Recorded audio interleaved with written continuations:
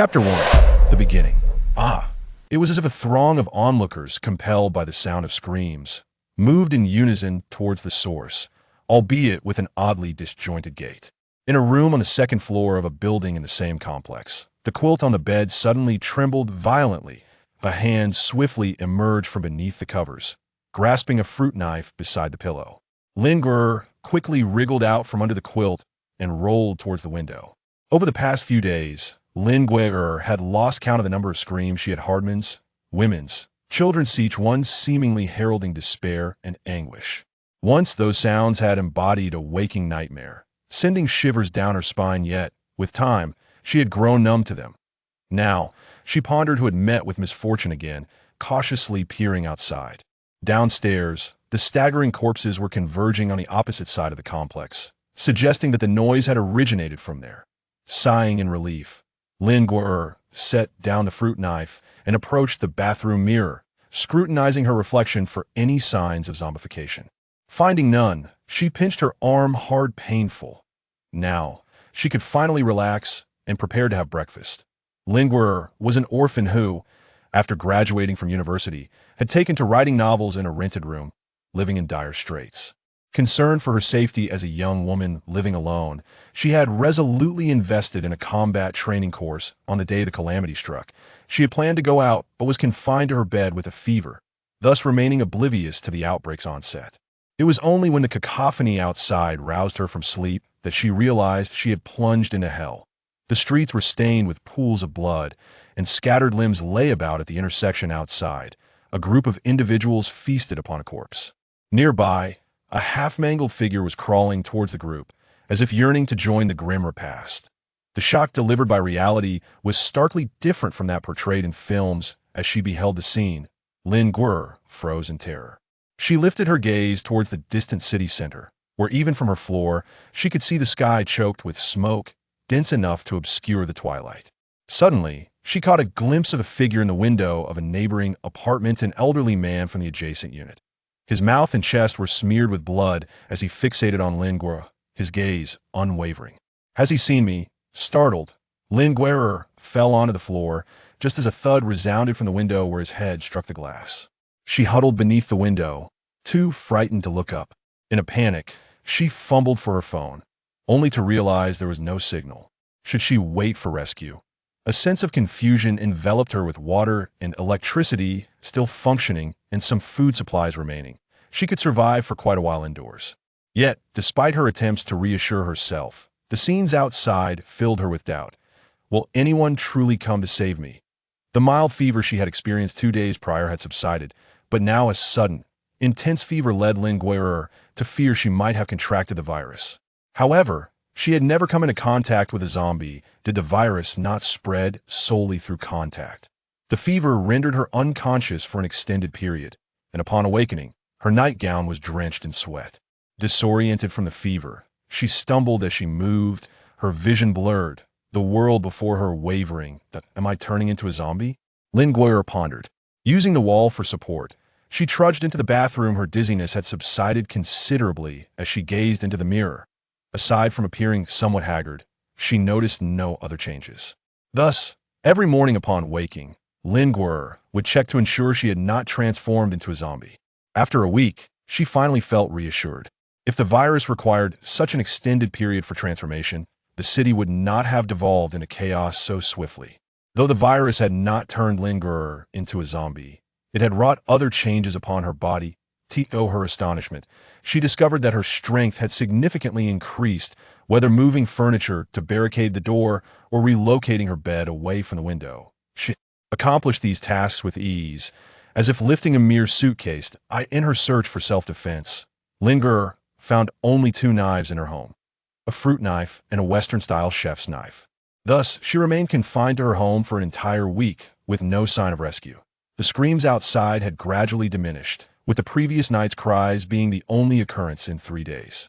Now, Lin felt that aside from water and electricity, the remnants of humanity seemed to be vanishing. Just as she thought this, a sudden pop echoed from the electric stove, which had been cooking her noodles, extinguishing its flame. Though she had anticipated this, a wave of emotion rose within her, threatening to spill into tears. Chapter 2. Confronting Fear.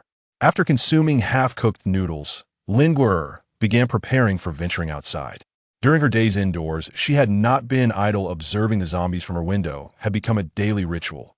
Through careful observation and analysis, she noted that the zombies, initially possessing sight, gradually lost their vision after a single day, their eyes turning an opaque white.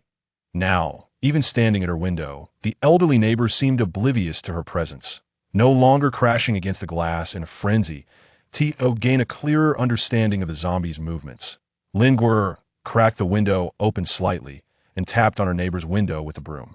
The sound elicited a strong reaction from the zombie, which turned and lunged at the glass, indicating that they still retained some semblance of hearing. Gathering her courage, she opened the window wider. As she watched the wandering zombies below, one began to approach her window, reacting as if it had caught the scent of a living person, charging towards her before colliding heavily with the wall of the first floor. In a flurry, she swiftly closed the window, deducing that the zombie's olfactory reach extended approximately 3 meters. With her newfound understanding of the zombies, Lin Guer felt more assured. She fashioned a rudimentary spear by attaching the chef's knife to one end of a broom handle with tape, while clutching the fruit knife in her other hand. Although her arsenal was rudimentary, it was all she had. Her apartment boasted 2 windows, one facing the street where a supermarket stood across the way. Due to sporadic explosions in the city center drawing many zombies away, only a few remained meandering through the streets. Lin Guer believed she could sprint to the supermarket before the zombies noticed her. With her backpack secured and her spear in hand, she moved the cabinet blocking the door, mustering courage as she gripped the doorknob. Reached the supermarket across the street. She first had to exit the residential building. Since the disaster began, Lin Guer had not ventured outside. Even within her home, she often felt unsafe, and now the prospect of stepping outside made her exceedingly anxious. Leaning against the door, she listened intently. The hallway was eerily silent, devoid of any sounds. There should be no zombies, she reassured herself, carefully opening the security door just a crack. Creak! Despite her caution, the old door emitted a loud noise. Lin Guer's heart raced, frozen in place as she silently prayed that the sound would not attract any zombies. What chills the heart is that, after the sound, footsteps dragging along the ground echoed in the corridor, drawing nearer from just around the corner on the next floor. Lin Guer fixed her gaze on the staircase corner, frozen in place. The sound grew increasingly closer, and soon she beheld an elderly man, drenched in blood, emerging from around the bend. His face was rigid, devoid of color, with eyes resembling a lifeless gray. His body appeared slightly swollen, and his legs were unnaturally bloated, severely hampering his movement. Despite having envisioned countless scenarios of confronting a zombie, nothing prepared her for the reality of facing one. No amount of mental fortitude could brace her for this moment. The zombie slowly rounded the staircase, and upon catching the scent of Lin Guer's humanity, it lunged at her with frenzied aggression. Fear seized Lin Guer, her spirit nearly leaving her body. In a panic, she attempted to shut the door again, but in her haste, she collided violently with a cabinet that had been propping it open, the impact jarring her. With the zombie closing in, she realized that if she could not vanquish it, she might very well be trapped within her own room. Resolutely, Lin Guer pushed the door wide open and retreated into the corridor, seeking refuge. Even if she could not destroy the creature, she could at least evade it for the moment. The zombie, missing its target, crashed into the doorframe, the tremendous force causing a gaping wound to split its head, rendering its ashen visage even more grotesque. Her heart raced, blood pounding in her ears. Mere fear was insufficient that if she could not contend with even one zombie, the prospects of survival in this apocalyptic world were bleak. With a swift motion, a Western-style knife plunged into the zombie's eye, her strength surprisingly amplified. The blade seemed to strike bone, yet the makeshift spear, too slender and secured only with tape, succumbed to the force and fell apart. The improvised weapon disintegrated after a single use, leaving her with a wooden stick in hand while the knife remained lodged in the zombie's eye. Panic surged within her, but the zombie wasted no time, lunging forward. Although she had undergone basic combat training, the sight of the approaching zombie rendered her mind blank. Could she really perform a shoulder throw on a zombie? Death loomed perilously close, when suddenly Lin Guo'er realized that she could no longer hear the zombie's growls. Silence enveloped her, save for the thunderous beat of her own heart. Calmness was imperative. She repeatedly reminded herself to maintain her composure. Chapter 3. A First Harvest. The zombie howled, offering no respite, compelling Lin Guo'er to bolster her resolve. After taking a few deep breaths, she felt as if time itself had slowed around her. With gritted teeth, Lin Guo'er grasped the handle of the knife embedded halfway into the zombie's eye and thrust it further in. Her strength, combined with the creature's momentum, drove the blade deep into its skull. The world fell silent once more, leaving only the raspy sound of air escaping the zombie's gaping mouth. The creature came to a halt barely 30 centimeters away from her, before collapsing with a thud onto the floor. Lin Guo'er quickly retreated, distancing herself from the corpse until her back hit the wall, where she slumped down, gasping for breath. An overwhelming wave of emotion surged within her as she found herself on the verge of tears. After securing the anti-theft door, Lin Guo'er collapsed onto the floor, burying her face in her knees as she wept uncontrollably. It was some time before she gradually ceased her crying. When she finally lifted her head, a newfound determination glimmered in her eyes. I must survive. The recent confrontation had instilled a flicker of confidence within her. She recognized that the transformation her body underwent in the face of death was undoubtedly linked to the virus infection. If she could master this newfound ability, her chances of survival would increase dramatically. Resolutely, she stood and reopened the anti-theft door. The corpse with the knife still protruding from its eye lay in the corridor. Upon seeing the body again, Lin Guo'er felt no fear, only a slight discomfort. To her, it was merely a human corpse now. Though she could not claim to have killed him, the memory of raising a weapon against one of her own kind weighed heavily upon her. Cautiously, she approached, gripping the knife firmly and wrenching it from the zombie's eye socket. Gazing upon the grotesque face, a tinge of sadness crept into her heart. The broomstick was no longer usable, leaving her with only a fruit knife tucked away and a Western-style kitchen knife in hand. The zombie had descended from upstairs, and there might still be others residing there. With this thought, Lin Guo'er cautiously ascended a few flights of stairs to peek around the next level. Indeed, she discovered a door ajar, its frame slightly warped, revealing a living room in disarray, with tables and chairs toppled and scattered. In search of supplies, Lin Guo'er stepped inside. A large pool of blood marred the center of the living room, and the bedroom door bore scratch marks, stained with blood. Gingerly, she opened the bedroom door, finding it vacant save for a broken window, flecked with remnants of blood, a tragic tableau of calamity. Having scoured the room without finding anything to serve as a weapon, she collected whatever food she could: bread, milk, vegetables though meager in quantity. She took them all, wrapping them in a makeshift bundle crafted from a bedsheet. These should suffice for a few days, Lin Guo'er thought cheerfully. However, the sight of the corpse outside was unsettling. Noticing the absence of immediate danger, she took hold of the corpse's wrist and easily dragged it out of the corridor. Unable to provide it a proper burial, she found a cloth to cover its face, a gesture of respect. Returning home, she locked the door and utilized the last remnants of hot water from the heater for a cleansing bath before collapsing onto her bed. The day's exertion, coupled with the tension she had endured, lulled her into a deep slumber as she sat on her bed, nibbling on bread. In the following 2 days, Lin Guo'er traversed all 6 floors, but every door remained locked, leaving her unable to enter. At times, she even heard the sound of zombies battering against the doors within the rooms. The stench of the corpse downstairs drew countless flies, and Lin Guo'er frowned at the sight. Finally, resolutely, she took a shovel from the garden below and dug a hole to bury the body. The digging itself required little effort, but the noise attracted nearby zombies, drawing them toward the community. Lin Guo'er resided in an old residential complex composed of 6-story buildings, surrounded by an open area devoid of walls.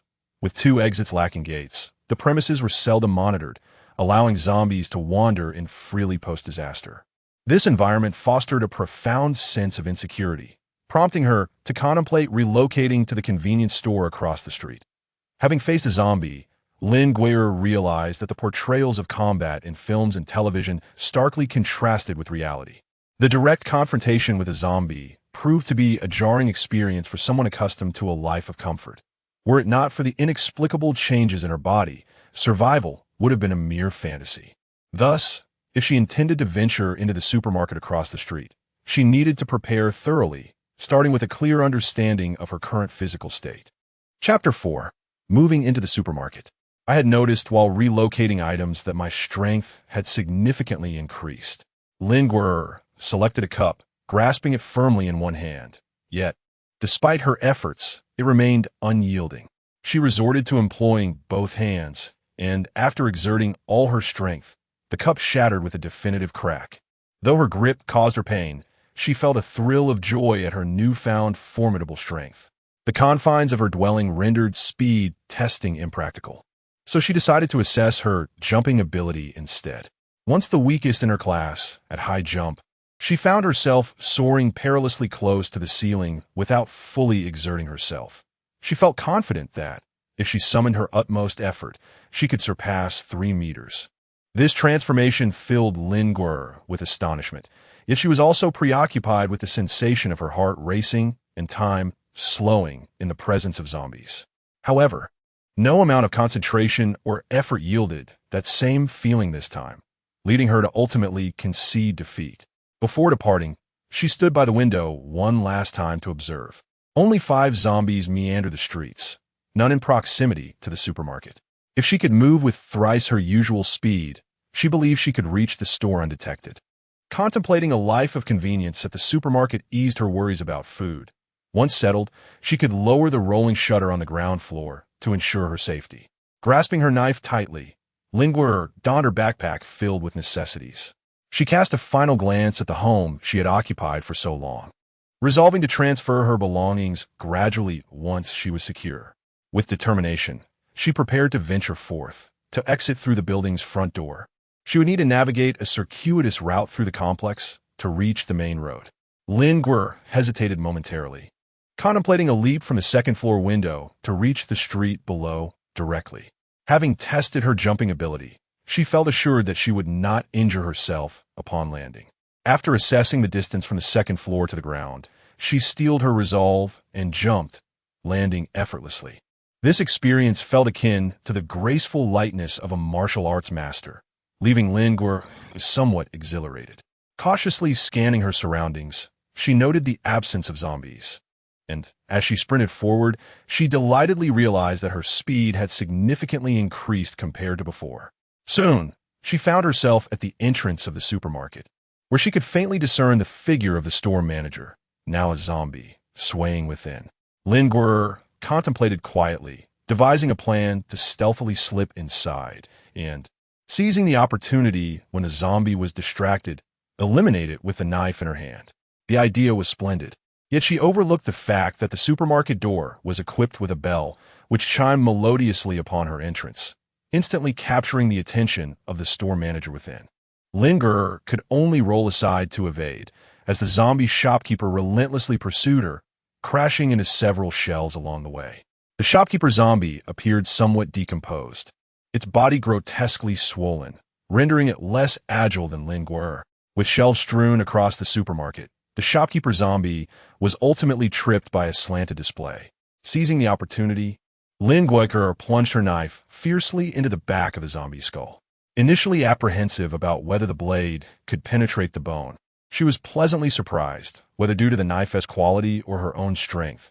It slid in effortlessly, delivering a fatal blow that left the zombie motionless. At that moment, Lingwerer noticed 2 zombies in the street nearby, drawn by the commotion within the store, making their way towards her. Hastily, she dragged the shopkeeper's lifeless body out of the supermarket and secured the glass door before they could enter. She refrained from lowering the roll-up shutter, knowing its clattering sound could provoke the zombies into a frenzied rush. With the glass door locked, she began to survey the supermarket's interior. The supermarket spanned 2 levels. The ground floor was lined with product shelves, which, although partially emptied, still offered a far superior situation compared to her own home. The second floor had been the proprietor's residence, featuring a bedroom and a bathroom, conditions that appeared rather decent. However, due to the power outage, all perishable items had spoiled, evoking a pang of sorrow in Lingwerer. Ultimately, She could only gather all the decayed items and refuse into bundles and pile them at the entrance. The nights in this post-apocalyptic world were the most terrifying. With the streetlights extinguished, the city was left with only a few scattered flames flickering in the darkness. This rendered other areas even more obscure, compounded by the occasional ghastly moans of nearby zombies, plunging her deeper into despair. Nearly half a month had passed since her phone had run out of battery, and Lingerer felt utterly severed from the technological society. Though her phone had no network, the mere ability to light it up provided a semblance of comfort. Having grown up as an orphan and lived alone, Lingerer had always believed she was accustomed to solitude. Yet now, she found herself yearning for the sensation of walking among others, surrounded by humanity. The stark realization that she was the sole remaining human evoked profound dread within her. Chapter 5 survivors a colossal arc of electricity sliced through the sky, soon followed by a resounding clap of thunder, as torrential rain enveloped the entire city. The already sluggish zombies moved even more lethargically, some halting intermittently. Lingerer speculated that the cacophony of rain and thunder had muddled their senses. Resolving to test her theory, she opened the supermarket's ground floor door. With the nearest zombie on the street, less than 3 meters away, Lingerer cautiously approached 2 meters, then 1 meter, yet the zombies remained unresponsive. The torrential rain not only dampened their auditory senses, but also impaired their olfactory abilities. After securing the roll-up door outside, Lingerer glanced upward at the second floor, then leapt with vigor, effortlessly entering the supermarket through the window. She propped up the shelves on the first floor against the entrance, ensuring that even if a dozen more zombies appeared, they could not surge in at once. With the entrances sealed tightly, she could finally breathe a sigh of relief. Lingerer vowed that this was the bluest sky she had ever witnessed. After a night of torrential rain, the heavens were intoxicatingly azure, and the pristine clouds transformed the sky into a breathtaking oil painting. The absence of car horns and human chatter was palpable, interrupted only by the occasional chirping of birds from the verdant trees lining the streets. In June, the earth had awakened, with trees and flower beds flanking the streets adorned in delightful hues. If it weren't for the zombies wandering the thoroughfare, this would be an idyllic scene. Gently, she opened the window, intending to inhale the fresh air, but a faint, nauseating odor wafted in, turning her stomach. The apocalypse had descended for 2 weeks, and the appearance of the zombies had become increasingly grotesque. Their garments were tattered beyond recognition, and their very forms had undergone significant decay. Some had begun to rot. What had once been swollen figures now resembled melting ice cream, drifting about while exuding a foul stench. However, there was a silver lining. Since destroying a zombie required damaging its brain, once their brain succumbed to decay, they would inevitably become mere skeletons. The others were more troublesome. They appeared as if they had been desiccated, their skins sunken and their skeletal frames resembling mummies. With the loss of bodily moisture, their movements had become surprisingly agile, and their speed had increased considerably. After completing her morning routine, Lingerer sat by the second-floor window, savoring instant noodles enhanced with eggs and sausages. Her spirits lifted by the lush greenery outside. Although the zombies were not as formidable as depicted in novels and films, their overwhelming numbers posed a direct threat. Thus, Lingerer resolved that it was prudent to refrain from venturing outside for the time being. While tidying her living space, she stumbled upon a wooden box, which surprisingly contained a long knife. The moment she laid eyes on the blade, visions of herself wielding it with ferocity flashed through her mind. However, one must never become overly self-satisfied, lest misfortune befall them. The knife was well-balanced, housed in a striking black sheath. With a devilish smile, she drew the blade, only for her expression to freeze in disbelief. Why was it not sharpened? In the days that followed, Lingerer dedicated herself to honing the knife. The sharpening stone she found at the supermarket required painstaking manual effort. After her relentless toil, the knife was barely capable of chopping radishes, compelling her to temporarily abandon it. Fortunately, the supermarket offered a variety of tools and cutlery, and she procured a shovel of suitable size. Detaching the shovel head, she fashioned a spear using the finest quality tape available. As Lingerer busied herself crafting weapons. A quiet hope lingered in her heart that she would never need to employ them. "Mom!" The cries continued unabated, and to her surprise, she realized there were still living souls nearby. A surge of excitement coursed through her. In such moments, her singular thought was to rescue those in peril. Although Lin Guer understood the feebleness of her own strength, she believed that perhaps she could still make a difference. Swiftly, she retrieved her backpack, filling it with canned food and water, anticipating that it might prove useful to those in need. Grasping her makeshift spear and a fruit knife, she steeled her resolve and leaped from the second-floor window. The boy's anguished cries not only captured Lin Guer's attention, but also halted the aimless wandering of the zombies on the street, all of whom began to converge towards the source of the sound. Lin Guer cautiously trailed behind several zombies from a considerable distance, soon arriving at the entrance of the community. At that moment, the main gate of the community was closed and numerous zombies were stranded outside. However, as their numbers swelled, the gate began to emit ominous creaks, signaling its struggle to withstand the mounting pressure. Lin Guer, hesitant to approach the main entrance, opted to circumvent to the side away from the street. Indeed, it had yet to be besieged by zombies. Seizing the moment, she swiftly leaped over the railing. Chapter 6. Mother and son. The cries of a young boy persisted. As Lin Guer moved past a building, she discerned the source of the wailing. A boy, approximately 2 or 3 years old, was clinging to the edge of a window on an upper floor, lamenting aloud.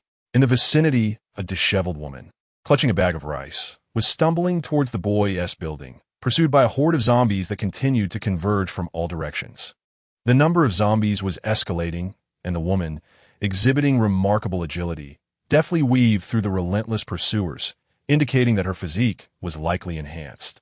However, the overwhelming quantity of zombies was becoming increasingly perilous. Even with her nimble movements, she occasionally bore scratches, and it was evident that she was nearing her limit. Charging into such a dense mass of zombies would be tantamount to a death sentence. Lin Guer, concealed behind a thicket, could only watch in desperation. In her frantic scanning of the surroundings, Lin Guer suddenly spotted a parking shed beneath a slightly distant building. An idea sparked in her mind. Lowering her body, she crept a few steps closer and picked up a shard of stone, hurling it at an electric scooter parked nearby. After a few strikes, the vehicle finally stirred to life. The woman managed to escape the encirclement of zombies and sought refuge in the bushes, gasping for breath, appearing utterly exhausted. Yet a few relentless zombies continued to trail her closely. At this juncture, Lin Guer was not far from the woman. She dashed forward, grasping the woman's hand, urging her to run with renewed vigor. The zombies were now moving at an alarming speed, with several using all fours to sprint furiously in pursuit. It was imperative to avoid drawing the entire horde to the base of the woman's building, as that would obstruct their escape route. Thus, they had to head in the opposite direction. As Lin Guer pondered, she dashed into the property management hall, racing towards the second floor, while the glass door on the first floor shattered under the force of a tremendous impact. Soon, the corridor on the second floor was filled with the cacophony of hurried footsteps and the anguished howls of zombies, followed by the ominous sound of pounding on the door. "Can you still run?" Lin Guer inquired of the woman. At that moment, a boy's piercing scream erupted from outside, not a cry of despair, but one of sheer terror, before silence enveloped the scene. The absence of familial affection in Lin Guer's childhood rendered her somewhat oblivious to the essence of familial bonds. Nevertheless, she often found herself moved by such emotions. Perhaps this was what one might call maternal love, the willingness to confront hordes of zombies alone for the sake of one's child. The relentless thudding against the door persisted, and after a brief hesitation, the woman leaped from the second floor. From the manner of her jump, Lin Guer realized that the woman was entirely unaware of the changes in her own body. Indeed, due to her stiffness, the woman landed heavily. Lin Guer hurriedly stepped forward to assist her, with little time for conversation as they swiftly navigated around the trees, finally reaching the base of the woman's apartment. The woman ascended the stairs with remarkable speed, nearly stumbling several times. From the boy's earlier screams, it was evident that something had gone awry. Lin Guer remained on high alert, wary of the possibility of zombies emerging from the corridor. Although the woman's frantic actions could easily attract the undead, Lin Gui'er could not bring herself to urge her to slow down, given her anxious demeanor. Fortunately, the ascent was uneventful, posing no immediate danger, and they quickly arrived at the entrance to the woman's home. Trembling, the woman fumbled for her keys to unlock the door. But before either of them could comprehend the situation, a bloodied zombie lunged at them. The rice bag that the woman had clutched so tightly fell to the ground with a thud, as if she were momentarily paralyzed, forgetting to evade the oncoming threat. Lin Gui'er was taken aback, hastily raising her makeshift spear. The mindless zombie, in its reckless charge, collided headfirst with the tip of the blade, which pierced through its skull, causing it to collapse at the entrance. Lin Gui'er was apprehensive about attracting other zombies, hastily ushering the woman into the house and securing the door behind them. It was only then that Lin Gui'er fully comprehended the grim scene within. A boy's lifeless body lay before her, a significant portion of flesh gnawed away from his neck. His chest a gruesome tableau of blood and gore, devoid of any semblance of vitality. The woman clutched the boy's head tightly, weeping inconsolably. It was Lin Gui'er's first encounter with the heart-wrenching sound of human despair, a cry so profound that it could shatter the hearts of those who heard it. Chapter 7.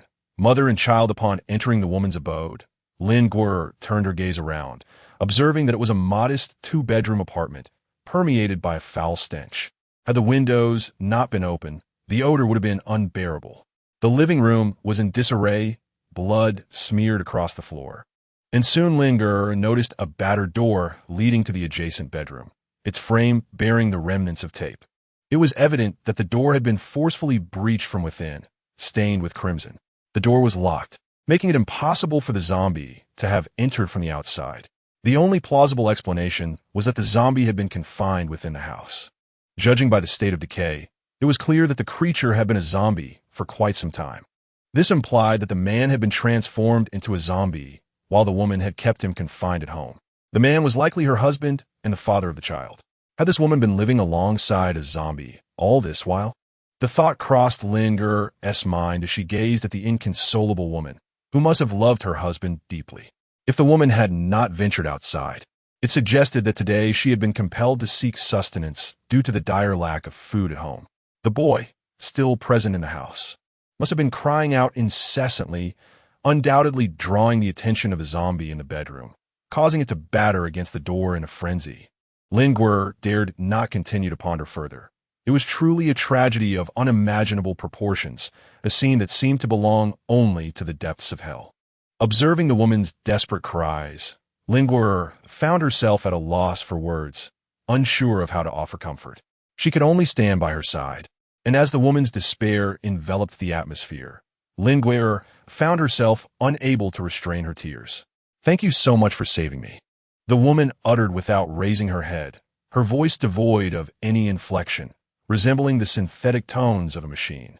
Lin Gui'er felt it was inappropriate to advise her to let go.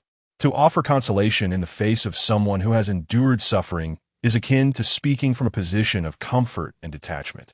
After hesitating for a moment, she softly uttered, "I am currently residing in a supermarket, where it is quite safe and well-stocked. I will be delighted for you to join me. We can live together." The room fell into a silence, with the woman not raising her head, her hair obscuring her face, rendering Lin Gui'er unable to discern her expression. Suddenly, a gust of wind intensified, causing the curtains to flutter wildly in the open window. After a considerable pause, the woman finally whispered, "Thank you, thank you." Lin Gui'er could only sit helplessly by, remaining silent, hoping that the woman would find solace in her own time. After a prolonged silence, the woman slowly lifted her head, gazing at the corpse of a zombie sprawled at the entrance. She approached and knelt beside the lifeless body of the boy, placing him gently next to the male zombie. It seemed her suspicions were confirmed. Unable to bear the sight, Lin Gui'er turned her head away, yet tears streamed down her face uncontrollably. The woman grasped the man's hand tightly, resting her head against his chest, her demeanor resembling that of someone engaged in fervent prayer. Subsequently, she raised her other hand and struck the man's body twice, her own form beginning to tremble as she wept silently, tears flowing without a sound. After a considerable time, the woman lifted her head, caressing the boy's face and wiping her own tears before gradually rising to her feet, making a beeline for the wide-open window. The scene was so harrowing that Lin Guo'er could not bear to watch and turned away, thus oblivious to the woman's unsettling behavior until she heard the sound of her running footsteps. By the time Lin Guo'er realized what was happening, the woman had already reached the window. Guessing her intent was to take her own life, Lin Guo'er lunged forward, but it was too late. She was still too far to grasp the woman, only managing to shout, "No, no." Lin Guo'er could only watch helplessly as the woman leapt from the window, followed by a resounding thud as she struck the ground mere seconds later. It was unnecessary to ponder what would happen next. She would undoubtedly be swiftly devoured by the ravenous horde of zombies waiting below. Lin Guo'er stood vacantly by the window, overwhelmed by a profound sense of helplessness. Her mind felt paralyzed, unable to process the events she had witnessed today, which were more shocking than any encounter with the undead.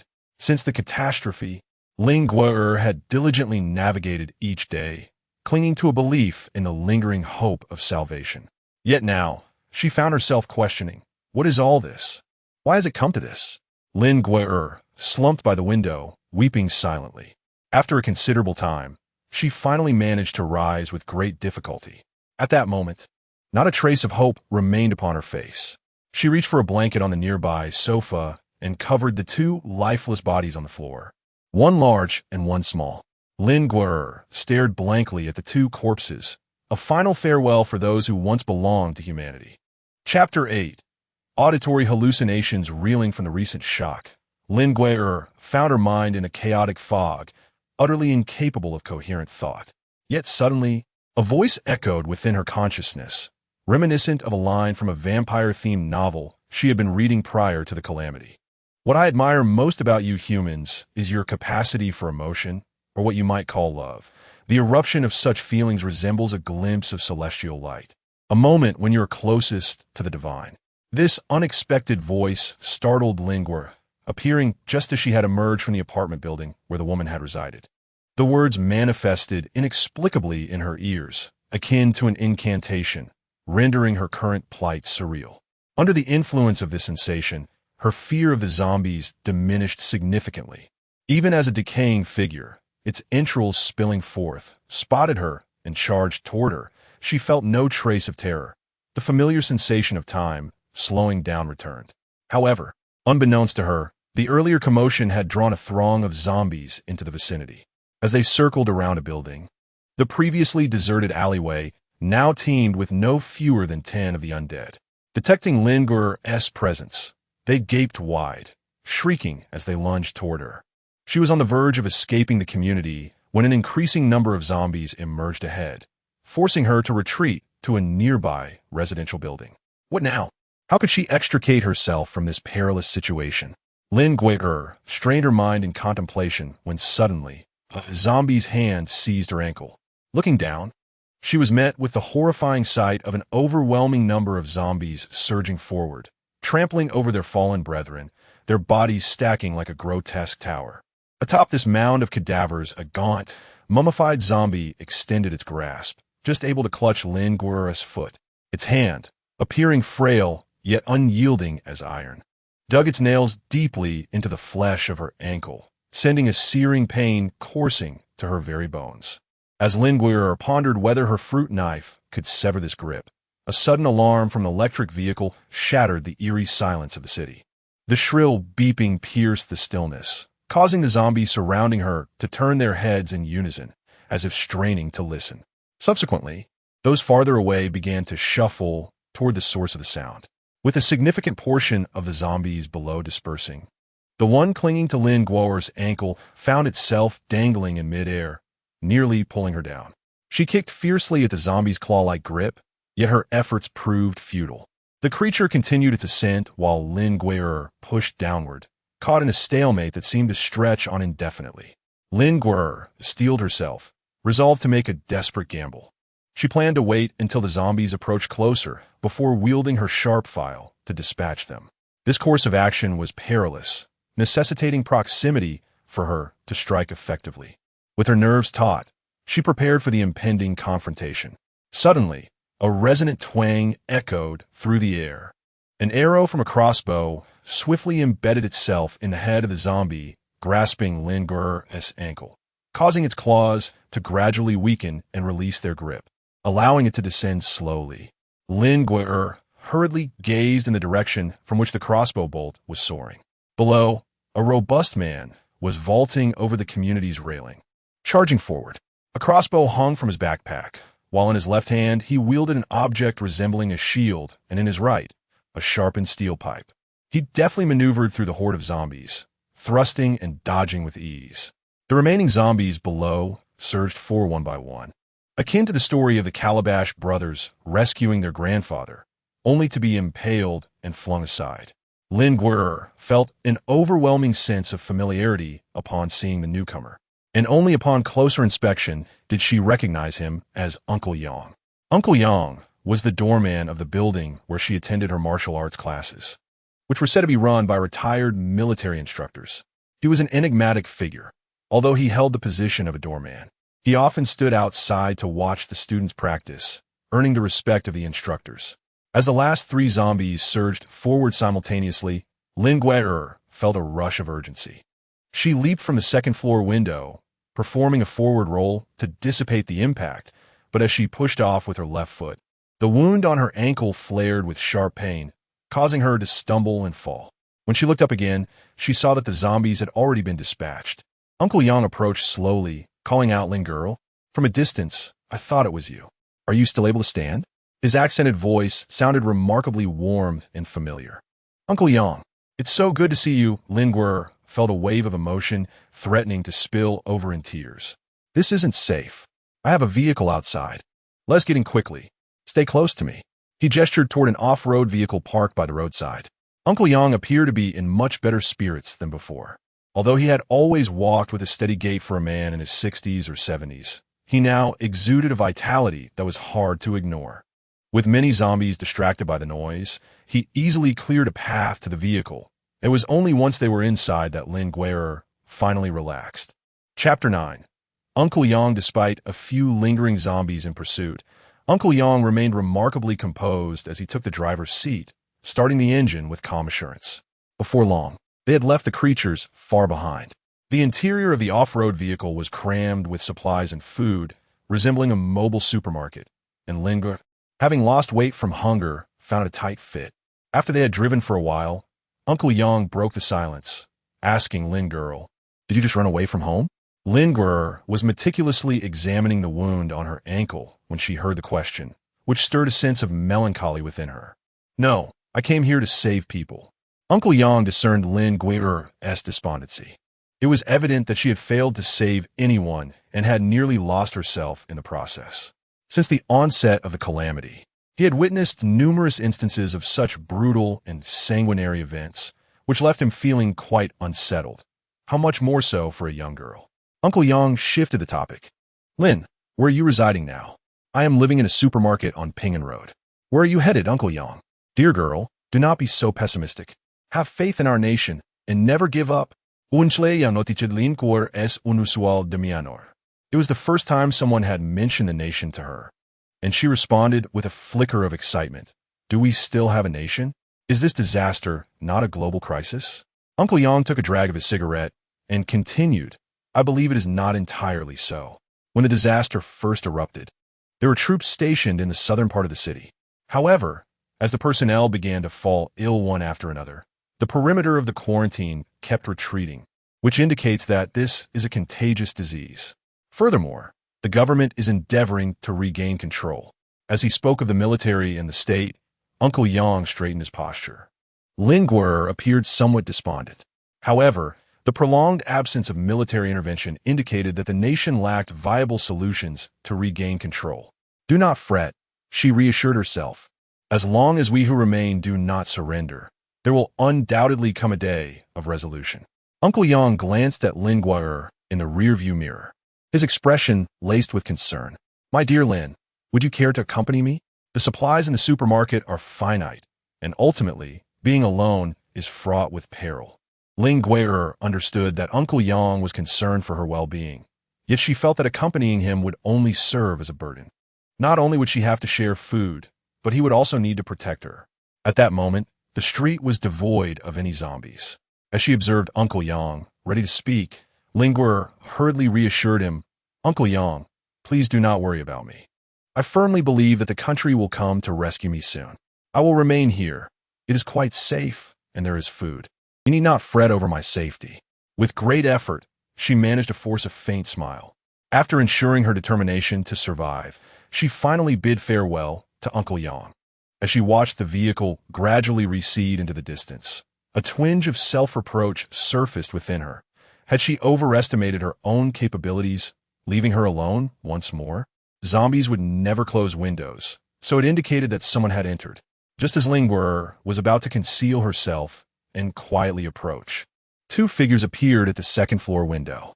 Were they not the elderly couple residing in the same unit as her? She had seen them a few times during her comings and goings.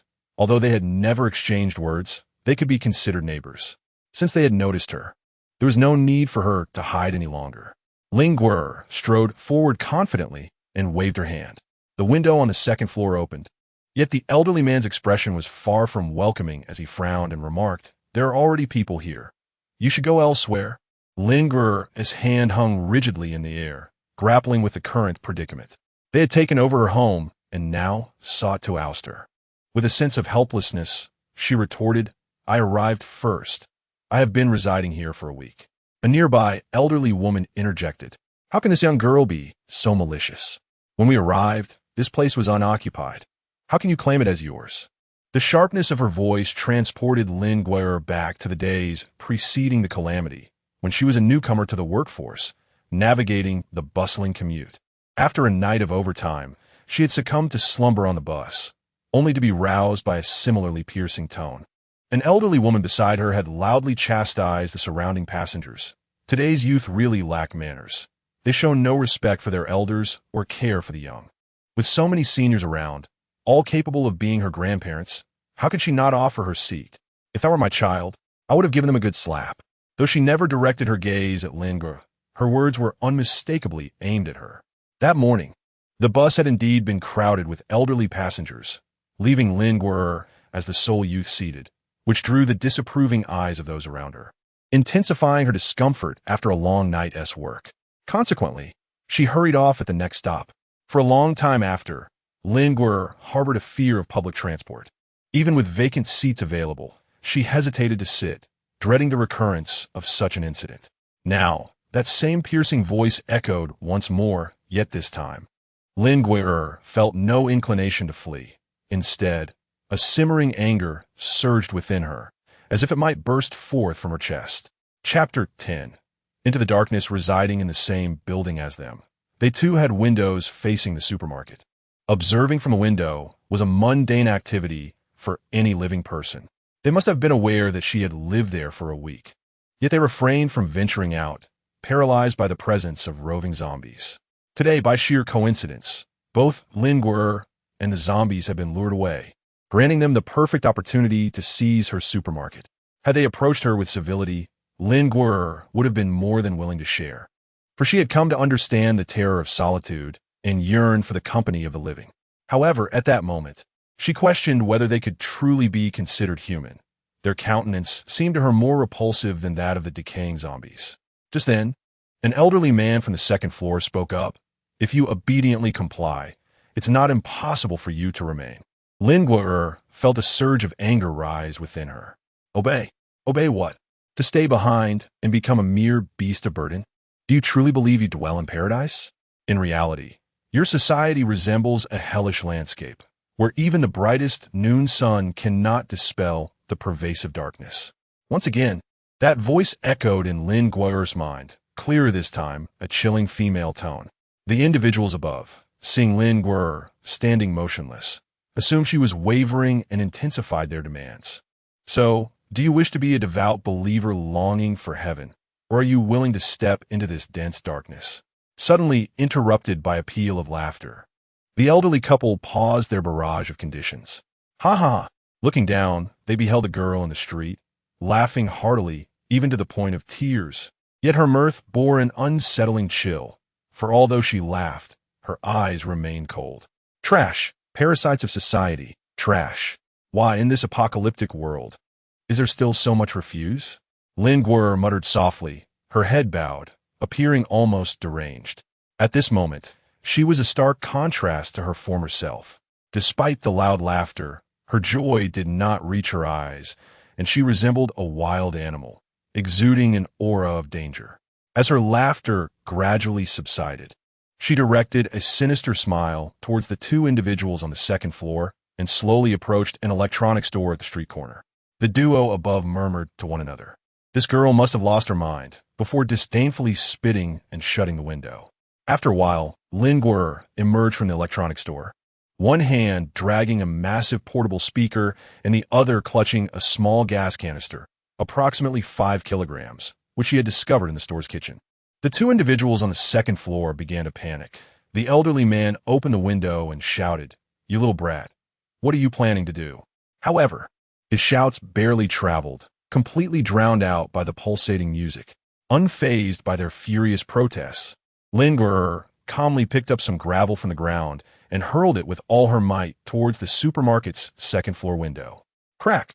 The stones struck the glass, causing cracks to appear. "You little witch, you're asking for death." The elderly man fumed. Crack! Another stone hit the glass, shattering it completely. Now, the two upstairs were in a frenzy, hastily trying to barricade the broken window with a wardrobe. As they moved, they cursed, "You little witch. Just wait to be devoured by zombies." Observing their slow movements, Lin Guer gradually approached the supermarket's ground floor roll-up door. With a loud clang, she opened the door, and through the glass, she saw the elderly man rushing down from the second floor, continuously cursing. Yet, he could now see the horde of zombies rapidly approaching, and he lacked the courage to open the glass door once more. Lin Guer watched as the horde of zombies drew nearer, dragging the speaker to the glass door on the first floor. Clutching a small gas canister, she climbed up alongside the air conditioning unit to a higher floor. She paused on the third floor, perching on the air conditioning unit with an air of nonchalance as she awaited the approach of the undead. The zombies, now close at hand, were thrown into disarray by the overwhelming sound of music, crashing chaotically into one another. Some slammed against the supermarket's glass doors, while others scrambled atop one another in a frenzied ascent. Having shattered the window on the second floor, Lin Guer ignited a frenzy among the zombies, drawn by the scent of humanity. Occasionally, she could hear the piercing wails of an elderly woman and the incessant curses of an old man from within. As the mass of heads below multiplied, Lin Guer slowly twisted open the valve of the gas canister, igniting it with a lighter. With a determined throw, she hurled the flaming canister toward the glass door on the first floor. The already compromised glass shattered upon impact, allowing the zombies to surge into the supermarket. The force of their push sent a nearby wine rack crashing down, shattering glass bottles and igniting a fierce blaze that engulfed the horde. The frantic cursing from the second floor grew increasingly desperate and mournful as Lin Guer noticed a zombie squeezing through the gap of the second-floor window. In this moment, she remained transfixed, her gaze fixed on the hellish scene she had orchestrated below, her expression icy. Chapter 11. Companions as the flames roared. The gas canister was bound to explode, prompting Lin Guer to ascend to higher floors. Below, the zombies vied for the two living souls on the second floor, pushing eagerly into the supermarket. Suddenly, a deafening bang echoed. The music abruptly ceased, and the entire building seemed to tremble in response.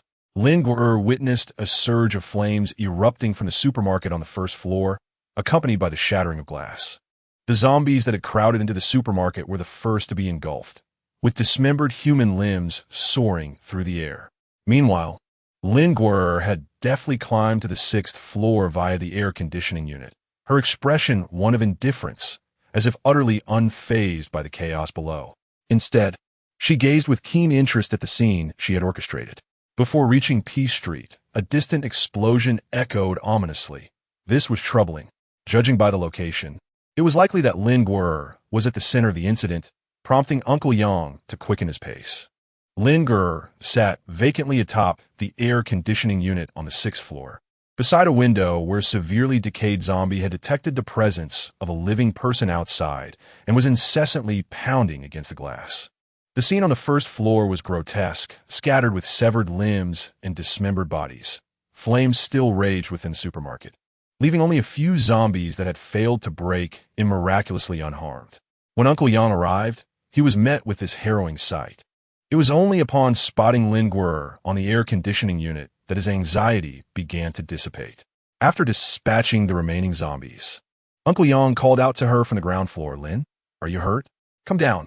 What if you fall from such a height?" Lin Guer, who had been expressionless high above, suddenly looked startled and slowly turned her head. Upon noticing the figure below, her expression began to shift. "Uncle Yang, oh, how'd I climb up so high?" Lin Guer, in a state of utter panic, clutched the frame of the air conditioning unit beneath her feet. At that moment, she was engulfed in confusion, unable to comprehend the unfolding events around her. Why had she climbed to such heights? The only recollection that lingered was of someone seizing her supermarket, and then her memory faded into oblivion. "Lin, come down quickly," Uncle Yang urged from below. The frames of these air conditioning units, many of which had been exposed to the elements for years, were now rusted, creaking ominously underfoot, sending shivers down her spine. Lin Guer descended cautiously. Although her body had been reinforced, the height of the 6th floor still made her legs tremble.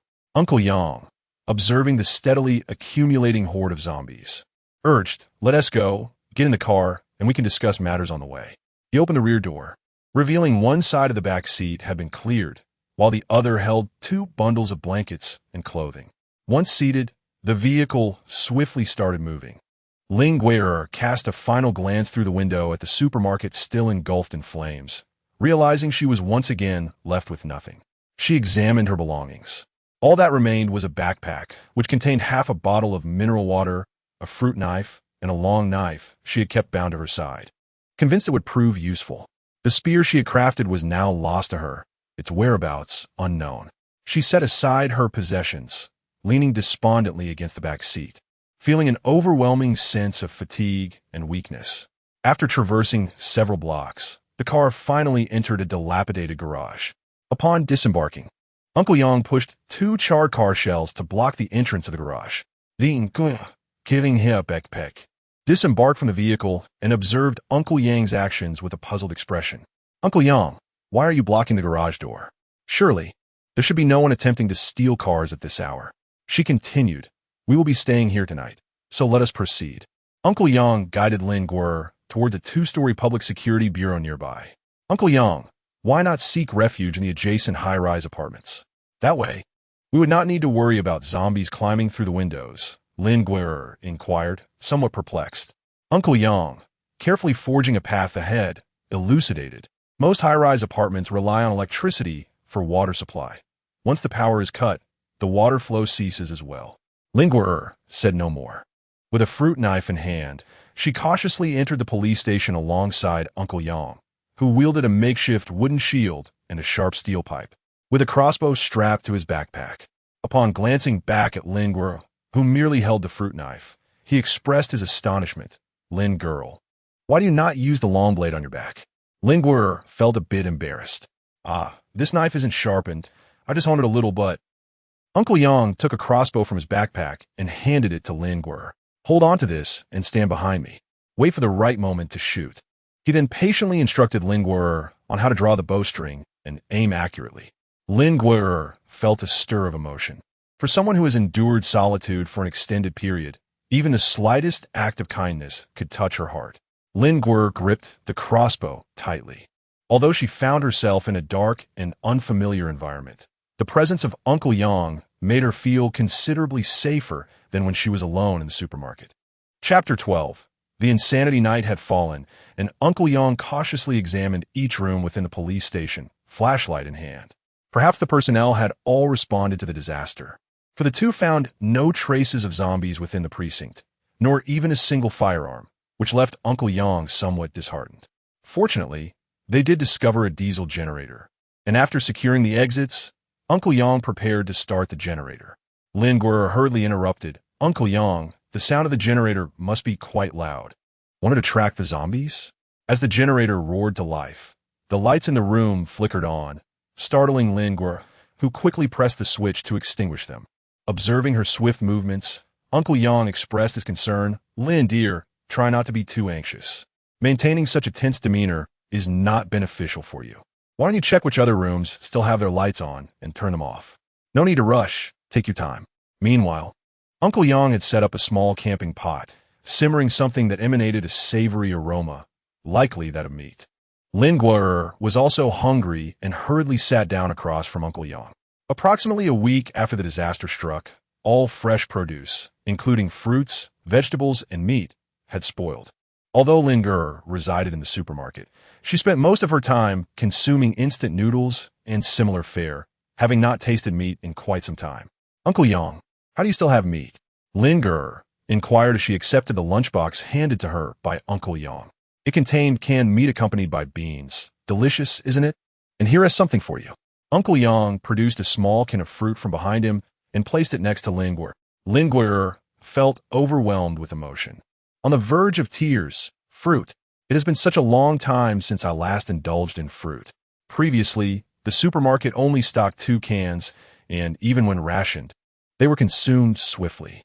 Under the current circumstances, this could be regarded as a precious commodity." While Lin Guo blissfully savored her meat, Uncle Yang gently inquired, "My dear Lin, what exactly transpired yesterday? Please share with me."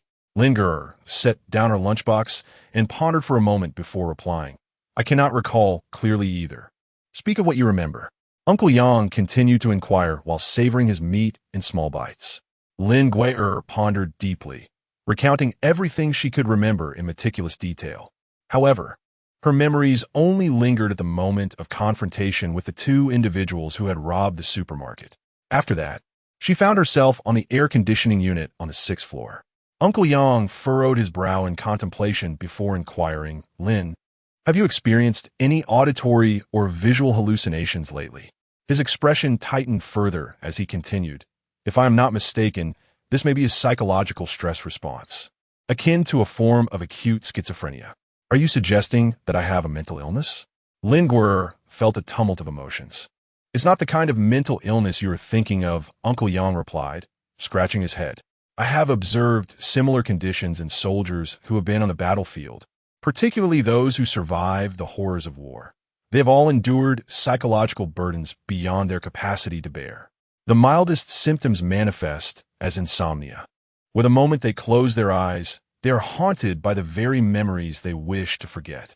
In severe cases, individuals may experience complete mental breakdowns, conversing with themselves or falling into utter silence. There are various manifestations, and yours merely resembles what I have encountered." Lin Guo was not particularly troubled by her own predicaments. The calamity had persisted for so long that each day felt like a threat to her very existence, with the specter of death looming ever closer. Given that she was still alive and capable of thought, she considered it a small blessing. Questions such as why the supermarket had caught fire or the whereabouts of those 2 bothersome individuals hardly crossed her mind. Uncle Yang, observing Lin Guo's silence, mistook her demeanor for worry and offered words of consolation. "My dear Lin, do not let anxiety consume you. As long as you maintain your spirit and do not become overly tense, these troubles are merely temporary and will pass." Lin Guo nodded slightly. "Thank you, Uncle Yang." "Thank you for what? Now that you call me uncle, we're like family. Back in the days of fighting abroad, whenever I encountered a fellow countryman, it felt like reuniting with a relative. Although our living conditions have improved now, the bonds we share have become more complex." Uncle Yang reflected with a hint of nostalgia. "Uncle Yang, who exactly are you? Were you a soldier in the past? I recall that the instructors held you in great esteem," Lin Guo inquired. "I served a few years in the military. Wherever there was conflict, I followed. Eventually, I retired. The young lads always enjoyed listening to my stories from the battlefield." Uncle Yang paused momentarily before continuing. "Our country is filled with passionate young men, so don't be disheartened. This too shall pass." Recalling her instructors, Lin Guo hesitated before asking, "How are the instructors?"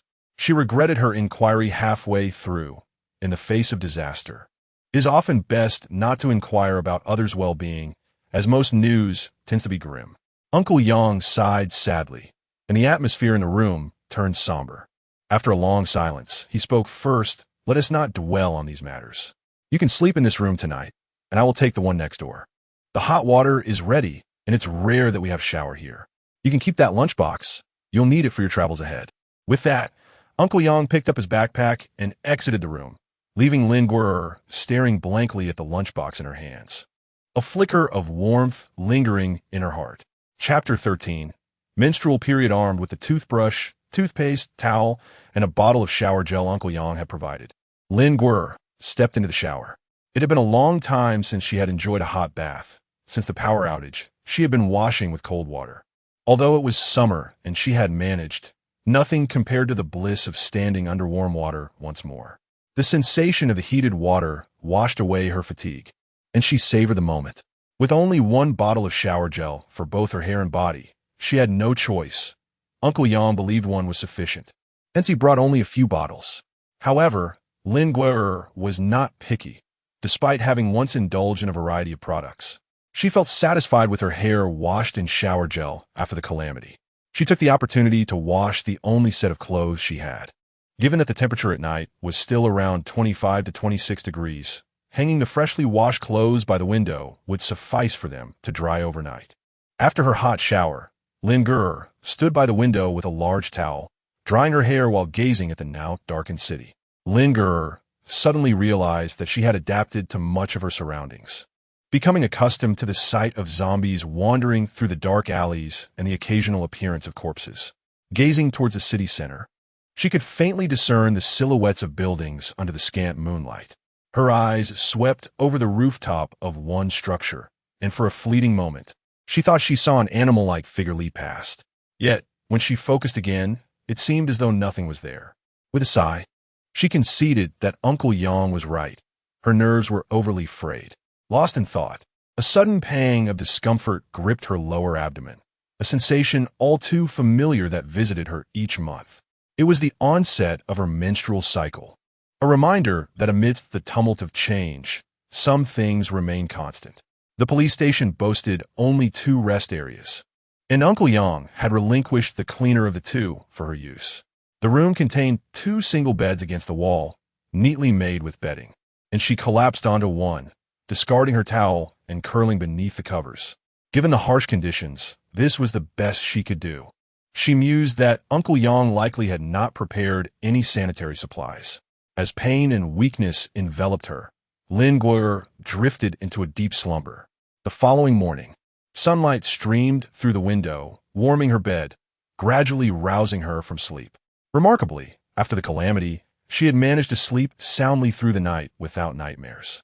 Stretching comfortably, she felt a pleasant warmth enveloping her, and the abdominal pain had subsided considerably, though the lingering weakness and soreness would likely persist for a day or 2. Noticing the sporadic stains on the bedding, she thought to herself she would have to apologize to the officers, but given the circumstances, it was unavoidable. After tidying her belongings and freshening up, she found Uncle Yang had prepared breakfast, a tempting stew in a picnic pot. "Uncle Yang, are we planning to leave the city directly?" Lin Guer inquired, taking a seat with her lunchbox. Observing her somewhat listless demeanor, Uncle Yang asked, "Lin, what's wrong? Are you feeling unwell?" "Not much, just a bit of stomach pain. It won't delay our journey, but if we pass a supermarket, could we stop in? I'd like to pick up a few things." Lin Guer was aware of Uncle Yang's concern for his family, who were hastily traveling, and thus wished not to impede his journey. After contemplating for a moment, Uncle Yang suggested, "Let's not depart today. I have spotted a large shopping mall not far from here. We shall visit it to see what supplies are available. And you may also take the opportunity to prepare some luggage. It is merely a short distance away. We need only cross 2 streets and a bridge to reach it. We shall walk there lightly, without carrying any lunchboxes or the like." Lin Guer felt somewhat perplexed. Why not drive there? It would certainly facilitate transporting supplies. Uncle Yang shook his head. "The bridge that spans the river, which we must cross to reach the shopping mall, is congested with vehicles, rendering it inaccessible. Indeed, even in the apocalypse, traffic jams persist," Lin Guer mused inwardly. After their meal, the 2 set out lightly equipped, Lin Guer grasping the crossbow gifted by Uncle Yang. while her backpack contained a fruit knife. Ultimately, she decided to bring along a long knife as well. Although it was dull, having it on her person provided a reassuring sense of security. Uncle Yang carried only a single backpack, wielding an iron rod and a broom, as he led the way toward the mall. Chapter 14. Shopping at the mall, the pair was not far from the bridge, cautiously traversing the streets. To Lin Guo'er's astonishment, not a single zombie was in sight along this road. Suddenly, Uncle Yang halted, and Lin Guo'er anxiously scanned her surroundings, yet found no apparent danger. Turning to Uncle Yang, she realized he was fixated on a manhole cover that had been dislodged in the middle of the road. Uncle Yang, what is it about that manhole cover? We've crossed 2 streets already, and I've noticed every cover is ajar. Zombies cannot lift manhole covers. Lin Guo'er furrowed her brow in contemplation. Could it be the work of a person? That seems implausible. Why would anyone tamper with a manhole cover? Uncle Yang shook his head. We should remain vigilant. I have an ominous premonition. Despite their palpable tension, their journey proceeded smoothly, and soon they arrived at the bridge's entrance. As they gazed out, they beheld the entire structure choked with vehicles, while several overturned cars had been reduced to mere husks, engulfed in flames. As Lin Guo'er traversed the midst of the bustling traffic, she occasionally caught sight of a few mutated zombies within the vehicles, their furious fists pounding against the windows as she passed by. The cars had long since ceased to function, and if the zombies were unable to shatter the glass, those expensive metal boxes would become exquisite living tombs. Suddenly, the shrill alarm of an electric vehicle echoed from the end of the bridge, accompanied by the cacophony of a horde of zombies, creating a lively uproar. Indeed, the physiological cycle significantly impacted young women. Lin Guo'er felt a sharp pain in her abdomen with any exertion. Yet, in this moment of urgency, she endured the discomfort and scrambled upwards. Lying down, she gazed across the bridge, puzzled by the apparent absence of zombies in such a crowded area, only to discover they were congregated on the opposite side. There, she beheld 3 wolves, undoubtedly the largest she had ever encountered, each the size of a horse. These agile creatures preyed on solitary zombies, and although some of the undead remained oblivious to the electric vehicle's alarm, they posed no threat to the wolves.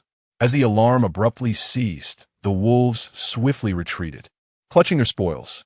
The wolves exhibited a remarkable hunting proficiency, retreating immediately once the sound ceased. Could such intelligence truly be attributed to wolves? With the electric vehicle's alarm falling silent, the zombies began to regain awareness, collectively pursuing the 3 wolves.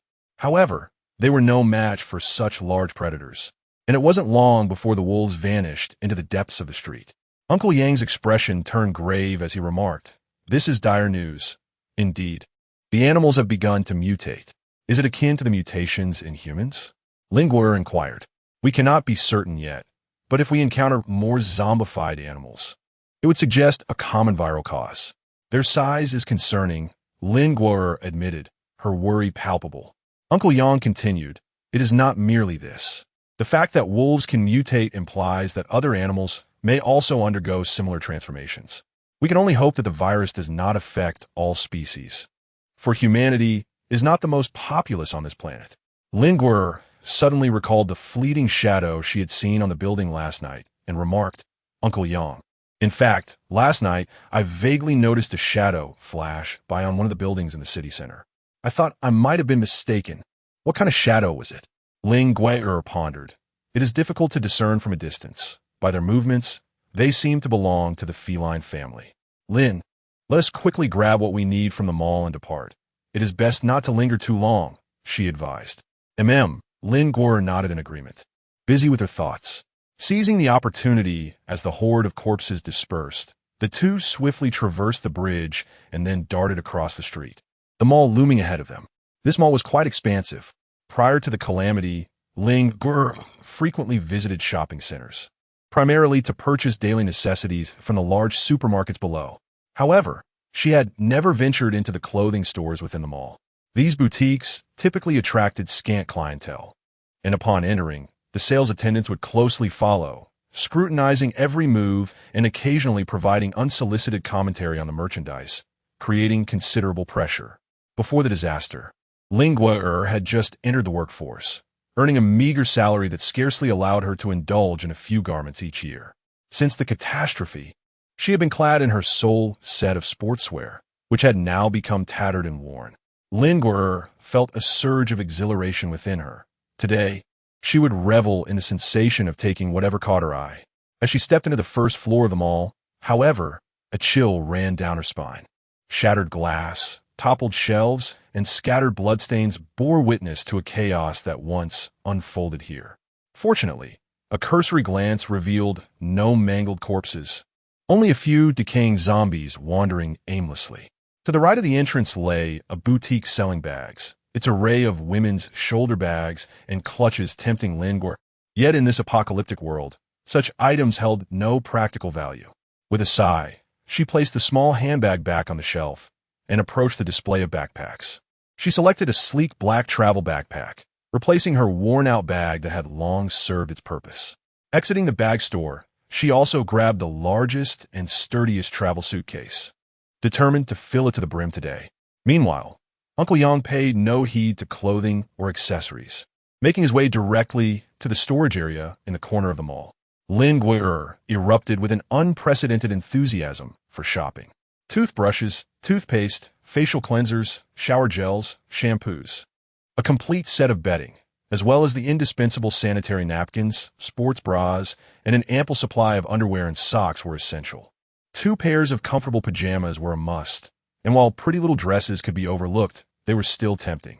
Lin Guer stealthily navigated the mall, skillfully selecting items to fill the largest suitcase to the brim, while Uncle Yang meandered through the supermarket with only a small bag slung over his shoulder, evidently having acquired little. Chapter 15. Rescuing others. Upon hearing commotion from the first floor, Yang and Lin instinctively crouched down, peering cautiously over the balcony. The mall's open design allowed a clear view of the ground floor's activities. At that moment, 5 large, gray-black creatures were besieging 2 individuals. Upon closer inspection, they realized these were astonishingly mutated rats. Yang let out a sigh. Indeed, the rats have mutated. This is dire. Their numbers are overwhelming. The rats were relentlessly attacking a corner of a stone pillar, where 2 men were taking refuge. One of them, wearing glasses, was visibly injured, blood oozing from his leg, indicating a severe wound. Since when have rats hunted living beings? Lin Guer exclaimed in astonishment. The ferocity of the rats rendered the 2 men helpless, forced into a perilous defensive stance. Uncle Yang, should we assist them? Lin turned to inquire. Yang gestured for her to remain calm. At that moment, the bespectacled man forcefully shoved his companion, shouting, "Wu Fei, listen to me.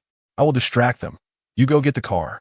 However, the man named Wu Fei stubbornly clung to his injured friend, retreating behind the pillar while vehemently protesting. "You don't deceive me. If I leave, how will you handle this multitude, especially in your injured state? If I go, you will surely perish. If you do not act, we shall all be doomed. This is our best course of action." Lin Guer, eavesdropping from the shadows, was bemused, pondering the melodrama unfolding before her. Yet Uncle Yang expressed his approval. "Not bad. They are 2 noble young men. I shall descend to assist them. You remain above and cover me with your crossbow." Lin Guer nodded in understanding. Given her own precarious state, she was unable to confront danger head-on, although she did not wish to be a burden. The current circumstances compelled her to heed Uncle Yang's instructions. Uncle Yang, crouching low, swiftly maneuvered above the 2 individuals, keenly observing several mice as he awaited the opportune moment. Just as the leading mouse prepared to launch another assault, Uncle Yang leapt from the 2nd floor with remarkable agility. He impaled the foremost large mouse, instantly causing the remaining ones to freeze in trepidation. The 2 individuals, sheltered behind a column, were momentarily stunned, utterly unprepared for the unexpected intervention that had just transpired. Lin Guer had been observing the situation in the hall from the 2nd floor. Drawn by the resounding clamor of the battle, the zombies outside the mall gradually began to converge towards the interior. Lin Guer noticed an increasing number of zombies gradually gathering at the entrance of the mall and urgently warned those below. "Uncle Yang, we must hurry. The horde of zombies is approaching." Uncle Yang also felt a headache coming on. In addition to the rats, now there were zombies. Determined to resolve the situation swiftly, He stepped forward with great determination. However, despite the rats having grown larger, their cowardly nature remained unchanged. When the leading rat fell, the others, sensing danger, squeaked a couple of times before scurrying towards the underground passage. The two men exchanged glances. Wu Fei nodded to Uncle Yang and swiftly dashed out. By this time, zombies were beginning to pour in through the entrance. Wu Fei, wielding a large axe, deftly maneuvered past the obstructing zombies and rushed outside. Wen Yang, needing to protect the injured person remaining, could not leave, while Lin Guo hurried down the stairs with her suitcase to rejoin Uncle Yang. As the number of zombies increased, the three individuals at the entrance became prime targets for attack. Uncle Yang pushed the two against the wall, bracing himself with a shield while keeping his sharp iron pipe in motion. Yet, as time passed, the swelling horde began to take its toll on him.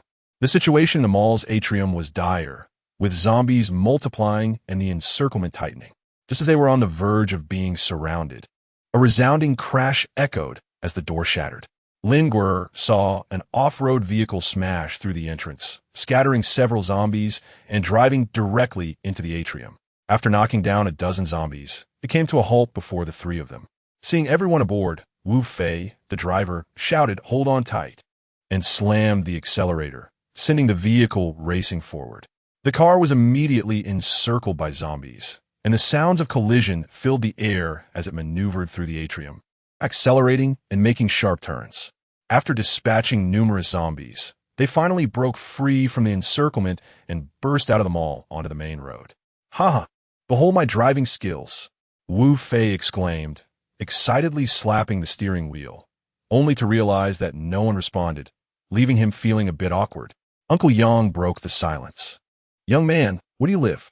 Wu Fei glanced into the rearview mirror at the injured man in glasses, whose bloodied leg was quite a sight. Yet he remained remarkably lucid. Seeing his companion look at him, the man managed a smile and said, "Speak up.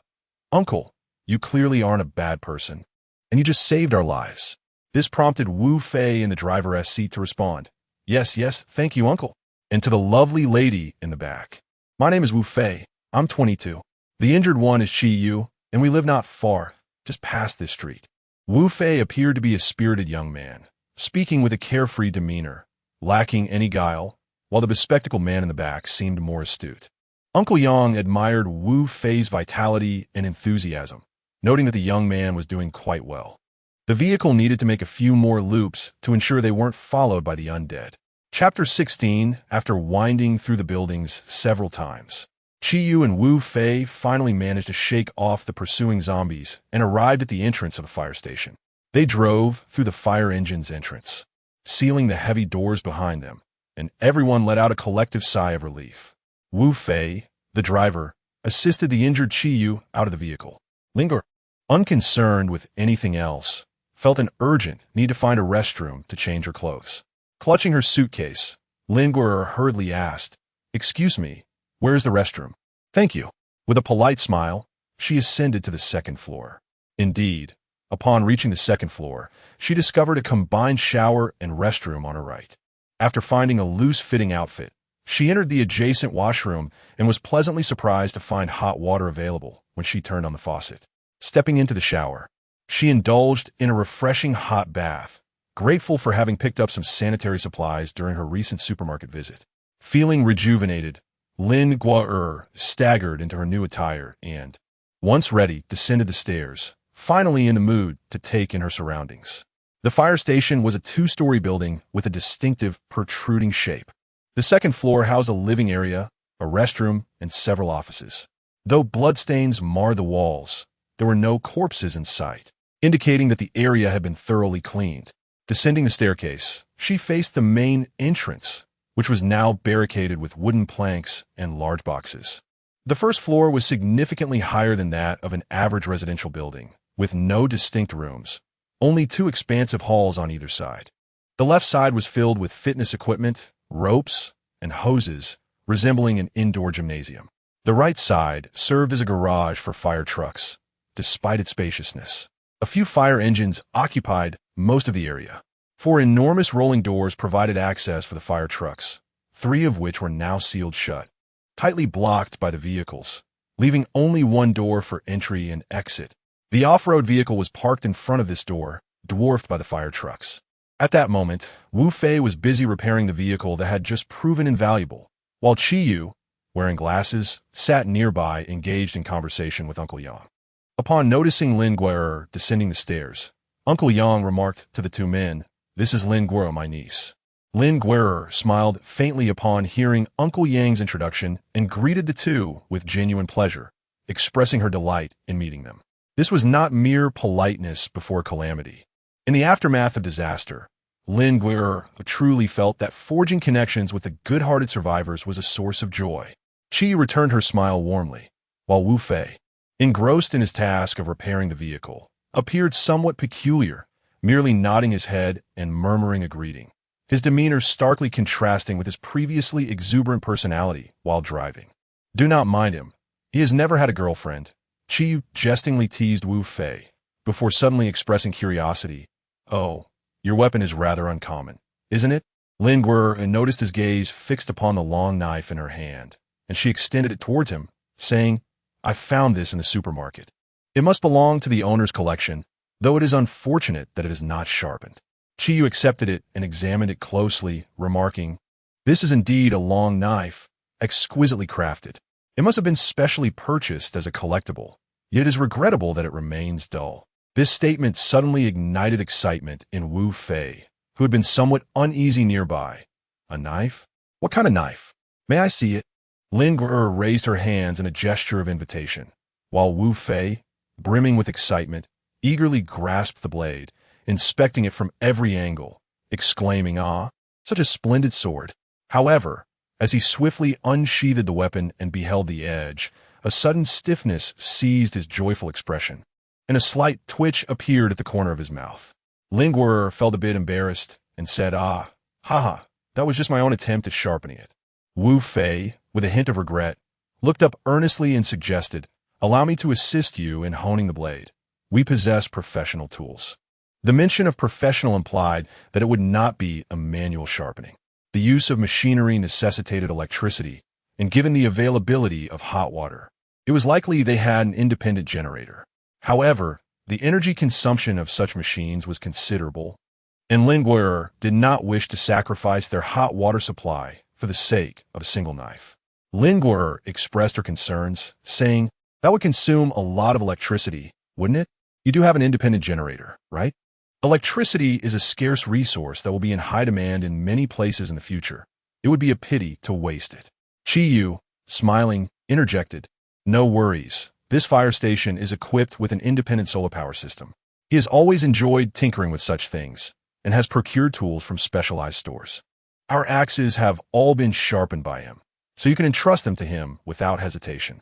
Upon hearing Qi Yu's reassurance, Lin Guerre ceased her objections and smiled at Wu Fei, saying, "Then I will leave it to you." Wu Fei's face flushed with embarrassment as he hurriedly nodded and took the knife, striding away. Chapter 17. Illness in the Silent City. One could occasionally hear roars that were far from human. Before night fell, the survivors still within the city had to seek a suitable stronghold to survive the perilous night.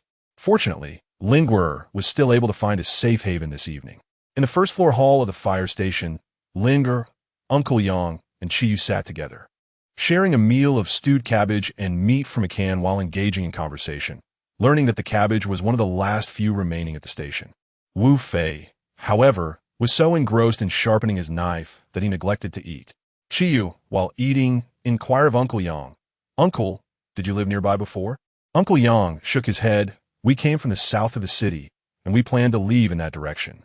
"You intend to leave the city?" Lin Guerre chimed in.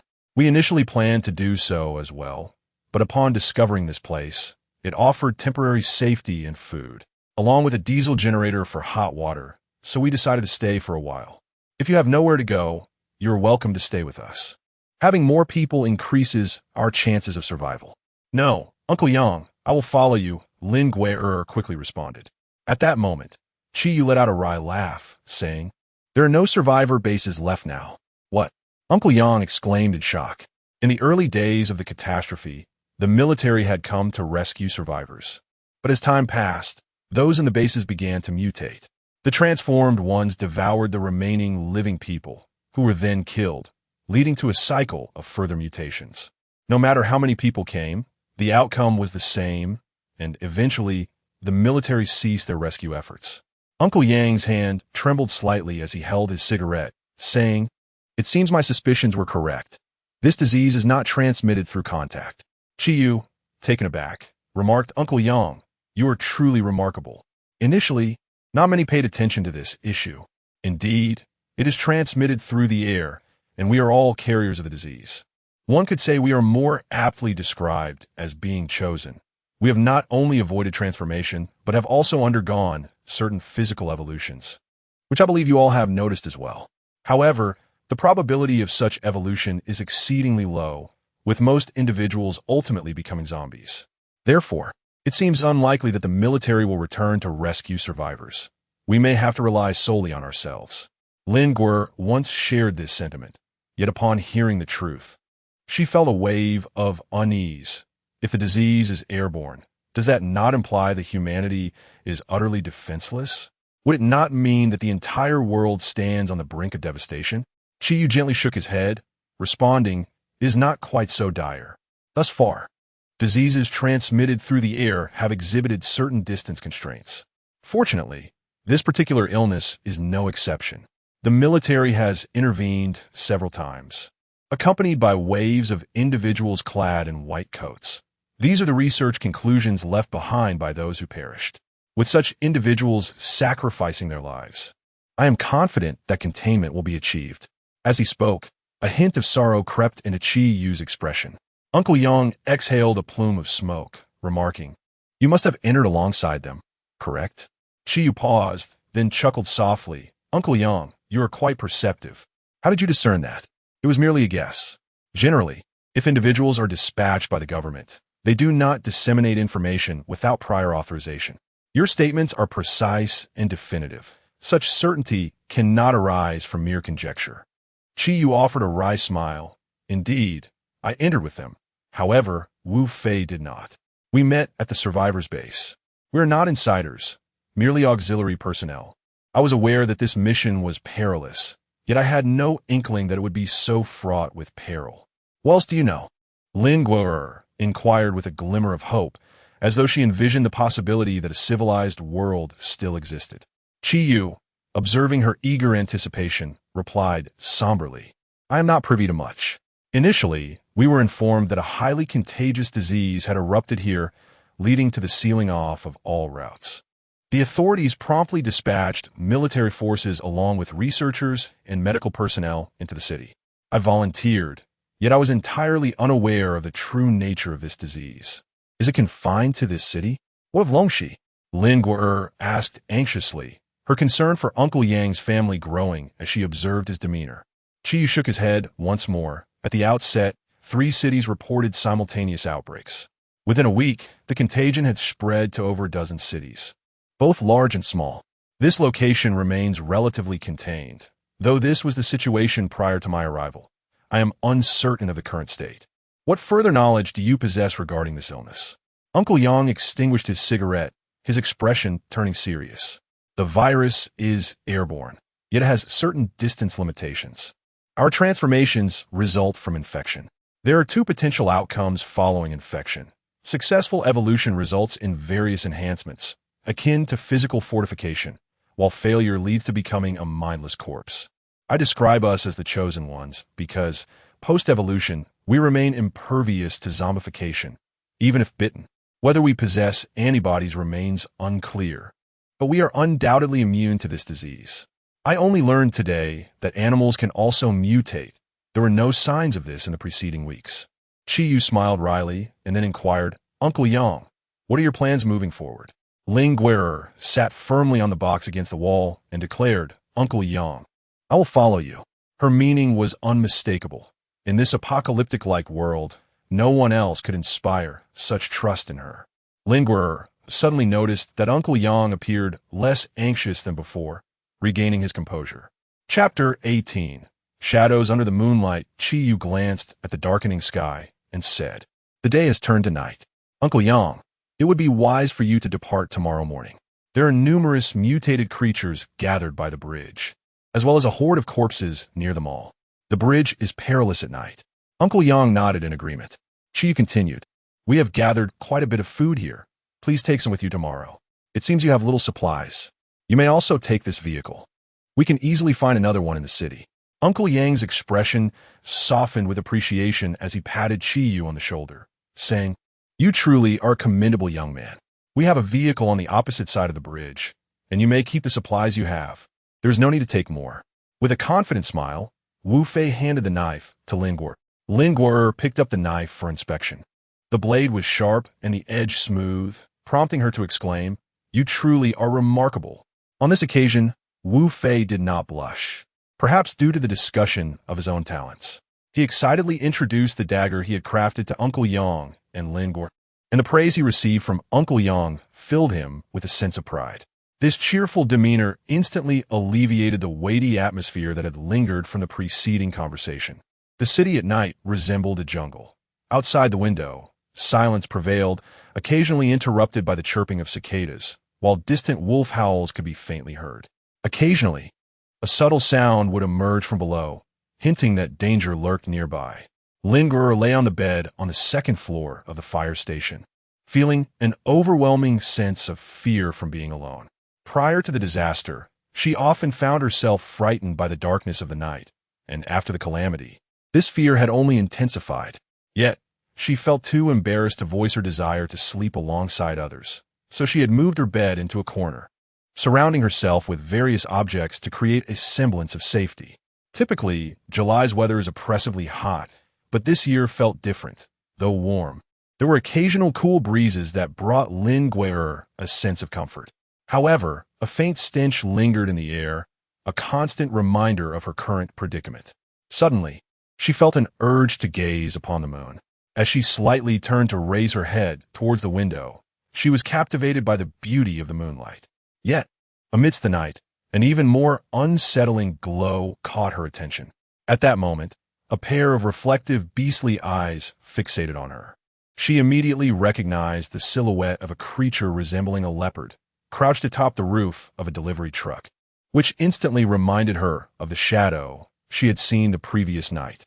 Those eyes glimmered with a greenish hue, sending shivers down her spine. To make matters worse, the night was uncomfortably warm, prompting her to crack open the window, making her feel akin to a mouse trapped in a hole. While the creature across the way remained motionless, its gaze unwavering. From its stance, it was evident that the beast was poised to attack at any moment. Lin Guo couldn't ascertain whether the creature was fixated on her particular room, but she knew that felines possess a natural curiosity towards any movement. Thus, she lay rigid beneath her blanket, afraid to stir. The pressure of those reflective eyes was immense, instilling a profound sense of peril, as if her life were perpetually in jeopardy. Quietly, she reached for the long knife at the edge of her bed, her gaze locked on the shadow outside.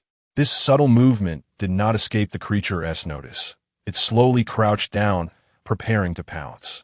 Lin Guo was now certain that the figure was indeed watching her window, its target being none other than herself. Just as both parties were on high alert, a wolf's howl echoed nearby, startling the leopard-like figure.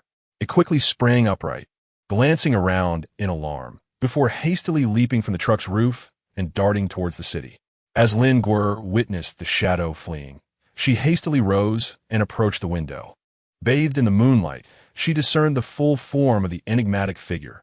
It was indeed a cat, a calico, though its size resembled that of a leopard. Despite its larger stature, its appearance remained distinctly feline, with prominent, large ears. At that moment, a knock resonated at the door, followed by Uncle Yang's voice.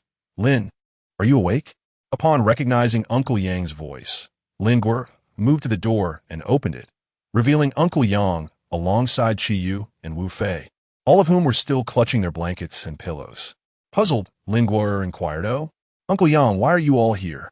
After allowing them entry, Lin Guo resumed her seat on the bed and asked, "What brings you all here at once?" Uncle Yang proceeded directly to the window, surveying the scene beyond, before deftly closing the open window. He remarked, "Just now, there was a cat outside, intently watching your window. Leaving such a large window open is perilous. The nights are no longer as they once were. Linger, still feeling a lingering fear, remarked, "It seems I was not mistaken. Indeed, it has been fixating on my room. You have discerned it well. Your vigilance is commendable. Do not be deceived by the cat's modest size. Its ability to locate living beings and remain on guard outside suggests that it is no longer merely a larger feline." Observing the vigilant expressions on everyone's faces, Lin felt a sense of relief wash over her as she gradually began to comprehend the essence of safety. Chapter 19. Accompanying you to sleep, Uncle Yang spread the blanket on the floor beside him and then stated, "It is far too perilous to occupy a room alone at night. It would be prudent for us to share a space, taking turns to keep watch. You must bear with some discomfort." Lin replied with a bitter smile, "It is not that I possess a heightened sense of alertness. Rather, I simply have not yet succumbed to sleep. Ever since the calamity struck, it has always been this way. Having you all in the same room brings me a greater sense of security. There is no grievance to speak of, though it seems there are only 2 beds in this room." Lin found herself in a predicament. The room was indeed spacious, yet furnished only 2 beds. How should they allocate them? At that moment, Chiyu spoke up, suggesting, "Uncle Yang, you take the bed. We will sleep on the floor." Wu Fei chimed in, agreeing. Yes, Uncle Yang should have a bed." However, Uncle Yang merely continued to spread his blanket by the window, muttering, "You two can decide among yourselves who sleeps in the bed. Do not regard me as an elderly person. I shall rest here tonight." Chiyu and Wu Fei were about to voice further thoughts when Uncle Yang abruptly raised a hand, signaling for silence. All present froze in place, reluctant to move. As Uncle Yang turned his head, intensely fixated on the street outside the window. At that moment, Lin sat rigidly on the bed, unable to perceive the events transpiring outside on the street, yet too fearful to move. She sat in stillness, straining to catch the sounds from beyond the window. Perhaps due to the closed window, the noises were somewhat muffled. However, her evolved senses had sharpened her hearing, allowing her to discern faint sounds, as if something were traversing the street before her. It was certainly not a zombie. The footsteps lacked the erratic nature typical of the undead and were relatively subdued. Lin deduced that it must be some form of animal. The footsteps approached gradually, eventually pausing in front of the building, lingering as if in contemplation. After a prolonged period of attentive listening, it became evident to her that there were likely multiple creatures outside. The occupants of the room held their breath, maintaining a tacit understanding as they fixated on Uncle Yang. It was only when the footsteps began to recede that Uncle Yang exhaled a sigh of relief and gestured to everyone, signaling that it was safe to relax. At this moment, all tension dissipated, and Lin inquired, "Uncle Yang, what just passed by?" Leaning against the wall, Uncle Yang replied, "Wolves. The 3 we spotted while crossing the bridge, though they seem to have grown considerably larger. We should exercise caution tonight." Chiyu and Wu Fei exchanged astonished glances, with Wu Fei lamenting, "Wolves? What has become of this world? Rats and cats have mutated, and now we face wolves." After a lengthy contemplation, Chiyu finally remarked, "This is truly alarming. Firstly, we have no idea whether the probability of evolution in animals mirrors that of humans. Moreover, we are uncertain if animals can undergo zombification. If they can, we may find ourselves in dire straits. A zombified creature typically possesses the strength and speed of a normal human at their peak. If animals can transform into the undead, being besieged by a horde of zombified cats or a swarm of zombified rats would spell certain doom." Uncle Yang slowly settled against the wall, stating, "Survival of the fittest, the most fundamental law of nature. In terms of strength and speed, humans have never been the most formidable. Yet humanity has always prevailed. Do not lose heart. Let us rest." Ultimately, it was the injured Chiyu who lay down on another bed. Uncle Yang positioned himself by the window, and Wu Fei settled by the door. In the darkness, Lin gazed at several individuals, feeling a long-lost sense of security from the few trustworthy companions surrounding her in this post-apocalyptic world.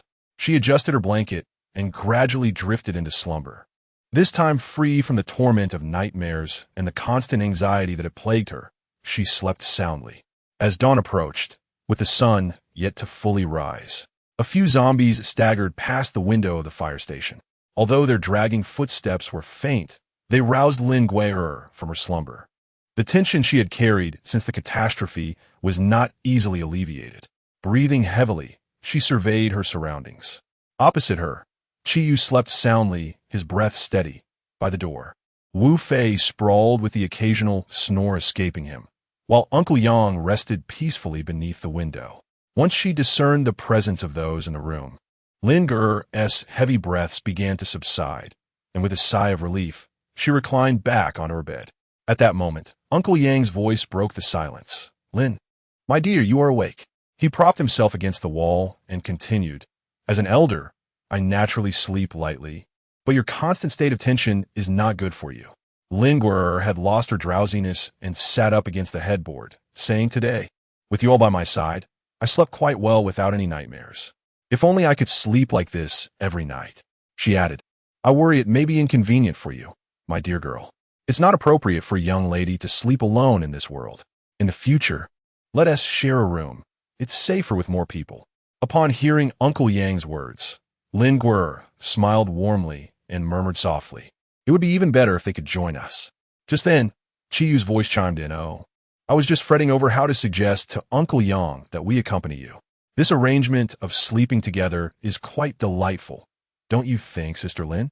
Let us accompany you on your journey."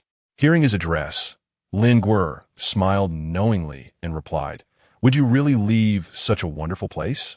Solar energy here is unrivaled. It's unlikely to find another like it throughout the city. Although the electricity was splendid, it was not a sustainable long-term residence. The supplies in the nearby supermarket would eventually run out, and as the temperature rose, a foul stench began to permeate the air. We came from the north of the city, and the downtown area is a scene straight out of hell. Even here, the odor is intensifying, especially with the presence of mutated creatures." Uncle Yang concurred. "Your analysis is astute. In such circumstances, distancing ourselves from the city is the wisest choice. Therefore, we intend to seek refuge with you, Uncle Yang. How about taking us along? We promise not to be a burden." Hearing Chiyu's cheerful tone, Uncle Yang responded playfully, "All right then, let us go with the conditions you just mentioned." Laughter filled the room, yet Wu Fei remained blissfully unaffected, sleeping soundly, unaware that he had been included in the sleeping arrangements. Chapter 20. No longer alone as they chatted, the daylight gradually brightened. The sun symbolizes life and hope. Before the disaster, Lin Gui'er had not realized its significance until now. She profoundly sensed that whenever the sun rises, it instills a renewed hope and vigor for survival. The night will surely pass, and dawn will always come. Uncle Yang and Qiyu had risen, and Lin Gui'er was folding her blanket, her spirits lifted by the arrival of new companions. Since they intended to journey together, she resolved to take her blanket along. In the mall, the blanket had been cumbersome to carry, so she had to forego it. Now, she could finally have one of her own. Girls often dislike sleeping on bedding that bears the scent of strangers. Once she covers it with a new duvet, it will become her personal blanket. Qiyu patted Wu Fei on the shoulder and said, "Gather your things. We're joining Uncle Yang and Sister Lin." Wu Fei stuttered, "Sister Lin? Huh? We're leaving? When did you all decide this? How come I didn't know? You sleep like a log. How could you possibly know? As a trade-off, you'll have to keep me company while sleeping," Qiyu replied with a mischievous grin before stepping outside. "Keep me company?" Wu Fei stiffly glanced at Lin Gui'er, who was engrossed in the performance. Upon noticing his gaze, Lin Gui'er merely offered him a smile without any explanation. Instantly, Wu Fei's face flushed crimson, and he hastily exited the room, calling out for Qiyu to elucidate the situation.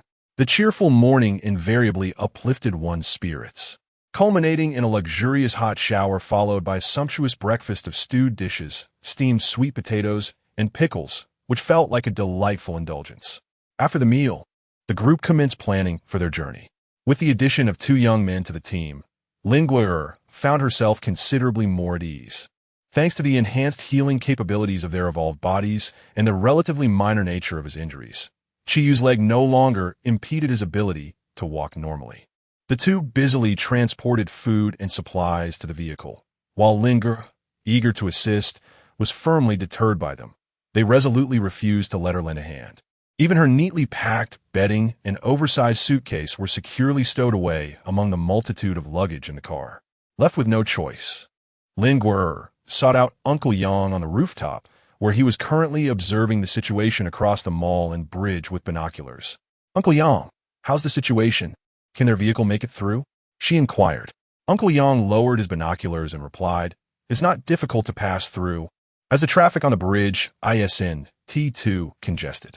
If we clear a path with the fire truck, the smaller vehicle can follow.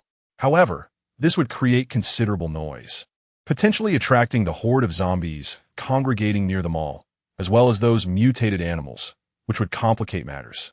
Lin Guer took Uncle Yang's telescope and gazed towards the bridge. At that moment, Qiyu arrived at the rooftop with Wu Fei.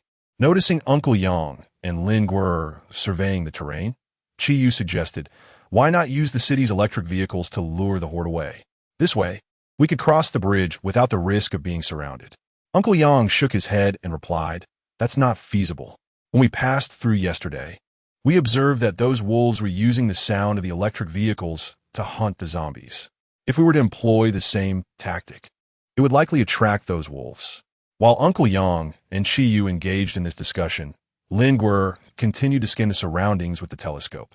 Since the disaster struck, she had only ventured around her own street, entirely unaware of the state of the city. As she adjusted the direction and gazed into the urban area, Lin Guer was taken aback by the sight that met her eyes.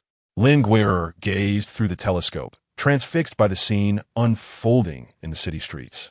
This metropolis had truly transformed into a hellish landscape.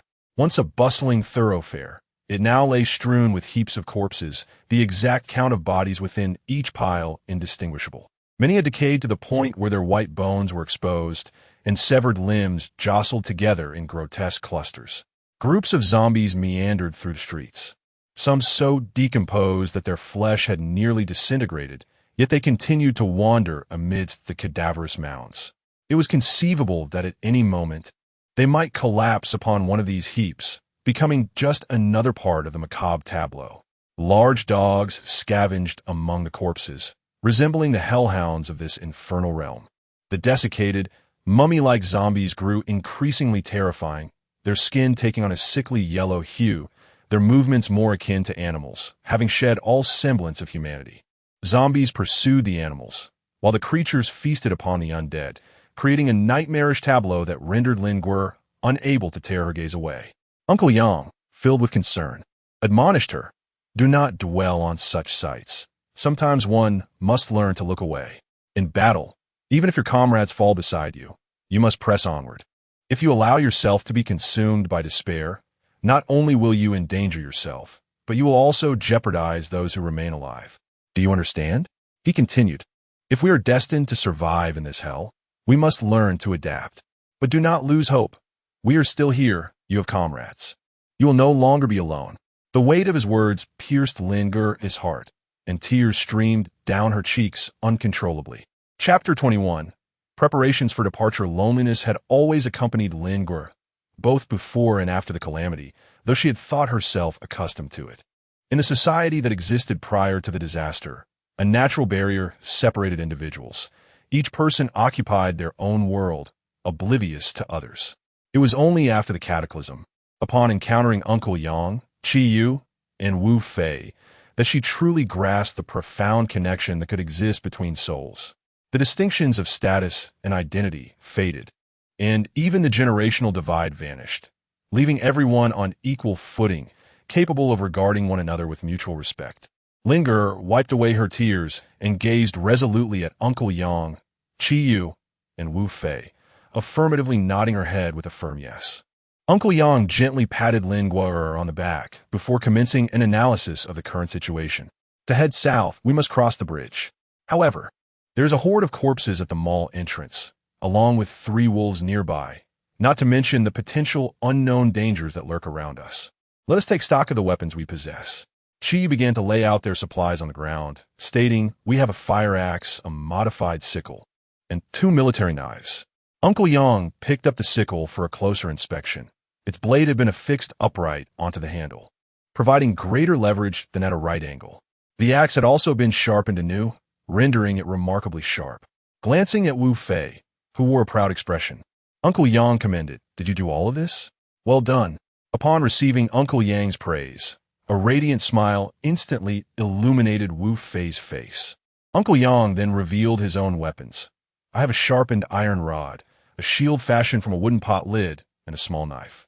Lin has a long knife, a crossbow, and a fruit knife.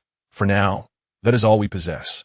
Observing their meager arsenal, Uncle Yang's expression turned somber as he remarked, "Alas, we lack any large-scale weaponry." As everyone pondered, Wu Fei spoke up, Uncle Yang, there are a few barrels of gasoline in the vehicle.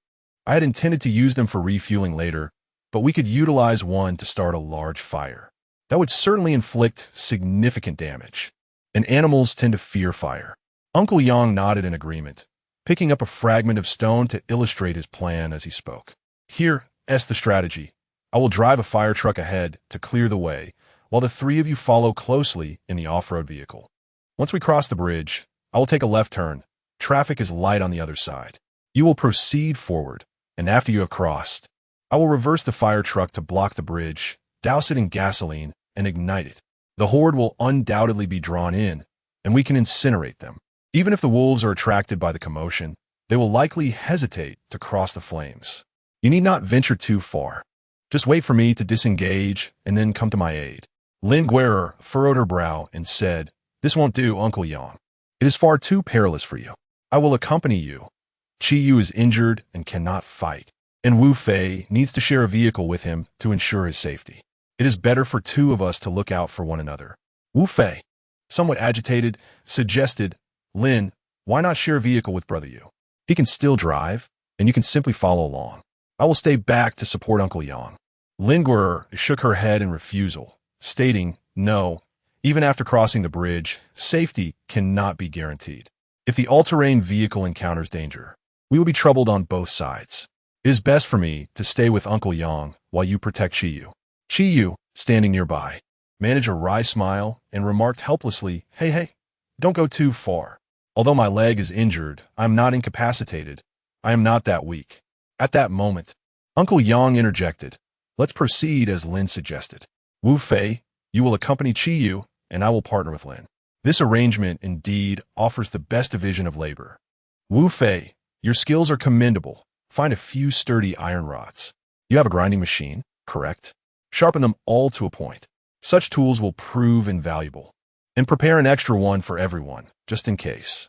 He continued, "The grinding machine cannot be taken with us, but before we leave, ensure that everyone's weapons are repaired once more. Once everything is ready, we shall set off." "Understood," Wu Fei replied, resembling a soldier receiving orders, as he executed a salute. Subsequently, the final preparations ensued. Everyone busied themselves with inventorying their belongings. After a day of rest, Lin Guerrer found that the pain from her menstrual cycle had subsided, though exertion still proved somewhat troublesome. Standing in the spacious first-floor hall, she practiced wielding her long knife, attempting to summon strength for her strikes, her anxiety palpable. In a post-apocalyptic world, a girl's menstrual period represents a significant challenge, as it can dramatically diminish one's physical condition. Regardless of the effort exerted, it often felt feeble, inevitably burdening one's companions. After only a brief practice session, Lin Guerrer felt fatigued and had to sit aside to catch her breath. Before noon, all preparations were complete. Wu Fei finished crafting the weapons, providing each person with a 2-meter-long sharpened iron pipe, thoughtfully wrapped with cloth at the grip. Every weapon had been meticulously polished. Even Uncle Yang's wooden shield was reinforced with a layer of iron. Lin Guerrer received a military knife, replacing her previous fruit knife. With all supplies in order, everyone boarded the vehicle, ready to depart. It was Lin Guerrer's first experience in a fire truck, its towering frame evoking a sense of grandeur akin to Optimus Prime. Uncle Yang, carrying a gasoline canister, took the driver's seat, handed the canister to Lin Guerrer, and retrieved the fire truck's keys found earlier in the building, starting the engine. "Uncle Yang, can you drive a fire truck?" Lin Guerrer asked, a hint of concern in her voice. Without hesitation, Uncle Yang pressed the accelerator, responding, "Never driven one before. But there's no need for fear. It's essentially a ride akin to a bumper car." Lin Guerrer could only manage a forced smile. At this moment, Wu Fei had already opened the entrance for the fire truck, which buzzed as it rolled out from the first floor of the building. Lin Guer observed in the rearview mirror that Wu Fei had meticulously sealed off the entrance and exit of the fire station before following her in the vehicle. Chapter 22. Crossing the bridge this time, the journey to the bridge did not require navigating through the city's winding streets. They took the most direct route. Should any vehicles obstruct their path, they would simply push them aside with a fire truck. The straight-line distance between the fire station and the bridge was not far, and shortly after setting off, they spotted the bridge ahead, along with the zombies meandering between the mall and the bridge. At this point, Uncle Yang gradually began to accelerate, intending to charge directly onto the bridge. The horde of zombies that had been wandering in front of the mall and the bridge suddenly turned towards the noise, rushing towards the vehicle in a frenzy. Uncle Yang showed no intention of slowing down. The fire truck barreled forward, crashing through a dozen zombies and several obstructing vehicles before finally reaching the bridge. Once on the bridge, the vehicle's speed inevitably decreased. The congested cars were pushed aside one by one, as the fire truck forcefully carved a path through the sea of vehicles. As they progressed onto the bridge, the iron barriers became somewhat deformed from the pressure, and the fire truck sustained considerable damage. Fortunately, there were no substantial vehicles on the bridge. After avoiding a box truck, they could navigate the remaining road without issue. Lin Guer kept a vigilant eye on the rearview mirror, monitoring the situation behind them. Thanks to the fire truck leading the way, the vehicles following had a relatively smooth journey, though the horde of zombies continued to pursue them relentlessly. Just as she finished speaking, a deformed sedan, having been crushed between other cars, emitted a blaring alarm. Hearing this, Uncle Yang shouted, "Not good. Lin, brace yourself." He then slammed down on the accelerator. What had initially been a gradual push of the vehicle transformed into a chaotic bumper car experience due to the sudden acceleration. The cacophony of colliding vehicles filled the air, and the fire truck rocked violently. Lin Guer even caught a glimpse of a startled yet exhilarated zombie within a car that had been knocked aside. Despite her growing anxiety, the congested traffic did not allow for any increased speed. Although the ride was exceedingly bumpy, Lin Guer remained attentive to the rearview mirror. To her shock, she urgently called out to Uncle Yang, "Uncle Yang, wolves are coming." Uncle Yang glanced at the rearview mirror, spotting 3 wolves sprinting out from between the buildings, rapidly approaching their position. Meanwhile, the SUV behind them was already burdened with several zombies, and more were surging forth. While the passenger occasionally extended an iron rod through the window to dispatch 1 or 2 zombies, the sheer number of them made it impossible for the delayed SUV to maintain its speed, placing them in a perilous situation. The wolves, drawn by the sound of the vehicle alarm, hurried towards the bridge, instinctively reacting to the prospect of a meal. Yet, upon reaching the bridge, they discovered an even more irresistible prey: living humans. Without a second thought, the wolves charged straight for the 2 vehicles that were careening wildly. Lin Guer gazed at the off-road vehicle, which was on the verge of being immobilized by the horde of corpses, while the 3 wolves trailing behind were swiftly closing in. If this continued, the 2 individuals behind would undoubtedly meet their demise. Lin Guer felt her heart pounding and her mind racing. She could not comprehend the cause of such a visceral reaction within her. Little did she know, her memories were poised to cease once more. Uncle Yang, perceiving the gravity of the situation, called out to Lin Guer, "Lin, the circumstances have shifted. Our previous plan is no longer viable. Take hold of the steering wheel, and once we cross the bridge, drive straight ahead. I will assist you and Wu Fei." However, upon glancing at the passenger's seat, Uncle Yang noticed that Lin Guer remained unresponsive. Turning to her, he discovered her head bowed, her right hand gripping a long knife, while her left hand clutched a fuel canister, resembling a statue caught in a moment of stillness. Sensing something was amiss, Uncle Yang called out again, "Lin." Lin Guer slowly lifted her head to gaze at Uncle Yang, gradually curling her lips into a broad smile. It was not merely a joyful grin. Rather, it resembled the mischievous laughter of a playful child, the kind that accompanies a successful trick. Lin Guer merely uttered 2 words, "I'm going," before Uncle Yang could intervene. She swiftly opened the window on the passenger side and nimbly climbed onto the roof of the car. At this moment, an oil drum was securely strapped to her body. and with her right hand gripping a long knife, she lowered herself and quickly made her way to the rear of the vehicle. Observing that the off-road vehicle trailing behind was being dragged down by the zombies at an increasingly sluggish pace, Lin Guer seized the opportunity to leap into the air. In one fluid motion, she drew her long knife, landing precisely atop the off-road vehicle while simultaneously dispatching a zombie that was clinging to the roof. Grasping the cargo rack atop the vehicle, she executed a 360-degree spin, decimating a significant portion of the zombies surrounding her, who subsequently tumbled down. With the zombies no longer clinging to the vehicle, it became considerably lighter and regained its speed. At that moment, Wu Fei, seated in the passenger seat, poked his head out and shouted to Lin Guer on the roof, "Wow, Lin, you're incredible." His other hand waved the long knife occasionally to prevent any pursuing zombies from latching onto the vehicle. A sharp sound of tires screeching against the ground pierced the air as Uncle Yang's fire truck emerged from the bridge, making a left turn as per their original plan. Lin Guer sensed that the timing was right and prepared to toss the oil drum and ignite it. However, just then, the largest wolf had caught up, charging swiftly towards Lin Guer on the roof. Without hesitation, she hurled the oil drum at the massive wolf. Chapter 23. Dual personality. The oil barrel hurled by Lin Guer struck the giant wolf squarely on the crown of its head, with the remaining gasoline splattering across its face. However, for the colossal beast, this was merely a trifling annoyance. If this continued, the off-road vehicle stood a significant chance of being overturned by a single leap of the formidable wolf. Lin Guer merely glanced at the person inside the vehicle through the rearview mirror, and then, without hesitation, she leaped towards the face of the towering wave. A loud exclamation of surprise erupted from the off-road vehicle. Wu Fei and Chi Yu had no time to react, as Lin Guer had already departed from the roof of the car, and the speeding vehicle swiftly traversed the bridge.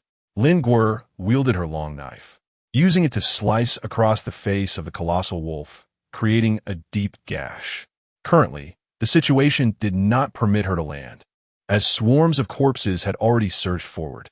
Thus, Lin Guer could only grasp the thick fur of the giant wolf and descend directly onto its neck. Lin Guer observed the anxious expressions of several individuals at the bridge's edge. Although she yearned to assist, her progress was hindered by the throng of corpses that impeded her path, leaving the others unable to advance. With the colossal wolf looming above her, Lin Guer sheathed her long knife and retrieved a windproof lighter from her pocket. She waved it towards the individuals across the way and gestured towards the river. Without a moment's hesitation, she ignited the lighter and cast it away. Suicide? That was out of the question. Simultaneously with the lighter's flight, Lin Guer drew the military knife strapped to her calf and plunged it fiercely into the side of the giant wolf. The beast howled in pain, thrashing wildly in place. Seizing the opportunity, Lin Guer used the wolf's momentum to propel herself off the bridge. Instantly, a fierce blaze erupted on the bridge. Several wolves were engulfed in flames, howling in agony. The subsequent waves of zombies, disoriented by the chaos and the fire, lost their sense of direction, scurrying aimlessly across the bridge, only to be consumed one by the inferno. Lin Guer plunged into the river, swiftly rising to the surface and swimming towards the riverbank. At this moment, Uncle Yang, Chi Yu, and Wu Fei had already rushed to the river's edge, with Wu Fei diving into the water to assist Lin Guer. With the combined effort of several individuals, Lin Guer was pulled ashore. She sheathed her knife, and Wu Fei, wringing out his clothes, remarked, "Heroine Lin, must you be so fierce? You've not only evaded the zombies, but might also frighten us to death." The group regarded Lin Guer with curiosity, while Chi Yu sensed something amiss, furrowing his brows slightly. Uncle Yang urged, "We must hurry. We cannot linger here." He grasped Lin Guer's arm firmly, leading her toward the off-road vehicle, as if afraid she might run off and cause further trouble. Abandoning the fire truck, the group quickly boarded the vehicle under Uncle Yang's guidance, arriving at the police station where they had previously taken refuge. Once inside, they all exhaled in relief. Uncle Yang instructed two individuals to look after Lin Guer before he set off to inspect the vehicle he had hidden earlier. Upon his return, however, he appeared troubled. Informing the group, All my belongings remain intact, but the car door bears several prominent scratches and dents, as if gnawed by some creature. This was indeed a serious predicament. Whatever animal it was had clearly been attracted by the food inside my vehicle. If they could detect the provisions within the car, the food in the supermarket would surely be consumed swiftly, making future trips to procure supplies exceedingly difficult. At this revelation, concern washed over the group. Yet Lin Guer sat alone by the window, expressionless and lost in thought, gazing outside. Chiyu, worry etched on his face, remarked Uncle Yang. It seems Lin's sister is unwell. She doesn't respond when we speak to her, merely sitting there in silence. Uncle Yang approached Lin Guer, observing her for a moment before suggesting, "Child, go wash up and change out of those wet clothes." After a long pause, Lin Guer slowly nodded, taking her suitcase and stepping outside. After Lin Guer exited, Chiyu anxiously inquired, "Uncle Yang, what has happened to her?" Wu Fei, standing nearby, added, "Why does it feel as if Lin has transformed into a different person? She seems rather distant." Uncle Yang sighed and took a seat on the edge of the bed, stating, "It appears that the multitude of events since the catastrophe has inflicted a significant psychological blow upon her. In the weeks leading up to the disaster, she was alone, and I am unaware of the specifics of her experiences. However, when I first encountered her post-disaster, I sensed something was amiss. At that time, I attributed it to a mere psychological stress reaction, but given today's circumstances, it seems she may have developed an alternate persona." Multiple personalities? Chiyu expressed his astonishment. "Indeed, her condition appears to be far more grave than I had anticipated," Uncle Yang lamented. Wu Fei interjected, "No wonder. I sense something peculiar about her. She's not the same Lin I once knew." Uncle Yang sighed again, remarking, "Mental health issues are indeed quite troublesome. How can we assist her?" Chiyu asked. Uncle Yang, observing the concerned expressions of both Chiyu and Wu Fei, replied, "At this moment, our sole course of action is to ascertain whether this emerging persona poses any danger to those around her, and then attempt to understand her. We must treat it as if we were making the acquaintance of a new friend. We can only discern the details through conversation." "Ah, the split persona of Lin. The heroine. I doubt she poses any threat," Wu Fei murmured. Noticing the curious gazes from the other two, he chuckled softly. "It's merely an intuition of mine." Chapter 24. The airplane. While the group engaged in casual conversation, the door was suddenly flung open with a loud bang. Lin Guer stood breathlessly at the threshold, her expression a mix of panic and relief. Upon recognizing the three individuals within the room, she exhaled deeply and collapsed onto the floor. Though she had changed into clean clothing, her freshly washed hair remained damp, clearly indicating that she had not yet had the opportunity to dry it. Lin Guer, feeling somewhat weak, exclaimed, "How wonderful that you are all safe. What a relief." Once she regained her composure, she inquired, "Uncle Yang, what exactly transpired?" "I cannot recall anything. Did I cause you trouble?" Lin Guer lamented, pressing her hands against her head in frustration.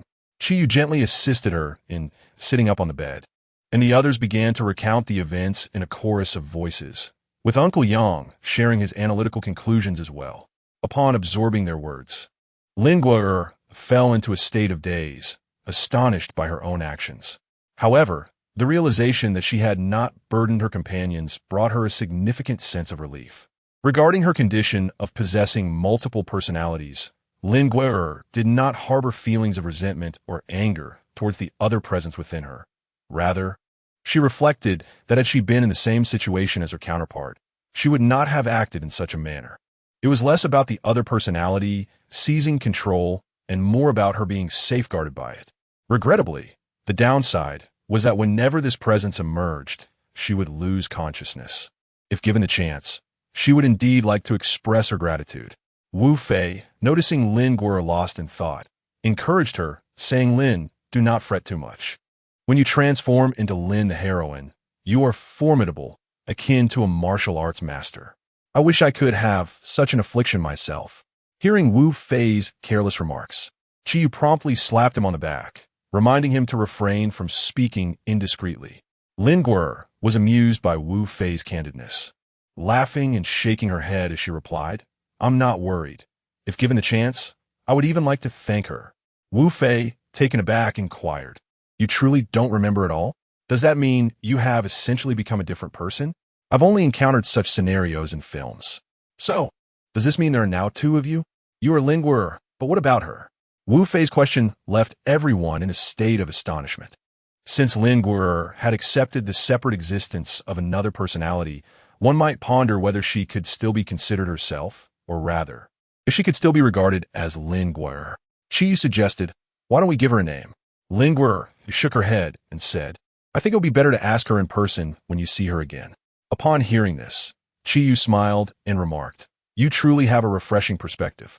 Observing Linger's demeanor, the group unanimously decided to rest for the night and set off the following day. Uncle Yang expressed his concerns for his family, but acknowledged that hurrying could lead to mishaps, urging everyone to have a good rest.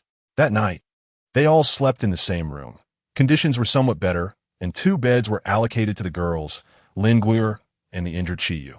The other 2 members brought a mattress from another room to lay on the floor.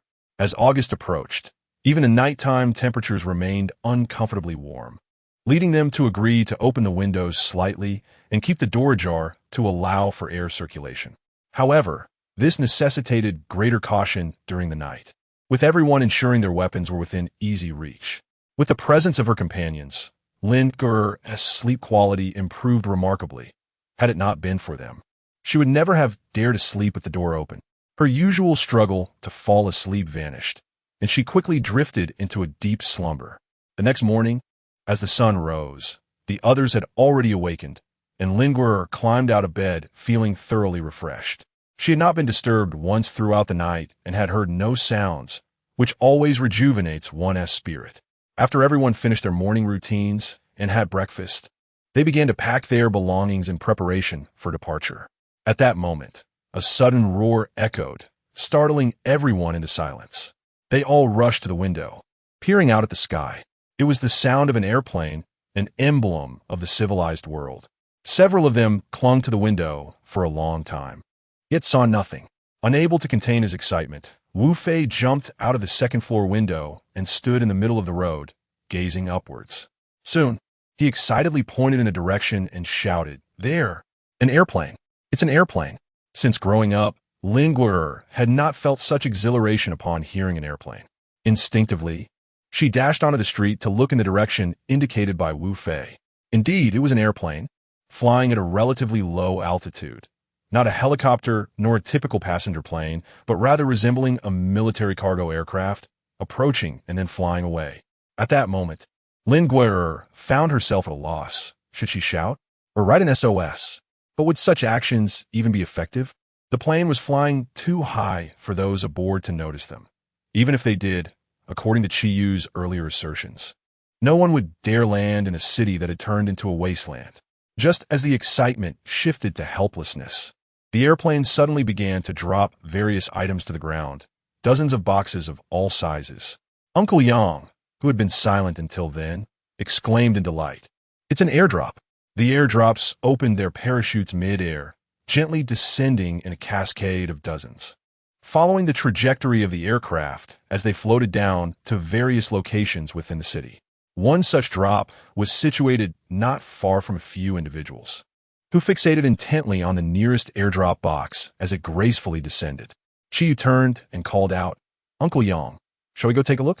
Uncle Yang nodded in agreement, saying, Yes, let's temporarily alter our course and head towards the airdrop box. Chapter 25. The transformation of zombies with plans to embark on a journey. The group had already loaded their luggage into the vehicle. Now, in pursuit of the airdrop, they hastily climbed into the car. Linguer and Uncle Yang, along with Chiyu and Wu Fei, were intently watching the descending supply drop while pursuing it in their vehicle. The nearest drop was not within the city limits. Rather, it landed precisely along the route previously charted by Uncle Yang, albeit requiring a slight detour. The vehicle continued its journey outward, free from the congestion typical of urban areas, with only a few abandoned cars dotting the roadside. As Linguer observed the location of the supply crate, she also took in the scenery along the way. The further they traveled from the city, the more she felt as though she was distancing herself from the horrors of hell. The foul odor in the air gradually diminished. With the absence of human activity, the trees lining the road had flourished, their branches thick with foliage, and the green belts were lush and vibrant, even sprouting young shoots from the crevices of stones lining the roadside. The number of zombies at the city's edge was significantly reduced compared to those within the urban sprawl. The occasional zombie, framed by greenery, meandered as if on a leisurely stroll. To the left of Uncle Yang, Lingerer noted that the supply crate was obscured by several tall buildings and made an educated guess about its likely landing spot. The vehicle came to a halt beside a small park, and everyone disembarked. After confirming their observations, Lingerer and Chi Yu unanimously agreed that the supply crate must be nearby. The only obstruction to their sight was the park, so they resolved to search within its confines. Uncle Yang instructed them to maneuver the vehicles into the nearby thicket for concealment, and the group, weapons in hand, set off together. Perhaps buoyed by the presence of her companions, Lingerer felt no trepidation as they ventured into the potentially perilous park. Nevertheless, a sense of vigilance remained paramount.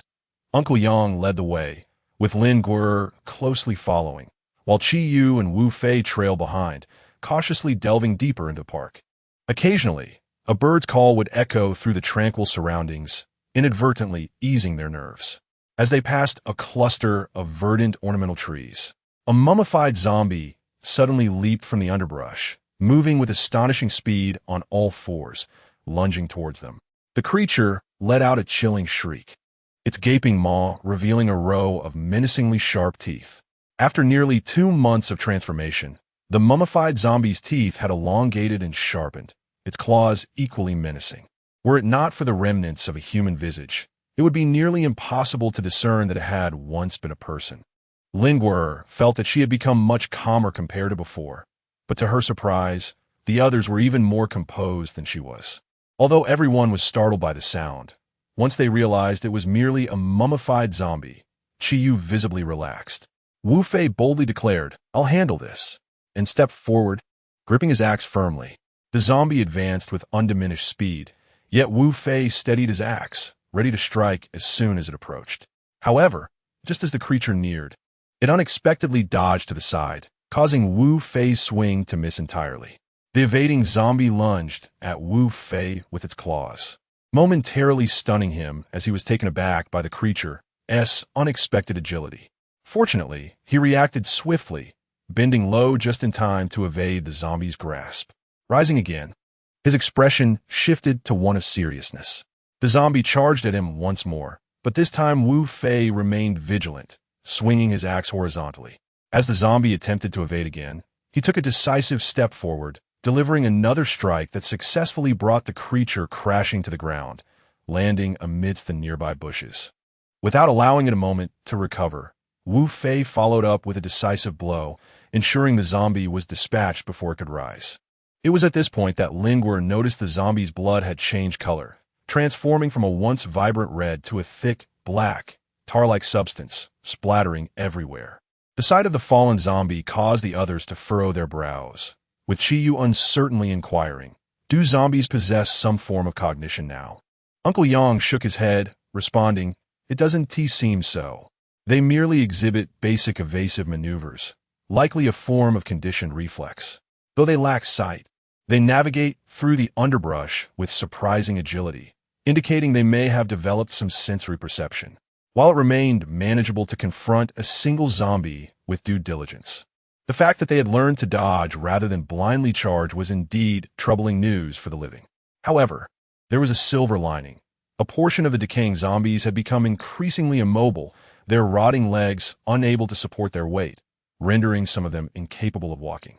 Moreover, many of the zombies with severely decayed abdomens had broken at the waist, although these disassembled beings could still move slightly and open their mouths. They posed no threat to the living. They could only await the gradual decay of their brains, ultimately transforming into a pile of immobile bones once their cerebral matter had fully decomposed. Chi was particularly intrigued by the evolved zombies and approached the corpse slain by Wu Fei, prodding it with a military knife as if conducting an examination. Having entered with a team of researchers, this likely fell within his expertise. The others did not intervene, waiting patiently for him to finish before they continued their journey together. "Brother Yu, did you discover something just now?" As Wu Fei remained vigilant of his surroundings, he inquired. Qiyu shook his head and replied, "It is still too early to draw any conclusions based solely on observation and conjecture." At that moment, Yang Shu, who was leading the group, suddenly exclaimed, "I found it." Chapter 26, The Lone Wolf. Upon hearing Yang Shu's call, everyone turned their attention to the narrow path ahead, where indeed a military green airdrop box, measuring approximately 1.5 meters square, lay securely bound amidst the gravel. Yang Shu took the lead towards the airdrop box, while Wu Fei shouted, "Yang Shu, wait. Shouldn't we assess the situation before approaching? What if someone is lying in wait nearby?" Yang Shu was momentarily taken aback by his words, but it was Qiyu who first responded, playfully slapping Wu Fei on the back and saying, "You've played too many games. Do you really think someone would be hiding far away ready to snipe you?" Laughter erupted among the group, even eliciting a rare smile from Yang Shu, who remarked, "He does have a point. We must remain cautious at all times." Upon reaching the airdrop box, the group worked together to pry it open. Inside, they discovered no firearms, but rather an abundance of food and drinking water, various canned goods, dried provisions, and even first aid supplies and vitamins. Finally, Lin Ger noticed a letter affixed to the interior of the lid. It was neither an explanation nor a notice, but rather a letter sealed within a waterproof plastic casing. After tearing through the waterproof layer, Lin Ger read aloud the contents of the letter, word by word. To the survivors, on May 30th of this year, an exceptionally contagious viral disease unexpectedly emerged across numerous regions of the nation. It has been discovered that this illness may lead to the death of the infected within a short period, while their bodies continue to function normally, exhibiting a ferocious thirst for blood, hence the term walking corpse. Research indicates that the disease spreads through the air, rapidly infecting a significant portion of the urban population, with a high probability of mutation into walking corpses among those infected. Investigations suggest that the virus's origin was not of natural occurrence, but is likely attributed to human factors. A tracing investigation is currently underway. Survivors, please do not despair. This is not the end of the world. Since the onset of the disaster, the entire nation has been deeply concerned for the safety of those in affected areas. The government has dispatched rescue teams into cities multiple times. Unfortunately, due to an initial lack of understanding regarding the virus, all rescue teams have met with tragedy. Thus, the government has decided to temporarily halt sending personnel into disaster zones. However, the nation will not abandon any living soul. In the coming weeks, the government will ensure a steady supply of resources to the disaster-stricken areas to support the survivors. Survivors are also urged to steer clear of city centers and previously crowded areas, gathering together to seek survival. The government will soon devise the next steps for rescue operations. This calamity is exceedingly perilous. All survivors must unite and strive to endure. Those who have already been infected and mutated into other forms can be deemed as deceased. For the sake of their own safety, survivors may engage in self-defense. To truly eliminate the undead, one must destroy the brain of the corpse. May you all be well, and please strive to survive. The nation will not abandon a single soul. Signed, the government of Shenzhou. After Lin Gui'er finished reading, a profound silence enveloped the group for quite some time. Eventually, it was Qiyu who broke the stillness, remarking, "It seems the country has made little progress." As a few of them sighed in dismay, Lin Gui'er faintly discerned the sound of footsteps. Upon closer listening, she confirmed that it was indeed the sound of footsteps, those of living beings. The others soon became aware of it as well. Although the footsteps were subdued, they were still distinguishable. Before they could contemplate a course of action, several figures emerged from the path obscured by the thicket. The first thing that caught their eyes was the ominous black muzzle of a rifle. Upon sighting the weapon, the group instinctively recoiled a few steps. Gradually congregating beside the supply crate, a man clad in black, adorned with the insignia of the national flag, stepped forth from the thicket, wearing a hat and a mask despite the sweltering heat, his attire unmistakably that of a special police officer. Flanking him were two men. One appeared to be a middle-aged fellow, wielding a handgun with commendable poise, while the other, a youth resembling a high school student, handled his firearm with evident awkwardness. Although they too were dressed in black and armed, They lacked the formidable presence of their leader.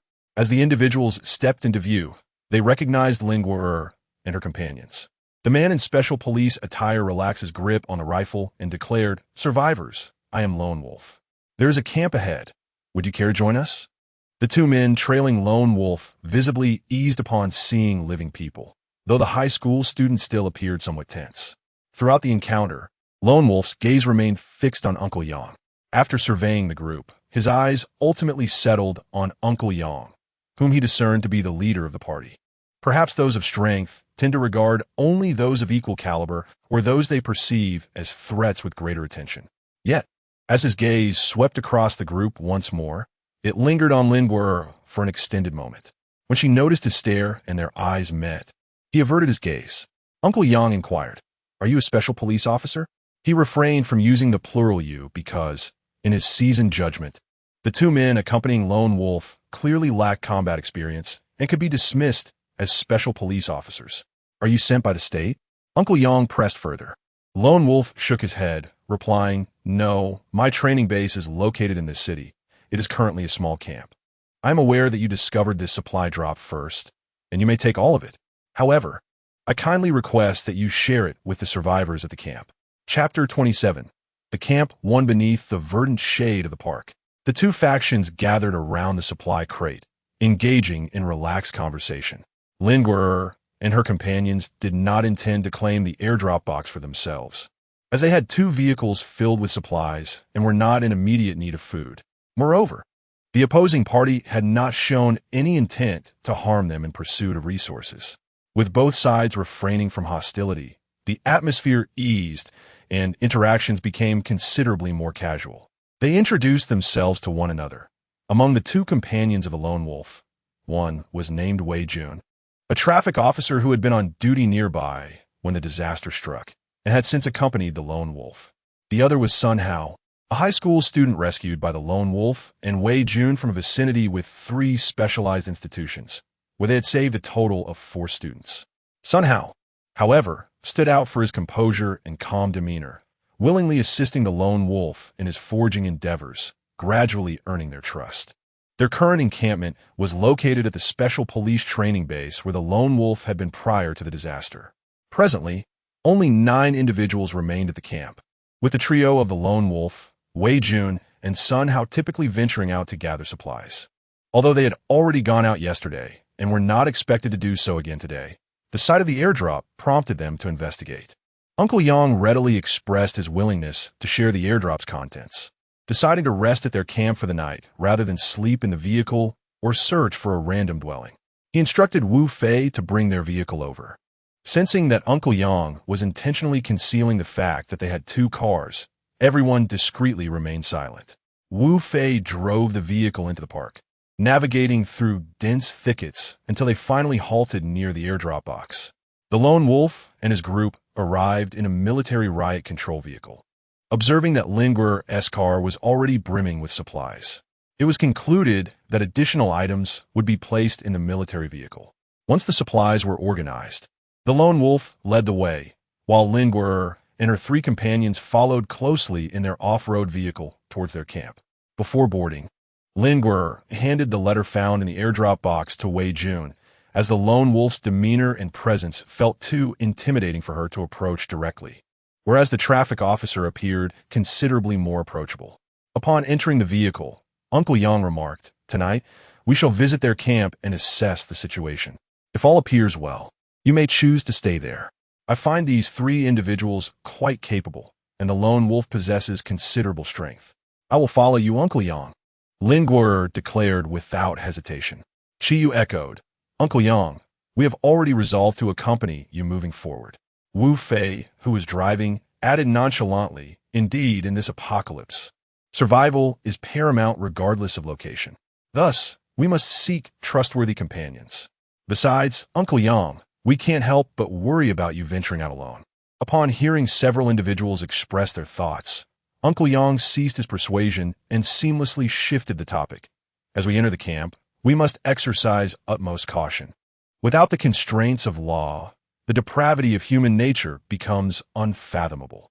While I find these 3 individuals rather decent, I cannot vouch for the others within the camp. Until we ascertain absolute safety, we must remain vigilant. Additionally, let us refrain from mentioning our other vehicle. Your reactions earlier were commendable. You grasped the situation swiftly. Uncle Yang always regarded a few of them as children, simultaneously instructing and praising them. Lin Guer and the others nodded earnestly, indicating their understanding. Soon, they arrived at their encampment, a tactical police training base situated on the outskirts of the city, comparable in size to a medium-sized college. However, the surrounding walls and iron fences were far sturdier than those of a school, with 2 iron barriers positioned at the entrance. A few individuals emerged from the nearest 3-story building. 3 high school students, 2 boys, and a girl, followed by an elderly woman and a little girl she held by the hand. It seemed these were the entirety of the camp's inhabitants. These individuals appeared relatively clean, though somewhat gaunt. Perhaps it was a result of the virus's evolution affecting their bodies, yet their conditions seemed satisfactory. The boy named Sun Hao did not engage in pleasantries with the others, opting instead to retreat to a secluded corner to fiddle with the handgun in his possession. Only the traffic police officer, Wei Jun, smiled as he conversed with the group about the day's findings, introducing Lin Guer and her companions. The task of organizing the items was then entrusted to the short, stout man who had opened the door. Wei Jun intended to escort Lin Guer and her 3 companions to their accommodations upstairs. Just as they were about to depart, the stout man approached with a grin, pointing at the items in Lin Guer's vehicle and inquiring, "Wei Gu, what about the things in this car?" His furtive gaze revealed his covetous interest in their belongings. Wei Jun replied, "Brother Yang and the others plan to leave tomorrow. These items belong to them." Upon hearing this, the stout man immediately plastered on a smile, nodding and bowing in acquiescence. Understood. Subsequently, Wei Jun led Lin Guer and her companions towards the building. Yet as they turned away, Lin Guer distinctly heard the stout man mutter a contemptuous remark under his breath. Chapter 28. The Camp 2. As they ascended to the 2nd floor, Wei Jun guided everyone to the locations of the restroom and available rooms, while Uncle Yang and Shiyu occasionally posed a question or two. With Uncle Yang and the others present, Lin Guer felt no need to exert herself excessively. She merely strolled leisurely among the group, her mind wandering as she contemplated what they might dine on that evening. At this moment, Lin Guer and her companions found themselves in a spacious room, which consisted of 2 sections. The inner chamber housed a modest single bed, while the outer area featured a simple sofa and table, suggesting it served a dual purpose as both living and working space. "Are we staying in this room tonight?" Lin Guer inquired. Once the accommodation was settled, she began to organize her belongings. Uncle Yang and Shiyu placed their long weapons, such as rifles and shields, in the room, opting to take only their sabers as they ventured out for a stroll, leaving Wu Fei behind to assist Lin Guer with the laborious tasks. Lin Guer arranged for Wu Fei to bring 3 mattresses from next door and repositioned the original sofa and table against the wall, leaving little else to be done. Seizing an opportunity, Wu Fei quietly slipped away. Though the room was equipped with bedding, Lin Guer still preferred to use her own quilt. Descending the stairs, she intended to retrieve her bedding from the SUV, only to discover 3 figures gathered around their vehicle, one of whom was peering through the window. "What are you doing?" Lin Guer inquired, furrowing her brow. Upon hearing her voice, the trio looked up, revealing themselves to be the 3 high school students, with the tall, slender boy leaning against the window. Upon hearing her question, the boy shrugged nonchalantly and replied, "Just taking a look. What's it to you?" Finding his demeanor reminiscent of a street thug, Lin Guer chose not to engage further. She walked directly to the front of the vehicle, opened the trunk, and began to retrieve her quilt. The boy, undeterred by her indifference, sidled closer and casually introduced himself. "I'm Zhao Ping. Let's get to know each other, beautiful." Lin Guer did not even glance at his face. After retrieving her luggage, she closed the car door and proceeded towards the building. To her surprise, he persistently followed her, incessantly chattering. "Beauty, with the world on the brink of collapse, why are you associating with those old men? Why not join us?" Before he could finish his sentence, Lin Guer abruptly turned around, and the blanket in her hand collided with the boy's face, effectively interrupting his words. Lin Guer spoke with a somewhat unfriendly tone. "Get lost, you little brat." She then turned and walked towards the room. Behind her, the The sharp sounds of laughter from the three high school students echoed. Wu Fei, who approached Lin Guo, glanced at the three students reveling in their amusement and inquired, "What happened?" Lin Guo shook her head and continued walking towards the room. "Oh, I came to call you for dinner. They said the meal is ready." Upon entering the dining hall, Lin Guo suddenly sensed an unusual atmosphere within. In one corner, three students were eating from their plates while observing the lively scene, while Sun Hao, despite being a high school student himself, sat alone, isolated from any table of companions. An elderly woman, wearing an apron, stood to one side with a tense and somewhat fearful expression, while a little girl cowered behind her. At that moment, Qi Yu and Wu Fei stood in the center, confronting a short, stout man. Wu Fei, visibly upset, exclaimed, "Did you forget to prepare for us? Was this intentional?" As he stepped forward to confront the stout man, Qi Yu restrained him. "Why not borrow from the kitchen and cook for yourselves? I see you brought quite a bit of food with you," Qi Yu suggested. Hearing this, Qi Yu furrowed his brow, and Lin Guo, standing nearby, grasped the situation, apparently. The dining hall had neglected to prepare meals for the four of them, claiming it was an oversight. This assertion was merely a fade. The stout man had long coveted the provisions belonging to Lin Guo and her companions and harbored resentment over their refusal to relinquish them. Lin Guo and Qi Yu held Wu Fei back, preventing him from advancing. Lin Guo gently advised, "Let it be. We are leaving tomorrow, and there is no need to quarrel with him." However, as Wu Fei gazed at the indifferent yet provocatively smug expression of the stout man, his anger surged, veins bulging, yearning to settle matters with a single decisive blow. At that moment, Uncle Yang, Wei Jun, and Lone Wolf entered through the door. Lone Wolf, having removed his SWAT cap, donned only a military green short-sleeve shirt. Upon seeing his face, one would estimate him to be in his 20s. His cold demeanor and commanding presence made Lin Guo realize for the first time how fitting the term cool was for a person. Although Wei Jun appeared older, he stood tall, exuding an inexplicable warmth that contrasted with Lone Wolf's demeanor. Meanwhile, Uncle Yang resembled an elder brother, his advanced age apparent, yet his aura remained undiminished. The trio of soldiers commanded the room with their formidable presence, instantly silencing the previously raucous crowd. Uncle Yang was the first to speak, inquiring, "What is the matter?"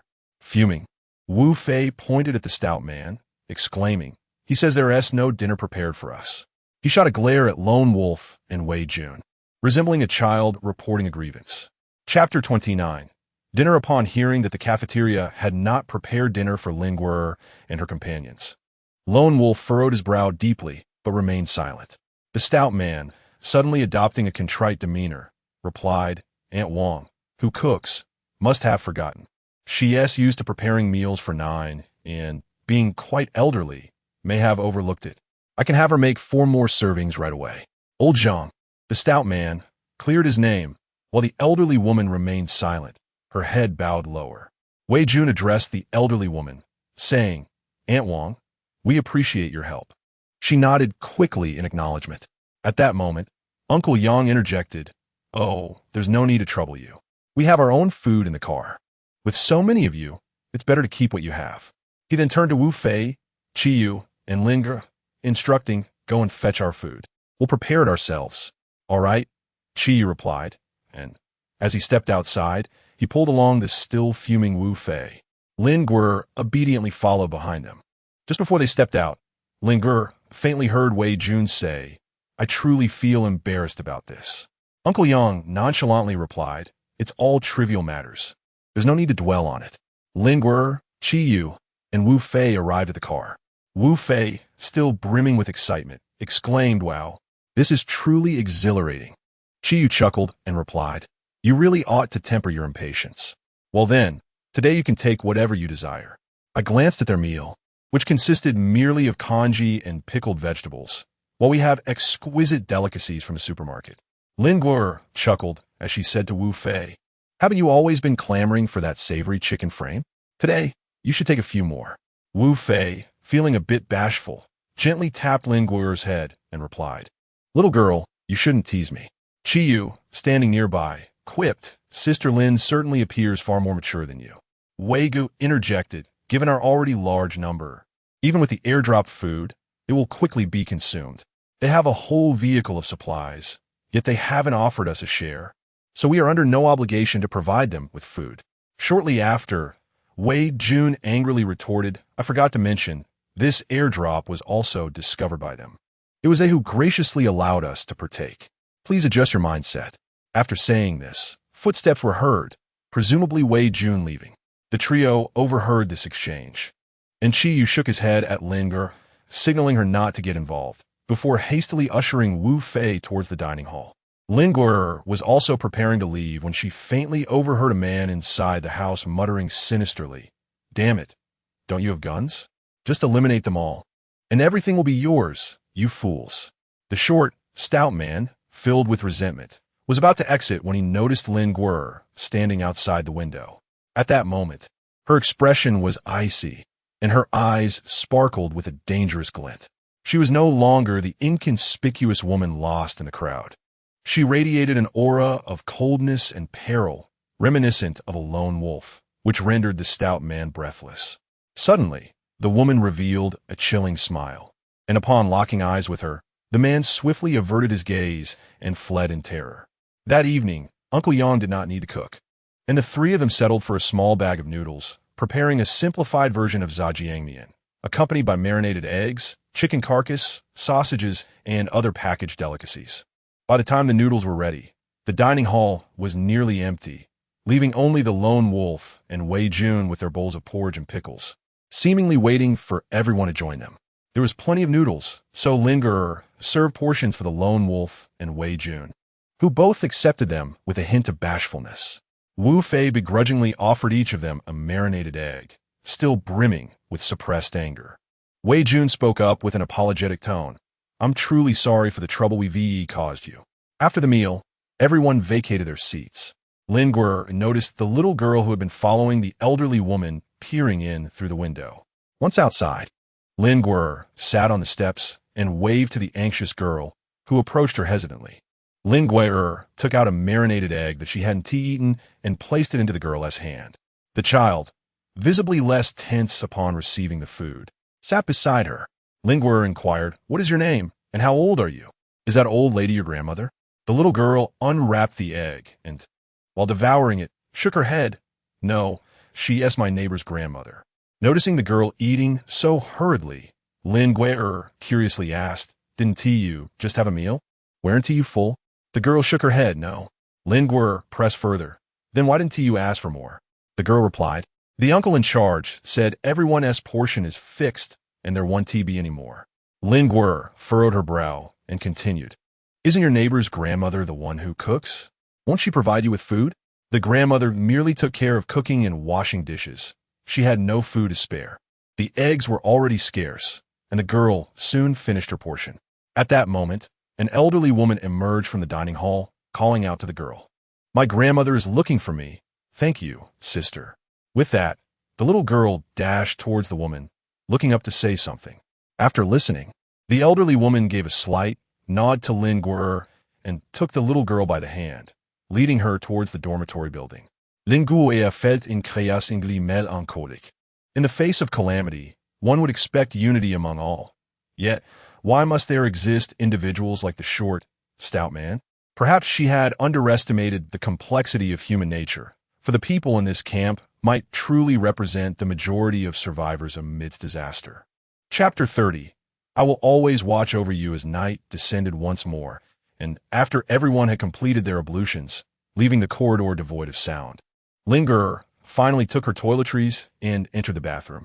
Since there was only one bathroom on this floor, she had chosen to wait until everyone else had finished before making her move. Lin Ge donned a pair of shorts and a tank top, moistening a towel with water from the faucet to cleanse her body and hair. As she gazed into the mirror at her reflection, a sense of disorientation enveloped her. Was it a case of a fractured personality? Having seen numerous similar portrayals in films prior to the apocalypse, Lin Ge had never truly believed in the existence of such phenomena. In an effort to alleviate the concerns of those around her, she adopted a nonchalant demeanor. Yet, who among us can genuinely remain indifferent? Each time the other presence manifested, it would assist Lin Ge in overcoming the immediate crises she faced. Therefore, rather than indifference, it could be said that the advantages afforded by this presence rendered her oblivious to potential dangers. If one day that entity were to impose its will upon her body in a manner contrary to her own desires, how would she respond? Lin Guo'er was gazing into the mirror when, suddenly, footsteps echoed behind her. Startled, she turned her head to see a figure emerging from the bathroom. It was the lone wolf. He held a basin in his hands, within which lay the military green short-sleeved shirt he had worn during the day. Although he was clad in long pants, his upper body was bare, droplets of water glistening on his bronze skin. At that moment, he fixated his gaze on Lin Guo'er with an intensity reminiscent of their first encounter. Curious, scrutinizing, and vigilant. Vigilant? Lin Guo'er found herself puzzled. It was she who ought to be wary. As the lone wolf took a step forward, Lin Guo'er instinctively retreated, eventually finding herself pressed against the washstand. He halted before her, towering over her as he scrutinized her from above. Though he was unarmed, the aura of intimidation he exuded remained formidable. Gazing up at him, Lin Guo'er felt akin to a young beast, while the man before her seemed capable of ending her life with a mere flick of his wrist. Yet, for reasons unknown, she sensed a profound vigilance emanating from him. Was he wary of her? Why? The lone wolf stepped forward once more. What should have been a scene ripe with blushes and racing hearts now felt like a plunge into an icy abyss. As a glimmer of murderous intent gradually surfaced in his eyes, Lin Guo'er finally understood why the people in the camp harbored ulterior motives while maintaining an outward appearance of honesty. It was because the solitary wolf, standing at the pinnacle of the camp, possessed overwhelming strength. He resembled the leader of a pack of wild beasts. He refrained from involving himself in the affairs of others. Yet his mere presence deterred anyone from challenging authority or crossing boundaries. The murderous intent emanating from the solitary wolf intensified, creating an atmosphere so tense that it felt as though he might snap someone's neck at any moment, leaving Lin Guo'er breathless. "I don't seem to have offended you, dear brother," Lin Guo'er lamented inwardly. Just as she contemplated crying out for help, the suffocating aura of menace surrounding her vanished, and the solitary wolf's voice rang out. "What do you intend to do?" Lin Guo'er felt that his mind was somewhat overwhelmed. Had he just spoken in human language? Why did he understand nothing at all? After a moment of stiffness, Lin Guo'er could only utter a single syllable. "Huh." A flicker of golden light seemed to dance in the eyes of the lone wolf as he spoke again. "What is your intention?" Noticing Lin Guo'er's dazed expression, the lone wolf coldly remarked, "I will be watching you closely." After delivering his menacing words, he turned and departed. Lin Guo'er pondered endlessly, but could not fathom the true meaning behind the other's words. Ultimately, she resolved to cease her contemplation in the face of calamity. It is only natural for one's mind to falter. Perhaps he, too, was experiencing a moment of madness. In her heart, Lin Guo'er silently conferred the title of madman upon the lone wolf. Surveying Lin Guo'er from head to toe, Wu Fei felt a slight flush rise to his cheeks as he gently suggested, "Lin, perhaps you should don an additional layer. It is quite chilly." Lin Guo'er, feeling a bit embarrassed, quickly stepped into the inner room to change into a loose t-shirt. "Now, they hope we can assist them in obtaining food from the warehouse. What do you think?" Wu Fei exclaimed in frustration. "Aren't there quite a few of them? Besides the elderly and children, there are at least 7. Chi Yu sighed in resignation, saying, "Look at those 3 students and that short, stout man. Who can we truly rely on? If someone were to stab us in the back or fighting for our lives, it would be disastrous. They simply cannot be trusted." Currently, the only individuals in their group who could be of any use are the lone wolf, Wei Jun, and a high school student named Sun Hao. Just 3 in total. Lin Guo'er tentatively inquired of Wu Fei, "Brother Fei, do you not wish to assist them?" After much hesitation, Wu Fei finally replied, "Well, it's not that I am unwilling. It's just that some individuals here are truly insufferable. The thought of exerting myself for them stirs a certain frustration within me." Chi Yu interjected, "Consider it for the sake of that child." Wu Fei, frowning as he ran his fingers through his hair, conceded, "Very well. I too am willing to go." Lin Guo'er smiled, instantly recognizing Wu Fei's gentle nature. Uncle Yang also smiled and said, "Well, since we've reached a consensus, Let us retire for the night, and tomorrow morning we shall devise our battle plan together. Chapter 31. The pre-war meeting the following day, Lin Guo'er rose early and, accompanied by Wu Fei, retrieved a bag of rice from the off-road vehicle, along with a box of canned meat and the treasure potatoes that Chi Yu and Wu Fei had saved. She personally prepared breakfast. The meal consisted of stir-fried potatoes with canned meat, ample porridge, and pickled vegetables. This was the breakfast for the day. Everyone had significant tasks ahead, and a hearty breakfast was essential, especially since their mission today was to search for food. Moreover, Lin Guo'er genuinely wished for the little girl to have her fill, opting to prepare the meal herself rather than engage in idle chatter with the short, stout man. Indeed, the first to arrive at the dining hall were the old woman and the little girl. Upon seeing that Lin Guo'er had prepared a fragrant breakfast, complete with meat, the old woman stood momentarily stunned, while the little girl's mouth began to water uncontrollably. Lin Guo'er personally served a generous bowl of thick white porridge, accompanied by a hearty portion of stir-fried potatoes with meat to the little girl. The girl, delighted, sat at the table and devoured her meal. The elderly woman expressed her heartfelt gratitude to Lin Guo'er before joining the little girl with her own food. Today, Lin Guo'er took charge of serving all the meals, and for the first time, she experienced the exhilarating sensation of wielding such authority over sustenance. It was no wonder that, prior to the calamity, some cafeteria staff exuded a peculiar pride. If you wish to eat, you must queue patiently. The quantity is determined by me. For those who dared to glare or exhibit a poor attitude, not only would their portions be scant, but they would also receive a slight shake of the spoon. If anyone dared to complain or stir trouble, well, Wu Fei had long been itching for a confrontation. As Lin Guo'er and Wu Fei stood together, serving in the cafeteria, the atmosphere this morning was particularly warm and inviting. All those who came for their meals were remarkably subdued. Even the stout, short man refrained from uttering much. The food was prepared by Lin Guo'er and Wu Fei, and the ingredients were their own. Anyone who sought to cause trouble would face their displeasure without hesitation. The trio of typically boisterous high school students were now quietly serving themselves, intentionally avoiding Lin Guo'er's gaze, steering clear of eye contact. The lone wolf truly adhered to his words from the previous night. From the moment of serving to the act of eating, he consistently cast a hostile glance in Lin Guo'er's direction, which made her quite uncomfortable. Wu Fei, who had been standing beside Lin Guo'er, noticed this as well. He nudged her with his elbow and inquired, "Lin, why does that person keep staring at you?" Lin Guo'er shook her head, indicating her lack of knowledge. Indeed, she was bewildered. It seemed that the lone wolf had mentioned the reason last night, yet it was equally unclear. The mere thought of it made her head spin, so she chose to dismiss it.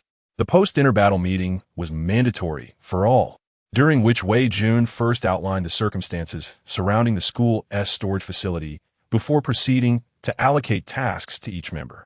The expedition team comprised the lone wolf, Uncle Yang, Chi Yu, Wu Fei, Sun Hao, the stout man Lao Zhang, and 2 boys from high school. This left Lin Guo'er, a flamboyantly dressed high school girl, along with an elderly woman and Xiao Ting at the camp. They had decided to leave all the women and children at the base. Once the teams were assigned, Wei Jun continued, stating that the mission was exceedingly perilous. The student and teacher population at the school totaled several thousand. Thus, we must deploy a substantial force for this operation, and I will now assign individual responsibilities. At this moment, an irritating voice interrupted Wei Jun. The stout man exclaimed, "Everyone should go out. Who will protect the camp?" The 2 high school boys, their faces pale, chimed in, "Yes, what if danger befalls the women at the camp? We should stay behind to ensure its safety. You can count on us." The group frowned at their remarks, and Uncle Yang solemnly declared, "The camp does not require protection. There are hardly any living souls left, and Lin can handle an occasional zombie on her own." Upon hearing this, Chi Yu and Wu Fei nodded in agreement. A few zombies? This girl had deftly maneuvered between being a lamb and a reaper. In an instant, all eyes turned to Lin Guo'er, who sat nervously at the back, managing only an awkward smile in response to their scrutiny. Uncle Yang, irritated by the stout man's comments, retorted, "What can a woman do?" His words provoked glares from Chi Yu and Wu Fei. A man accustomed to the comforts of a cozy life could hardly compare to the battle-hardened skills of Wu Fei and his companions. Feeling the weight of their stares, the stout man trembled and fell silent. In the past couple of days, the atmosphere among the camp members had been relatively relaxed. Yet they were unaware that Chi Yu and Wu Fei were not merely survivors like them. They were individuals who had escaped the clutches of death time and again in battle. With the stout man finally quiet, Wei Jun resumed, "Do not worry. I understand that you lack combat experience. You three, along with Chi Yu, will handle driving and transport from the rear. The three of us, myself, the lone wolf, and Uncle Yang, will clear the path. We will lure the zombies congregating in the cafeteria and those scattered about into a nearby gymnasium, where we will contain the horde. Does anyone have any questions?" Among the three high school students, a boy named Zhao Ping spoke up. "This mission seems perilous. Could we each be given a gun? Aren't there plenty in a base?" Upon hearing the sound of gunfire, Wu Fei felt a surge of excitement and instinctively rose to his feet, only to be restrained by Chi Yu.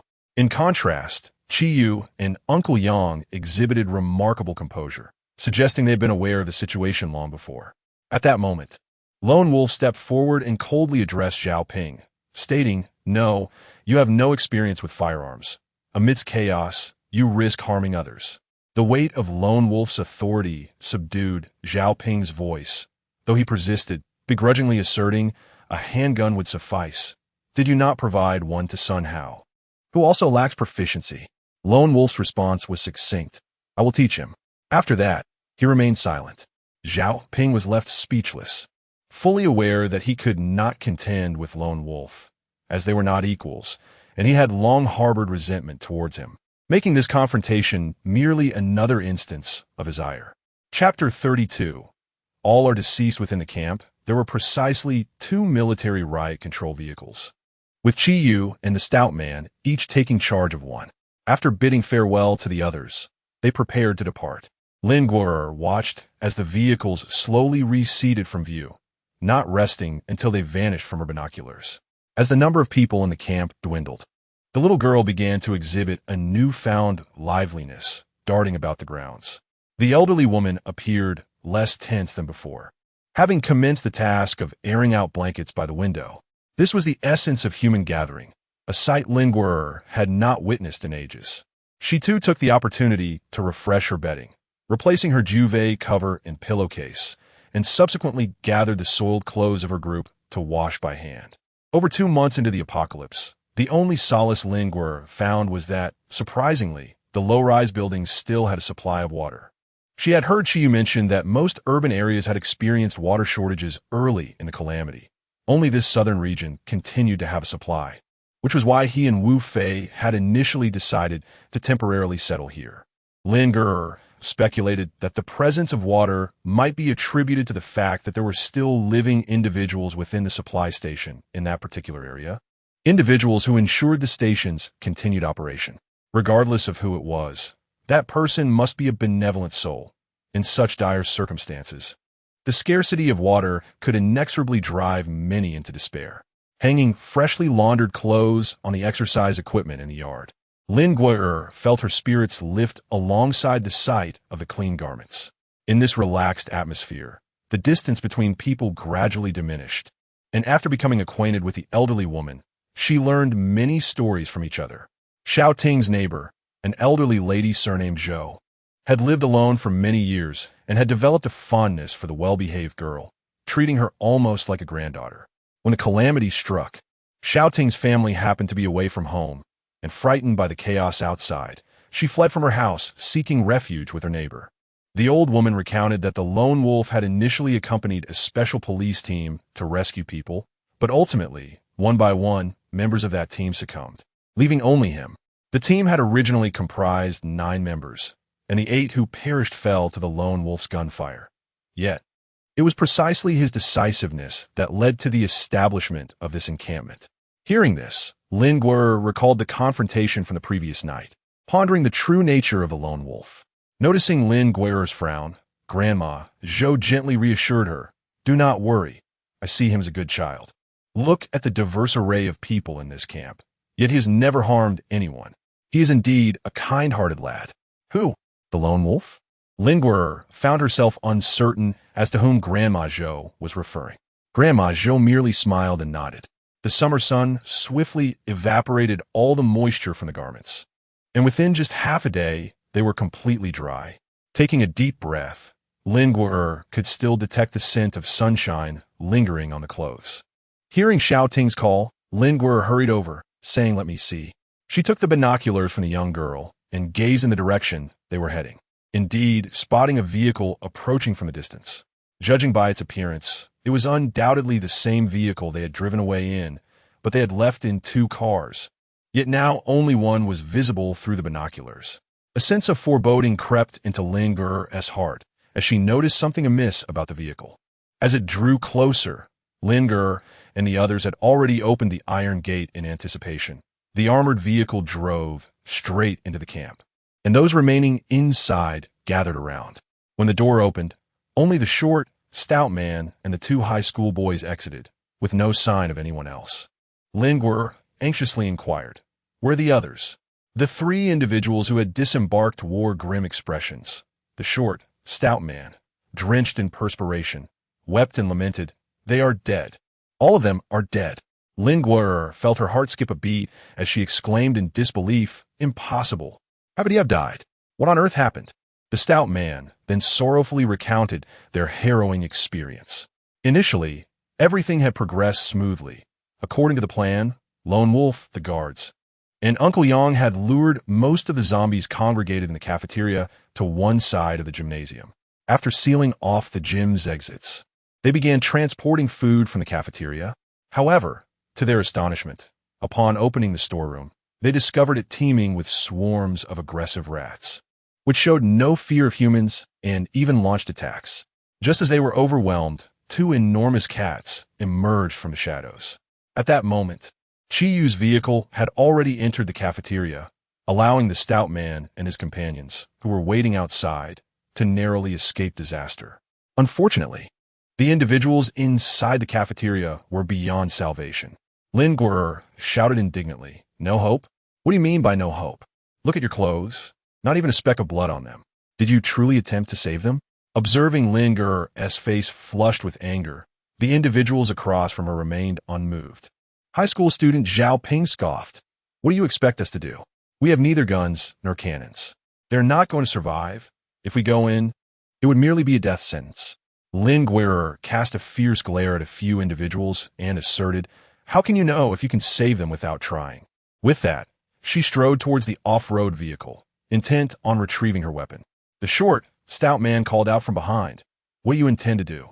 Chapter 33. Entering the cafeteria, General Linguer strapped a sword to her thigh and carried a long blade with her, abandoning the nearly depleted crossbow. In addition, she took along a sharp iron pipe. She was aware that whenever she found herself in grave danger, her alternate personality would emerge. Previously, she had chosen to ignore the existence of this other self, but now she genuinely hoped to receive its assistance, even if it meant saving just one life. Linguer quietly murmured to herself, "Please."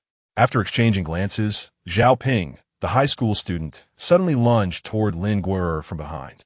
At that moment, it seemed as though Linguer possessed an uncanny awareness of her surroundings. As Zhao Ping charged, she swiftly executed a powerful kick backward. The onlookers gasped as Zhao Ping was sent flying, landing on the ground while clutching his abdomen and groaning in pain. Everyone stood frozen in disbelief.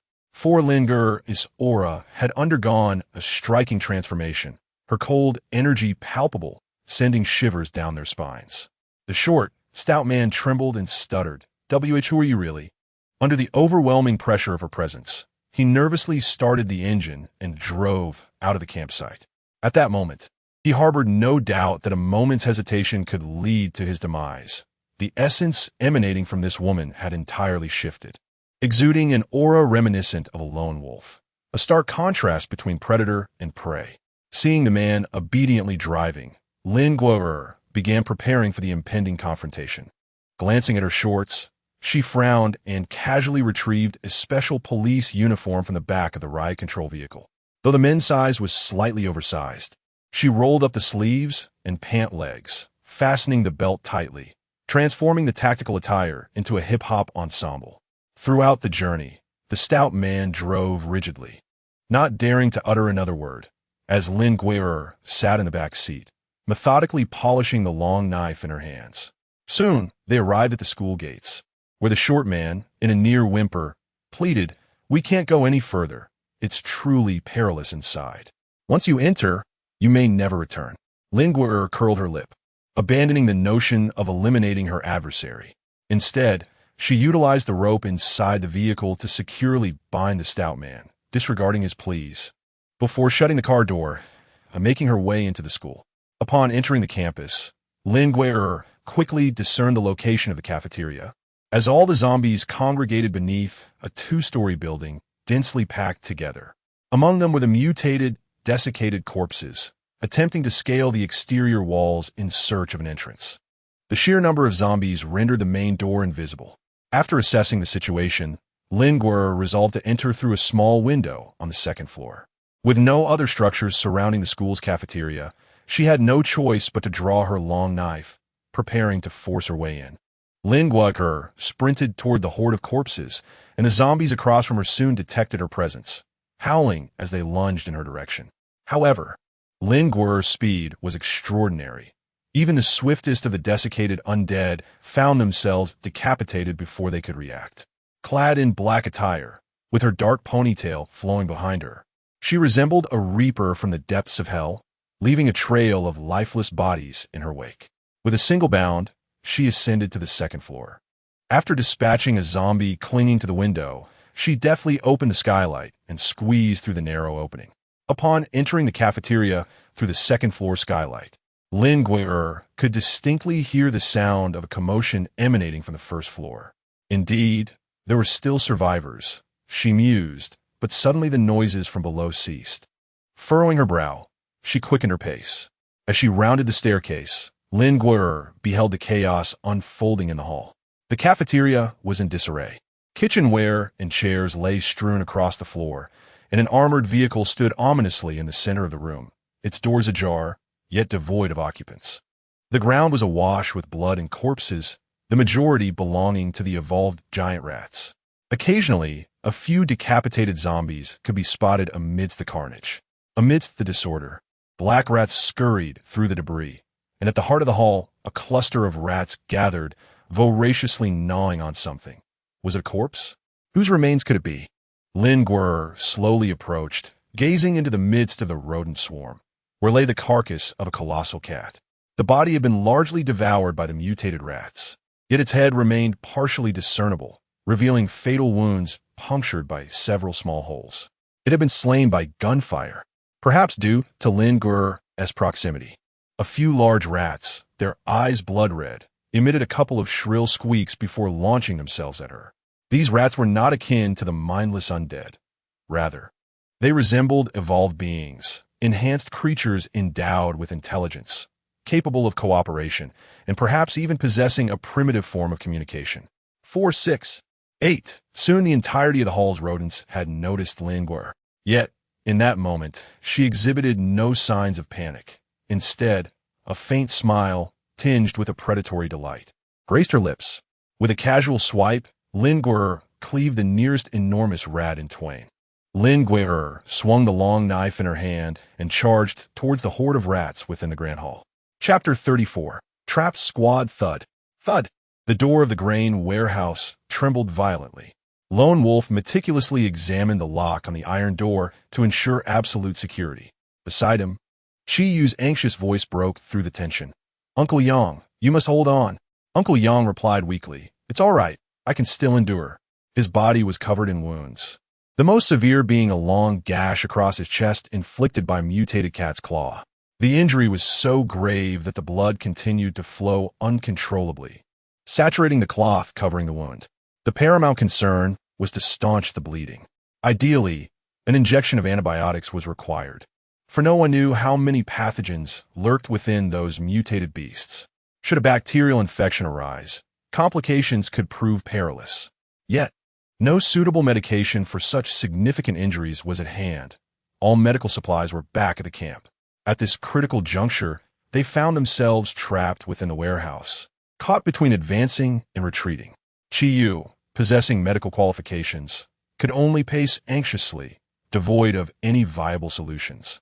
Meanwhile, Wu Fei cursed vehemently, "Damn it. Once I get out of here, I'll take down those worthless scum." Given the circumstances, their predicament should not have been this dire. The worst-case scenario would merely entail returning empty-handed. Even in the face of numerous mutated beasts, they could have chosen to retreat. However, upon Chi Yu's arrival at the canteen, he was met with the sight of mutated creatures pouring forth, while the short, stout man and the two high school students had locked the main door of the canteen. In a bid to sever their escape route, they had also opened the gymnasium door, unleashing a horde of zombies that had been secured by the group. Attracted by the commotion emanating from the canteen, the zombies surrounded the entrance, sealing off their escape. The mutated beasts were ferociously aggressive. Upon detecting the scent of the living, their frenzy intensified, leaving no opportunity for respite. Several members of the group sustained injuries amidst the relentless assaults. Wei Jun was the first to be struck aside by a mutated beast's claw, rendering him unconscious. Moving with an injured comrade made any attempt to break free all the more arduous. The current rat swarm was extraordinarily numerous, their sheer numbers lending them a fierce advantage. The group found themselves encircled, fighting valiantly against the onslaught. Despite several rats falling under their blows, the remainder continued to surge forward relentlessly. At a critical moment, Lone Wolf managed to shoot down a mutated beast, providing the group with a brief opening to escape the encirclement. With no safe haven, they could only retreat temporarily into the warehouse for shelter. During the retreat, Uncle Yang was clawed across the chest by a remaining mutated beast, combined with multiple minor injuries. He succumbed to excessive blood loss and collapsed. In their team of 6, 2 had fallen, leaving Chi Yu and the high school student Sun Hao as the least combat-capable members, both severely injured in the fray and barely able to hold on. Thus, the remaining fighting strength of the group was reduced to Lone Wolf and Wu Fei, since the gun had run out of bullets.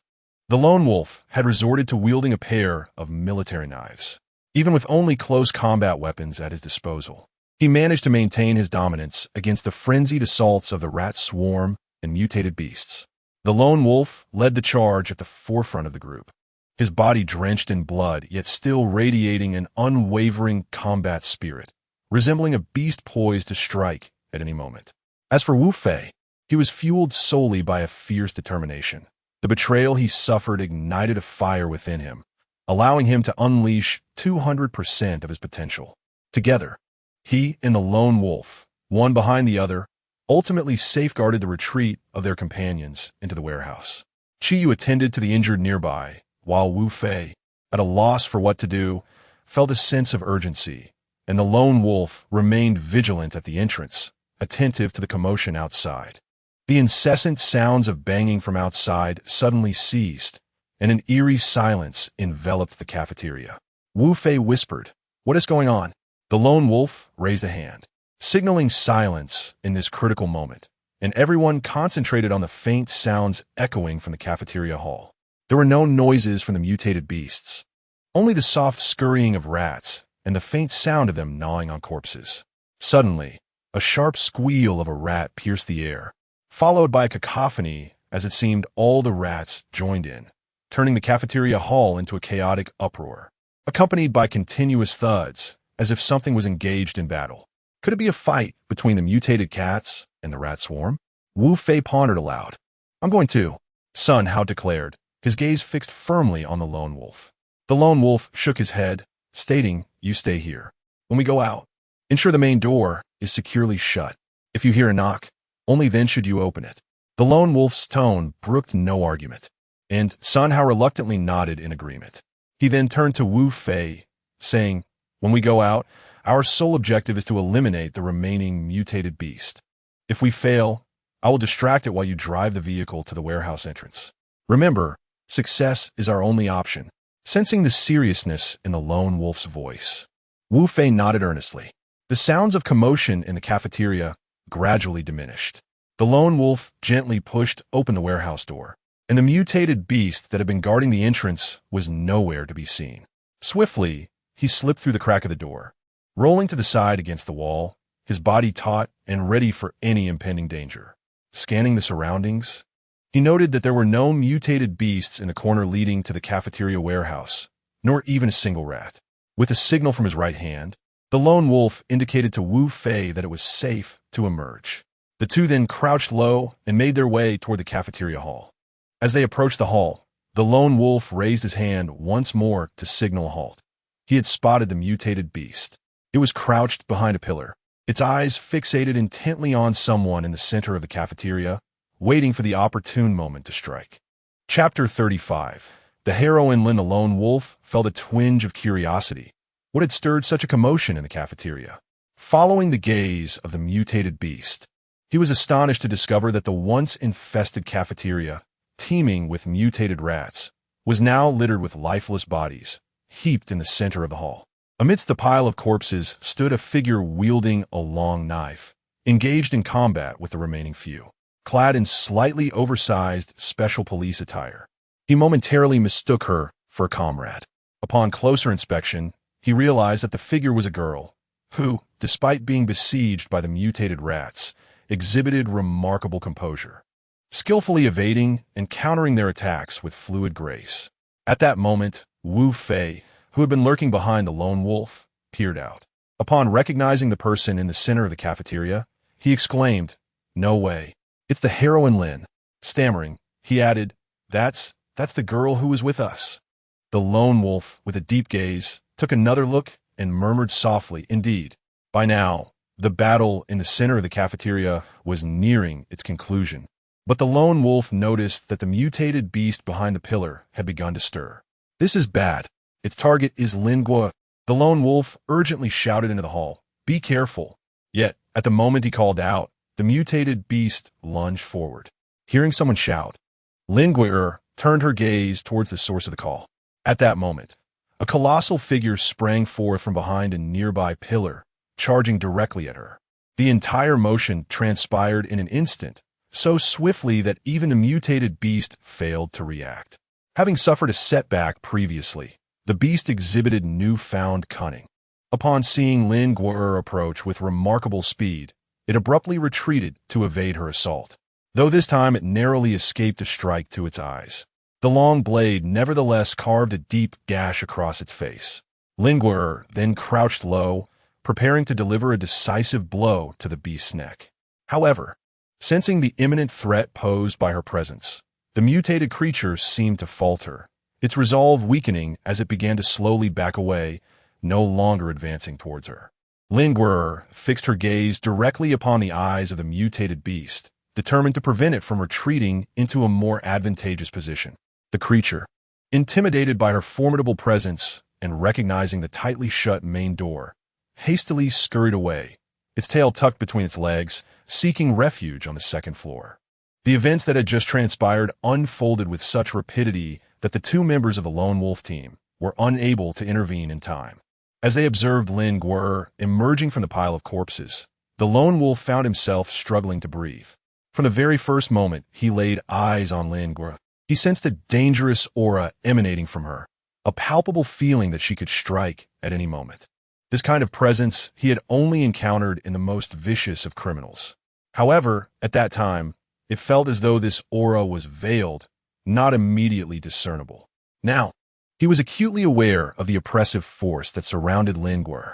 Previously, he had thought that, being a woman, regardless of her inherent ferocity, she would not dare to act with impunity in his presence. Yet now, he felt compelled to reassess their relative strengths. This woman instilled in him a profound sense of danger, a clear threat to his very existence.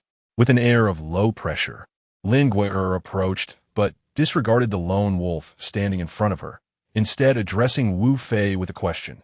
"Where are the others?" Wu Fei led Lin Guo toward the cafeteria's storage room, leaving the lone wolf with the sole task of retrieving the vehicle. A knock echoed, and within the storage room, Sun Hao cautiously opened the door, only to be met by the sight of a blood-soaked woman wielding a long knife, her icy demeanor sending a shiver down his spine. Just as he hesitated, contemplating whether to open the door further, Wu Fei's large face appeared from the side, swinging the door wide open. Inside, Qi was momentarily taken aback by the sight of Lin Guo as she bypassed everyone and strode directly toward Uncle Yang.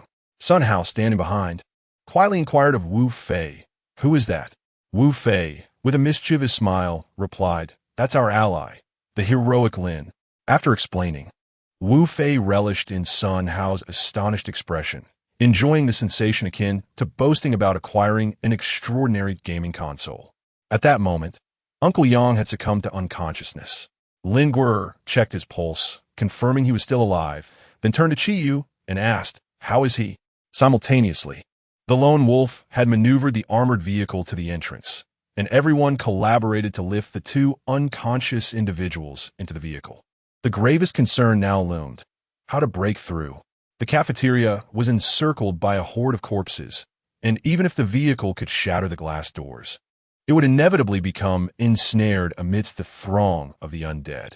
The desiccated corpses within the horde had mutated into increasingly terrifying forms, and the base of the vehicle's windows could scarcely withstand the onslaught of these zombies. Lin Guer coldly remarked, "You all get in the vehicle. I will draw the horde of corpses away. When the opportunity arises, you must make your escape." The group exchanged glances, and Wu Fei was the first to speak up. "I will assist you." Following suit, Chi Yu and Sun Hao also chimed in, "We will join you." With that, they each picked up their weapons, eager to see Lin Guer's plan unfold. Lin Guer cast a cold glance at the crowd and said, "Get in the car, and do not cause any hindrance." With that, she disregarded the others and strode towards the gate. Chapter 36. No killing the lone wolf shared Lin Guer's sentiments. Everyone was injured, and whether there were a few more or fewer people made no difference. They might even become a burden. After arranging for everyone to board the vehicle, he instructed the still capable Wu Fei to drive. The lone wolf then approached Lin Guer and inquired, "What are your intentions?" Lin Guer gazed at the throng of zombies outside the glass door, sensing the approach of someone. The zombies, separated by the sturdy glass, began to howl with renewed vigor. She then lifted a massive decorative flower pot beside the door and hurled it at the glass. With a resounding crash, half of the glass door shattered. The anxious zombies outside surged through the opening, pushing and shoving to enter.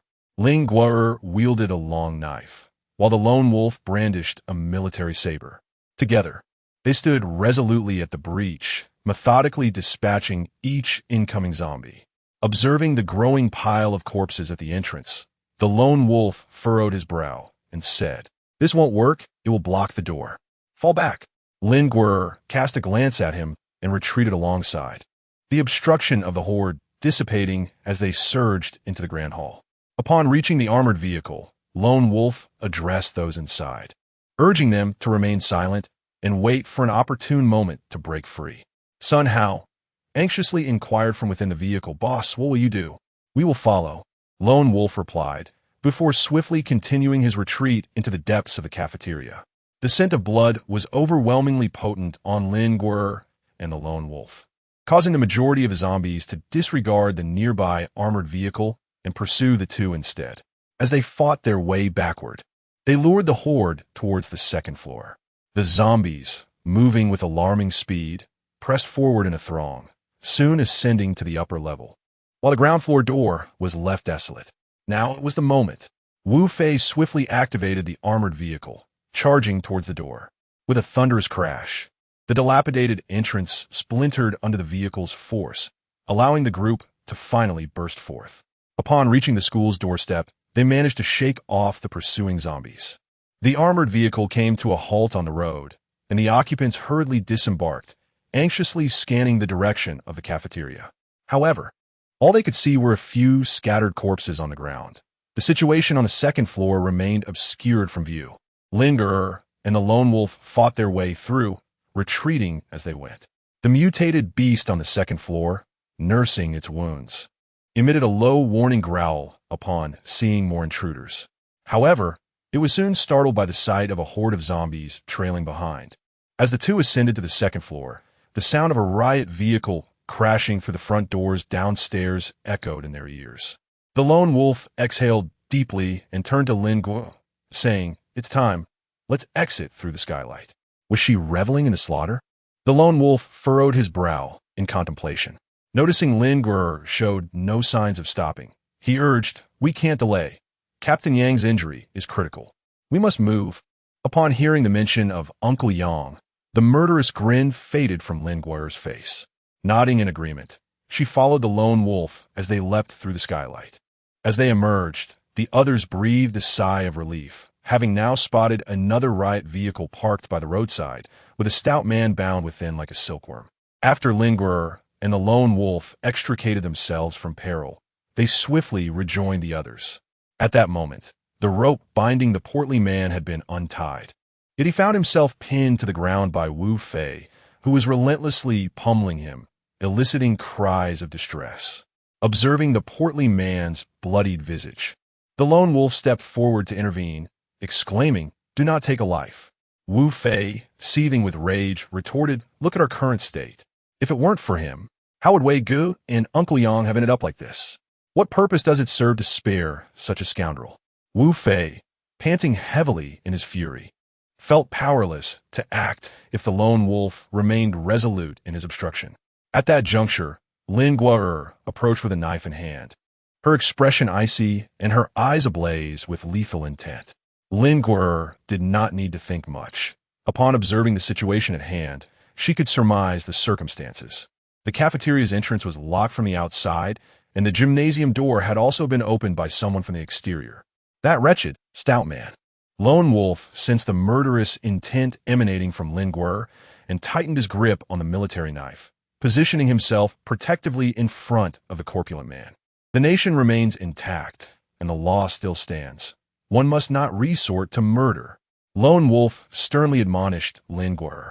The formidable aura he exuded when confronting an individual was not something an ordinary person could withstand. In the past, whenever he issued a serious command, no one dared to defy him. Yet, this seemed to have no effect on Lin Guer. Under the collision of their energies, he felt she posed an even greater threat. "You intend to protect him?" Lin Guer flicked her wrist, brandishing the long knife. Lone Wolf remained silent, steadfastly blocking the stout man.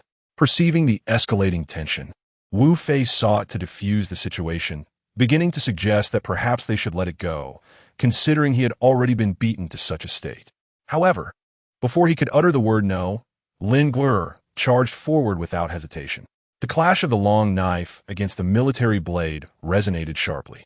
Lone Wolf had initially believed that subduing Lin Guer would be a strenuous endeavor, but upon engaging in combat, he realized that under her prowess, he could scarcely defend himself. Without a counterattack, he might soon find himself vanquished. The struggle intensified, one pressing forward while the other was compelled to retaliate, their conflict gradually reaching a fever pitch. Beads of cold sweat beginning to form on Lone Wolf's brow.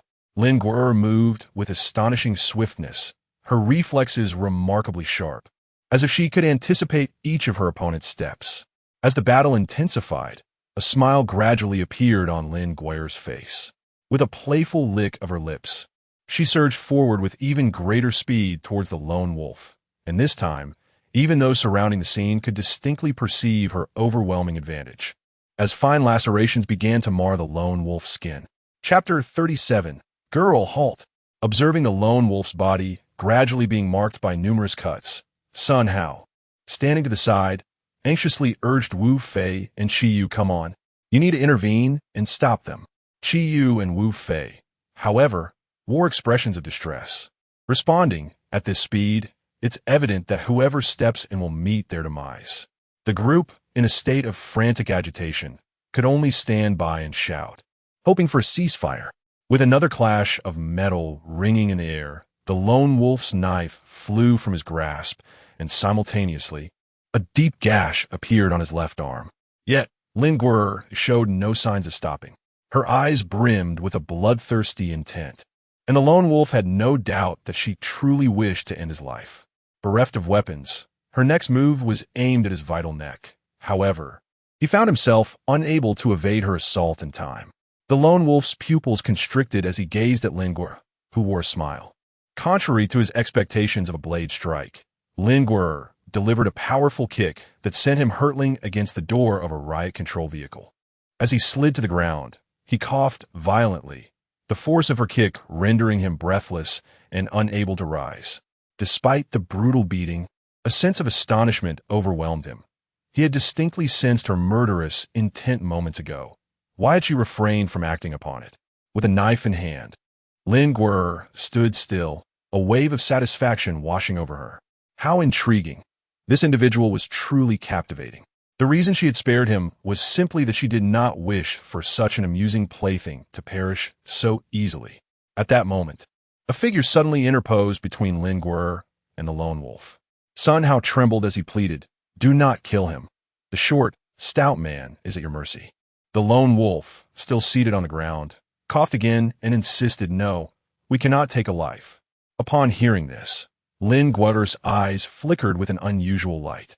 She believed that within the hearts of all individuals lurked a shadow of darkness, particularly manifesting when one's life was at stake. Yet, this person was distinctly different. He possessed his own convictions, perhaps embodied in his words about the nation and the law. This belief rendered him akin to a programmed automaton, obscuring the self-serving nature typically found in humanity, veiling his innate humanity beneath layers of ideology.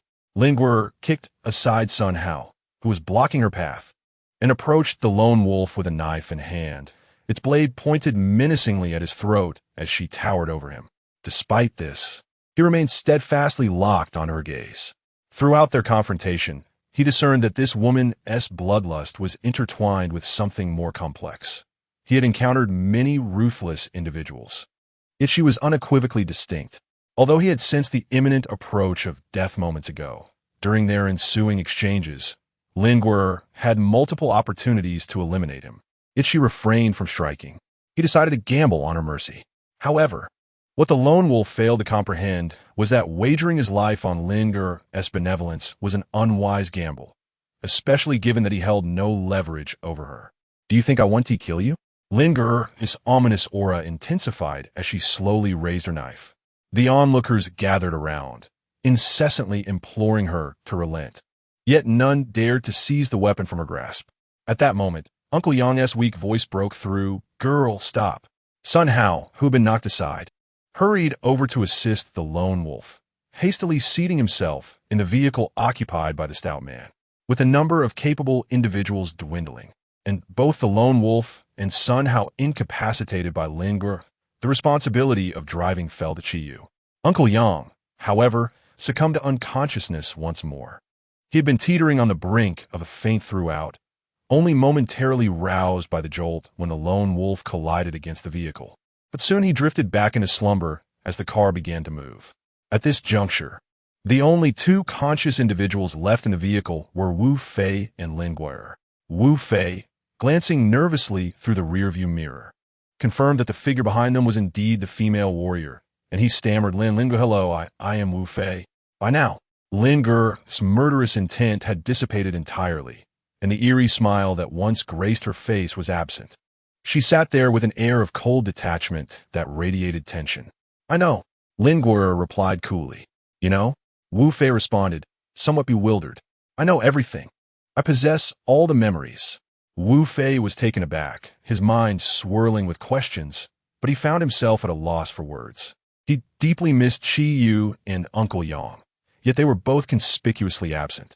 After a prolonged silence, he managed to ask, "Thank you for saving us. May I ask how you were dressed?" Lin Guer said coldly, "Whatever." The atmosphere once again grew frigid. The more anxious Wu Fei became, the slower his mind raced, leaving him drenched in sweat and at a loss for words. Could he possibly discuss the experience of having a split personality with her? Surely, that would lead to dire consequences. Huh? Oh. Wu Fei was somewhat perplexed by her words, and just as he contemplated asking her something further, the chilling sensation from the back seat vanished in an instant. Chapter 38. Healing. Lin Guer shook him twice, but found that Uncle Yang showed no reaction, her eyes instantly reddening. As she spoke, tears could not be restrained from falling. In this apocalyptic world, Uncle Yang was her most significant person, and seeing him in such a state filled her with panic. Wu Fei sighed, inwardly lamenting how rapidly the situation had shifted. However, once the oppressive atmosphere dissipated, he indeed felt a sense of relief, and he gradually recounted the events to Lin Guer as they continued on their way.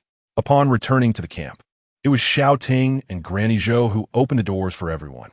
After the two armored vehicles parked in the yard, the group, covered in injuries, disembarked one by one. Witnessing that even Lone Wolf needed Sun Hao's assistance to step down, Granny Zhou and Xiao Ting were genuinely alarmed. With too many patients and too few hands, everyone was herded into a large room, while Granny Zhou and Xiao Ting busily distributed medication according to Qi Yu's instructions. Those who were able tended to their own wounds, with the most severe case among the conscious being none other than Lone Wolf. Qi Yu mentioned that it seemed he had sustained some bone injuries, but fortunately, there were no fractures, given the multitude of wounds across his body. He could only rely on Granny Zhou for assistance in applying the medicine. Lin Guo'er remained anxiously by Uncle Yang's side, persistently inquiring with Qi Yu about what actions to take. Sun Hao, upon seeing Lin Guo'er, was struck by a sense of dread, regardless of her seemingly innocuous demeanor. He resolved to avoid her in the future. The Lone Wolf, struggling to maintain his composure, cast a complex gaze towards Lin Guo'er, as if a fierce wolf had transformed into a meek lamb. Some transformations are impossible to feign entirely. For instance, if he stared too long, he might still perceive Lin Guo'er as shadow, as that of a wolf. Yet her metamorphosis was so profound that even those trained for extraordinary circumstances could not comprehend it. For the first time, he found himself incapable of making an accurate judgment about another person, although everyone had sustained significant injuries. The modifications from the virus had rendered their vital signs remarkably evident, indicating that none were in grave danger. The most severely affected was Wei Jun, who had been hurled away and struck his head rather forcefully. Qi Yu assessed that such an impact would be fatal to an ordinary person from the pre-catastrophe era. His continued heartbeat was solely due to the extraordinary resilience of evolved humanity. However, the implications of his head injury were uncertain and without specialized equipment. A precise evaluation remained elusive. Fate would determine the outcome. Should Wei Jun awaken, he would be fine. Yet, if he did not regain consciousness, he might very well become a vegetable. As everyone fretted over Wei Jun's condition, Wu Fei stormed in, grumbling about the 3 high school students who had vanished along with their vehicle. Everyone was taken aback. Moments ago, they had been preoccupied with tending to the injured, neglecting the presence of those 3 individuals. Qi Yu sighed, conceding that they could not spare the effort to search for them at that moment. Wu Fei expressed his frustration, lamenting the loss of their valuable supplies. Qi Yu then turned to the Lone Wolf, offering an apologetic smile, stating, "I'm sorry. One must always leave themselves an escape route." The Lone Wolf simply replied, "It's fortunate you managed to hide. Otherwise, we would have truly lost everything." Regardless of the extent of evolution, the passage of time remains unaltered. Uncle Yang was no longer youthful, and the years spent in military service had aged him further than his peers. Despite the virus' mutations causing those around him to often overlook his age, Lin Guo'er, gazing at Uncle Yang peacefully asleep, was reminded of his visage from the pre-catastrophe era. Although Qi Yu reassured Lin Guo'er that Uncle Yang's injuries were not severe and would heal with a few days of rest, she steadfastly remained by his bedside, unwilling to depart, eventually dozing off against the bed. That night, Lin Guo'er's slumber was restless. The following morning, when Uncle Yang stirred, Lin Guo'er awoke alongside him, lifting her head to find him gazing at her with a look of tender affection. Lin Guo'er suddenly awakened, exclaiming with delight, "Uncle Yang, how wonderful! You finally regained consciousness. Would you like a sip of water? Are you hungry?" As she spoke, Lin Guo'er hurriedly fetched a bottle of mineral water. Perhaps her exuberant voice was too loud, as Qi Yu and Wu Fei were also stirred from their slumber, groggily entering the room. Upon seeing Uncle Yang awake, they quickly gathered around him.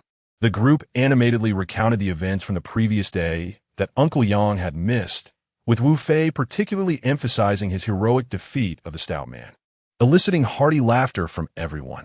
At that moment, the morning sunlight streamed into the room, casting a radiant glow upon their smiling faces. Chapter 39. Regarding memories, due to everyone's injuries, Uncle Yang decided they should rest at the camp for a few days before setting off. The stout man had been confined by Wu Fei in an empty room, and with the unwelcome presence removed, the atmosphere improved significantly. Upon witnessing Uncle Yang awake, Lin Gui'er felt a wave of relief wash over her and volunteered to fetch breakfast for him. Upon arriving at the dining hall, Lin Gui'er saw Aunt Zhou cheerfully preparing breakfast alongside Xiaoting. Aunt Zhou mentioned that they had discovered numerous packaged food items hidden away by the stout man, making today's breakfast particularly sumptuous. With the stout man's departure, Aunt Zhou assumed responsibility for the camp's logistics. Yesterday, in their efforts to treat everyone, they had nearly exhausted all the medical supplies from the airdrop. Today, Aunt Zhou brought out vitamins, allocating one bottle for every 2 individuals. Lin Gui'er was the first to speak. Thank you for yesterday. How was your injury? Wu Fei recounted how she and the lone wolf had diverted the horde of zombies to create an opportunity for others to escape. But she omitted the part where she nearly harmed the lone wolf himself. Observing Lin Gui'er's worried expression, the lone wolf furrowed his brow. This woman appeared utterly untrained. Yet how could she conceal herself so effectively? What was she attempting to hide? Shaking his head, the lone wolf's frown deepened. He felt an odd sensation as if he were being questioned about pain after having been struck, leaving him thoroughly uncomfortable. Splendid. Lin Gui'er beamed with a radiant smile, nodding at the lone wolf before she exited the cafeteria with her food box. The lone wolf stood rooted to the spot, staring at her retreating figure, perplexed by her intentions. Meanwhile, unaware of the underlying tension, Aunt Zhou approached with a smile, saying, "That Lin girl is truly a beautiful young lady, isn't she?" The lone wolf had never contemplated her beauty. His focus had always been on the danger she represented. If asked about her attractiveness, he would indeed concede that she was quite lovely. Nodding slightly, he then noticed Aunt Zhou gazing at him with a knowing smile, causing his face to flush. Quickly grabbing his meal, he hurried away, feeling as though he were escaping. After years in the military, he had never encountered such a situation and was utterly unsure of how to respond. Lin Gui'er entered the room with a food container, only to find Uncle Yang already awake and seated on the sofa. Nervously, she inquired, "Why are you up? Is everything all right?" Uncle Yang smiled gently and replied, "I am perfectly fine now. Thank you for bringing me breakfast." As he accepted the meal from Lin Gui'er, he continued, "My dear Lin, do you still have no recollection of what transpired yesterday?" Reminded of the events, Lin Gui'er shook her head with a hint of melancholy. Lin Gui'er was profoundly grateful for all that another persona had accomplished. However, the absence of any memories left her feeling somewhat isolated. Despite her active participation, the lack of shared recollections made her feel as though she were distinctly excluded. She felt a twinge of frustration, questioning why she could not attain the fluidity of movement and extraordinary perceptiveness they described. After exchanging glances with Qi Yu and Wu Fei, Uncle Yang slightly shook his head.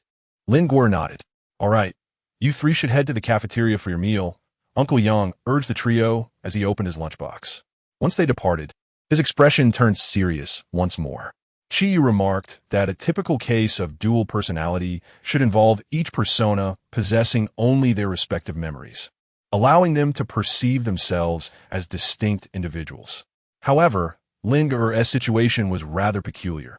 They temporarily referred to her alternate persona as Lin Heroine. Their initial hypothesis suggested that Lin Heroine might also lack access to all of Lin Gui'er's memories, or perhaps she harbored an entirely different self-identity, which would splendidly explain her formidable strength and aura. This implied that Lin Heroine does not perceive herself as another individual. Her self-identity aligns with that of Lin Gui'er. The existence of a split personality that considers itself as the original is perilous, as it could lead to a scenario of self-destruction. Fortunately, when Wu Fei inquired about how to address her, she did not express any desire to contest Lin Gui'er's identity or bodily autonomy. Uncle Yang even speculated that Lin Heroine's persona was, in fact, concealing herself. He soon realized that Lin Gui'er was quite distressed about her memory loss. Observing her despondent demeanor, Uncle Yang decided it was best not to disclose any further information. If she were to learn that she alone lacked a portion of her memories, he wondered how she would react. Wu Fei and Qi Yu, accompanying Lin Gui'er to lunch, discreetly avoided discussing the topic of her split personality. Chapter 40. I am Lin Gui'er. Xiao Ting obediently sat on the chair beside the bed, stating that her grandmother had asked her to watch over Uncle Wei Jun. Chi-Yu conducted another examination of Wei Jun's body. The other injuries had largely healed, but his consciousness had yet to return, which left everyone quite concerned. As they exited, the trio unexpectedly encountered Lone Wolf, who had also come to visit Wei Jun. Lone Wolf maintained his usual stoic demeanor, exuding an air of indifference. After exchanging greetings, they passed each other, yet Lone Wolf continued to observe Lin Guo's profile with a complex expression. Lin Guo inquired curiously, "What is the matter? Is there something dirty on my face?" The Lone Wolf shook his head and replied, "There is nothing dirty, but I've seen a mask." Lin Guo was momentarily taken aback. Having taken a few steps ahead, Chi-Yu and Wu Fei noticed that Lin Guo had not followed and inquired, "Lin, what seems to be the matter?" Lin Guo smiled and shook her head at the two, assuring them that everything was fine. She chose not to pay any further attention to the Lone Wolf and quickened her pace to catch up with Chi-Yu and Wu Fei ahead. That night, Lin Guo had a dream in which she saw another version of herself standing not far away, gazing back at her. She was acutely aware that this was the manifestation of an alternate persona. Despite the dream's dark backdrop, the figure before her, clad in a striking white dress, stood out with an almost blinding clarity. Lin Guo exclaimed with great excitement, "Thank you. I'm immensely grateful for everything." Lin Guo exerted every ounce of her strength, as if only by shouting could the person across from her hear her voice. She had forgotten the reason for her gratitude. All she could recall was her longing to meet her and express her thanks. The person across from her wore a blank expression, yet Lin Guo could distinctly sense the profound sorrow emanating from them, though she remained oblivious to its cause. The figure began to approach her, step by step, and Lin Guo felt no fear. Instead, a wave of sadness gradually rose within her heart. As she watched another version of herself draw near, she spoke as she approached. "I am you. I have always stood in your shadow. My name is Lin Guo. I am you." As her words hung in the air, the ethereal figure slowly passed through Lin Guo, dissipating into a myriad of luminous points that vanished into the darkness. As the radiance faded from her being, Lin Guo glanced down and discovered she was adorned in a crimson dress, drenched in blood, stained ominously. Startled, the Lin Guo, sleeping on the bed, awoke with a jolt, and upon realizing it was merely a dream, she gradually lay back down, murmuring the name, "Lin Guo, Lin Guo." In the early hours of dawn, Lin Guo, her eyes icy with resolve, rose slowly from her bed, wielding a military knife. She stealthily made her way to the door. Cloaked in darkness, she cautiously approached the room of the Lone Wolf, gently opening the door, which, as expected, was left unlocked.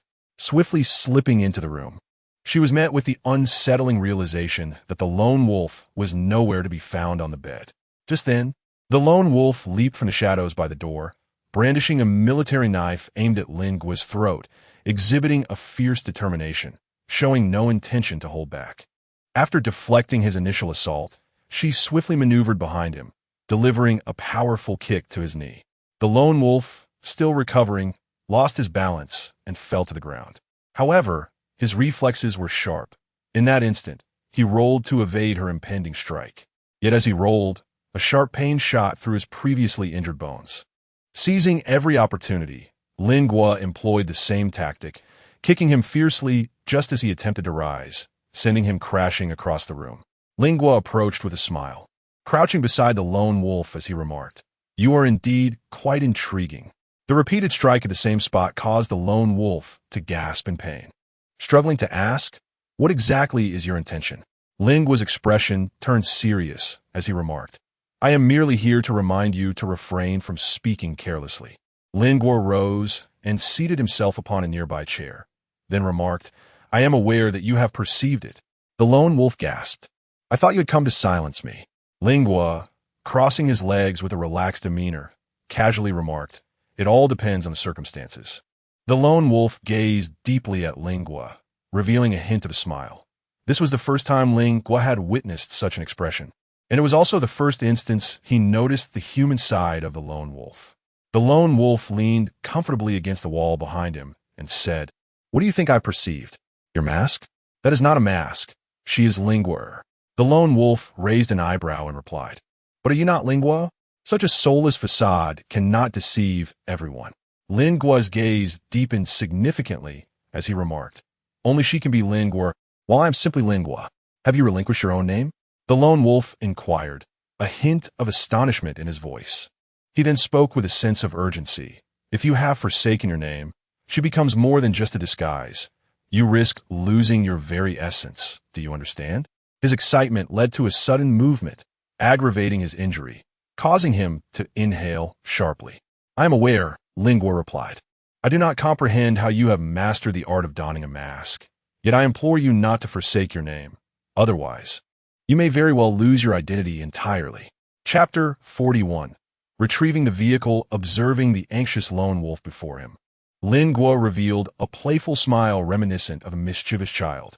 Crouching down to meet his gaze, he spoke meaningfully, the human side of you has emerged. No matter how much you strive to become a cold, unfeeling machine, you remain undeniably human. The lone wolf was taken aback by Lingua's words. He had indeed believed that to be a flawless special operative, one must sometimes cast aside superfluous emotions, and in doing so, he had unwittingly begun to don a mask of his own. Then, Lingua stood tall and addressed the lone wolf with an icy demeanor. Do not always draw conclusions based solely on what you think you know.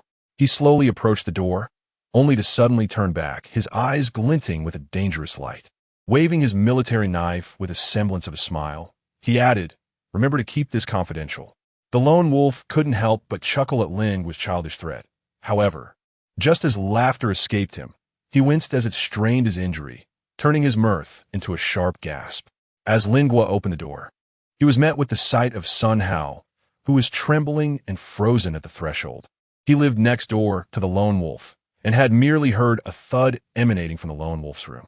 Curiosity compelled him to investigate. Yet what he overheard was nothing short of astonishing.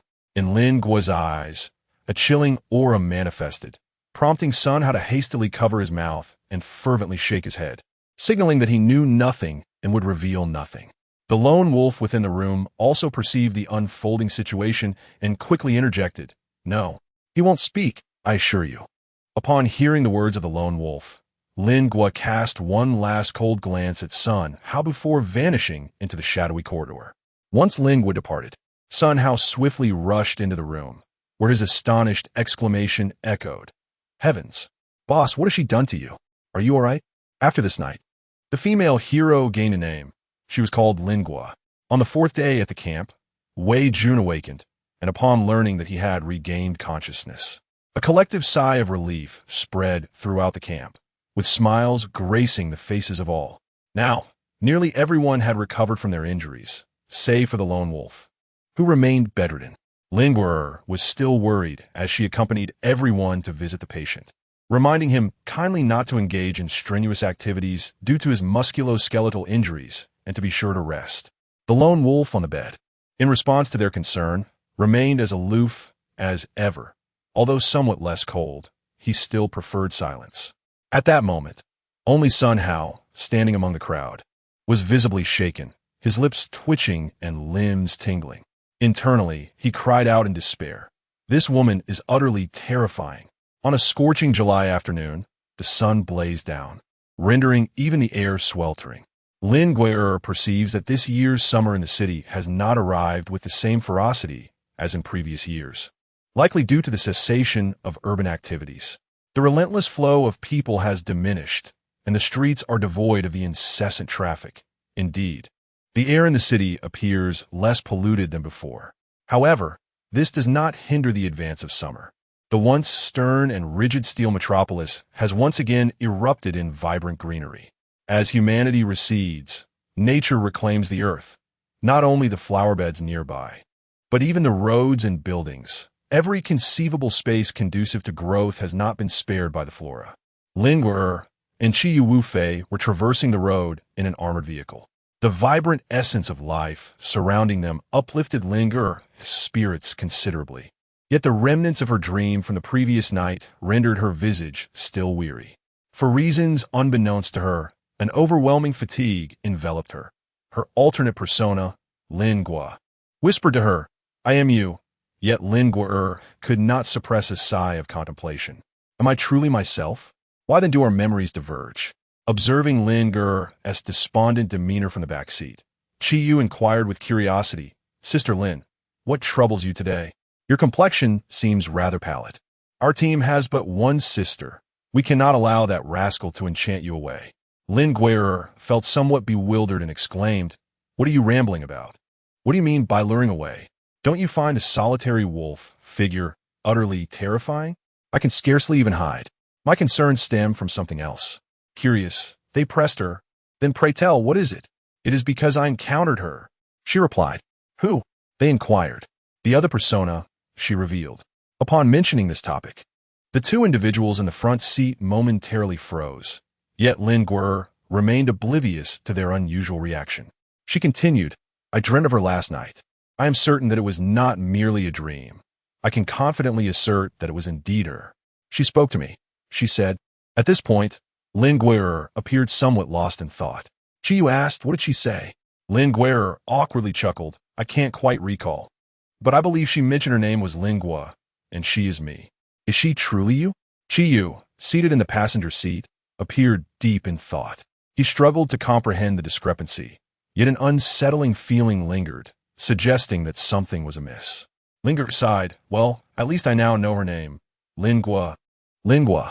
As she repeated the name, a subtle frown creased her brow. It was a name that differed from her own by merely a single character. Tell me, do you think we can truly be considered the same person? Lingua found herself deeply perplexed. Chi Yu countered with a question. Do you not think so? Lingua gazed up at the sky and softly remarked, I am uncertain, for I possess no memory of that part. I truly cannot say for sure. Observing her demeanor, Wu Fei and Chi Yu were at a loss as to how to console her, resigning themselves to silence. Chapter 42. The Horde of Corpses not long after. The trio arrived at the garden where they had previously discovered the airdrop. With minimal effort, Wu Fei located another concealed off-road vehicle. While Chi Yu and Wu Fei were inspecting the vehicle to ascertain its operational status, Lin Guer faintly discerned an unusual sound. Did you hear that strange noise? She inquired anxiously. Chi Yu and Wu Fei halted their activities to listen intently. The city was eerily quiet. After several moments of attentive listening, Chi Yu remarked, indeed, there is a faint sound. Perhaps it is merely the wind rustling through the trees. Lin Guer shook her head and said, no. Our current hearing cannot be assessed based on previous circumstances. The reason it sounds faint may very well be due to the distance from which the sound is emanating. Lin Guer, unable to quell her unease, uttered, I shall go take a look, and hurried towards a construction site adjacent to the park. There stood several partially completed skyscrapers, perfectly suitable for climbing. The once thriving city now lay in ruins, while something stirred in the nearby old residential community. As Lin Guer scrutinized the scene, a wave of terror washed over her as she realized that it was a horde of zombies slowly advancing in her direction. At this rate, they would inevitably reach the camp where the lone wolf and his companions resided. Currently, the majority of these decaying corpses posed little threat, as many were incapable of even standing. Thus, this vast tide of the undead was predominantly comprised of desiccated remains. Some had entirely relinquished the ability to walk upright, scuttling up and down the building like animals. Lin Guer even discovered that among the horde of corpses, there were also decaying dogs intermingled. Previously, everyone had only encountered successfully evolved animals, and had never before encountered decayed creatures. Now, amidst that group of zombies, several decaying dogs could be seen. Although they appeared unchanged in size, their speed seemed to rival that of the desiccated zombies, perhaps even surpassing it. Noticing Lin Guer's troubled expression, Chi Yu and Wu Fei below repeatedly gestured for her to come down. The two, somewhat perplexed, inquired, is the horde approaching? What has drawn them here? Lin Guer urged anxiously, let's get in the car first. Chi nodded, instructing Wu Fei to drive the off-road vehicle while he took the armored car with Lin Guer inside. After starting the vehicle, Chi Yu continued, I have previously observed the zombies. They do not move en masse toward a particular direction unless something draws them. Are you certain you did not make a mistake? Lin Guer, with a grave expression, remarked, they do not appear to be drawn by anything, as their speed is rather sluggish. The majority of the current horde consists of desiccated corpses, the kind that typically move with remarkable swiftness. They are not advancing with urgency towards a singular direction. Rather, they meander slowly as if wandering aimlessly. However, unlike before, despite their lethargy, they are persistently progressing, and their trajectory is directed towards this vicinity. Chiyu furrowed his brow deeply and inquired, "What is your assessment of how long it will take for them to reach the camp?" Lingerer pondered for a moment and replied, "I cannot be entirely certain. Their speed fluctuates between rapid and slow. However, they should arrive no later than tomorrow, and I believe there is a significant chance they will come tonight." Gathering everyone, Lingerer described the situation she had witnessed. "It is certain that the horde of corpses will reach us, yet the abundance of food and people within the camp cannot simply be abandoned. If we do not flee, we risk being trapped in our homes, devoured by the ravenous throngs of zombies. The current breed of zombies differs from those of the past. They are swifter, more perceptive, and possess an acute sense of smell. If they catch the scent of the living, merely closing the door will not suffice to deter them. Why don't we all leave together?" Wu Fei suggested nonchalantly.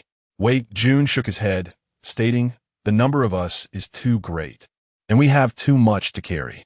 Venturing outside would be even more perilous. If the horde is mobile, we may encounter them outside as well. Unless absolutely necessary, it is best to refrain from wandering." Wei Jun's reasoning was sound. Uncle Yang, hindered by his own circumstances, had no choice but to comply. The camp still had ample land, which could be utilized for cultivating vegetables, thus addressing the long-term food supply issue. At this moment, the lone wolf merely stared at Lingerer, refraining from voicing any opinions. "Unchle yang remarqued. We are left with but one option: divert the horde and lure them on alternate routes." The group nodded in agreement. Indeed, if they wished to avoid being surrounded by the horde, this was the only viable strategy. However, this undertaking was fraught with peril. A multitude of desiccated zombies could easily overwhelm them, leading to their complete annihilation. Originally, the lone wolf was the sole candidate capable of leading the vanguard. Yet Lingerer had incapacitated him, and merely being up and about was a testament to his recovery. Everyone felt a growing sense of urgency. Wei Jun spoke first. "Let us not concern ourselves with selecting candidates just yet. We should first devise a battle plan, how to attract the zombies while ensuring our own safety. Their speed is formidable, and it will be challenging to outpace them. Thus, we must find an infallible method." Chapter 43. Parting Uncle Yang lit a cigarette and inquired, "Do you have firearms?" "How many?" Wei Jun suddenly remembered, his excitement palpable. "Yes, the storeroom contains over a dozen rifles, and there are sufficient bullets. The previous occupants were dispatched, leaving only these." He added, "However, there are not many here who can use a gun." Uncle Yang turned to Lingerer and asked Lin, "Can you estimate the size of that zombie horde?"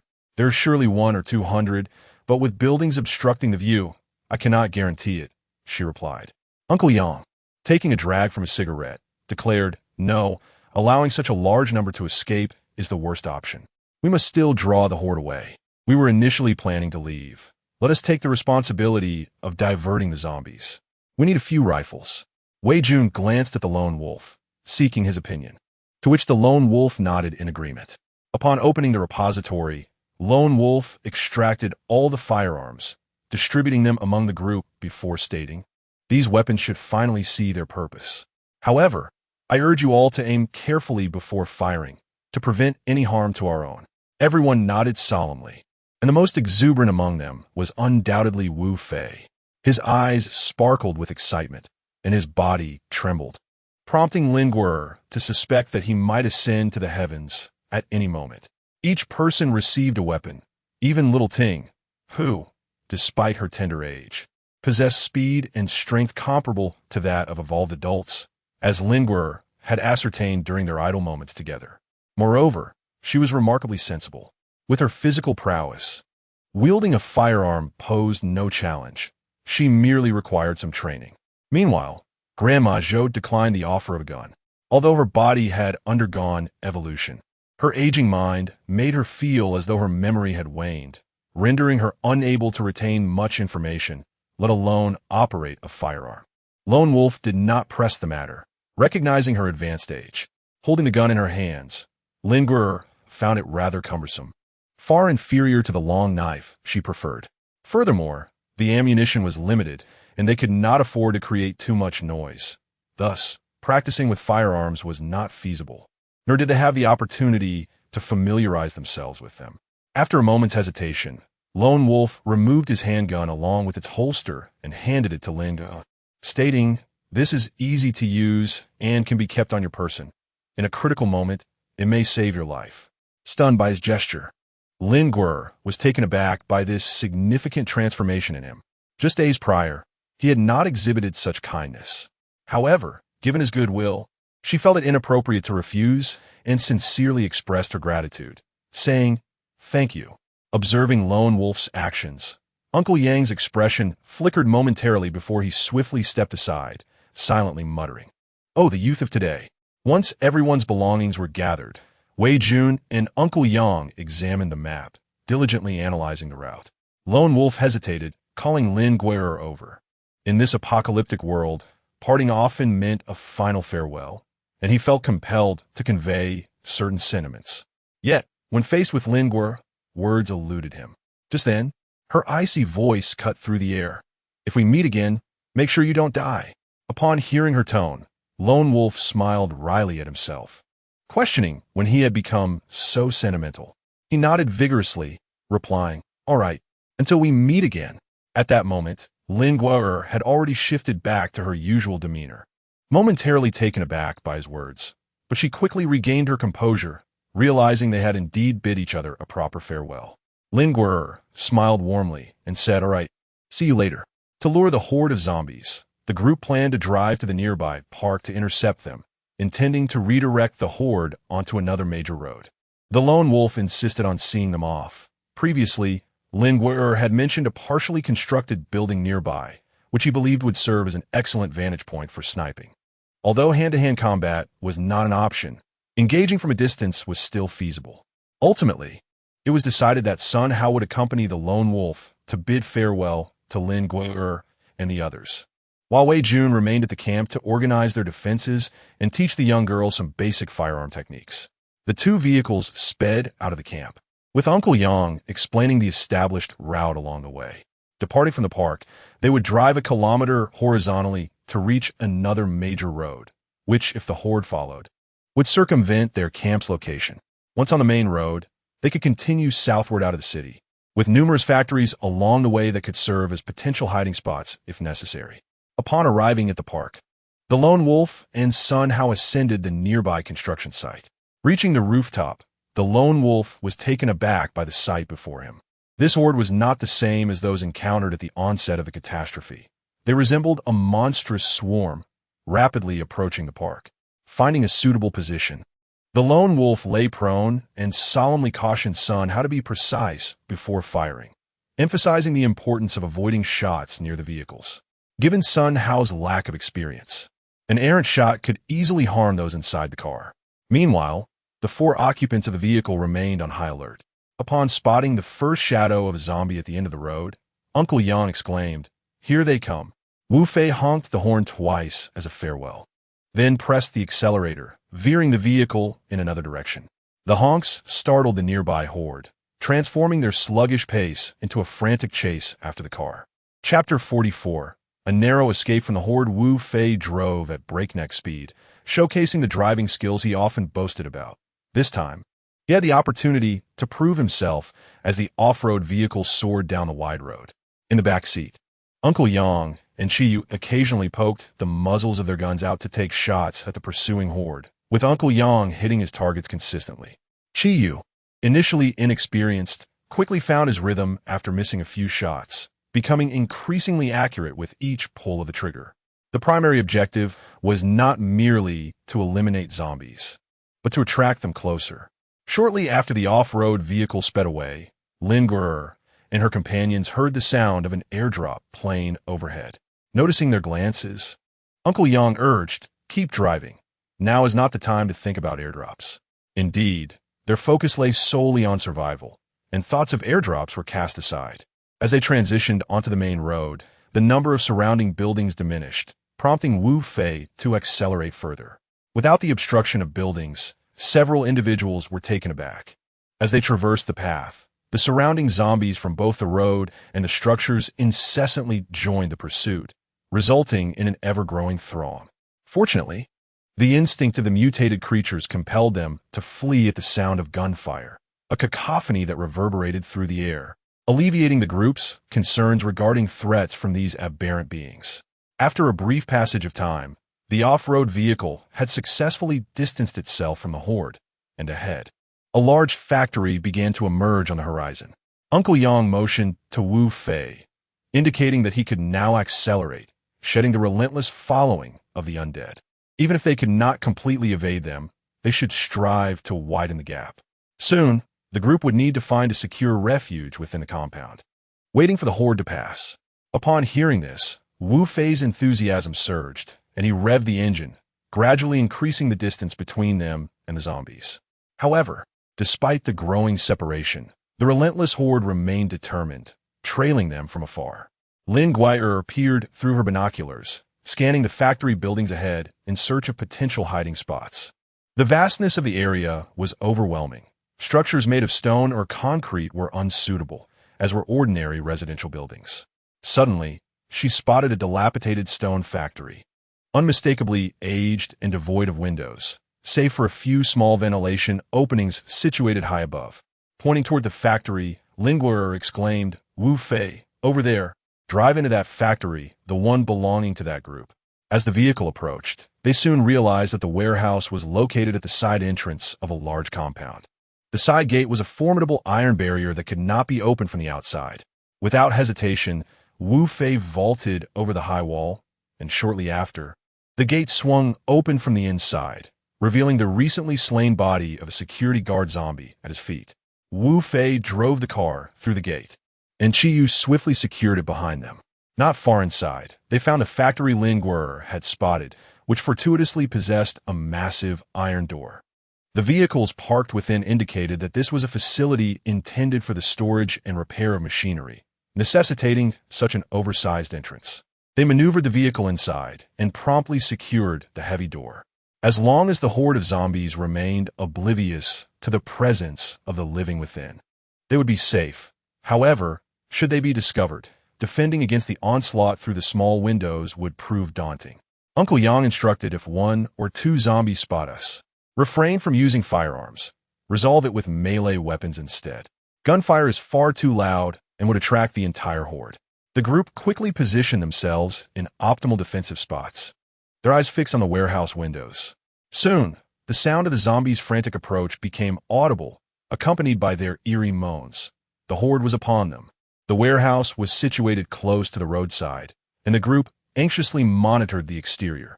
The mass of zombies had grown considerably as the leading wave surged past the compound. Hundreds followed closely behind, some even leaping onto the factory roof, moving with astonishing speed. Through the small windows, they occasionally glimpsed zombie claws scrambling atop the roof, which heightened their tension. Minutes later, the majority of the horde had traversed past the factory where Lin Gui'er and her companions were hiding, and they collectively exhaled in relief. At that moment, Wu Fei leaped up to peer through the window, observing for a while before declaring, "The horde has moved on. Only a few stragglers remain. When shall we continue our journey?" Uncle Yang replied, "Nightfall is approaching. We shall not depart today. Let's venture out shortly to scout for a suitable place to rest within the compound." The group relaxed, beginning preparations for their overnight stay. Wu Fei cautiously opened the factory's large door, and just as he was about to step outside, a shadow lunged at him with incredible speed, followed closely by 2 more shadows, zombie dogs. After their transformation into zombies, they experienced a remarkable enhancement of their olfactory senses, seemingly retaining some predatory instincts, even knowing how to ambush their foes. Caught off guard, Wu Fei had no time to react, and his companions were unable to assist him. He could only raise the axe in his hand to defend himself, yet he was still bitten on the arm by a corpse hound. The hound's strength was tremendous, and its speed was astonishing. Before anyone could react, it had already executed its initial assault, leaving a significant chunk of flesh torn from Wu Fei's arm, blood gushing forth profusely. The hounds, having a clear target, focused their unified attack on Wu Fei, who stood at the forefront. Closest to Wu Fei was Qiyu, who instinctively raised his gun, but remembering Uncle Yang's admonition, he discarded the firearm in favor of a metal pipe. By then, 2 other corpse hounds had launched their second wave of attack. Wu Fei, having been bitten on the arm, staggered backward, the excruciating pain rendering him unable to maintain his grip on the axe. At that moment, Lin Guo, standing on the other side, experienced a shift in her demeanor as her alternate persona, Lin Guo, took control of her body. Armed with a long blade, she swiftly positioned herself between Wu Fei and the hounds. Chapter 45. Scorched Earth. Lin Guo had always been intrigued by speed. The 3 hounds quickly redirected their focus towards her. Uncle Yang, who had been standing at a distance, rushed over. As their companions prepared to assist, Lin Guo halted them, eager to gauge the hound's velocity. Facing 3 hounds alone, Lin Guo exhibited remarkable prowess. Within less than a minute, all 3 hounds lay defeated at her feet, prompting her to scoff in boredom. How dull. That lone wolf was far more entertaining. With the danger averted, Qiyu swiftly attended to Wu Fei's wounds, disinfecting the gaping injury, which caused Wu Fei to cry out in agony. Upon regaining consciousness, Lin Guo hurried over, her expression fraught with concern. Oh my, the wound is so severe. Is it serious?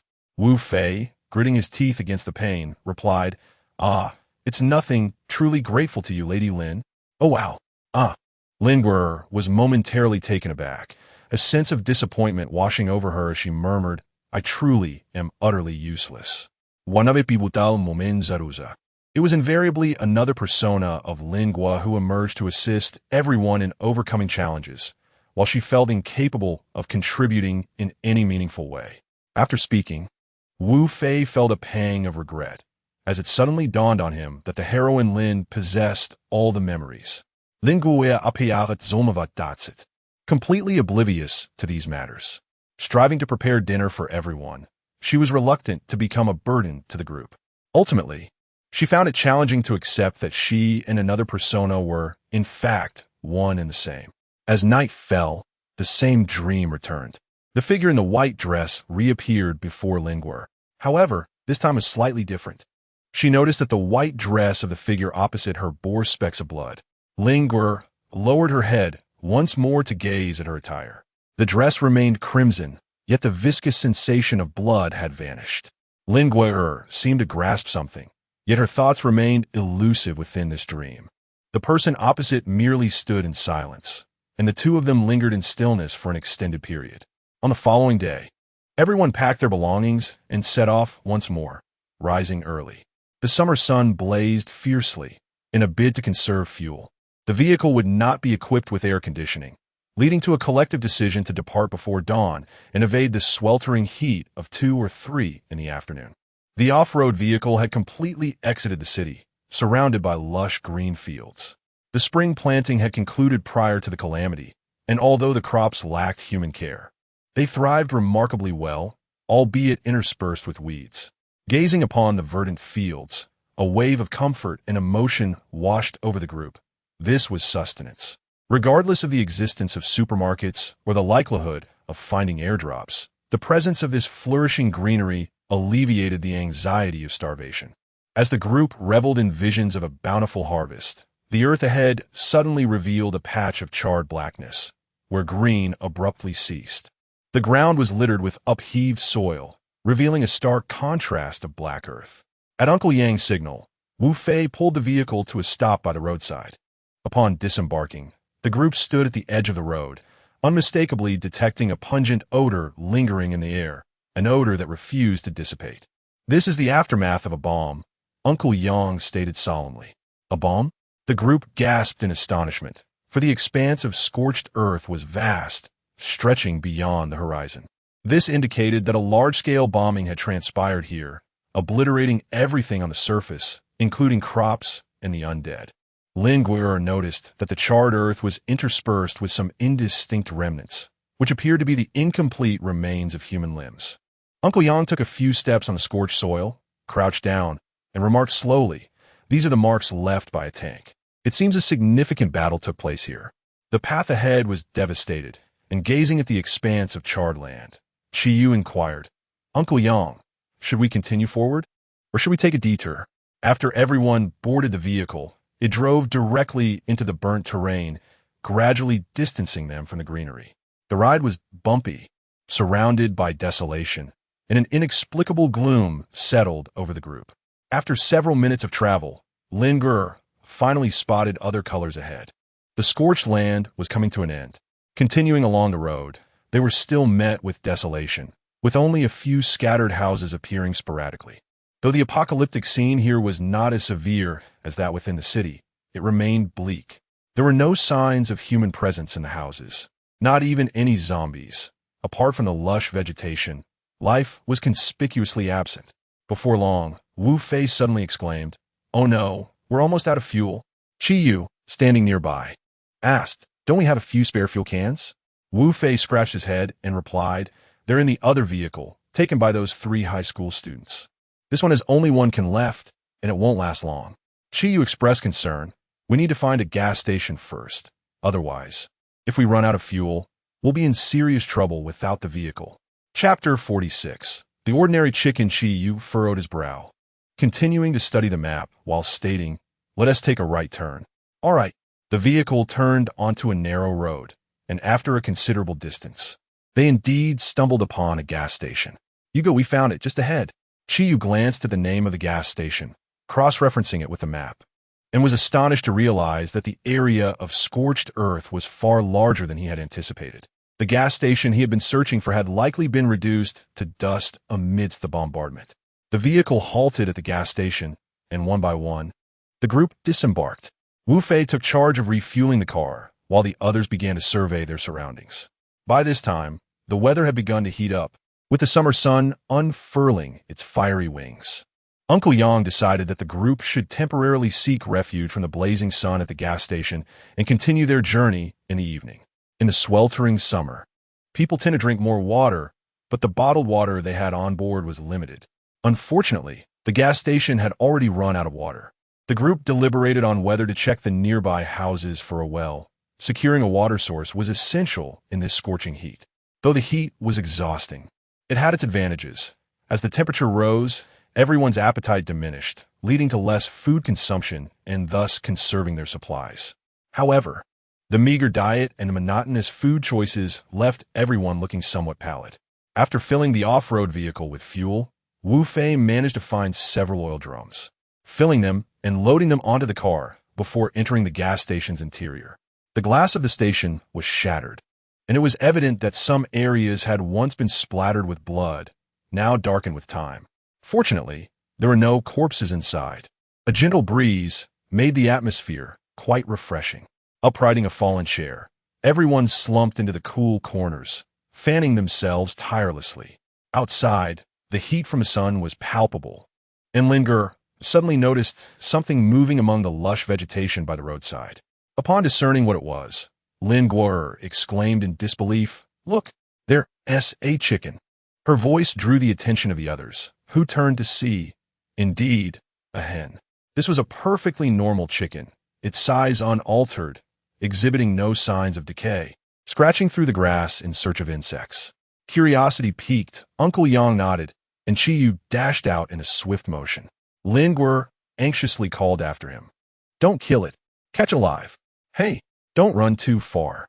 Chi Yu appeared somewhat frantic. "We should follow," Lin Guo declared, seizing a long knife in preparation to join him.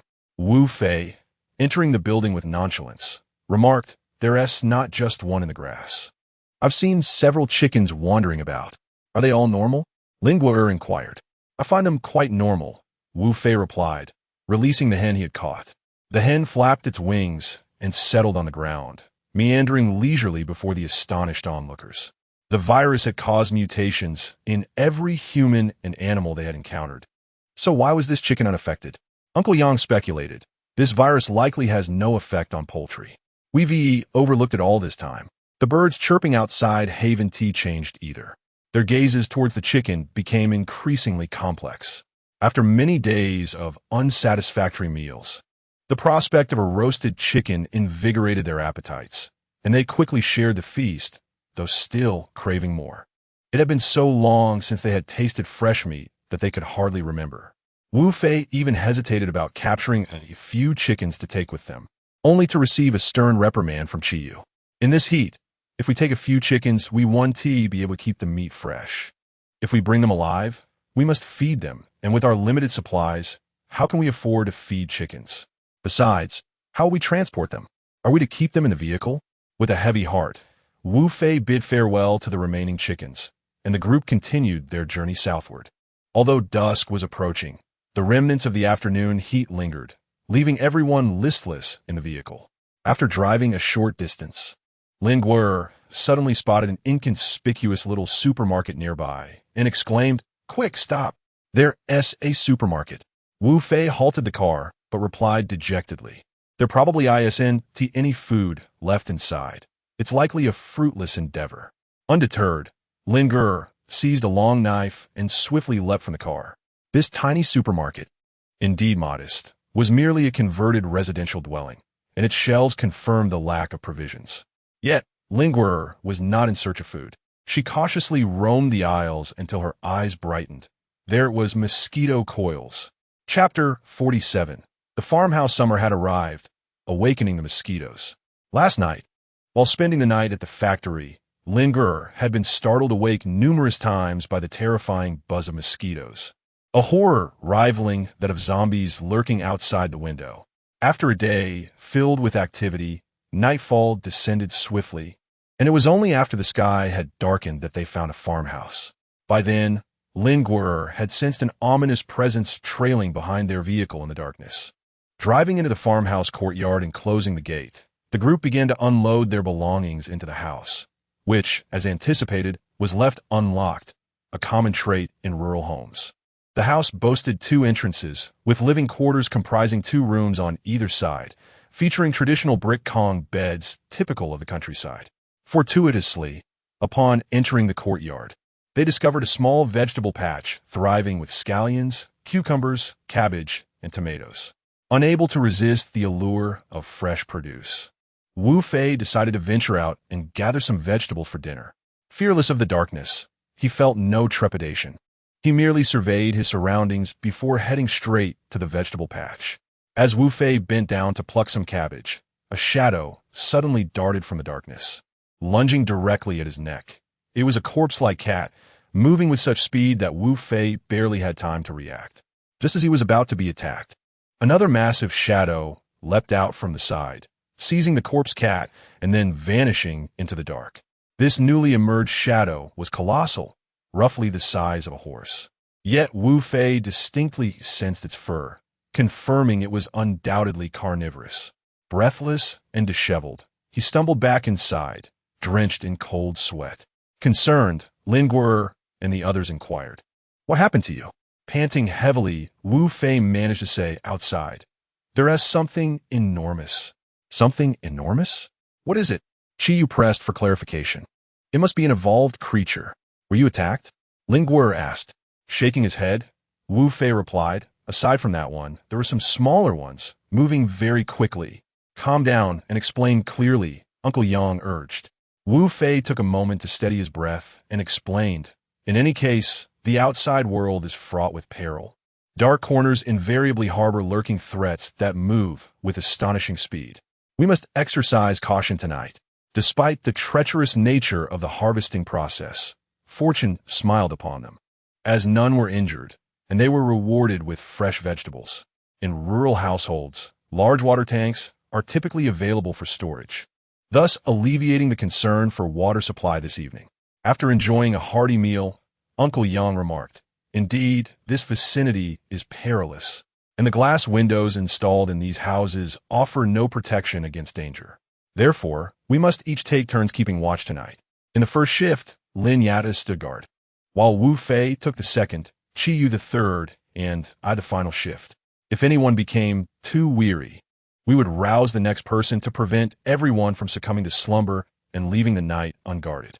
The group nodded in agreement, sharing a common sentiment. Lin Guo was the sentinel for the first shift. Once everyone had drifted off to sleep, she settled into a chair against the wall.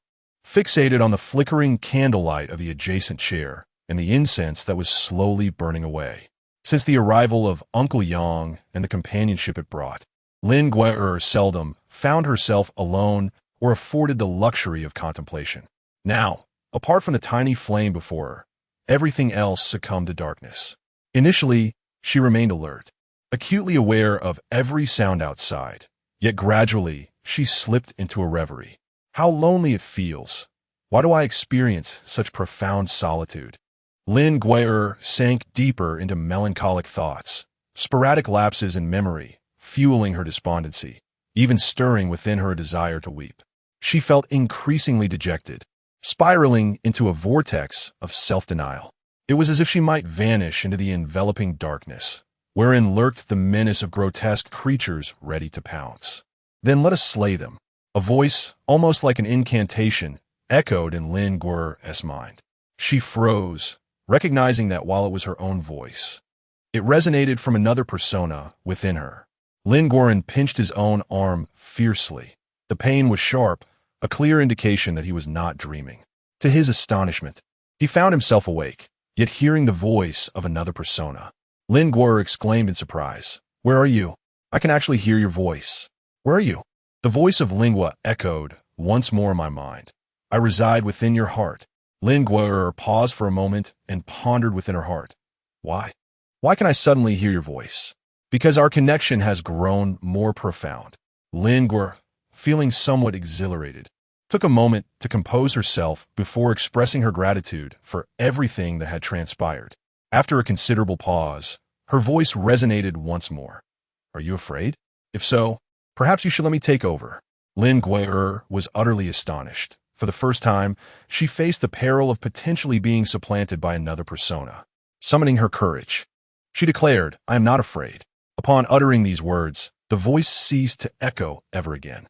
Lin Gui'er had not realized that after proclaiming her fearlessness, her own mindset underwent a significant transformation. Chapter 48, Military Blockade. It was only after this shift in mentality that Lin Gui'er became aware of the passage of time. Her watch had long since expired, and it was time to relieve the next century. After ensuring there were no signs of danger outside, she roused the next guard. Wu Fei. The following morning, the group was startled awake by the sound of bombardment, which seemed to be occurring not far from the farmhouse where they were staying. As the three of them regained consciousness, they noticed that Uncle Yang, who had been on last watch, was missing. The three quickly sprang to their feet and dashed out the door, only to find Uncle Yang standing in the yard, gazing skyward toward the south. Following his gaze, they observed projectiles occasionally streaking across the sky, each landing with a resounding boom. The impact zone situated just south of their farmhouse. At that moment, Wu Fei suddenly shouted, and the others, initially startled by the bombardment, were drawn to his voice. They then noticed a dog tethered by the wall of the vegetable field, a large, evolved canine, roughly the size of a horse, with a heavy iron chain tightly fastened around its neck. Strangely, this evolved dog seemed indifferent to the presence of the intruders in its domain, lying quietly and occasionally casting a glance their way. Could this be the enormous shadow from last night? Wu Fei gripped his axe, contemplating how to handle the creature. At that moment, Lin Gui'er interjected, "Do not act rashly. It appears he harbors no intent to harm us." She stepped cautiously toward the large dog. The others urged her to maintain her distance, yet Lin Gui'er remained undeterred. Sensing that the dog was in need of her assistance, and inexplicably convinced that it would not pose a threat to her, seeing that they could not sway her, the remaining members of the group followed closely, ready to protect her should the dog react aggressively. As the dog noticed their approach, it slowly rose to its feet, causing a wave of tension to ripple through the group, save for Lin Gui'er, who continued to advance nonchalantly. The dog, however, made no further movements, merely staring blankly at the approaching figures. As they drew nearer, they noticed that the chain around the dog's neck had evidently been reduced in size, leaving marks of blood where it had constricted. Lin Gui'er located the clasp of the chain and unfastened the latch that held it. Throughout this process, the large dog remained still, obediently standing in place. Freed from the restraint of the iron chain, the dog did not flee. Instead, it lay back down on the ground, continuing its vigil over its home. To the group, the large dog was merely a fleeting episode. As they prepared to resume their journey, Uncle Yang urged, "Let us hasten southward and ascertain the situation." The group quickly gathered their belongings, yet Lin Guier cast several lingering glances at the dog, recognizing it as a true guardian. Once they boarded the vehicle and drove through the gates, Lin Guier looked back to see the large dog rise once more, watching the departing vehicle before emitting a singular bark. It was brief yet resonant, and those inside the car heard it distinctly. Wu Fei remarked, "It seems to be bidding us farewell. Come to think of it, it was likely the one who saved me last night." In times of calamity, the essence of life is scarce, fostering a sense of reluctance towards even a single understanding dog. As the group continued their journey south in the off-road vehicle, they soon encountered charred earth left in the wake of bombings, now bordered by an endless expanse of barbed wire. The vehicle approached the fence, which appeared dilapidated and deformed, as though something had forcefully climbed over it. Within the confines of the wire, patches of land emitted wisps of smoke, and fragmented zombie corpses could be seen twitching in the soil. They drove along the fence for approximately 5 minutes, astonished to discover its considerable length, which seemed to encircle the entire city. The vehicle halted once more at the wire's edge, and Uncle Yang, peering through binoculars, surveyed the other side. After a prolonged silence, he stated, "There is a high wall beyond the wire. It appears this city has been sealed off." Chiyu inquired, "Uncle Yang, where are our plans moving forward?" Sighing, Uncle Yang replied, "Even with urgency, we find ourselves at an impasse. If the military has indeed succeeded in sealing the disaster-stricken city, as long as Longxi is not the initial city, there's a high probability of safety. Given that this area is now cordoned off, we cannot escape and must abide by the state's arrangements." Suddenly, the sharp report of a gunshot rang out, and a zombie collapsed in response. The group instinctively recoiled at the sound, and Uncle Yang said solemnly, "That was a sniper's shot. To achieve a headshot from such a distance indicates a highly skilled marksman." Wu Fei, somewhat glumly, remarked, "I wonder if they would shoot at living beings crossing the wire?"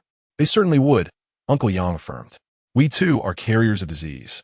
If we approach too closely, we risk infecting others. The soldiers' duty is to protect the city behind them, and they cannot allow anyone to breach the boundary, whether human or zombie." Gazing into the distance, the group fell into deep contemplation. Chapter 49. The return journey. The anticipation was palpable as the group stood before the iron fence, their eyes straining from morning spent peering through binoculars at the other side. Ultimately, they discerned that far beyond the fence lay yet another barrier, accompanied by newly constructed high walls, upon which were stationed powerful sniper rifles, a testament to the formidable military presence. To their astonishment, the mutated dog remained sprawled in the farmhouse yard, vigilantly guarding the home of its former owner. Such a substantial creature would undoubtedly attract the attention of numerous zombies, and after being tethered in the yard for so long, it was likely surviving by consuming whatever unfortunate beings wandered too close. To escape the scorching sun, the group hastily retreated indoors, with Wu Fei daringly approaching to stroke the creature's head. The mutated dog seemed indifferent to Wu Fei's touch, even appearing to relish the affection. Even while inside, the group occasionally resumed their observations of the fence through their binoculars. At that moment, Uncle Yang exhibited no signs of anxiety. Instead, he engaged in discussions with several others about the possibility of finding a place to settle down and cultivate some vegetables and grains. Throughout that day, there were no changes near the fence. Wu Fei, in a fit of boredom, decided to name the large dog in the yard Hay, due to its black and yellow coat, though its claws and teeth were evidently sharper than those of an ordinary dog. It was clear that it must have once been a German shepherd before its mutation. Wu Fei had always harbored a fondness for dogs, yet the threat posed by mutated animals to humanity in the aftermath of the catastrophe had extinguished any desire for close companionship. In an effort to forge a bond with Hay, Wu Fei even relinquished half of his dinner, meat and vegetables, which Hay devoured without hesitation, relishing the feast. Perhaps to signify its growing affection, Hay inched closer to the group as it lay down. As night fell, the peculiar sounds from outside multiplied. Yet with Hay standing guard, everyone felt a sense of reassurance. Within the military quarantine zone, apart from the occasional crack of a sniper's rifle, silence reigned. The night passed without incident. At dawn the next day, the sound of explosions echoed once more. Uncle Yang, binoculars in hand, declared that a horde of zombies had breached the military perimeter, seemingly drawn to the scent of humanity, their intentions clear. They were heading toward the city across the way. Upon hearing Uncle Yang's words, the group furrowed their brows, and Chiyu asked, "Uncle Yang, should we continue to stay here?" Just as they began to gather their belongings to leave, Uncle Yang suddenly exclaimed, "Someone is driving towards us." "People?" The group responded with surprise, raising their binoculars to confirm the sighting of an off-road vehicle approaching the fence, trailed by a dozen or so fast-moving zombies. They fixated on the advancing vehicle through their binoculars. Wu Fei pondered aloud, "Why does that vehicle seem so familiar all of a sudden?" Calmly, Chi replied, "Isn't that the same one we encountered earlier?" Thus, seated within the vehicle was Wu Fei, deep in contemplation. At that moment, the sunroof was opened, and indeed, a familiar female high school student emerged, tearfully waving her arms as if to call for help from the figure on the opposite wall. The occupants of the vehicle appeared resolute, heedless of the warnings from across the way, maneuvering past the onslaught of missiles while steadfastly advancing. Subsequently, several missiles were launched in succession from the opposing side, detonating amidst the horde of corpses trailing behind the vehicle. Almost immediately, the crack of a sniper rifle echoed in the air. Before long, the corpses behind the vehicle lay lifeless on the ground, yet even with the pursuing zombies vanquished, the off-road vehicle showed no signs of halting. Ultimately, the vehicle was struck by a missile, reducing it to mere fragments. A collective breath was drawn by all present as Uncle Yang solemnly stowed away his binoculars and addressed the group, "Prepare to depart." They hastily gathered their belongings and boarded the vehicle, while Wu Fei gazed longingly at the large dog. There was simply no room for it inside, and leaving it behind could spell disaster should it encounter a horde of zombies. Wu Fei desperately wished to take the black dog along, but it proved fruitless. As the off-road vehicle began to move, he stubbornly opened the window, beckoning the dog, hoping it would follow. However, the black dog remained unmoved, lying down slowly in the center of the yard as the vehicle receded into the distance, leaving behind only a swirl of inexplicable emotions. While the events unfolded within the realm of speculation, witnessing someone perish before their eyes was profoundly shocking for the group. Initially clear in their objectives, they now found themselves adrift, with nowhere to turn, stranded in this desolate city, uncertain of what fate awaited them. Chapter 50. Gathering information, Uncle Yang consistently urged the group to remain vigilant, scanning their surroundings for any signs of airdrops. Yet along the journey, no traces of such a phenomenon were discovered. With a lack of unforeseen delays this time, the off-road vehicle roared to life, traversing from morning until dusk, enduring the sweltering heat as they hastened toward the campsite. As they approached the campsite, darkness fell, and the gates stood firmly locked, devoid of any semblance of life within. Upon entering, it became glaringly apparent that the area was utterly abandoned. After a thorough inspection, the consensus among the group was that they had not been attacked. Rather, they had vacated the premises voluntarily. The two armored vehicles were also missing, along with all provisions, presenting an eerie sense of order amidst the absence of chaos. Why would they abandon such a place? Just previously, Brother Wei had contemplated cultivating crops here. Lin Guer was somewhat perplexed. Uncle Yang, maintaining his composure, posited that they likely received new information from a recent airdrop. Indeed, as the group contemplated their escape, a fresh airdrop aircraft had passed overhead. Ultimately, they resolved to rest for the night and seek out the airdrop on the morrow.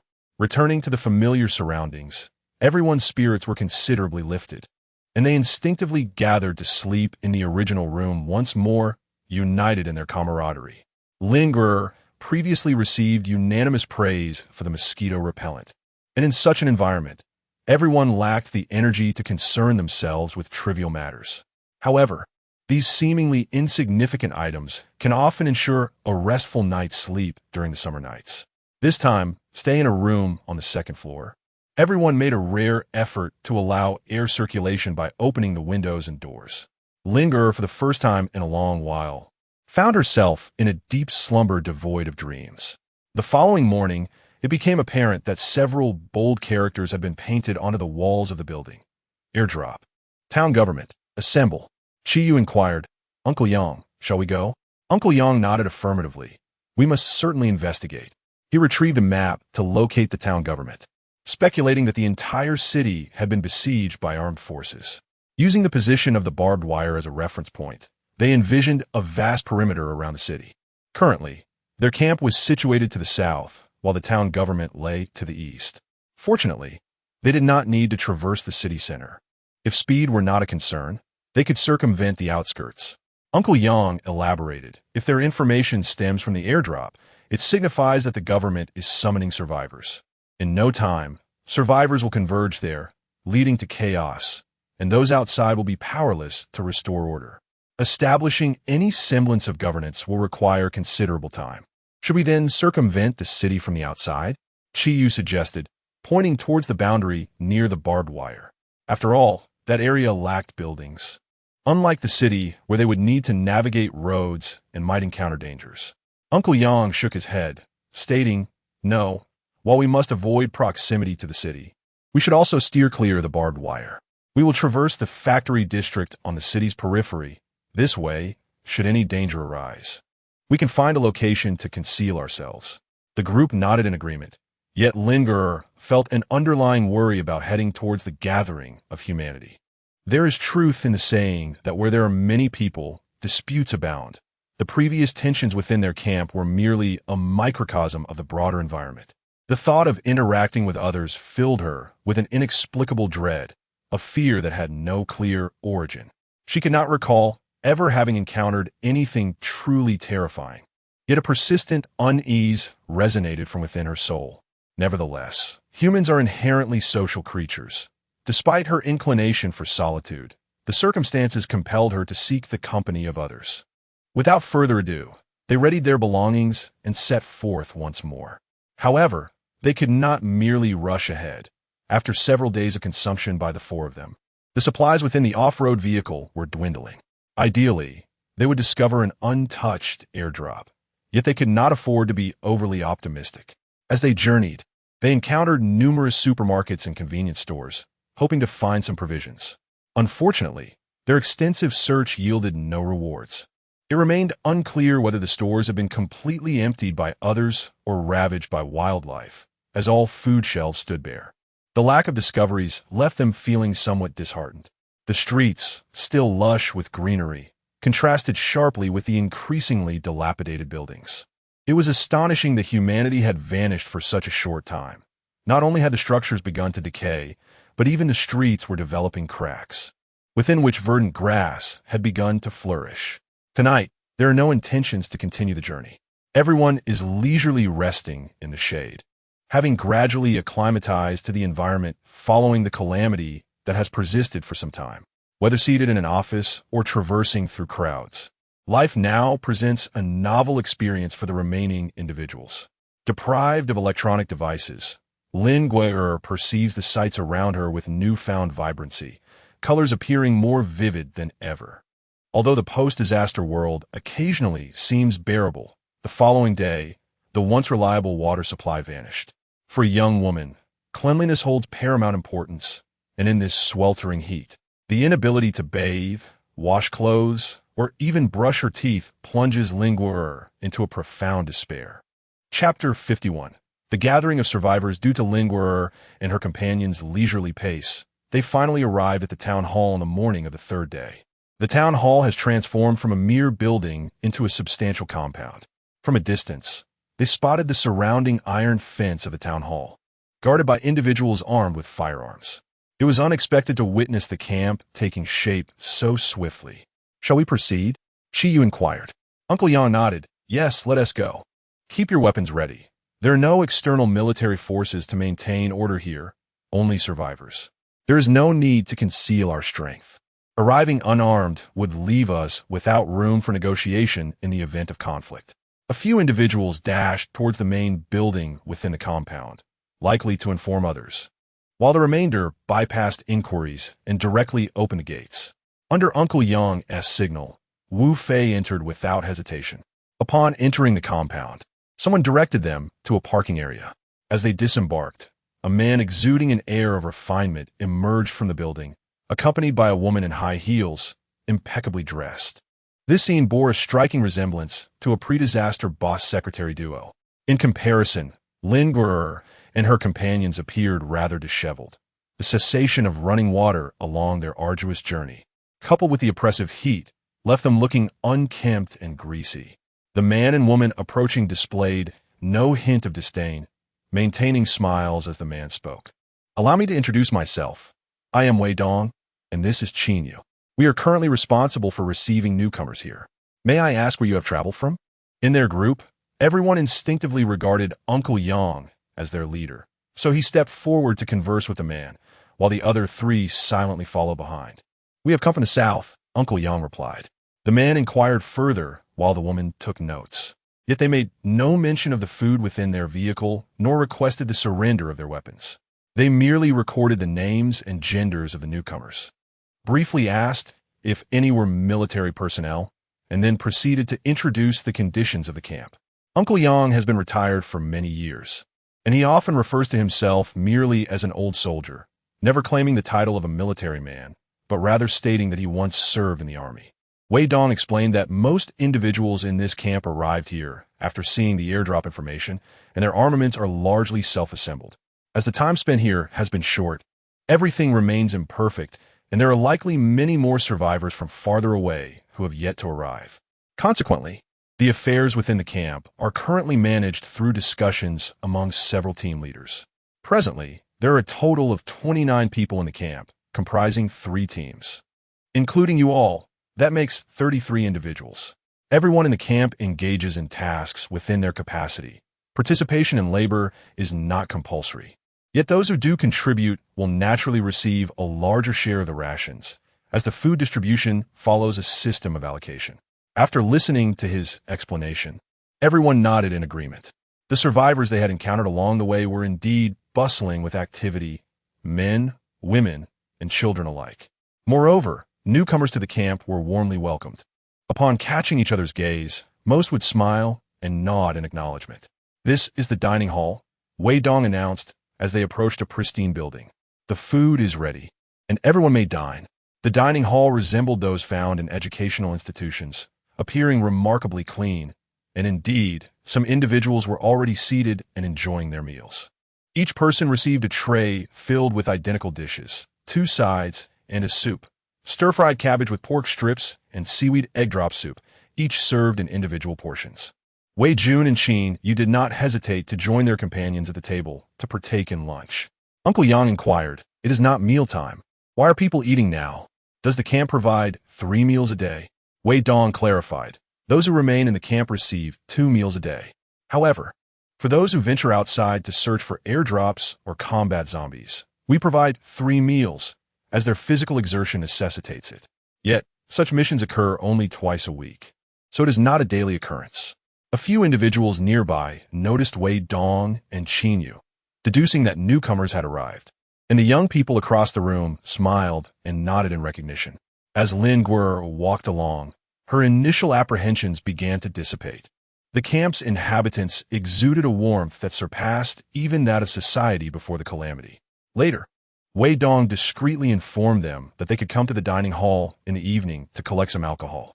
They had discovered a stock of liquor from various supermarkets, now stored here.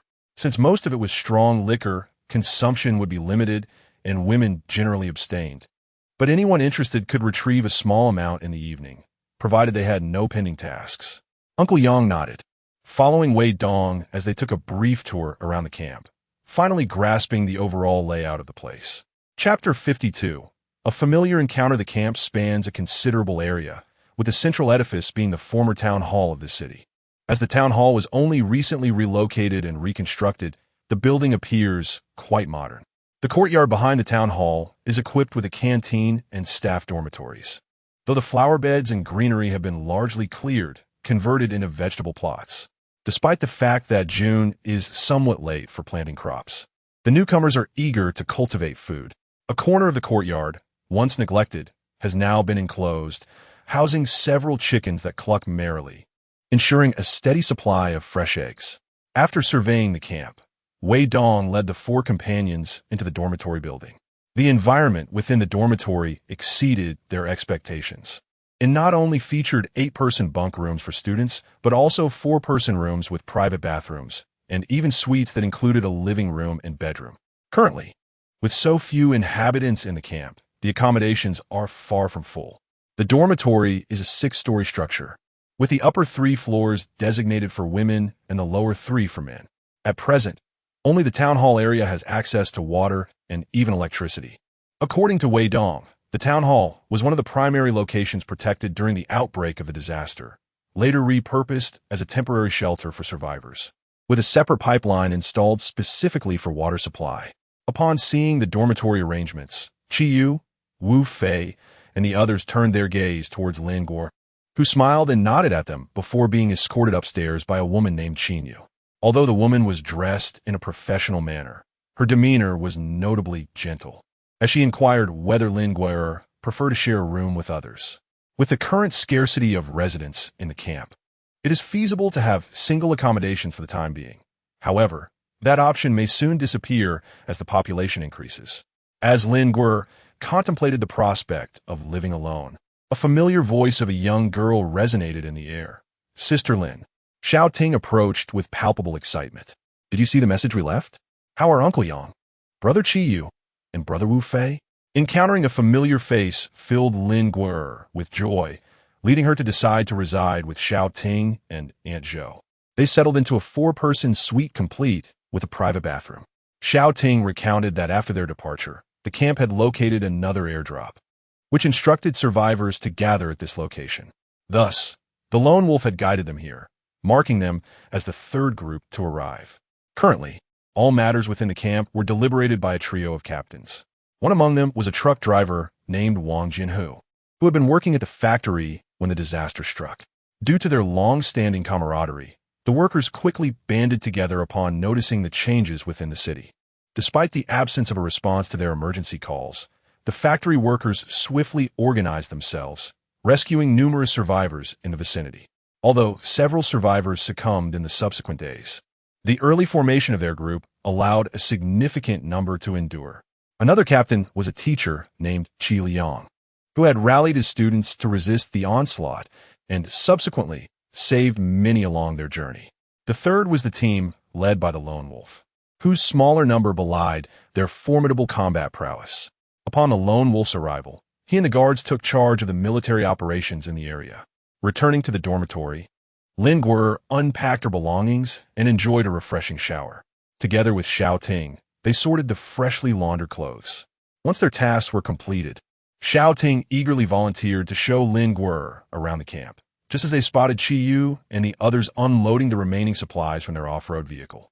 Xiao Ting dashed over joyfully, exclaiming, "Brother Qiyu, Brother Wu Fei?" Both men were equally astonished to see her, with Wu Fei remarking, "Isn't that Xiao Ting? We just heard you had arrived here. What a pleasant surprise to see you so soon." Lin Guo inquired, "What is this all about?" Qi replied, "Uncle Yang mentioned that our provisions have been requisitioned and combined with everyone else's." "Where is Uncle Yang?" "Oh, he seems to be in discussion with the other 2 team leaders." As the group was reveling in the joy of encountering familiar faces, excited shrieks from the female camp members echoed through the grounds. Everyone paused in astonishment. It had been quite some time since they had heard such sounds, reminiscent of the fervor present before calamity. At that moment, shouting led the charge towards the square, with Lin Guo, Qiyu, and the others trailing closely behind. From a distance, they spotted a familiar riot control vehicle, and indeed, 3 well-known figures emerged from it. Lone Wolf appeared as he always had, clad in his tactical gear, accompanied by Wei Jun and Sun Hao, who were also dressed in sporty attire. As the trio disembarked, several young women, initially occupied in the courtyard, rushed over, chattering excitedly around them, occasionally letting out shrieks of delight. The newcomer stood momentarily taken aback, watching the starry-eyed girls, and hesitated on whether to approach. Chapter 53. Nightlife. Lone Wolf remained as aloof as when they first met, exhibiting a robotic detachment from those around him. his face obscured by a helmet, rendering him a figure no girl dared to approach. He strode directly into the dormitory building, seemingly indifferent to the adoring college students surrounding him. Observing this, Sun Hao quickly followed Lone Wolf's lead, evidently on the verge of becoming a shadow of him. However, after Lone Wolf departed, the throng of girls gradually dispersed. Soon after, several robust young men began unloading supplies from the riot control vehicle, indicating a bountiful day's haul that included large sacks of grain and even a few live chickens. At this juncture, Chi Yu and the others stepped forward. "Brother Wei," Chi Yu greeted with a smile. Wei Jun approached, playfully punching Chi Yu and Wu Fei on their shoulders. Although the two teams had not been apart for long, reuniting amidst such turmoil felt like a rare blessing. Chi Yu and Wu Fei handed their goods to the strong young men. Engaging in conversation with Wei Jun expressed his grievances. "It's fantastic that you're here. Those two always dash off, leaving me behind." He sighed. "Now that you've arrived, we haven't assigned any tasks yet. How about Wu Fei joins us on our outing? There are only 2 teams going out. The other has 5 members, and we're just 3. Your presence is timely." Wu Fei chuckled sheepishly. "I was thinking the same. I can't stand being cooped up in the camp all day." Chi then asked, "Brother Wei, where in the camp is manpower currently lacking?" Wei Yun sighed, "Elis. We are short-handed everywhere. Although the government has initiated designated aerial drops for food supplies to the camp, they have also stated that external military forces cannot penetrate the wasteland. Thus, the responsibility of rescuing survivors falls solely upon us, in addition to the pressing task of clearing the city of infected creatures. Currently, 2 teams consisting of 8 individuals have ventured out, while the remaining personnel are occupied with defense, kitchen duties, sanitation, and various mundane tasks, leaving insufficient manpower. There are also numerous children here, who cannot be expected to contribute much." Granny Zhou, upon seeing a familiar face, Lin Guer felt her guard relax. "You look exhausted. You should take a rest," Granny Zhou said with genuine concern. With the comfort of a known presence nearby, Lin Guer soon drifted into slumber, yet her sleep was far from peaceful. Nightmarish visages of zombies flashed through her dreams, leaving her in a state of disarray. When Lin Guer finally stirred awake, darkness had enveloped the outside world. Considering that Uncle Yang would undoubtedly address everyone regarding some matters that evening, she sluggishly made her way out of the room and into the dining hall. The only discernible light in the camp emanated from the dining hall, while the illumination in other rooms appeared faint and elusive. As she approached the entrance, the sounds of numerous voices and laughter reached her ears, an exuberance she had not experienced in quite some time. Lin Guer slowly stepped inside, reminiscent of a pre-disaster atmosphere. Groups of people were scattered about, sipping drinks and engaging in laughter and conversation. Unlike the thoughts that occupied her during the day, this gathering included not only men but also girls dressed in light attire, a few of whom were chattering animatedly, exuding an air of joy. In the past, Lin Guer had harbored a strong aversion to such environments, believing that discussions here revolved around fame and desire. Yet, the current scene felt incredibly warm to her. Amidst the looming disaster, the ability of everyone to laugh freely was indeed a rare occurrence. No one spoke of wealth or status, and all faces appeared vibrant and lively. Upon noticing Lin Guer standing at the entrance, a figure rose from his seat and approached her. He was still clad in tactical pants and a military green top, but his demeanor had markedly changed. He radiated vitality and energy. The lone wolf bore a faint, enigmatic smile as he addressed Lin Guer, saying, "You should find Uncle Yang and the others. They are at the table by the window. Once you finish your conversation, please wait for me. I have something to discuss with you." Chapter 54. I'm not her. Seated with the lone wolf were 2 individuals, a burly man with bronze skin, appearing to be in his 40s, and another man wearing glasses, exuding an air of sophistication and scholarly charm. These 2 were evidently the other team leaders previously mentioned, the truck driver Wang Jianhu and the university lecturer Qi Liang. After taking just a few steps inward, Lin Guer spotted Chi Yu waving at her from the side. As she was about to approach him, 3 flamboyantly dressed young women in their 20s surrounded her, chattering excitedly. Hey, do you know that Special Forces soldier, the lone wolf? Have you known him for a long time? He never talks to girls, one of them exclaimed. Another chimed in, indeed. The lone wolf never interacts with women. Previously, when Xiao Mei tried to strike up a conversation, she was met with indifference. The trio glanced over toward the lone wolf's position, eagerly probing Lin Guer about how she had first managed to speak with him. Lin Guer finally breathed a sigh of relief as she swiftly approached the table where Uncle Yang, Qi Yu, and Wu Fei were seated. Lin, take a seat. It's fortuitous that you all are here. I need to brief you on the current situation. He continued. The camp is divided into two main sectors, military and internal affairs. And there are numerous areas in need of personnel, though I won't enumerate them all. As for specific tasks, you could decide gradually once you become familiar with the camp.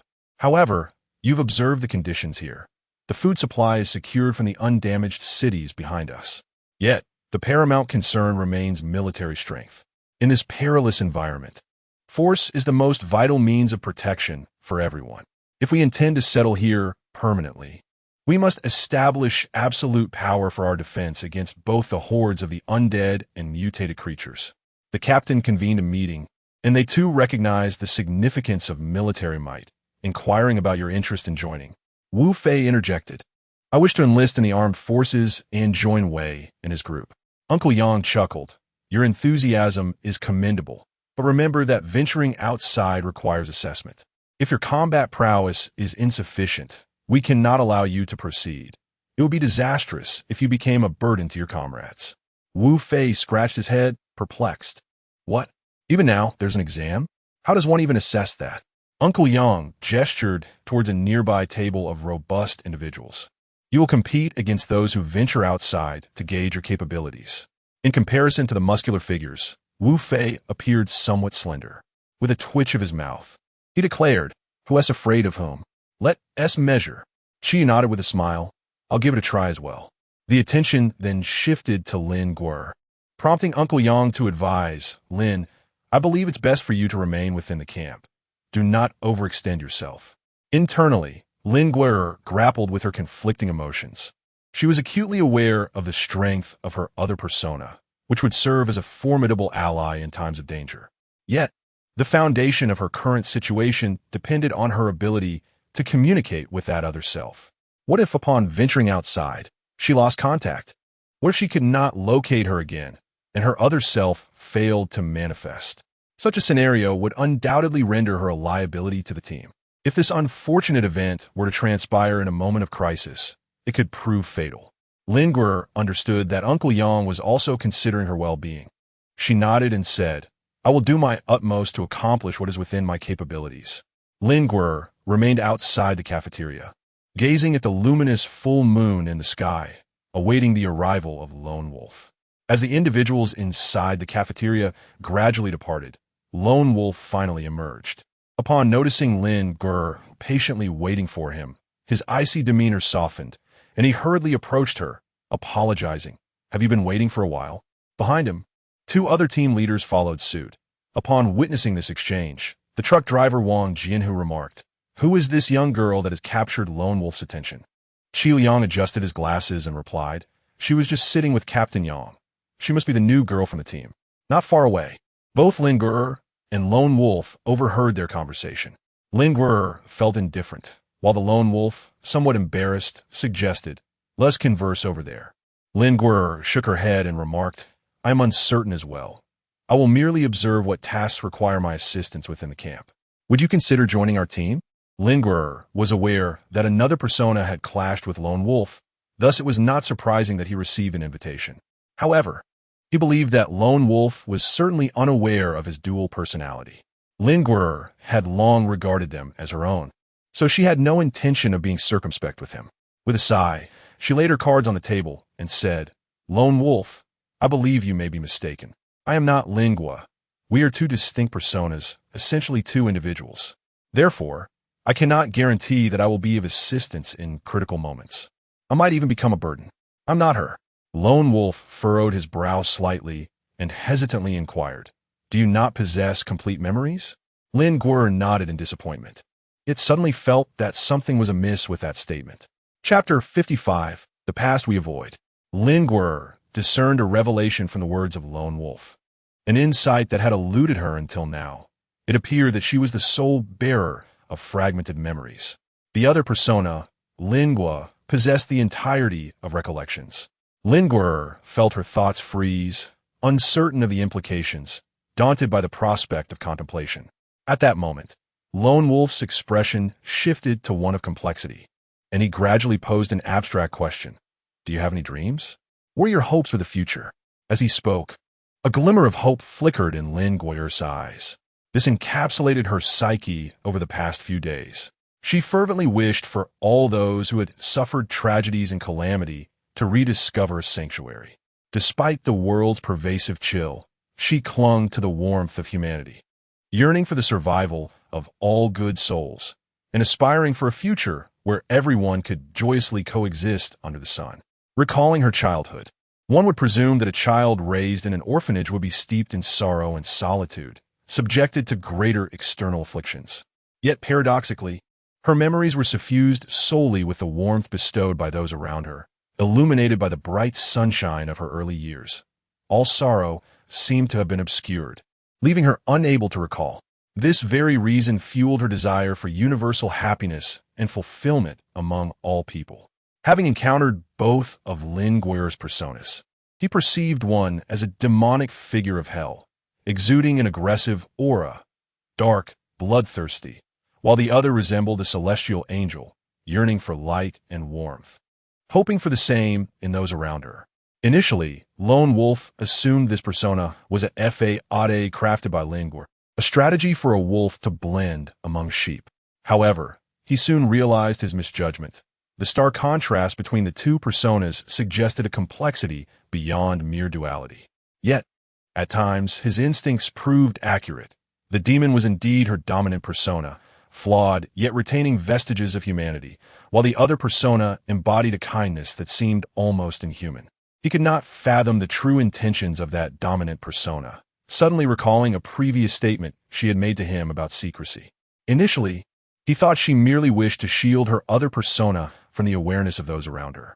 But now he pondered whether she was cautioning him against revealing too much to this benevolent persona.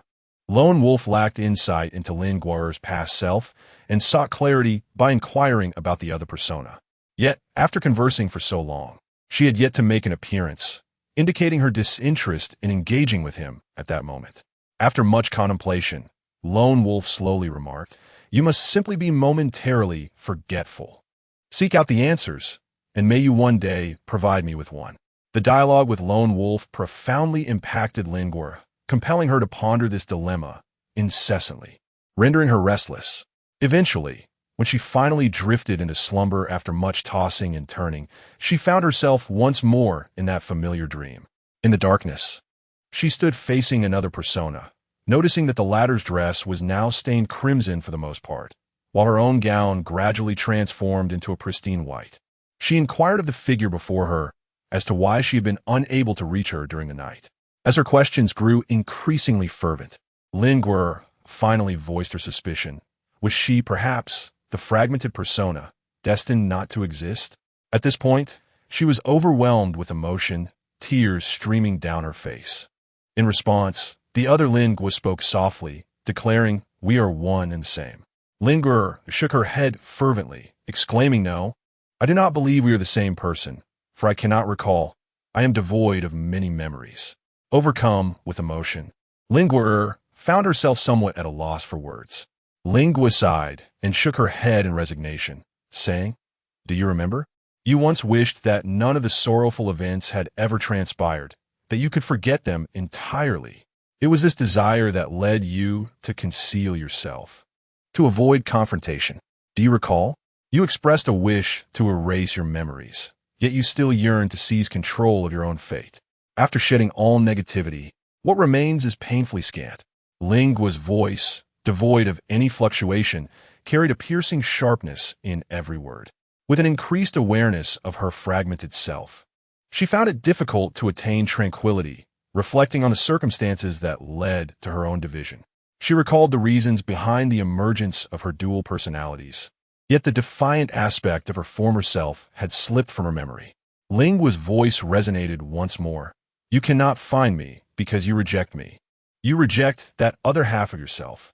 The absence of complete memories stems from your refusal to confront the pain and fear. It is your wish to forget. If you cannot summon strength, how then can you stand beneath this vast sky? Lin Guo awoke with a start. The last words of Lin Guo still echoing in her ears.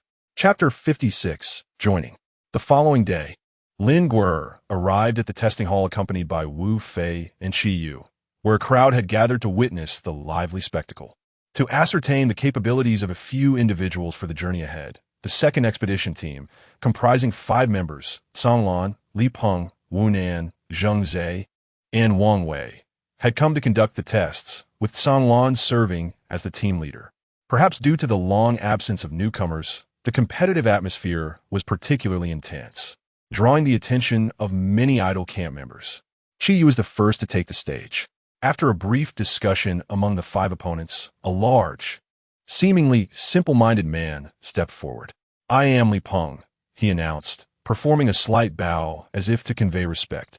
Qi Yu replied with a smile, aware that he had seldom engaged in combat.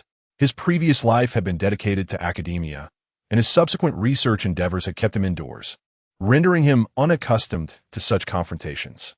Li Peng, being straightforward, wasted no time after the introductions and charged forward, delivering a powerful punch aimed at Qi Yu's face. Qi Yu deftly evaded by sidestepping and attempted to kick Li Peng's knee.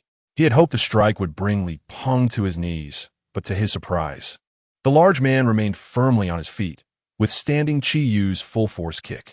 Seeing his punch miss, Li Peng swiftly transformed his fist into an open palm and lunged at Qi Yu. With a significant height disadvantage, Qi Yu swiftly rolled to the side, narrowly avoiding Li Peng's assault. Observers around the arena nodded in approval, acknowledging Qi Yu's commendable speed. However, as the duel continued with each party dodging and attacking, Qi Yu began to tire, and his offensive maneuvers proved ineffective against Li Peng. Eventually, fatigue caught up with Qi Yu, and he was struck by one of Li Peng's punches, sending his glasses flying and leaving him momentarily dazed. The test concluded. Among the 4 who had been discussing the match, another stepped forward to retrieve Qi Yu's fallen glasses. "I am Song Lan, the captain of the second expedition team. Li Peng is the strongest fighter in our squad. Lasting this long against him indicates your skills are quite respectable," he introduced himself. At this moment, Qi Yu had been helped up by Li Peng and accepted his glasses from Song Lan. "You flatter me. I'm nowhere near adequate." Qi Yu chuckled, clutching his abdomen, and stepped off the field. Watching from the sidelines, Wu Fei had been eagerly preparing, warming up with increasing enthusiasm. Upon seeing Qi Yu exit the arena, he strode confidently to the center, addressing the still-standing Li Peng. "I am Wu Fei. I look forward to your guidance." Clearly still feeling the thrill of battle, Li Peng was stirred by Wu Fei's spirited demeanor, igniting the flames of competition once more. Assuming their positions, the 2 individuals locked eyes. The tension in this battle palpably more intense than the previous one, their energies seemingly sparking against one another. Witnessing their stances, the onlookers erupted into a raucous cheer. In a departure from the last encounter, it was Wu Fei who struck first, revealing his impulsive nature. Li Peng predominantly relied on sheer strength, which rendered his speed somewhat lacking in comparison. In stark contrast, Wu Fei's strength belied his physique. Initially, Lin Guo believed that the transformations in humanity post-evolution were closely tied to one's inherent constitution. However, she soon realized this was not the case. For instance, Wu Fei, though considerably smaller than Li Peng, exhibited strength that was nearly on par with his opponent, remarkably complemented by his swiftness. After several exchanges, it became clear that Li Peng could not keep pace with Wu Fei's speed, ultimately leading to his defeat on the ground. Wu Fei emerged victorious, raising his arms in triumph as the crowd erupted into cheers. His prowess was evidently acknowledged, and as Captain Song Lan attempted to persuade Wu Fei to join, the lone wolf entered alongside Wei Jun. Before they fully stepped inside, Wei Jun declared loudly, "Captain Song, I've already laid claim to this person. You cannot poach from me." To this, Song Lan chuckled, "You, the lone wolf, are equivalent to our entire team. Does it truly matter if one more joins or leaves?" "Oh, Such words cannot be taken lightly. The hall buzzed with excitement. Noticing that the fight had concluded, Lin Guer gradually stepped away from the crowd and made her way to the courtyard. It was time to contemplate what contributions she could make. At that moment, Chiyu approached Lin Guer and said, "Just now, Uncle Yang sought me out, mentioning a shortage of doctors in the camp and suggesting I give it a try. Would you assist me?" Lin Guer nodded and, after a moment, inquired, "Brother Yu, why do you think I have developed a dual personality? I often find myself troubled by the gaps in my memory. What could have possibly led me to become the person I am today?" Chiyu pondered for quite some time before responding, "I'm not a psychologist, so I cannot say for certain, but many mental afflictions arise as a means of self-protection." Self-protection? Lin Guer murmured softly while gazing at her hands. Ultimately, Wu Fei chose to follow the Lone Wolf's team, and naturally, Lin Guer, being a girl, was forgotten. On the second day after arriving at the camp, the group began their rigorous tasks. It became evident that there was much to be done within the camp. First and foremost, each individual was responsible for cleaning their personal quarters, while the maintenance of shared spaces was assigned to specific individuals. To cater to the 30 or so members, a few early risers were designated to prepare breakfast in the dining hall. Personal garments were to be washed by their owners, while bedding and similar items were entrusted to Aunt Zhou and a few others for collective organization. Given that it was summer, frequent laundering was necessary, requiring a considerable number of hands. Despite the multitude of tasks, the atmosphere within the camp was remarkably pleasant. The two expedition teams ventured out only twice a week, and when not on missions, they would join the guard duty or engage in other tasks within their capabilities. A community of humans gradually began to take shape. Chapter 57. No one answered in the blink of an eye. Lin Guer and her companions had been at the camp for a week. By distancing themselves from the camp's periphery, Lin Guer felt as if she were on the verge of forgetting the brutality and terror that lay beyond. To ensure that the physical fitness of the camp's inhabitants did not diminish, several team leaders convened and decided that from now on, every evening, the Lone Wolf and other capable individuals would instruct everyone in basic physical techniques, mandating that all members, barring the injured or ill, participate. Lin Guer always trains with utmost seriousness. She wields her long knife, striving to maximize the potential of her evolved physical condition. She often ascends to the rooftop, using a telescope to observe the distant zombies. She yearns to grow stronger swiftly, for Uncle Yang is correct. In times of disaster, danger can strike at any moment, and everyone must possess the ability to protect themselves. In previous encounters with peril, it was the emergence of another persona that saved her, which she attributed to luck. Had she not undergone this transformation, she would have perished more than once. Thus, in the face of such circumstances, one should not entertain any illusions of fortune. After each training session, the Lone Wolf provides her with personalized training, which primarily consists of sparring between the two.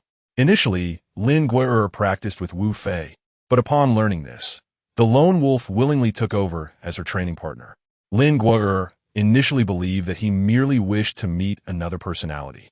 However, having an exceptionally skilled training partner at the camp was not entirely disadvantageous. She had heard from Wu Fei that this other persona had once defeated him. They were, after all, the same person, and there was no reason she could not do the same. Guer's stubborn nature soon resurfaced. She could no longer tolerate the helplessness she felt during critical moments. She yearned to grow stronger. Yet, while aspirations are often grand, upon facing the Lone Wolf, she realized the stark disparity between them. The differences in speed and strength, fundamental aspects of physical ability, were vast. Consequently, she found herself repeatedly disarmed, her knife flying from her grasp, only to retrieve it time and again. The camp maintained regular communication with the outside world through a satellite phone at fixed intervals each month. Though the inhabitants of the camp were unaware of the exact role of the person on the other end, they understood that he represented their nation. They needed to know the number of individuals at the camp, their names, and even what supplies were lacking, which they could communicate to him. Thus far, it seemed that all requests had been fulfilled, except for firearms, which had never been granted. However, this month appeared to present complications. While airdrops to the city occurred weekly, the scheduled airdrops to the camp had ceased, and no one was answering the satellite phone. The small population of the camp, meant there was no confidentiality protocol. Whenever a call was made, curious individuals would gather outside the room, perhaps hoping to hear the sounds of civilization. Consequently, the news of the disruption spread swiftly throughout the camp. Morale plummeted. Although food supplies remained adequate for the time being, the absence of external provisions severed the lifeline for all. The satellite phone had but one number. If it could not connect, they were left waiting for incoming calls. This incident reignited the sense of crisis among the group, which had briefly felt a glimmer of warmth. A week later, as the inhabitants discussed survival strategies, the operator who had been monitoring the satellite phone rushed in with excitement, announcing an incoming call that had not yet been disconnected. The group quickly gathered, with leaders presenting their inquiries while the operator communicated with the caller and took notes. As the explanations unfolded, the operator's initial enthusiasm gradually faded. Once the call ended, he had filled a sheet of paper with information.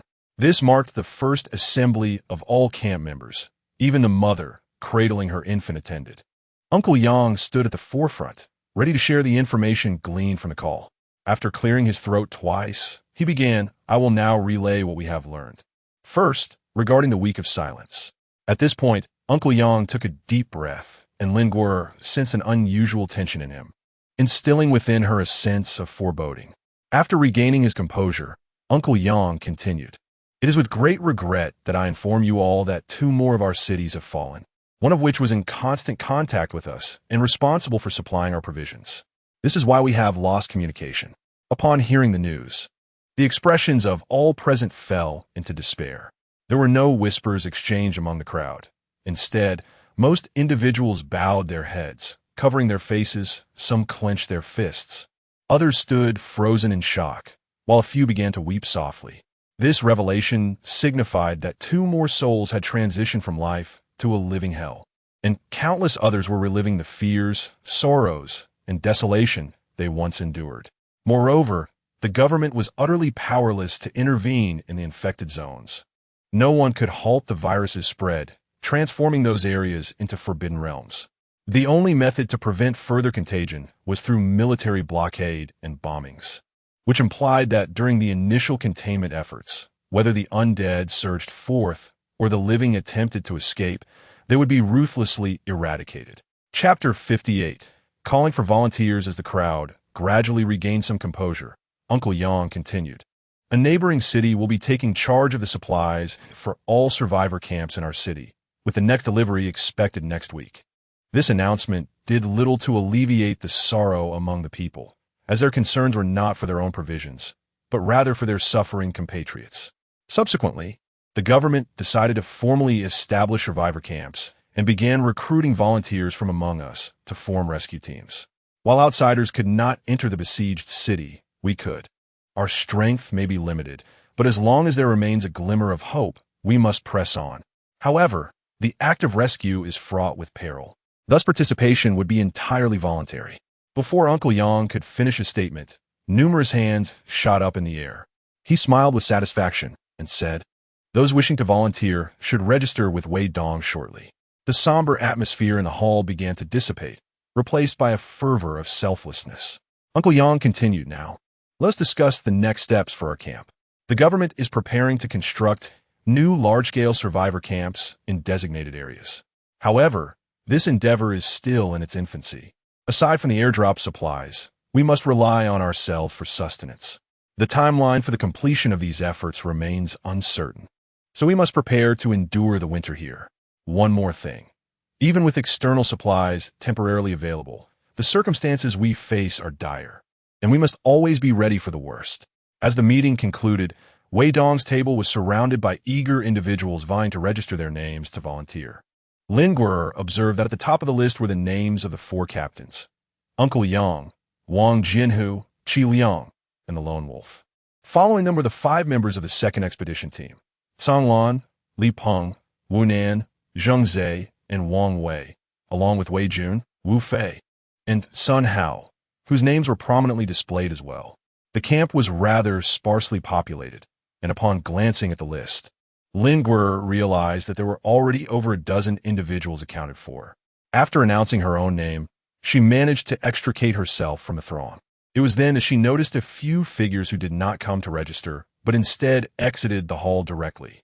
Among them, aside from the elderly and children, was a familiar short and stout figure stealthily moving along the wall. Wasn't that the portly man, Old Zhang, from the Lone Wolf camp? It turned out that the Lone Wolf had brought him along. Accompanying Old Zhang were 3 young women, engaged in conversation, feigning enthusiasm for what seemed to be an interesting topic, occasionally exaggerating with remarks like "really?" to mask their own unease, though in truth, no one was paying them any heed. Lingerer subsequently stepped out of the house, only to encounter Uncle Yang emerging from another room, followed closely by Wu Fei. He greeted Qiyu and Lingerer, then addressed the group directly. "I am aware that you all must have registered as well. Our tasks may not merely involve entering the city to rescue survivors. Therefore, we must intensify our training and not become complacent." Qiyu inquired, "What do you mean by that, Uncle Yang?" Yang shook his head slightly and replied, "It's merely speculation. For now, let's not overthink it." Meanwhile, Wu Fei, seemingly oblivious to the conversation about tasks, anxiously asked, "Uncle Yang, when are we departing?" Yang gave him a light tap on the back of the head and retorted, "Departing? The 2 cities that have fallen are not nearby. We must first submit our list. When and where we go will depend on the directive from above." Frustrated, Wu Fei exclaimed, "How long will the uniform allocation take? The people in those fallen cities cannot afford to wait." Yang interjected, "Zhao, given the distance, how do you propose we reach them? Once we rescue individuals, do you have a plan for their placement? This cannot be handled solely by us without the state's intervention." It was only after Yang raised his voice that Wu Fei settled down. Lin Guer understood his sentiments. Indeed, for those currently trapped in the inferno, time equated to life. Yet, there was scarcely any personnel available for deployment.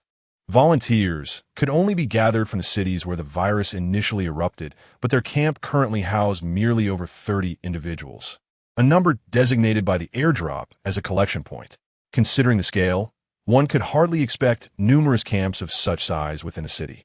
Hence, it was evident that even amassing 100 volunteers would pose a challenge for the nation. With so few individuals, even if they were all deployed for rescue, the impact would be minimal. Thus, whether a day earlier or later held little significance. Uncle Yang continued, "We may soon divide the volunteers into 4 small teams to venture out and assess everyone's capabilities. Remember, this training is of utmost importance. We cannot afford to be negligent." The group nodded gravely in agreement. Indeed, the following day, all arrangements within the camp underwent a transformation. A total of 22 individuals had registered, which significantly depleted the labor force in the camp. Ultimately, it was decided that 2 teams would be dispatched daily, each consisting of 6 members, while the remainder would stay behind to guard the camp and assist with various chores. Thus, the teams would be organized such that typically 3 strong individuals would accompany 3 novices, depending on the circumstances of the day. Lin Guer did not anticipate that the following day would be her turn. Today, there are 2 teams embarking on their journey. The first team, led by Kanglin, consists of Li Peng, Wu Nan, Qiyu, Lin Guer, and Qinyu. The second team, under the command of the Lone Wolf, comprises Sun Hao, Zheng Zhe, Wei Dong, Zhen Jiyu, and Li Tong. The first 3 members assigned to each team are individuals who frequently undertake missions, while the last 2 are young women. The purpose of this outing extends beyond merely training the newcomers. It also serves as an opportunity for everyone to become acquainted. In the event that a rescue mission arises, the individuals within this camp will be comrades, making mutual familiarity of utmost importance. Chapter 59, The Zombie Rat Swarm. Firearms are notably scarce in this environment, and due to their loud discharge, they tend to attract zombies. Thus, the majority of individuals resort to cold weapons.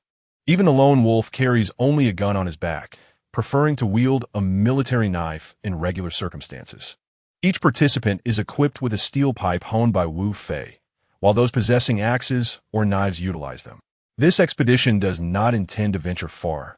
Consequently, no vehicles are in use, as those frequently venturing out are well aware of the nearby hazards. Within Lin Guer's team, Sanlan, Li Peng, and Wu Nan formed a cohesive unit, demonstrating remarkable synergy in their movements. At that moment, Sang Lan and Wu Nin led the way while Li Peng brought up the rear. Throughout their journey, they diligently briefed the group on various safe combat formations, the most efficient stances for wielding weapons, essential precautions before entering areas, and strategies for confronting zombies head-on. Their explanations were thorough, and the others listened intently. However, the surrounding zombies had already been largely cleared by the expedition team, and after more than half an hour of exploration, they had yet to encounter any undead.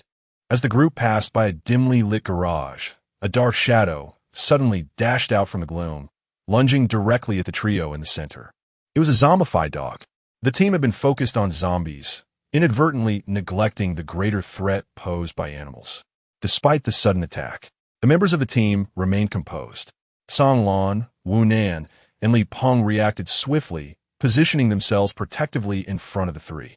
Lin Guo and Qi Yu, accustomed to such situations, also maintained their composure, while only one girl, Qin Yu, appeared somewhat pale.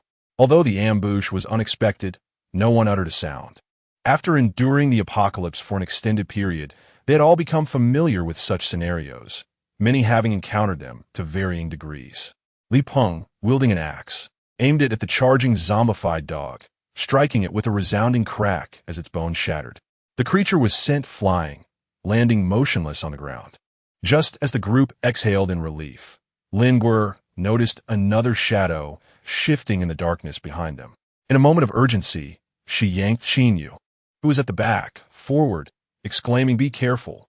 Qin Yu stumbled a few steps forward due to Lin Guo's pull, just as a figure leaped from the shadows. This time, it was a zombified rat. It was Lin Guo's first encounter with such a creature. They were the size of ordinary rats, but possessed astonishing speed. While the previous zombified dog had not incited panic, the sight of this much smaller rat caused palpable tension among the group. Their retreat was sluggish, and by the time they grasped the gravity of the situation, it was too late. Following the first shadow, a multitude of zombified rats emerged from the darkness, likely numbering over a dozen. Captain Sang Lan felt a bead of cold sweat trickle down his brow. Gritting his teeth, he urged the team, "Quickly, form a circle, just as I instructed. Each person takes a direction. Remember, from this moment on, you are each other's shield. No one is allowed to falter. If you abandon the fight, you abandon your comrades' lives." Before he could finish his directive, the swarm of zombified rats pounced. Their remarkable agility allowed them to leap and dart with considerable force. Any member struck by them would suffer bites. And the terrifying aspect was their sheer number combined with their small size, making them exceedingly difficult to hit. Lin Guo exerted herself as she wielded the long blade in her hand. Although she occasionally felt as if she had struck something, the speed of the cadaverous rats was simply too swift, surging forward one after another, leaving her no opportunity to ascertain her accomplishments. The cadaverous rats not only lunged for her face, but also targeted her legs. Lin Guo struggled to manage the airborne cadaverous rats, which inevitably resulted in her legs being bitten several times, causing considerable pain. Nevertheless, she endured and refrained from evasion, occasionally delivering a kick to send a cadaverous rat flying. At that moment, Qin Yu let out a startled exclamation. "Ah!" Though not particularly loud, it was evident that she had made a concerted effort to suppress her voice. Upon hearing this cry, Lin Guo felt the wounds on her body throb even more intensely. Just then, the captain, Sang Lan, spoke up again. "Do not let your guard down. Hold on a little longer." The last cadaverous rat fell to the ground, motionless, after being struck down by Lin Guo. She took a few deep breaths, but did not immediately alter the formation. It was only when Sang Lan announced the end that everyone collapsed onto the ground in exhaustion. Lin Guo exerted herself to keep pace with the speed of the corpse-turned mice, wielding her long knife to parry and slash incessantly, paying little heed to the bites on her body. It was only now, having relaxed, that she genuinely felt the pain radiating from her legs. She glanced down at her calves, which were a grisly sight. Her athletic pants had been shredded into a multitude of holes, and her legs were smeared with blood, making it nearly impossible to discern the number of wounds. In contrast to her lower body, her upper body remained relatively unscathed, with the exception of her calves. Due to the prolonged combat, Lin Guer found her arms too fatigued to exert any force, prompting her to sit on the ground and rest her long knife. In the distance, Qin Yu also sank to the ground, weeping profusely over her bitten hand. Qin Yu wielded a small axe, despite her enhanced physique, which allowed her to wield it without issue. The actual execution of technique required finesse. It was no surprise that her haphazard swinging led to her injury. Chapter 60. A grim outlook. As the medical officer, Qi Yu naturally approached the most distressed, Qin Yu. Wu Nan, noticing Lin Guer seated on the ground, approached and extended his hand towards her. Wu Nan appeared to be in his 30s, with dark skin. He was also a member of the second expedition team. Though he seemed rather unremarkable at first glance, his radiant smile revealed a set of strikingly white teeth, leaving a memorable impression. "Are you all right?" Wu Nan inquired. Taking his hand, Lin Guer stood up, smiling as she replied, "I'm fine." The initial battle had proven far more perilous than anticipated. Originally, Song Lan had assured them of the surrounding safety, which had led to a sense of ease during their search. However, the sudden appearance of a horde of corpse-turned mice in what had been a secure neighborhood caught everyone off guard. Nevertheless, this experience fostered an unexpected deepening of relationships among the group. At this moment, as noon approached and seeing everyone exhausted, the captain, Song Lan, called for the group to seek refuge from the heat in a nearby store. They gathered together to hydrate and rest. Through their conversations, Lin Guer began to glean a deeper understanding of her companions. Wu Nan had arrived with truck driver Wang Jianhu prior to the disaster. They had been colleagues at the same factory, and since arriving at the camp, they had been part of the second expedition team. Most members of this team had accompanied Wang Jianhu, but Song Lan was an exception. He was a university student who had come with his professor, Qi Liang. Due to the second expedition team's somewhat reckless nature, their leader, Wang Jianhu, had sought out Song Lan to assume the role of captain for the second team, as he felt they needed someone more meticulous. Initially, the burly members of the team were quite discontent, as Song Lan was younger than many of them and had spent most of his time in the classroom. The men, accustomed to being governed by scholars for many years, were frustrated at the prospect of having a student lead them, especially when they had finally encountered an opportunity to assert their strength. However, after several rounds of interaction, everyone ultimately fell under the enchanting spell of Song Lan, holding him in high esteem. For Song Lan is not merely a delicate scholar. He possesses a foundation in martial arts from his youth and has consistently embraced physical activities during his school years. His evolved physical prowess is by no means inferior to that of those who engage in manual labor for years.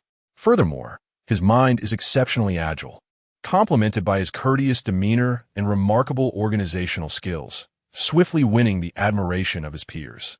Qin Yu, a classmate of Song Lan, remarked that he was a member of the student council during his school days, adeptly cultivating excellent interpersonal relationships.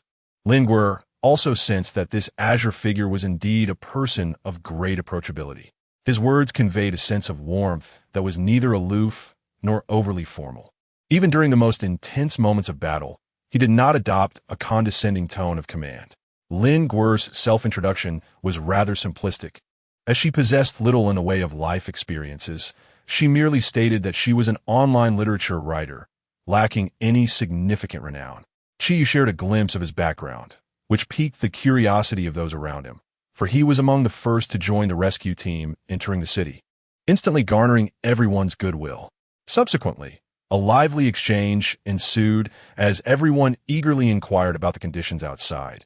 Yet Qiyu himself was not privy to much information, leaving the crowd somewhat disheartened. In the following week, small teams ventured out daily for training, and indeed, the scheduled airdrops arrived a week later. Nevertheless, this did little to assuage their anxieties.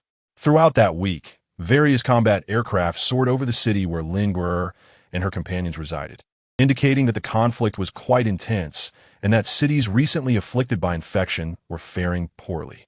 The list of volunteers submitted for aid had not yielded any further updates. Yet the group found themselves too preoccupied to dwell on these matters, as new issues had emerged near the town government. The expedition teams discovered a marked increase in encounters with zombies, despite the fact that the undead surrounding the camp had been cleared long ago.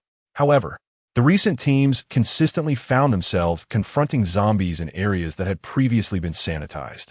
It was a shared belief among them that the frequent movements of the undead were likely a consequence of the thunderous aircraft overhead, leading to the possibility of zombie hordes reappearing near the camp. Therefore, to ensure everyone's safety, the training of the expedition teams shifted focus towards resource acquisition. They were no longer merely learning, but were now fully committed to the construction of the camp. The primary objective of the expedition teams became locating materials to fortify the camp's perimeter, such as barbed wire, steel plates, or even cement, as the quantities required were substantial and could not be replenished through airdrops. Consequently, the expedition teams concentrated their efforts on this endeavor. Uncle Yang had not ceased his attempts to communicate with the outside world. However, even when inquiring with operators about the country's forthcoming plans, the responses remained elusive. Ultimately, Uncle Yang, along with several team leaders, resolved to prioritize the safety of the town government's camp. Over time spent together, the camp structure gradually evolved. Strangely, the current hierarchy of the camp found Uncle Yang at the helm, with university instructor Qi Liang assuming the role of a strategist, while truck driver Wang Jianhu actively led the expedition teams. Given their significant roles within the camp, their contributions were deemed essential for its successful establishment. Following personnel adjustments, the expedition teams now comprised 3 groups, each led by Lone Wolf, Wang Jianhu, and Kanglin, with 5 to 6 members in each. Initially, Uncle Yang had contemplated having Lin Gui'er step back.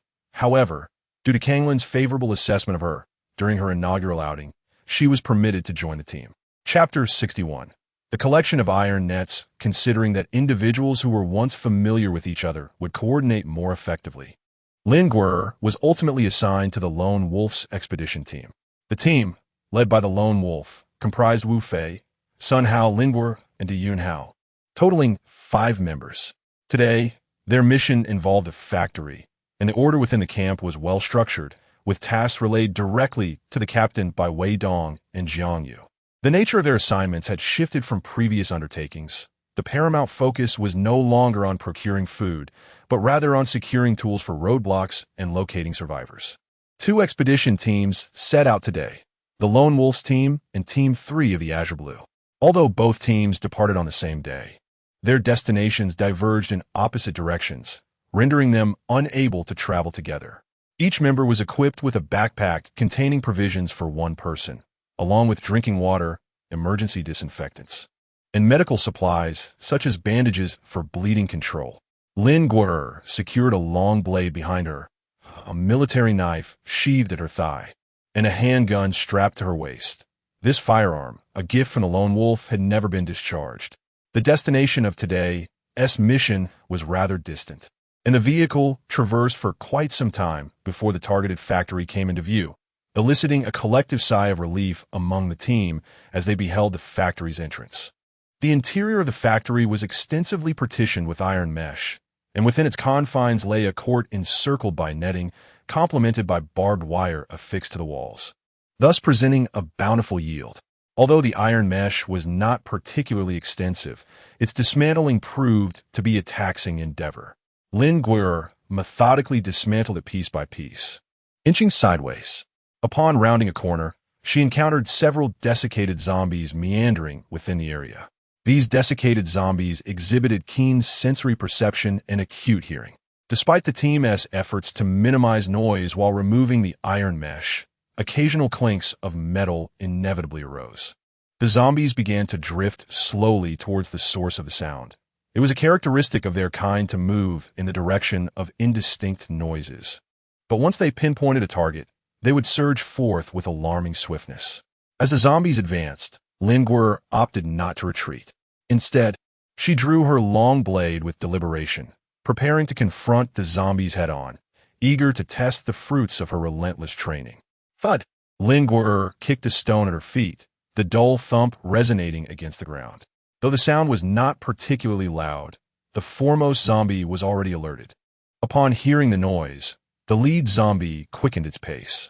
As it approached, Lin Gui'er's heart raced with palpable tension. The commotion attracted the attention of 2 additional zombies, which swiftly closed in. She narrowly evaded the first zombie's claws, meeting the second with the edge of her blade.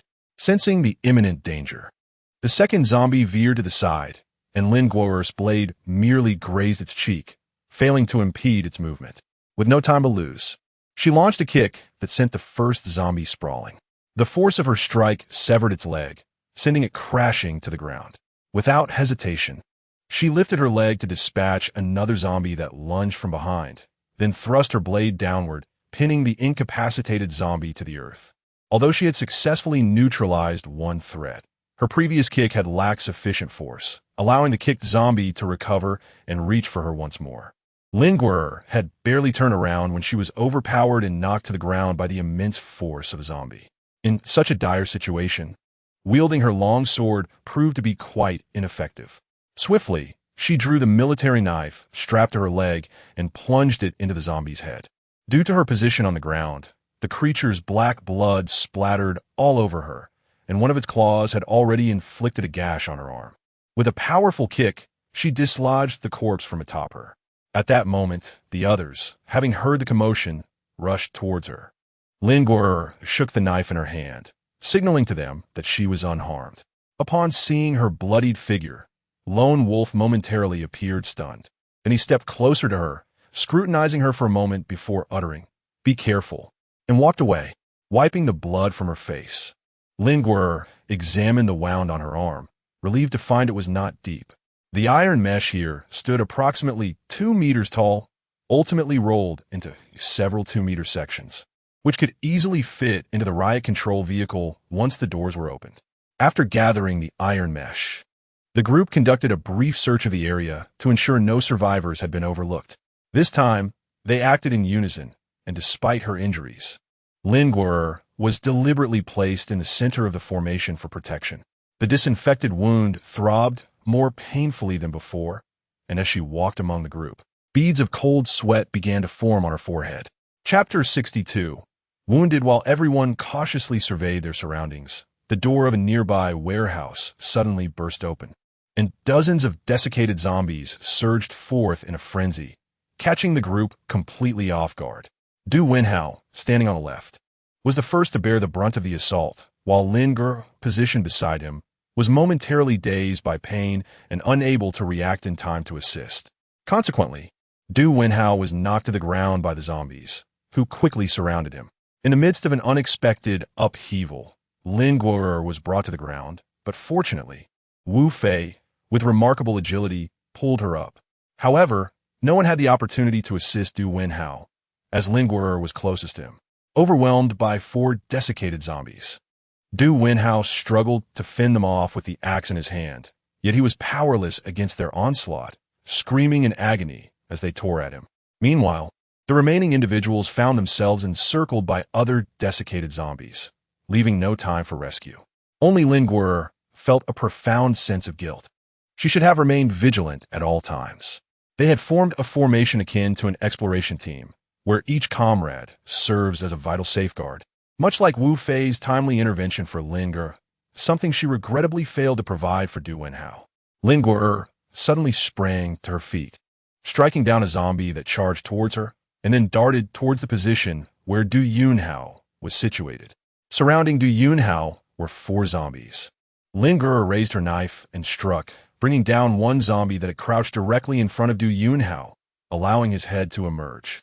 He had been diligently protecting his head, thus his face remained unscathed, yet his forearms were now riddled with wounds, with chunks of flesh bitten away. "I can't go on. You must leave quickly," Du Yunhao shouted as he saw Lin Guo'er rushing towards him. He had initially walked beside the injured girl out of concern for her, and thus bore no resentment towards anyone. After being knocked down, he did his utmost to shield his neck, head, and vulnerable abdomen, but he had just felt the claws of a zombie graze his stomach, leading him to believe his fate was sealed. Therefore, upon seeing Lin Guo'er rush over, he urged the others to flee, yet the girl seemed oblivious to his cries, fiercely attacking the zombies clinging to him. He thought he could see tears streaming down her face. Indeed, Lin Guo'er was crying, engulfed by profound guilt. At that moment, upon seeing Du Yunhao's exposed forearm with its white bones, she could no longer hold back her tears. She charged at the zombies clawing at Du Yunhao, her knife flashing wildly. Two of them sensed the imminent danger and leaped away, while another clamped down on one of Du Yunhao's legs, refusing to let go.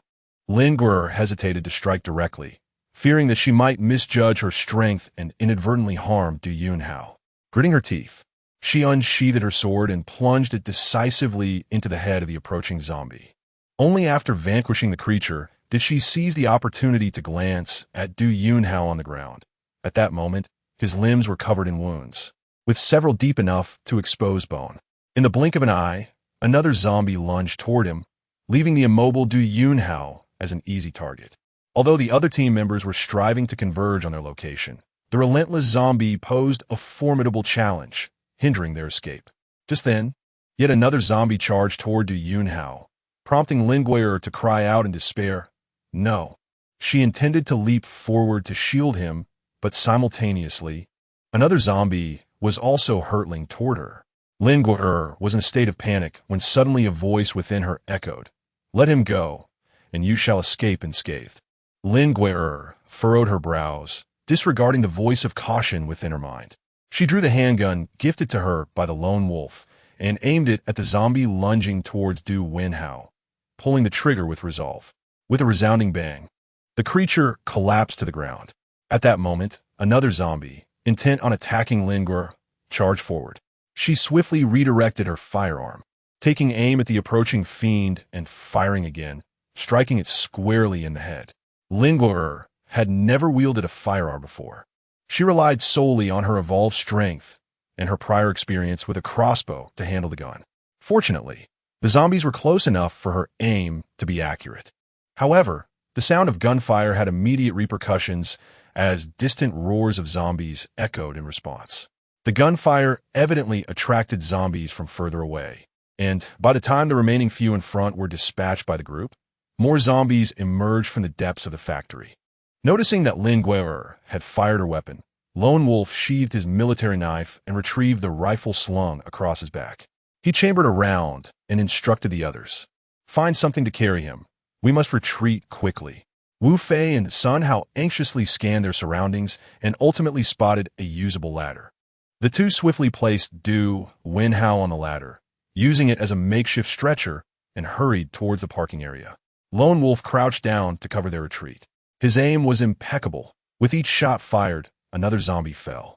Even the desiccated zombies, nimble as they were, could not evade his bullets. After eliminating several of the advancing zombies, Lone Wolf also began to follow, but the horde pursuing them continued to swell.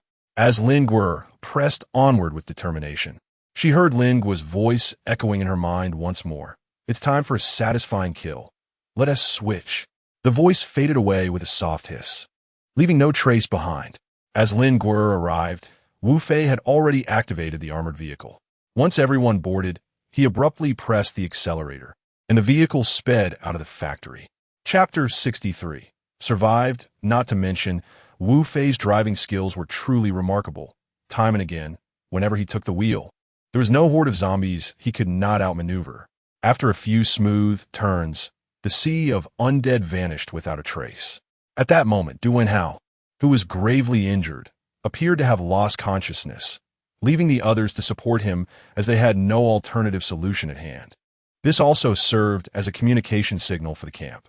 Mirrors were used during the day, while flashlights were employed at night, although, for the time being, no one had the opportunity to venture out after dark. The guards noticed the signal and opened the gates in advance.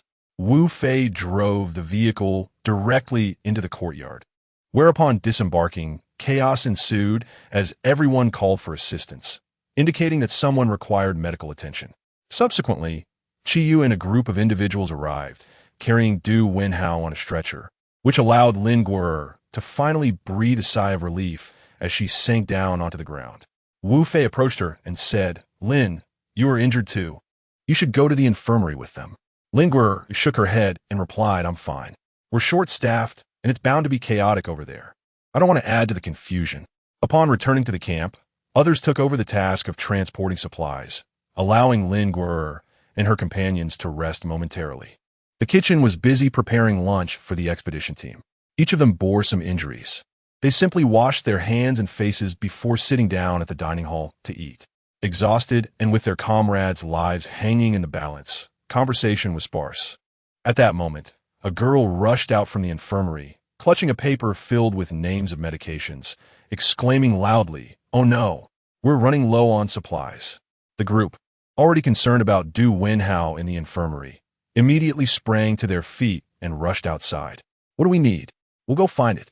Lone Wolf approached the girl and seized the paper from her hands, before they could even glance at its contents. Another hand reached in from the side and snatched the paper away from Lone Wolf. Looking up, they realized it was Wang Jianhu, standing nearly 6 feet 3 inches tall. Wang Jianhu was now fully geared.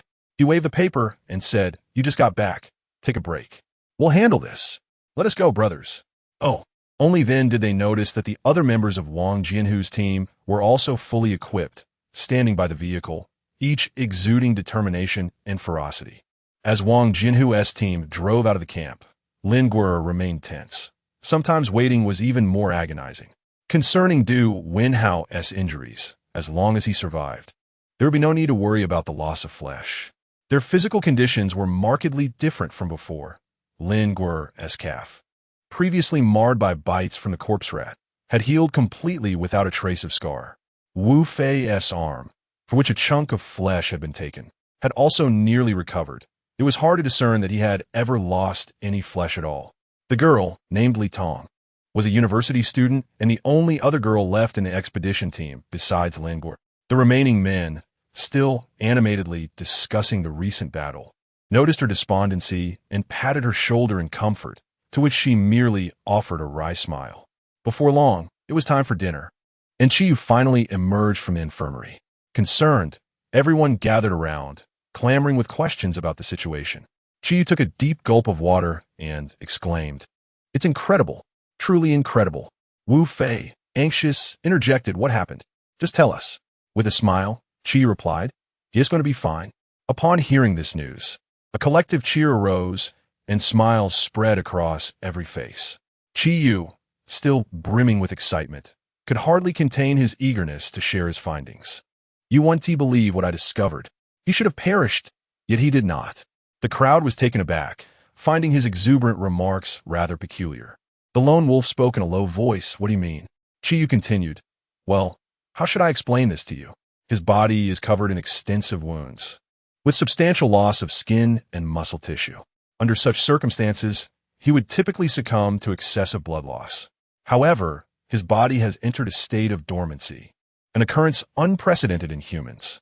This may very well be a form of self-preservation following human evolution." This revelation left the burly men nearby bewildered, and the atmosphere fell silent for a few moments. Li Peng remarked, "So what you're saying is that it's no longer as easy to die." Chiyu, with a slight twitch of his lips, nodded, prompting another eruption of laughter from the crowd. "Well, that's a good thing. Indeed, we needn't fear dying from a few blows anymore. Haha." However, noticing Chiyu's somber expression, the laughter gradually ceased.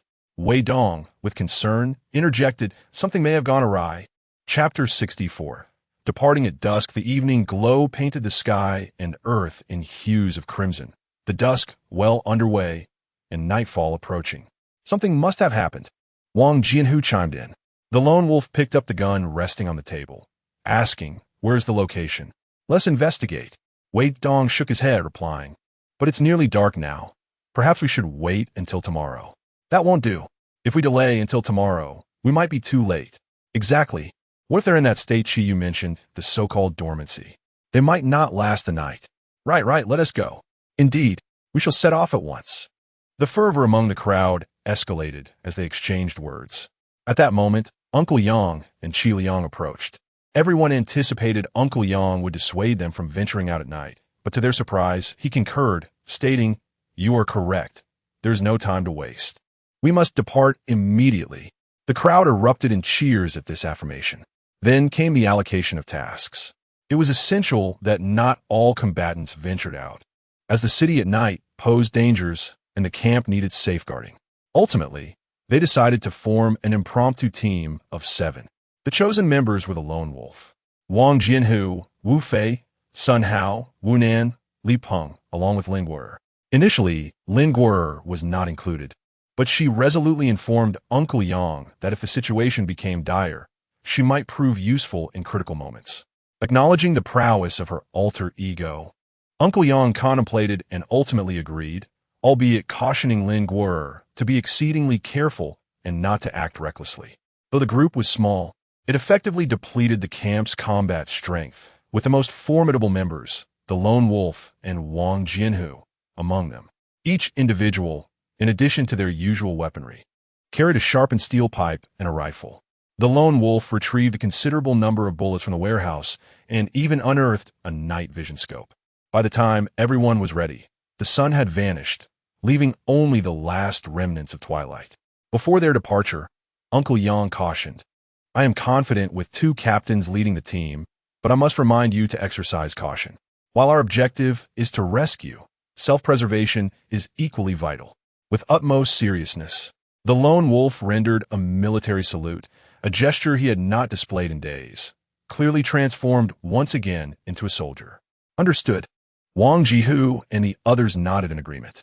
Not long after the armored vehicle departed the camp, darkness enveloped the surroundings, forcing the group to rely on flashlights and maps to navigate their way. The city under the nocturnal veil bore no glimmers of light, save for the illuminating beams of the vehicle, the silence amplifying the sound of its movement in the night. As they traveled further, the group sensed that something had begun to follow them along the streets they traversed. The absence of light rendered it impossible to discern what lurked behind. The Lone Wolf raised his weapon and, peering through the night vision scope, declared, "Zombies, mutated rats, evolved beasts. No threat." "No threat?" Wu Nan and Li Peng exchanged surprised glances. Having never accompanied the Lone Wolf before, they were unaware of his true capabilities, only knowing he hailed from a special forces background, which earned him the respect of their 2 captains. Wang Jihu, lounging nonchalantly, chimed in, "What you all fussing about? This isn't the first time we've encountered such things. No need for alarm." After being scolded by Wang Jihu, Li Peng scratched his head, feeling embarrassed. "Brother, that was during the day. Things are different at night. Those creatures go wild, attacking in hordes. If we get surrounded, it could be disastrous."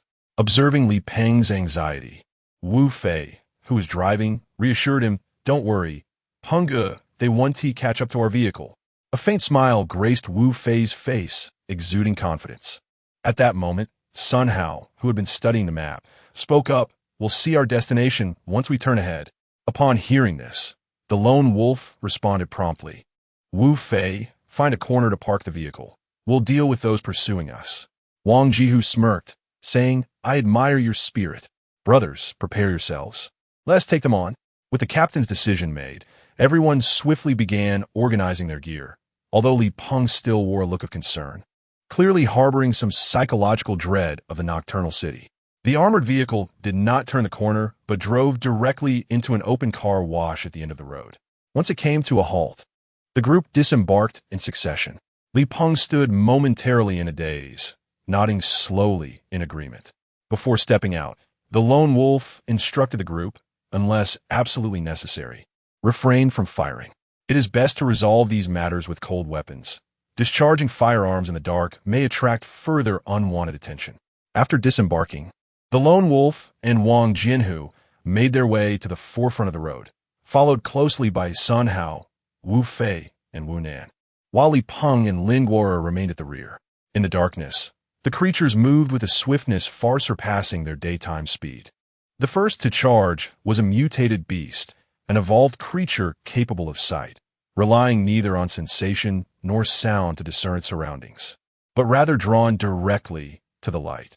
The mutated beast lunged at Wang Jianhu, who stood resolute, brandishing his axe in defiance.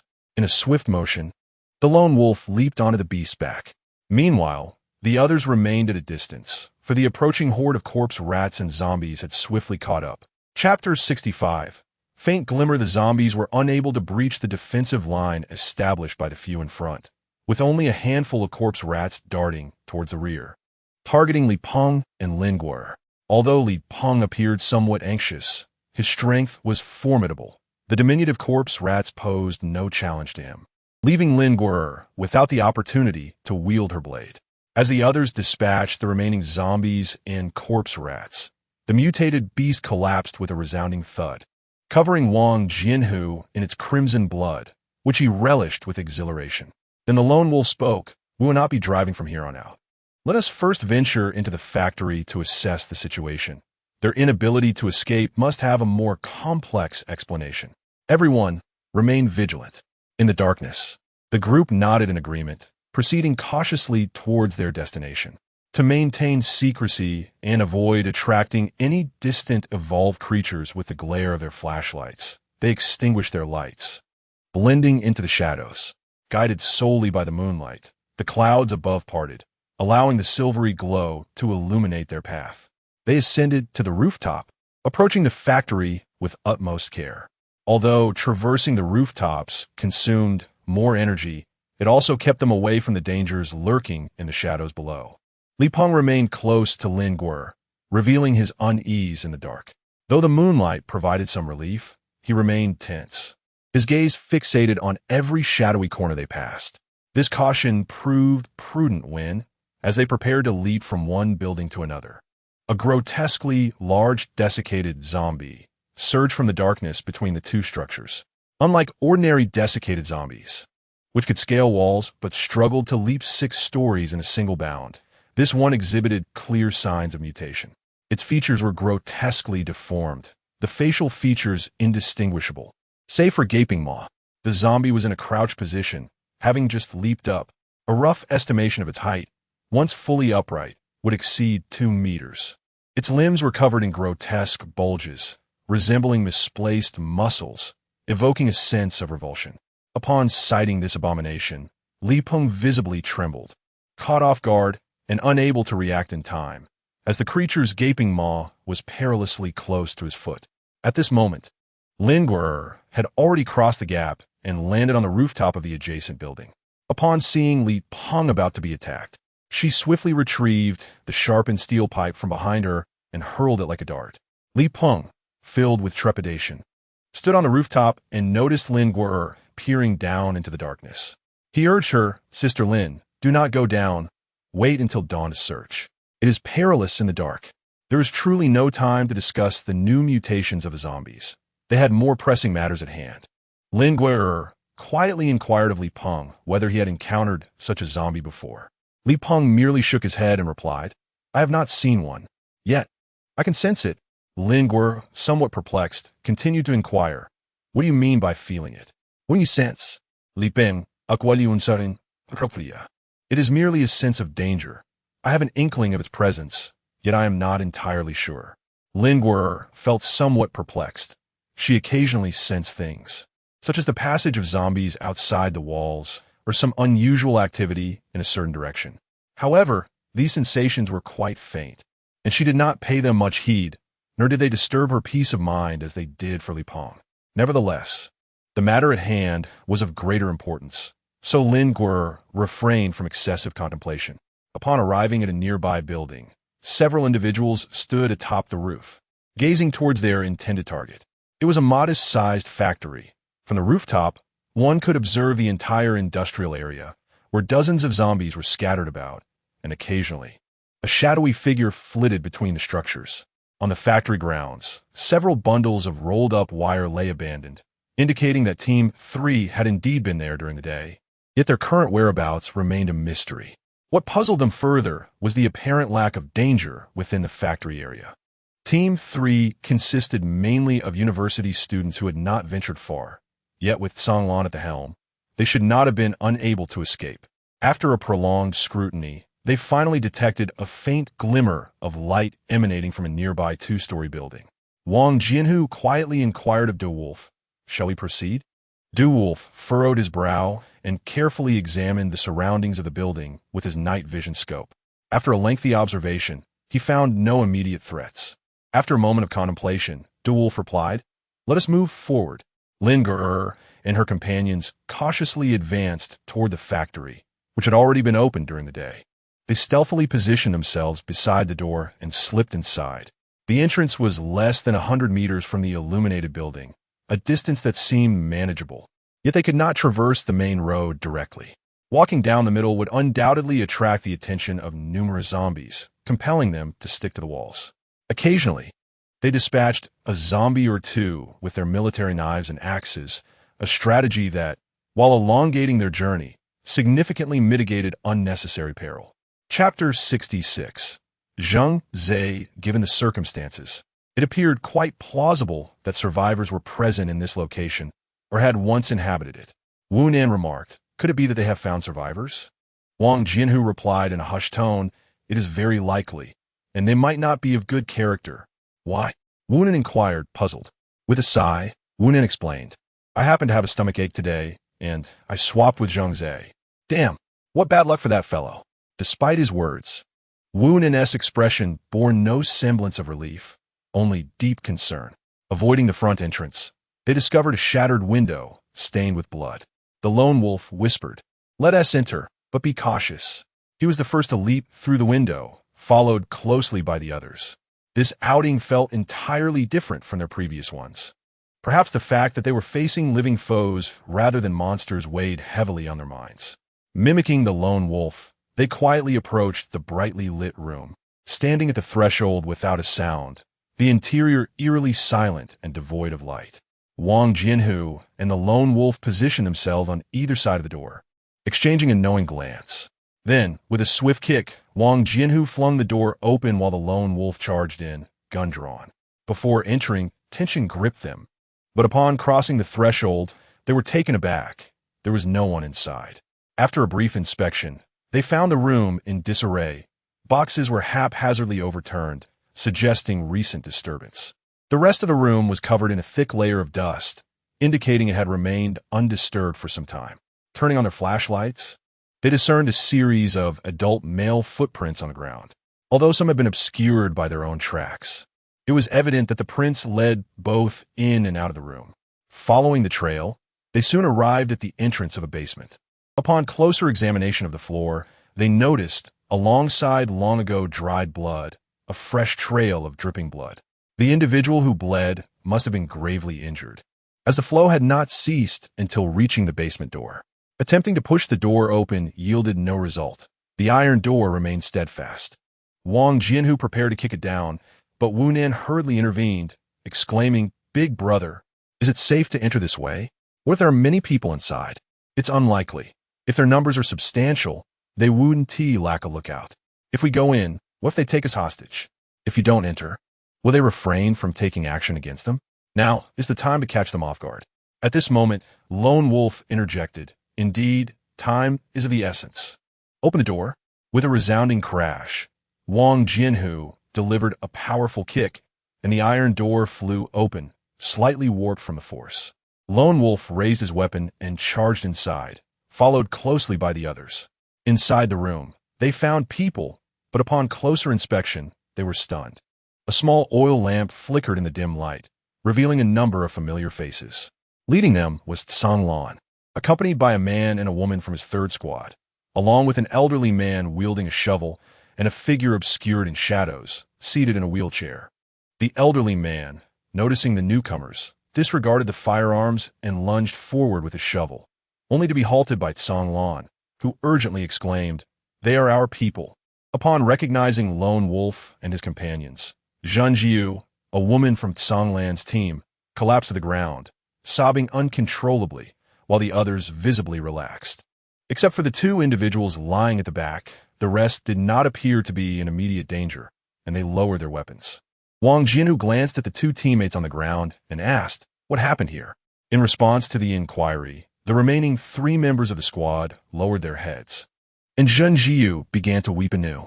Wu Nan noticed Zhang Zhe, who had replaced him on duty, also lying on the ground and approached to assess his injuries. However, as he drew near, an ominous feeling washed over him. A cloth was draped over Zhang Zhe's face. Tsang Lan's voice was hoarse as he murmured, "I'm sorry." Undeterred, Wu Nan seized Zhang Zhe's arm. His body was cold and stiff.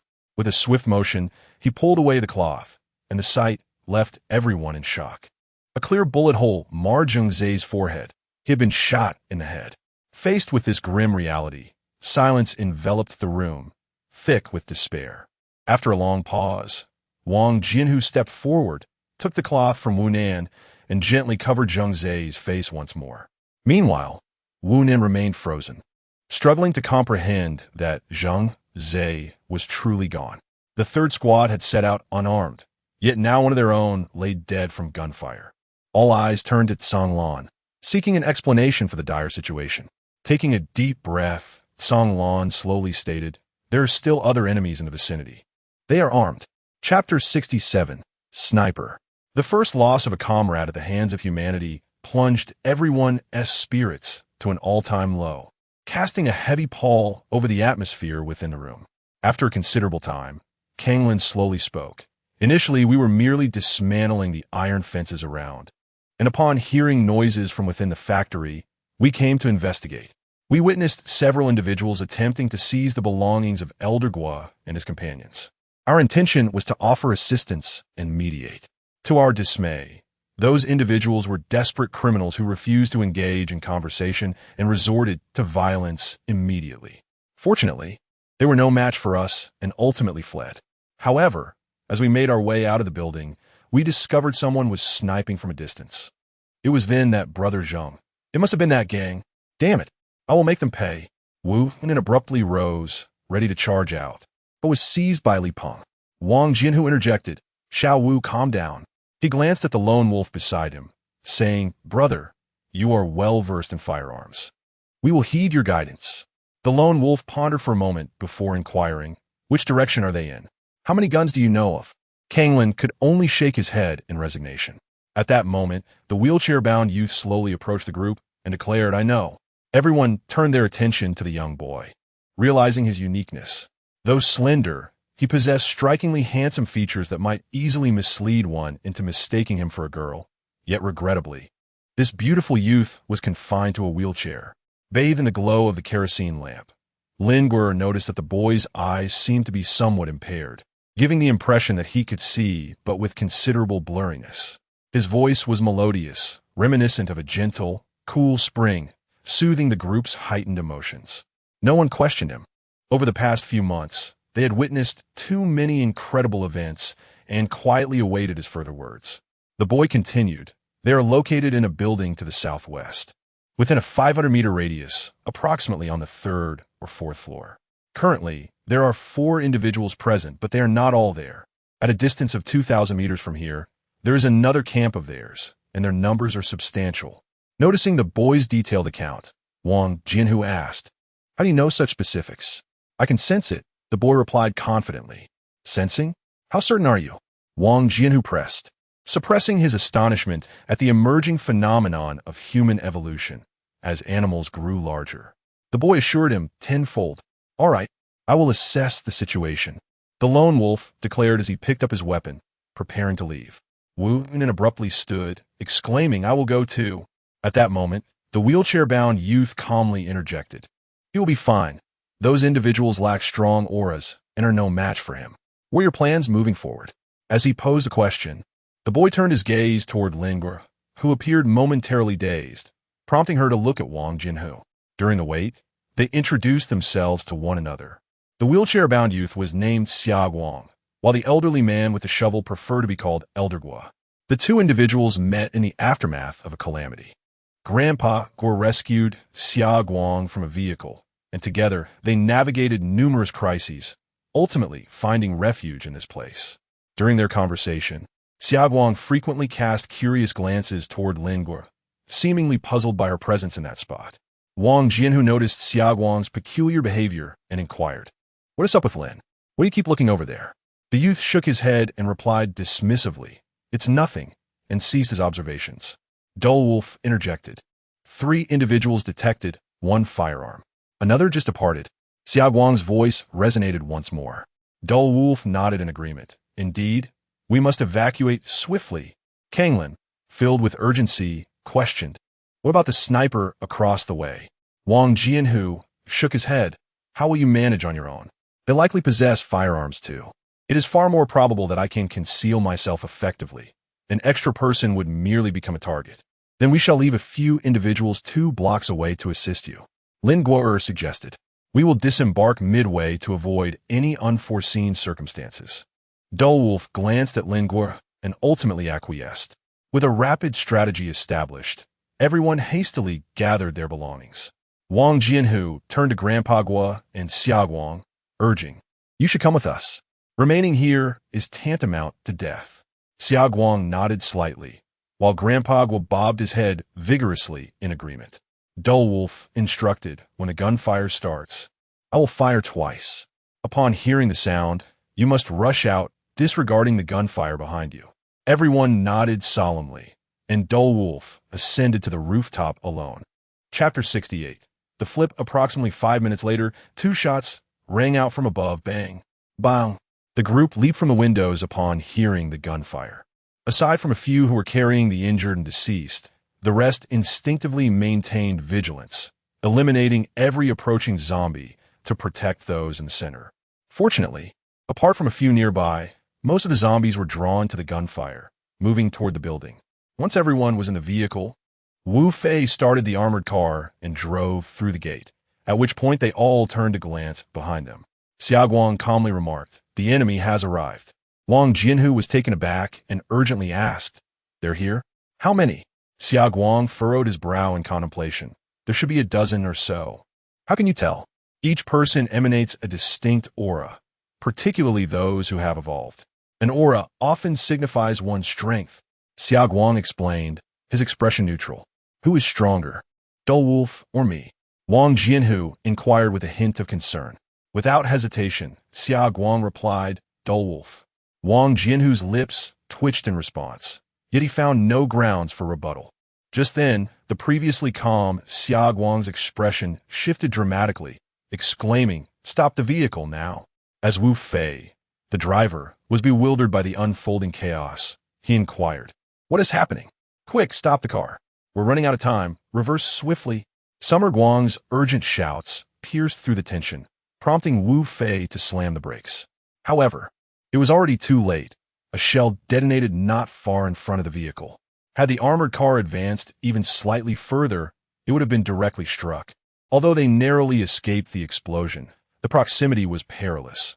The shockwave from the missile's blast violently rocked the vehicle, sending it hurtling through the air, shattering all the windows. In their haste to accommodate more passengers, none of the occupants had fastened their seatbelts, and, as the vehicle jolted, a few managed to support the injured before being catapulted along with the car. Lingua could only desperately grip one side of Xiaoguang's wheelchair, yet she was unable to steady her own body. Ultimately, the vehicle collided with the exterior wall of a nearby residential building. Lingua felt her head violently collide with something hard, and then she lost consciousness. After crashing into the wall, the riot control vehicle came to an abrupt halt. Once the vehicle stopped, the deformed door was forcefully kicked open, and Wang Jianhu was the first to emerge from within. Following him was Li Peng, and then Xiaoguang, who had been seated slightly in front. One by one, they were pulled out. The individuals in the driver's and front passenger's seats were the first to endure the shockwave after the glass shattered, and both lost consciousness, requiring assistance to be extricated.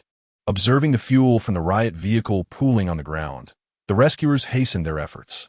As the last person from the back seat was pulled out, the vehicle erupted in a deafening explosion, engulfed by flames.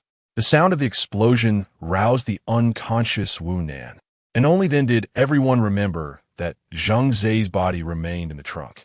In their urgency to save lives, they had overlooked the tightly wrapped corpse. Wu Nan knelt silently before the raging fire, seemingly in tears.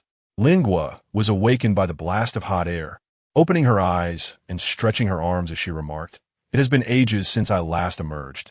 It is high time for a change, you fool." At that moment, no one noticed that Lingua's gaze had transformed entirely. During the incident, everyone instinctively shielded the unconscious injured and the wheelchair-bound Xiaoguang. Thus both remained unscathed, while the others sustained significant injuries. Wu Fei appeared to have been struck in the leg, making it difficult for him to stand.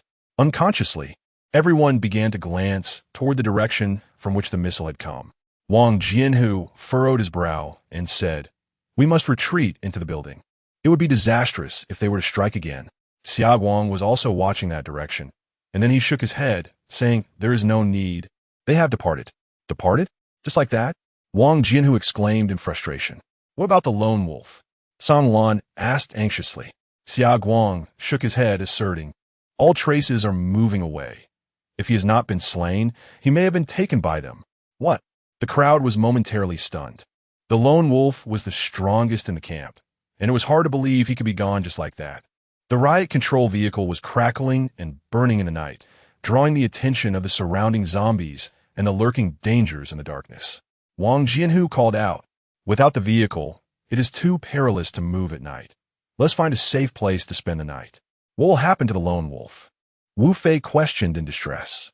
At that moment, Ling was slowly approached Xia Guang, looking down at him and inquired, in which direction is their camp? Xia Guang was taken aback, gradually lifting his head to gaze at Lin Guo through his hazy vision before pointing in a direction and saying that way. Lin Guo revealed a smile, gripping her long knife before turning to depart. Wang Jianhu, noticing Lin Guo attempting to leave the group, called out urgently, Lin, stay close to the team. It's far too perilous to venture alone. We shall seek the lone wolf together tomorrow. Lin's sister, Li Peng, attempted to rush forward to seize Lin Guo, but was halted by Xia Guang, who said, let her go. Li Peng shouted from the side, where is she going? To her demise? Meanwhile, Wu Fei, limping, gleefully remarked, that group is in trouble. Wang Jianhu, observing their attitudes, shook his head. You are utterly mad. Chapter 69. Captured in the shadowy streets, the explosive roar of an armored vehicle ignited the attention of surrounding zombies and mutated beasts. While Lin Guo had already vanished into the darkness, leaving the others to confront the immediate crisis. With too many injuries and diminished combat capability, they could only defend while retreating. Although Wang Jianhu, Li Peng, Wu Nan, and Song Lan possessed commendable fighting skills, the increasing number of zombies in the darkness began to overwhelm their defensive efforts. Suddenly, the sound of approaching vehicles broke through the chaos. Two speeding cars crashed into the surrounding zombies, sending them sprawling. Following this, Uncle Yang, Qi Liang, and others emerged fully armed from the vehicles. Wu Fei exclaimed, Uncle Yang, how did you arrive? Uncle Yang, with a grave expression, glanced at the still-burning vehicle and murmured, I heard the sound of a rocket launcher. It seems I was not mistaken. In the same dark night, another convoy traveled in a different direction, comprising two SUVs and a sedan. This convoy was headed towards the southwestern part of the city, where their camp awaited. At the forefront, the SUV carried 4 individuals, 2 in the front seats, 1 in the back, and another lying in the trunk, none other than the lone wolf. The lone wolf appeared severely battered, with his hands and feet bound, and 2 visible bullet wounds on his body. For some unknown reason, he seemed to have lost consciousness. The atmosphere inside the vehicle was stifling, thick with the scent of blood and dense smoke. The man referred to as Big Brother, robust in stature and clad in an incongruous suit, sat comfortably in the passenger seat, enjoying a cigarette while adorned with 2 oversized gold rings. In response to a lean man's anxious words, he flicked away the ash and replied, What do you know? I took down 4 men with just 4 bullets. Can you do that? The slender man, visibly tense, replied, But Big Brother, he is a soldier, a special police officer. Can someone like us with criminal records and blood on our hands truly stand alongside him? The man in the passenger seat took a deep drag from his cigarette and said, What age do you think this is? This is an era where power speaks. Women, wealth, authority, we possess it all. Is there truly anyone who would remain unmoved?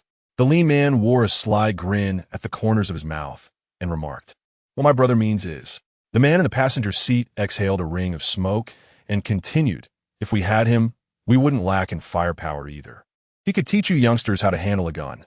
It would be a shame to waste the firearms you possess. The lean man, slightly embarrassed, chuckled and replied, Brother, although we may have few guns, we have plenty of ammunition that won't run out anytime soon. You know nothing, came the retort from the passenger, causing the lean man to immediately bow his head. Alas, alas. The lean man in the back seat nodded vigorously. Oh, and find him 2 attractive women. Make sure they put in some effort. If this special forces soldier is taken out by us, they won't need to stick around. They ought to understand. Yes, yes. As the moon reached its zenith, it once again vanished behind the clouds, plunging the night into inky darkness. in the factory where a gunfight had transpired. The staggering figures of zombies were no longer present. All the corpses lay heaped in a small mound in the factory's courtyard. Meanwhile, on the rooftop, a figure wielding a long knife was pacing back and forth. Lingua, wielding a bloodied knife, surveyed the rooftop for an extended period before finally noticing a trace of blood near the edge. It appeared that someone had sustained an injury. The absence of a corpse indicated that the individual had been taken away by their companions. Lingua stood atop the building, gazing southwestward. The low height of the floors obstructed his view entirely. Without hesitation, he leapt from the rooftop and sprinted toward the southwest. In a swift motion, he vaulted over the factory's surrounding wall. Suddenly, a massive maw lunged out from the darkness, aiming to bite Lingua. Lingua reacted with remarkable speed, his body exhibiting extraordinary agility as he deftly evaded the gaping maw of the zombie before him. In a swift motion, he pivoted sharply and swung his blade, severing the head of the mutated, desiccated corpse in one decisive strike. Without a moment's hesitation, Lingua pressed on, continuing his journey towards the southwest. Lingua was merely running along the ground, traversing the pitch-black streets, drawing the attention of all the lurking malevolence in the surrounding darkness, which surged towards her. Despite countless obstacles, her speed remained unimpeded, and as she observed the relentless horde of zombies approaching, her smile broadened. At this moment, the team carrying the lone wolf had arrived at their destination, an abandoned school, its outer walls fortified with discarded vehicles, presenting a formidable barrier. The main entrance had been sealed off, leaving only an iron side door for passage. As the convoy of 3 vehicles reached the entrance, 2 sentinels opened the gates, allowing the vehicles to proceed directly inside. Within the confines of the school, more than 20 vehicles stood parked, suggesting that at least 50 individuals occupied the camp. A man smoking a cigarette disembarked from the first vehicle and commanded those around him, "Find someone to attend to this lad's injuries and secure a decent room for him. P.S. A Special Forces soldier. Leave the rest to Monkey." The lean man in the back seat was indeed called Monkey. Hearing his elder brother's words, he grinned widely and stepped forward, directing several individuals to assist in lifting the lone wolf from the vehicle, his demeanor exceedingly obsequious. Chapter 70, Money, Women, and Power. As the lone wolf was carried away from the first vehicle, another middle-aged man with a buzz cut and a prominent scar approached the man adorned with a gold ring. "Brother, those people today were undoubtedly from the town government's camp. We employed a rocket launcher. If they have any connections outside, the word will surely spread." The man with the gold ring replied nonchalantly, "Even if they do find out, what can they do to us now? No one can breach our defenses. We have nothing to fear." The scarred man shook his head, still visibly apprehensive. "Brother, oh dear, regardless of the outside, those town government folks won't simply let this go. Don't they have firearms as well?" Only then did the man with the gold ring adopt a more serious tone. "Then tomorrow we shall obliterate that camp. The town government isn't that vast. With all our remaining rocket shells, I refuse to believe we cannot level it." Noticing the scarred man's lingering unease, he patted his shoulder reassuringly. "Fear not. We know the strength of our camp. I've seen their people, mere children. When we were navigating the streets, they were still nursing." With a resigned sigh, the scarred man conceded, "Fine, then we shall set off at dawn tomorrow, catching them off guard. Let us bolster the guards tonight, replacing them with those we can trust." Meanwhile, within one of the school's classrooms lay many survivors, appearing considerably more destitute than those outside, their garments filthy. A dozen individuals were crammed into a single classroom, resting on the floor.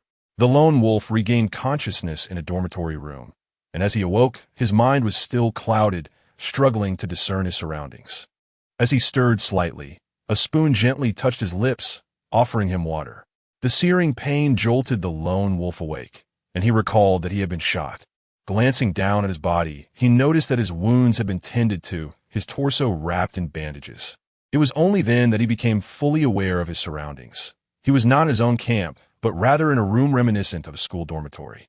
Before him, at a cabinet, stood a man clad in a white coat, presumably a doctor.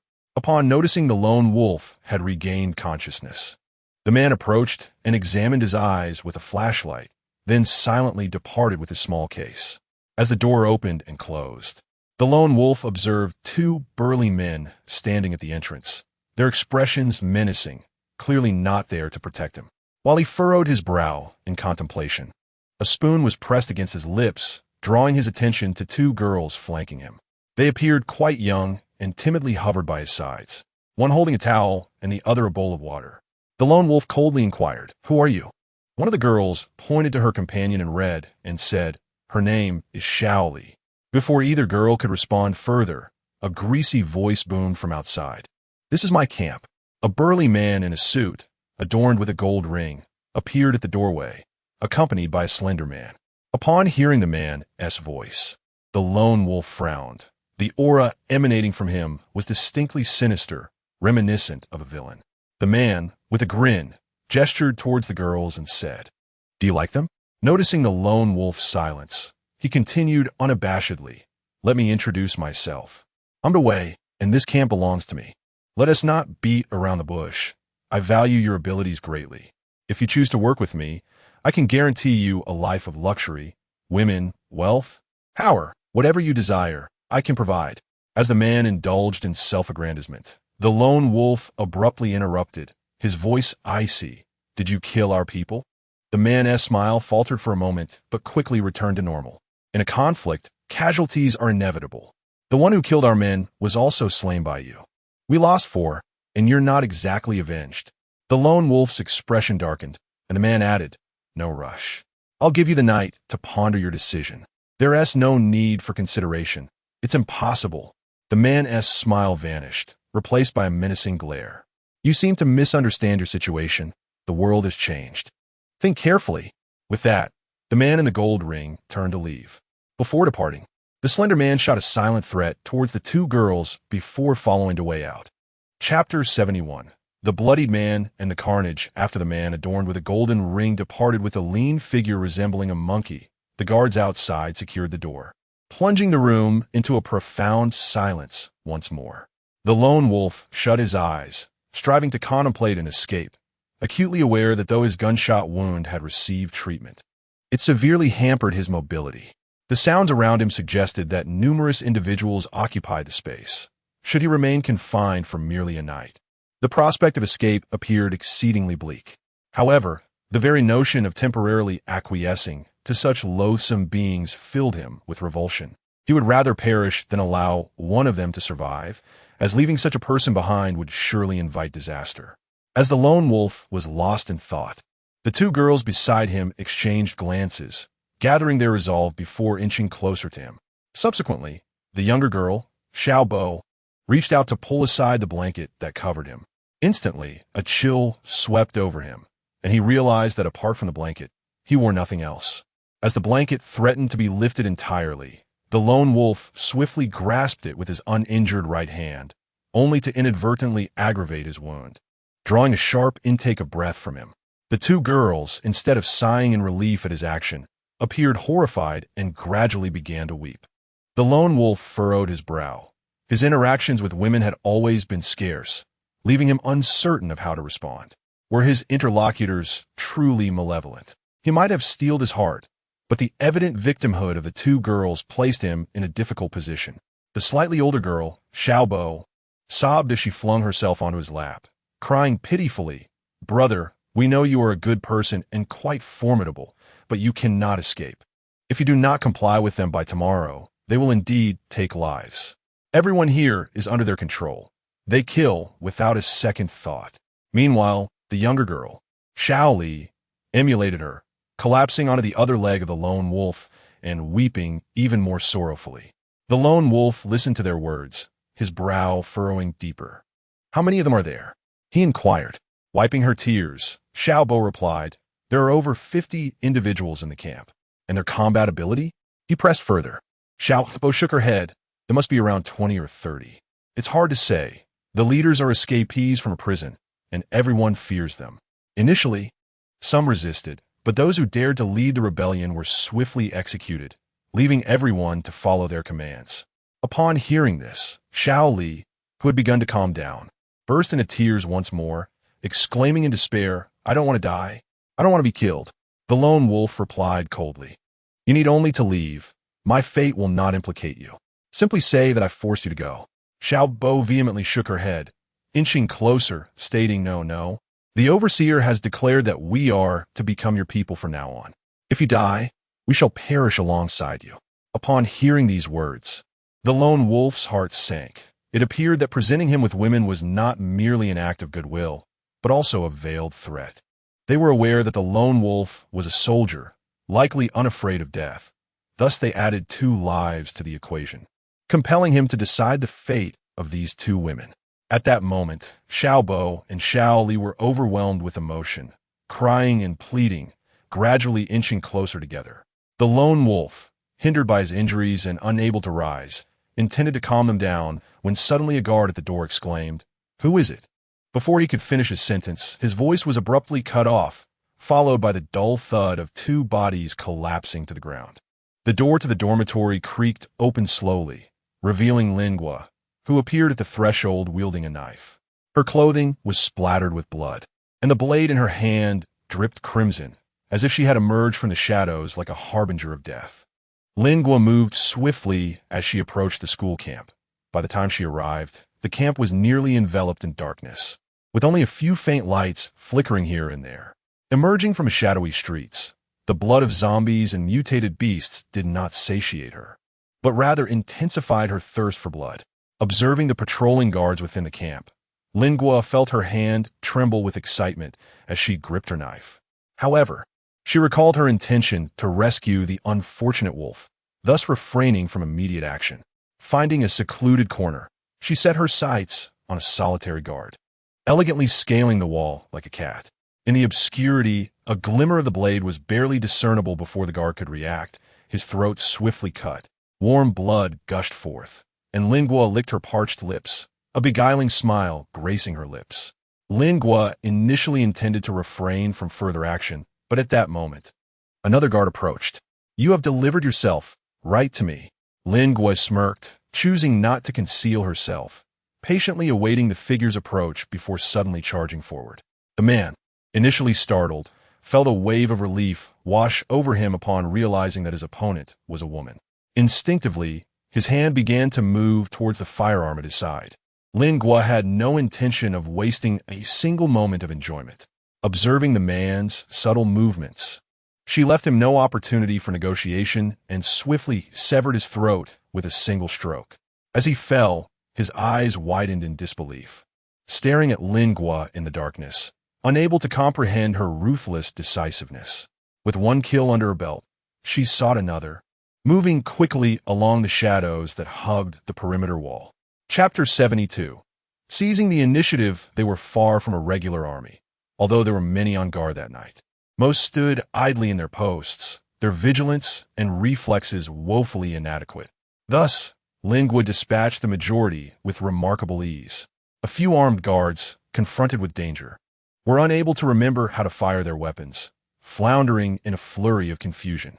The firearms in their hands became not instruments of defense, but rather burdens. Before they could steady their aim, Lingua was already upon them. When encountering groups of individuals, she dispatched them one by one with her blade, and when faced with solitary figures, she pressed them for the whereabouts of the lone wolf. If they remained silent, she simply moved on to the next. Ultimately, Lingua was pleased to learn the location of the building where the lone wolf was held. Wherever Lingua traverses, there is an inevitable trail of bloodshed. However, the interior of the building pales in comparison to the carnage outside. Apart from the 2 guards at the entrance, she encounters no one else along her path. Upon opening the door to the room of the lone wolf, Lingua momentarily pauses, her gaze fixed on the rather ambiguous scene within. A smirk graces her lips as she remarks on her unexpected fortune. Turning to leave, she politely considers closing the door for the 3 individuals inside. Wait, this is not how it should be. The lone wolf is momentarily taken aback by the appearance of an ally at the entrance, but recognition swiftly dawns upon him. After all this time, she has finally made her entrance. Yet, before he can voice his inquiries, he hears Lingua's dismissive words as she prepares to depart. In a sudden rush of urgency, he calls out to her. Upon hearing his plea, Lingua turns, placing a finger to her lips in a shushing gesture.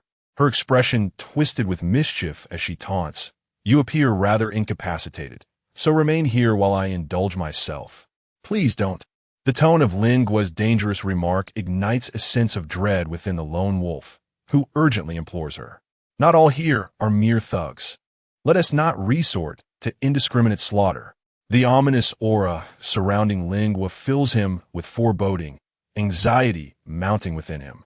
For reasons unknown, Lin Guo's demeanor shifts, her smile vanishing as she brandishes a bloodied knife toward the lone wolf, her voice cold as ice. You are far too meddlesome. If you continue to prattle, you may find yourself facing death. With that, she strides out of the dormitory. After Lin Guo departed, the small wolf beside the lone wolf trembled and inquired, "Is she one of your own?" Simultaneously, within the camp of the town government, everyone remained wide awake, consumed with worry for Lin Guo and the lone wolf. How could these fervent souls possibly wait until dawn? Having gathered an estimate of the camp's numbers from Xiaoguang, Uncle Yang resolved to launch a counterattack. He deduced that the current circumstances indicated that the opposing faction harbored malevolent intentions. The use of rocket launchers signified a desire to eradicate everyone. Furthermore, it was highly probable that both Lin Guo and the lone wolf were in their custody. Even if they were not present after today's encounter, it was likely that the adversaries would target the camp imminently, most probably by tomorrow. Should the enemy possess overwhelming firepower, they would not need to consider a detailed battle strategy and could simply advance with lethal force at dawn. Conversely, if their firepower was lacking, they might act swiftly to catch us off guard. Therefore, the optimal course of action was to embark tonight for a surprise assault, denying the enemy any respite. Are we intending to eliminate them all? Qi Liang queried with concern. Uncle Yang furrowed his brow and replied, "The perimeter guards must be neutralized. Those within, if unarmed, should be temporarily detained. Those armed and prepared to resist must not be spared. Our primary objective is not mere slaughter, but to seize control of their arsenal. We must secure their firearms, for if they assault us, we will be powerless against rocket fire." Upon hearing Uncle Yang's words, the group nodded in agreement. Thus, they did not delay, leaving only the wounded, elderly, and essential medical personnel behind, while all remaining combatants mobilized, driving the camp's 4 vehicles away. Shortly after Lin Guo left the site of the initial conflict at the factory, Uncle Yang's convoy arrived at the same location, where they were met with the sight of numerous corpses, leaving them in stunned silence. After a thorough search of the factory, Uncle Yang reached the same conclusion as Lin Guo. The lone wolf had likely been taken away, and Lin Guo had probably followed. The convoy pressed on towards the southwest without hesitation, but to their astonishment, the desolate city, which should have been fraught with peril, was eerily tranquil that night. Had it not been for the unusually high number of corpses lining the roadside, one might have felt as though they were racing towards disaster. In their terror, they discovered a few particularly unusual corpses among the remains, which they had never encountered before. These corpses were grotesquely larger than typical zombies, devoid of discernible facial features save for a mouth filled with sharp teeth. Their bodies appeared grotesquely distorted, as if their muscles had grotesquely expanded, presenting a formidable challenge. Upon witnessing this scene, Uncle Yang couldn't help but break into a cold sweat, realizing that his judgment had faltered, perhaps due to a prior conflict with another. He had unconsciously overlooked the perils of the night. Had it not been for the earlier efforts of someone clearing the area multiple times, this expedition could have faced dire consequences.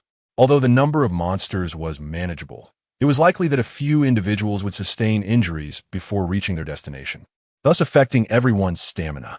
The enhanced physical capabilities he had gained through evolution led him to momentarily forget that these were ordinary individuals, not soldiers. Despite having faced mutated monsters, maintaining composure during a confrontation between humans proved to be a formidable challenge. In the dark of night, the moon flickered in and out of view. Uncle Yang divided the group into 3 small teams, each led by himself, Wang Jianhu, and Song Lan. Uncle Yang's team was tasked with breaching the main gate, while the other 2 teams would approach from the sides. Due to their limited numbers, each team consisted of only 5 members, which included 3 girls, Qin Yu, Zhang Jiyu, and Li Tong. The teams halted their vehicles far from the camp and stealthily approached the dimly lit area. Upon entering, They quickly sensed something amiss. The posts that should have been manned by guards were eerily devoid of personnel.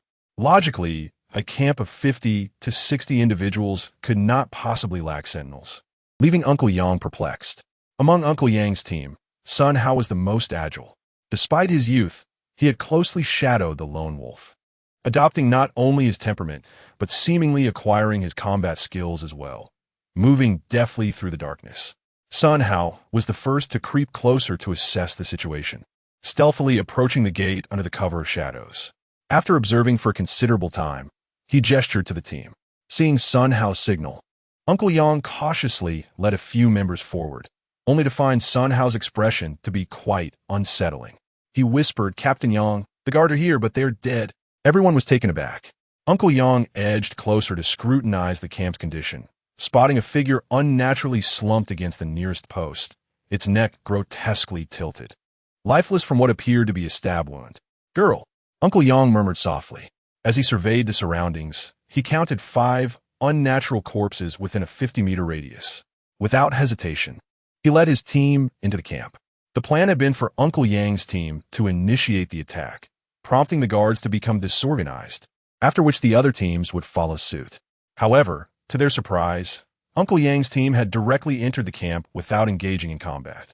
The leaders of the other 2 teams, witnessing Uncle Yang's group infiltrate without an attack, quietly maneuvered their teams closer to the perimeter, only to discover that there were, in fact, no guards present. As they entered the camp, it was only then that they caught sight of the bizarrely positioned corpses on the ground, prompting the girls in the group to cover their mouths to stifle any cries. Uncle Yang gestured towards several nearby buildings, indicating to the other 2 teams that each should take one. With a shared glance, the 3 teams commenced their advance deeper into the area, beginning their search with the closest structures. At this moment, Lingua had located the enemy's armory. After dispatching 3 guards in the vicinity, he strode confidently into the arsenal. Though referred to as an armory, it was merely a storage room containing 3 firearms, 2 rocket launchers, and several boxes of ammunition and rockets. Lingua sheathed her knife and single-handedly lifted the rocket launcher, testing its weight. She picked up a rocket round and examined it closely, though unfamiliar. It appeared to be an exhilarating object, igniting her interest. Just then, the camp outside erupted into chaos, with voices shouting about intruders and footsteps growing increasingly frantic. Initially believing she had been discovered, Lingua felt a surge of excitement. However, peering out the window, she realized that the commotion was not directed towards her, but rather towards 3 other buildings. To gain a clearer view, Lingua ascended to the rooftop, where she was astonished to recognize many familiar faces among those engaged in a fierce struggle below. Wow, they arrived so swiftly, she thought, feeling a twinge of dissatisfaction as she had not yet had her fill of play. Thanks to their proactive approach, Uncle Yang's team had seized the initiative, but the burden of confronting living targets soon became evident, leading to their discovery shortly after entering the building. Conversely, the opposing team was untrained. Upon realizing the enemy had quietly approached, most were paralyzed with fear, flustered, and easily manageable. However, when the leaders, Ring Man and Scarred Face, regained consciousness, the tide began to shift as their forces organized and consolidated. Given that the adversaries were armed, a direct confrontation would inevitably result in casualties, prompting Uncle Yang to consider initiating dialogue. To their astonishment, upon witnessing the multitude of bodies strewn about, the enemy's immediate reaction was to flee. Gathering their numbers, they hastily jumped into vehicles, barreling through the gates and speeding away. This unexpected turn left everyone astounded. As the remaining guards emerged from the building, the vehicles had already vanished. Faced with the intimidating presence of Uncle Yang's team, they could only surrender. From her vantage atop the building, Lingua observed the fleeing figures and, seizing the opportunity, decided to experiment with a newly discovered contraption. However, when it came to such devices, women typically lacked the aptitude. After much fumbling, she managed to attach the rocket round, but remained unsure of her next steps. At that moment, a hand reached over to assist her in disengaging the rocket launcher's safety. The lone wolf, despite his injuries, staggered behind Lingua, compelled to follow her. having commandeered the uniform of a fallen guard. He was supported by Xiao Bo as they proceeded. Initially, he had advised the two girls to remain behind, yet the older girl was insistent on accompanying him. As they traversed the scene of carnage marked by slashed bodies, the lone wolf grew increasingly anxious. These victims had met swift ends, intensifying his desire to locate Lingua. However, upon reaching the rooftop and finding what should have been a ruthless killer, his heart raced unexpectedly. Watching Lin Guo seated alone, a disgruntled expression as she fiddled with the rocket launcher, he felt a wave of madness wash over him. He couldn't help but find this supposed assassin utterly endearing. Chapter 74. Ruthless, the solitary wolf, driven by an inexplicable force, stepped forward to assist Lingua in preparing the rocket launcher. As he did so, he caught a glimpse of Lingua lifting her head to meet his gaze, revealing a captivating smile that seemed to illuminate her features. In that moment, he felt as though he could see a certain brilliance flickering within her eyes. Lingua was aware that the lone wolf had followed her. However, she anticipated that he would likely attempt to thwart her murderous intentions, thus she chose to disregard him. To her surprise, he proactively offered assistance. With a glance at the lone wolf that revealed her satisfaction, Lingua abruptly stood up and aimed the rocket launcher at a vehicle that had already traveled a considerable distance, resolutely firing it. Yet, as it was her first time using a rocket launcher, she misjudged the distance, resulting in the first projectile detonating far behind the vehicle. Although she missed her target, Lingua was still immensely pleased with her newfound toy, her smile widening. She then loaded a second round, mimicking the lone wolf's earlier actions, and once again raised the rocket launcher. Bang! This time, the explosion occurred closer to the vehicle. However, due to the considerable distance, there would be no subsequent chances. The lone wolf felt a sense of hopelessness as he watched Lingua reveling in her playful destruction. Strangely, his mood began to brighten in response to her joy, and all the convictions he once held steadfastly crumbled before this woman. After the second explosion, Lingua's smile faltered, and the lone wolf noticed, illuminated by the blast. The vastness of the streets in the city revealed itself. A horde of corpses appeared in the area lit by the rocket, the number far exceeding anything he had previously witnessed. The undead spread over several blocks, their figures densely packed where the light reached. Meanwhile, the group in 3 vehicles, fleeing in haste, plunged into the sea of corpses, perhaps believing they were merely encountering 1 or 2 zombies. From a higher vantage point, one could hardly grasp the enormity of a horde. The vehicles, fearing another rocket strike from behind, accelerated, but upon colliding with the swarm, they realized they were encircled by a multitude of the undead. The glass of the cars proved ineffective against the brute strength of the zombies, and soon, all 3 vehicles vanished amidst the sea of corpses. After securing the camp, Uncle Yang and a few members of the guard, including Sun Hao, made their way to the rooftop where Lin Guo and the lone wolf were situated, drawn by the sound of the rocket's launch. Upon confirming that both were unharmed, the group had no time for pleasantries as they turned their attention to the scene unfolding in the distant streets. At that moment, the moon, in perfect timing, pushed aside the clouds, casting its light anew upon the night. The onlookers on the rooftop were left in shock at the sight of the horde. The sheer number was indiscernible, heads packed tightly together, and curiously, the swarm seemed to be moving with purpose in a singular direction. Wang Jianhu, pointing towards the path of the horde, asked in confusion, "What lies in that direction?" Uncle Yang, his face ashen, replied, "The human city. Just to the south lies a military quarantine zone, an area yet to fall." All present stood on the rooftop, their expressions grave as they gazed at the advancing horde. Only Lin Guo discarded her rocket launcher, descending alone with a long knife in hand. She remained indifferent to the direction of the corpses. Observing them from the rooftop was utterly meaningless. As Lin Guo made her way downstairs, the dazed crowd gradually followed suit. The leader and his second-in-command of this encampment had fled, taking a dozen individuals with them. In a desperate situation, Uncle Yang and his group had no choice but to eliminate 5 or 6 others, while the number of those who perished at Lin Guo's hands alone exceeded a dozen. From an initial population of over 50, the camp was now reduced to merely 20 survivors. The remaining fortunate souls were segregated in two distinct locations, one holding only women, and the other containing men, the elderly, and children, the rationale for this separation being all too evident.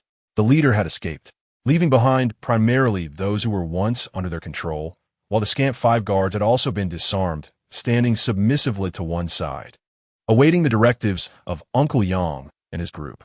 Lingua was the first to descend the stairs, and there he beheld 5 individuals standing aside. Their hair dyed in a myriad of colors. Without a moment's hesitation, Lingua unsheathed his long blade, instinctively sensing that these individuals harbored malevolent intentions. Upon perceiving the murderous intent emanating from Lingua, the 5 retreated in fear, and soon several of them knelt down in unison, pleading for mercy. Lingua, however, paid no heed to their words and swiftly unleashed the first strike. With a single, decisive motion, blood gushed from the neck of one among the 5, who collapsed to the ground, convulsing momentarily before succumbing to stillness. A person with dyed yellow hair, witnessing Lingua's ruthless assault, gritted his teeth. In a sudden burst of aggression, he drew a fruit knife from his ankle and lunged at Lingua. With a deft maneuver, she parried with her long blade, resulting in the adversary's head rolling to the ground. The remaining 3 were paralyzed with terror, one of them weeping profusely, pleading, "Do not kill me, please." At that moment, Uncle Yang and others emerged from the building, witnessing Lingua's actions, and they all shouted in unison to halt her. Yet, no words could persuade Lingua to cease her onslaught. After yet another life was extinguished, Uncle Yang bellowed, "Child." Lingua's arm faltered slightly, yet she remained intent on bringing down her weapon. Suddenly, the long knife slipped from her grasp and clattered to the ground as she staggered back, her body unsteady. The lone wolf, who had closely followed Lingua, quickly caught her as she stumbled, for he still had much left to say. Before losing consciousness, Lingua managed to lift her gaze and catch a glimpse of the lone wolf embracing her, and then she succumbed to her unconsciousness in his arms. Chapter 75. A complete victory that night, an overwhelming series of events unfolded, and dawn arrived quietly, unnoticed by the weary group. Due to their exhaustion, they unanimously decided to rest temporarily at the school camp, planning to set forth at daybreak. The unconscious Lingua was carried to a dormitory, and the lone wolf cast a lingering glance at her before stepping outside. At some point, it was Sun Hao who supported the lone wolf. Sun Hao, discerning the lone wolf's troubled thoughts, hesitated for a considerable time before softly uttering, "She will be fine. She will awaken soon." With a sigh, the lone wolf's eyes flickered with a hint of melancholy as he replied, "She will not awaken for a while." Having spent ample time together, Sun Hao had gradually come to understand some of the true circumstances without needing to inquire. He could not help but sigh for the lone wolf. The phenomenon of dual personalities is exceedingly rare, yet it has befallen our leader, alas. That evening, the camp was profoundly shaken by Ling's abrupt return to normalcy. For everyone, the initial experience of taking a life was deeply unsettling. They would waver significantly before committing to such an act, and even after crossing that threshold, the psychological burden would linger long thereafter. Yet last night, Lingua single-handedly eliminated over 10 individuals, and her transformation left everyone astounded. Each person silently reflected within, recognizing that in this twisted world, one must never underestimate anyone. After Lingua awoke, she sat alone by the wall for an extended period, her gaze falling upon the lifeless bodies on the ground, marked by the slashes of her own blade.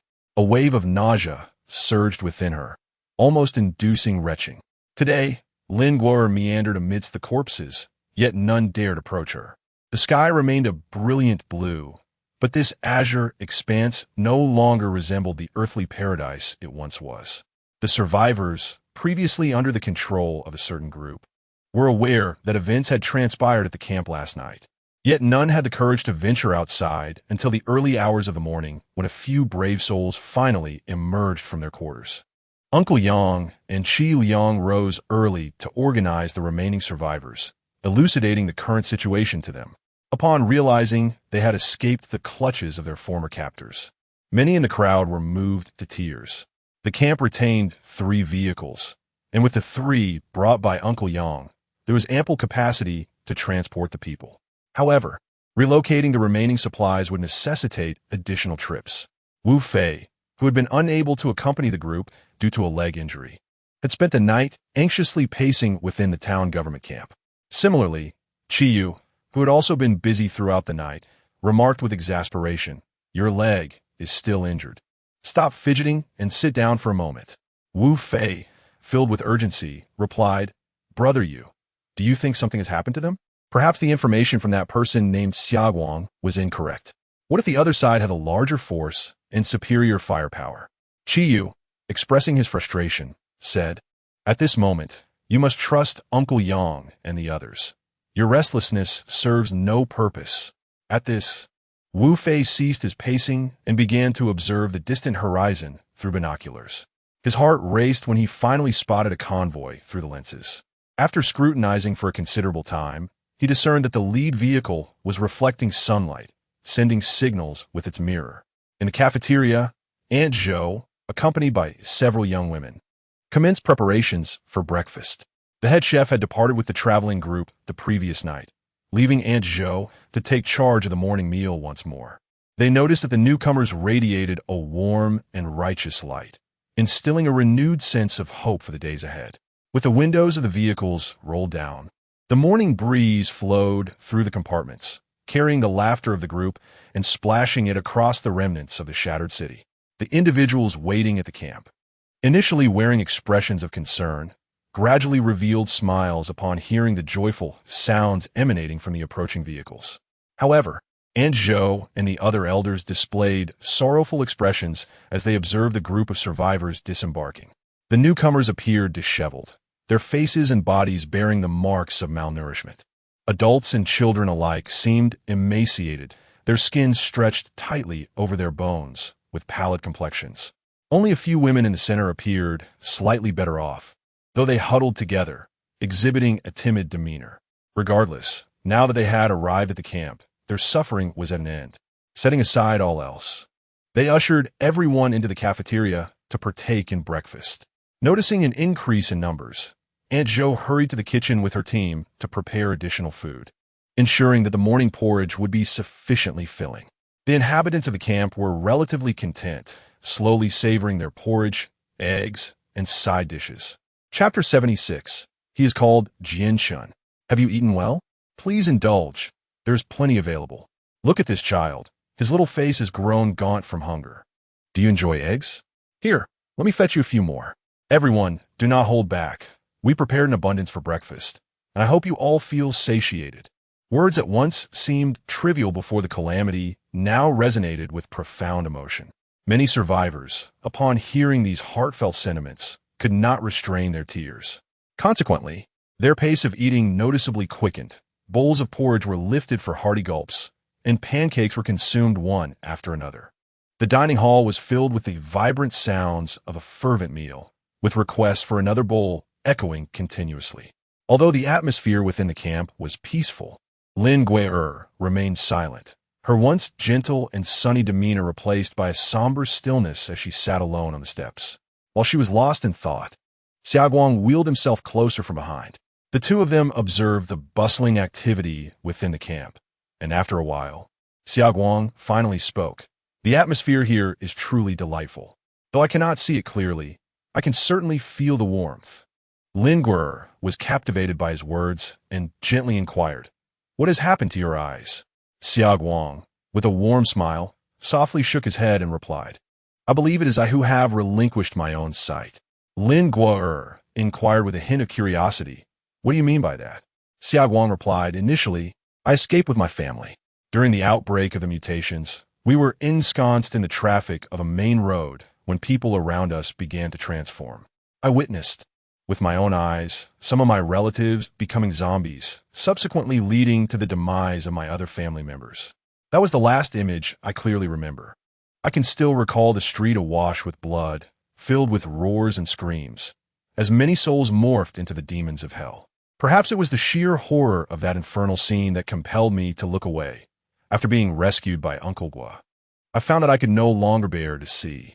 Lin Gui'er was taken aback to learn that Xiaoguang was the initial witness to this calamity. How fortunate It would have been had he not witnessed it. Lin Gui'er murmured softly. After a considerable pause, Xia Guang continued. However, amidst the haze before me, I discovered that the individuals around me became increasingly discernible. Gradually, I could distinguish the goodness or malevolence of those approaching merely by their aura. Upon realizing this ability, I diligently endeavored to perceive all things around me, and eventually I was able to capture even the faintest sense from a distance. Hearing this, Lin Gui'er felt a sense of confusion and inquired, "Why are you sharing this with me?" Xia Guang gazed at Lin Gui'er with a gentle smile. His eyes, slightly clouded, resembled a piece of polished white jade, ethereal yet exquisite. He spoke slowly. "I can sense your predicament. It must be exhausting to exist as two individuals, is it not?" Lin Gui'er was momentarily stunned. Xia Guang continued, "You embody the gentle and kind aspects, which inevitably burdens your psyche with greater weight. However, simultaneously, another facet of your being endures different trials. In this apocalyptic context, it is evident that the other part of you thrives more adeptly, as peril lurks in every corner. Yet, it is predominantly you who governs this corporeal form. Do you grasp the reason behind it? Because a balance could not be struck between you, with 80% malevolence and 20% benevolence. If more is not afforded to you in such an environment, you will inevitably fade away." Lin Gui'er was taken aback. Would it truly vanish? The specifics you must seek for yourself. I shall only articulate my reasoning. I approach you because of your unwavering goodness. Your pure soul is far more attuned to perceiving the essence of others. Do you desire to acquire capacity such as mine? Although Xia Guang's voice was slow, it possessed an enchanting quality, evoking a sense that he was an enlightened being, instilling an irresistible urge to believe in him. Lin Gui'er nodded, contemplating her hopes. She often felt frustrated for not being able to contribute more, and she had realized that no matter how hard she tried, she could not reach the level of another persona. Hence, she yearned to grow stronger. Xia Guang smiled once more, lifting his gaze as if peering into the azure sky, and said, "I have one more request, and I hope you will grant it." "Speak," she replied. "I have a half-brother who resides in another city, and I'm uncertain of his well-being. If you happen to encounter him in the future, I would be grateful if you could look after him. He is a gentle soul, yet he possesses a stubborn streak. In this apocalyptic world, if he relies solely on himself, his character could very well lead to his swift demise." Lin Gui'er whispered, "You should be aware that if he is in the afflicted city, the likelihood of survival is exceedingly slim." Lin Gui'er did not intend to discourage him. Rather, the current situation simply unfolded as such. The smile on Xia Guang's face remained intact as he slowly replied, "No, he is certainly still alive, and if he could, he would undoubtedly seek me out." "Then why not go help him yourself?" Lin Gui'er inquired. Xia Guang sighed and said, "My health has never been robust, and since encountering this mutation, I feel my condition has not improved. In fact, it continues to deteriorate. I sense my time is running short." "How can that be?" Lin Gui'er exclaimed in surprise. Xia Guang responded with a resigned smile. "Ultimately, one must face death, at least in the days that remain. I shall no longer need to take medication. However, that does not mean my end is imminent. Please do not share this with anyone. I do not wish to be treated differently." Lin Gui'er nodded stiffly, remaining silent for a while before inquiring, "What is your brother's name?" "His name is Jian Shun." Chapter 77, Reinforcement of the Safe Zone. Xia Guang remarked, "If one wishes to experience another world, one must relinquish their own sight." Lin Gui'er covered her eyes with a strip of cloth, striving to perceive the world around her and to comprehend all the people in her vicinity. Her conversation with Xia Guang rekindled a spark of vitality within her. Uncle Yang, observing this scene from a distance, felt a sense of relief and resumed his dedication to the construction of the camp. However, it was not only Uncle Yang who was watching. There was also the solitary wolf lurking in the shadows. Lin Gui'er is not alone. Many individuals silently guard her. Now, she aspires to protect others to the best of her abilities. Upon acquaintance, it became apparent that although Mr. Hua is a boiler worker, he was once a skilled craftsman in his youth proficient in various trades such as masonry, carpentry, and more. Furthermore, Mr. Guo possesses a delightful sense of humor and quickly befriended several elderly men, including Uncle Yang, upon arriving at the camp, thereby transforming the camp's construction leadership into his domain. With ample iron mesh now available, the camp is poised to commence the establishment of a secure perimeter. The inner defense will be centered around the camp, with a radius of 500 meters, where all streets and entrances at this distance will be fortified with iron mesh, metal sheets, and even bricks and cement. The outer defense will extend beyond 1,000 meters from the camp, employing a method learned from a previous camp by using damaged vehicles to construct barriers. Due to the influx of manpower, the ambitious project is met with great enthusiasm, and all laborers diligently follow Mr. Guo's designed approach to seal off the streets. Each individual is committed to ensuring that no corner is overlooked. Meanwhile, the number of expedition teams gradually increases. Their missions are now confined to the vicinity of the camp's defensive perimeter, where they clear out remaining zombies and mutated animals. Thanks to everyone's concerted efforts, the inner iron mesh protection is swiftly completed. Although work on the outer barricade is ongoing, the majority of manpower remains focused on the inner layer. For the first time, Mr. Guo wields such significant authority, initiating renovations on the buildings along the streets.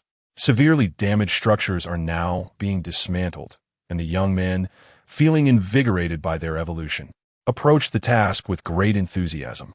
In the residential buildings, little remains in terms of supplies. At most, a few articles of clothing, bedding, and furniture can be salvaged, as all food has long since spoiled. Numerous individuals follow the expedition teams into the inspected homes, searching for any remaining usable items, while categorizing and stacking unusable debris for collective disposal. For the children, this marks their first opportunity to venture beyond the town government courtyard, and they are exuberant. Searching for supplies in the dilapidated buildings feels akin to a treasure hunt, filling each child with joy. In terms of survivor demographics, children constitute a significantly larger proportion. Analysis by Chiyu indicates that children seem to exhibit greater resistance to the virus. The rarity of children among the zombie hordes suggests that most have been affected by the surrounding mutated zombies. With timely rescue, it is likely that even more children could have survived. The collective participation of everyone accelerates the organization of the work. The debris from the dismantled buildings accumulates outside the outer defenses, while Mr. Guo plans to bring a team to repair the lower floors of the remaining structures after thorough searching. The installation of new windows and iron doors has been completed, addressing even the issue of rodents by sealing all underground entrances and exits. Presently, the water supply for everyone no longer derives from the pipelines, allowing for their complete closure. The campsite now accommodates over 50 residents, creating a somewhat crowded environment. The repaired houses within the inner defense network are available for habitation. Grandfather Guo suggested that individuals might consider residing on the nearby hills, yet the decision to relocate to surrounding homes rests solely with the group. Each household or team could be allocated an entire unit.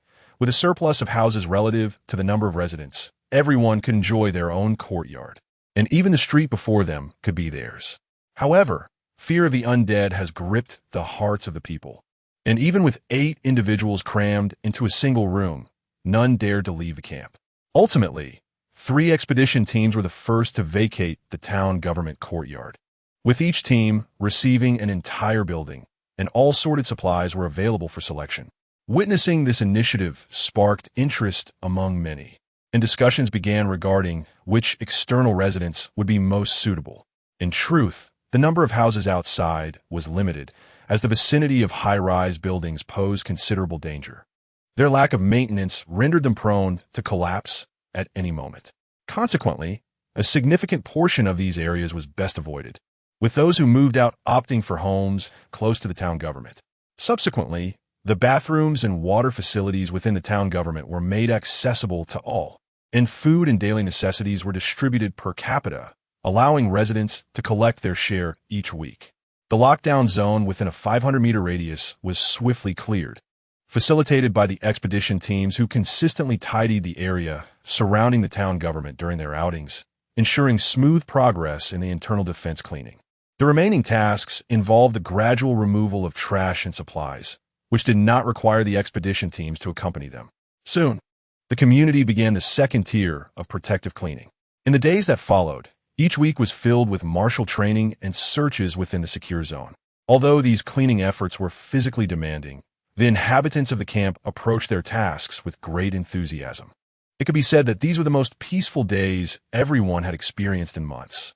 While the work was simple, it was also time-consuming.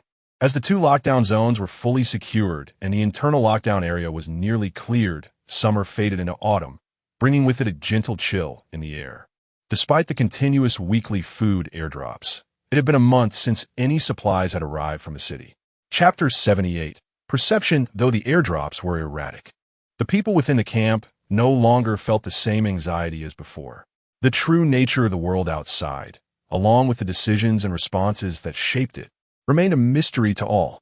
Rather than indulging in baseless speculation, it was far wiser to cherish the present life. Within the camp, Uncle Yang often engaged in games of chess with Grandfather Gua and a few other elder residents, sipping tea and enjoying leisurely conversations. Wu Fei, unbeknownst to anyone, managed to procure cutting equipment for weapon manufacturing, as well as a human-powered generator. Additionally, he found a kindred spirit in Du Wenhao, a friend who shared his passion for blades. The two spent their time, except for when they ventured out, scouring the surroundings for quality materials to craft weapons and tools. Even Lin Ger's longsword was borrowed by them, under the pretense of needing it for demonstration purposes. Since Lin Guer covered her eyes, she seldom removes the blindfold, dedicating each day to learning how to perceive alongside Xiaoguang. Whether it is due to Lin Ger's extraordinary talent or Xiaoguang's unreserved guidance, her progress has been remarkably swift. She can now discern the identities of visitors merely by their aura. It was only after unlocking the gateway to perception that Lin Guer comprehended why Xiaoguang possessed such familiarity with everyone's abilities. Each individual's aura is distinct. Some are faint while others are potent. In the realm of perception, even the plants exhibit their own unique forms. The faint auras belong to individuals like Old Gua and Old Madame Zhou, while the fluctuating ones are akin to those of children, whose auras may vary, perhaps signifying their growth. The powerful auras are represented by figures such as Wang Jianhu and Li Peng, while the lone wolf shines like a torch amidst the crowd, radiant in the world of auras.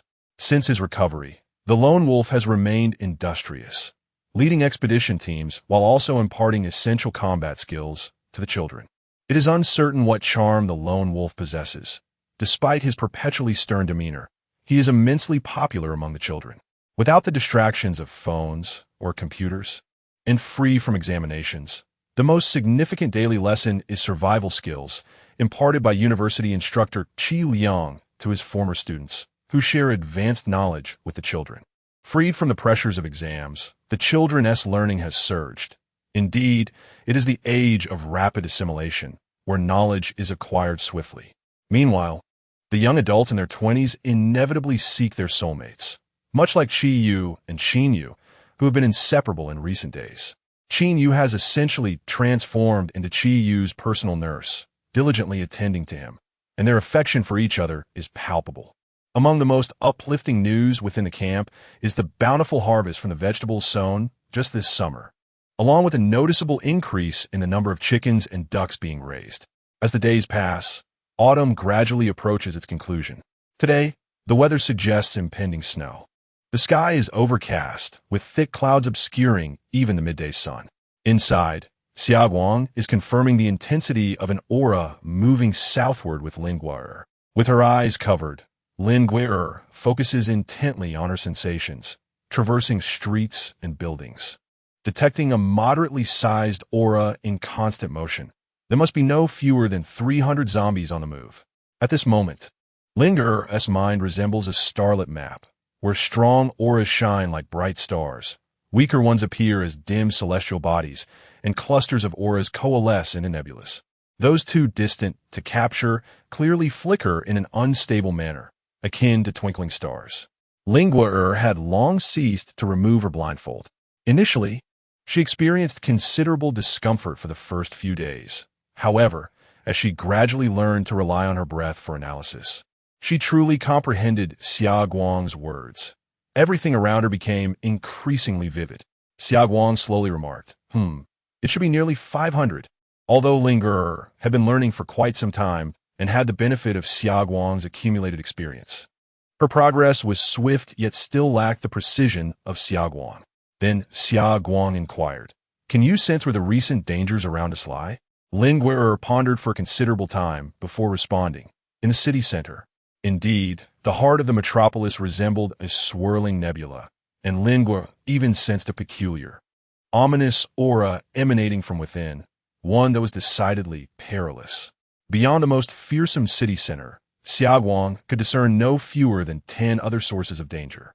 However, Lin Guo perceived the city center as the most imminent threat, thereby implying that the surrounding areas posed no significant risk to her. Xia Guang shook his head in resignation. Realizing how he had overlooked this critical aspect, the degree of perceived danger was entirely contingent upon the individual's own strength. Lin Guo, with her alternate persona, was inclined to disregard locations that she deemed harmless, completely oblivious to any lurking threats which could prove to be exceedingly hazardous for her companions. A place she casually deemed safe could very well become a graveyard for her teammates seeking information. With a tone of exasperation, Xia Guang instructed, "Guo, you must exercise utmost caution regarding any enemy positions you foresee. It is imperative that you rely on the strength of your teammates to assess whether a location is truly dangerous, rather than solely trusting your own instincts." No sooner had Xia Guang finished speaking than Lin Guo sprang to her feet, exclaiming, "This is bad. The aura from the city center is shifting. It's moving south." Xia Guang was startled by Lin Guo's sudden outburst, and as he focused his senses, he confirmed that the most terrifying force was indeed on the move, accompanied by a horde of zombies. Since recognizing Xia Guang's significance, he had remained adjacent to the highest office, with individuals stationed at the entrance ready to relay messages to Xia Guang or Uncle Yang at any moment. Lin Guo shouted loudly, "Go call Uncle Yang, Qi Liang, and the others quickly." Chapter 79. The Arrival of Winter. She could sense the terrifying power, and she could see the vast horde of zombies led by that dreadful entity, their target unmistakably the untouched human city to the south. The speed at which this horrifying presence commanded the throng was astonishing, akin to a well-drilled army under precise direction. Before long, Uncle Yang and the others arrived. After grasping the situation, they hurriedly ascended to the rooftop, commencing their observations with binoculars. Apart from Xia Guang and Lin Guo, no one comprehended the sheer magnitude of the terrifying force, nor could anyone perceive the vastness of the horde with the naked eye. Nevertheless, despite their temporary inability to see, none of them were willing to relinquish the binoculars. It was a sense of impotence, knowing everything yet being incapable of providing any assistance, utterly powerless. Although they had not yet witnessed it, they trusted Xia Guang and Lin Guo's intuition, which had been validated through numerous tests. Uncle Yang, steeling himself, picked up the satellite phone and dialed out. This call could only be made on a designated day each week, yet embracing a mindset of hope. Uncle Yang attempted to connect. As soon as someone answered, he inhaled sharply and quickly stated, "This is City M. We have detected a substantial horde of zombies advancing towards the uninfected city to the south. It is extremely dangerous." The operator on the other end paused momentarily before responding. "Rest assured, there are armed forces on alert surrounding the city. Thank you for your warning." Clearly, the individual on the line was unaware of the magnitude of this zombie horde, but politely expressed gratitude to Uncle Yang. Frustrated, Uncle Yang exclaimed, "No, this is not a minor horde. Missiles and sniper rifles will not suffice.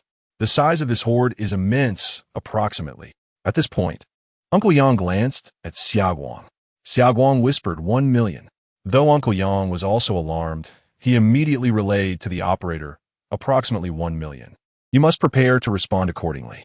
The tone of the operator on the other end shifted noticeably as they quickly replied, 1 million? Understood. I need to contact my superiors immediately," before abruptly hanging up. After the call, Uncle Yang exhaled deeply, and those who had been observing with binoculars suddenly exclaimed, "I see it. The statement was barely uttered before the speaker gasped sharply. Everyone hastily raised their binoculars, directing their gaze towards the southern city, more sensitive than the others.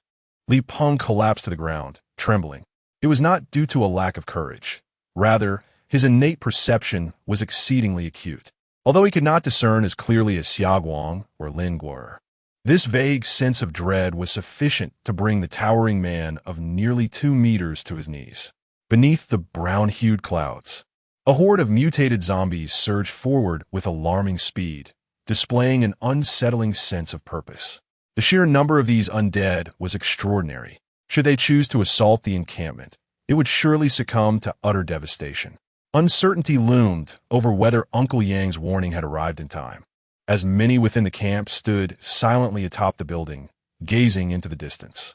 Suddenly, the sound of gunfire erupted, though Xiaoguang's voice was barely a whisper. Every listener felt a slight tremor course through their bodies. Only Lin Guo could distinctly perceive the fluctuations in the atmosphere. The destructive force of the missiles was immense.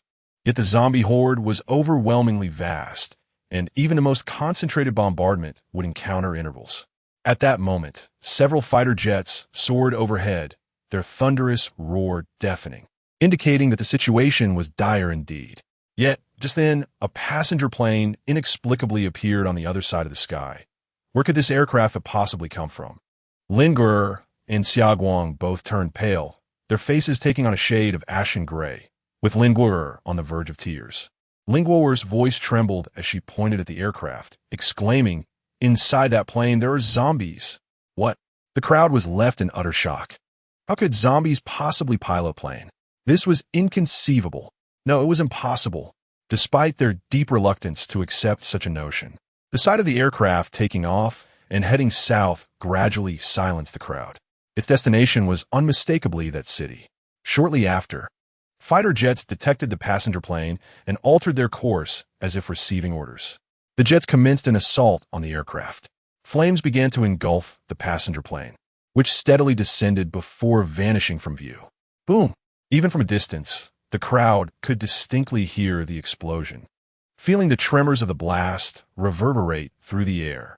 With the plane's descent, everyone felt certain that it signified a successful defense. However, at that moment, Xiaoguang raised his head, exhaling deeply, his face marked with tears, a rare display of emotion for him. Xiaoguang swallowed hard, his voice shaking as he uttered, "The defense has been breached." What? How could this be? How is this possible? The relief that had just settled over them plummeted into despair once more. Xiaoguang continued, "The passenger plane crashed on the defensive perimeter. Once it breaches that boundary, the virus will begin to spread uncontrollably." The 2 fighter jets circled the crash site for a moment before soaring away. The overcast sky released the first snowflake, followed by a flurry of others, swirling gracefully in the chilly breeze. At that moment, Uncle Yang's satellite phone abruptly rang, and he hastily answered, his hands trembling. It was the same operator's voice. "I am now officially announcing the message from the Supreme Command. The nation is preparing to implement the Demon Emperor plan. And your city, M, will serve as Zone 2, with the town government camp as the base. Your team is codenamed Ding Zhao. You may make your own decisions regarding specific matters." After a lengthy statement, the speaker took a deep breath before continuing, his voice choked with emotion. "This is not a mandatory order. It is a voluntary endeavor. I must once again ask you, with the nation in peril and humanity's survival at stake, are you willing to fight for your country? Are you prepared to sacrifice your lives for this cause?" Uncle Yang had turned the volume to its maximum, and at that moment, nearly everyone in the camp had gathered to hear the satellite phone's message. Without hesitation, they shouted in unison, "Always ready." The voice on the other end was clearly choked with emotion as he responded, "All right, Ding Zhao team, I shall now formally issue your first command. The southern city of Zone 3 has fallen. Your current mission is to do everything in your power to rescue the survivors. One must remain vigilant of the exceptional beings among the zombies. They may possess intelligence." Intelligence? What does that mean? What has the nation truly uncovered? Unchleang inquiret anxiously. Upon hearing the question, the individual on the other end hesitated momentarily. Uncle Yang implored fervently, We are entitled to a certain degree of information. There must be something you can divulge, anything at all. After a prolonged silence, the operator on the opposite end seemed to have made a resolute decision and stated, "This virus has been imported from abroad, and they entered the country while carrying the disease, which is why it went undetected initially. Those infected individuals appear to have been administered a specific drug that allows them to retain consciousness even after their transformation into the undead. And their intentions are unmistakably clear: to annihilate, to obliterate our nation, as evidenced by today's events. Presently, apart from our country, the situation in the rest of the world has spiraled out of control, complicating efforts to trace the virus's origin. As for this affliction, our nation is still conducting research. Thus, there is little useful information available. Should there be any further developments, I trust the higher authorities will provide you with answers." Uncle Yang sighed and quietly inquired, "How much safe territory does our nation still possess?" After responding, the individual's breathing noticeably grew heavy, and a violent knocking echoed through the phone line. The operator's trembling voice returned, "Future communications will be coordinated by the Supreme Commander of the Demon Emperor Project, Kunpeng, and the Yingzhou team. This city is now entrusted to you." "My city." Before he could finish, the operator screamed in agony, his cries swiftly morphing into the horrific wails of the undead. It was only upon hearing his last words that everyone realized the operator was situated in the very city that had just fallen. Amidst the swirling snow, pure white flakes were tainted with dark soot, a testament to the city ablaze. Countless lives have plunged into hell as this frigid winter descends, while many others are ensnared in this nightmare of pristine white. The most dreadful winter in human history has arrived. Chapter 80. In the name of Yingzhou, legend has it that in ancient times, there existed 10 demon emperors who aided Dijuan and Tai in subduing the myriad demon clans, thereby establishing the celestial court. Each possessed formidable powers and vast abilities. After the establishment of the celestial court, they each commanded a legion, safeguarding their domains.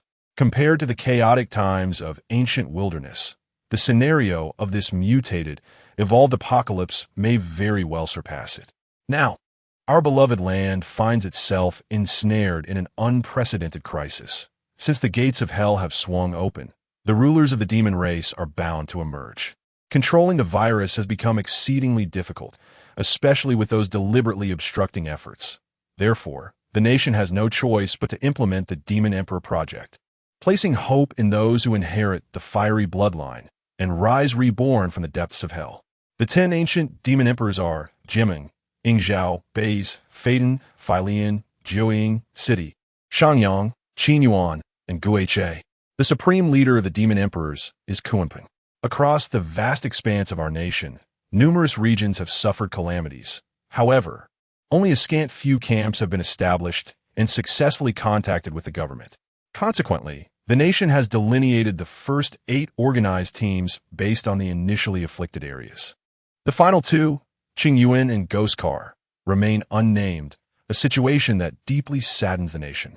In this grand country, once home to millions in bustling metropolises, now only a handful remain.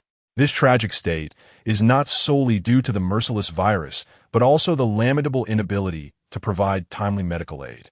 Therefore, the inaugural task issued under the Demon Emperor's initiative is to venture into the fallen cities and strive to rescue survivors. Upon receiving the command, teams from various regions commence their operations. The Demon Emperor's illustrious call is embodied in a figure with a human face and horse body, adorned with tiger stripes, avian wings, and a voice reminiscent of thunder. In ancient times, this figure participated in numerous campaigns against malevolent deities and demons, achieving immortal feats. Today, as we inherit this name, we must also embrace its indomitable spirit. Henceforth, we shall no longer be mere survivors in the depths of despair, but shall be reborn in the name of the Demon Emperor. Uncle Yang's impassioned voice resounded through the hall, igniting fervor in the hearts of everyone in the camp. With the order received, swift execution is paramount. The southern city has opened the gates of hell, and each moment, its inhabitants struggle in torment. However, despite the fervor of many, it is essential not to dispatch every individual, as some must remain to maintain the camp's operations and ensure its safety. The arrangements for the expedition turned chaotic, with everyone vying to participate. Even Uncle Yang resolved to lead the team himself, perhaps as a soldier. He felt the call of duty coursing through his veins and was unwilling to remain in the rear, awaiting orders when the time for valor had come. Ultimately, no one could contest Uncle Yang's determination, and he was appointed as the team leader. Alongside Uncle Yang, the formidable lone wolf was deemed essential for the mission.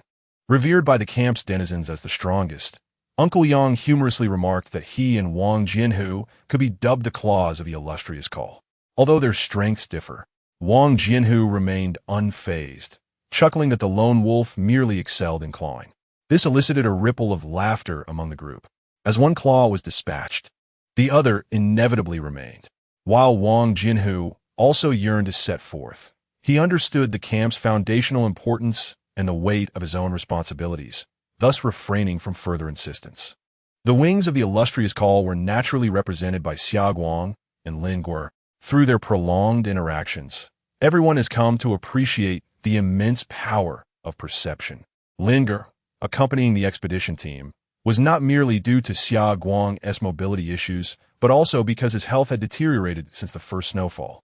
He suffered from persistent coughing, an aversion to the cold, excessive sleepiness, and profound weakness. In private, Lin Guo inquired about his condition, urging him to disclose any severity, assuring that the group would rally together to devise a solution, for there may still be hope. However, Xiaoguang remained resolute in his decision, assuring Lin Guo that he was merely sensitive to the cold and that there was nothing of great concern. He would certainly not succumb to the harshness of this winter. The inhabitants of the camp were genuinely concerned about Xiaoguang's health, yet Qi Yu, the acting doctor, was unable to ascertain the cause of Xiaoguang's apparent frailty. He searched through all the medical knowledge he had acquired, finding similarities that eluded a definitive diagnosis, suspecting it might be due to a virus altering the human body. The inability to assist Xiaoguang in his condition left Qi Yu disheartened for considerable time, ultimately leading everyone to accept Xiaoguang's own reassurances. Nonetheless, Xiaoguang's presence at the camp served as a significant safeguard, while Lin Guo had already resolved to join the expedition team. As her perceptive abilities grew stronger with each passing day, she became acutely aware of the myriad sensations around her, particularly during the stillness of the night. The anguish of the southern city seemed all too palpable, and the stars that had faded from her perceptual map tormented her greatly. Although many had signed up, they were all met with refusals from Uncle Yang. For instance, Qi Liang, a university lecturer, had never possessed any combat aptitude and was crucial for the camp's basic operations, including the education of the children. Uncle Yang held Qi Liang in high regard, believing that having someone like him to guide and lead the camp was essential. Thus he remained despite any requests to the contrary. Many others faced similar fates, including Qi Yu, Wei Dong, and Qin Yu, all of whom occupied vital roles within the camp and could not easily depart. While there was no shortage of eager young men, their lack of combat experience disqualified them from consideration. Sometimes having a large number of people is not necessarily advantageous. They were venturing forth to save lives, and the recently fallen city was inevitably fraught with peril. Bringing along those lacking sufficient strength could jeopardize the entire team. Ultimately, Uncle Yang decided to assemble a 10-member team, ensuring that each member possessed substantial combat experience, while the rest would remain at the camp to grow gradually. The final roster for the expedition included Uncle Yang, Lone Wolf, Lin Guo, Sang Lan, Wu Fei, Sun Hao Li Peng, Wu Nan, Du Yunhao, and Li Tong. Li Tong was included not only for the mutual care she could provide to Lin Guo as a fellow female, but also because she had proven to be remarkably strong. Since losing her family in the disaster, she had not shed a single tear. Initially, she had been rather inconspicuous in Wang Jinhu's team, but after Wu Fei and Du Yunhao fashioned bows and arrows, she began to shine. This girl possessed exceptional eyesight and remained remarkably composed, even in the face of zombies. She could draw her bow and shoot with unwavering courage, resulting in striking precision. Within a certain range, Li Tong wielding her specialized bow and arrows was akin to a long-range sniper. Thus her inclusion was met with unanimous approval. Regarding the essentials for travel, Uncle Yang resolved that simplicity was paramount. In the besieged city, food was indispensable. Thus, it sufficed for everyone to carry provisions that would sustain them until they reached the southern city. Fortunately, there were now superior transportation options available. As the camp had been tirelessly exploring the urban landscape, unearthing numerous relics of human civilization. Among these discoveries, the automobile dealership sparked the greatest excitement among the young men. With its dazzling array of new cars that, despite a thin layer of dust, still gleamed brilliantly in their eyes. Given the abundance of vehicles found, this expedition would be accompanied by an off-road vehicle and a camper van. After reinforcing the vehicles with metal sheeting, they transformed into mobile sanctuaries, ensuring that the group would no longer need to sleep outdoors. However, since the last communication via satellite phone, no further calls had been received, leaving everyone in anticipation of a message from the enigmatic commander of the Yao Emperor's plan, Kunpeng. Yet, waiting idly proved unproductive, and ultimately, Uncle Yang decided to set forth, bringing the satellite phone along for good measure. After all, the camp's location remained constant, but the team representing Yingzhou was unable to pinpoint their position. Having the device on hand would facilitate prompt reception of forthcoming directives and enable immediate communication regarding any discoveries. With everything in order, on the following day, the group packed their belongings and weapons, bidding farewell to the other members of the camp before departing on a crisp winter morning. Just before leaving, Xiaoguang reminded Lin Guo to keep an eye on her brother, Jianshun. After exchanging farewells, the Yingzhou team officially embarked on their journey to the southern city. The camp's defenses had evolved beyond a mere small courtyard of the town government. Now, a network of internal and external defenses, punctuated by observation points, extended over a radius of 500 meters. Their role was not to engage in combat, but to observe and facilitate the passage of traveling teams. Recent heavy snowfall blanketed the entire city in white, and the snow's sound-absorbing quality rendered the urban landscape eerily silent. The convoy of Lin Guo and her companions consisted of off-road vehicles at the front and motorhomes at the rear, swiftly traversing the snow as they passed through the first barbed wire fence. 500 meters, then 1,000 meters. Soon the convoy had completely departed from the confines of the camp, following the designated route southward. The surroundings of the camp had been thoroughly scoured by the expedition team on numerous occasions, rendering the area devoid of any peril, and the roads were exceedingly familiar. At this moment, Lin Guo sat in the all-terrain vehicle, rolling down the window to savor the atmosphere of the city blanketed in snow. She had not opened her eyes for an extended period, for vision often conflicts with perception. Determined to grow stronger, she resolved to remain unaffected by external circumstances. However, her decision to forego sight had truly unveiled the gateway to another realm. The world she now perceived was entirely distinct from that which others beheld. She had become the radar of the entire team, ever vigilant of the lurking dangers surrounding them. The distant wandering zombies, the slumbering mutated beasts within a nearby residential building, and even the rodents in the burrows were all within the grasp of Lin Guo's heightened awareness. Beside her sat the lone wolf, silently tending to his firearm. He sensed that Lin Guo's combat prowess had significantly waned, thus he endeavored to shield her as much as possible, even though he understood that this incarnation of her was not the same as before. Chapter 81. The lone wolf could distinctly feel that the essence of these two Lin Guos was entirely different. Even the Lin Guo who had recently been smiling emanated a subtle threat. Since she had relinquished her sight, her aura had transformed. There was an omnipresent sensation of being seen through when in her presence, rendering her even less human in his perception. As he gazed at her profile, he pondered another figure hidden in the depths of night, inevitably concluding that the other was far more vibrant. At that moment, Lin Guo seemed to sense something, turning her head to offer the lone wolf a smile.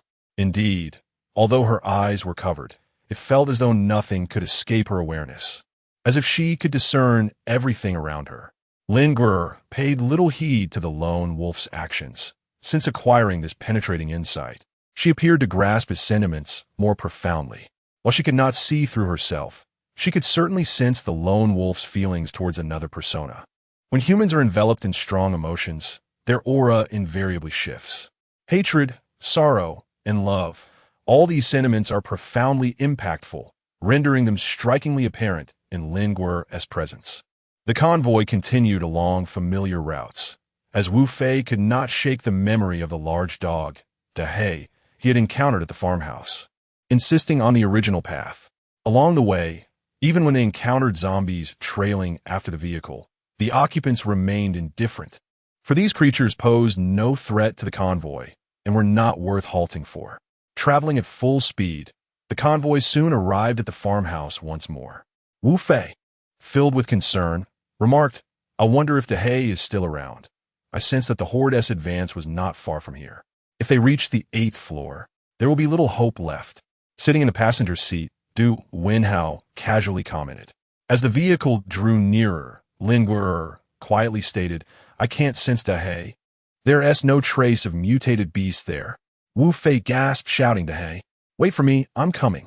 The vehicle accelerated once more, swiftly approaching the farmhouse. Even before entering the yard, it was evident that this dwelling lay directly in the path of the advancing horde.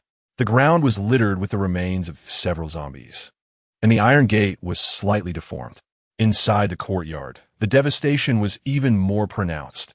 Every window of the house was shattered, and the small vegetable patch had been trampled into a muddy mire. Fortunately, after a thorough search, Wu Fei found no sign of Dahei's body. Anxiously, he inquired of Lin Guo whether she could sense Dahei's whereabouts, to which she could only shake her head in resignation. Indeed, there was an absence of any mutated beast's presence in the vicinity, likely due to the prior bombardment that had sent the evolved creatures fleeing. Thus, they could only hope that Dahei had sensed the danger and escaped. With Dahei still unaccounted for, the group resumed their journey toward the previously encountered quarantine zone. At this moment, the iron fencing had vanished.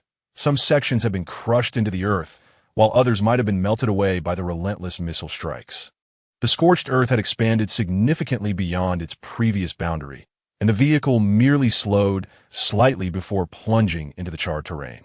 The bodies in this desolate area were now much more apparent, with many zombies piled together, including the formidable muscle-bound zombies, all rendered defenseless against the onslaught of missiles. However, as they advanced, a heavy sense of foreboding enveloped the group. The increasing height of the zombie carcasses indicated that the undead had overwhelmed the missile-stricken zone through sheer numbers. This expanse of zombie remains was vast, stretching endlessly before them, and as the vehicle progressed, navigation became increasingly challenging. Wu Fei, at the helm, was compelled to halt the car amid the mound of corpses. Uncle Yang disembarked, standing amidst the cadaverous heap, the atmosphere oppressive. Although Lin Guo could not see, she could still sense the weight of the surroundings.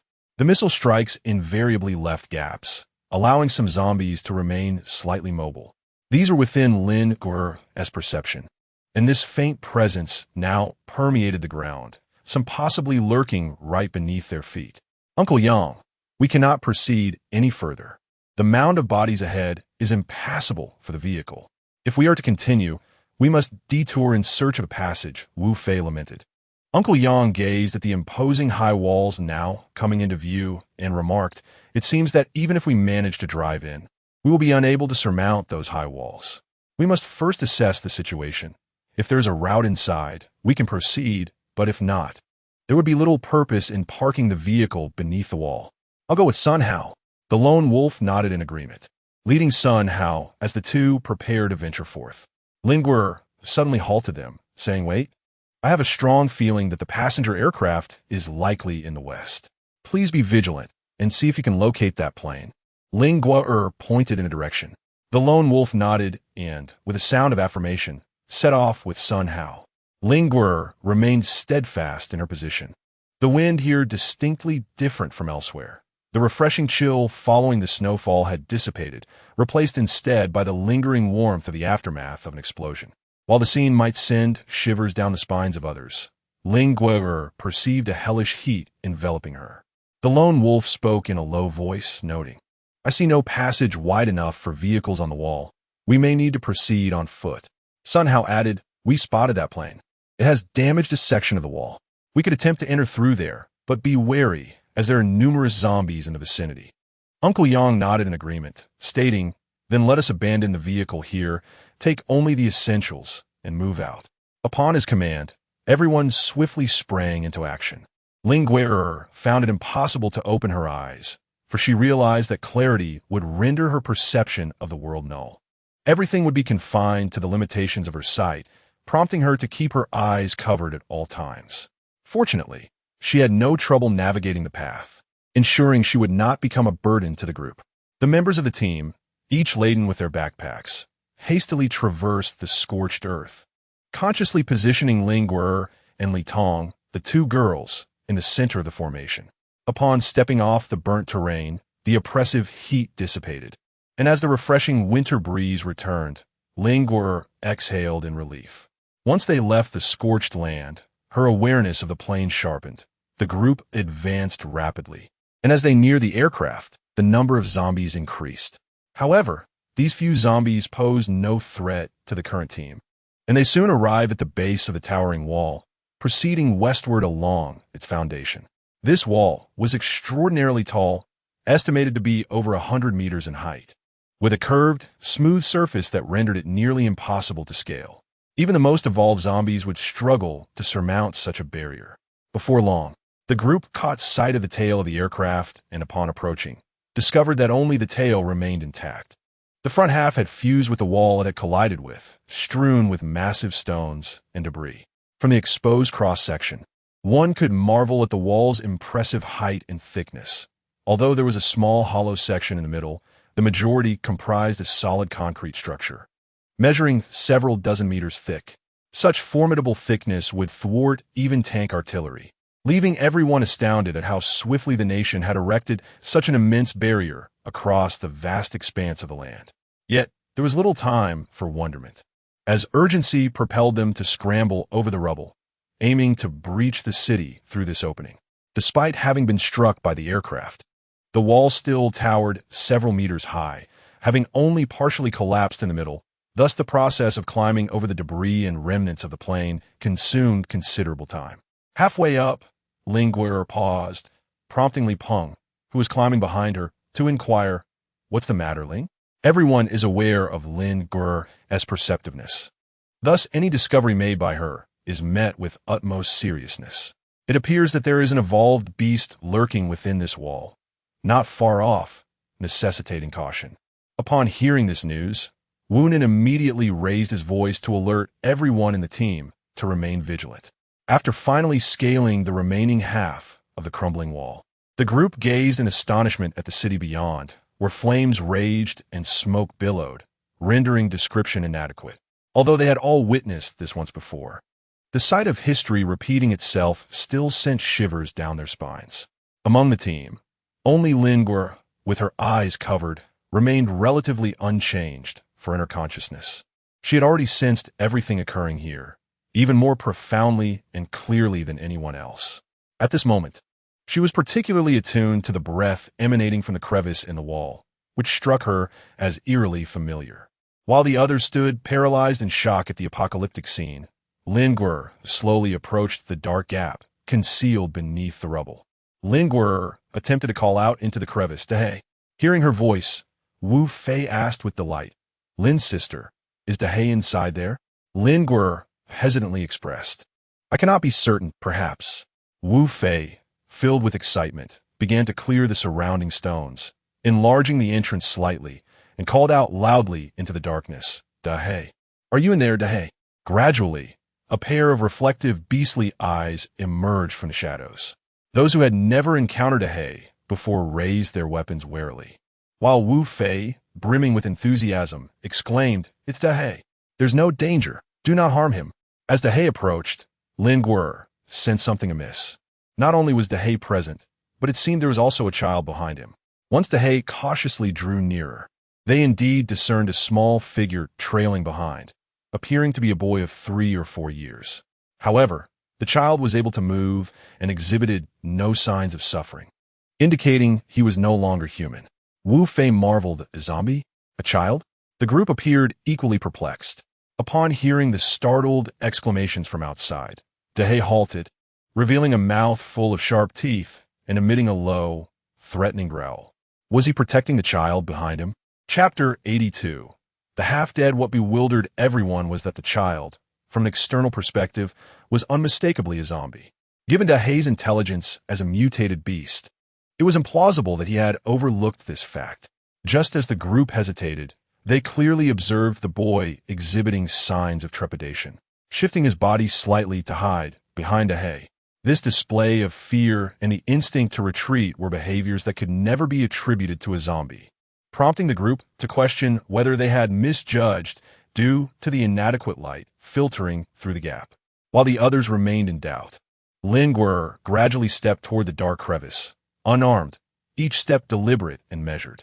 Dahay showed no signs of aggression toward Lin Guer. Rather, he continued to twitch his nose, clearly recognizing the person before him. Lin Guer stood before the great black creature, extending her hand. The creature, in a show of cooperation, lowered its massive head. She gently patted its head a couple of times before continuing towards the child nestled behind the creature. Observing that Lin Guer had entered without incident, Wu Fei also intended to follow suit. However, the creature emitted a low, warning growl, leaving Wu Fei feeling quite aggrieved. Without needing to rely on sight, Lin Guer sensed that the child appeared to be around 3 or 4 years of age. Yet, there was something unusual about the child's aura. It bore a resemblance not only to that of a human, but also to that of a small zombie. Nevertheless, Lin Guer did not perceive any wildness typically associated with zombies. Instead, she detected only the timid essence of a child. Lin Guer gradually crouched down in front of the boy, her tone gentle as she said, "Do not be afraid. I am here to rescue you." After uttering these words, she slowly extended a hand toward him. Suddenly, Lin Guer felt a faint breath brush past her body. This sensation was characteristic of a perceiver's observation. Having spent ample time with Xiaoguang, she was well acquainted with this feeling. Fellow perceivers are invariably familiar with the sensation of being mentally scanned, often experiencing a gentle waft of the other's essence. To her astonishment, Lin Guer discovered that this boy was also a perceiver. Before long, a cold little hand reached out and grasped Lin Guer's hand. The boy's hand was incredibly frigid, akin to that of a corpse. Lin Guer grasped the boy's hand and said, "Would you like to accompany me? The older brothers and uncles outside will certainly not harm you, I assure you." Lin Guer stood not far from the crowd, and upon hearing those words, everyone laid down their weapons, striving to display warm smiles and an amiable demeanor, though the boy remained oblivious to their efforts. Nevertheless, this approach proved effective. When an individual relinquishes their weapon, their aura becomes considerably gentler. The boy pondered for an extended period, seemingly hesitant, yet unwilling to withdraw his hand from Lin Guer's grasp. At last, he softly articulated, "I wish to follow you." It was evident that the boy had not spoken in a long time, his voice bearing the rasp of an injured vocal cord. Lin Guer revealed a smile, gently grasping the boy's hand as they slowly emerged from the crevice, with Dahay instinctively following suit. The boy remained apprehensive towards the surrounding crowd, yet he quickly lowered his defenses against Lin Guer, clutching the hem of her garment and hiding behind her. As the boy stepped out, everyone could finally discern his true nature. He was a zombie, his eyes devoid of the luster of life, and a metallic spike protruded through his body, presumably a remnant of the plane he had once occupied. This led to the unsettling realization that he had likely perished aboard this very aircraft, yet continued to exist in a different form. Song Lan pondered aloud, recalling what the operator had mentioned about the viruses being introduced through human carriers. Could they have utilized children? Uncle Yang shook his head in disagreement, stating, "No, considering the prior onslaught of the undead against military barricades. It is evident that this is not the doing of one or a few children. Furthermore, if this child were indeed of such significance, how could he be left to fend for himself? Given the circumstances, this child was indeed remarkable, yet to those malevolent forces, he was not of paramount importance." Lin Guer suddenly recalled something and looked down to ask the boy, "What is your name?" Seeing that the boy was quite communicative, Lin Guer inquired once more, then, "Xiaoyang, can you tell your sister if you arrived on the plane beside us?" Xiaoyang seemed to ponder for a moment before slowly nodding his head. Lin Guer continued to inquire, "Then, Xiaoyang, there were many people on this plane originally. What about the others?" Xiaoyang gripping the hem of Lin Guo'er's garment with trembling hands, replied. They were all wicked individuals, intent on committing murder, heading to that city. Xiao Yang's eyes had begun to deteriorate, and despite his voice quivering with sorrow, he could no longer shed tears. Lin Guo, her voice trembling slightly, inquired, did the passengers on the plane say all of this themselves? Xiao Yang nodded once more.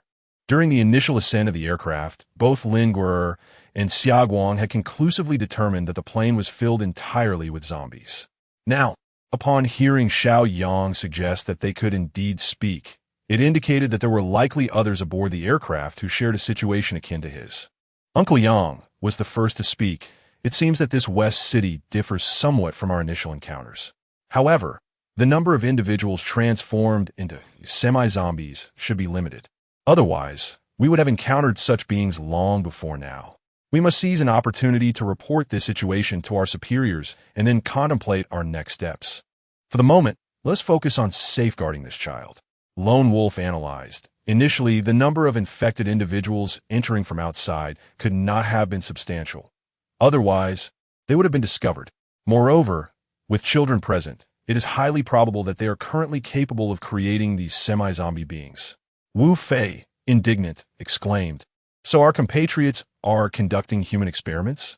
Damn, we must swiftly identify and eliminate those at the helm. Otherwise, countless survivors in this city may succumb to the same fate. As everyone engaged in a fervent exchange of analyses regarding the current predicament, Song Lan cast a glance at the boy and remarked, shouldn't we assist him in treating his injuries? This reminder prompted everyone to recall that the boy was still impaled by iron shards, presenting a truly pitiable sight. Although they had all acquired ample first aid knowledge, the boy's condition left them uncertain on how to proceed, especially since he was reluctant to allow anyone to approach him. With a sigh, Lin Guo offered, I will take care of it. Lin Guo slowly reached up to remove the cloth that had shrouded her eyes, gradually opening them to the world. For someone who had not seen the sun for an extended period, the winter light felt somewhat blinding. As the sunlight flooded her vision, the starry expanse of consciousness began to fade away before her. In the realm of perception, Lin Guo could only discern the boy's form as that of zombie, devoid of any signs of frailty or impending death. However, within this perceptual world, she could not clearly ascertain the extent of the wounds adorning Xiao Yang's body. Upon finally beholding Xiao Yang before her, Lin Guo felt a pang of sorrow in her heart. The boy was grimy and, in the chill of winter, clad only in summer attire, short sleeves and shorts, his skin distinctly pale. His eyes had become clouded, with a noticeable indentation suggesting a profound decline.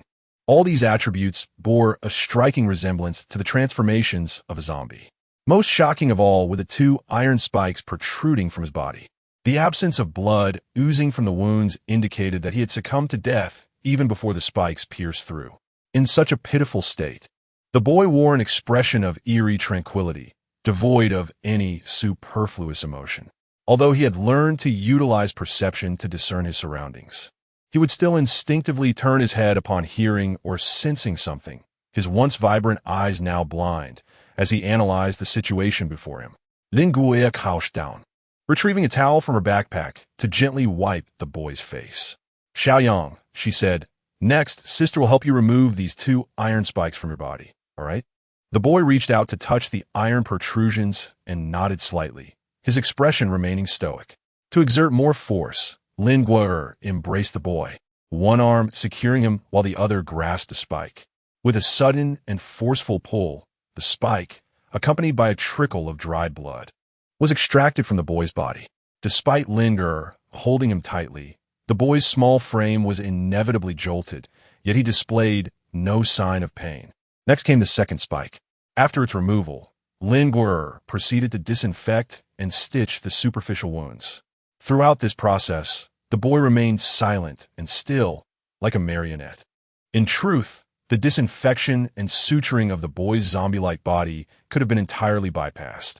But Lin Guo felt an imperative need to carry out this task for her own peace of mind. While examining the boy, Lin Guo was taken aback to discover a series of numbers tattooed on Xiao Yang's neck. 00036. further substantiating the group's prior suspicions that he was a subject of experimentation. As Lin Guer tended to the boy's wounds, the others settled nearby, gazing at the smoldering city across from them and deliberating their next course of action. After Lin Guer had tended to the boy's wounds, she placed him beside the large black dog, intending to find him some decent clothing. At that moment, a figure suddenly leaped down from the top of a complete high wall, seizing the cowering Xiao Yang who was nestled against the dog. Lin Guer, having removed the cloth from her eyes and opened them, was utterly unaware of the impending danger. The intruder was a half-corpse adult, bearing a striking resemblance to Xiao Yang. Externally, he resembled a zombie, yet his actions were far beyond the capabilities of a mindless creature. He landed gracefully near Xiao Yang without sustaining any injury and swiftly grabbed the boy, intending to flee. The large black dog reacted promptly, sinking its teeth into the intruder's arm. Unfazed, the half-corpse swung his hand, preparing to strike the dog with his sharp claws. In the distance, the lone wolf reacted the quickest. Without hesitation, he raised his gun and shot the intruder in the thigh. Immediately, the others rushed toward the assailant. However, the half-corpse merely grunted upon being shot in the thigh, undeterred in his subsequent actions. Chapter 83. No Path to Heaven. Eternal blood of the saints. Xiao Yang, now clutched under the half-corpse arm, began to struggle violently, biting the intruder's arm with all his might. Yet, zombies lack the sensation of pain, and Xiao Yang's strength was insufficient. His resistance proved futile as he was whisked away, leaping down the high wall toward the recently ravaged city. This sudden turn of events caught everyone off guard. The half-corpse moved with astonishing speed, exceeding all mutated zombies, coupled with a semblance of thought, allowing him to escape before anyone could respond. Lin Guer never anticipated that such an event would transpire so soon after she removed her blindfold. For the sake of everyone's safety, she resolved never to open her eyes lightly again. Time waits for no one. All had prepared their belongings and leapt from the high wall, venturing into the fallen city. To her surprise, Dehe willingly followed the group into the western city. This western city, situated not far from the high wall, comprised an expanse of vacant lots and old houses that appeared to have been deserted for an extended period. Their windows cloaked in dust. Gazing further into the distance, one could gradually discern several barricades and warning lines. Evidently, the residents had been evacuated long ago. The half-corpse that had carried Xiao Yang vanished upon entering this cluster of buildings. The group halted before the building complex, and Uncle Yang turned to Lin Guer, inquiring, "Can you sense Xiao Yang's location?" Lin Guer stood at the scene, striving to perceive all the living beings around her. Suddenly, a flicker of Xiao Yang's aura emanated from a certain direction. Lin Guer promptly pointed and exclaimed there. Upon seeing her indication, the group swiftly advanced toward that location. Ever since Xiao Yang's presence was detected, it had become increasingly pronounced within the realm of consciousness. The adult half-zombie had taken Xiao Yang into a dilapidated room, presumably intending to conceal themselves. Upon reaching the entrance, the group began to spread out and surround the area. Zombies do not rely on sight. Rather, they depend on their hearing and perception, which typically has a limited range.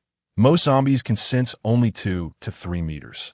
It appeared that this adult half-zombie did not possess particularly strong perceptive capabilities, as he remained hidden within the 3-story building even after the group had encircled it, indicating that he had yet to realize their approach. Lin Guer, Li Tong, and Uncle Yang stood at a distance while the lone wolf, accompanied by several individuals, conducted a search within the building, leaving a few others on guard downstairs. Though Lin Guer stood at a distance, she could clearly discern the situation within the building. The lone wolf and his companions were gradually approaching their target. Perhaps sensing an impending presence, the half-corpse suddenly sprang into motion, heading towards the window. Lin Guer swiftly informed Li Tong beside her, "It has emerged. It's the window on this side." Upon hearing this, Li Tong immediately drew her longbow, while Uncle Yang cautioned, "Leave one alive. Aim for the legs." Indeed, shortly after, the half-corpse burst through a window from a third-floor room. At that moment, Li Tong released her arrow, which whistled through the air, striking the half-corpse precisely in one of its legs. Simultaneously, a gunshot rang out from within the building. As the lone wolf fired from the window, shattering the other knee of the zombie.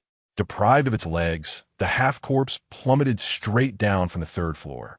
Just then, the lone wolf leaped out of the window, wielding a military knife, and deftly sliced across the half-corpse's wrist, simultaneously snatching the small Yang from its grasp before landing gracefully. The adult half-corpse, now injured in both legs and arms, thudded to the ground. Before it could devise an escape plan, it found itself encircled by the group. Exchanging glances, Uncle Yang inquired, "I know you can speak. Who are you? Or rather, who are you all?" However, the half-corpse exhibited no signs of pain. Even when pierced by a steel pipe, it remained utterly silent. This left the group at a loss, as conventional interrogation methods proved ineffective against a being devoid of sensation. The lone wolf coldly remarked, "If we cannot extract answers, we shall leave it to Chiyu for further study. Its body itself is the answer." Upon hearing the lone wolf's words, the half-corpse visibly tensed, writhing on the ground. Realizing it could not escape, it abruptly opened its mouth and bellowed, "No path to heaven. Holy blood endures." This proclamation erupted from its throat in a voice reminiscent of a zombie's roar. While it was discernible as speech, it bore the essence of a monstrous howl. In Linger's embrace, little Yang heard the piercing roar and grasped tightly onto her clothing, his body trembling with palpable fear. The half-corpse bellowing did not cease, leaving the crowd bewildered, uncertain of its intentions. Before long, Linguer suddenly sensed the ominous presence of numerous zombies converging nearby. She quickly alerted everyone, declaring that many zombies were gathering, as the half-corpse could summon them, urging them to flee. Lone Wolf furrowed his brow and swiftly plunged his military knife into the half-corpse's head, silencing its roar. Nevertheless, the approaching zombies continued their relentless advance toward their location. Uncle Yang urged, "Withdraw quickly." Li Peng, with an innocent expression, inquired, "Captain, should we take the half-corpse body with us? Didn't we mention some research? I believe its death wouldn't impede our studies." Yang Sigit inwardly, exasperated by the Na vet within his team, and could only respond with resignation. The body would be putrid by now. What use would it serve? We must hurry. Regrettably, a valuable opportunity to gather information slipped away just like that. Little Yang, still young, had hoped to encounter a more mature half-corpse but ended up with no gain. Embraced by Linger, he turned to face the half-corpse body, his perceptive senses sweeping the area behind him, a presence that Linguer also detected. Linguer ran forward while holding Xiao Yang in her arms and asked, "What are you looking at?" After a moment, Xiao Yang slowly responded, Dad. Linguer was taken aback and promptly inquired, "Was the person who just abducted you your father?" She refrained from mentioning the half-dead individual, fearing it might distress the young child. After a prolonged moment of hesitation, Xiao Yang eventually nodded, only to shake her head immediately after. This gesture conveyed a sense of ambiguity, yes and no. Linguer couldn't help but marvel at the child's perceptiveness despite her tender age. The crowd had fled towards the city. Unfortunately, Linger sensed that the epicenter of the zombies' gathering was indeed that half-dead being who had emitted a terrifying roar, showing no interest in pursuing the living. Upon entering the cluster of buildings, Guer signaled for everyone to halt, as they had now crossed into an area inhabited by survivors. Continuing further would only attract more zombies. With nightfall approaching, Linguer's team resolved to find a suitable refuge for the evening. The presence of human habitation became evident as nearby shops and supermarkets emerged. They casually selected a store with iron gates, ensuring that provisions and water were no longer a concern. The group decided to rest there for the night, awaiting the dawn to commence their rescue efforts in the nearby vicinity. Linguer sensed that within the neighboring community, there were still a few households where the faint presence of life could be detected. The recently fallen city remained eerily unchanged. Stores still held provisions, rooms appeared remarkably tidy, and even the blood strewn across the streets had yet to congeal. Everywhere, zombies, seemingly not much different from the living, wandered aimlessly. Perhaps due to the cold weather, the decay of the zombies was not as rapid as in the summer. Even after so many days, some zombies still retained their vision, lunging towards any signs of life. However, their speed and strength were nowhere near that of the evolved zombies encountered later on. Nevertheless, The city was still littered with the remains of the siege, desiccated corpses and formidable, muscle-bound zombies, which significantly diminished the survivors' chances of enduring. Moreover, until the putrid zombies completely vanished, the sheer number of undead in the city posed a terrifying threat. Winter, unlike summer, slowed the rate of decay, ensuring that survival for the city's inhabitants would be exceedingly challenging. That night, the group inquired about Xiao Yang's past, but his tender age hindered his recollection. He only remembered being taken by his father into a dark room filled with terrifying individuals. Beyond that, further questioning yielded little. Nonetheless, their conversation revealed that some half-dead beings had undoubtedly emerged post-catastrophe, indicating the existence of a method to create such creatures, a chilling revelation. Song Lan meticulously recorded all gathered information in a notebook, preparing to report it once contact with higher authorities could be established. As night fell, the group rested in a single room. Lin Gui'er felt a quiet joy. The sense of security provided by this shared space was a comfort she had not experienced, even in what were once considered safe encampments. They took turns keeping watch, and everyone was astonished to discover that Xiao Yang did not require sleep. Aside from possessing thoughts, he resembled a zombie in his behavior. He neither ate nor drank, merely sitting vacantly or playing with a large black dog, proving to be quite manageable. In the dead of night, a scream pierced through the silence from a nearby high-rise community, jolting Lin Gui'er awake. The sensation of being roused by such a shriek in the dead of night was one she had not felt in ages. Instantly, the others in the group awoke, their expressions grim, clearly haunted by memories of the calamity that had befallen them. Lin Gui'er found it difficult to discern the source of the scream amidst the multitude of sounds. Thus, she had to rely on the keen observations of others to ascertain the location. Uncle Yang mentioned that the cries seemed to emanate from the adjacent high-rise residential building. "Shall we proceed?" Wu Fei inquired anxiously, gazing out the window. Uncle Yang replied, "Our purpose here is clear. We must go. Everyone, prepare yourselves. We shall depart shortly." The lone wolf had already equipped himself with the necessary gear and began to scrutinize the surroundings. Once everyone was ready, the group set out. The streets were shrouded in darkness, teeming with wandering zombies. Lin Gui'er did not need to sound any alarms. Her companions had already noticed the danger. Fortunately, they had grown accustomed to such circumstances, and the small cluster of zombies posed no real threat to their group. Chapter 84. The commencement of Rescue Lin Gui'er was encircled by the crowd, ever vigilant of her surroundings. Although she wielded a long knife, she found no opportunity to strike. The mutated beast, Dahe, navigated effortlessly among the corpses. Not only did it possess a colossal physique, but it also moved with remarkable agility, rendering ordinary zombies utterly incapable of posing threat. The source of the incessant screams was easily identifiable, as the cries had not ceased. Shortly after entering the community, they spotted a lit room on the 4th floor where shadows flitted about. The members of the team displayed commendable coordination. Song Lan and Wu Nen guarded the staircase leading upward, while Li Peng and Du Wenhao kept watch over the staircase descending, prepared to intercept any zombies drawn by the noise. Dahe refrained from following them upstairs, clearly perceiving the confined space as perilous. 2 zombies, 2 living souls. Upon Lin Gui'er's utterance, the lone wolf hesitated no longer, forcefully kicking open the door and rushing inside. The room was in disarray. A woman shielded a young girl behind her as 2 zombies bit into her flesh. Despite the excruciating pain, she clung to the sobbing child. Exhausted from her weeping, the woman glanced at the lone wolf's attire and inquired, "Are you police officers? Why have you only just arrived?" Seeing the wounds inflicted upon her, she began to weep anew, urging the little girl behind her to heed the uncle's words, and then resolutely stood up, intending to have the lone wolf end her life as well. It was only when Lin Gui'er and the others entered that the woman realized something was amiss with the group. Wu Fei swiftly intervened, halting the woman's fatal intentions. "Sister, what are you doing? We've only just rescued you, and you wish to die already?" The woman, weeping, replied, "I do not wish to, but I cannot bear the thought of becoming a monster. It is better to die." Wu Fei grasped the agitated woman, preventing her from seeking death.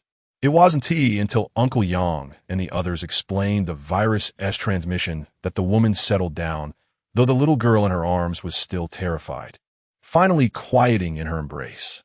After the woman calmed, Uncle Yang remarked, "This may be difficult to comprehend, yet in this situation, large numbers of military forces cannot penetrate. Survivors must rely on themselves to endure."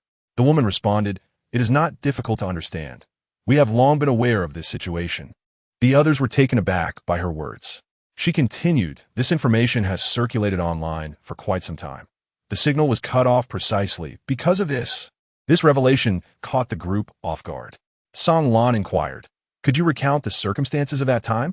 The woman, cradling the sleeping girl, curiously asked, "Where do you come from? You know nothing of this?" "It was all the rage back then." "M-City," Song Lan replied calmly. The woman was astonished. "M-City? So there are still living souls in the city." Observing the curiosity among the group, she slowly began to recount the events. Initially, several cities were suddenly sealed off, and troops were mobilized, including your city.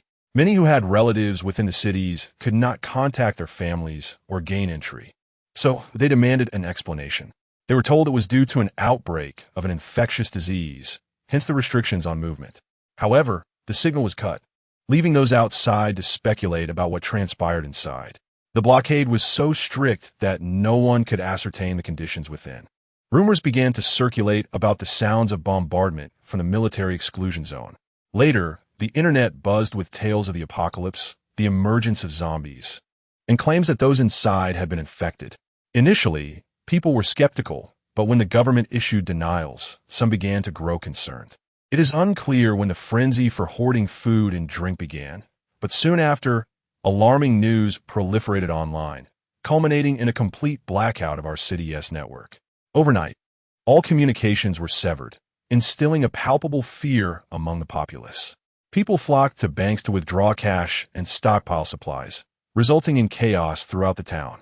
Eventually, the undead truly emerged, and in an instant, everything was irrevocably altered. My husband and mother-in-law were not bitten, yet somehow transformed into zombies. As the woman recounted her tale, tears streamed down her face. The listeners exchanged glances, sensing the government's intent to suppress information. Yet, the severity of the situation rendered such efforts futile. It appeared they had been preparing for this crisis long before. Within the woman's home, supplies were abundant. Everything from food to toilet paper was piled high. The rumors circulating online were evidently true, and her survival was nothing short of remarkable. "This is clearly a sign of preparedness," she mused. Upon learning that she would not transform into a zombie after being bitten, her spirits lifted considerably, displaying no astonishment at the onset of the apocalypse. "Uncle Yang remarqued, it is all thanks to the support of our nation. Without a robust backing, our survival would be exceedingly difficult. Online, it is said that the government cannot assist, and those who enter do not return. Eventually, they ceased sending in rescue teams, which felt like abandonment." Uncle Yang shook his head, asserting, "Even if it means death." Multiple teams were initially dispatched. Though they may not send more in now, the government has never truly given up, employing every possible method to rescue the remaining survivors. Like us, we are here to save you. Although no one can enter, our presence increases your chances of survival. The woman was momentarily taken aback by Uncle Yang's words, then resignedly replied, "Given the circumstances, we must rely on you." Uncle Yang countered, "No, you must rely on yourselves. The number of zombies is vast, and our numbers are limited. Without your own capability, survival remains a struggle." "How can I manage that?" The woman began, but suddenly paused, reaching to touch her daughter's forehead nestled in her arms. "Is she burning up? Why such a sudden fever?" The woman anxiously checked her daughter's temperature. "Do not panic. This is what I meant to convey. If humans do not become zombies, they will evolve. The fever is a sign of evolution. Care for her well. And once she endures this phase, her physical condition will improve significantly." During the latter part of the night, everyone rested in the woman's home. According to her account, the city's inhabitants must have prepared well in advance, suggesting that many survivors remained. The following day, the team commenced clearing the community of wandering zombies, initiating a rescue plan in this neighborhood. The commotion created by their efforts attracted survivors, who cautiously peeked out from windows, seeking assistance. The rescue plan has been ongoing, yet only a little over 20 individuals remain in the entire community, rendering the probability of evolution exceedingly slim. Nevertheless, the entire team remains quite content. Their original city faced utter demise due to a lack of assistance, leaving only a scant few survivors. Now, within this small community, there exists a population equivalent to half that of the Yingzhou camp. The team led by Lin Guo'er was dispatched to rescue individuals. Ensuring the well-being and sustenance of the survivors was a matter for them to resolve independently. However, the knowledge that the team was sent by the state led some to perceive the Yingzhou squad as public servants of the people, who not only bore the responsibility of safeguarding their security, but were also expected to manage all affairs within the camp. Uncle Yang had articulated on multiple occasions that their sole responsibility was to rescue lives, and the means of survival thereafter rested upon the survivors themselves. Gradually, it became apparent that Yang and his companions truly refrained from intervening in the matters of the encampment, allowing certain malevolent aspects of human nature to surface, as instances of food theft and the harassment of women began to emerge. Eventually, the lone wolves and others could no longer tolerate such behavior. They dealt a resounding blow to a few of the instigators, which brought a semblance of calm, reiterating to the crowd that while their duty was to save lives, they bore no obligation to rescue the worthless. Yet, there are always those who remain insatiable, and this behavior undoubtedly planted a seed of resentment within their hearts. Within the Yingzhou team, apart from Lin Guo'er, who was preoccupied with her child, the others were revered almost as deities by the majority of the survivors. Consequently, the name of Yingzhou began to spread among them, causing those with malicious intent to tread more cautiously. Within the encampment, survivors often spotted a girl, cradling a child and accompanied by a formidable giant dog, meandering through the area. The dog's fierce appearance deterred anyone from approaching the girl. However, when the members of Yingzhou were absent from the camp, those harboring grievances would inevitably fixate their gaze upon the seemingly fragile woman and her child. Individuals who had slain a few zombies gradually lost their fear of Lin Guo'er's team and even began to form small factions. One day, when the other members of the Yingzhou team were out on a rescue mission, Lin Guo'er was in her quarters bathing and dressing Xiaoyang when the woman, who had been rescued on the first day and had a daughter with her, rushed in, displaying evident distress. She urgently exclaimed, "Girl, you must flee. Those people intend to harm you." Before she could finish her sentence, the woman caught sight of Xiaoyang, who was in the process of getting dressed.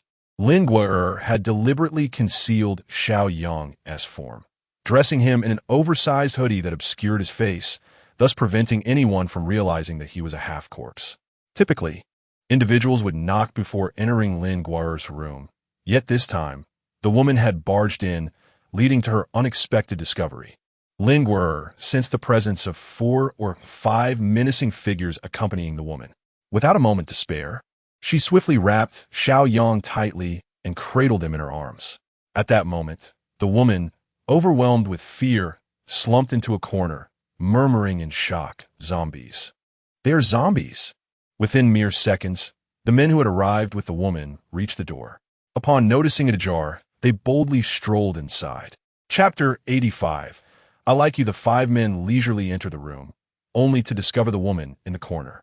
One of them, with a scowl, exclaimed, "Damn it, this woman must be a traitor. I've seen her mingling with them too closely." As they regarded the woman, murderous intent began to surface among them. The leader approached her, only to realize that her condition seemed rather peculiar as she fixated on the blind girl, muttering something about zombies. Perplexed, the man glanced at Lin Guo'er, recognizing that she was clearly human. Despite her lack of sight, she bore no resemblance to a zombie. After observing for some time, his gaze gradually shifted to the tightly wrapped child in Lin Guo'er's embrace. With a hint of suspicion, the leader brandished the axe in his hand and threatened Lin Guo'er, saying, "Sister, do not be afraid. We mean you no harm. We merely wish to inform you that from now on, we are in charge of this camp." Lin Guo'er calmly spoke, "Do you wish to lead this camp?" A few individuals chuckled and replied, "Indeed." After exchanging glances, the man at the forefront declared, "This is our domain. You need not concern yourself with the details." "Then why have you sought me out?" Lin Guo'er questioned, Here intentionsuntaintel. I advise you to behave, for you're no match for us. Frustrated by Linger's words, the man, now infuriated, retorted. Let me make this clear. We have no intention of pursuing any illusory peace. There are plenty within the camp who wish to follow us. Soon enough, you will find yourself at our mercy, and nothing will be beyond our control. As he spoke, he reached to remove the blindfold from Linger's eyes. At that moment, Dahe, sensing the tension outside, could not maneuver into the room due to its massive size, but began to roar towards the window from the courtyard. Just as the man's hand was about to touch Linger's hair, Xiao Yang, who had been nestled in her embrace, suddenly lunged out and sank its teeth into the man's arm.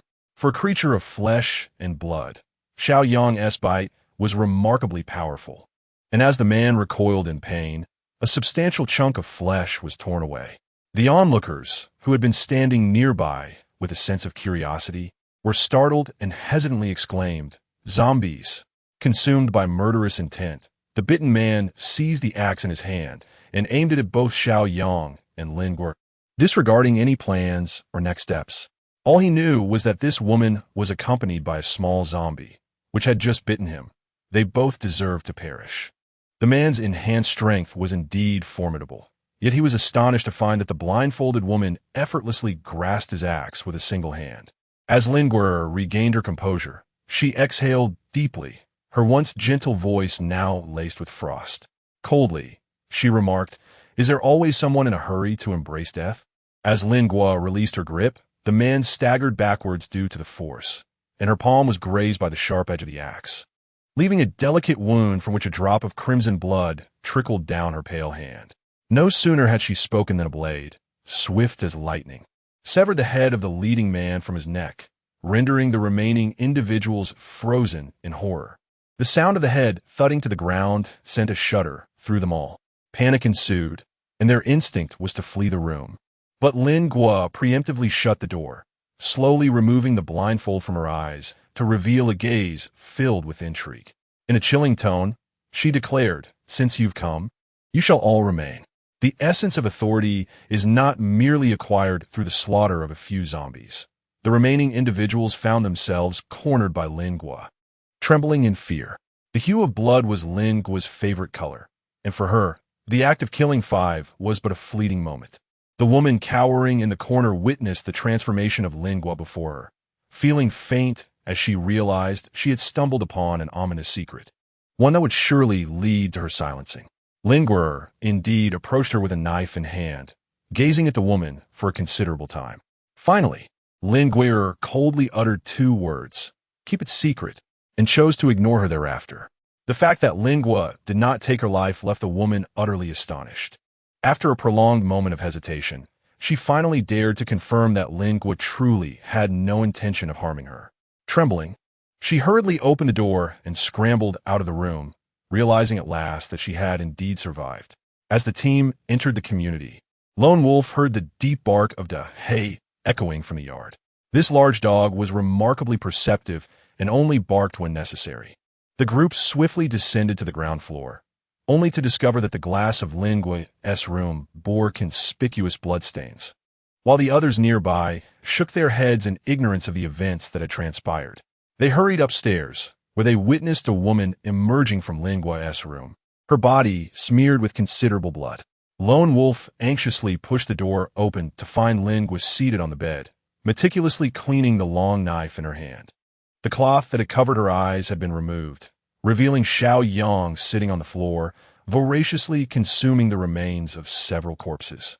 Upon noticing the newcomers, Lingua glanced up at the group by the door and sheathed her knife.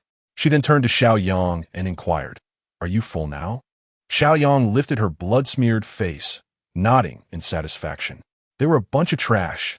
Lingua clearly had no intention of providing any further explanation. With the demise of a few individuals who often instigated trouble within the camp, the atmosphere among the remaining members improved significantly.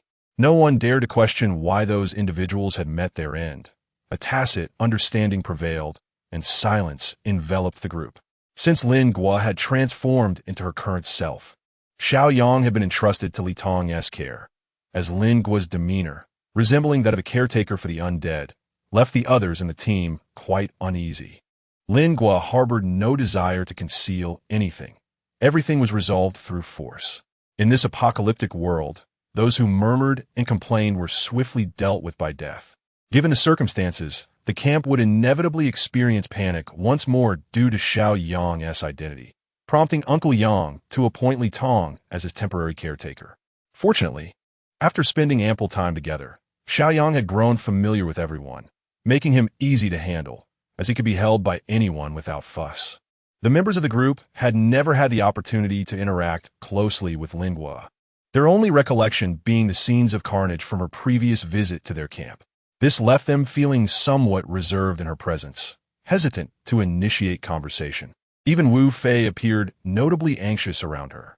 The only one in the group who exhibited no particular change was Uncle Yang, who continued to treat Lingua with his usual demeanor, and she, in turn, seemed more amenable in his presence. However, another individual displayed a starkly different demeanor, the lone wolf.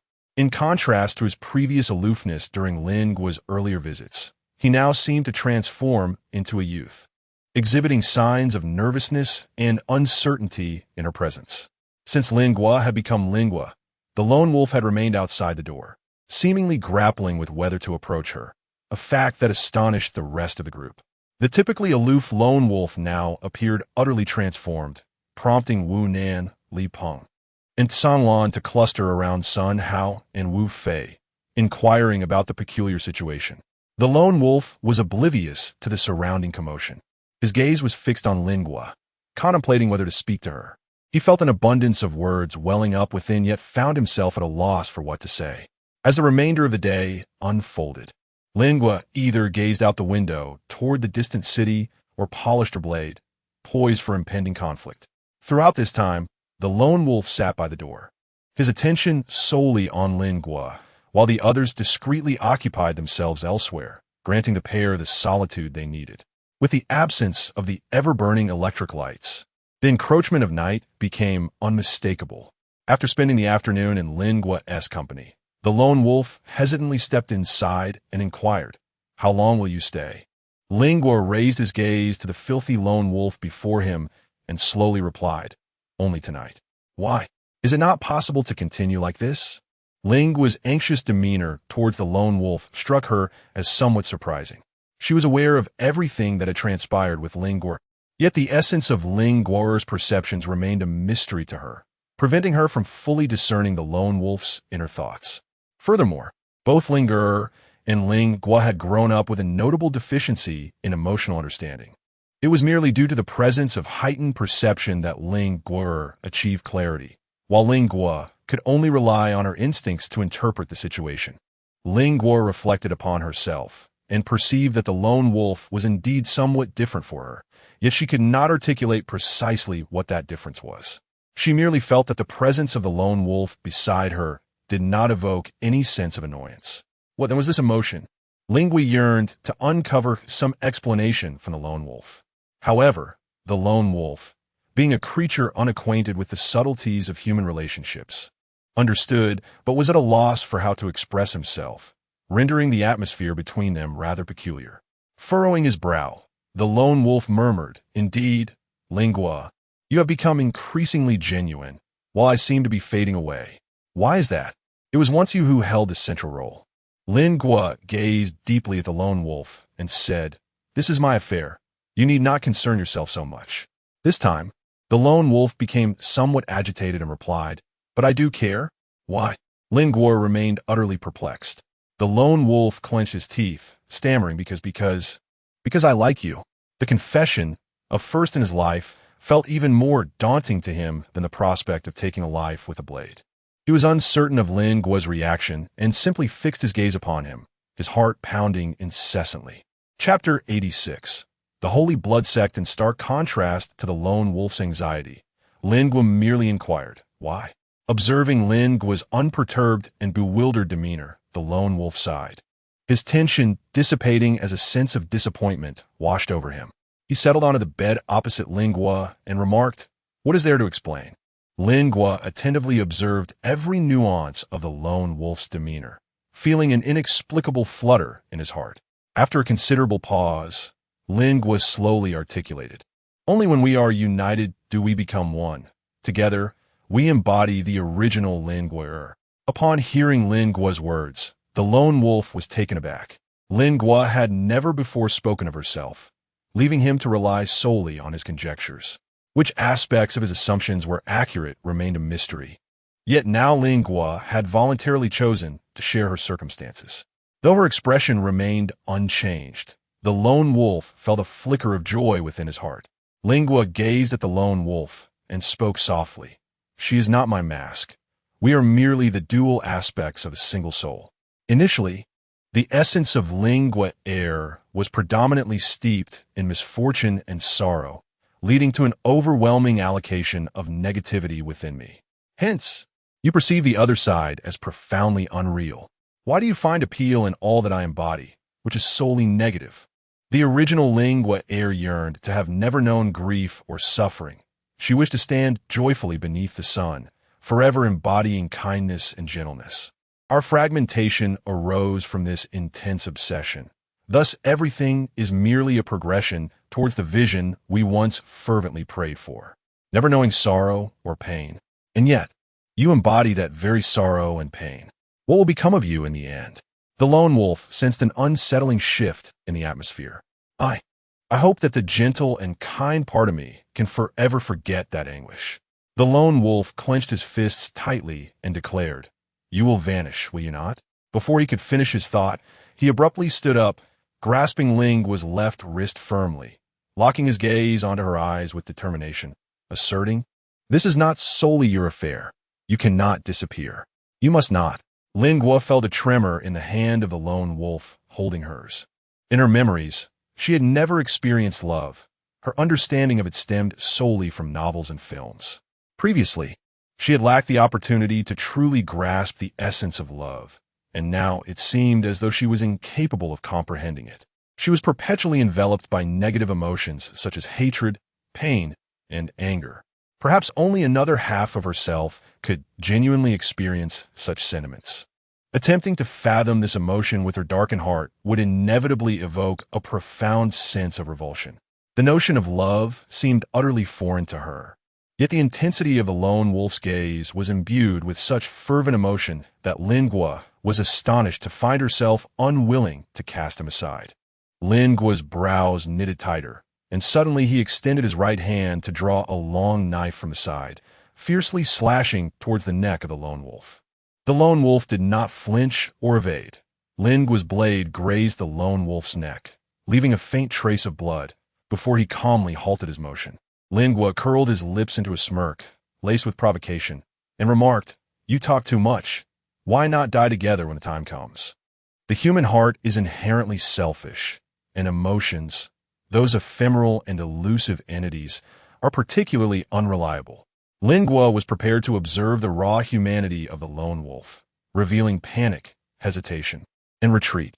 Yet, upon hearing this response, the lone wolf seemed to experience a sudden epiphany. The shadows on his face dissipated, and with a bright gaze fixed upon Lingua, he declared, "All right."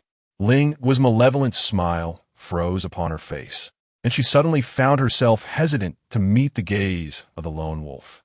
At that moment, the lone wolf was in high spirits, having finally expressed the burdens that had long weighed on his heart, and he had received a response that satisfied him profoundly. When Lingua regained consciousness, she discovered that her left wrist was firmly grasped by the lone wolf, who stood uncomfortably close, exuding an overwhelming sense of pressure.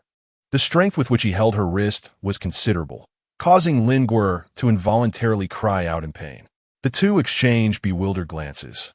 The lone wolf realized that Lingua was avoiding him, leaving him momentarily taken aback, while Lingua was utterly perplexed, startled by the unexpected situation. The lone wolf swiftly released his grip, uttering an apology before briskly exiting the room. Lingua felt increasingly perplexed. Given the earlier stance and the bloodstains on the lone wolf's neck, it was evident that tensions had been high, so why was this individual in such good spirits? That night, Lingua once again experienced a dream she had encountered many times before, yet this time she noticed that the figure across from her was drenched in crimson. while her own dress appeared pristine white as freshly fallen snow. In the dream, she was unable to perceive her surroundings, yet an unsettling sensation lingered. It seemed as though the sanguine hue that enveloped her had transferred to the other person. Gazing at the expressionless face before her, Lin Guier murmured, "Is she shouldering something for me?" Before the sun had risen, Lin Guier awoke, the peculiar sensation from her dream still palpable, though the specifics of the dream had faded from her memory. Within the community, the population was steadily increasing, as the members of the Ying Zhao team tirelessly rescued individuals and cleared out the zombies. The city had yet to receive any airdrops, causing the survivors to grow increasingly anxious about their food supplies. Unfortunately, the only option remained to scavenge for remnants in the supermarkets. During this frigid winter, cultivating crops was utterly unfeasible. The sound of a satellite phone ringing captured everyone's attention, a long-awaited connection in this apocalyptic world that often breeds despair. The ringing revitalized the somber atmosphere among the group. Uncle Yang had diligently preserved the battery of his phone, keeping it close at hand, so when the call came through, he promptly answered. A deep male voice resonated from the other end, stating, "This is Kuenpeng. Please report your team name and location." Excitedly, Uncle Yang began to relay their coordinates, and soon, the rest of the team gathered around, eager to hear the news. It turns out that the largest gathering we've observed is indeed your Ying Zhao team. Well done. We ask that you continue your efforts. Ying Zhao team has further updates. Speak. We have encountered semi-zombies with consciousness. What? You made contact? Please elaborate. Listening to the inquiries from the other end, Uncle Yang recounted their team's experiences. It all began with a horrifying attack on the world, perpetrated by a terrorist organization known as the Holy Blood Sect. The name of the Holy Blood Sect evoked memories of the semi-zombies' final words. No path to heaven. Holy blood endures. Indeed, those are the individuals you encountered. They appear to possess a fusion agent. Those who receive this serum have an increased probability of merging with the virus. Currently, we have identified 3 outcomes for those who have taken the fusion agent. First, immediate death. Second, transformation into semi-zombies. And third, evolution into beings similar to yourselves. Moreover, those who mutate through this method possess abilities far superior to those who evolve naturally. However, this drug carries significant side effects. The forced fusion is highly unstable, posing a constant risk of reverting to a zombie state or death. Upon hearing this, Uncle Yang spoke. However, the half-dead individuals we have encountered do not exhibit significant combat prowess.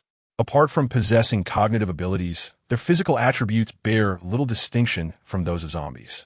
This is precisely the crux of the matter. The individuals you have seen are likely replicas created after their arrival on the mainland. However, their fusion agents cannot be transported in large quantities through customs. We are currently unaware of the means by which they are manufacturing these half-dead beings. The half-dead child in your possession is of utmost importance. His existence could elucidate many mysteries. Although we are unable to conduct a comprehensive examination at this moment, we implore you to safeguard him to the best of your abilities. Understood. Unshle yang replied. The organization's intentions are unequivocal: to annihilate humanity entirely. Therefore, should your camp expand excessively, it would attract their attention and potentially provoke an attack. Currently, your camp is the largest within the city, and the Jaimin team is not far from you. I shall instruct them to rendezvous with you. Should any further intelligence regarding the Holy Blood Sect arise, feel free to report it. This phone will always be monitored. Having joined the national forces, the group gradually began to harbor concerns for the entire nation, understanding their sentiments. Uncle Yang inquired on behalf of the group. We have several questions. Could you provide us with some answers? May I ask about the current state of the nation? The situation in other countries is far more dire. It should be the end for all humanity, yet the Holy Blood Sect continues to grow in strength, having completely overrun numerous smaller nations. The root of the calamity is none other than this Holy Blood Sect, is it not? We should eliminate them. Wu Fei, impatient by nature, clamored for a confrontation. His voice was loud enough for the person on the other end of the line to hear, who responded, "No. The personnel involved in the Demon Emperor project are already few in number, and we remain ignorant of the situation on the other side. If you sustain heavy losses during this period, the remaining survivors in the city will have no hope left. The original intent of the Demon Emperor project is for all teams to strive to save more lives. I understand your feelings, but I hope you can prioritize the salvation of more lives. Without those willing to rescue others, a city with a population of millions will ultimately be reduced to a mere 100 survivors. The words from the other end of the line rendered Wu Fei subdued. Indeed, the current circumstances cannot be resolved by simply slaying a few individuals. Preserving as many lives as possible is paramount. For them, the most crucial aspect should not be war, but redemption. Chapter 87. The temptation of the devil through a satellite phone. Communication with Kunpeng revealed that the global situation is decidedly bleak, and all we can do is strive to assist more survivors. In the face of this catastrophe, preserving human life remains the foremost priority. The voice on the other end of the phone resonated once more. In light of your outstanding performance, you are deserving of a reward. Please, do not hesitate to express your requests. We shall endeavor to fulfill them. The crowd hesitated, reflecting on their prolonged survival in this apocalyptic world, realizing that there seemed to be little they truly desired anymore. After a moment of contemplation, Uncle Yang, gripping the phone, spoke. Commander, my name is Yang Aigua from Longxi. May I inquire about the situation back home? My foremost concern is for my family, and if possible, I wish to establish contact with them. Without a moment's hesitation, the voice on the line replied, we will dispatch personnel promptly to retrieve your family. If they're safe, we will ensure they can communicate with you as soon as possible. Excellent. Wonderful. It was the first time the others had witnessed Uncle Yang so elated and animated, and they all felt a surge of joy for him. The families of the other members were located in nearby cities, and their situations were known without needing to ask. Only Uncle Yang's family was far away, making it impossible to gather any news, and with each subsequent conversation, the circumstances seemed to worsen, leaving him little opportunity to inquire further. Throughout this period, Uncle Yang had focused solely on the construction of the camp, yet even in silence, it was evident to all that he was deeply anxious. Within a couple of days, the phone rang again from Kunpeng, this time regarding Uncle Yang's personal matters, so the others refrained from intruding. From a distance, they could see Uncle Yang engaged in conversation, his expressions oscillating between laughter and tears. Under such circumstances, to learn that one's family was safe was indeed a rare blessing. As the number of inhabitants in the camp increased, the morale of the group improved significantly.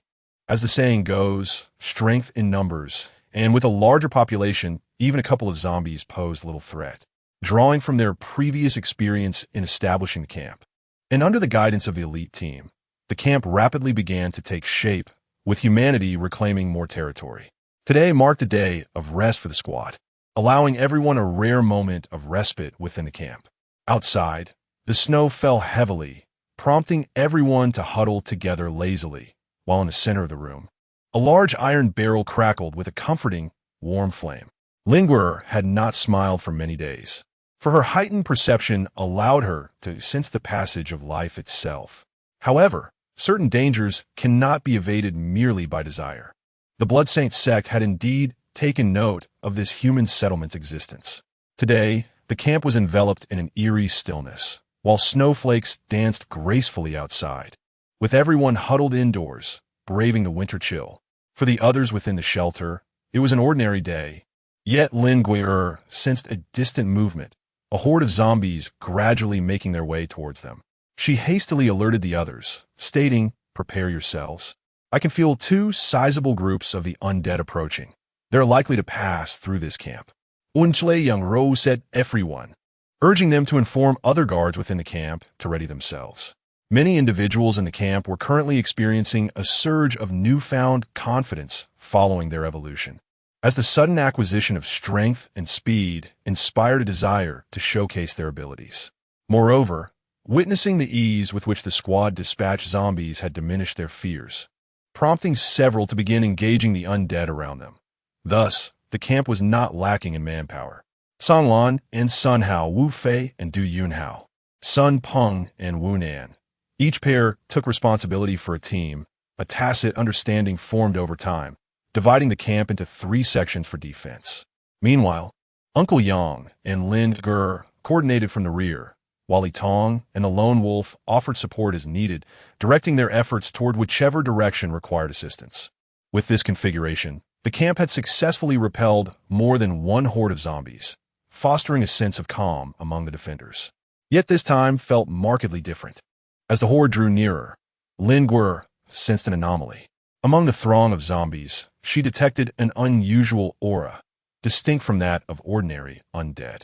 Though concealed within the mass, she could faintly discern the presence of half-zombies, estimating that each horde contained 2 or 3 of these hybrid beings. Lin Gur suddenly felt a surge of anxiety. Addressing those around her, "The situation is amiss, Uncle Yang. Quickly inform everyone that this time is unlike any other. There are half-dead among us. This is not merely a simple tide of corpses. They are likely to have a specific agenda." Upon hearing this news, Uncle Yang also grew tense and swiftly exited. Meanwhile, Xiao Yang sensed the impending arrival of the horde, whispering to Lin Gur, "The bad ones are coming." Having spent considerable time with Xiao Yang, Lin Gur had come to understand the child better. The bad ones he referred to were indeed the half-dead. How could Xiao Yang perceive their approach? Lin Gur found it puzzling, as Xiao Yang's sensitivity was considerably weaker than her own.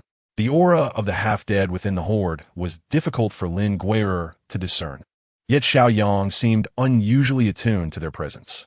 Perhaps Xiao Yang's fear of the half-dead heightened his awareness, as those who can sense danger often become more perceptive. Woof, woof, woof. At the entrance of the community, the large black dog was the first to bark, recognizing the threat long before humans could visually detect the approaching horde. Lin Gur need not step outside her chamber to discern the tumult unfolding beyond. From the moment the horde of corpses arrived, the aura of the half-dead became palpably clear, for they had commenced their assault. 3 squads stationed at the periphery of the camp simultaneously engaged the undead, emboldened by their prior encounters. The survivors within the camp harbored considerable confidence in their ability to resist the onslaught. However, amidst the fervent clash, several anomalous zombies emerged from the throng. These creatures exhibited agility, evading and retreating with remarkable speed, and soon, anguished screams began to permeate the air. An increasing number of individuals collapsed to the ground, oblivious to the unfolding chaos, only to be swiftly overwhelmed and devoured by the surrounding undead. The spirit of the crowd, inherently fueled by collective momentum, began to wane as they witnessed their comrades being consumed before their eyes, instilling a sense of trepidation among many, prompting thoughts of retreat and evasion. The defenders at the forefront understood that any sign of flight could fragment their morale, igniting a chain reaction of panic. Recognizing the dire situation, several leaders from the elite squads brandished their weapons and surged to the forefront, vociferously urging their comrades not to falter. Songlan and Sun Hao transitioned from merely dispatching zombies to rescuing their fallen allies. Each time a companion succumbed, they would swiftly extricate them from the clutches of the horde. Yet, this could only provide limited assistance, as they were unable to attend to everyone. Remaining composed, Songlan continued his assault while scanning for the shadows of the half-dead amidst the chaos, until he spotted a girl wielding an iron rod by the door, from whose rear a shadow darted forth with alarming speed. Without a moment's hesitation, Songlan dashed forward, pulling the girl behind him just as the claws of the half-dead grazed his chest, leaving 3 deep gashes in their wake. The girl, witnessing this harrowing scene, felt her resolve shatter, tears threatening to spill.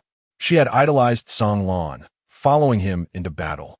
Yet she had not anticipated that her first close encounter with her hero would unfold in such a life-or-death moment. Be careful. Songlan's warning came too late for Sun Hao, whose shoulder was pierced by the half-dead's lethal claws. Accustomed to operating alongside a lone wolf, Sun Hao maintained a semblance of composure despite his injury, swiftly retaliating with a military knife in his unscathed hand. The half-dead, nimble and evasive, retreated into the throng after landing its strike. As their leaders sustained injuries, the morale of the defenders began to falter, and not only in their ranks. The other 2 squads also faced assaults from the half-dead. The horde encircled the camp, with the half-dead seizing the opportunity to launch surprise attacks on the most fervent fighters among the teams. The members of the elite squad at the forefront became the primary targets of these relentless assaults, with the battle barely begun and their leaders already wounded. The resolve of those behind began to wane significantly. Heaven has no path, and the sacred blood endures eternally. A clear roar echoed from the rooftop of a nearby building, prompting the crowd to look up. There stood a half-corpse, clad in a voluminous hooded robe, obscuring its entire form. Its voice resonated with startling clarity. Were it not for the cadaverous hands, one might find it difficult to recognize this figure as a half-corpse. Standing atop the distant rooftop, the hooded half-corpse resembled a general commanding legions. At the sound of its roar, indistinct responses emerged from the horde, followed by a chorus of mindless wails from the zombies. The address of the hooded half-corpse seemed merely to have commenced. You have already descended into hell. Resistance will only grant you a transient existence. The remainder of your lives will be spent in terror. Do you believe this moment is hell? You have dwelled in hell since the onset of calamity. This is merely the unveiling of the veil. The inhabitants of the cities will offer you no aid. They will deceive those who yearn for paradise. They cannot assure the safety of your families, nor can they guarantee your own safety. The world has transformed, and assimilating into it is the only prudent choice. Our sacred blood sect has acquired the key to the demon realm, with the baptism of sacred blood. Your remaining family members shall be spared from the onslaught of the undead. I understand there are individuals sent by the state among you. Those who slay them and survive the horde will earn the right to join the sacred blood sect. Such opportunities are rare. Ponder carefully whether you will continue to seek an escape from hell or join us. Chapter 88. Facing crisis, the speech of the hooded half-corpse served merely as a tune to the members of the Ying Zhao team, yet it held a potent allure for the other survivors. Those who lived daily in hell, willing to escape their plight, would grasp at any semblance of hope, whether it be the devil's temptation or the beacon of paradise. These survivors had no chance to experience the assistance the state could provide. Each day, amidst the zombies, instilled them with dread. However, the state currently lacked the capacity to aid all afflicted individuals, and for many, the flickering flame of the Demon Emperor plan represented their sole hope. After witnessing the brutal deaths of those around them, all individuals yearned to preserve their last remaining relatives or their own lives, leading to visible signs of wavering among the crowd. Yet, the notion of killing the very Ying Zhao team that had been their saviors to ensure their own survival was a burden too great for most to bear. Amidst the chaotic battlefield, 3 swords whistled through the air toward the distant rooftop where the hooded half-corpse stood. The half-corpse nimbly dodged the first 2, but the third sword struck true, piercing its chest. At the same moment, the solitary figure clad in black emerged amidst the heap of corpses. With remarkable swiftness, he withdrew his blade from the throat of a half-dead creature, and without pausing, he surged forward towards the building where the hooded half-dead being resided. Noticing the fiercely determined lone wolf, the hooded figure exhibited no signs of alarm. Instead, a faint smile crept upon his lips. Meanwhile, Lin Guo, who stood atop the roof alongside Li Tong, furrowed her brow deeply, sensing that the aura emanating from this hooded half-dead being was strikingly distinct from that of the others. Ling Guo recalled the words once spoken by Xia Guang. The assessment of danger cannot rely solely on instinct. It must also take into account the actual circumstances and the capabilities of one's teammates. The strength of the lone wolf is undoubtedly superior to that of the hooded half-dead adversary. However, should he reach the position of the hooded half-dead, he would be entirely severed from his allies, venturing alone into the midst of the encircling undead. In the event that the lone wolf encounters peril, his comrades would be utterly unable to provide immediate assistance. In the distance, sporadic mutated zombies continued to approach, and the members of the squad were ensnared by the horde, unable to spare any effort. Ling Guo felt that the lone wolf's current offensive was exceedingly precarious. Li Guo whispered to Li Tong beside her. Keep an eye on the lone wolf. He has ventured deep into the sea of corpses, and I can't shake this unsettling feeling. After shooting down a leaping zombie, Li Tong inquired, what kind of danger could arise? Lin Guo shook her head and remarked, I am uncertain, but I have an exceedingly ominous feeling. Understood. Li Tong nodded. Drawing her longbow, ever vigilant of the surroundings of the lone wolf. Navigating through the mass of corpses posed no challenge for the lone wolf. He swiftly reached the rooftop of the half-corpse, ascending the outer wall without hesitation and charging towards the position of the half-corpse. At that moment, the half-corpse, who had remained motionless, curled the corners of his mouth into a slight grin, slowly extending a hand. Suddenly, two enormous, gaping-mouthed zombies lunged forth from behind him. This unexpected turn of events took Lin Guer by surprise. The scattered zombies present posed no threat to the lone wolf, as they acted solely on instinct without any cognitive thought. However, once they consciously coordinated to attack a singular target, they transformed into a formidable force.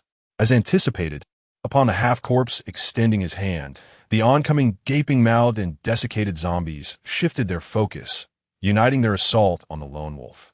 The lone wolf himself had not foreseen the emergence of two muscular, gaping-mouthed zombies from behind the half-corpse. Such creatures were rarely seen during the day, even among the horde.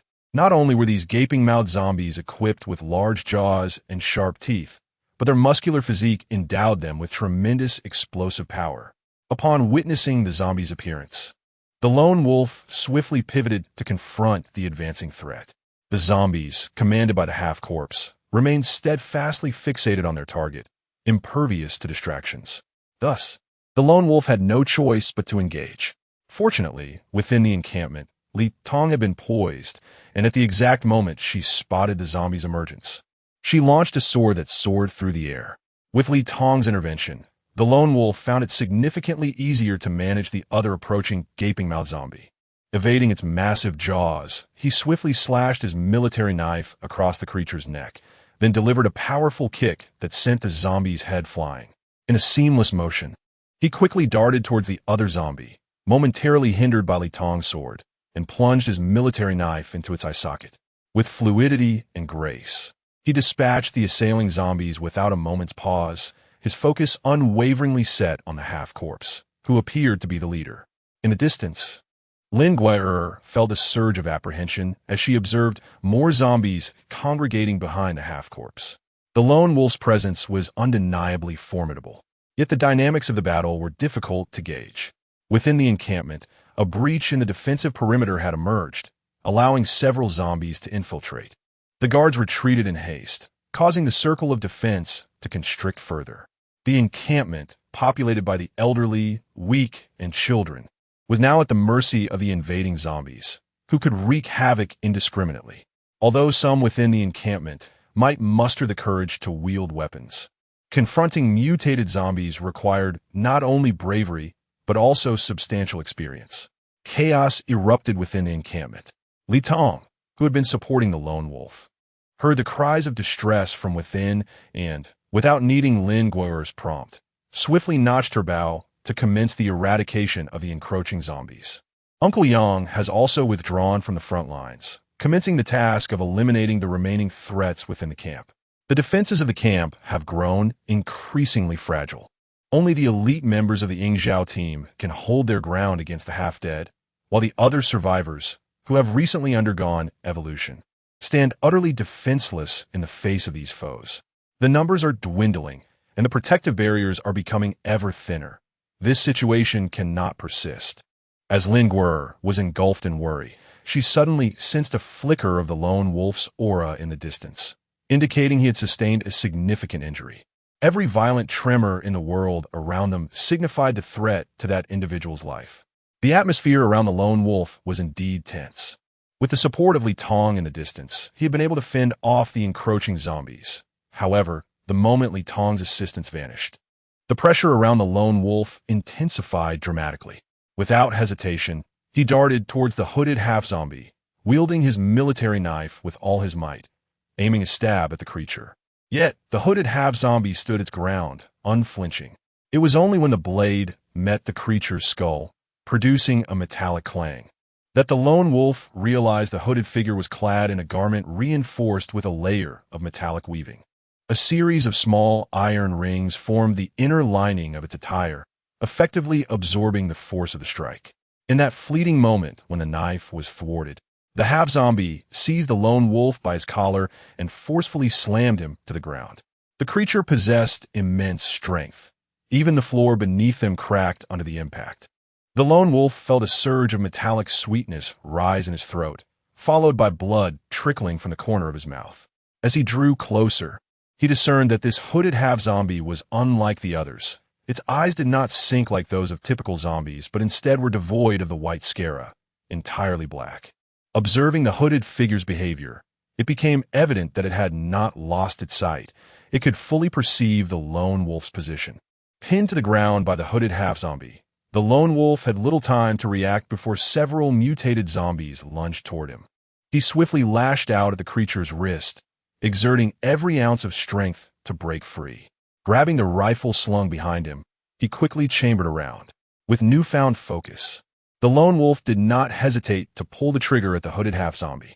The rapid gunfire echoed through the city, yet a horde of mutated zombies surged forward, absorbing all the bullets meant for their leader. Forced to alter his strategy, the lone wolf evaded the zombies' assaults while targeting their heads, achieving remarkable accuracy. Before long, a significant number of the mutated zombies on the rooftop had fallen. Realizing the dire situation, the hooded half-zombie abandoned its nonchalant demeanor and, accompanied by the mutated zombies, initiated an assault.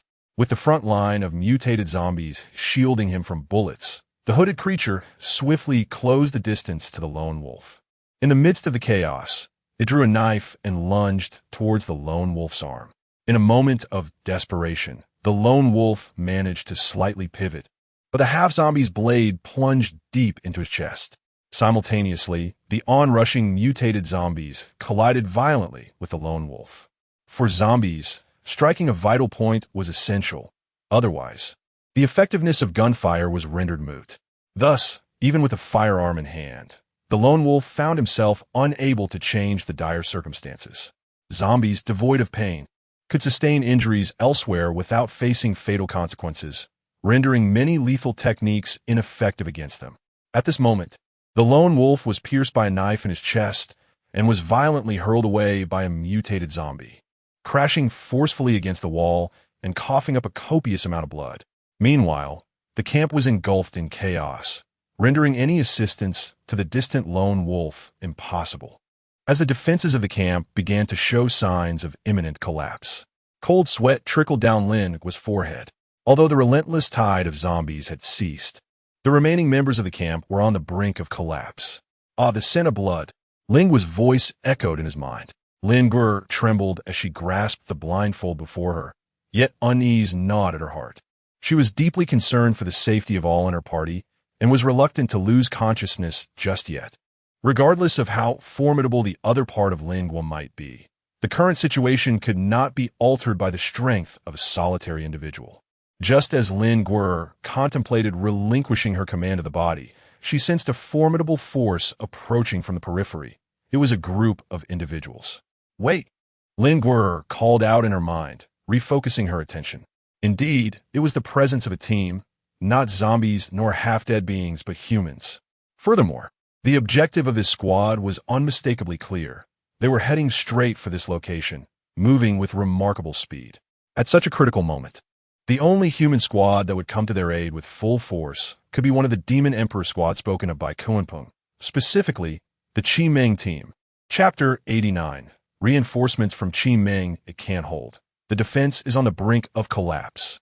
Li Tong murmured, weakly beside her. Fear not, for our reinforcements have arrived. Lin released her grip on the blindfold and straightened her posture once more. The earth lay cloaked in a silvery hue, while snowflakes began to descend from the heavens. Whenever the members of the Ying Zhao team felt overwhelmed, they instinctively cast their gazes toward Lin atop the building. For she was the eyes of the team, their radar. As long as she remained composed, hope for victory lingered. At this moment, the team was stained with dark crimson blood, each member wielding knives, axes, steel bars, and iron pipes, breathing heavily. Observing Lin standing confidently on the rooftop, they found solace and rallied their voices against the remaining guards, shouting, "Hold on, everyone! Victory is just ahead." In the distance, the lone wolf stole a glance toward the camp, evading an attack from a mutated zombie, wiping the blood from the corner of his mouth before charging forward once more. Among the defenders, Du Wenhao was nearing exhaustion.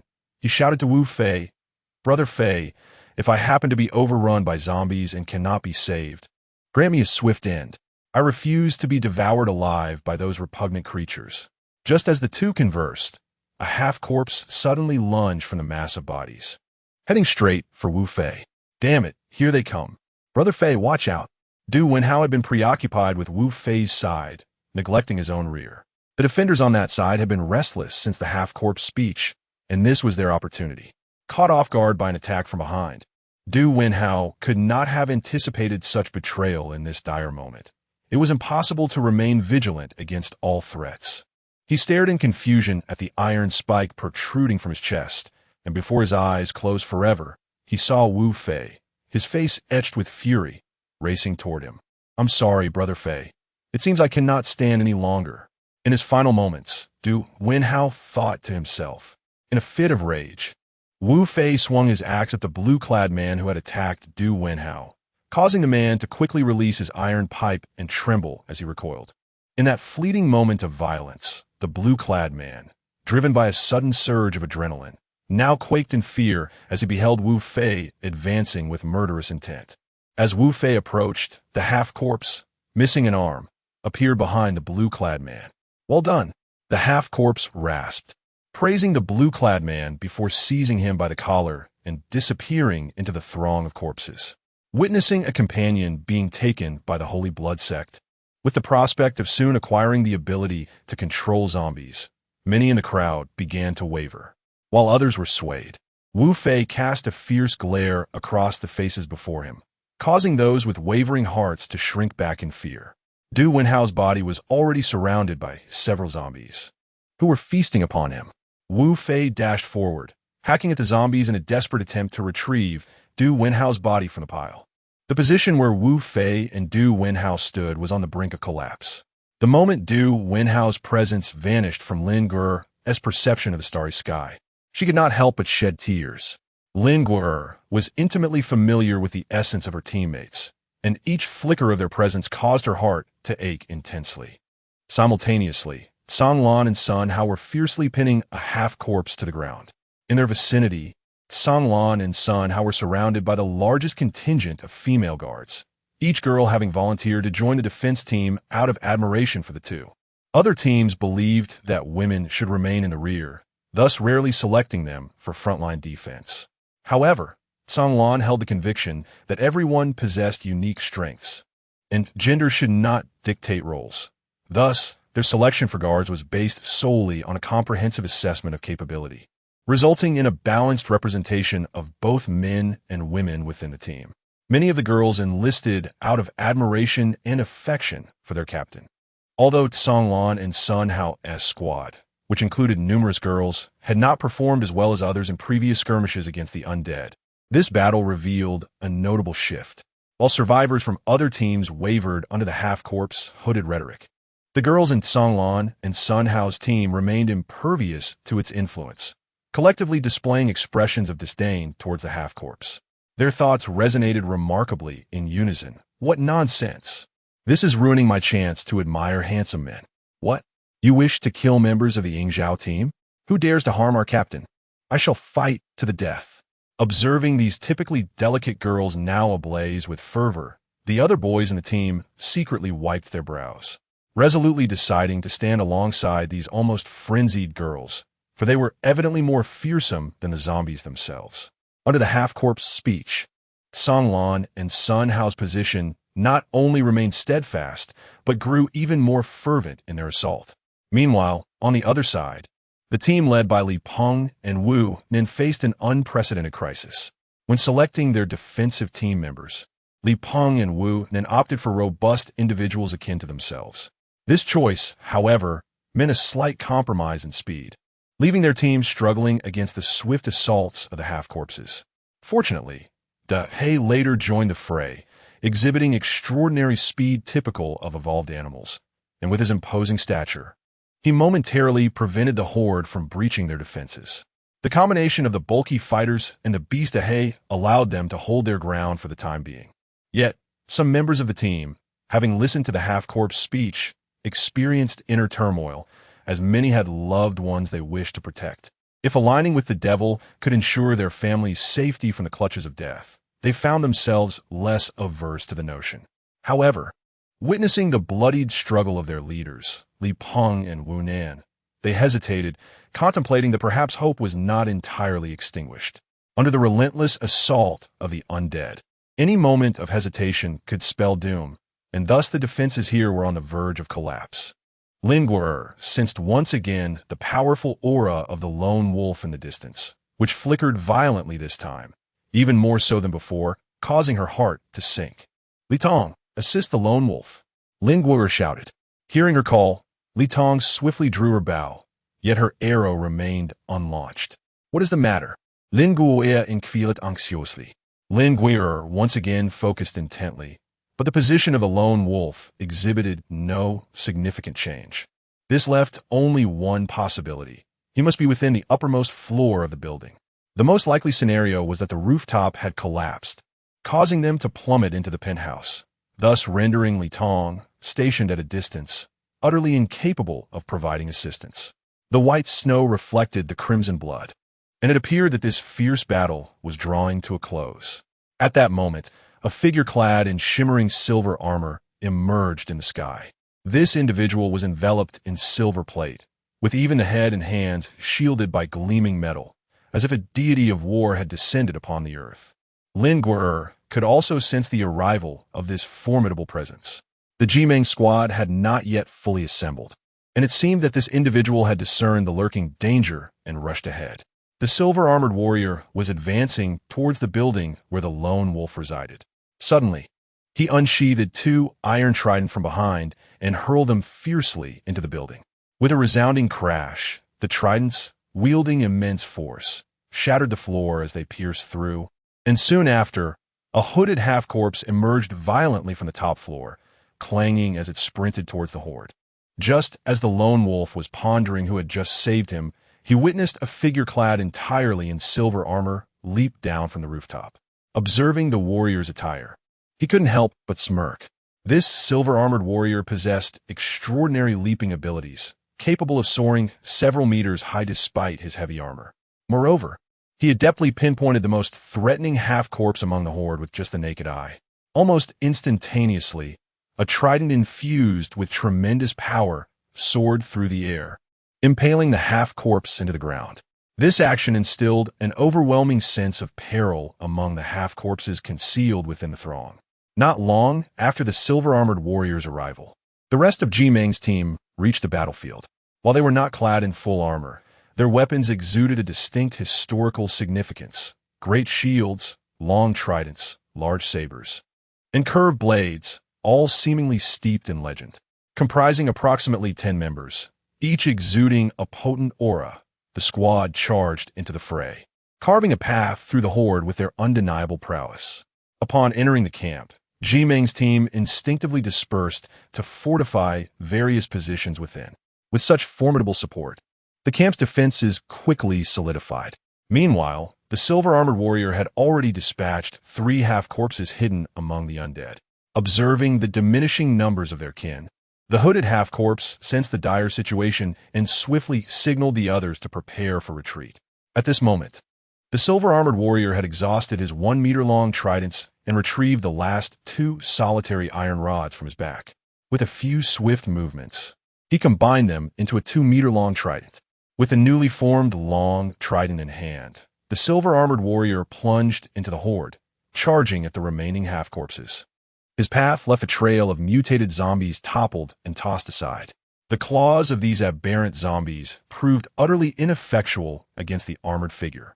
Realizing that the silver-armored warrior was in pursuit, the hooded half-corpse promptly shed his robe and, along with 3 others, scattered in 4 different directions to obfuscate their escape and conceal themselves. Emerging from the horde, the silver-armored warrior found himself momentarily disoriented. He could not discern which of the fleeing half-corpses had led the charge. All 4 half-corpses moved with remarkable speed, and should he choose one, the remaining 3 would undoubtedly evade capture. Just as the silver-armored warrior hesitated, an arrow shot from the direction of the camp, aimed directly at one of the retreating half-corpses. However, Due to the considerable distance, the sword had entirely lost its force, falling to the ground before it could even graze the half-dead man. It was evident that the sword was not intended for attack, but rather to serve as a guide. Chapter 90. The silver-clad warrior, the half-dead man, indicated by the sword, was indeed the same one who had previously donned a hood. As he beheld the silver-armored warrior advancing towards him with murderous intent, the black-eyed half-dead man could only react in panic, attempting to retaliate. Yet, his efforts were utterly futile against the fully armored foe. Unfortunately, the surrounding zombies had already been depleted during their assault on the camp, leaving him unable to summon any to aid him. In his final cry, "Heaven has no path. The holy blood endures," the half-dead man was pierced through the skull by a lance, collapsing onto the pristine white ground. This battle resulted in severe casualties for the camp. Yet despite the grim outcome, humanity ultimately emerged victorious. After the last mutated zombie fell, all stood in place, weapons drawn for a considerable time.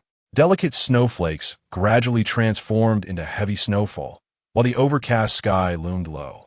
The ground surrounding the camp was strewn with the remains of shattered corpses. There lay not only the bodies of zombies, but also the mangled limbs of comrades, with bloodstains that even the thickening snow could not conceal. The pristine white snow fell to the earth, only to be stained crimson by the blood, as if the snow were indignant at its inability to cover the scarlet underneath, causing it to descend more heavily, gradually obstructing the vision of those below. Covered in blood, Uncle Yang approached the team of Jimeng and said, "Welcome. I'm a captain of Yingzhou. My surname is Yang." Seeing the dire situation, Uncle Yang managed a wry smile and addressed Song Lan and Sun Hao, who were about to retrieve the lone wolf, saying, "Gather a few more people to assist in the search." Song Lan nodded in agreement, and soon two individuals emerged from the Jimeng team, a blonde mixed-race man and a short-haired, voluptuous woman. They nodded towards Vice Captain Sun Zhe and Uncle Yang before making their way towards the battlefield. Hearing the complaints, the short-haired woman shook her head with a smile, saying, "If you find it troublesome, why did you help him forge those iron halberds in the first place?" The blonde man grimaced, gritting his teeth as he replied, "He begged me for it with tears." At his words, the short-haired woman chuckled, choosing to remain silent thereafter. Lin Guerre stood in the heavy snow for an extended period before she slowly descended from the rooftop. Having lingered in the frigid air for so long, she was now completely chilled, nearly matching the body temperature of Xiaoyang. The lone wolf had sustained severe injuries, in addition to several deep stab wounds. There were also evident contusions. Apart from the lone wolf, others had also suffered considerable harm. Fortunately, the camp now boasted the presence of genuine medical professionals, having rescued several individuals who were either doctors or nurses, providing substantial support to the camp. Once again, the room was filled with wounded souls. Lin Guerre sat in a corner, warming herself by the fire, while some logistical personnel outside were busy sorting through the corpses strewn across the ground. Winter offered little fuel, and the bodies decomposed slowly, so the usual undead remains were gathered at a nearby factory, awaiting their eventual burial or cremation. Those claimed by relatives would receive priority in processing. Wu Fei, despite being gravely injured, remained motionless before the tragically mangled body of Du Wenhao. He did not weep, yet his expression was unmistakably one of sorrow. Uncle Yang approached slowly, placing a comforting hand on Wu Fei's shoulder. "You should tend to your wounds first. Leave Wenhao's body to me." Wu Fei rose and looked up at Uncle Yang, his face a mask of reluctance. "Uncle Yang, he was killed by our own. He was slain by our own," he exclaimed, his voice trembling with indignation. Uncle Yang furrowed his brow, speaking with gravity. "Xiao Fei, do not lose your sense of self. Since you have chosen to carry the name of Yingzhou, you must understand your responsibilities. You must conduct yourself as a soldier." Wu Fei clenched his fists tightly, gritting his teeth. "But Uncle Yang, I cannot swallow this resentment." Observing Wu Fei's profound anguish, Uncle Yang's voice softened. "The one who harmed his comrades, if he still lives, will forever be a target for us. The remaining members of the camp must indeed be made to feel the weight of their actions. Yes, especially those who were present on our side. They should have intervened. They certainly had the opportunity to stop it, yet they chose to stand idly by. Weighing lives against convenience. They are nothing but scum. With a surge of rage, Wu Fei stormed toward the gathering hall, and this time Uncle Yang did not restrain him. For Wu Fei had absorbed his words and would act with discernment. Inside the hall, the crowd was receiving treatment. Wu Fei, fueled by anger, burst through the door and approached the table where those around him had gathered, slamming his axe down with force. Instantly, silence enveloped the room. Even the sounds of pain ceased. All eyes turned toward Wu Fei. The individuals seated at the table gazed at the bloodied axe, nervously swallowing hard, their gazes locking with Wu Fei's fierce glare. Wu Fei's furious eyes swept across the faces of those involved, causing beads of sweat to form on several brows. Once again glancing around, Wu Fei raised his voice to address those within the room. Just moments ago on the battlefield, someone murdered our esteemed Du Wenhao from the Ying Zhao team and defected to the Holy Blood sect. Wu Fei articulated each word with deliberate slowness, his voice taking on a slight rasp when he uttered Du Wenhao's name. I suspect some of you may be mistaken. Ying Zhao is not a name synonymous with virtuous soldiers, but rather the title of the ancient demon emperor.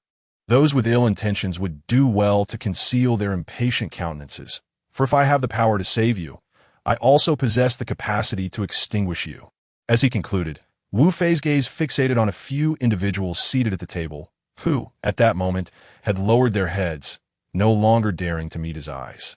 In the corner, at the table of the Jimeng team, a woman with alluring curly hair observed the menacing Wu Fei in the hall, her eyes narrowing with a knowing glint as she murmured, "Quite impressive. Indeed, the aura is palpable." The vice captain, Sun Zhe, seated beside her, cautioned, "Yang Shui, do not act recklessly. He is one of the Ying Zhao." Yang Shui glanced at Sun Zhe with discontent, retorting, "What? Is there an unspoken rule against inter-team marriages?" A youthful boy, seemingly in his teens, exhaled quietly, feeling a surge of excitement. How splendid that Sister Yang had found new interest. However, when he turned to meet Yang Shui's smiling gaze, he quickly exclaimed, "Ah, Sister Shui has remarkable taste. I think that lad is quite impressive too." Yang Shui flashed a wicked smile at the boy before once again admiring the still fuming Wu Fei. Sun Zhe, observing the antics of his team members, shook his head and sighed deeply. The tense atmosphere within the room was disrupted by the arrival of new individuals. First, the bloodied lone wolf was assisted inside by Tsang Lan and Sun Hao. The medical personnel promptly sprang into action, swiftly surrounding the lone wolf and helping him onto a bed against the wall, immediately commencing treatment for the injured. Following them was the silver-armored warrior, whose entrance captured the attention of all. Upon closer inspection, it became evident that he was clad from head to toe in silver armor, even his fingers encased in iron gauntlets. 6 1-meter-long iron halberds were dramatically protruding from his back, with 2 additional long tubes secured at his waist for the assembly of the halberds. Each step he took resonated with a clang of metal, clearly indicating the considerable weight of his armor. As all eyes were fixed upon him, the silver-armored warrior removed his helmet, revealing a face adorned with a genial smile, tousled naturally curly hair, and profound eyes. If a god of war were to exist, his visage beneath the iron mask would undoubtedly resemble this. This was the silent sentiment echoing in the hearts of all the women present. However, it was regrettable that this flawless visage bore a long scar, stretching from a brow down to just beneath the left eye. Fortunately, the wound had avoided the eye itself. Had it not, it would surely have rendered his left eye blind. "Greetings, I am Jian Shun, the captain of the Jaimin team." The man stood in the center of the hall, smiling like a radiant sun, illuminating the space. Though Jian Shun wore a gentle smile, he could not conceal the commanding aura that surrounded him, which made others hesitant to approach him. Lin Ge, who had remained silent in the corner, was startled by the mention of his name and lifted her head in surprise. She had never forgotten Xia Guang's instructions, but she had never anticipated finding this person in such a manner. At that moment, Uncle Yang also entered from outside, addressing the crowd. "The survivors brought by the Jaimin team will arrive shortly. Everyone, please prepare, and those responsible should arrange for food and accommodations." It turned out that the Jaimin team had detected unusual movements of zombies and surmised that Ying Zhao's camp might be in danger, prompting their early arrival. The main group of survivors they had rescued was gradually making their way behind them. When several dozen survivors brought by the Jaimin team arrived at the camp, meals had already been prepared. After a long journey in the cold winter, being able to sip warm soup felt like a blessing in this apocalyptic world, providing a sense of warmth amidst the chilling winter. After dining, the Ying Zhao and Jaimin teams gathered in a large hall, aside from a few who were seriously injured. The rest were present. At this moment, Jian Chun had removed his silver armor, yet he remained strikingly prominent among the crowd, even without the dazzling armor. Even Lin Guo, who was invisible, found this man somewhat blinding. His powerful aura made the perceptual world bright and vivid. However, for some reason, within this brilliant light, she could discern a small black dot, which she did not perceive as an illusion. In the realm of perception, the color of light represented many things, and black was a clear indication of danger. Yet, because his name was Jian Chun, Lin Guo entirely dismissed the possibility that he was anything but a good person. Chapter 91. Your warmth suddenly. Jian Chun in the crowd keenly sensed someone observing him. The gaze was unlike any he had felt before, as if he were being seen through completely. He scanned the room in confusion, and when his eyes met Lin Guo's, he was momentarily taken aback. He was certain that the feeling emanated from this girl, even though her eyes were currently covered. The two teams engaged in brief self-introductions, and the members of the Jaimin team expressed their astonishment at Lin Guo's perceptual abilities. The Ying Zhao team realized then that such abilities were exceedingly rare, since there were already two perceivers, Xiaoguang and Lin Guo, in the Ying Zhao camp, and later they encountered Xiaoyang. They had not placed much importance on this ability. With everyone present, both teams simultaneously called Kunpeng, and upon learning that the two teams had successfully reunited, one could sense the relief on the other end of the line. However, after reporting the latest developments regarding the Holy Blood sect, Kunpeng once again descended into a somber mood, ultimately revealing the current situation to the group. Due to the deliberate sabotage by the Holy Blood sect, the city's downfall was accelerating, and within this very city, 4 waves of the sect's members had already been identified. In this apocalyptic landscape, the group that could stroll freely through the streets without fear of zombie attacks evoked a sense of longing among many survivors. The influence of the Holy Blood sect within the besieged city was steadily growing, prompting Kunpeng to advise an early relocation of their camp, as another assault by the sect could occur at any moment.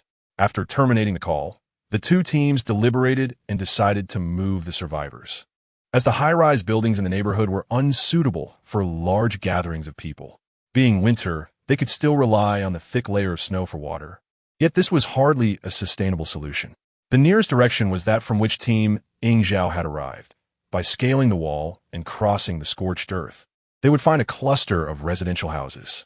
Upon hearing that her brother, Xiaoguang, was currently within Ying Zhao's camp, Jinsheng felt a surge of joy, as she had intended to search for him and had gradually gathered the small team led by Jimeng along the way.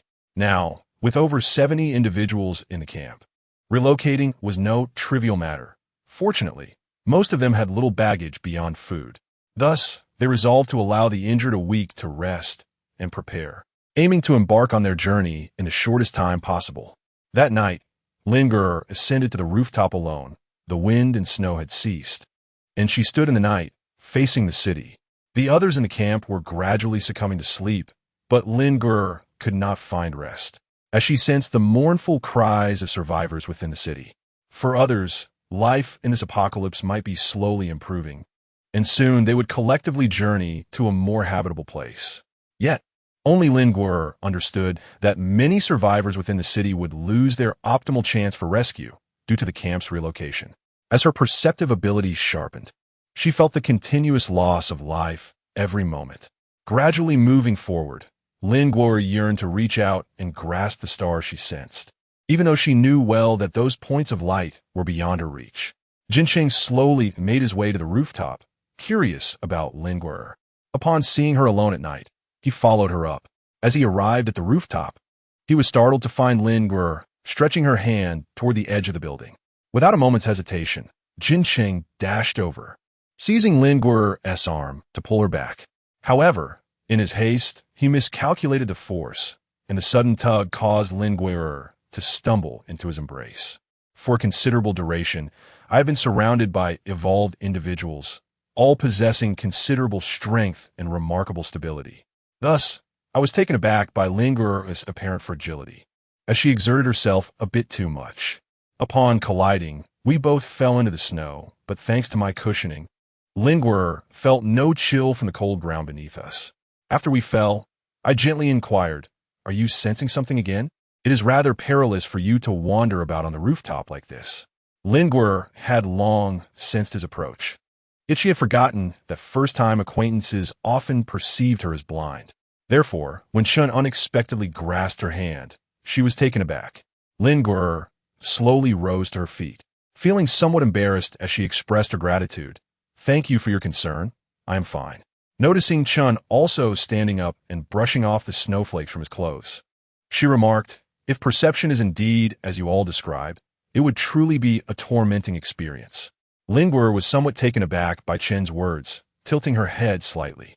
For all this time, everyone had admired her perceptiveness, yet no one had ever expressed such sentiments. Linguer suddenly felt that Jian Chun resembled Uncle Yang. For so long, only Uncle Yang would ask her if she was pushing herself too hard, and only he would encourage her to take a break and not remain so tense all the time. Jian Chen's voice was exceedingly gentle, far warmer than the big brother that Xiaoguang had once mentioned. Some burdens do not need to be borne alone. It is essential for a person to experience joy, anger, sorrow, and happiness. Suppressing emotions is not healthy. Listening to Jian Chen's comforting words, Linguer smiled and replied, "You truly are a gentle person, but I assure you, I am perfectly fine." Jian Chen gazed deeply at the girl before him, her eyes covered, and continued, "I suddenly feel you bear resemblance to my younger brother. How is he faring at the camp? Are you two acquainted?" Speaking of Xiaoguang, Linguer smiled and said, "Of course, we are quite familiar. He is like a mentor to me. He has often spoken of you, and has urged me to help him locate you." Jianchen glanced at the snow that clung to Linguer as clothing from her recent fall and recalled their earlier interaction. The coldness emanating from her reminded him of the snow on the ground, a temperature that seemed unbefitting of a living being. With a gentle demeanor, Jianchen suggested, "If you do not mind, shall we retreat indoors to converse? It is rather chilly out here." Linguer was taken aback. The brief contact just now had indeed made her acutely aware of the warmth emanating from Jianchen. Perhaps those who are warmer are more sensitive to the cold. Linguer nodded in agreement with a sense of delight.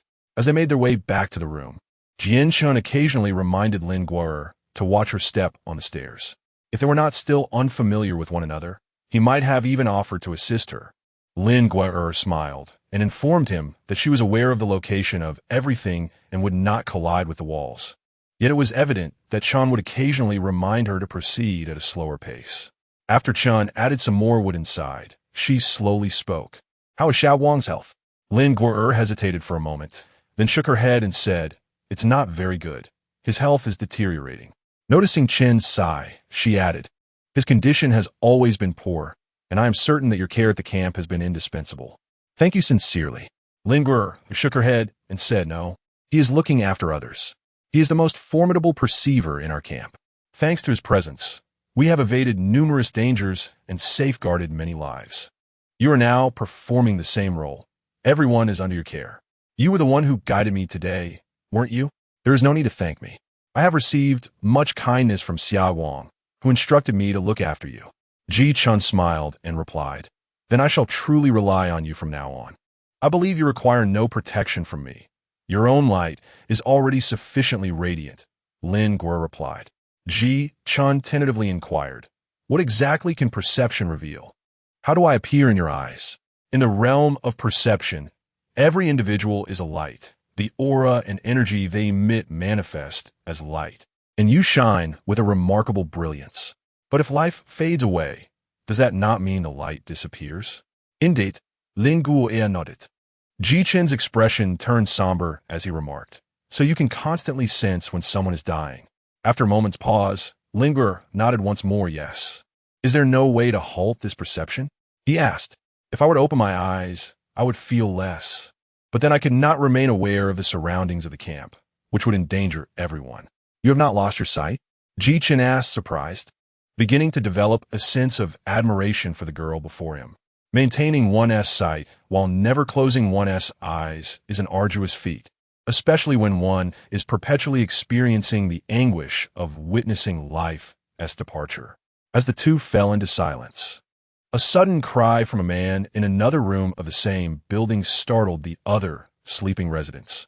This building housed members of the Yingzhou and Jimeng teams, and thus everyone was highly alert. Upon hearing the shout, Ji Chun sprang to his feet. Could it be an ambush? I must investigate, Lin Gui'er calmly stated. There was no attack. The lone wolf glanced at Lin Gui'er and replied with a smile. You truly provide a sense of reassurance. Together with Jian Chun, they exited the room. At that moment, the other members in the building hurried out, gathering in front of a door, yet all stood frozen, hesitating to enter. Uncle Yang arrived as well, parting the crowd to glimpse inside.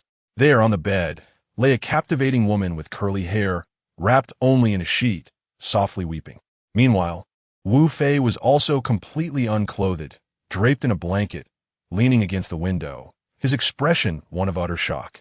It was evident that the cry that had just echoed came from him.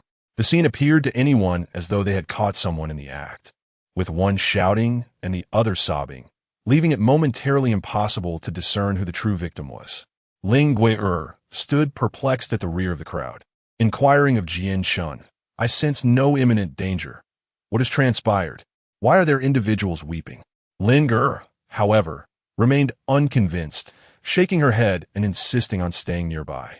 The initial intruder was Li Peng, who, upon hearing Wu Fei's cries, burst open the door without a second thought, only to find himself frozen in shock at the scene before him. The crowd around them grew increasingly larger, and Wu Fei began to regret his earlier outcry, feeling that this time it was truly over. It was only when Uncle Yang entered the room that Wu Fei mustered the courage to raise his head and pitifully call out, Uncle Yang. Chapter 92. Wu Fei's responsibility. The voluptuous, curly-haired beauty lying on the bed was a member of the Jimeng team. Wu Fei had expected the others in the team to be furious, at the very least rushing in to protect their female comrade. Yet he was taken aback to find that his teammates were even more astonished, leaving everyone momentarily paralyzed. Uncle Yang surveyed the room, recognizing that personal matters should generally remain private. However, the situation was evidently amiss. This was precisely what he had feared, and today his apprehensions had regrettably materialized. With a resigned sigh, Uncle Yang addressed Wu Fei, put on your clothes and come to the conference room. With that, he exited the room, casually nudging the still stunned Li Peng aside. Although the door remained open, those gathered outside instinctively stepped back. Sun Zhe, the vice-captain of the Jimeng team, rubbed his forehead as if suffering from headache. Seeing that the woman continued to disregard him, Wu Fei resolutely exited the room, carefully closing the door behind him. Once Wu Fei departed, the woman on the bed ceased her weeping and glanced towards the door, a hint of a smile gracing her alluring features. Noticing that the Jimeng team members were deliberately avoiding involvement, the members of the Yingzhou team felt disinclined to intrude, stifling their curiosity instead. Originally, Jian Chun had intended to persuade Lin Gui'er to leave as well, but now, as the camp's radar, there was nothing she could not know. Thus, Lin Gui'er insisted on remaining by the side, and no one dared to stop her. In the conference room, Uncle Yang sighed. The two teams had only just become acquainted, and this situation could escalate or diminish in significance. If things were not clarified, it could lead to complications.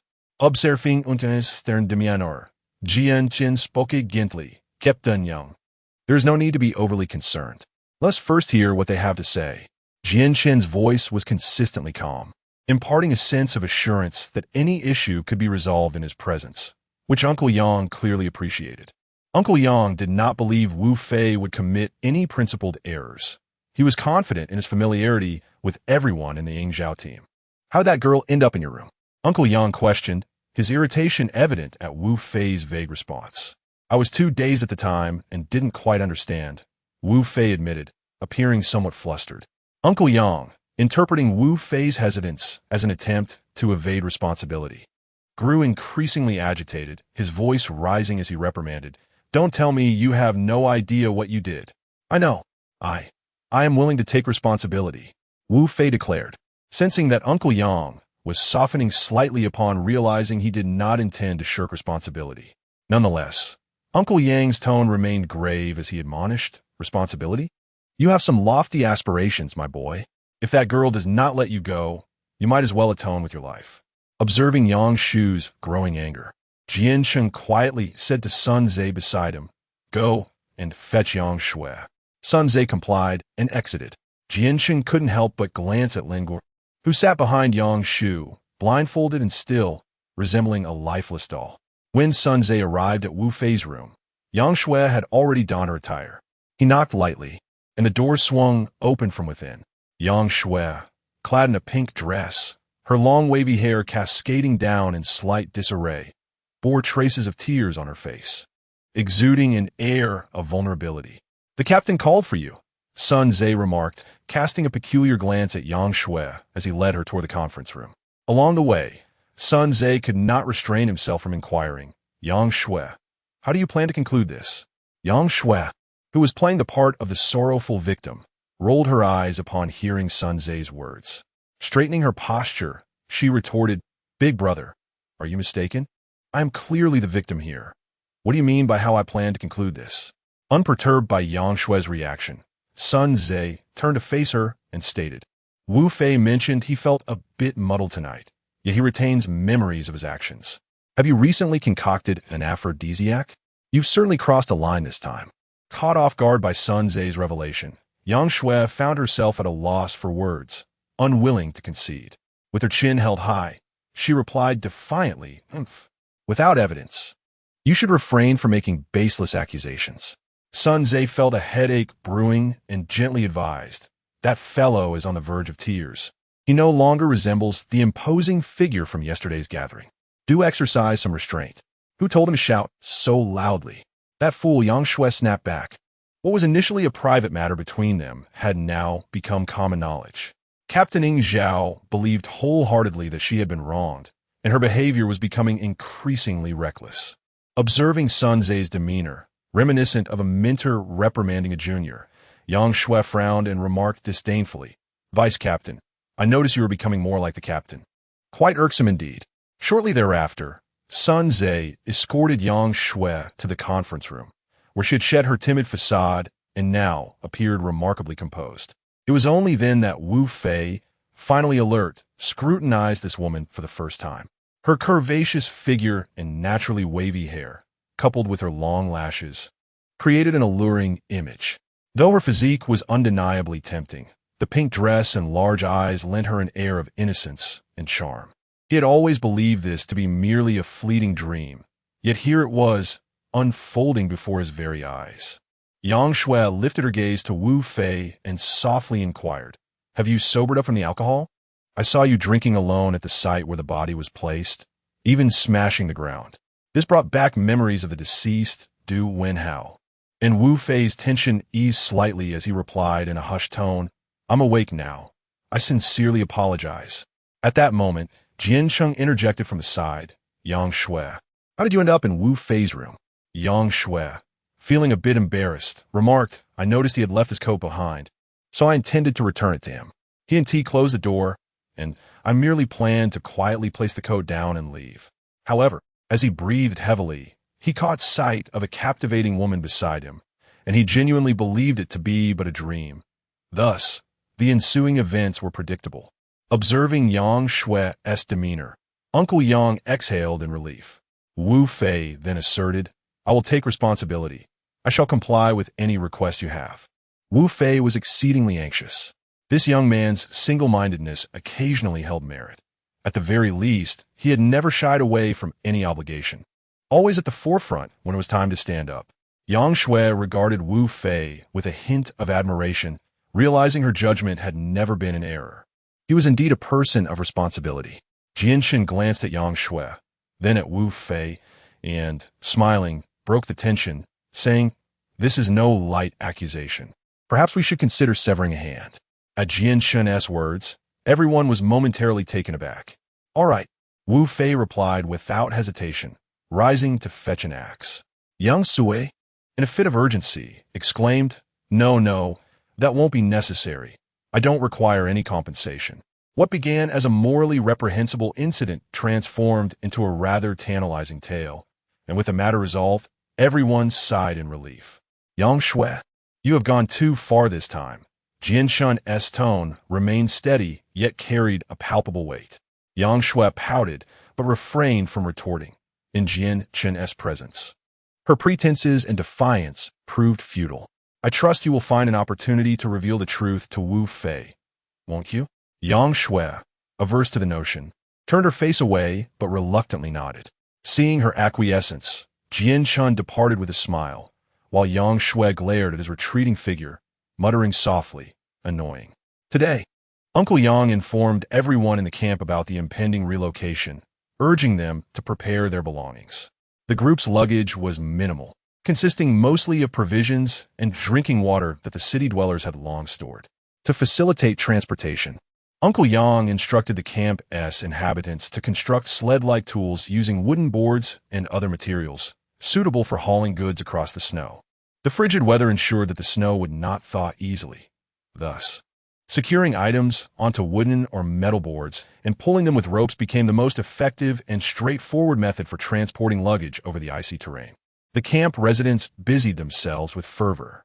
Wu Fei had risen early to assist Yang Shui in making the sleds, and the members of the Qi Meng squad, witnessing this scene, shook their heads in pity, lamenting, "What a shame." Upon arriving at the camp, Jianshan quickly became familiar with the evolved dog Dehei, who seemed to take a liking to him, wagging its tail and following closely behind. On that morning, a poignant cremation ceremony took place within the camp. As the time to depart drew near, the remaining wood was gathered together to honor the journey of a once dear companion. The abundance of fuel ensured that even in the depths of winter, the flames blazed vigorously, while all present stood at a distance. Their expressions a tapestry of complex emotions as they gazed at the towering inferno. This farewell transcended the camp's deceased, each individual, illuminated by the flickering firelight, inevitably recalled their own lost loved ones and friends. Chapter 93. A personal pilgrimage. The atmosphere in the camp following the funeral was notably somber, with everyone silently packing their belongings. Uncle Yang surveyed the scene and shook his head at the prevailing mood. The inhabitants of this city had long since begun preparing for the apocalypse, ensuring ample supplies of food and water, precisely what was most needed in such dire times. There was a looming possibility that airdrops would cease to occur, prompting everyone to strive to carry away as much sustenance as possible. However, some food items, despite being winter, would prove difficult to preserve for long. Ultimately, it was decided to host a grand feast before their departure, a celebration that would allow all to indulge freely, even opening up treasured bottles of wine. This gathering served not only as a personal tribute, but also as a means to alleviate the lingering sorrow that enveloped the camp with a vibrant atmosphere. Thanks to the winter's bounty, fresh frozen meats, easily cultivated bean sprouts, and an array of vegetables, cabbage, radishes, and potatoes had been preserved. Fortuitously, a river meandered near the vicinity of the community, where survivors eagerly fished, bringing back 2 buckets of freshwater fish. According to the fishing enthusiasts, the absence of humanity had rendered the river remarkably clear, and the fish population had flourished. In the end, the majority of the camp's chickens were also brought to the table, with only a few retained for the journey. The ambience within the camp mirrored that of a festive holiday. The once somber faces of the people relaxed, while children scampered about, playfully engaging with one another. The inhabitants of the camp naturally formed small groups, consolidating most of their provisions for easier transport. Those who had organized their supplies contributed their surplus grains or cherished delicacies to the kitchen. In the dining hall, all the tables were joined together to create 2 long banquet tables, which were already adorned with an array of prepared dishes. At this moment, Lin Guer sat alone atop the 3-story property building at the entrance of her community. She cherished the joy found within the camp, yet she remained ever vigilant, wary of potential dangers lurking nearby. The wounded within the camp gradually recovered. As long as life was preserved, the subsequent healing process would be remarkably swift.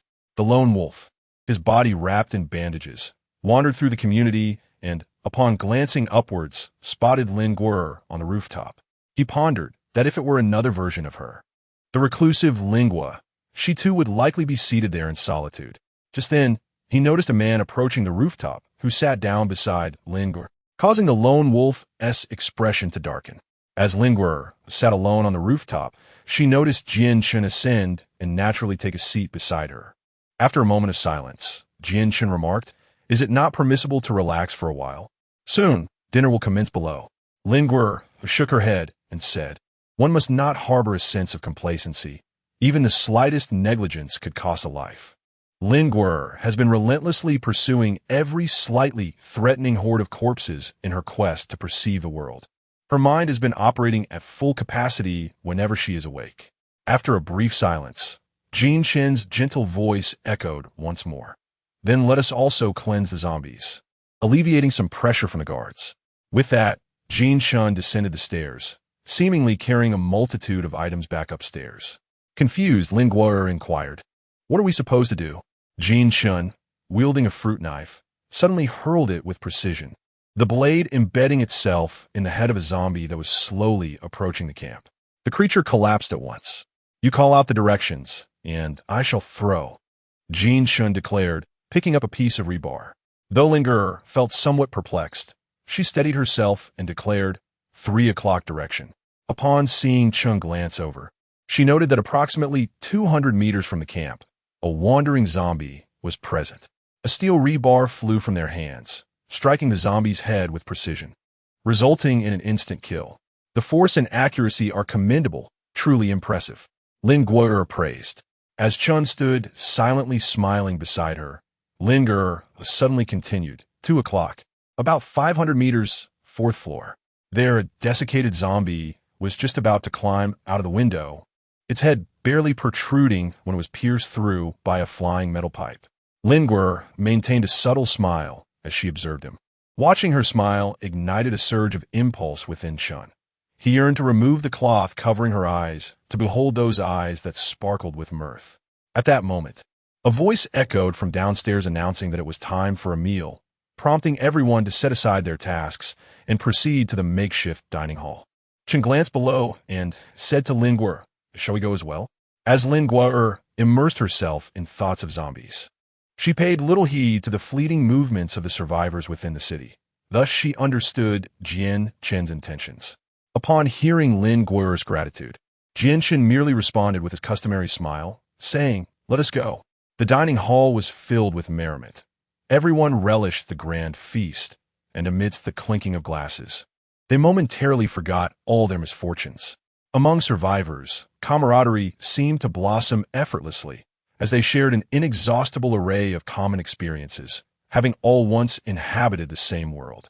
After the meal, it was time for fine wine. Laughter and tears mingled at the table as they fervently expressed their emotions. Wu Fei declared his intent to indulge in one last bout of drinking for his fallen brother, striving to completely forget the fool Du Wenhao, as he continuously raised his glass among the crowd. Yet, it wasn't long before they noticed he was being escorted out of the hall by Yang Shui. This gathering also fostered a closer bond between two relatively unfamiliar teams at the table. The enthusiastic inquiries of the azure-hued Sun Hao and others revolved around the origins of Jian Chen's armor, their eyes glistening with desire to acquire a set for themselves. Vice Captain Ji Meng, with a slightly flushed face from drink, addressed the curious onlookers. "We encountered a museum once, filled with ancient weaponry and breastplates. But this armor was the only complete set, and it is rather heavy, significantly affecting agility and speed." Li Peng, astonished, interjected, "Those weapons can truly be wielded? When I visited a museum previously, I assumed they were mere toys. They appeared rather flimsy." "All credit goes to our master edge," exclaimed Sun Zhe, pulling the blond man beside him into the conversation. Wu Nan, raising his glass with fervor, chimed in, "Reg? A foreign friend," gesturing with his cup. The blond man, visibly displeased, retorted to Sun Zhe, "Who told you my name is Reg? Is it perhaps Bob?" Sun Zhe teased with a grin.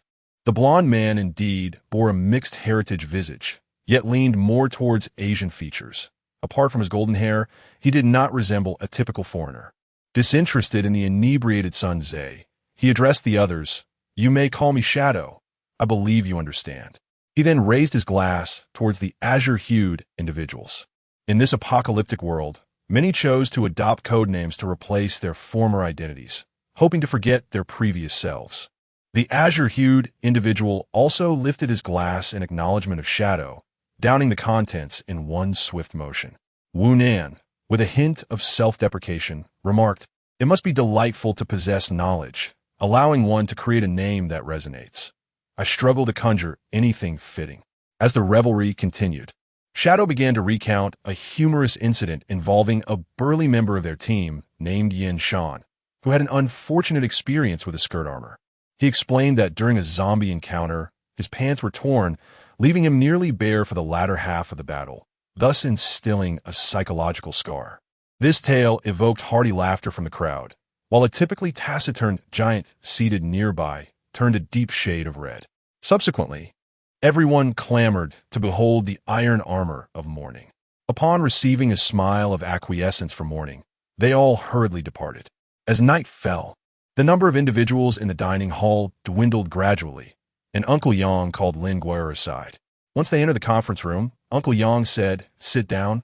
My dear Lin, there are some matters I wish to discuss with you." Lin Guer sat on a chair beside Xiao Yang, while Uncle Yang pondered for a moment before addressing her. "Lin, my dear, you once mentioned that you possess the ability to discern a person's character through their aura. Is that correct?" Lin Guer shook her head and said, "One can only perceive it faintly when an emotion is overwhelmingly intense, and even then, it is not distinctly noticeable. It is quite challenging." Uncle Yang furrowed his brows and inquired, "To what degree must it be intense? Can you sense the murderous intent before a killing? It should be discernible from a short distance.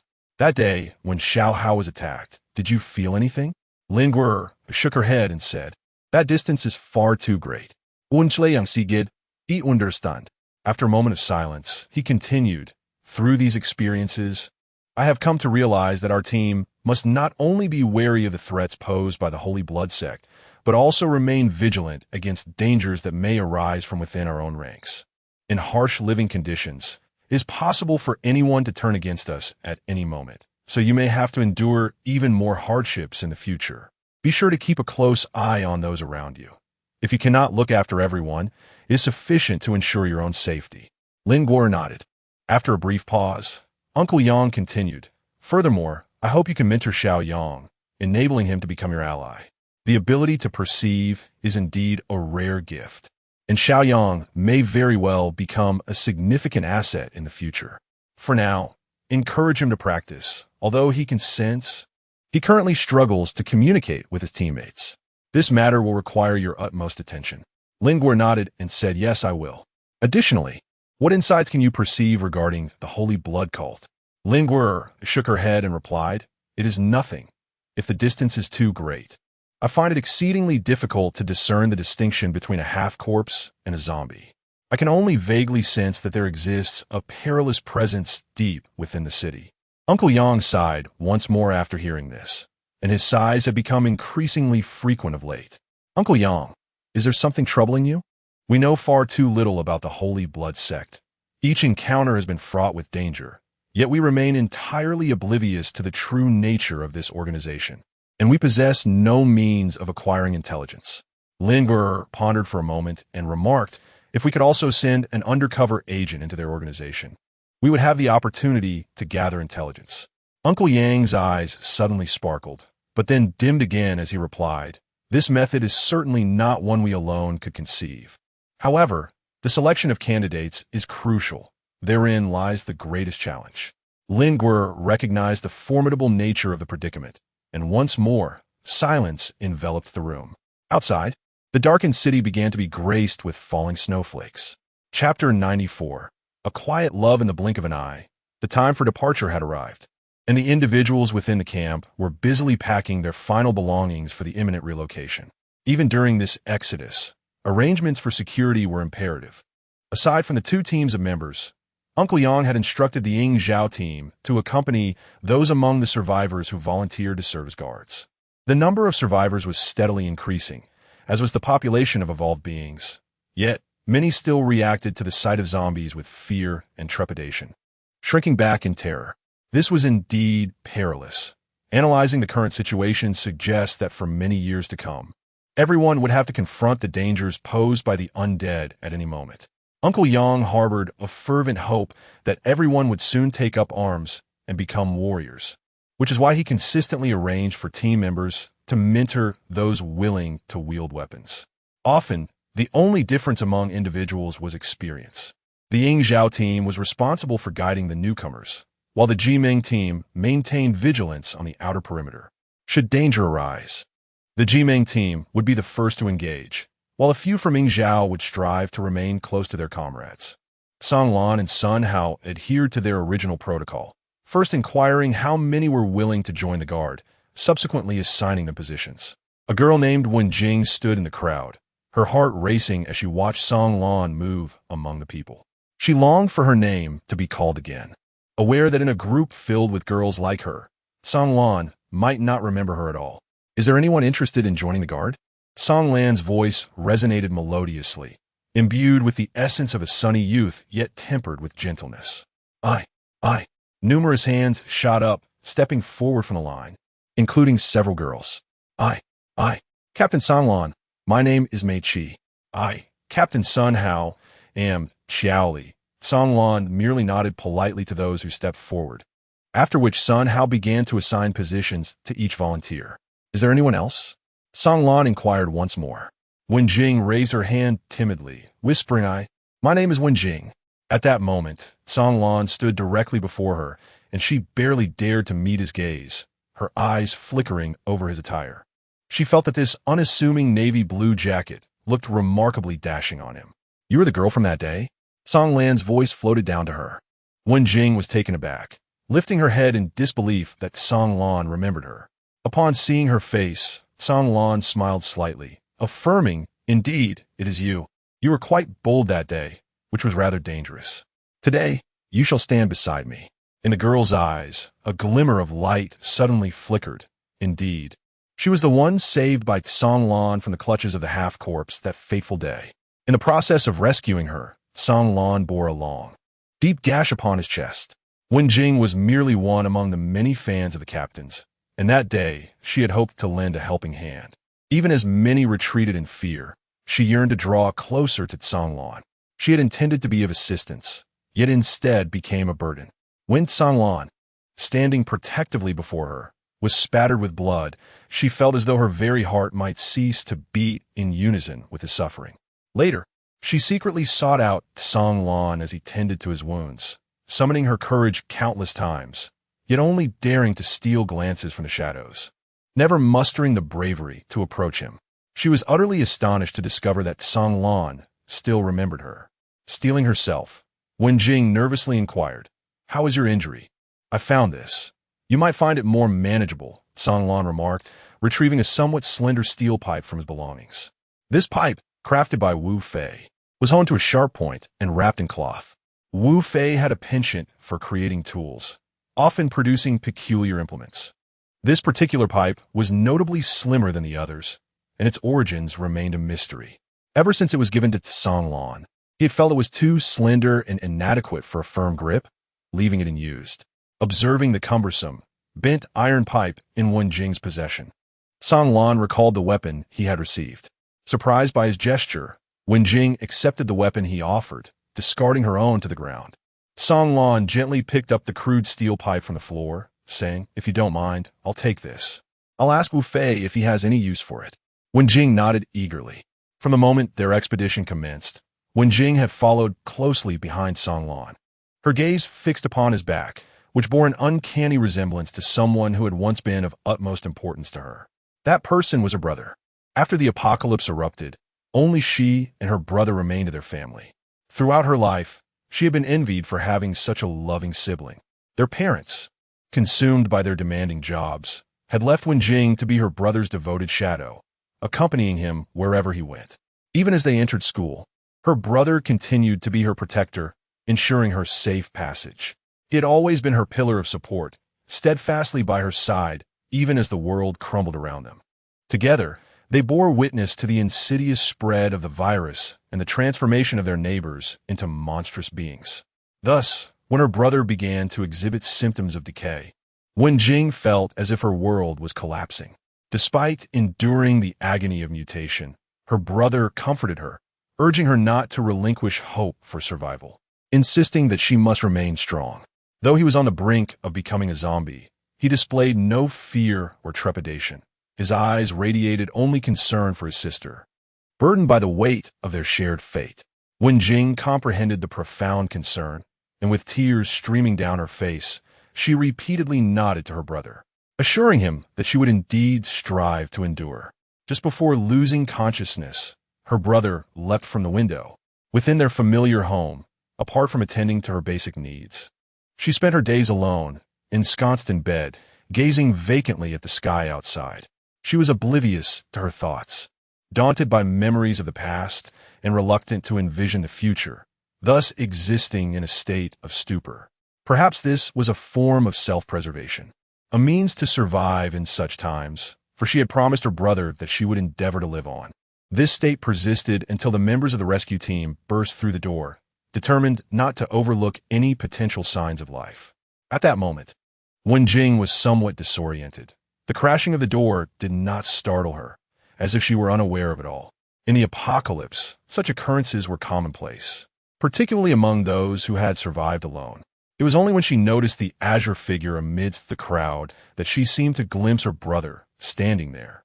Her gaze fixated on the figure of Tsang Lan, tears spilling from her eyes as she rushed forward to embrace him tightly. She had known it all along. Her brother would never abandon her. Upon arriving at the camp, Wen Jing's condition gradually improved. She would quietly observe Tsang Lan's every move from a distance. She joined the guard team, striving to remain close to him, and slowly, Tsang Lan's presence became indelibly etched in her mind. He became her pillar of strength. It was only when Tsang Lan shielded her from the grasp of a half-decayed zombie that Wen Jing truly understood her feelings. She had irrevocably fallen in love with him. As the team advanced, they inevitably attracted the attention of scattered zombies. When their numbers were low, less experienced members were often called upon to confront them. A desiccated zombie approached Tsang Lan, who gestured to Wen Jing, encouraging her to give it a try. Gripping the iron rod tightly, Wen Jing aimed for the zombie's head, waiting for it to draw nearer. When the distance felt appropriate, she thrust the rod forward with force. However, the zombie evaded her attack, lunging towards her with outstretched claws. In that instant, a steel pipe shot forth from the side, striking the zombie's chest, causing it to collapse before Tsang Lan swiftly pierced its skull. Though other areas may not inflict harm, restraining their movement was crucial for ensuring a more secure approach. Tsang Lan's gaze was imbued with warmth, akin to an adult's tender regard for a child, causing Wen Jing's heart to constrict. She could only nod mechanically, absorbing every word he uttered, yet her mind remained clouded. Opportunities for practice were abundant along the way, and each time Wen Jing faltered, Tsang Lan patiently reiterated his guidance, offering her encouragement with unwavering resolve. Wen Jing found herself entranced by the warmth surrounding her, unable to extricate herself from its embrace. Yet, Tsang Lan was perpetually surrounded by admirers, particularly girls who harbored affections for him. Whenever the group paused to rest, these girls would stealthily approach Tsang Lan, offering him homemade delicacies or seizing opportunities to engage him in conversation. They never hesitated to seize any chance, perhaps believing that to love someone is to ardently and boldly express one's feelings. However, no matter how fervently Wen Jing tried, she could not summon the courage. She feared rejection and disdain. Thus, she preferred to silently observe him from afar. The traveling party was quite extensive, with their belongings bundled into large heaps for collective transport. Consequently, mealtime saw several individuals gathering to prepare food together. "Where are you going?" came Tsang Lan's voice. "I'm just going to find something to eat." Wen Jing replied softly, halting her steps. "I recall you were alone. Why not stay and eat with us?" At that moment, a few members of the Yingzhou team had already congregated nearby, kindling a small fire to cook their meal. Observing the smiling countenance of Tsang Lan, Wen Jing obediently approached and seated herself beside him. She knew she could not refuse Tsang Lan. For every word he spoke, she would nod in unconditional agreement. Seeing Wen Jing, who sat beside him with a hint of nervousness, Tsang Lan smiled and reassured her, "You need not be so tense." Despite his words, When Jing could not relax. Her cheeks flushed, she felt an inexplicable tension in the air, as if it were infused with a rosy aura. Song Lan, puzzled, inquired, "What's wrong with you all?" The others quickly shook their heads in unison, declaring, "Nothing, nothing at all." Chapter 95. A new mission. The party had been traveling for 2 days, and the towering walls ahead were becoming discernible. After days of exposure to the elements, everyone appeared quite disheveled. Due to the urgency of their journey and the insecurity of their nighttime resting spots, the guards were divided into 2 shifts, allowing everyone some time to rest. Among the sledges in the convoy, one stood out, drawn by the large black dog.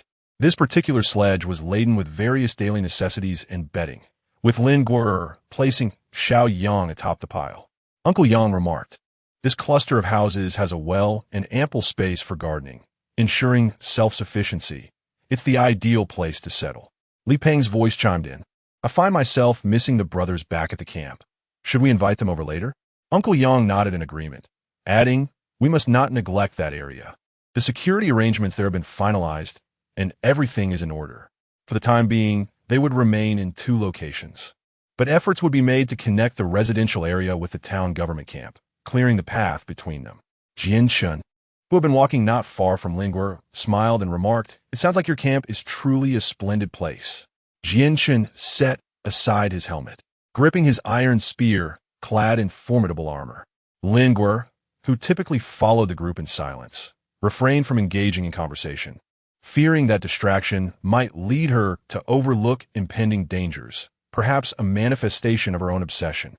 Yet, Jian Chen's current fixation seemed to be the hope that Lin Guo might relax. Throughout their journey, he would engage her in light-hearted banter, discussing trivial matters that required minimal contemplation, thus sparing her mental exertion. This approach effectively eased Lin Guo's tension. By midday, the group arrived before the towering wall, many members expressing astonishment at its grandeur, having never observed it up close before. Their next task was to scale the wall.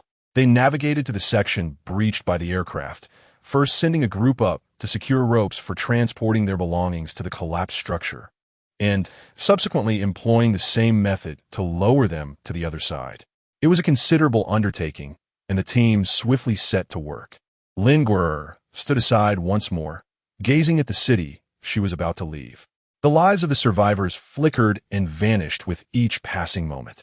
She had never before realized how breathtaking the winter scenery of this city could be. It would truly be a pity not to behold it with one's own eyes. The voice of Jian Chun resonated nearby. Lin Guo was once again awakened from her sorrowful emotions by him, and with a helpless smile, she remarked, "You truly are a remarkable person." "Oh, how so?" Jian Chen's voice carried an undertone of mirth. "You always manage to appear at the most critical moments, aptly interrupting my thoughts. Well, have I been of assistance to you?" Jian Chen's deep and gentle voice resembled the warm sunlight of winter. Indeed, over the past few days, Lin Guo had experienced a significant reduction in her feudal melancholy. "Are you perhaps a psychologist?" she inquired once more. Jian Chen chuckled softly and replied, "That's quite close. I used to be an animal caretaker." "Oh, Lin Guo expressed his surprise. So tell me, how are animal caretakers similar to psychologists?" To properly care for animals, one must understand their habits and analyze their behaviors to discern their psychological states. Thus, I consider myself a psychologist for animals. Lin Guo was amused by him when suddenly, Chen's satellite phone rang. Just as the luggage was about to be transported, the Jimeng team and the Yingzhou team connected to the satellite phone in succession. Uncle Yang approached with a serious demeanor, casting a glance at Chun, who had just hung up the call. They exchanged a knowing look and simultaneously uttered 3 words: nuclear power station. At this moment, the survivors had largely moved to the other side of the wall, and the 2 team leaders gathered all their members. Uncle Yang solemnly stated, "We just received a call from Kuanping. We have a new mission. We will select a portion of individuals to proceed, while the remainder will accompany the survivors to their destination and establish contact with the Yingzhou camp. I shall not conceal from you that the upcoming task is exceedingly perilous." Observing the unchanging expressions of the crowd, Yang found his words somewhat amusing. These individuals had faced life and death together numerous times, who would shrink back upon hearing of danger. Initially, They were meant to act as a cohesive unit. But the survivors required guidance, so they decided to select 2 individuals from the Ying Zhao team to remain behind, employing a drawing method. "You need not include me.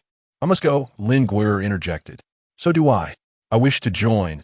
Others eagerly chimed in, vying to participate. Yang surveyed the group and ultimately abandoned the drawing method. "Captain, Song Lan began to speak, but Yang interrupted. "Your abilities are sufficient to lead a team. I trust you with this responsibility." The 2 individuals could only nod in acknowledgement upon hearing Yang's words. Before parting, Song Lan, with a hint of concern, inquired, "Captain, what exactly is your mission this time?" At this moment, the remaining 7 members of the Ying Zhao team, along with 9 from the Jimeng team, totaling 16, convened to discuss their plans. The message from Kunpeng revealed that there was a nuclear power station on the outskirts of the city. Originally, the power station had automatically initiated safety measures to halt the reactor due to lack of operation. Under such circumstances, there was no inherent danger.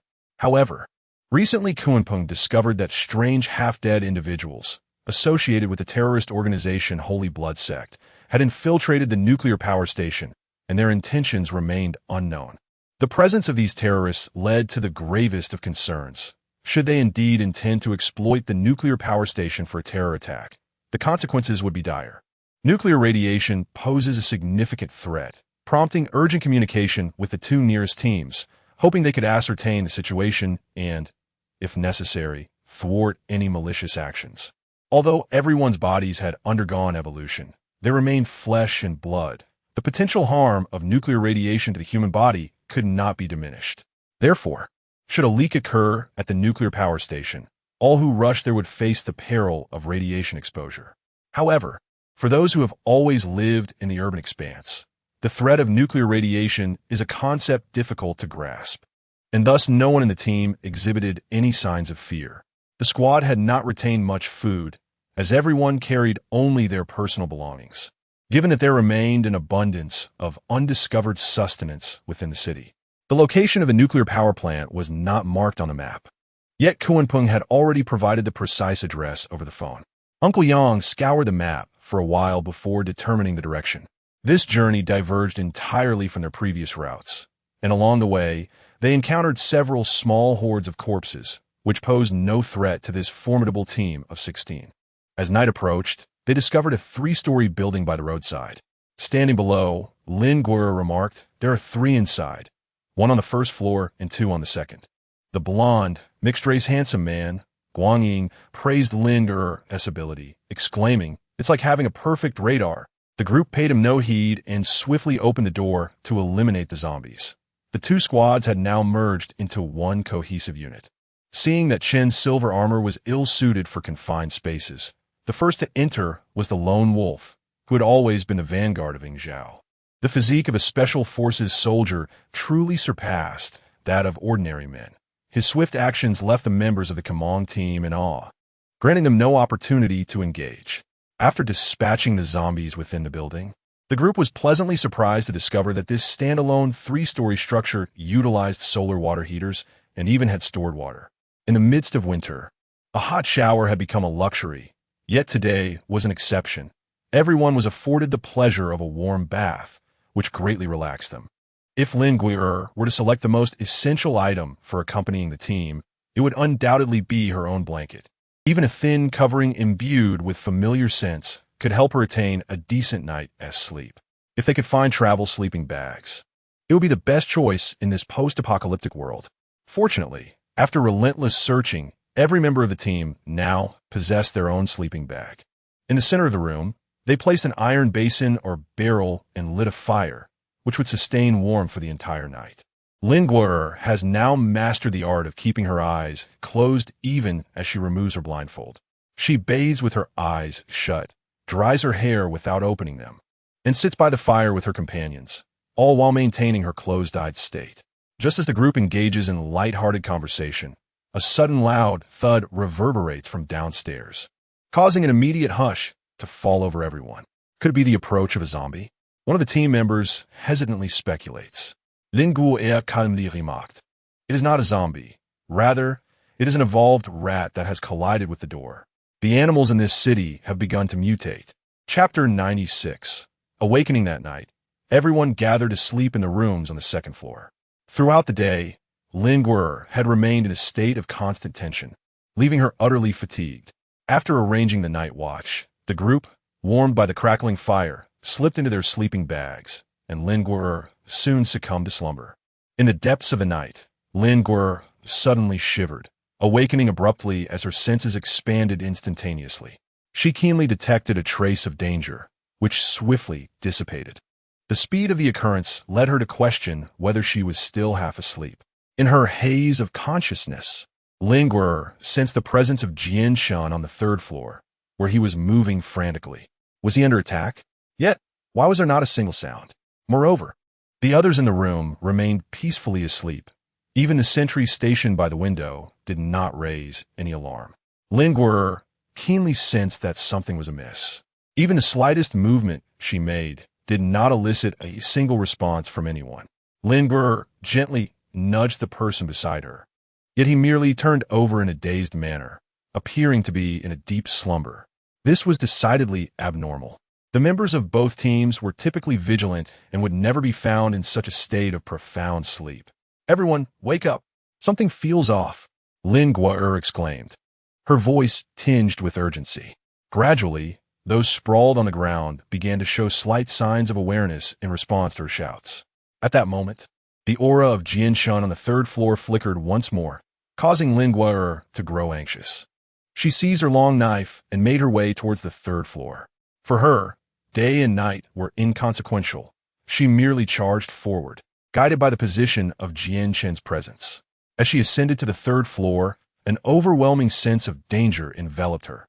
Jian Shan's aura had vanished, replaced by the malevolent scent of a zombie. Before Lin Guer could draw her blade, a figure lunged from the shadows, forcefully pinning her to the ground. A zombie? Lin Guer could only rely on her senses to discern her surroundings, and it was unmistakable that the creature atop her was indeed a zombie. As anticipated, the figure lunged to bite her. The zombie's strength was formidable, rendering Lin Guer unable to evade. She could only twist her body as much as possible. The zombie's teeth sank deeply into her shoulder. The pain was excruciating, yet it was evident that this particular zombie had not evolved. Its teeth lacked the sharpness necessary to tear away a chunk of flesh in one swift motion. Lin Guer exerted herself to wrench the knife from her grasp.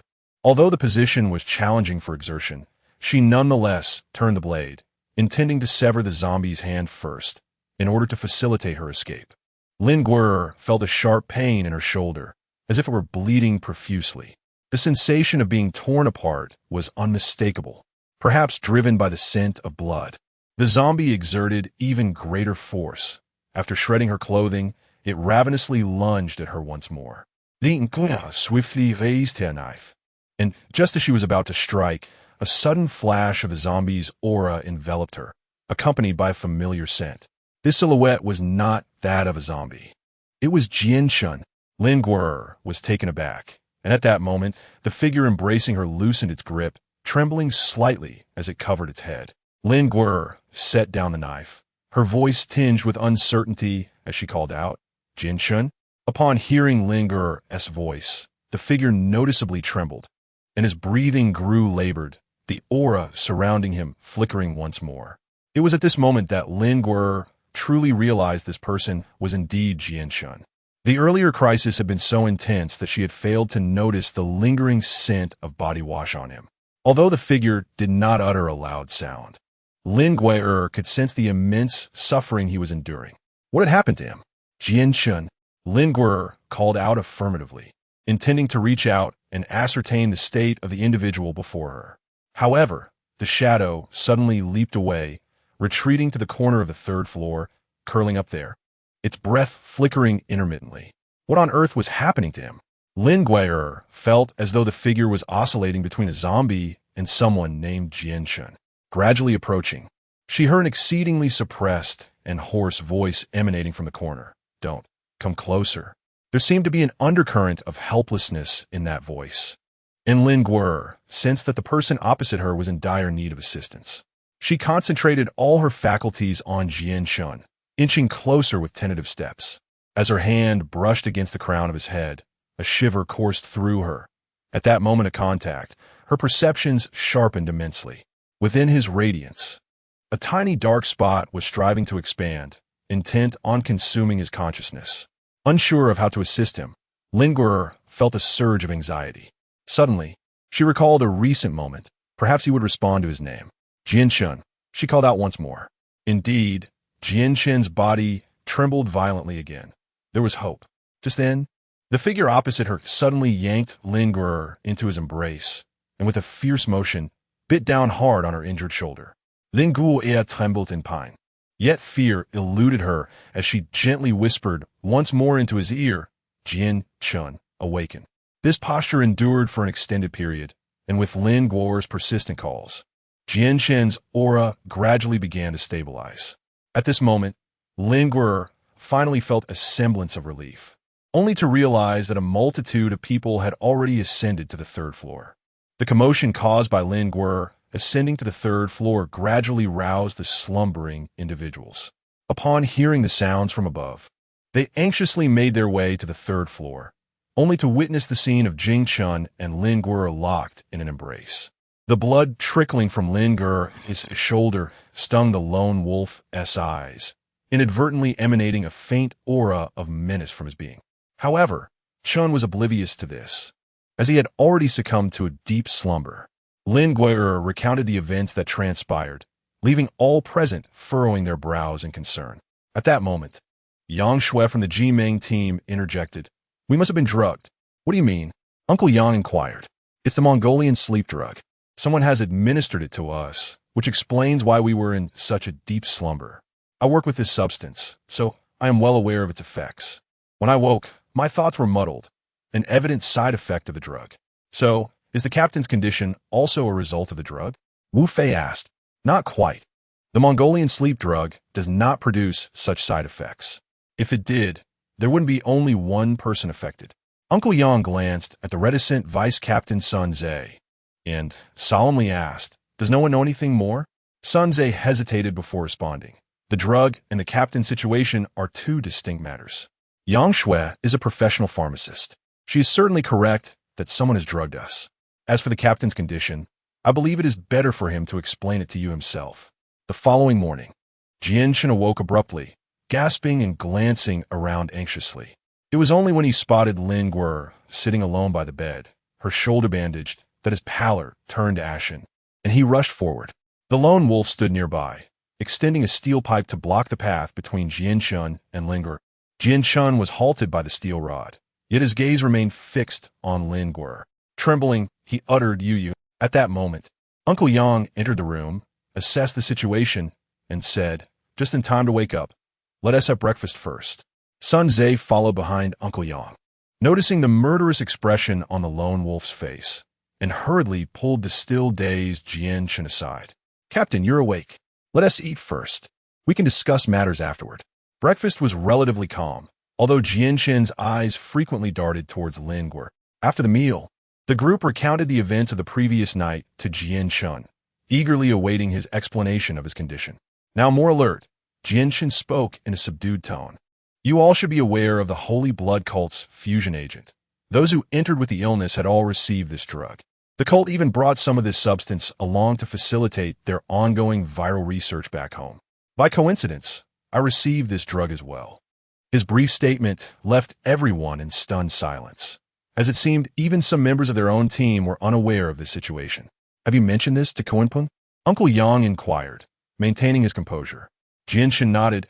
Of course, the various potential outcomes of the drug's effects were derived from the clues I provided. What is your situation? Uncle Yang continued to probe. Those who have received the drug may experience one of three outcomes. First, becoming an evolved human. Second, becoming a half-corpse. Or third, death. I am a first type. Since you have evolved, how could last night's situation still occur? The forced fusion through drugs is inherently unstable, posing a considerable risk of becoming a zombie regardless of the circumstances. It is likely that last night's substance affected my self-awareness. I understand now. Uncle Yang nodded and inquired. If not for the influence of the drugs, what would be the probability of you experiencing such a situation? I merely sensed something amiss in my hazy state. which prompted me to ascend to the third floor. I had no intention of placing anyone in danger, and I sincerely apologize for that. Lin Guer discerned certain undercurrents from the conversation and hesitantly inquired, "Does this imply that there are individuals like you within the Holy Blood sect?" Jian Shun cast a deep glance at Lin Guer and nodded, affirming, "Indeed. Our encounters with those half-dead beings have not proven particularly formidable." Wu Fei interjected from the side. Jian Shun shook his head, stating, "The fusion agent is not yet prevalent to that extent. Those we have encountered have not undergone the fusion process." I remain perplexed as to how the Holy Blood sect manages to create half-dead beings without utilizing the fusion agent. However, it is evident that the disparity in strength between these half-dead individuals and those transformed by the fusion agent is substantial. Uncle Yang sighed and remarked, "This situation has indeed been addressed by Kuanping." At that moment, Yang Shui entered the room, glanced at the assembled individuals, and spoke to Jian Shun, "Captain, I have gathered information regarding the drug." Everyone had been preoccupied with Jian Chen's condition and had overlooked inquiring about the drug.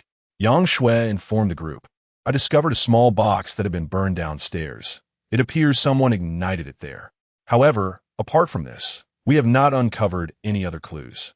At that time, Lin Guer had already fallen asleep, and the guards reported no unusual activity, suggesting that the assailants were aware of the presence of individuals within the building and acted deliberately.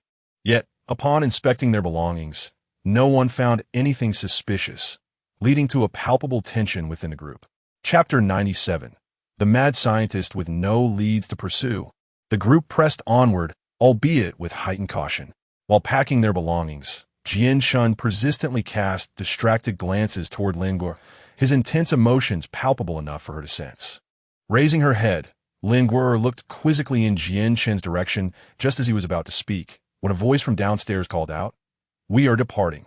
Throughout the journey, Jian Shun appeared preoccupied, and Lin Guer, affected by his fervent emotions, felt an unsettling discomfort. However, the group was focused on the trek ahead, leaving no room for idle chatter. The lone wolf seemed to linger near Lin Guer, maintaining a safe distance yet effectively warding off all potential dangers, including Jian Chen's persistent attempts to approach her. As they advanced, the group began to sense something amiss. Among the zombies, numerous figures clad in military uniforms emerged, their attire strikingly conspicuous even amidst the horde. Although the zombies wore military garb, they bore no firearms, leaving everyone bewildered. If these were soldiers deployed to suppress the outbreak in its early stages, they would undoubtedly be armed. Not even a police vehicle was in sight. While traversing the area, the team stumbled upon a damaged vehicle, where a parachute was discovered, with a military-clad figure ensnared in the parachute's cords, hanging helplessly and emitting anguished cries at passers-by. The entire squad spared no zombies along the way, each member engulfed in an indescribable feeling. Laughter was absent, and silence prevailed. Everyone acted swiftly, their blades slicing through the air to send those wretched beings into eternal slumber. They had parachuted into this city. Uncle Yang, stroking the parachute thoughtfully, furrowed his brow and questioned, "Why? What could possibly compel them to parachute into this city?" At that moment, Lin Guer keenly sensed a peculiar figure darting past in a nearby street. Yet she soon found herself confused, for the silhouette resembled not a zombie, but rather a human. After a while, Lin Guer confirmed that the figure was indeed trailing their group. Jian Shun, who had been watching Lin Guer intently, quickly approached, noticing her unease, and inquired, "What is the matter?" Lin Guer addressed the crowd, cautioning, "Be wary, someone is trailing us." Uncle Yang, startled, inquired, "How many? Is it the Holy Blood sect?" "Just one," she replied, "but their identity remains uncertain. They feel different from the other half-dead." All eyes turned toward the two captains, awaiting their decision. Unchle Yang hesitated, unable to gauge the stranger's identity. He eventually nodded, saying, "It seems we have no choice." Following Lin Guer's indication, the group swiftly altered their course, bypassing the central buildings and heading towards another street. The shadowy figure moved cautiously, sensing it had been discovered, and quickly turned to flee. Yet, it could not escape the seasoned members of the team. As they drew closer, the figure revealed itself to be a diminutive old man, disheveled hair atop his head. clad in a filthy white lab coat and carrying a tattered backpack. "Are you a scientist?" Uncle Yang asked. The old man scrutinized them with piercing eyes, fear gradually dissipating, replaced by a hint of curiosity. "What is your purpose in coming this way?" Wu Fei, growing impatient, interjected loudly. "Hey, old man, have some self-awareness. Who's interrogating whom here?" Upon hearing Wu Fei, the small scientist surprisingly smiled and confidently asserted, "You're not planning to join the Holy Blood sect, are you?" "Certainly not. We are here to dismantle them." The team members laughed in unison. The scientist relaxed entirely, stating, "That's good to hear." Uncle Yang asked sternly, "What do you intend by following us?" "I'm conducting research," he replied. "Research on what?" "On you, on this virus." The little scientist chuckled in a somewhat eerie manner, exhibiting a frenzied demeanor. "You are not human, are you?" Lin Guoya interjected coolly.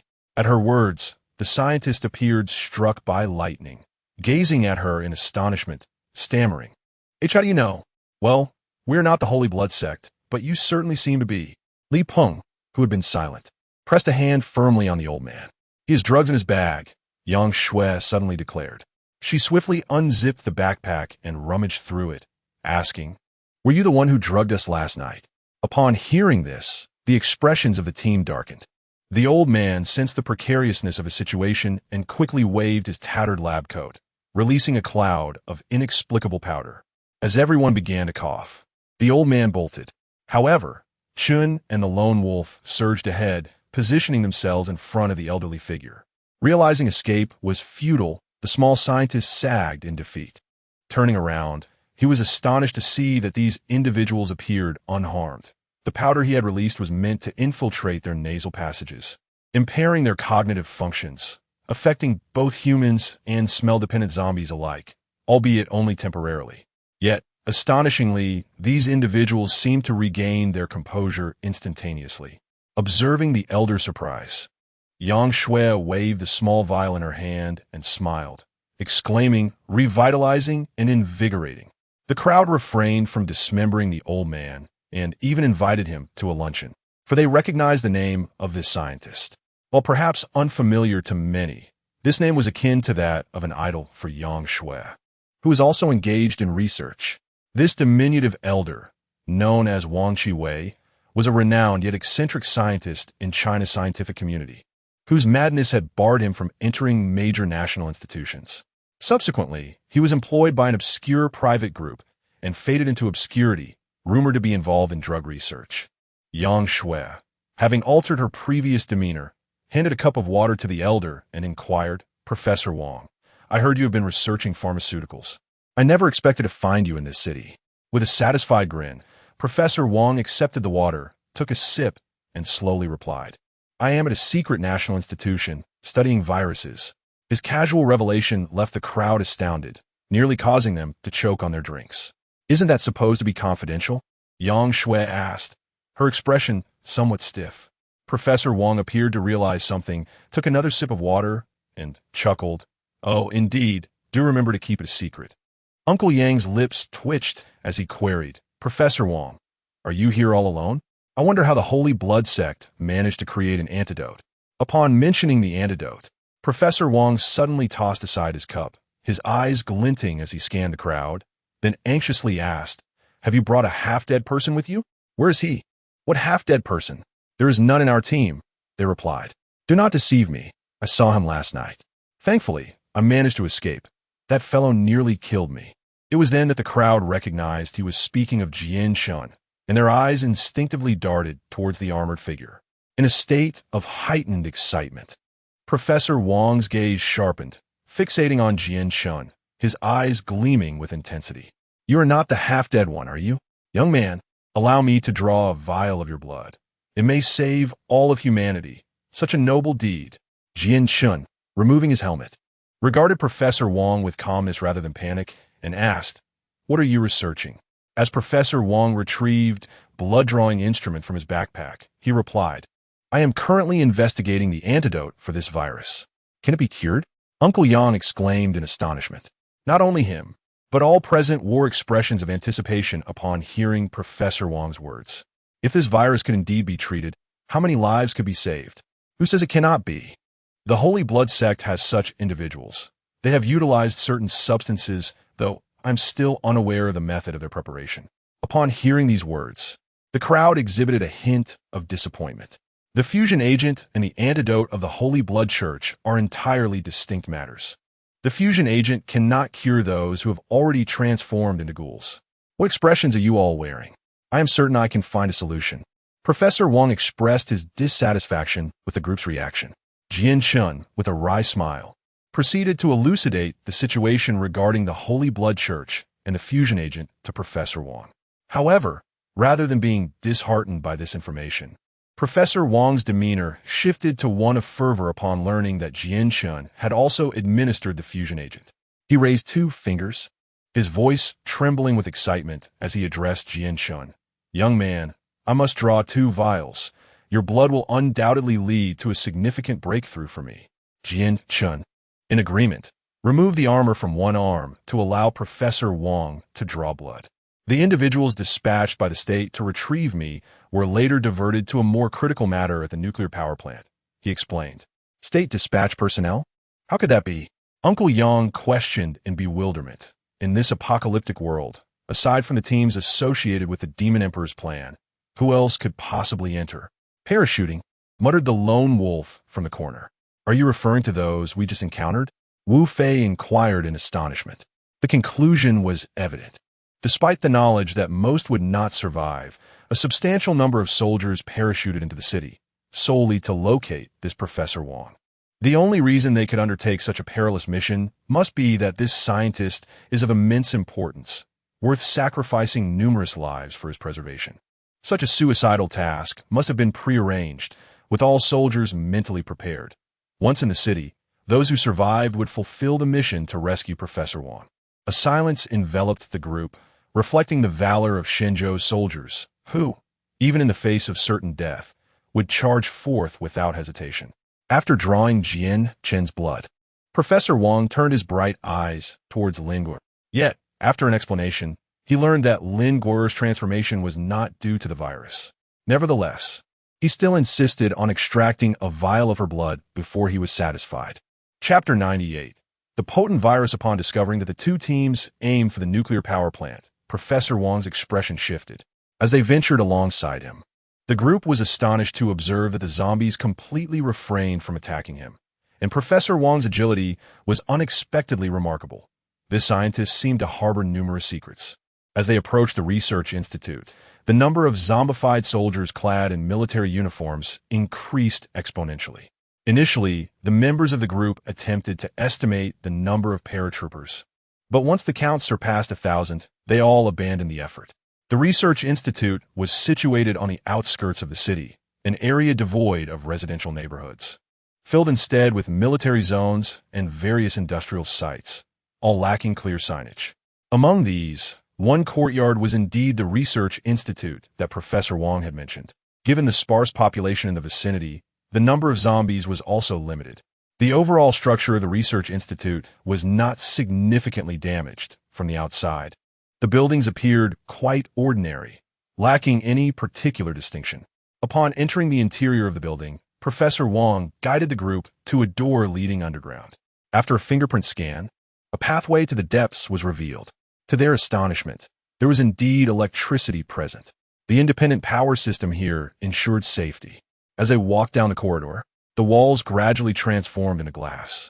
Before long, a zombie suddenly lunged at the adjacent glass panel, startling everyone. The entire passage leading underground was flanked by glass-partitioned rooms, which appear to have once been used for scientific research. Now, these chambers housed only zombies clad in white lab coats. Upon hearing the commotion, the zombies lunged towards the group, violently crashing against the glass, creating a cacophony of sound. Rest assured, this is reinforced glass. Professor Wong reassured them as he led the way. Professor, why didn't those zombies attack you just now? Yang Shui inquired. Professor Wong chuckled. Because I am no longer human. Conversations with Professor Wong always left people astounded, and this time, they were rendered speechless by the scene before them. Emerging from the corridor, they entered a slightly larger space illuminated by a fluorescent light, where 2 zombies stood motionless beneath its glow. observing the tense expressions on the group's faces. Professor Wong waved his hand dismissively. Do not be alarmed. They are merely plants now. Plants? The group was utterly bewildered by Professor Wong's statement. He then placed a vial of blood from his backpack into a cold-emitting cabinet and seated himself in a nearby chair. At that moment, Professor Wong exuded a semblance of scholarly demeanor, albeit with a hint of fatigue.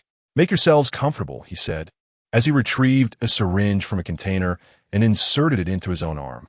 The onlookers were astonished to see his arm riddled with needle marks, exhibiting a reddish-purple hue.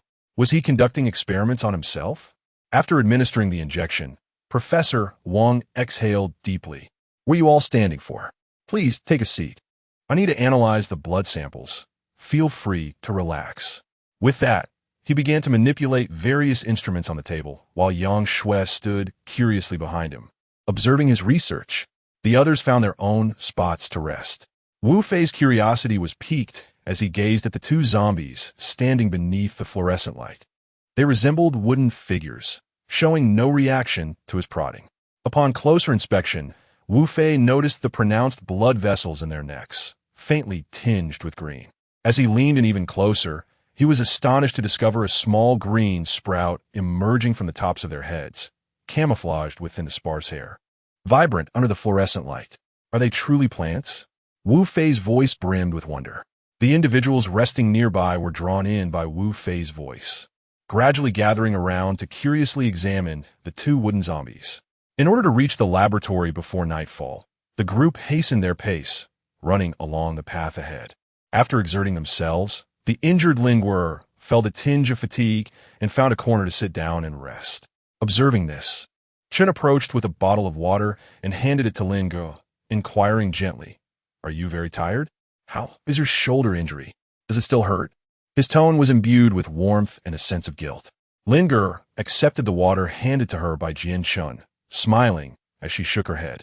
After a brief respite, the group was startled by Professor Wong's exasperated shout from his research corner, his hands raking through his already disheveled hair, his demeanor visibly deflated. "What is the matter?" Uncle Yang inquired, standing by to observe. "Failed again, yet again. Where have I gone wrong?" Professor Wong lamented, his spirit seemingly shattered. Yang Shui, with a look of admiration, asked Professor Wong, "I thought the research was progressing smoothly. What seems to be the issue?" With a weary tone, he replied, "There is a stable component that eludes me. This young man's blood merely confirms my previous findings, yet it still does not reveal the missing element." Li Peng scratched his head and remarked, "Professor, what are you talking about? We simple folks can't comprehend this. It's that fusion agent. I've been investigating it since the virus outbreak, but I still have not succeeded." With great effort, Professor Wong rose from his chair, his body appearing frail. Each movement a struggle. "Could you elaborate on the virus?" Yang Shui asked, her eyes filled with curiosity. Professor Wong spoke slowly. "This is the most formidable virus I have encountered. Its infectivity is remarkable. Only a fraction of individuals can naturally evolve. Those who do not evolve become the walking dead you see. Once a person becomes one of the undead, their body believes it has perished, leading to decay. Thus, to rescue someone in this state, a swift injection of treatment post-mutation is crucial. However, we presently lack any means to cure this affliction, making it utterly impossible to treat those who have transformed into the undead. Therefore, I redirected my research toward vaccines, only to discover that this virus is impervious to prevention. Upon exposure, it swiftly invades a human body. Once inside, it integrates into the host, dispersing throughout. If one attempts to eradicate the virus, the host will perish as well. Even employing cancer treatment techniques, such as using poison against poison, proves futile. This virus is remarkably resilient. The host may be deceased, yet the virus continues to thrive. It was not until I recognized the existence of evolved individuals that I found hope. Their bodies accepted the virus, causing no harm and even conferring certain benefits. Consequently, I shifted my research focus toward fusion. Could you please stick to the results? Li Peng interjected, feeling overwhelmed, but was quickly silenced by a slap from Uncle Yang. "Professor, please continue," Uncle Yang urged. The group glanced at Jian Chun, nodding in agreement. "This is also a result of the fusion agent.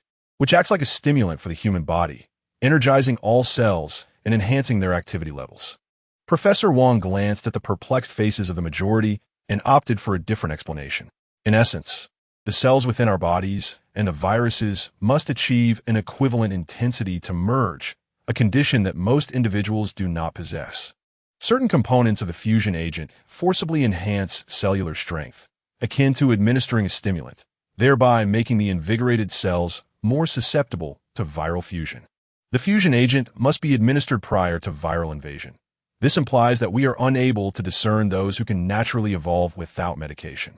For those individuals with inherent strength, receiving the fusion agent will further augment their cellular potency, thus amplifying their natural capabilities. The most crucial element of the fusion agent is the stabilizing component. A temporary stimulation is insufficient. It is imperative to sustain the body at that heightened state. I have yet to identify such component. As he spoke, Professor Wang expressed his frustration by running his fingers through his hair. Those who have received the fusion agent must become more formidable. Does that mean that the individuals within the Sacred Blood sect all fall into this category? Uncle Yang inquired with a furrowed brow and a serious demeanor. Indeed, among them are extraordinary beings, though not all possess such attributes. The extent of their evolution ultimately depends on their initial conditions, Professor Wang elucidated. Professor, you mentioned that you are merely lacking the stabilizer. Have you already made progress on the stimulant? Wunan asked. Professor Wang's lips twitched slightly, feeling awkward about Wunan's bluntness. Yet he replied with patience, yes. The earlier developments have proceeded rather smoothly. Can those of us who have evolved receive the stimulant? Would that significantly enhance our strength? Wunan's eager inquiry caused Professor Wang's complexion to pale. After a moment of silence, he replied, I seem to have neglected to inform you that those who have undergone the fusion agent experience a markedly shortened lifespan. Forcibly stimulating cellular vitality equates to exhausting future potential. These individuals may see their lifespans reduced by at least half, and some may even succumb to various reactions, leading to immediate death. The fusion agent lacking a stabilizing component can only unleash extraordinary power temporarily.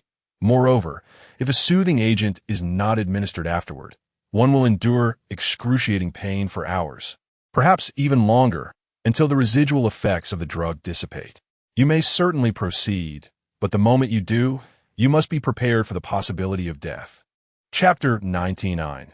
Zombies and Plants. Professor Wang's words rendered the previously enthusiastic crowd pale with apprehension, yet he showed no inclination to relent. After a pause, he continued, furthermore, even those who have received the fusion agent remain at risk of reverting to zombies. If you provide the virus with any opportunity, you will lose your consciousness. Wunan's face turned ashen as he implored, you need not elaborate further. After a brief silence, Wunan, with a wry smile, remarked, however, I believe I should request a needle from you, just to have it on hand. If we ever do encounter the Holy Blood sect, even if we're certain of our demise, at least we could have a backup. Upon hearing Wunan's words, everyone nodded in agreement. Professor Wang's expression shifted multiple times, ultimately settling into a sorrowful sigh as he lamented.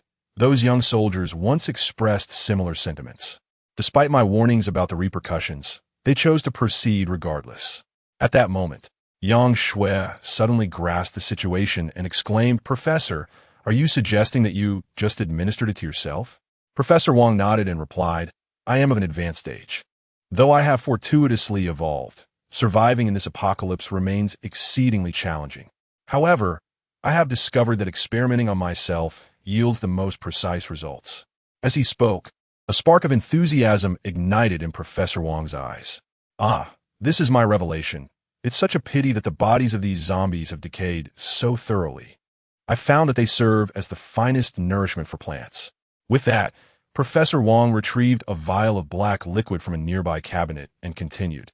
This is a new species of plant I have cultivated. When its sap enters a zombie's body, the zombie loses its bloodlust, seeking out sunlit areas to root itself, where it will remain stationary, while these plants gradually sprout and even bloom within the zombie's corpse. Witnessing the glimmer of excitement in Professor Wang's eyes, the others involuntarily shuddered and took a step back. Is this plant dangerous to the living? Uncle Yang inquired, furrowing his brow. Of course not.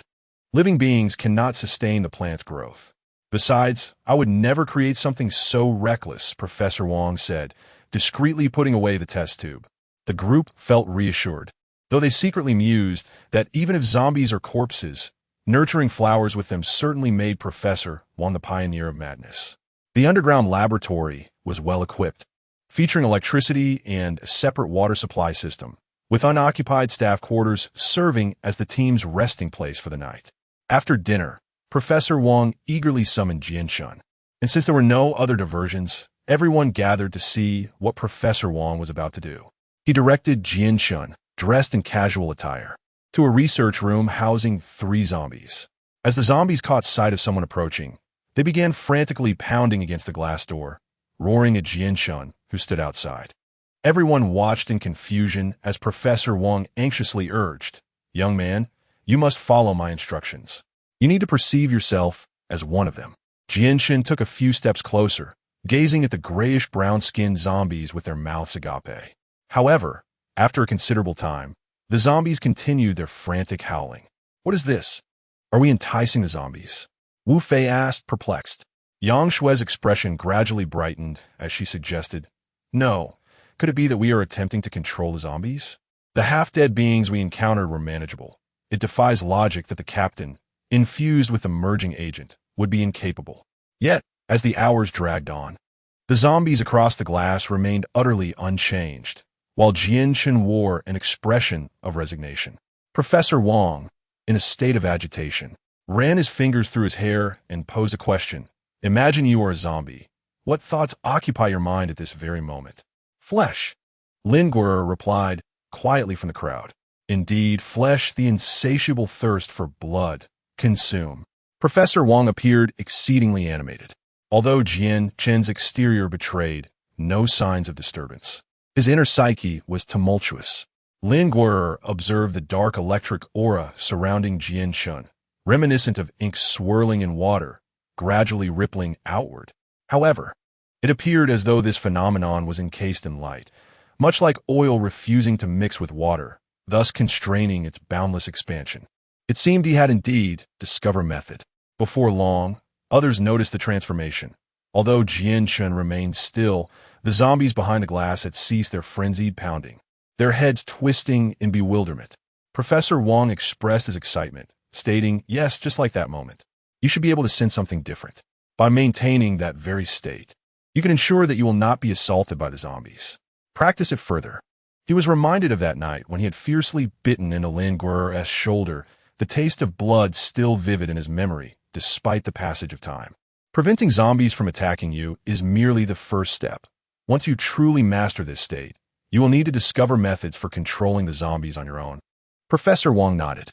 It was evident that he was quite pleased with Jian-Shun's exhibited state, as he busily jotted down notes in a small notebook. "Professor Wong, we plan to continue our journey to the nuclear power plant tomorrow. Do you have any information regarding the situation there? Anything would be helpful." Uncle Yang inquired from the side. "Oh, right. I have a map." Professor Wong tucked away his notebook and swiftly moved to a cabinet, rummaging through a pile of documents until he extracted a blueprint of the facility, which he handed to Uncle Yang. "This is the blueprint of the nuclear power plant. You will certainly need it once you go inside." "Excellent. This is indeed very useful," Uncle Yang replied, unfolding the map.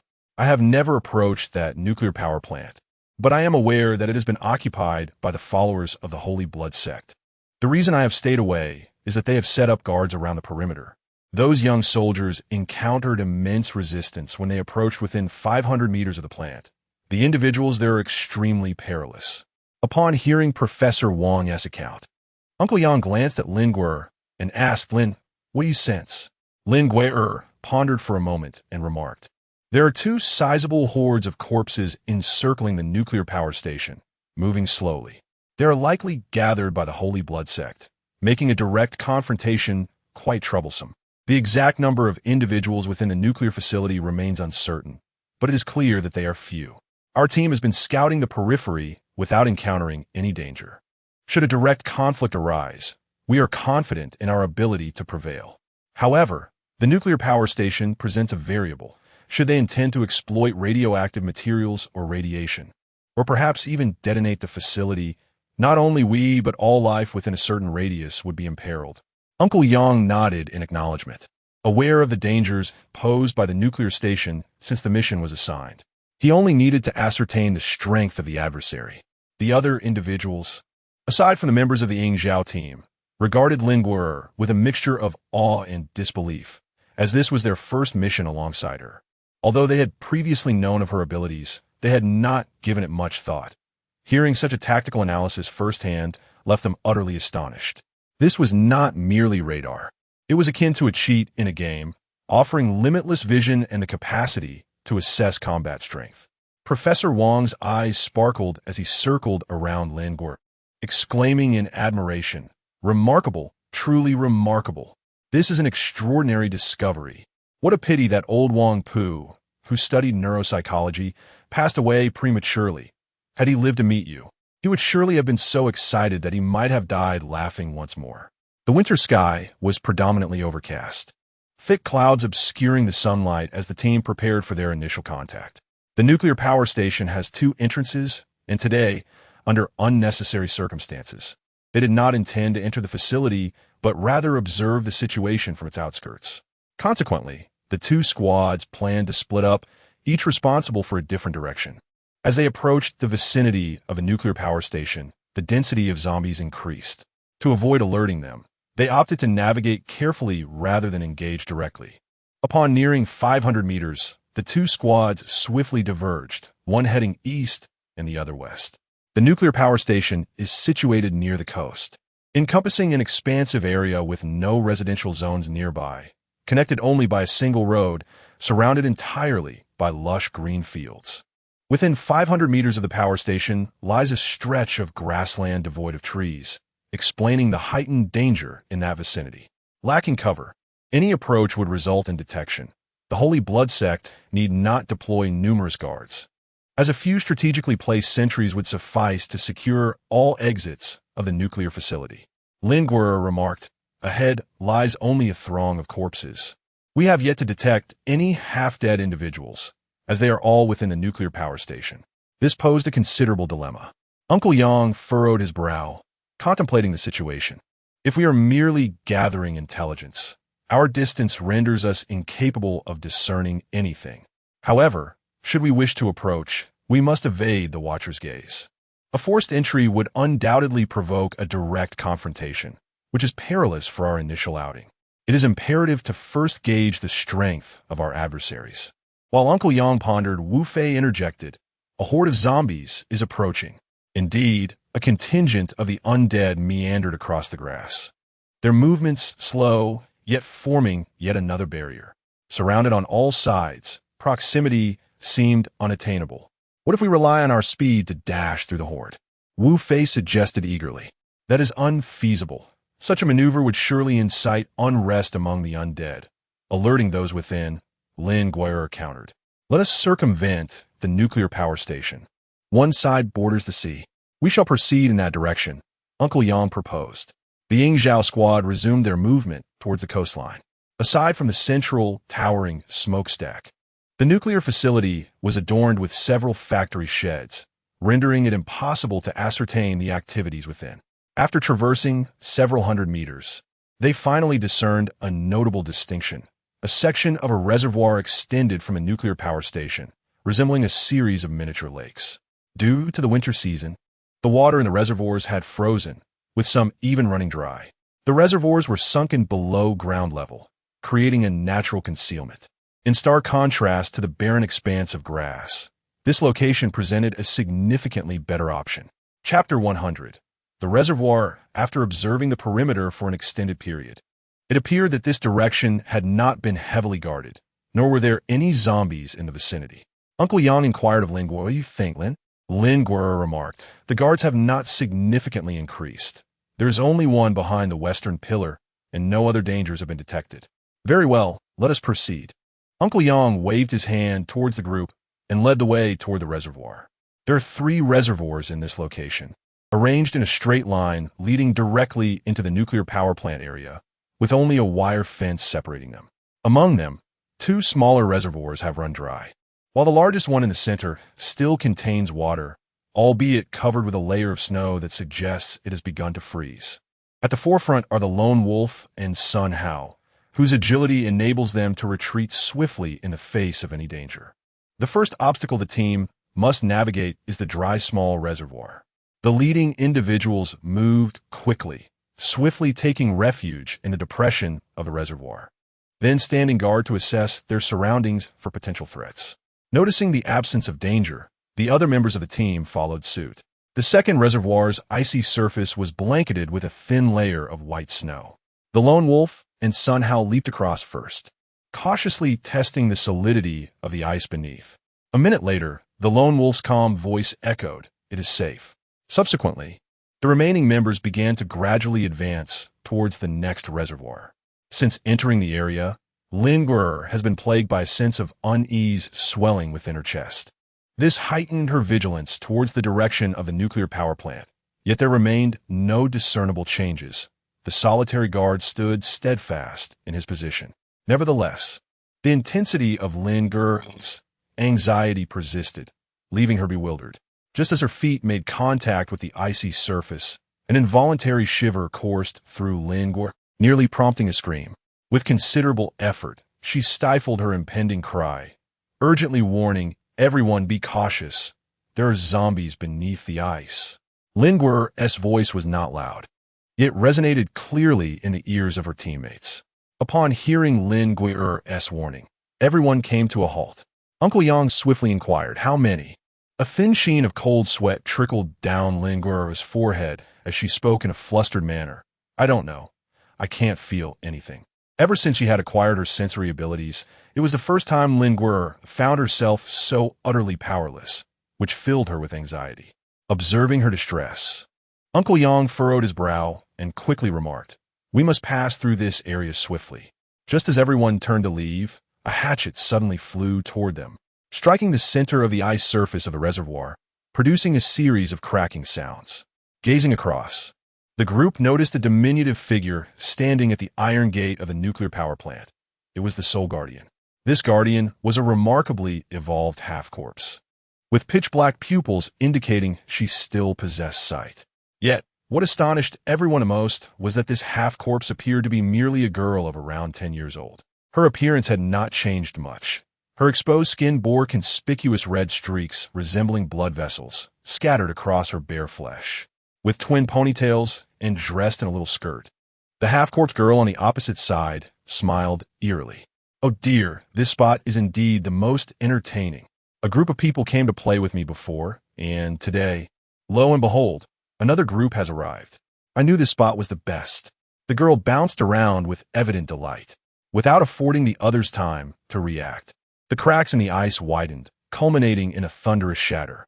Without needing to be told, the team instinctively leaped, intent on escaping the reservoir. Unchile Yang, standing beside Lin Guer, swiftly threw her out of the reservoir before attempting to jump himself. However, he was a moment too late, and his foot landed in the water below.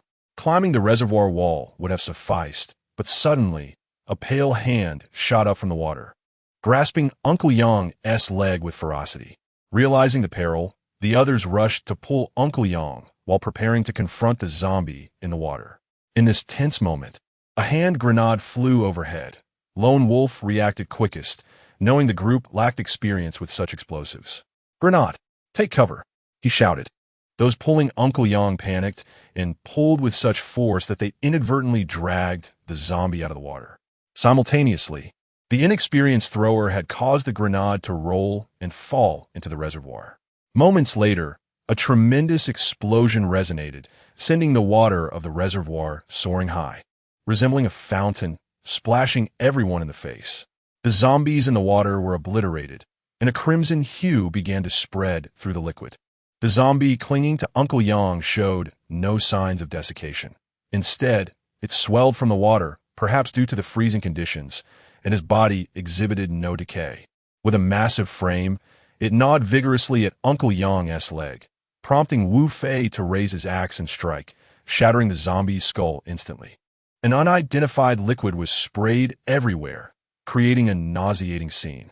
At that moment, the half-corpse girl across the way hurled 2 grenades. Grenades! Take cover! Lone Wolf issued another warning. The horde is approaching. Lin Guier interjected. Captain Yang, we should charge in.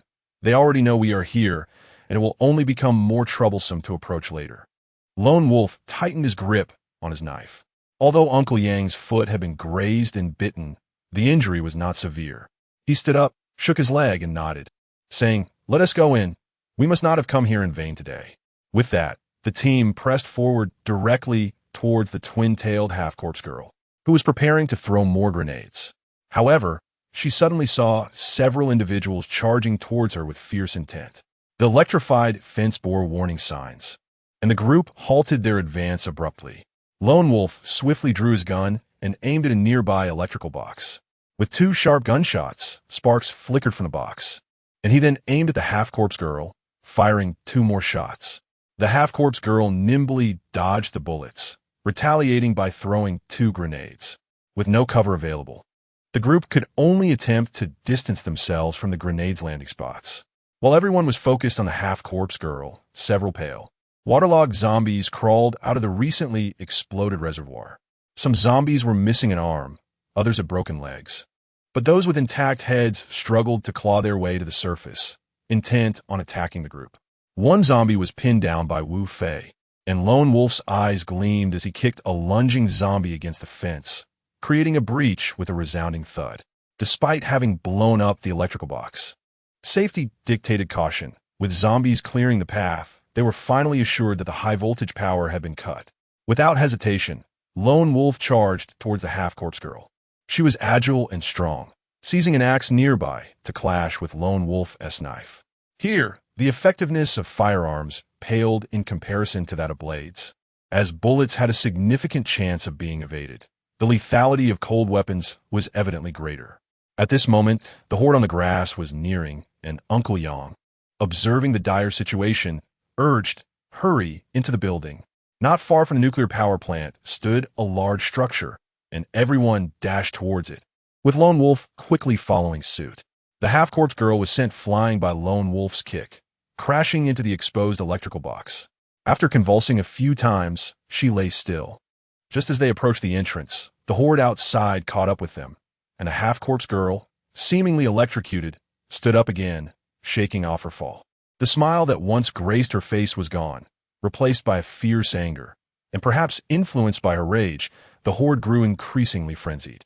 Time was of the essence, as everyone hurriedly rushed to the iron gate, only to discover that it was locked. The door bore no keyhole, indicating that it could only be opened from the inside. In a state of anxiety, Wu Fei raised his axe and struck the door with fervor.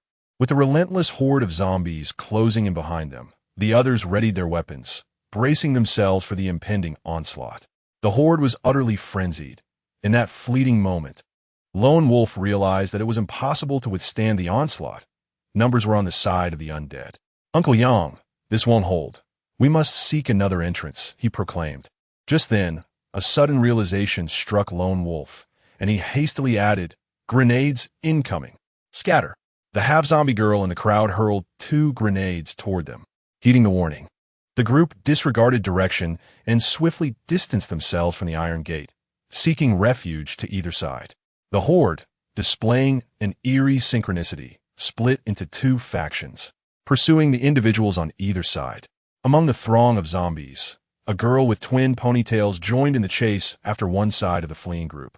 Seeing the precariousness of the situation, Lone Wolf dashed forward, having previously engaged with the girl and recognizing her formidable prowess as a half-zombie. His principle was clear: to capture the leader amidst chaos. Meanwhile, Lin Guier, Li Peng, and Uncle Yang found themselves in another direction, completely severing the small team from one another. The zombies before them left no room for distraction, forcing the group to confront the immediate threat at hand. Chapter 101: Nuclear Power Plant. Lin Guier drew the long knife she had always carried by her side. With only 3 individuals on this side, they were utterly overwhelmed by the relentless onslaught of zombies, rendering any assistance to one another impossible. Thus, Lin Guier was compelled to prioritize her own survival. Her perception in close combat was nearly negligible, making it exceedingly challenging for her to contend with the horde of zombies, especially given the limited numbers on their side. "Watch your back," Lin Guer urgently warned, knowing that the zombies would never pause. A momentary lapse in vigilance could lead to grievous injury. Hearing her caution, Uncle Yang narrowly evaded the next attack from a zombie, but Lin Guer found herself without such fortune. In her distracted state, her blindfold became her Achilles heel. In a mere instant of inattention, 2 deep gashes were inflicted upon her. Fortunately, Li Peng was at her side, and upon witnessing her injury, he swiftly dispatched the 2 zombies that had approached her. "We cannot withstand this, Captain Yang. The numbers are overwhelming. We must continue to flee and seek a safer location." Li Peng exclaimed anxiously. Uncle Yang nodded in agreement and pointed towards a distant single-story factory. "Let us head to that building." The 3 retreated while defending themselves, stumbling towards the factory in a disheveled manner. Meanwhile, on the other side, Wu Fei, Sun Hao, and Wu Nan encountered a similar predicament as Lin Guer and her companions, with their situation exacerbated by the relentless pursuit of a dual ponytail half-zombie. As the half-zombie chased after them, she hurled explosives into the throng, primarily targeting the zombies. Yet she showed no concern for collateral damage. Once her grenades were depleted, she produced a massive axe from behind her, aiming a vicious strike at Sun Hao. He swiftly raised a metal pipe in defense, but with a resounding crash, the pipe bent under the immense force. The half-zombie, exhibiting prodigious strength, seized the pipe and, with a malevolent grin, yanked it, causing Sun Hao to stumble forward uncontrollably. In a split second, the half-zombie lifted her axe, preparing to bring it down upon the falling Sun Hao. Just as the moment of impact loomed, a military knife from behind ensnared her wrist, dislodging the axe from her grasp. Following this, the lone wolf launched a kick towards the half-zombie, who barely managed to evade, allowing the precarious Sun Hao to narrowly escape disaster. "I'll handle her. You all find a place to hide." The lone wolf's voice carried an icy resolve. Wu Fei and Wu Nan quickly assisted Sun Hao to his feet, acknowledging the lone wolf with a nod. And together, they hastened towards a building where they could conceal themselves from the horde. The lone wolf dispatched the approaching zombies, his gaze unwaveringly fixed on a half-zombie across from him. Simultaneously, Lin Guer, Uncle Yang, and Li Peng had reached the factory. With no time to open the front door, they ascended directly to the rooftop. Although the zombies could also climb, their sheer numbers made it difficult for them to swarm the roof all at once. The 3 of them stood atop the factory, slashing away while searching for their next refuge from the relentless undead. With a sharp crack, Li Peng inadvertently stepped on and shattered a skylight atop the factory building, causing one of his legs to plunge down instantaneously. Lin Guer stood not far away, swiftly drawing her weapon to assist Li Peng in fending off the approaching zombies. Li Peng reacted with remarkable speed, pulling back his leg in an instant. His gaze darted towards the skylight, and he trembled momentarily, his voice hoarse and filled with shock as he exclaimed, "Captain Yang, they may truly intend to detonate this place." His voice quivered as he added, "This warehouse is filled with barrels of oil. I am familiar with oil barrels, and such a vast quantity would undoubtedly possess considerable explosive potential." Upon hearing this, Uncle Yang turned to glance through the skylight, and was met with the sight of the entire factory floor densely packed with oil barrels, causing him to shudder in response. Suddenly, a half-zombie approached. Lin Guer sensed a faint presence drawing near and hurriedly alerted her companions. "What?" At this moment, we are already beset by a horde of zombies. If another formidable half-zombie appears, we will be utterly unable to divert our attention. However, the half-zombie's speed was astonishing, leaving little time for anyone to react. The Jaimin team is also nearby.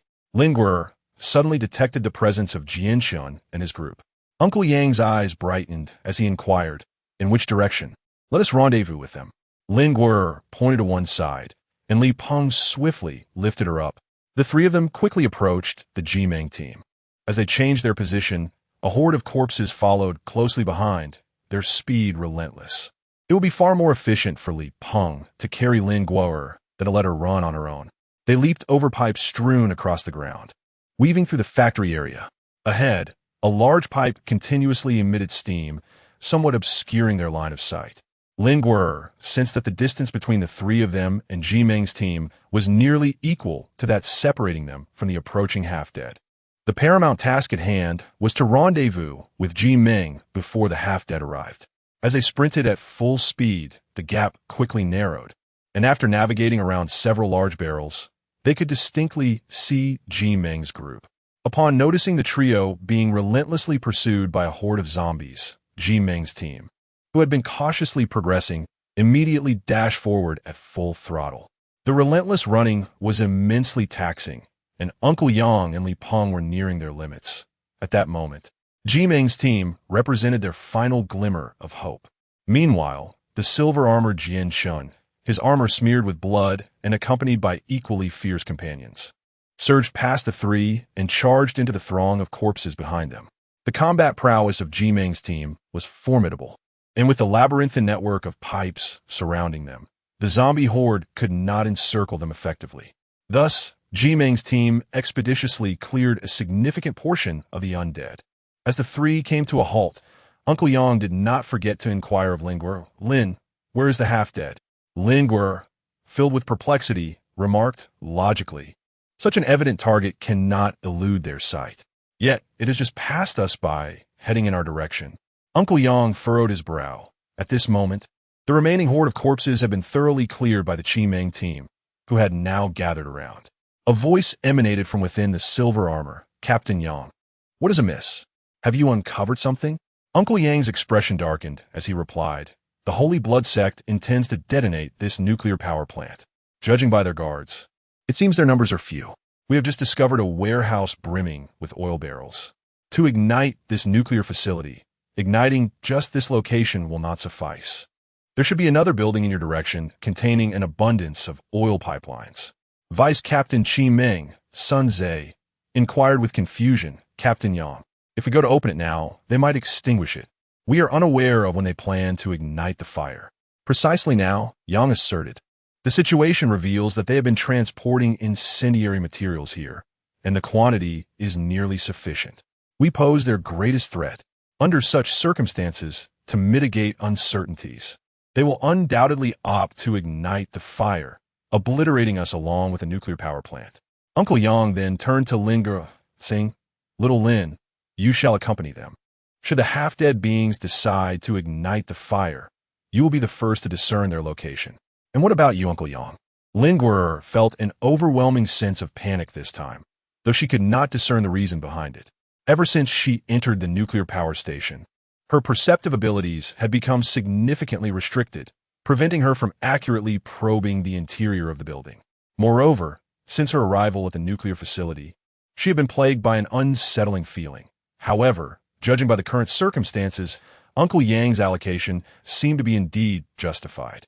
Lin Guer could only express her deep concern, saying, "You must be cautious. I have an ominous feeling." It seemed as though there was someone orchestrating the chaos. As hordes of zombies entered the nuclear power station and instinctively scattered throughout the area, creating new obstacles for their movement. The distribution of the Ji Meng team was also quite clear. Jian Shun took the lead while the remaining members fanned out to either side, forming a formation reminiscent of flying geese. At that moment, Lin Guer stood at the center of the group, and a short-haired woman beside her glanced at Lin Guer's wounds and remarked, "Your injuries appear to be quite severe. I believe we need to attend to them promptly." Lin Guer shook her head and replied, "It's all right, I'm fine." The golden-haired mixed-race figure beside the short-haired woman glanced at Lin Guer and exclaimed, "What a remarkable radar. If it were a machine-made body, it would be perfect." The short-haired woman shot a glare at the figure and retorted, "You are just a mechanical fanatic. You would turn everyone into a robot if you could. What is so wrong with machines?" The figure countered, "They do not bleed and can be repaired." Lin Guer paid no heed to the bickering around her, focusing intently on sensing the presence of any half-dead individuals nearby. The team led by Ji Meng was determined to inspect every house they passed, relentlessly chopping down zombies and kicking open doors along their path. After a while, Lin Guer suddenly exclaimed, "I sense a half-dead person to the right." Chapter 102. Disturbance. Uncle Yang was correct. A half-dead individual might have resorted to setting a fire in desperation, making the location of any such entity likely to be near a store of oil barrels. Without hesitation, the leader, Jin Shun, guided the team into a nearby block of buildings. While pursuing the half-dead individual was crucial, it was equally essential to kick open doors and conduct thorough inspections. Upon kicking open the door to a room on the left, the burly Yao Shan exclaimed, "It's here. There are oil barrels." His shout drew everyone's attention. The room was densely packed with oil barrels, and Jin Shun ventured inside alone, heading straight for the location of the fire hydrant. Indeed, on the wall, alongside the fire equipment box, were several locked cabinets, all marked with emergency labels. The switch for the fire prevention system had been turned off, and without hesitation, Jin Shun yanked the switch down. Since discovering the first room with oil barrels, every subsequent room also contained them in abundance, compelling Jin Shun to methodically activate the switches in each space. As darkness enveloped the sky, their actions showed no sign of abating. "Why do I smell something burning?" inquired a young boy from Jimeng's team. The towering Yao Shan, standing before him, shifted slightly and replied, "Because there is indeed a fire ahead." With the obstruction of his figure removed, the young boy could see that flames had begun to emerge from several houses in the distance, flickering like the infernal fires of hell in the night. At that moment, Lin Guer added, "A half-dead person is approaching Jin Shun at the 2 o'clock direction on the rooftop."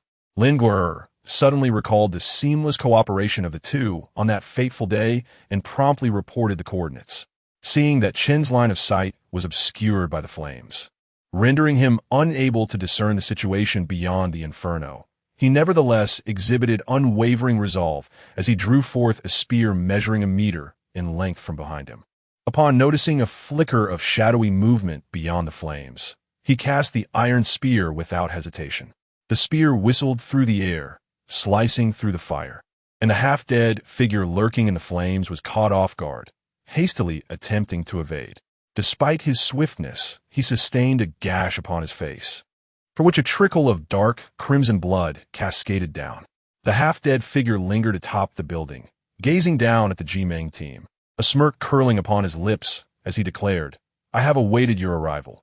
Prepare to descend into the abyss alongside this nuclear power station." The fierce blaze illuminated the night, and in its glow, the Jimeng team confronted the half-dead figure head-on. Chun, unfazed and composed, addressed his companions. "I shall hold it at bay. You must proceed to the burning room and activate the fire suppression system. It is imperative that we extinguish the flames. Otherwise, we risk a catastrophic explosion." "Understood." The other members of the team nodded in unison, displaying remarkable coordination as they swiftly dispersed towards the engulfed building. Lin Guer naturally remained behind, while the half-dead figure across from her exhibited no signs of panic. Holding a windproof lighter in hand, he flicked it open with a cheerful grin and remarked, "Let us see whether your rescue arrives faster or my flame ignites quicker." Before the half-dead man could finish his sentence, Chen lunged forward fiercely, drawing 2 steel pipes from behind him. With a sharp crack, he fused them into a formidable spear and thrust it forward. The half-dead figure swiftly dodged to the side, retreating toward the imposing cooling tower not far behind. Chun pursued relentlessly, determined not to let this half-dead creature escape. Only by eliminating all the half-dead beings within the nuclear power plant could he ensure absolute safety. Lin Guer struggled to keep pace behind the two figures, as the half-corpse led Jian Chun into an area surrounded by pipes and iron frames. Upon entering, Jian Chen's field of vision became significantly restricted. The half-corpse dashed through the intricate environment, occasionally launching hidden weapons at Jian Chen's vulnerabilities from unexpected angles. This half-corpse wielded a rather peculiar arsenal, adorned with numerous steel needles of varying lengths resembling hands. While the sharp needles lacked lethality when striking armor, they could inflict harm by penetrating the gaps in Jian Chen's protective gear. Although Jian Chun could barely catch glimpses of the half-corpse with his naked eye, he found it impossible to inflict damage on the swift adversary amidst the chaotic surroundings. Observing Jian Chun in such a passive state, Lin Guer gritted her teeth and surged forward, reaching his side. "It's dangerous here. What are you doing?" Jian Chen's voice betrayed a hint of panic. Lin Guer, focused intently, leaned against Jian Chun and said, I sense another half-corpse approaching. We must deal with this one swiftly. I will direct you to its location. Jian Chun, a resolute individual, nodded in agreement upon hearing Lin Guo's words and drew the short spear from his back. 9 o'clock, 11 o'clock, 2 o'clock. Since Lin Guo had entered the encirclement, the half-corpse realized that its strategy of concealing itself behind the structures had become futile. It seemed that no matter where it moved, its adversary could detect its presence. Followed by a mighty spear slicing through the air with such force, it could even penetrate slightly thinner sheets of iron. It was not until the spear struck its leg that the half-corpse recognized that the woman in the center was orchestrating the attack. She appeared to be the true eye of the operation. With resentment burning in its eyes, the half-corpse fixated on the woman's figure. In a bid for vengeance, it switched its weapon to 5 steel needles, waiting for the opportune moment to launch them at Lin Guo from a cunning angle. Lin Guo felt that the position of the half-corpse was exceedingly exposed. Without hesitation, she reported its location to Jian Chun, aware that some peril was approaching her. However, she did not wish for Jian Chun to forfeit such a prime opportunity for offense due to concern for her safety. Thus, Lin Guo merely relayed the coordinates and cautiously sought refuge behind Jian Chun's armor. Jian Chun did not hurl his long spear. His vision remained clear. Although he effortlessly located the half-corpse thanks to Lin Guo's guidance, he also noticed the weapon it had thrown. With a few light clangs, the steel needle was intercepted by Jian Chun's silver armor and subsequently fell to the ground. 1 o'clock, Lin Guo reported without hesitation. Jian Chun furrowed his brow slightly, then turned to embrace Lin Guo, shielding her from the next assault. He remarked, "Miss Lin, perhaps you should prioritize your own safety." Lin Guo appeared somewhat dazed when, at that moment, a distant explosion resonated. Although the sound was not particularly loud, it startled her, for it originated from the direction of Team Ying Zhao. Lin Guo found herself bereft of time for contemplation, for she sensed the approach of yet another half-corpse. With urgency, she struck the silver armor of Jian Chun, her voice tinged with anxiety as she implored, "There is no time to waste. We must hasten our actions. Next, I shall provide a suitable angle for your assault. You must charge forth and ensure his demise, for another adversary is swiftly approaching." "Understood," Jian Chun replied. This time, Lin Guo did not hastily disclose the location. Instead, she attuned herself with careful precision, for the chosen position must facilitate Jian Chun's attack, enabling them to resolve the situation with utmost swiftness. Lin Guo was acutely aware of her surroundings, while Jian Chun stood nearby, tense and alert. After a few seconds, Lin Guo suddenly exclaimed, 8 o'clock. Upon hearing her words, Jian Chun, who had been poised for action, dashed towards the location where the half-corpse had appeared without a moment's hesitation. Meanwhile, Lin Guo adhered to their original plan and sprinted towards a place that offered concealment. However, at that moment, another half-corpse had also arrived on the scene. This particular half-corpse was not as evolved as the other two. It lacked vision and appeared almost like a mindless zombie.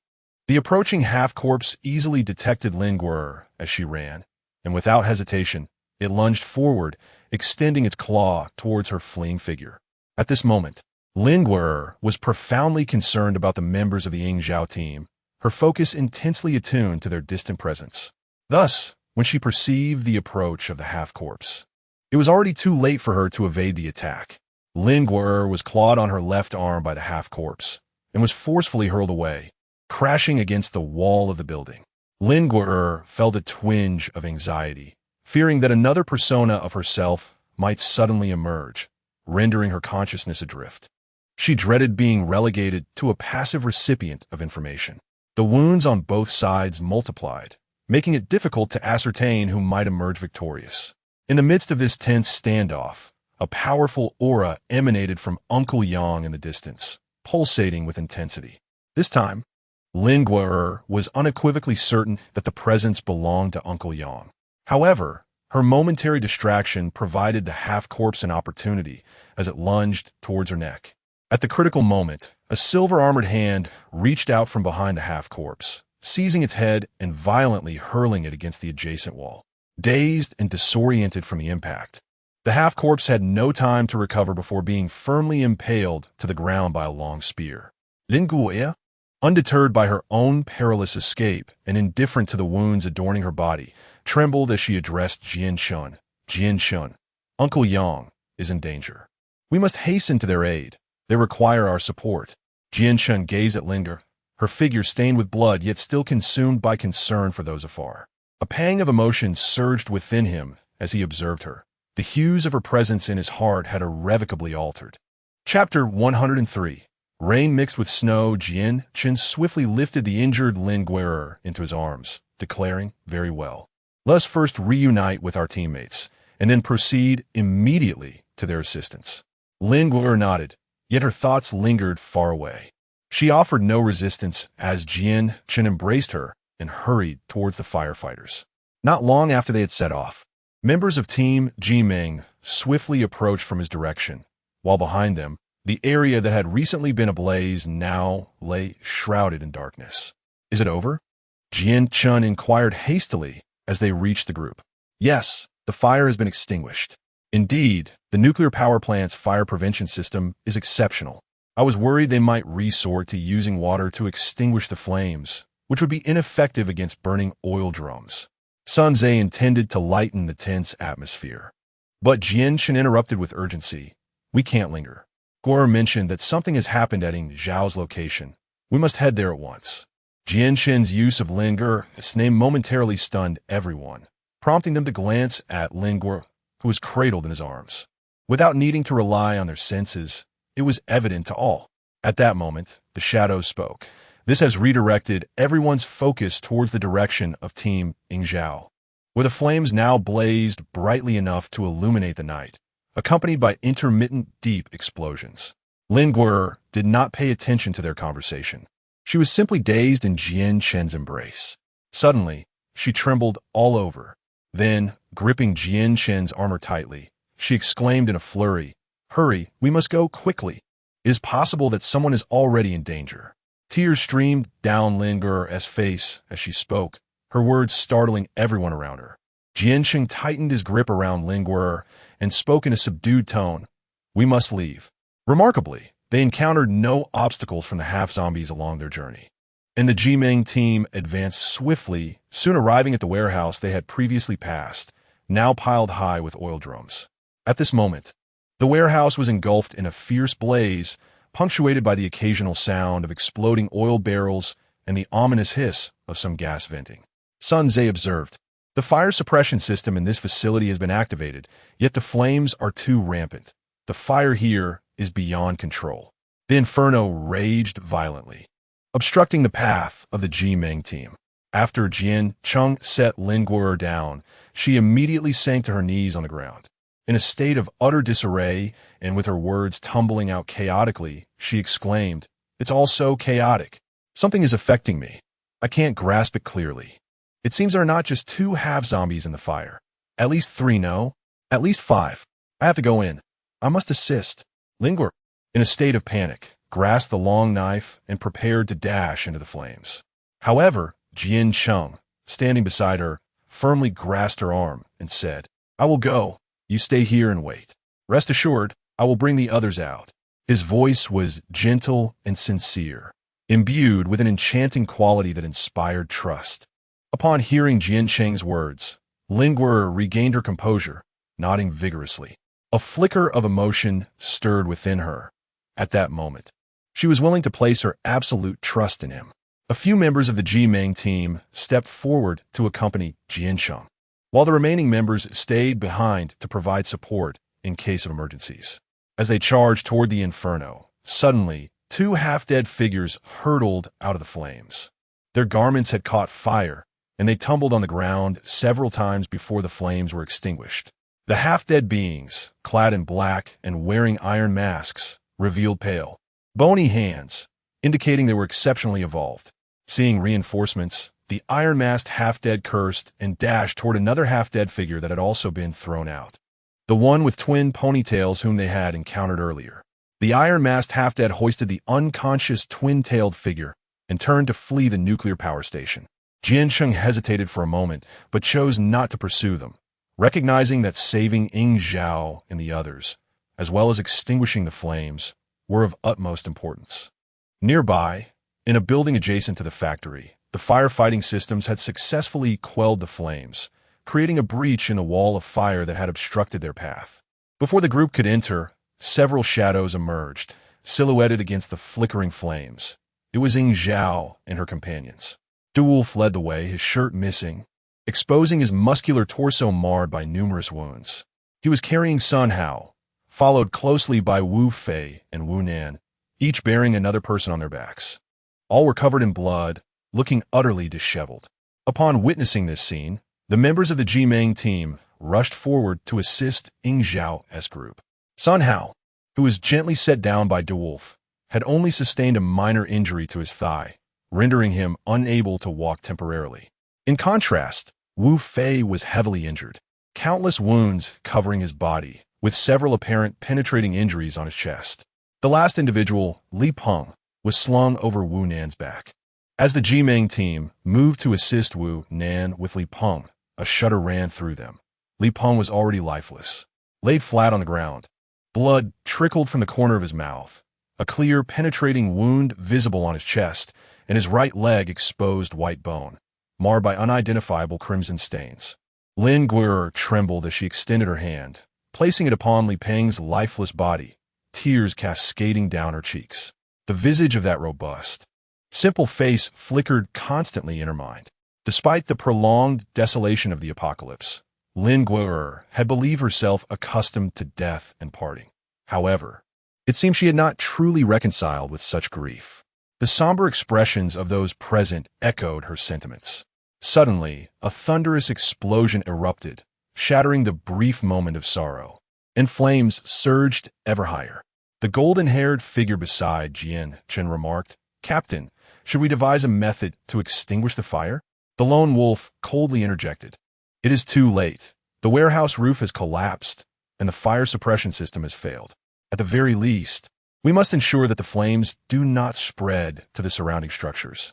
I wonder if the explosion of the oil barrels in this warehouse will impact the nuclear power plant," Jian Chen expressed with deep concern. "If the nuclear facility is destroyed, none of us in proximity will survive. Everyone, quickly search for fire extinguishers. We must contain the blaze within this building." The group exchanged frantic ideas, each voice contributing to the rising panic. Just then, snowflakes began to drift from the sky, swiftly transforming into a downpour. The chaotic crowd halted their movements, confronted by a mix of rain and snow. The icy droplets struck their bodies with a chilling sting, yet no one objected. All hoped that the frigid rain would quell the inferno engulfing the factory. Lin Guer was indifferent to the rainwater drenching her, for she mourned the loss of a friend, a dear companion. At that moment, Yang Shui, squatting beside Uncle Yang, suddenly spoke in a panicked tone, "We can no longer afford to waste time. If this continues, Captain Yang's injury will worsen." Lin Guer was taken aback, and the others hastily sprang into action, moving towards the research institute with everyone in tow.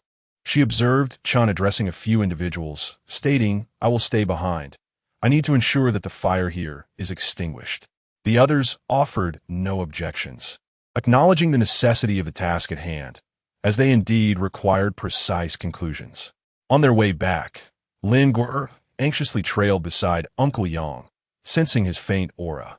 The voices of those around her had faded into silence. She felt her mind clouded, the surroundings becoming increasingly indistinct. She channeled all her energy into supporting Uncle Yang, as if her focus could sustain his dwindling breath. As the sound of rain outside the research institute grew louder, Professor Wong emerged with an umbrella, standing at the entrance with a worried expression directed towards the nuclear power station. The last time a small squad of soldiers had departed, Professor Wong had similarly waited at the door, hoping for their triumphant return. However, after many days of waiting, he was compelled to relinquish that hope. Upon their arrival at the research institute, Professor Wong had already opened the door for them, allowing the Soak group to enter the laboratory directly. There were no doctors present. The only ones with medical knowledge were Professor Wong and Yang Shui. Thus, the injured were entrusted to their care. Fortunately, the institute was well stocked with medical supplies. And once the injured were escorted into the makeshift operating room, everyone collapsed onto the floor in exhaustion. Several deep wounds marked her body, but for everyone, such injuries had become commonplace. There was no need for a doctor. They could tend to their wounds themselves. Given their current physical resilience, these injuries were not deemed severe. The makeshift operating room was located on the ground floor and was equipped with adequate facilities, requiring only a separate power supply to function. In the pitch-black corridor, everyone sat or stood in silence, the heavy rain pouring down relentlessly in the dark night. Chapter 104. Brothers move ahead. Little Jingming stood by the window for a long while, softly murmuring, "I wonder how Captain and Brother Guangying are faring." Sunze glanced at the lone wolf and inquired, "Lone wolf, what transpired on your end? Can you share with us how many enemies there were?" Seated thoughtfully with his arms resting on his legs, the lone wolf spoke in a low voice. "At that time, I was with Wu Fei, Wu Nan, and Sun Hao. Uncle Yang and Li Peng were not with us. The sounds of a skirmish were so loud that they attracted 2 failed evolution ordinary half-corpses, leaving us overwhelmed. Later, Uncle Yang and Li Peng regrouped with us, and I realized they had also encountered an attack. In total, we faced 5 enemies. Upon entering the nuclear power station, there was 1 guard, followed by 3 sightless half-corpses, and finally, 1 masked figure. Sunze pondered for a moment before asking, "Who inflicted these injuries upon you?" "It was that masked one." Wu Fei clenched his fists and then slammed them against the nearby wall. Wu Nan recalled the scene from that time, veins bulging in his hands, his voice hoarse as he spoke. "When Captain Yang and Li Peng met us, they were already gravely injured. The masked half-corpse moved with astonishing speed, and I found myself utterly outmatched. If only I could have administered this drug." As he spoke, Wu Nan produced the syringe he had kept on him, gripping it tightly, his entire body trembling. This was the substance Professor Wong had described, akin to a stimulant. Yet it bore a significant risk of death the moment it was injected, which left one in a state of profound hesitation. Clearly, Wu Nan now regretted not taking that slim chance for the sake of his brother. Though it might not have saved him, the weight of his remorse was unbearable. Beside Wu Nan, the lone wolf patted his shoulder and said, "Do not act rashly. Li Peng took the drug because he knew he had no hope of survival. He would not wish for you to follow suit." "Li Peng took the drug?" Sunze exclaimed in astonishment. "Indeed," Wu Fei replied. That iron-faced half-corpse was ferocious. Its hand had already pierced through his chest. Yet, with a smile, Li Peng injected the substance. Upon hearing this, a somber atmosphere enveloped the group. Sunze inquired, "Did he say anything before he died? Any final wishes?" Wu Nan's eyes glistened with tears as he shook his head, his voice cracking. "I was right in front of him. He left no wishes, only uttered, 'Brother, I shall go ahead.' That foolish man." At this point, the women in the group began to wipe their tear-stained eyes. Lin Guer, sobbing uncontrollably, her newly donned eye cover once again drenched in tears. At that moment, the surgical room door swung open, and Professor Wong emerged alongside Yang Shui. Everyone fell silent, awaiting their words. Professor Wong announced, "Sun Hao is fine. He will recover after a few days of rest. However, Captain Yang's condition is somewhat critical. We have done all we can. Now it depends on whether he can awaken." As he removed his surgical garb, Professor Wong inquired, "Did Li Peng take the drug?" Wu Fei and the others nodded. Professor Wong continued, "What was his reaction?" After a moment of contemplation, Wu Fei replied, "Initially, he exhibited an extraordinary surge of strength, vanquishing an ordinary half-corpse with a single blow, even managing to keep pace with the leading half-corpse. Then, inexplicably, he collapsed." Professor Wong pondered this, concluding he experienced an adverse reaction to the drug. He then cast a glance at the syringe wound and clutched and warned, "This drug is exceedingly perilous. You must." Before Professor Wong could finish, Wu Nan interjected, "Professor, it was precisely because of this drug that Li Peng experienced the most exhilarating moments of his life. I could see he was genuinely happy. Had he simply perished, he would have felt deeply regretful."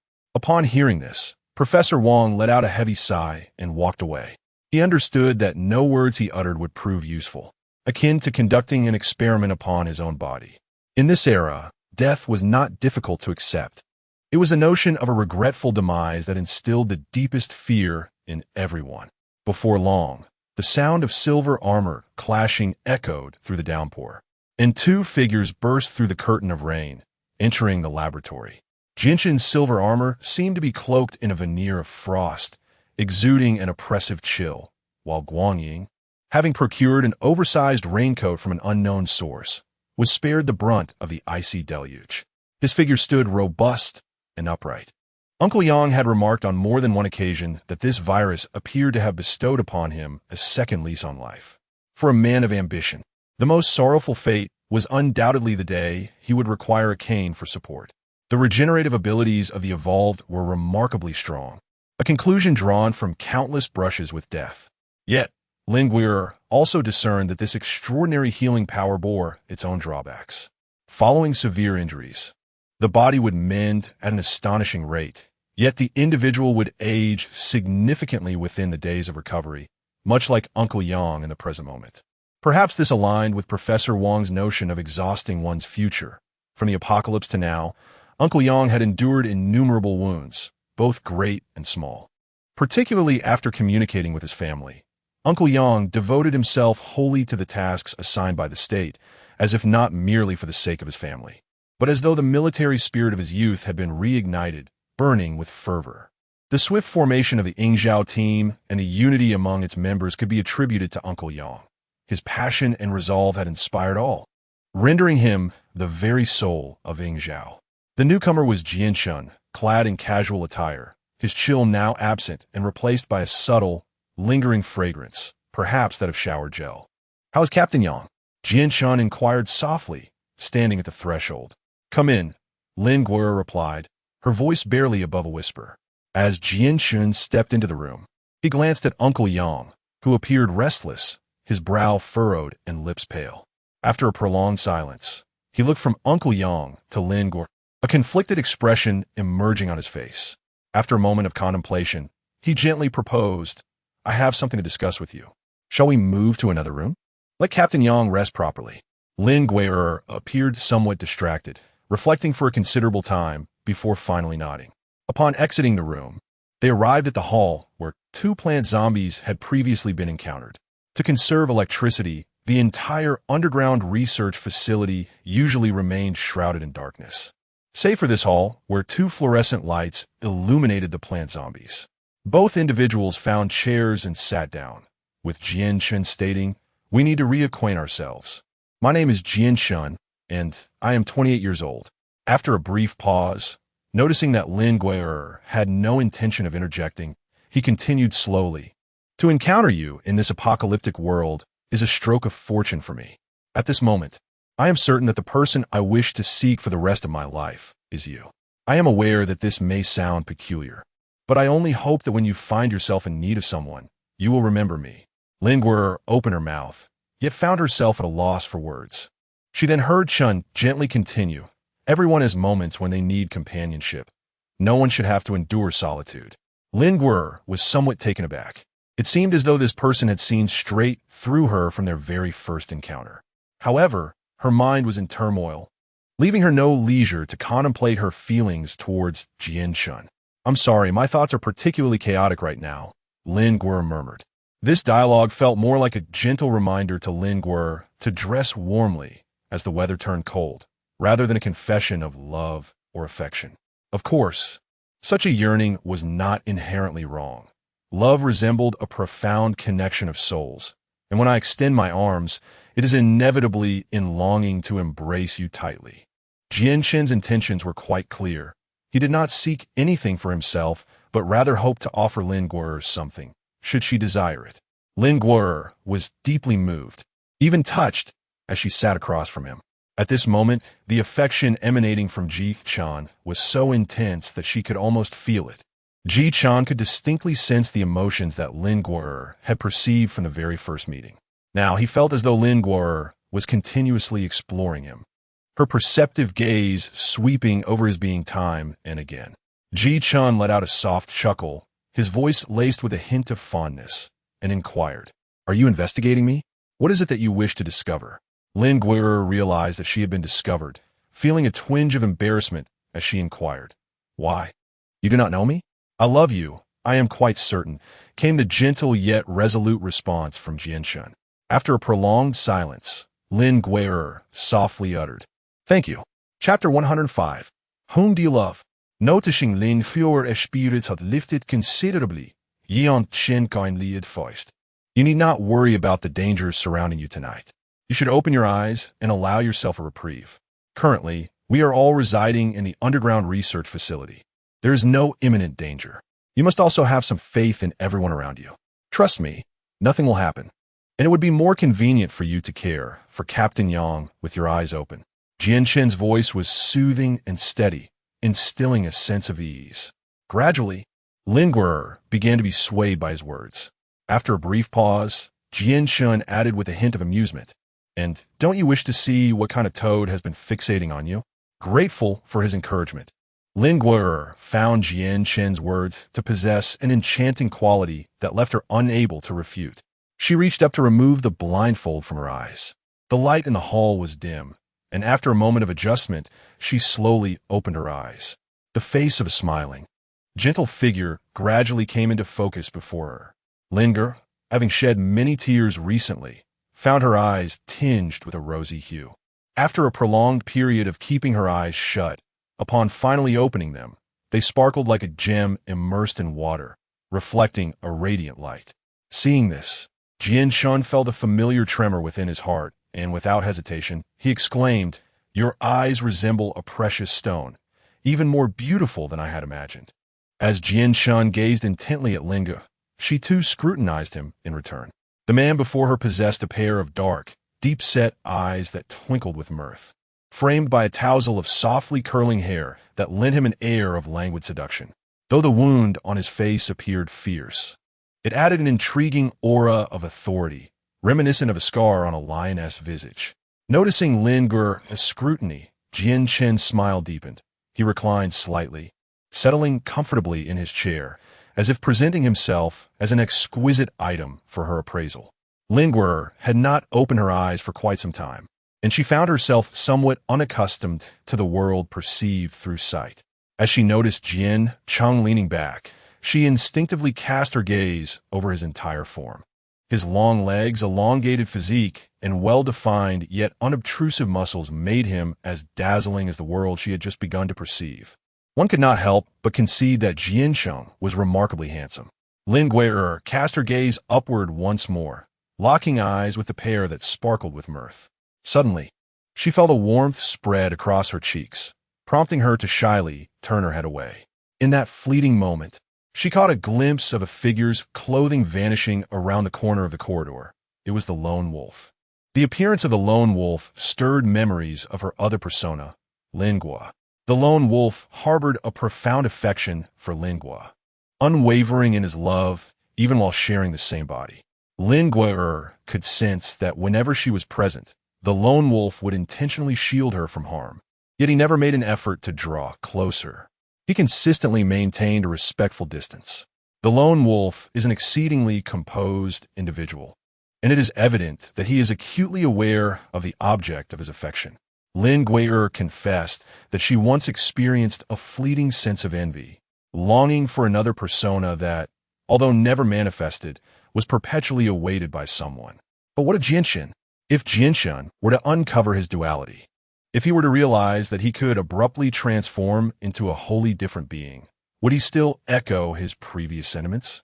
Would he be unable to accept such a revelation, or would he steadfastly maintain his affection for me? Or perhaps he too might find himself enamored with another Lin Gui'er? As this thought crossed her mind, a sudden pang pierced Lin Gui'er's heart, leaving her momentarily astonished. Could it be that I harbor feelings for him? With an expression of disbelief, Lin Gui'er turned her gaze back to Jianshun. The subtle shifts in Lin Gui'er's expression did not escape Jian Chen's keen gaze. After their eyes met once more, Jianshun inquired, "What troubles you?" Lin Gui'er hesitated and inquired, "If one day I were to become a different person, no longer myself, then..." Lin Gui'er initially intended to inquire, "Do you still love me?" However, upon reaching this point, she hesitated. The more she pondered, the more her mind became entangled in confusion. She had been exceedingly weary lately. Observing Lin Guo's demeanor, Jian Chen gently reassured her. There's been an overwhelming amount of matters recently. Do not overthink. If my words are causing you distress, I would feel profoundly remorseful. Indicating that she harbored no worries and hoping that he would not blame himself. Lin Guo felt a warmth in her heart once again. He was indeed so attentive and gentle. Whether her eyes were closed or open, the sensation remained the same. I'm going to Uncle Yang's, Lin Guo murmured. For some reason, she no longer dared to lift her gaze to meet his gentle, smiling eyes. After escorting Lin Guo to the doorway, Jian Chen turned and ventured into a shadowy corner, where he encountered a figure cloaked in darkness. So, Lone Wolf, do you have something to discuss with me? Jian Chen's voice remained steady and calm, though it now carried a hint of danger. Unlike the warmth he had shown Lin Guo in the dim corridor, Jian Chen and the Lone Wolf faced each other, seemingly united by their feelings for the same woman. Following Jian Chen's inquiry, a prolonged silence enveloped the two. The Lone Wolf's cold demeanor did not waver, leaving Jian Chen momentarily perplexed about his intentions. He had initially sensed that the Lone Wolf harbored feelings for Lin Guo, perceiving the occasional unfriendly glances directed at him, contrasting sharply with the Lone Wolf's demeanor toward Lin Guo. Yet now, as they stood facing one another, Jian Chen hesitated. He prided himself on his keen judgment of character, and he knew that the Lone Wolf was neither indecisive nor frivolous. He was composed and proud. Now, confronting him openly, Jian Chen was certain that the Lone Wolf would not shy away from the topic, yet the extended silence left him bewildered. After scrutinizing Jian Chen for a moment, the Lone Wolf coldly stated, I hope you are fully aware of whom you love. With that, he turned and walked away without hesitation. Jian Chen, unable to decipher the Lone Wolf's implication, furrowed his brow and murmured, I know whom I love. The question is, who do you love? Upon returning to Uncle Yang's room, Lin Guo glanced at him lying on the bed and gently wiped the beads of sweat from his forehead with a towel, moistening his parched lips with a little water. She fervently wished that Uncle Yang would awaken the next morning, smiling at her. With that thought, Lin Guo leaned against Uncle Yang's bedside and gradually drifted off to sleep. The following day, Lin Guo was awakened by a cacophony of noise, shouting for Uncle Yang. She was instantly alert and realized that Professor Wang and Yang Shui were bustling around Uncle Yang's bedside, while others stood at the doorway, all bearing grim expressions. Still disoriented from her slumber, Lin Guo glanced around the room, her gaze returning to Uncle Yang. At that moment, she saw that Uncle Yang's lips had turned purple, his face ashen, resembling a corpse. What happened? How is Uncle Yang? Lin Guo gasped, her breath quickening in panic. At that moment, Jian Chen appeared and grasped her arm, as she was about to rush forward, which could impede Professor Wang and Yang Shui's treatment. It's no use. Professor Wang shook his head, filled with regret. If we had the fusion agent available now, we could take a gamble, but my fusion agent is not yet mature, so... He sighed heavily, trailing off. What? It cannot be, it cannot be. How could he perish so easily? Just last night, everything seemed fine. Professor Wang, think of another solution. Lin Guo, in disbelief, clutched tightly to Professor Wang's sleeve. Is there truly no other way? Her eyes were reddened with despair. Professor Wang sighed and replied, if I had a fusion agent, we could attempt it, but this half-finished product is unlikely to work. There is still a chance, ISNT there. Please, try again. We must explore every possibility. Lin Guo refused to release her grip on Professor Wang. With this injection, he might very well transform into a zombie. Could you truly bear to bury him once more with your own hands? Shaken by Professor Wang's words, Lin Guo trembled. What is this? What would happen if we succeed? Jian Chen, stepping in for the panicking Lin Guo, inquired. Professor Wang responded, as far as I know, the likelihood of success is nearly non-existent. If it were to succeed, it is highly probable he would become a half-dead being. Even if there is but a glimmer of hope, we must try. Wu Fei exclaimed from the crowd. Yes, even if there is but a sliver of possibility, we must proceed, Wu Nin expressed, appearing deeply tormented. Professor Wang retrieved a half-finished fusion agent from the medicine box. Gazing at everyone, he asked, then who among you will take on this task? This question weighed heavily upon them, prompting silence. The hearts of Ying Zhao's group were in turmoil, and the members of the Jimeng team were also engulfed in sorrow over this matter. Lin Guo trembled as she reached out to take the vial of medicine, but another hand swiftly intervened, seizing the potion from Professor Wang's grasp. It was Jian Chun. Chapter 106. The second captain of the Ying Zhao team, allow me. Jian Chun spoke with a tone that was both gentle and grave. He cast a resolute glance at Lin Guo and reiterated, I will handle this. You should wait outside. No. Lin Guo shook her head defiantly. I want to stay here and watch. I won't leave.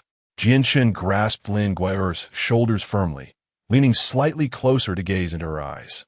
I believe Captain Yang would not wish for you to witness his transformation into a zombie. In the event of failure, it is essential for you to preserve the memory of his former self in your heart. Surely, you would not wish to see Captain Yang as a zombie, would you? Please, wait outside. Lin Guo, tears welling in her eyes, pressed on.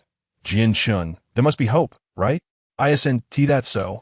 This time, Jian Chun refrained from making any promises, for she understood that such possibilities were exceedingly slim.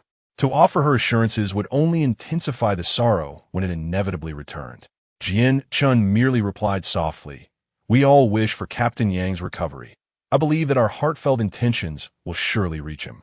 Lin Guo nodded and was led out by members of the Jimeng team, leaving only the lone wolf Ying Zhao, Wu Fei, Wu Nan, and Sun Hao, along with the team leader Jian Chun and Professor Wang in the room.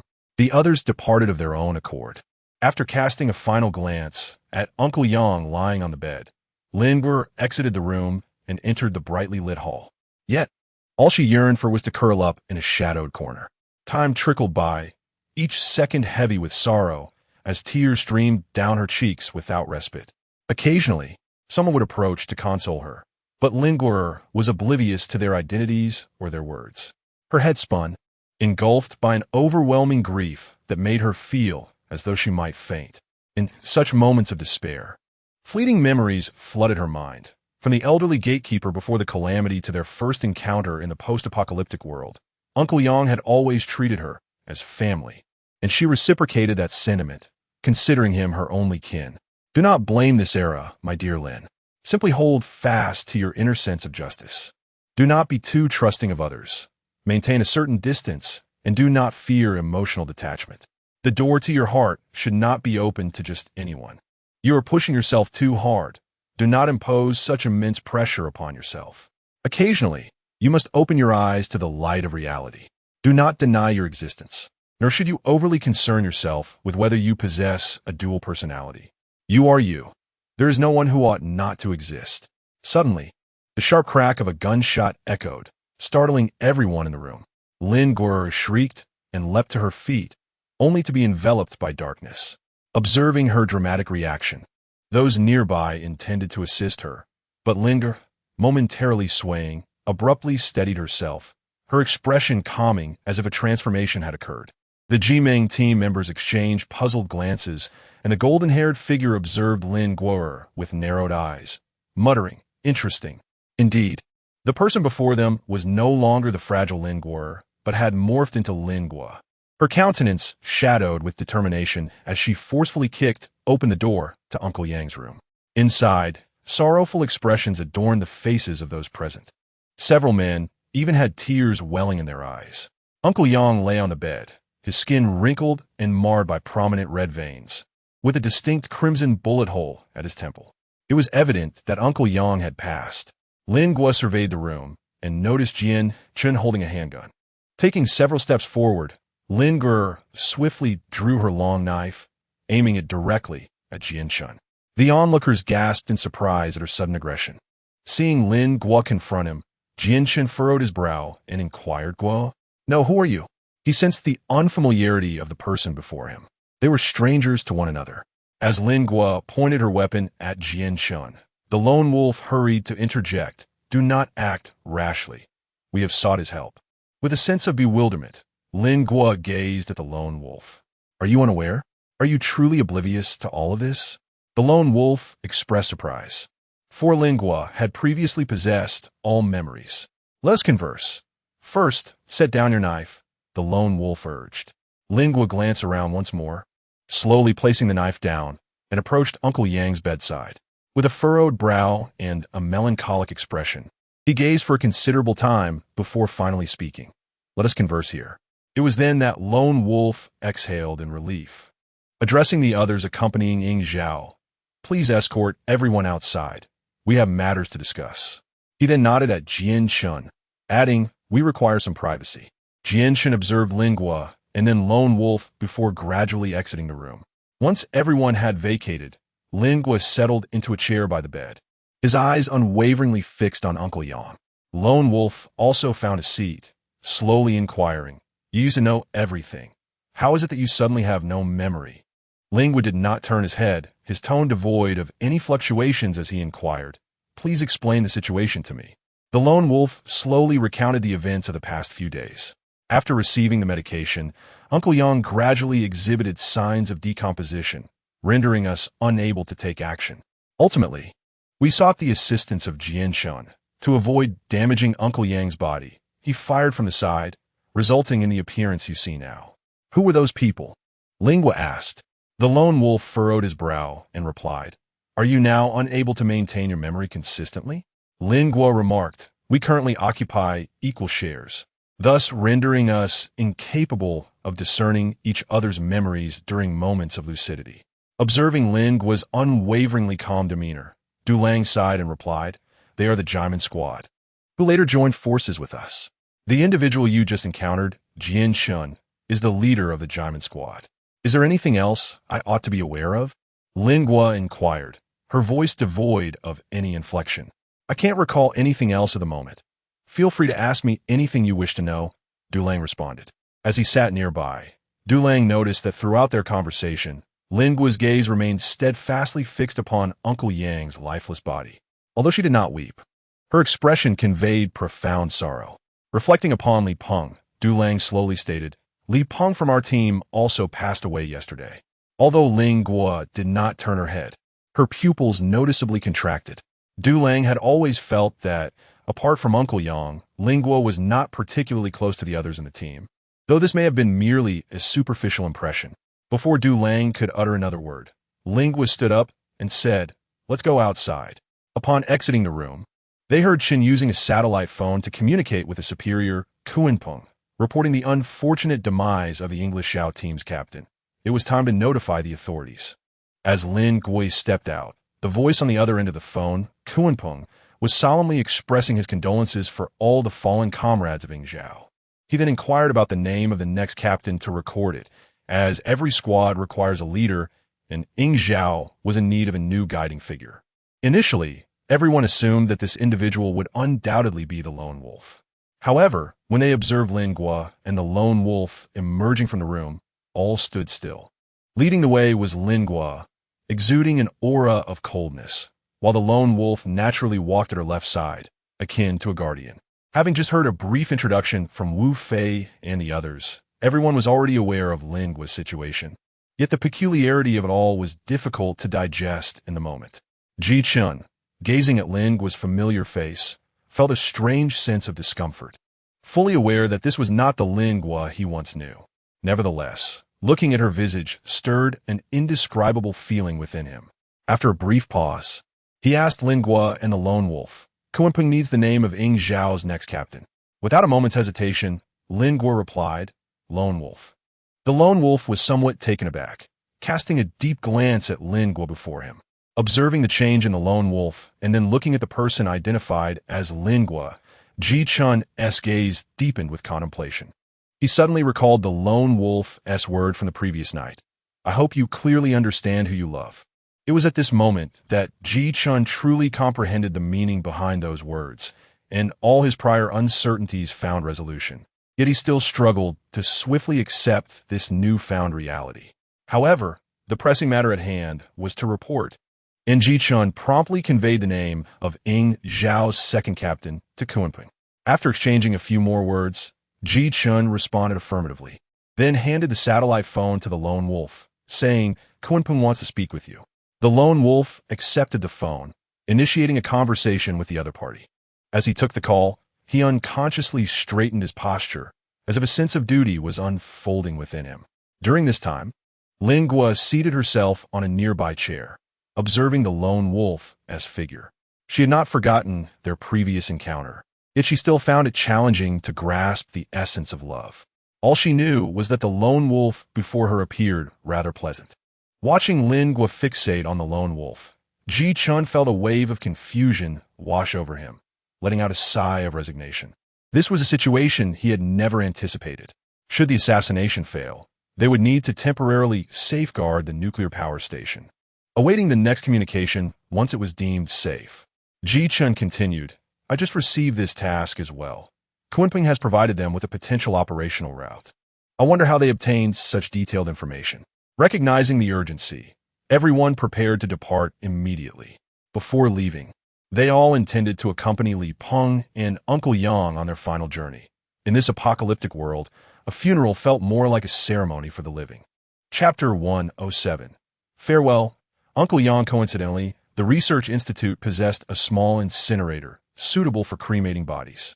The group ultimately organized the belongings of the two individuals. Uncle Yang possessed no meaningful mementos.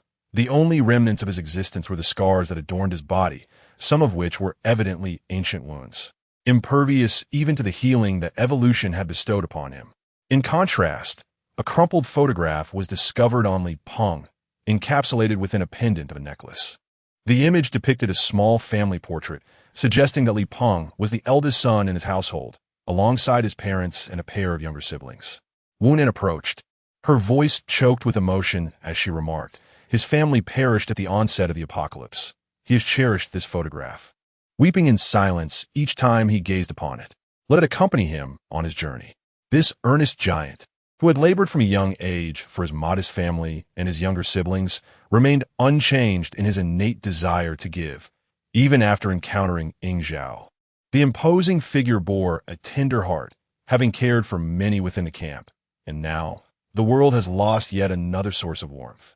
As everyone bid their final farewells, Lingua deliberately stepped forward to Uncle Yang's lifeless form and, after a prolonged silence, uttered, Farewell, Uncle Yang. Linger's voice was soft yet articulate, and standing beside her, the lone wolf was somewhat taken aback. For it was the first time Lingua addressed Captain Yang as Uncle Yang. Turning around, Lingua said to the lone wolf, I have bid farewell to her on behalf of Uncle Yang. Remember to convey that. Without further elaboration, the lone wolf comprehended her intent. He found this girl to be rather peculiar, for her own countenance reflected profound sorrow. The two lifeless bodies ultimately transformed into ashes amidst the flames. Dust returns to dust, and once reduced to cinders, all would cease to exist. Life ought to be lived for oneself, for every individual has but one life. On this vast earth, all beings are akin to dust, and it is imperative to live this fleeting existence without regret. Such thoughts occupied the minds of all attendees at the funeral. Since it was a pursuit, they must set off without delay. Professor Wang intended to remain at the Research Institute, for indeed, it was the safest place for him at that moment. The Jaimin team left behind Guangying and Yang Shui to accompany Professor Yang, while they also needed to keep a vigilant watch over the nuclear power station to preempt any unforeseen changes. Ying Zhao and the Jaimin team divided into two paths, meticulously studying the routes provided by Kunpeng. The two teams had devised two distinct paths, and the probability of success in their separate pursuits would be significantly heightened. However, a night had already elapsed. Could they truly catch up? Yin Shan from the Jaimin team inquired. After we set off in pursuit, he ultimately managed to escape amidst the rain. It was evident he had sustained injuries, so his movements should not be swift. Moreover, the half-corpse with twin ponytails had not followed. If she were still alive, she would only slow him down, giving us a substantial chance to overtake him. We will definitely catch up, Lingua declared coldly from his side. At that moment, the Ying Zhao team comprised 5 members: Lingua, Lone Wolf, Wu Fei, Sun Hao, and Wu Nan. The Jaimin team, apart from the 2 left behind, consisted of 7 members: Jin Shun, Sun Zhe, Lu Yu with short hair, Yin Shan, Zheng Tai, Bian Dao, and Panda. The brothers Bian Dao and Panda rarely spoke. They tended to follow orders when someone led and strategized, thus they did not have a strong presence. Once everyone was nearly prepared, Jian Shun, noticing the additional members in his team, asked the lone wolf, "You only have 5. Perhaps you could let Sun Tze temporarily join your team, so we each have 6 members, balancing things out." As Lin Guo deftly donned his half-finger gloves, he emerged from behind the lone wolf, exuding an air of calm detachment and icy resolve. Witnessing this, Jian Shun ceased his insistence, inwardly assessing Lin Guo's formidable prowess. The current Lin Guo emanated a palpable sense of danger, instilling a vague sense of threat even within Jian Shun, clad in armor, leaving him feeling rather insecure. The lone wolf subtly shifted his stance, obstructing Jian Chen's gaze towards Lin Guo. When Jian Shun looked up, he encountered the lone wolf's eyes, which were tinged with veiled hostility. Jian Chen mused that his instincts were indeed accurate.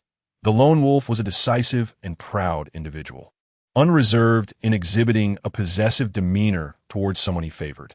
Thus, the tender and gentle Lin Guo, who could smile and weep, seemed to be an entirely different person from the one before him. Jian Shun found himself at a loss, feeling an urgent need to uncover more. He needed to ascertain the whereabouts of that Lin Guo and ensure her safety.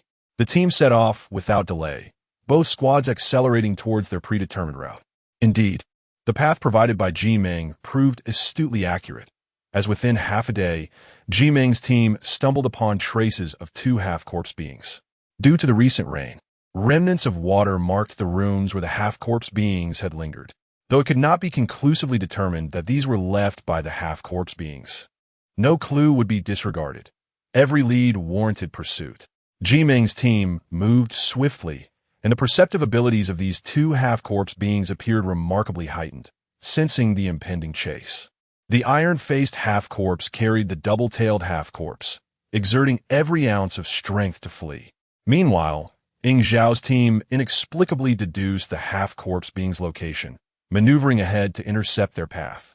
Surrounded, the half-corpse beings dashed into a building, intending to weave through its confines to obfuscate their pursuers. However, with both squads hot on their heels and no escape in sight, the iron-faced half-corpse resolved to fight to the bitter end.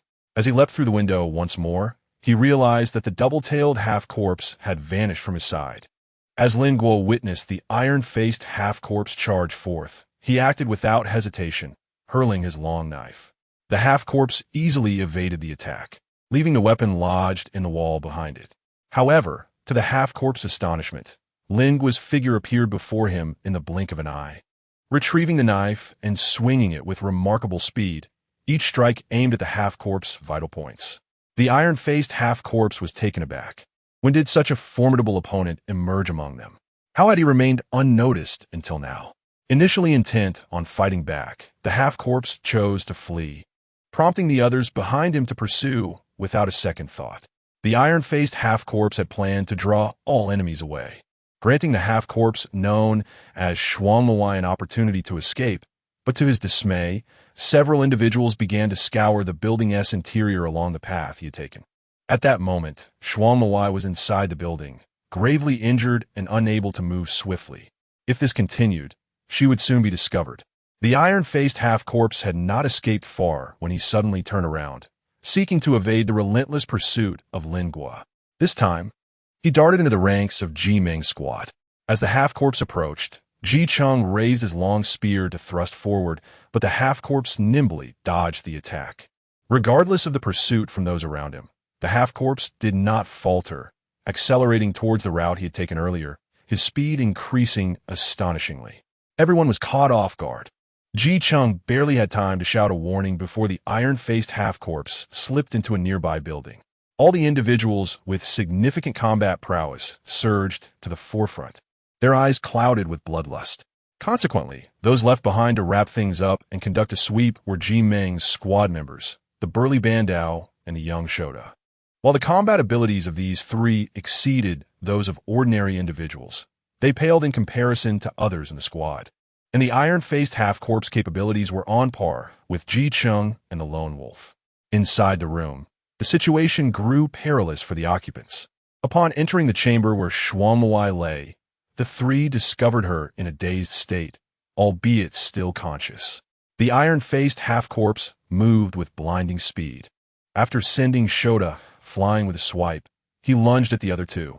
His lethal strike was directed at the nearest Bandao, with the Bandao's anguished cry serving as a signal, Fat to seize the moment to evade.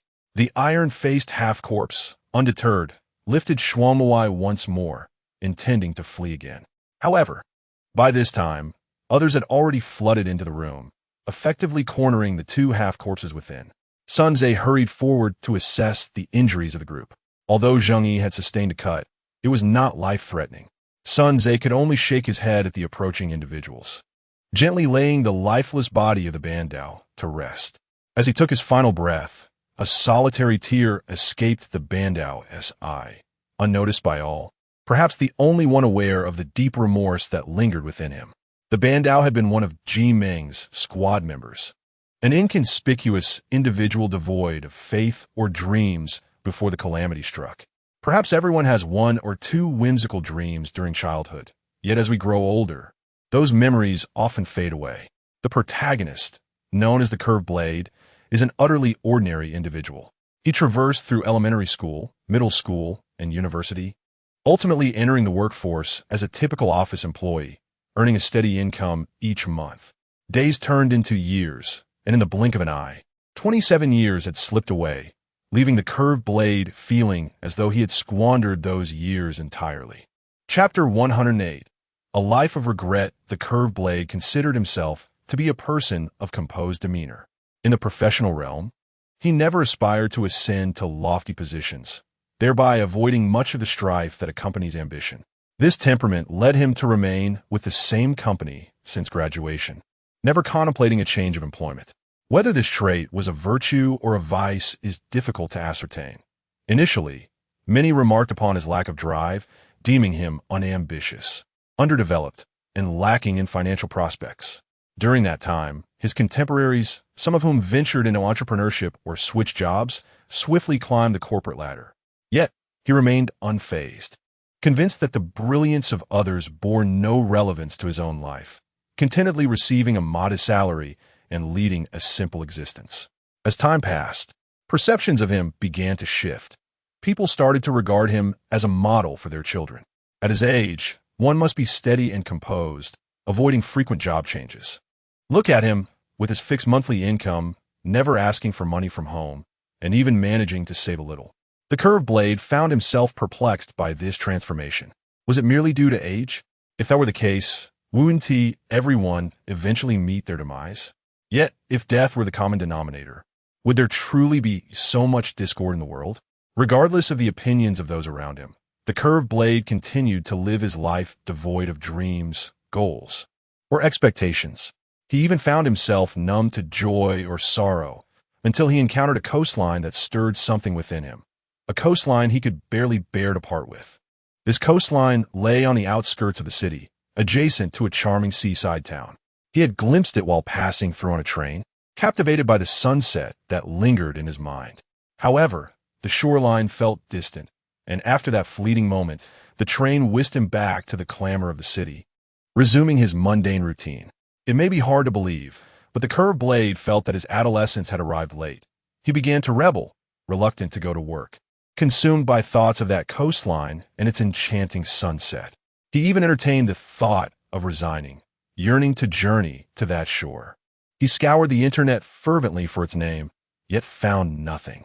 Inquiring with others yielded no answers, as if that coastline existed only in his imagination.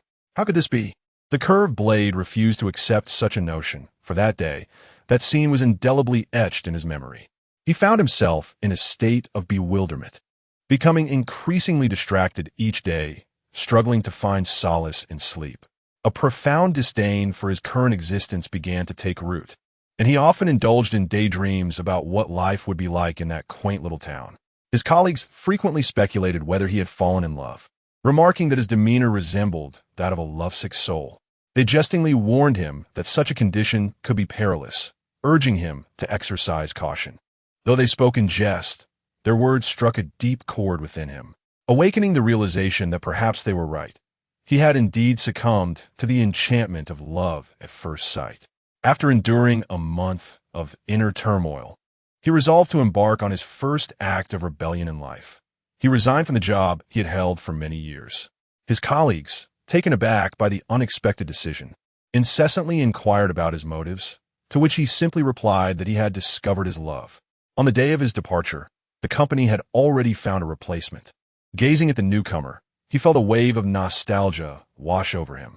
The young man resembled his former self from years past, devoid of any spark in his eyes.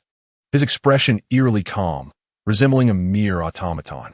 When confronted once more by his parents regarding their persistent pressure for him to marry, he disclosed his resignation, explaining that, out of respect for the young lady, he would refrain from matchmaking for the time being. His parents, echoing their earlier frustrations about his lack of ambition, erupted in anger, their words strikingly reminiscent of past confrontations. After their tirade, they inevitably implored him, "What are your plans for the future?" "Future? I am on my way to seek my future," he replied with resolve. Once the call ended, he felt no disquiet. Within his heart lay a door that, when opened, promised to reveal his path to fulfillment. He returned his rented apartment, sold off what he could, and discarded the unnecessary, leaving himself with only a suitcase and a backpack. With a train ticket in hand, he set forth on his journey to find love. However, shortly after departing the city center, chaos erupted on the train, throwing it into disarray. With minimal belongings, he managed to survive in the safety of a solitary cabin for the initial days. Eventually, the train came to a halt, and he was unsure whether it was due to the conductor's survival or some safety mechanism. Nonetheless, he persisted. For the sake of his parents, he altered his course, heading back toward home, but the image of that coastal paradise lingered in his mind. He believed that it was this very coastline that had granted him the will to live. In his previous demeanor, he might have faltered when faced with the onslaught of the undead, struggling to devise an escape. Perhaps witnessing the demise of the majority would have extinguished his hope for survival, having long grown accustomed to following the crowd. Now, however, everything was different. The memory of the coastal scenery remained etched in his heart, refusing to fade. On the day he encountered Captain Jianshun, he heard the captain's description of him, which would further entwine their fates. "You're the first person I have encountered who possesses such unwavering faith in the face of calamity, a true desire to survive.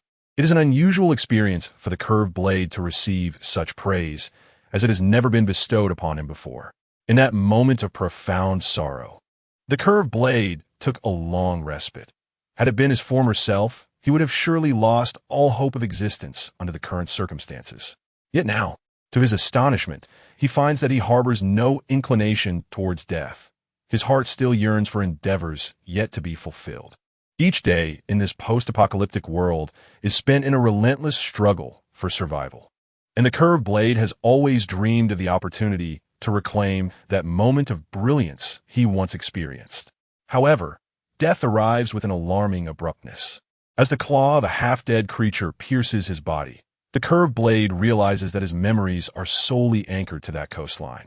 Just before losing consciousness, he envisions that very shore once more, with the quaint town behind him exuding warmth. Perhaps he could purchase a house here and invite his parents to join him. He fervently wishes that his latter years could be spent in this idyllic place. The curved blade has long harbored such hopes, yet he possesses nothing of the sort. As he drifts into unconsciousness, a final tear of regret escapes him for the life he has traversed. For the curved blade, his life concludes here, while the lives of others persist. Sun Tzu gently lays the curved blade's lifeless body aside, and all eyes fixate intently on the half-dead creature at the center of the room. Hatred is born from such experiences, regardless of the reasons. The enmity resulting from the taking of another's life is inescapable.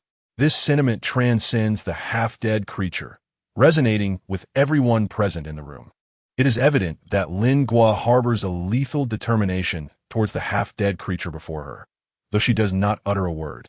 The murderous intent emanating from her is palpable. Under the coordinated assault of Lin Gua, Jian Shun, and Lone Wolf, the iron-masked half-dead creature gradually finds itself at a disadvantage. Yet, this iron-masked half-dead creature proves to be exceptionally formidable. Its speed and strength manifest in an unorthodox manner, surpassing its prior limits. When Lin Gua's long blade grazes its form, the mask falls to the ground, revealing the visage beneath. The iron-masked half-dead creature bears the face of a middle-aged man. appearing to be in his 40s, with pronounced red veins coursing across his features. His demeanor seems frenzied, devoid of the rationality and composure he once possessed, exhibiting a notable volatility. The twin-tailed, half-dead creature clings to the back of the iron-masked one, whispering gently into its ear, "Let go. You must flee." With that, the twin-tailed, half-dead creature falls silent. Despite the iron-masked, half-dead creature's formidable prowess, it struggles to withstand the onslaught of their combined assault. The surrounding zombies are few. All those it could attract have been dealt with by the other team members stationed at the perimeter. Lin Gua delivered a fierce kick to the half-corpse man, causing him to stumble and crash against the wall, his twin ponytails flying in disarray. As the iron-faced half-corpse man attempted to advance, he found himself unable to do so. Lin Gua appeared as a vengeful specter, unleashing his full might upon him. The greater the force exerted by the iron-faced half-corpse man, the more fervent Lin Gua's fighting spirit became, leading to a fierce clash that rendered their onlookers incapable of intervening. Ultimately, the iron-faced half-corpse man succumbed to defeat, while Lin Gua, unbeknownst to the moment, had grasped the sword sheath in his other hand. Lin Gua possessed remarkable strength, and fortunately, the scabbard was exceptionally sturdy, akin to a club, allowing him to strike with the sword while simultaneously using the scabbard to deliver blows. Ultimately, the iron-faced half-dead was forcefully brought down to the ground by Lin Gua. Without hesitation, Lin Gua drove the long blade into the eye socket of the half-dead creature. In its final moments, the iron-faced half-dead still managed to cast a glance at the twin-tailed half-dead in the corner, its completely black pupils betraying no emotion. The occupants of the room were caught off guard, unable to react, as Lin Gua's long sword plunged downwards without the slightest hesitation, sealing the fate of the iron-faced half-dead. Lin Gua drew his long knife and continued towards the half-corpse with twin ponytails. At that moment, Chun hastily stepped forward to intervene, saying, "Wait, let's leave her alive. We need to ask her some questions." Lin Gua cast a glance at Jian Chun, remaining silent yet tacitly consenting as he coldly turned away, sheathing her long knife. Chapter 109. The game of life. The condition of the dual-tailed half-corpse was dire, and no one could ascertain the cause of her distress. Fortunately, she had lost her capacity for movement, alleviating the concern of a sudden attack. All present had no objections, yet for safety's sake, they bound her. This dual-tailed half-corpse appeared to be merely a young girl, and many in the group did not perceive her as a threat. She could speak and think, resembling a living child. During the heat of battle, this was normal, yet in moments of calm, it became increasingly difficult to raise a weapon against a little girl. However, Lin Gua held a different perspective. Once all value had been extracted, she did not advocate for her immediate demise. Before departing, the dual-tailed half-corpse cast several glances at the body of the iron-faced half-corpse on the ground. Upon returning to the research facility, Jian Shun and the lone wolf went to report to Kuanping. After incinerating the corpse of the curved blade, the group dispersed in twos and threes to rest, all reluctant to speak. After all, they were ordinary people, untrained and unable to maintain a heart of stone. The loss of familiar friends and the deaths of those around them left everyone momentarily engulfed in sorrow. The deaths in the post-apocalyptic world were far too numerous, almost a daily occurrence, yet opportunities to mourn were scarce. In this rare moment of leisure, they each silently remembered their fallen comrades. After conducting an examination, Professor Wang gazed at the results on the screen in astonishment. Having finished a phone call, Jianshin approached and inquired Professor Wang, "Does she provide any assistance regarding the fusion agent?" Professor Wang shook his head and replied, "She has not taken the fusion agent." "Then how did she become a half-corpse?" Professor Wang furrowed his brow, seemingly pondering the question. He refrained from sharing his conjecture and instead took up a notebook and pen, stating, "It is best to ask her directly. Her condition is quite poor, and she is growing weaker. Any questions should be posed promptly." The dual-tailed half-corpse lay on the examination table, now liberated from any restraints, for she had become exceedingly frail, even the movement of her arms proving difficult. Yet she remained relatively alert. Upon approaching, Professor Wang wasted no time and directly asked, "Child, are you affiliated with the Holy Blood Sect?" though transformed into a half-corpse. The girl was still only around 10 years of age. She pouted and queried, "Am I doomed?" In the face of calamity. Who would expect such words to emanate from a child of her tender years? Professor Wong nodded gravely. The girl sighed, as if speaking to herself. This game is so dull. Game? The others were left perplexed. How should one approach a girl like her? Her exterior was that of a genuine child, yet her hands were surely stained with blood. Of course, she thought, since I'm nearing my end, the outcome of which side prevails is of no consequence to me. The girl with twin ponytails, half-corpse, incessantly referred to reality as a game. By conventional standards, one might deem her somewhat mentally unbalanced. Yet in this apocalyptic world, who can truly claim to possess a sound mind? And by what criteria should such judgments be made? If this child genuinely believes she is engaged in a game, it is conceivable that upon her demise, she might awaken in her so-called reality. Are you an insider of the Holy Blood organization? Jian Chun inquired once more. The half-corpse girl intended to shake her head, but found it exceedingly difficult. She could only utter, "Not yet. I've only been at this for a short while. My strength is too feeble, and I seem to have strayed off course." Listening to the peculiar description from the twin-tailed girl, Jian Chun glanced at Professor Wong. Professor Wong, unfazed by the girl's choice of words, understood that delving into discussions with someone from an entirely different reality would only lead to further confusion. Undeterred, he continued to seek the information he desired. "How did you become a half-corpse?" "Blood transfusion," she replied. Upon hearing this term, Professor Wong showed no signs of surprise, as it corroborated several of his research findings. While jotting down notes, he remarked, "Indeed, creating half-corpses through such means is nothing short of self-deception. It is undoubtedly perilous, as her body is clearly rejecting it." "Who administered the blood transfusion?" Professor Wong inquired further. A fleeting shadow of sadness crossed the girl's face as she replied, "Iron Mask." "That individual from today?" Jian Chun asked. "Yes. What is your relationship with him?" "I have no relationship. I do not know him." As skepticism flickered among the group, the half-corpse girl reiterated, "He claims I am his daughter, but I truly do not recognize him. I heard his daughter died long ago. Perhaps I activated some sort of narrative. Why did you attack the nuclear power station?" Jian Chun continued. "The higher-ups did not specify the reason.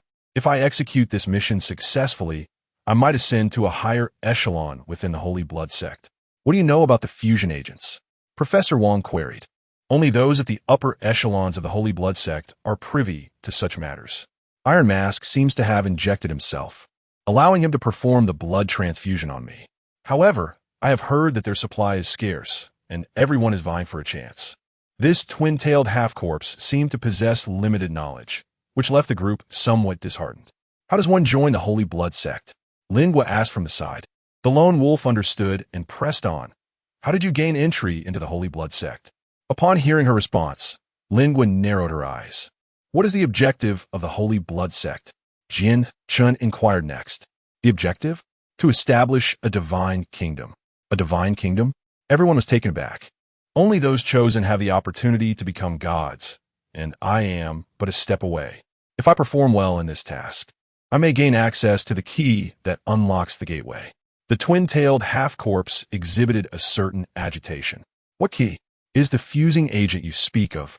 Professor Wong furrowed his brow and remarked, "How can a fusing agent create a deity? It is merely a form of medication." After her earlier excitement, the twin-tailed half-corpse seemed increasingly frail. She forced a smile and replied, "That is the key. Some individuals in the Holy Blood sect are as formidable as divine beings." The iron-faced half-corpse had taken the fusing agent, yet ultimately succumbed to death. Wu Fei, growing impatient, interjected, unable to tolerate such nonsensical discourse, which left him feeling increasingly restless.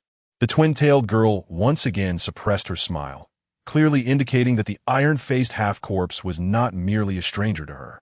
It was his misfortune. Becoming a deity relies on oneself, not solely on being chosen, but also on possessing unwavering faith. When he initially joined the Holy Blood sect, it was for the sake of his daughter.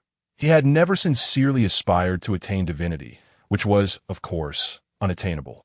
Upon hearing the words of the twin-tailed half-corpse, everyone rubbed their temples, realizing that this girl had become far too deeply ensnared. How could there possibly be a deity in this world? Yang Shui chimed in. Observers are often reluctant to relinquish hope, wishing to awaken those who are lost in delusion. Yet, such efforts are futile, for human thought is the most terrifying force. And once one is convinced of a particular existence, it is nearly impossible to alter that belief. How can it be impossible? Even malevolent spirits have come to the mortal realm, indicating that the gates of hell have been flung open. Where there are demons, there must also be deities. It is simply that the gates of heaven refuse to open for these mortals. Once I become a deity, I shall surely drag all those hypocritical gods down from their altars. The girl's proclamation struck a chord with the onlookers. Indeed, the world was now filled with malevolent spirits, a notion once deemed impossible. This illustrates why one should refrain from engaging with the insane, for when one finds themselves occasionally agreeing with their perspectives, peril looms.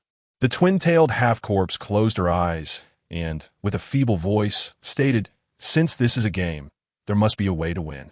Do your best. Next time, I shall certainly play better." From her words, it was apparent that she was driven to madness by her own insistence. She argued fervently, yet clung to the notion that this was merely a game, clearly a desperate attempt to rationalize her situation. Perhaps reality became too unbearable, and only the justification of this is a game could offer her solace. After uttering this sentiment, the twin-tailed half-corpse lay still on the bed, her breaths gradually weakening. As her life approached its inevitable conclusion, it was evident that she lacked substantial knowledge, and her skewed self-perception had lost its reference value. Observing the girl, seemingly around 10 years of age, invoked a sense of sorrow among those present. No one attempted to shatter her illusions. Perhaps allowing her to embrace the mindset that this was merely a game would grant her a measure of peace in her final moments. Yet, there was one individual who stood apart. Observing that no one else had any inquiries, Lingua unsheathed her long blade and approached the bedside. With a voice as frigid as ice, she unflinchingly shattered the self-spun dreams of the half-corrupted being with twin ponytails. Raising the blade with both hands, she aimed it directly at the sockets of the half-corpse's eyes and coldly declared, "You are nothing but refuse. Your life's game has indeed come to a close. You have taken far too many lives. You ought to pray that hell is still willing to grant you even a sliver of mercy." The half-corpse, sensing the intent to kill, slightly opened its eyes, only to behold the sharp tip of the blade poised menacingly before its eyeball. In that instant, the girl was engulfed by panic, losing all semblance of composure. Chapter 110. The moth plan, the tip of the knife, wielded by Lingua, hovered just a centimeter above the eyes of the half-corpse girl with twin ponytails. Gazing at the glinting blade, she found herself paralyzed, unable to flee, and a look of panic spread across her face. In a desperate bid, she summoned her last ounce of strength to scream, "This is merely a game, just a game. I have not taken a life." A flicker of revulsion crossed Lingua's eyes, yet the corners of her mouth curled into a chilling smile. Fixating on the eyes of the dual-tailed half-corpse, Lingua coldly uttered, "Then prepare to experience the agony of a blade piercing through your mind." And no, the dual-tailed half-corpse emitted a shrill scream, yet lacked the strength to evade the sharp blade. At that moment, she must have realized that what she had endured was far from a mere game. Otherwise, she would not have been so terror-stricken. With an indifferent motion, Lingua withdrew the bloodied knife and exited the room, with the lone wolf swiftly following her. The others inside the room shuddered in unison, feeling as if they had been plunged into an icy abyss. The actions of Lingua left everyone astounded, especially considering he was merely a child. However, despite feeling a twinge of discomfort, none spoke up at the moment Lingua took action, for they all understood that his methods were not fundamentally flawed. Justifying his malevolent deeds by claiming life is a game, he callously extinguished the lives of others, disregarding the dichotomy of good and evil, which is indeed despicable. Nevertheless, there remains an involuntary sentiment among the onlookers that such behavior is excessively cruel for a child. Lingua inevitably evokes fear and prejudice. Yet, he has never cared for the opinions of others. The human heart is inherently twisted, rendering the distinction between justice and wickedness exceedingly complex. Humanity often hesitates to be ruthless when necessary, yet harbors selfishness in moments that call for kindness. Lingua believed that purity is paramount. It is the essence of either absolute good or absolute evil that brings true comfort. The amalgamation of these elements results in what can only be deemed as flawed creations. Mea tragic multus. Upon exiting the room, Lingua and the lone wolf arrived before the conference room door. The lone wolf, steadfastly trailing behind Lingua, could discern from her resolute expression that she had already made up her mind. As Lingua paused at the threshold, the lone wolf inquired, "What are your intentions now?" "Hand me the satellite phone. I need to contact Kunpeng," Lingua replied, extending her hand. Without hesitation, the lone wolf retrieved the phone and handed it to her. Lingua pressed the power button on the satellite phone, entered the password, and awaited the satellite search to establish a connection. Each time he made a satellite call, the procedure remained consistent, yet this time, it seemed to take a bit longer to connect. Once the call was initiated, it was surprisingly quick to be answered, and a deep voice on the other end introduced itself. "This is Kunpeng. Please proceed." Lingua spoke up. "I am Lingua from Yingzhou." "Lingua?" The voice on the other end hesitated momentarily before affirmatively inquiring. "You're Lingua heir, correct? Is the captain, Lone Wolf, not present?" "He is nearby." Upon receiving the phone, Lingua heir turned and entered the conference room. Lone Wolf attempted to follow, but heard Lingua's voice resound. "You're not permitted to come in. Step back. Do not eavesdrop." Upon hearing this, Lone Wolf halted, his military instincts compelling him to obey commands. Yet, as the captain of Yingzhou, what could be beyond his purview? He lingered at the entrance, torn, ultimately refraining from entering, stepping back slightly to wait outside. For he understood Lingua's preferences and saw no need to continually test her boundaries. Inside the conference room, Lingua settled into a chair, reclining against the backrest, and stated, "Let us discuss the matter at hand. I called today to talk about the Moth Project." The individual on the other end, Kunpeng, inwardly lamented the exhausting nature of these calls regarding the Demon Emperor Project, as most members of its various teams were mere civilians, untrained and casual in their exchanges. The previous communications between Ji Meng and Ying Zhao had been the most formal, but the current situation suggested that such decorum could not endure for long. The operator collected himself and replied, "The previous captain of Ying Zhao recommended you to me. Have you decided to join this project?" "Yes, I wish to join." However, that night, while Lingua heir discussed the current situation with Uncle Yang, Lingua happened to overhear.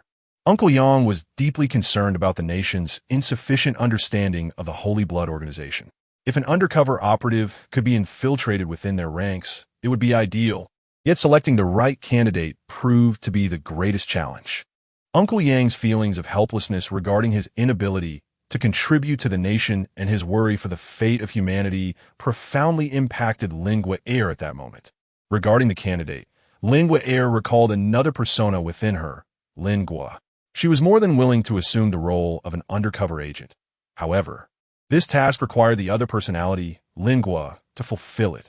Lingua's resolute nature, fierce temperament, and ferocity, combined with her extraordinary combat prowess, render her exceptionally suitable for this mission. However, one cannot help but fear her unwillingness to cooperate. Just as Lingua found herself in a state of indecision, Lingua's voice resonated in her mind. "I shall go." The sound of Lingua startled Lingua. She had not heard that voice in a long time. Upon hearing her declaration, an indescribable feeling welled up within Lingua. Indeed, it was the same person. Their hearts were not so different. Confirming the other's sentiments, Lingua turned to the visibly troubled Uncle Yang and said, "Uncle Yang, let us go." "She has agreed." Yang Shu lifted his head, his tone laced with inquiry. "You too?" At the moment he heard those words, Uncle Yang did not comprehend who Lingua meant by we. However, as he raised his gaze and beheld Lingua's face, a sudden understanding dawned upon him. The Holy Blood sect was exceedingly perilous. The sight of their followers revealed their madness, brutality, and extreme cruelty. To venture there might indeed require the ultimate sacrifice. Uncle Yang steadied his voice as he addressed the two young girls before him. Lingua nodded and declared, "I understand." Her voice was resolute, devoid of any hesitation. Uncle Yang sighed, acknowledging, "Your abilities and strengths are indeed exceptional, and your perception holds great significance. Losing it would be a grave misfortune." Lin Guer was acutely aware of Uncle Yang's unwavering support. He genuinely wished for her to live a joyful and fulfilling life. For so long, he had been her protector, and even though this mission could jeopardize millions of lives, he still chose to safeguard her. "Uncle Yang, perhaps by infiltrating the Sacred Blood sect, I could acquire vital intelligence that far surpasses my current contribution here. The sooner we make progress, the sooner we can avert this dreadful calamity. Otherwise, our nation is bound to collapse." Upon hearing Lin Guer's words, Uncle Yang hesitated. As a seasoned soldier, he may not harbor the ambition of becoming a hero who saves humanity, yet he holds his country and honor in the highest regard. Observing his wavering stance, Lin Guer continued to persuade him. "For all these reasons, Uncle Yang, you are willing to lay down your life.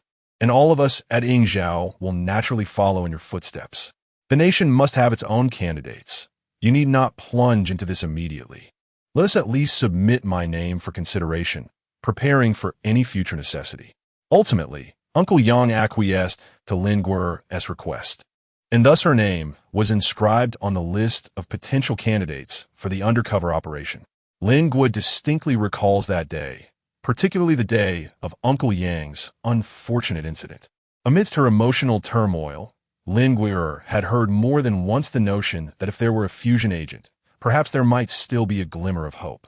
Lin Guo was exceedingly furious at the sluggish progress of the plan. She believed that Uncle Yang's demise was a direct consequence of everyone's indecisiveness. She harbored a profound disdain for the inertia stemming from such emotional turmoil. Ultimately, they were squandering precious time without taking any action. Had they acted sooner, they might have already developed the fusion agent, thereby preventing Uncle Yang's untimely death. Now, it was painfully evident that their hesitation had cost a life. Ling Guo never hesitated. She firmly believed that since understanding the Holy Blood sect was of utmost urgency, time should not be squandered. On the other end of the line, Kunpeng continued. "From now on, your codename in the Moth Project will be Green-Spotted Butterfly. We need to coordinate our approach regarding entry into the Holy Blood sect. Once we finalize the plan, we will reach out to you again. After entering the sect, we will provide no further assistance. All tasks will be yours to complete independently. Regarding communication, we will provide you with a small satellite transmitter. Please use it discreetly. I must caution you that this method of contact is not secure. Many comrades in the plan have been compromised due to communication leaks.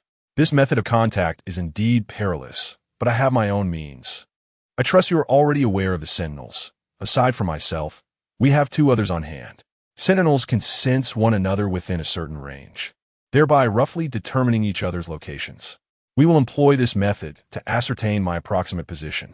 Additionally, within the Yingzhou team, there is a mutated dog. Once the general direction is established, we will use the mutated dog to pinpoint the exact location, where I will place a distinct scent marker." Upon hearing this mode of communication, Kunpeng fell silent for a considerable time, as if the person on the other end was diligently recording something. Chapter 111. Embrace. Upon hearing Ling Guo's proposed method of coordination, the operator's tone shifted to one of excitement. If feasible, this indeed presents an excellent strategy. The opposing entity is no mere small organization, as all electronic devices have previously encountered issues. If we can utilize this method, it would be the most advantageous course of action. Ling Guo paid no heed to the excitement of the person opposite him. His voice remained steady and unwavering. He continued, "I believe this task should not necessitate easy interactions between individuals, hence I would prefer not to be assigned to collaborate with others, as they would only hinder my progress." The operator on the other end suddenly felt akin to a customer service representative chastised by a client. Clearing his throat, he replied earnestly, "Collaboration is unlikely to occur. However, in exceptional circumstances, should any contact arise, the course of action remains solely at your discretion. We shall not interfere, as the completion of the task is of utmost importance once the operation commences." Lin Guo nodded slightly and continued, "Using the method I mentioned to establish contact, I am unable to reach you directly. A middleman is required. Ying Zhao and Ji Ming are both well suited for this task. However, I hope that as few people as possible are aware of my involvement in this plan, including Lone Wolf. Knowing too much can lead to emotional entanglements. The operator on the other end fell silent for a moment and replied, "If that is the case, when your undercover operation commences, you will completely sever ties with your current organization. I understand. Given your stipulations, we have no objections. Furthermore, it will be prudent for you to also train some dogs. The mutations in animals have persisted for quite some time, and they can be of great utility." With that, Lingua ended the call. Outside the door, Lone Wolf, though curious, refrained from eavesdropping. As Lingua stepped out of the door, she noticed the Lone Wolf standing a few paces away, patiently awaiting her arrival. Lingua's gaze flickered momentarily. "The satellite phone will be kept with me for the time being." The voice of Lingua lacked any significant inflection, yet the Lone Wolf discerned his satisfaction. It was evident that Lingua enjoyed his act of waiting outside the door.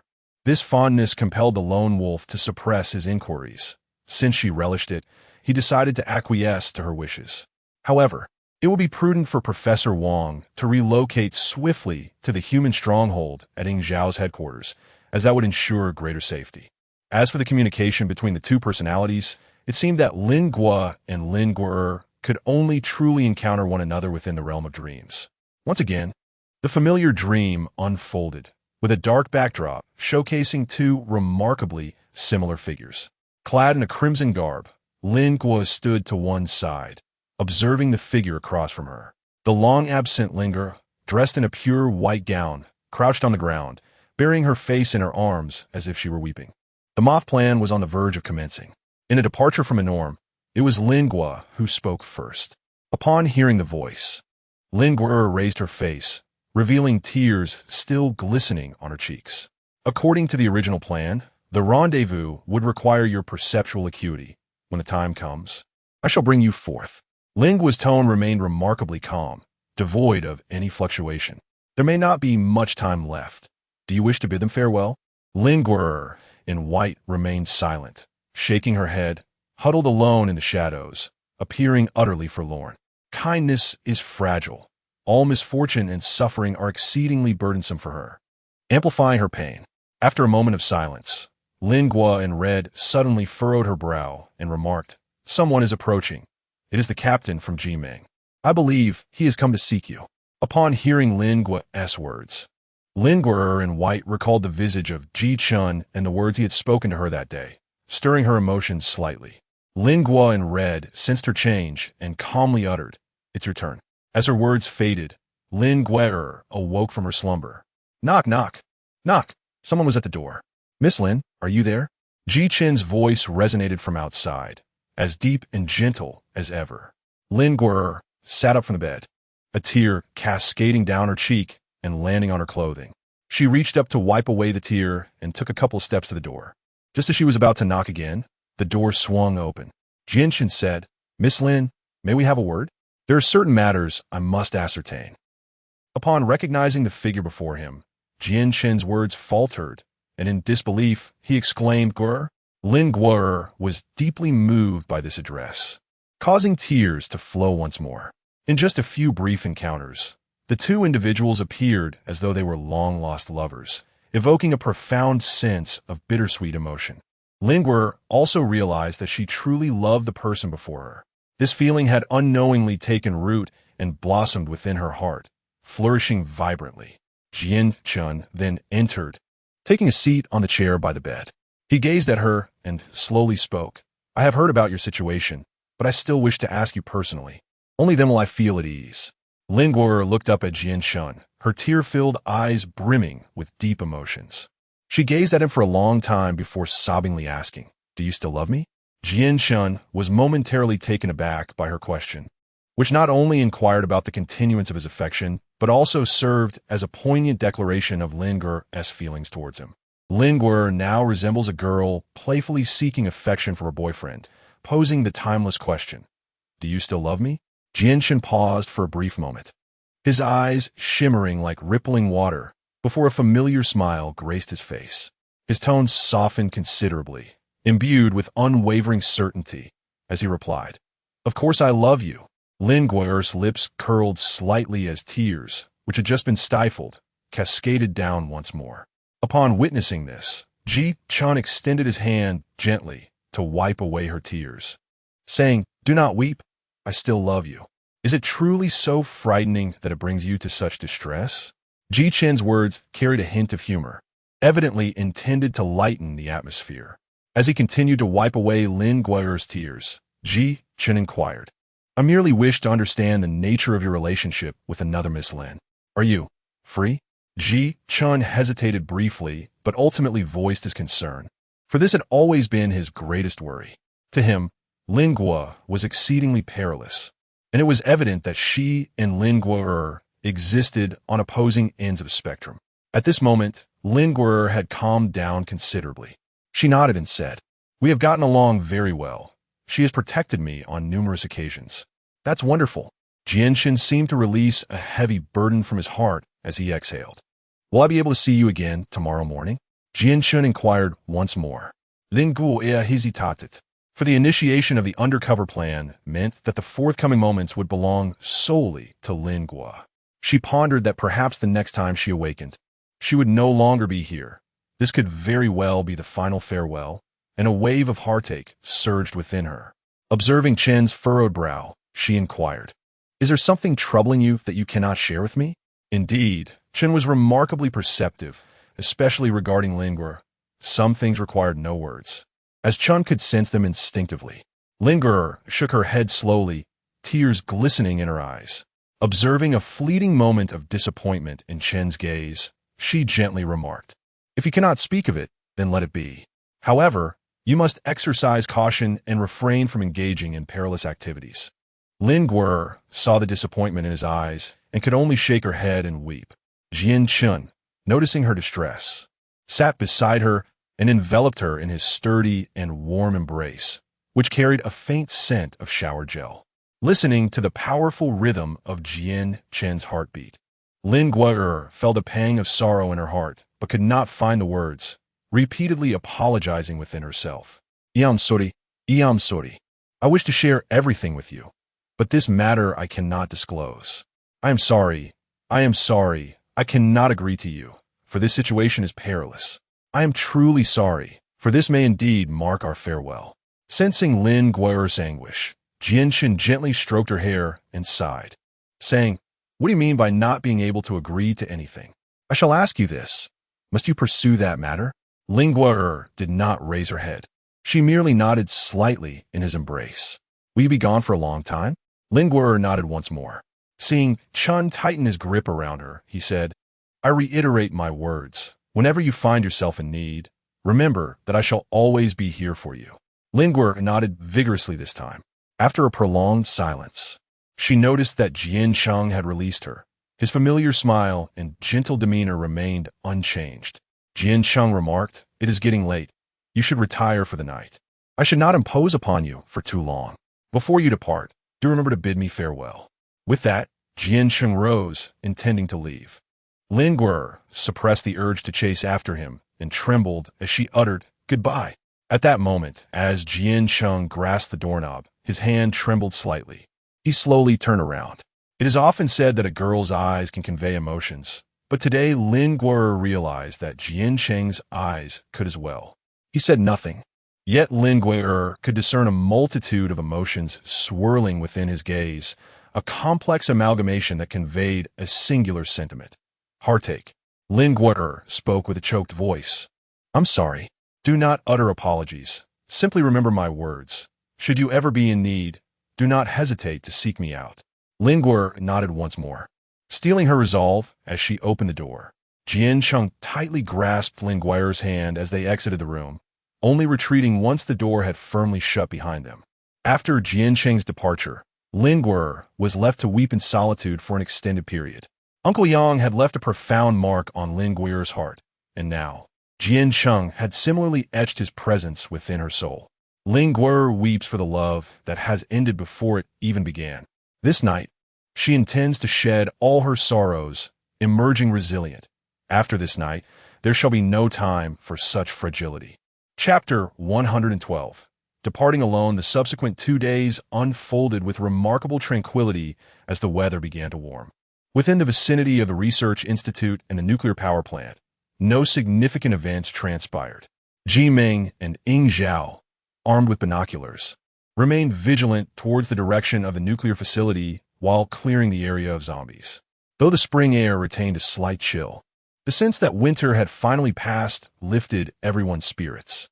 In recent days, Lingua has remained on the rooftop, relishing this vantage point from which she can gaze across the expansive grassland to the distant city. If one were to inquire about her thoughts, she would reveal that she harbors none. Perhaps it is merely a profound disdain for everything that surrounds her, a contempt for the chattering masses and the lifeless city, rendering her incapable of appreciating beauty. Regardless of whether the weather improves or the sun graces the sky, Lingua maintains a sullen visage, detesting the sensation of waiting. The idle moments spent awaiting news gnaw at her, filling her with agitation. Fortunately for her demeanor, few dare to engage her in conversation during these days. Even Jianshun, who would occasionally steal glances at her, has ceased to linger nearby. Only Wu Fei has been entrusted by Lingua to assist in refining her weapons, while others have largely refrained from interaction. The lone wolf continues to shadow Lingua, yet their exchanges are sparse, one lost in contemplation, the other observing from a distance. Each day unfolds in this manner, and remarkably, the lone wolf does not find his actions tedious. Rather, he derives a profound sense of fulfillment simply from being near her, his heart swelling with an unfamiliar warmth as he watches her. However, as time passes, the lone wolf begins to detect Lingua's unease. She appears increasingly restless and discontented. Before he can voice his concerns, Lingua turns to him, her gaze piercing as she leans against the corridor wall. "Do not follow me. Attend to your own affairs," she commands. The lone wolf, undeterred, counters with a question. "What troubles you? There are matters you need not concern yourself with. Just focus on your own responsibilities." Lingua replies, a hint of menace lacing her words, akin to a warning exchanged among wild beasts. The lone wolf, unfazed by her subtle threat, narrows his eyes and retorts, "Are you afraid I might discover something?" Afraid? Lingua was momentarily taken aback. How could this be? She indeed felt compelled to keep him in the dark, for otherwise it would undoubtedly lead to complications. However, it was not out of fear of his knowledge. Far from it. Observing the lone wolf squinting his eyes, exuding an air of confidence akin to a seasoned interrogator, his demeanor bore a hint of arrogance. This elicited a soft chuckle from Lingua, who suddenly perceived that, despite the distasteful nature of this world, there remained fragments of intrigue. She approached him directly, lifting her gaze to meet the lone wolf's face, a smile gracing her lips, her eyes shimmering with a bright light, reminiscent of a cat spotting a tantalizing toy. The lone wolf, taken aback by Lingua's expression, found her current demeanor strikingly similar to that day on the rooftop with a rocket launcher, radiating an undeniable brilliance. Lingua gazed at the dazed expression of the lone wolf and, with a gentle motion, wrapped her arm around his neck. As he leaned down, she tilted her head upward and kissed him. In Lingua's lexicon, the notion of a light kiss was non-existent. The delicate brush of lips was far from her style. Her kiss was less an act of affection and more a savoring of the moment. The inexperienced and nervous lone wolf initially allowed her to explore his lips with her tongue, until their tongues finally met, stirring a deep resonance within him. In that fleeting moment of exhilaration, he relinquished all thoughts and enveloped her petite frame in his embrace, transforming a mere taste into a profound kiss. Does kissing truly require technique? Perhaps when one is deeply enamored, such finesse becomes trivial.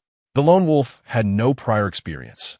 He was akin to a drowning man yearning for air, kissing her deeply, instinctively, and with fervent longing.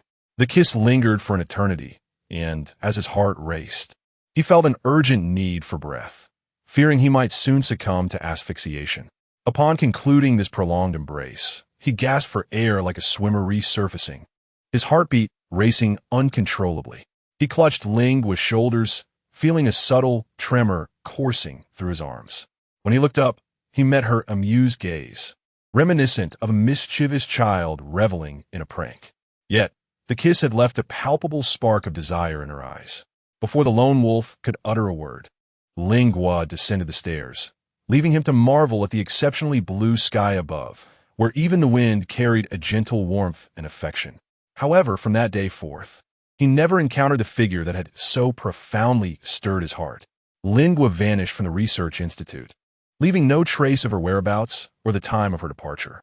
The only remnant was a satellite phone, abandoned on the table in the lone wolf's quarters. The lone wolf, along with his team, frantically searched for her, yet all their efforts yielded no sign of her presence. However, after a month of recuperation, a perilous mission awaited, and the selection of personnel could be determined by the captain himself. This mission involved acting as the liaison for our undercover agent infiltrated within the Holy Blood sect. Initially, they were to utilize their perception to ascertain a general location, followed by employing the skills of DeHay to pinpoint the exact site and uncover the clues left by our operatives. In his communication, Kuanpeng did not elaborate on the mutual sensing between the perceivers.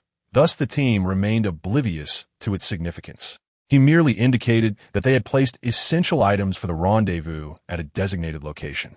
Given that the mission necessitated trailing the Holy Blood sect as it moved about, the lone wolf was the first to volunteer, driven by an unwavering resolve to find Lingua, regardless of her destination or intentions. Her pursuit was clearly suited to his skills in tracking individuals. On the night following Kuanping's call, Lingua slipped away from the research institute under the cover of darkness. Preferring to avoid unnecessary entanglements, she took only her weapon and a few essential items, leaving behind the majority of her personal belongings, including the handgun gifted to her by the lone wolf.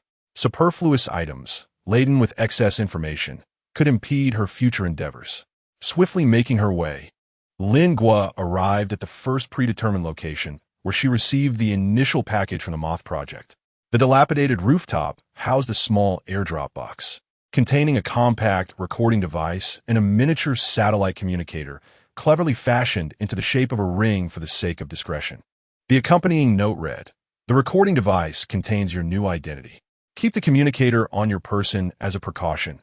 It will remain undetectable unless activated. Upon activation, it also possesses a locating feature to be used when necessary. Please destroy this letter after reading."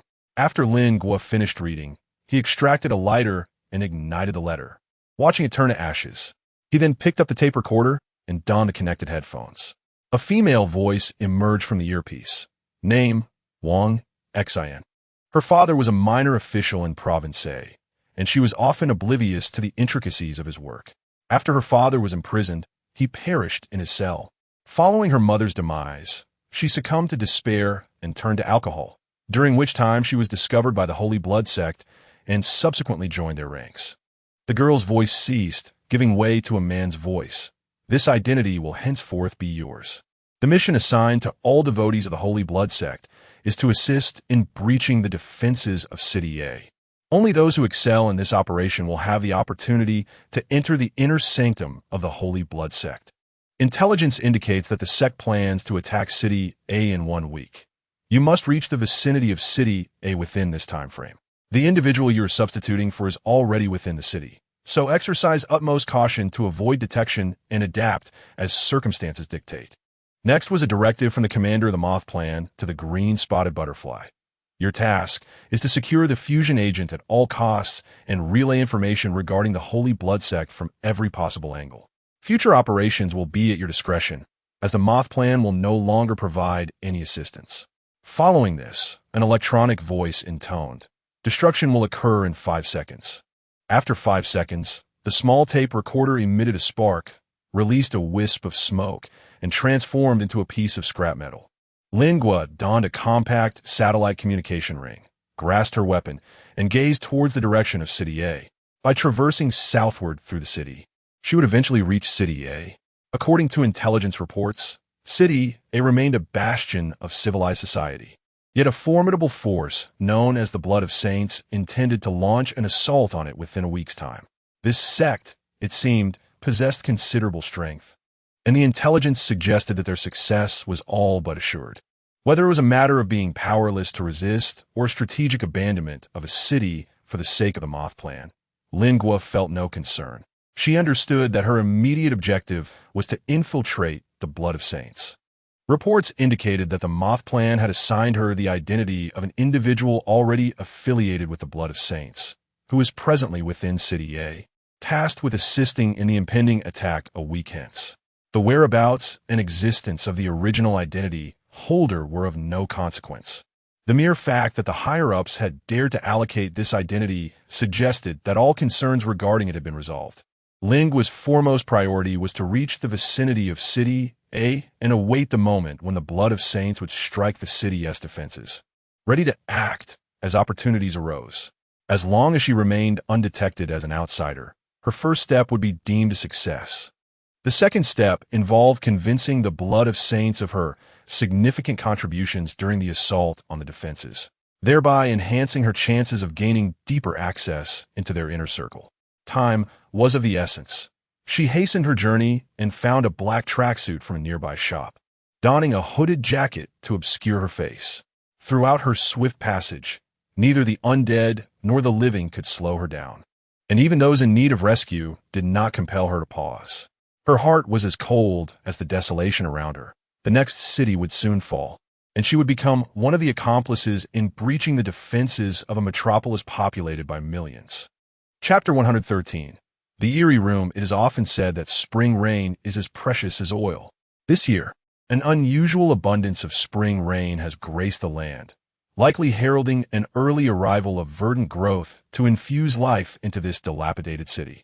This metropolis had succumbed to a viral outbreak prior to the onset of winter, a contagion that triggered the transformation of its inhabitants into the undead, swiftly dismantling the order of civilized society, followed by power outages and water shortages.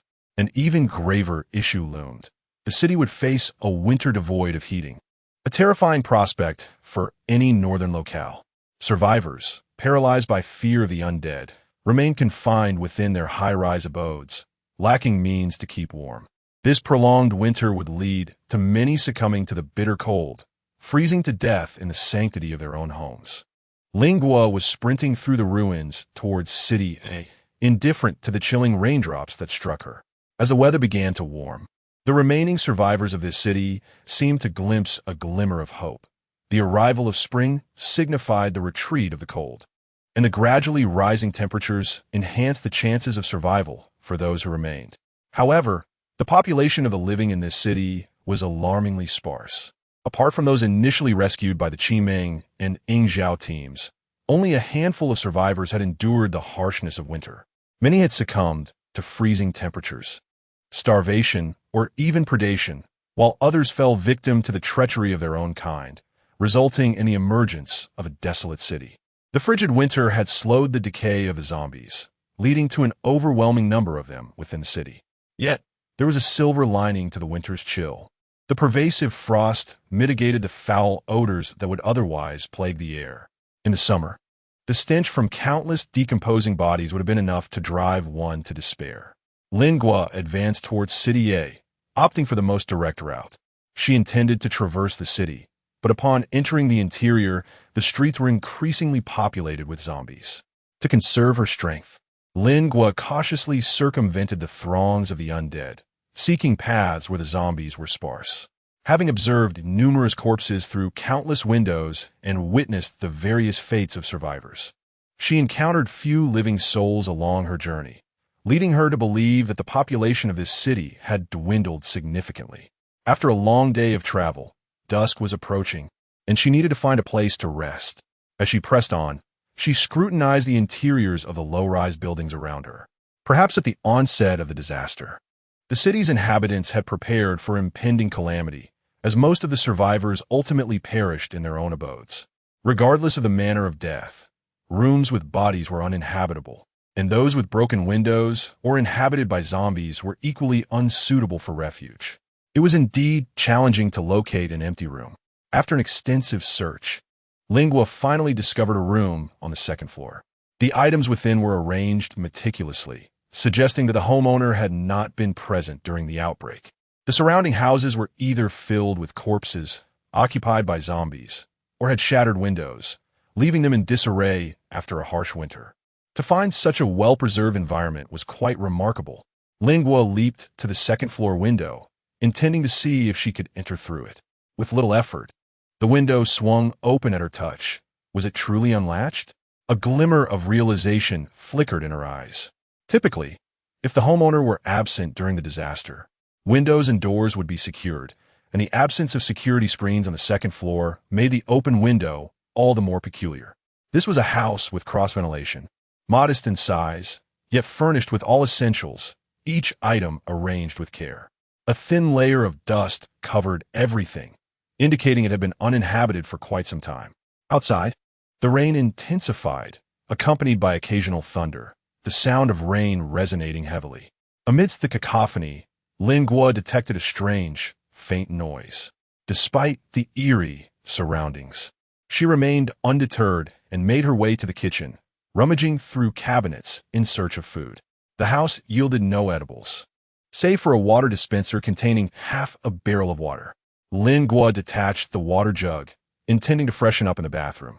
Though she felt parched, she hesitated to drink from the jug, not merely due to the water's prolonged stagnation, but also because of the unsettling aura the room exuded. Beyond this room, the streets outside, the building across, and even the windows of her neighbors were filled with death. The city was a realm of the deceased, where the undead roamed alongside the lifeless, where mutated creatures thrived under the thunderous night sky. This was a city reclaimed by death.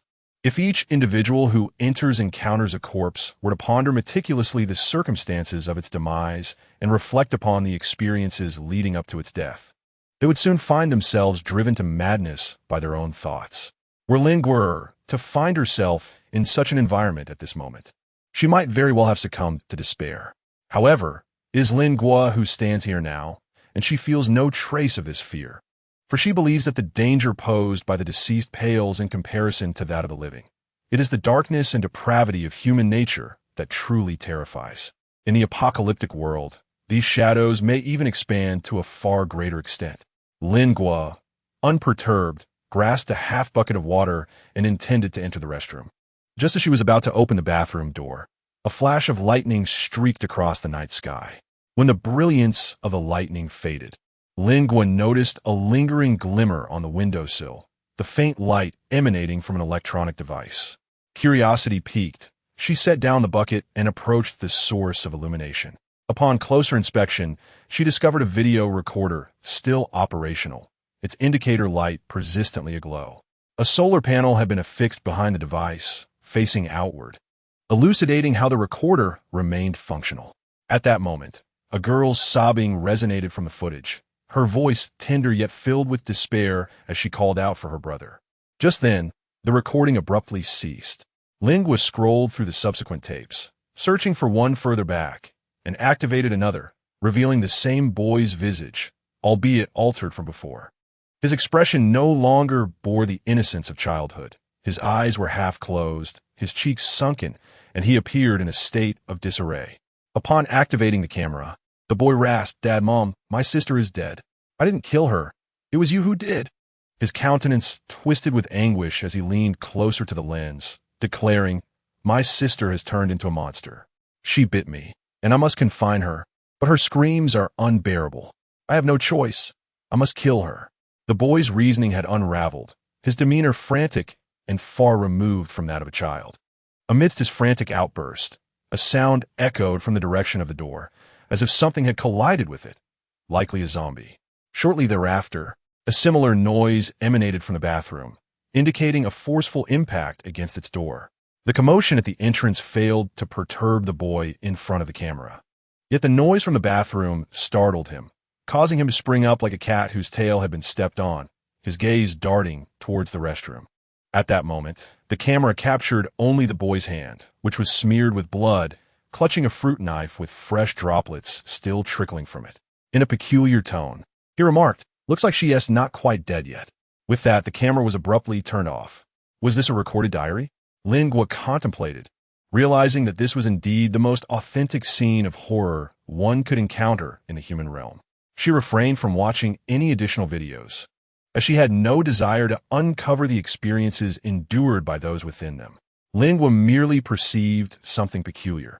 As long as he was not swayed by the terrifying atmosphere of the video, he could discern numerous oddities. The footage captured a portion of the room, and it was evident that the room was not in order at that time. 2 children could hardly be expected to tidy it up. So why was the room now immaculate and orderly? Well, he glanced through the window to observe the interior. It even led Lingua to speculate that the owner might not have been home at that time. Could it be that someone had visited later? Who would take the time to organize this house in a post-apocalyptic world? Furthermore, judging from the video, it appeared that the 2 children had resided in this house for an extended period. But where was their food? Lingua had just inspected the kitchen and found not a single morsel, not even a wrapper. The kitchen bore no trace of grease, clearly indicating it had not been utilized. Lingua was absolutely skeptical that a child could survive in a room for such an extended period without consuming anything, and she certainly did not entertain any fanciful notions of phantoms. Therefore, once all possibilities were eliminated, the 2 remaining doubts could only suggest that someone had indeed entered the room, not only taking away the remaining food, but also tidying up the space. While this explanation seemed highly implausible, it emerged as the most reasonable one under the circumstances. Chapter 114. The unsealed bathroom on a pitch-black, rainy night. A flash of lightning streaked across the sky. The sudden illumination not only revealed the undead roaming the streets outside, but also unveiled a figure lurking behind the curtains. In the flickering light, Lingua discerned the boy who had appeared in the video, now positioned behind the curtains to the left of the camera. The boy stood motionless, facing the camera as if he were intently staring at the viewer of the footage. In the dim glow, it became evident that his face was even more gaunt than in the video, resembling a mere skeleton, and under the lightning's glare, his eye sockets appeared as 2 ominous black voids, both eerie and terrifying. Although the apocalypse had persisted for quite some time, it was likely that most individuals who experienced such a sight would feel a peculiar dread. After all, ghosts and zombies are fundamentally different. Zombies lean toward monstrosity, and many can muster the courage to fight back against them. In contrast, the concept of ghosts, heavily influenced by various cinematic portrayals, tend to evoke a sense of helplessness. However, Lingua was not one to succumb to fear. Upon seeing the boy behind the curtains, her immediate instinct was that this house held secrets. It was evident that tampering had occurred. Lacking any feelings of terror, she remained clear-headed and discerned that the boy was neither human nor a zombie, but merely a corpse. Anyone who approached the camera would inevitably meet the gaze of the boy's lifeless eyes, indicating a deliberate placement of the body in that spot, suggesting a motive beyond mere fright. After enduring the apocalypse for so long, the pervasive anxiety induced by the presence of zombies had left many survivors' nerves taut. Such a fright could easily lead numerous individuals to the brink of psychological collapse, while others would likely find their sanity compromised by fear. Nevertheless, these were merely Lingua's conjectures. Despite her deductions, she could not foresee the events that would unfold next and could only adapt as the situation developed. Lingua grasped the long knife and first approached the restroom door. Judging by the footage captured by the camera, it was highly probable that the sister, who had remained unseen, was inside the bathroom. A few days after the catastrophe unfolded, this sister had likely succumbed to the transformation into a corpse. Given that the boy's body had already manifested, it was quite conceivable that the next emergence would be the sister, now morphed into a zombie. Lingua cautiously grasped the bathroom doorknob, gently turning it.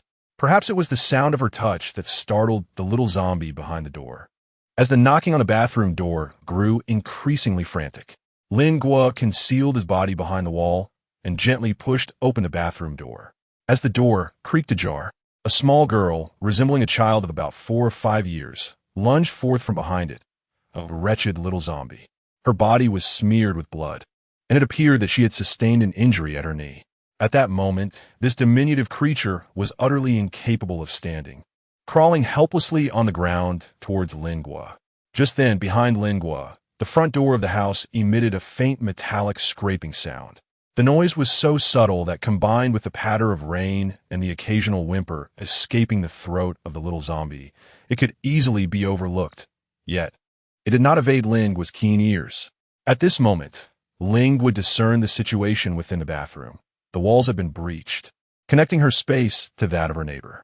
In the darkness, the room beyond the damaged wall appeared shrouded in shadows, yet amidst the flashes of lightning, she could vaguely make out a figure brandishing a firearm, poised to creep over from the opposite side.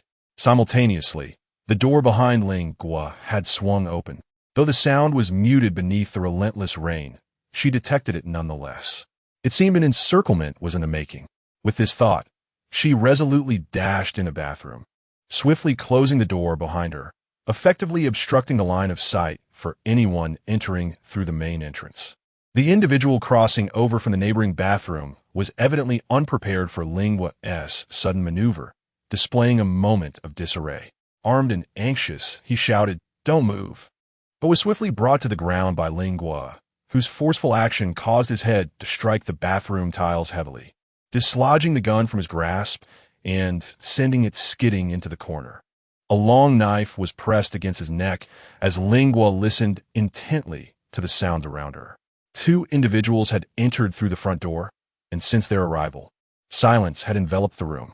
It appeared that others were closing in on the fallen man, likely drawn by his loud exclamation. "Please don't kill me. I'm being forced into this. I have an elderly mother at home and a child waiting to be fed. Please spare me." The man, pinned down by Ling Guo's knife, pleaded with a quavering voice. As she leaned closer to listen, a tremendous flash of lightning illuminated the night sky. The brilliant light filtered through the bathroom's glass door, allowing Ling Guo to clearly see the face of the man beneath her. In turn, he recognized her as well.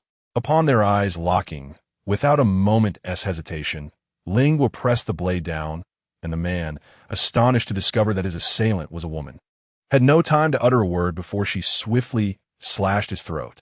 Crimson blood stained the bathroom floor, and, after swiftly dispatching him, Ling Guo instinctively took cover to the side as a bullet whizzed past her. The shooter's aim faltered, the bullet ricocheting off the wall. Meanwhile, the individuals who had entered through the door remained silent, likely deterred by the realization that Ling Guo had just taken a life and acquired a firearm, rendering them hesitant to approach. Indeed, after firing another shot, the assailants ceased their movements, perhaps intimidated by the prospect of Ling Guo wielding a gun or obstructed by the darkness. Only Ling Guo remained, pressed against the wall by the breach, straining to hear the sounds around her. Beyond the hole, in addition to the breaths of those nearby, she discerned faint noises, suggesting that more individuals lingered in other rooms. With this thought, she adjusted her hood. Her identity must remain concealed throughout her mission, for she was to undertake a covert espionage task. If her appearance were to be revealed, it would pose a significant threat to her safety. Ling Guo never hesitated in such matters. Unnecessary troubles were entirely unwelcome. She resolutely refused to allow a moment of weakness to invite potential dangers, for any ensuing problems would lead to even greater losses. Thus, when her gaze met that of the man, she acted without hesitation, regardless of the justifications he might possess.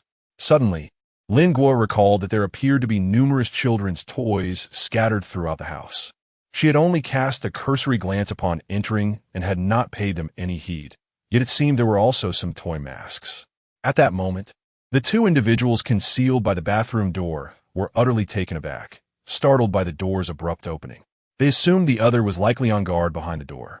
Aware that there was only one person opposite them, they had never anticipated such fierce resistance from Ling Guo.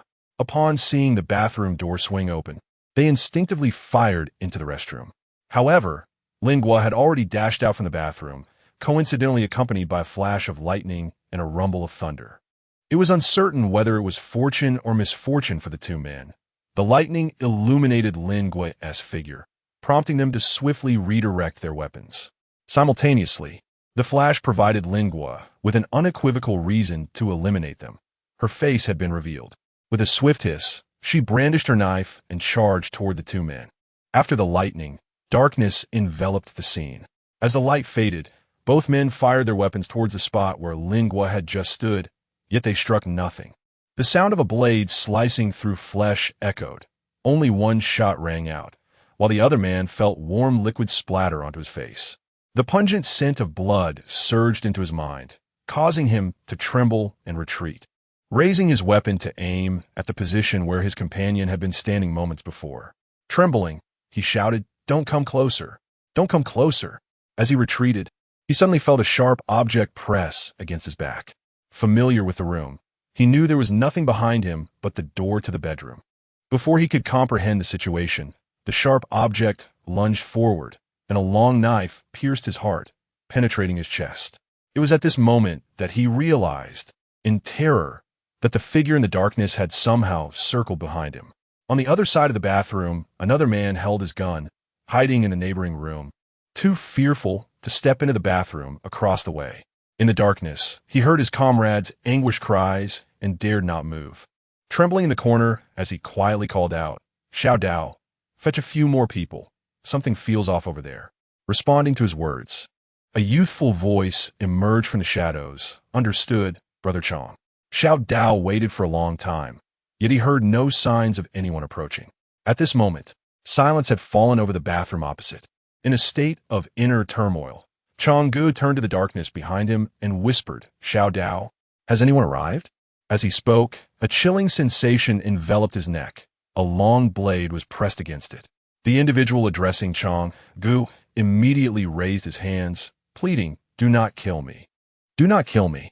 To demonstrate his sincerity, he tossed his handgun into the corner, revealing himself to be a rather slippery character.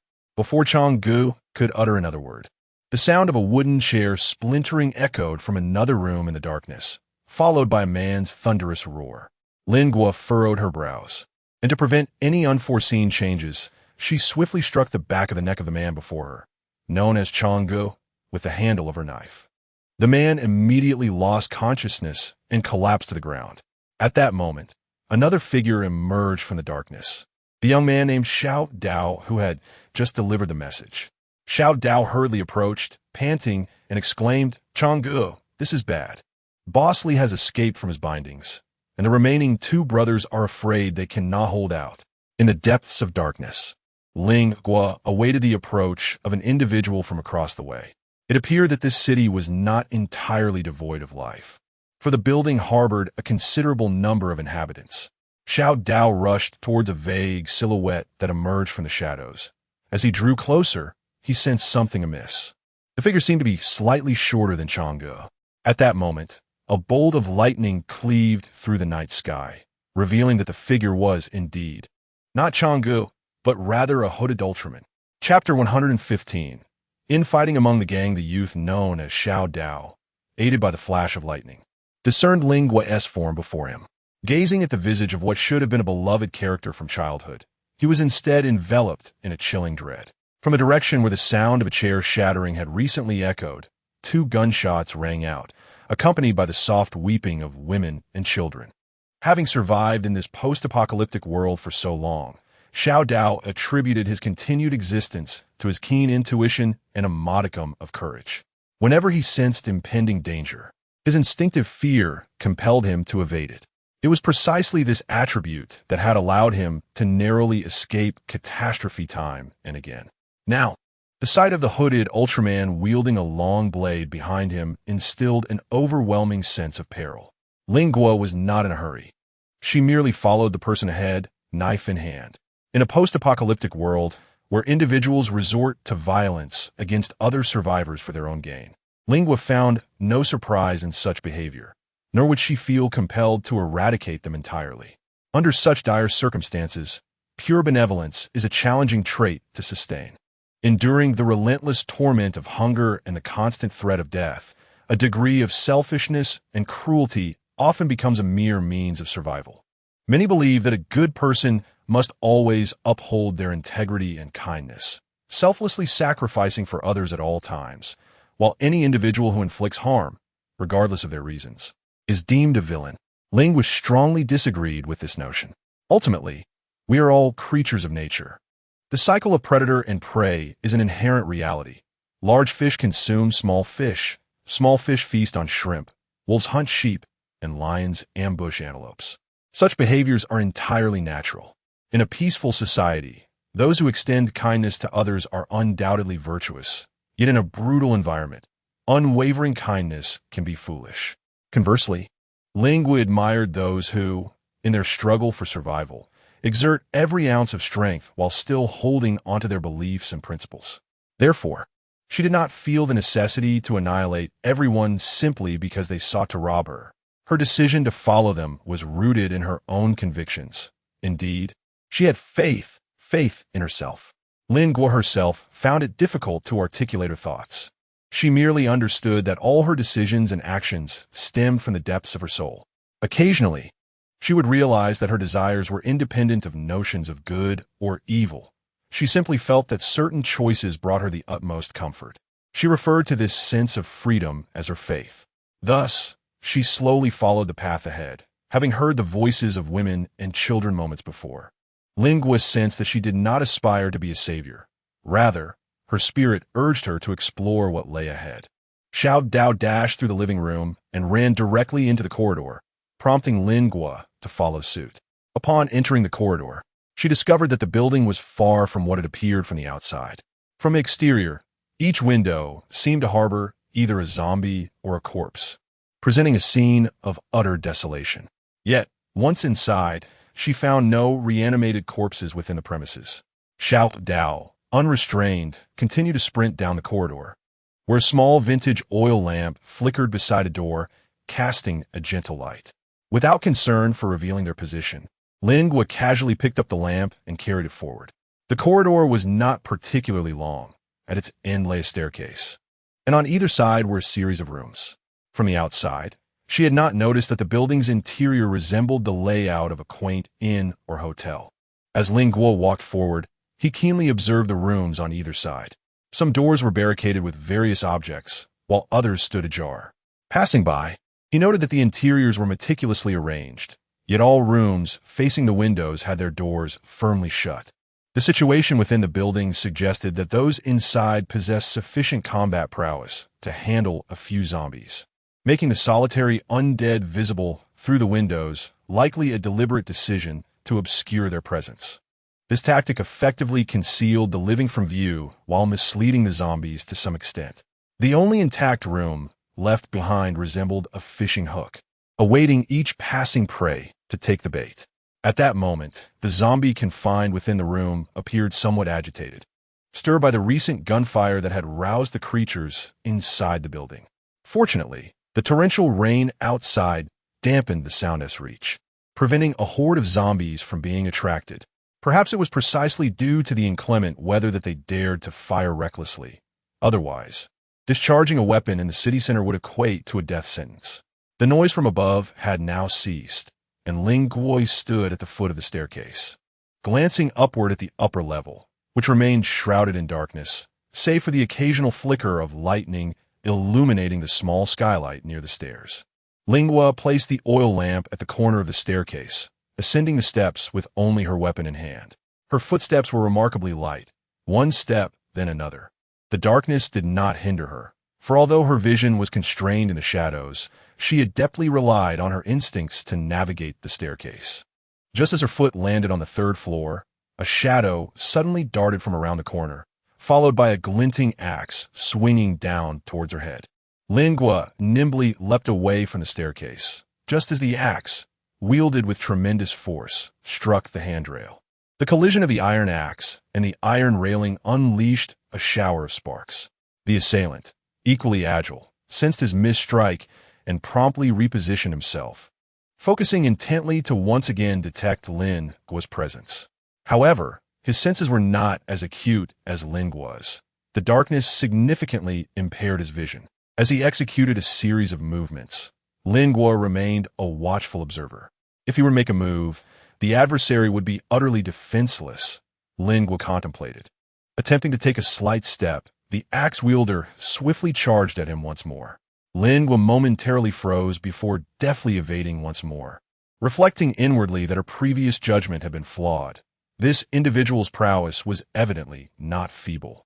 The instant she moved, he perceptively detected her presence, and coupled with his formidable strength and agile movements, it was clear that his capabilities were far from trivial.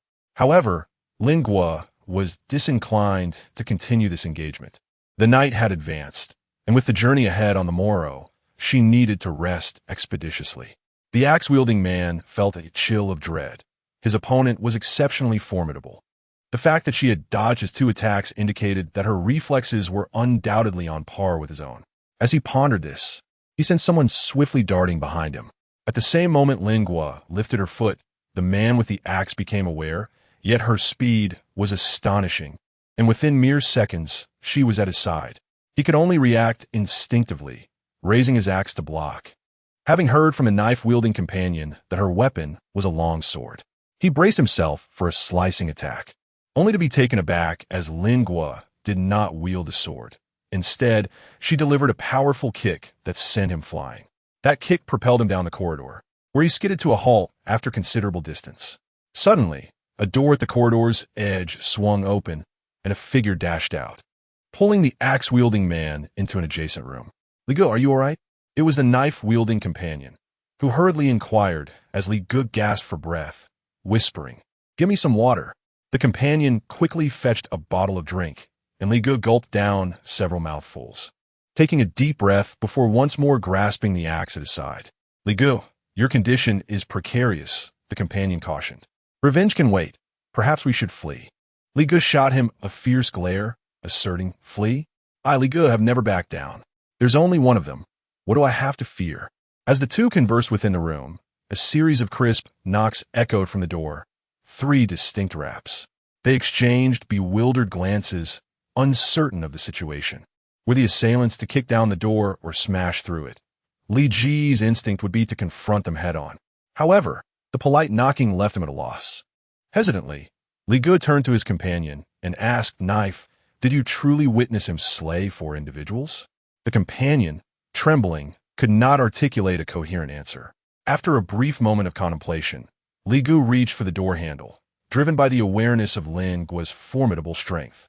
Faced with 2 dire options, he reasoned that if the intent was not to annihilate them, perhaps a favorable impression could be forged. In an era where strength dictated discourse, had Lingua been captured initially, her words would have held sway. Yet now, it was abundantly clear that her might was superior, thus prompting any rational individual to avoid unnecessary conflict. Upon opening the door, Li Gu and his companion beheld a woman clad in an Ultraman mask, wielding a long sword. Standing poised at the threshold, Li Gu gazed at the person before him in disbelief, momentarily rendered speechless. Lingua was taken aback by the sight of the individual across from him, who was wielding an axe. The person's condition appeared quite dire, with multiple wounds adorning his body and remnants of discolored blood staining his clothing. It was evident that Lingua had not inflicted these injuries. He had clearly sustained them earlier. Judging by his mental state, this individual had not rested well in quite some time. Remarkably, he had managed to engage in combat for so long, displaying considerable strength of will, which Lingua silently acknowledged. Noticing the silence between the two, Xiao Dao boldly interjected, explaining that it was not Li Gu who had attempted to rob Lingua, as Li Gu had been held captive by them. Illuminated by the flickering oil lamp, Lingua observed the scene within the room. A blood-stained wooden chair lay beneath the chandelier, and a rope soaked in blood hung from above. 2 armed men lay sprawled on the floor, and piecing together Xiao Dao's words, it became apparent that a factional conflict had erupted. With Lingua's masked expression obscuring his emotions, Xiao Dao continued to chatter away, elaborating on how Li Gu had once been the leader, and how the second-in-command had incited the brothers to revolt, leading to Li Ji's imprisonment. He insisted that all the wrongdoing was committed by those individuals, and that Li Gu was in no way involved, prattling on endlessly. Lingua, indifferent to the entanglements within their small group, coolly stated, "I will find a place to stay for the night and leave tomorrow." Chapter 116. The Mice in the Cave Originally. Lingua felt no need to engage further with them. Their moral standing was inconsequential to her. The only reason she chose to remain was her desire to ascertain the whereabouts of others. She distinctly sensed that there were still women and children present. Having endured the incessant chatter of the small knife for too long, Li Gu, who was struggling to maintain his composure, turned to the small knife and said, "Take her to Aunt Wu and ask her to assist with the arrangements."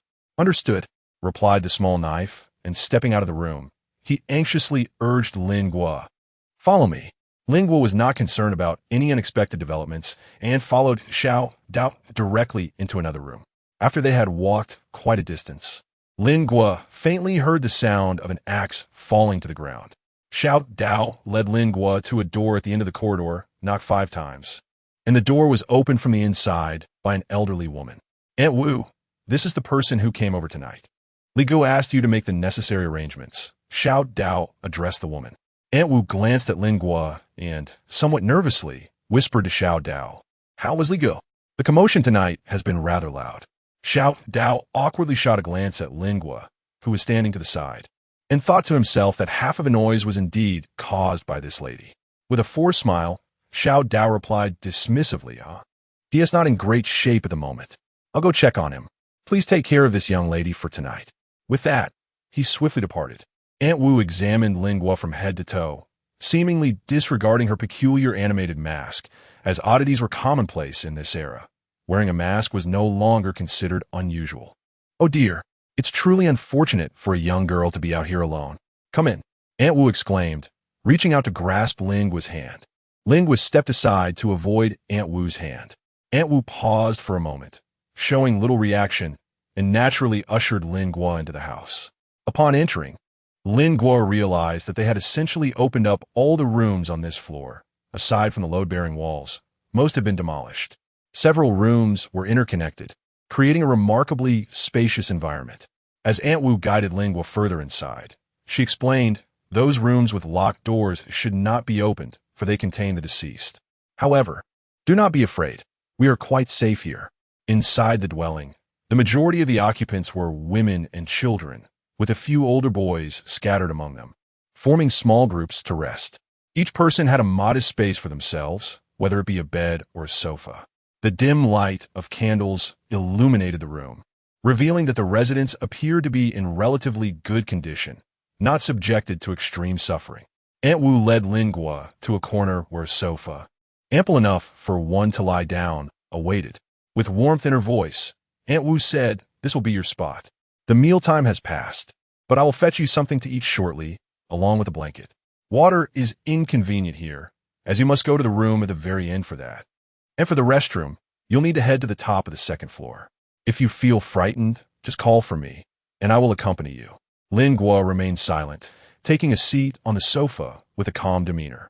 At that moment, the woman residing in the adjacent bed, cradling her peacefully slumbering child, softly inquired, "Aunt Wu, what has transpired? Why such a commotion?" "Really? That's splendid," the mother responded with a weary smile. Aunt Wu appeared equally eager to ascertain the situation. After advising Lingua to rest, she hurriedly departed. The mother across the way glanced at Lingua's masked visage, feeling a sense of unease, and hesitated to engage her in conversation. Lingua observed that approximately 10 individuals inhabited this expansive space, predominantly women. Clearly, men and women were segregated in their living arrangements, which was a commendable feat in the apocalyptic world. The fact that these individuals had managed to survive in such a perilous urban environment suggests that those possessing strength must have been providing them with protection. However, the condition of the people within this dwelling indicates that alongside this protection, exploitation was undoubtedly present. The appearance of the mother in the opposite bed implies that the hierarchy of power was likely similar across the board. It is merely that this particular individual, known as Li Gu, may have been slightly better than the others, albeit only marginally so. Lingua lay down alone, resolving to observe further. Indeed, the impression that Li Gu left was far from benevolent. Before long, Aunt Wu brought Lingua a blanket, a packet of biscuits, and a bottle of water, then hurriedly departed. Lingua did not touch the food. She merely wrapped herself in a blanket. In the late hours of the night, she faintly heard the sound of a woman weeping from another room, a sound so subtle that the others in the house seemed oblivious to it. She quietly rose from her bed, treading lightly as she navigated through the crowd and exited the room. Guided by the sound, Lingua made her way towards a solitary small room in the distance. Before she could approach, a figure darted past her from the opposite direction. Swiftly reaching the door of that room, Li Gu stood at the entrance for a moment, observing, before he forcefully kicked the door open and entered. Upon witnessing this scene, Lingua quickened her pace. Just as she neared the door, A loud thud echoed from within, and a disheveled man was ejected from the room. Shortly thereafter, Li Gu emerged, his face flushed with rage as he exclaimed, "We can't accommodate so many here. If you dare to stir up trouble, I swear I'll castrate you. Get out." With a furious roar, the man scrambled away in a hasty retreat.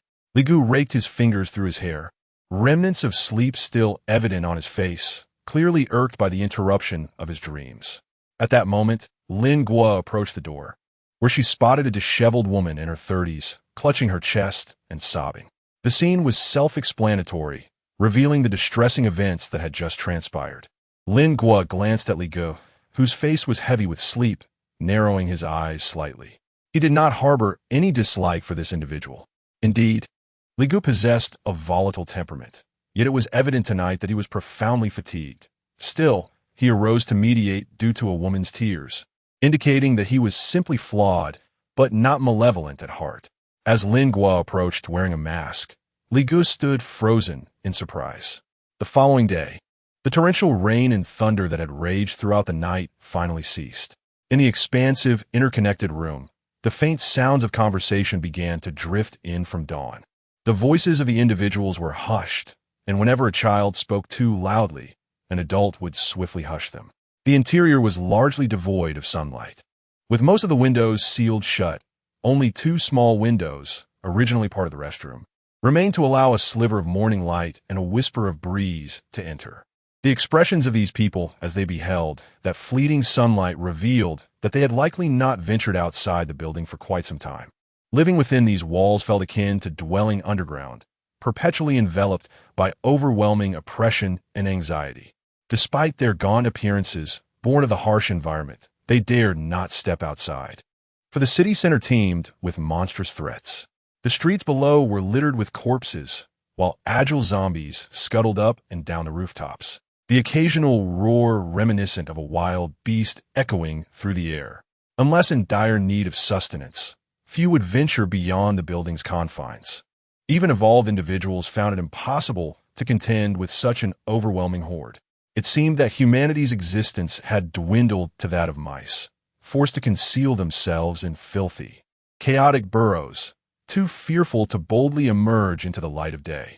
Lin Guo bestowed upon the mother and child residing in the bed opposite her the food she had not consumed the previous night. Having taken sufficient provisions to sustain her for an entire week, she was not inclined to partake in offerings from others. While the rest queued to receive their rations from a designated room, Lin Guo, clutching her backpack, made her solitary way towards the staircase. Passing by the room where, the previous night, a chandelier had dangled with bloodied ropes, she noticed that two men, battered and smeared with blood, were once again ensnared by the very ropes. These men were likely those who had been subdued by the one known as Brotherly. Brotherly had since risen, his wounds tended to and his attire replaced with clean garments. At that moment, he stood at the staircase's corner, a cigarette dangling from his lips. Noticing Lin Guo's gaze directed towards the room, Brotherly exhaled a plume of smoke and, with a hint of audacious mirth, remarked, "Those two lads were once traitors in my ranks. The rest have mostly met their demise at your hands yesterday." Lin Guo had already acknowledged the presence of Li Gu, for it was individuals like him that ensured the survival of so many in this apocalyptic world.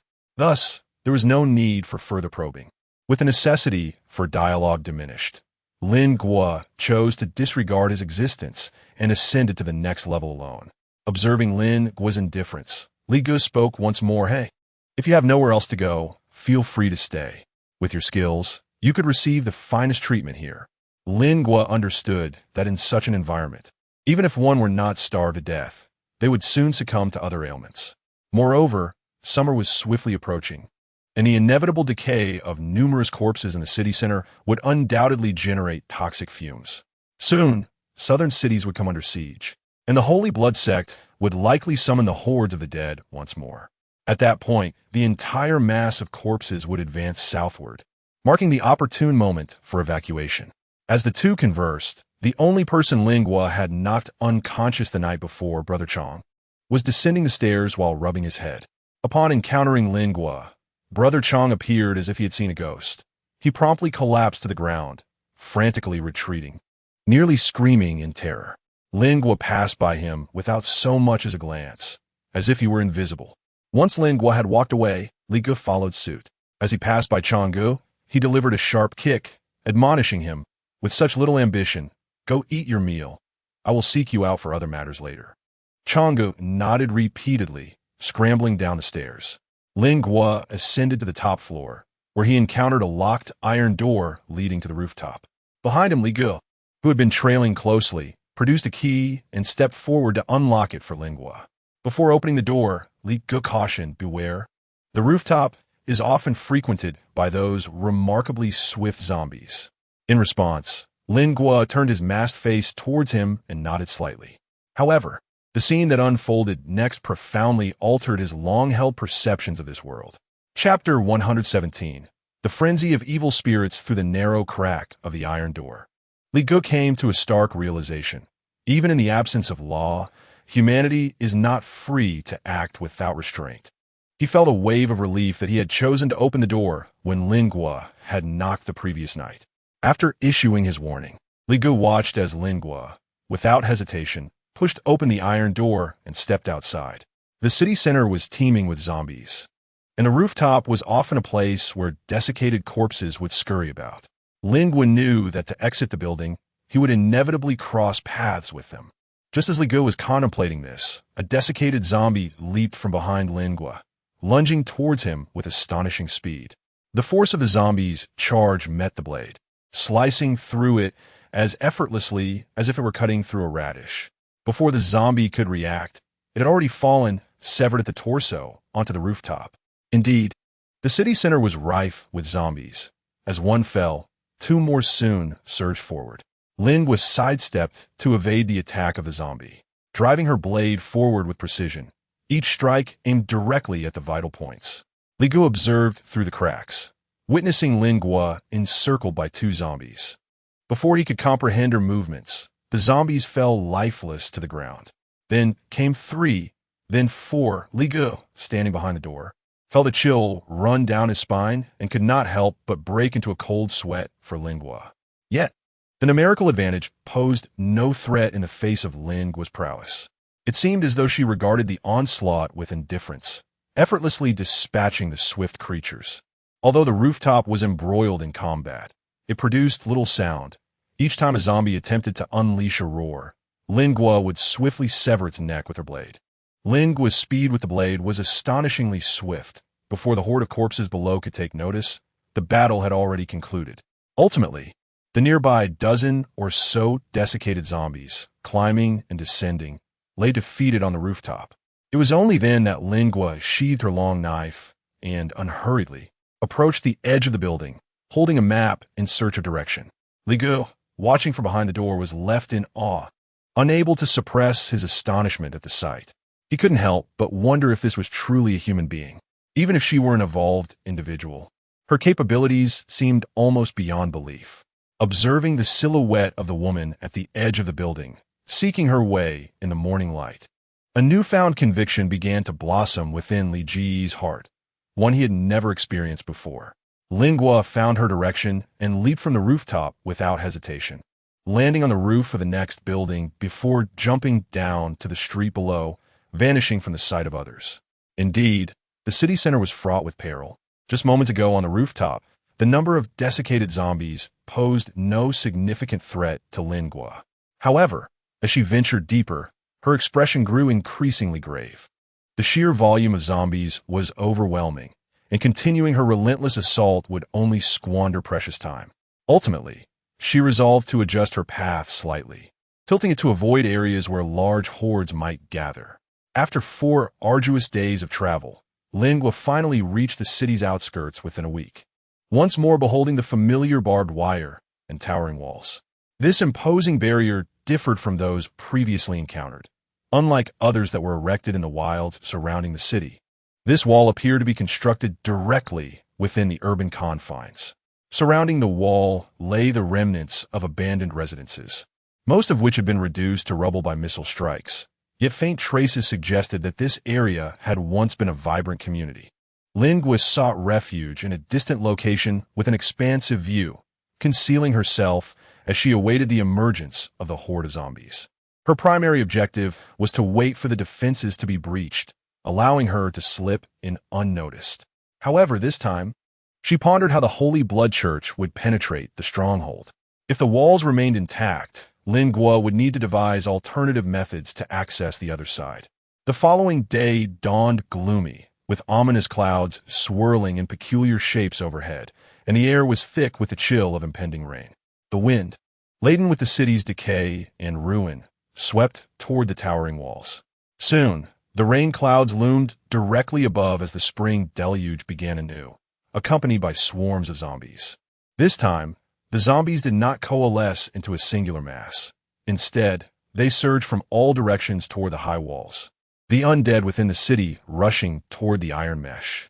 The horde dispersed, rendering missile strikes ineffective, and even as they breached the barbed wire, no missiles descended. It was only when they drew near that Lin Guo heard the staccato of machine gun fire from atop the walls. As the gunfire erupted, the leading zombies fell in unison. Yet, more zombies continued to emerge from the city, joining the assault. For every batch that fell, another surged forth. As she drew closer, Lin Guo discerned that machine guns were not merely positioned atop the walls. There were also shooting apertures along the wall itself, albeit sparse and widely spaced. Occasionally, grenades were hurled from the wall's openings, detonating amidst the throngs of zombies gathered below. Lin Guo squinted slightly, contemplating the possibility of using the hole in the wall for leverage should he need to climb over it. The horde of zombies converging from all directions seemed endless. Yet the high walls and the relentless gunfire provided a formidable defense. However, it wasn't long before the overwhelming wave of zombies made their appearance. A massive swarm surged forth from the city center, a sea of heads bobbing and the desiccated corpses leaping in a grotesque dance that sent chills down one's spine. As the tide of the undead breached the barbed wire, the sound of missiles finally erupted, the shock waves from the explosions causing the surrounding buildings to tremble as if in sympathy. After an entire winter, the city was still littered with the decaying remnants of zombies.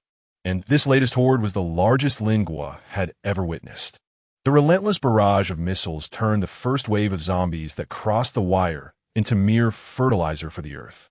Yet, the missile strikes were intermittent. And during the brief lulls in the explosions, those zombies, fueled by desperation, rushed swiftly towards the base of the city walls. The effort to repel the undead was becoming increasingly strenuous, and amidst the chaos of battle, the thunderous roar of an aircraft taking flight pierced the air. Lin Guo observed as a passenger plane ascended from the nearby airport, soaring directly towards the high walls.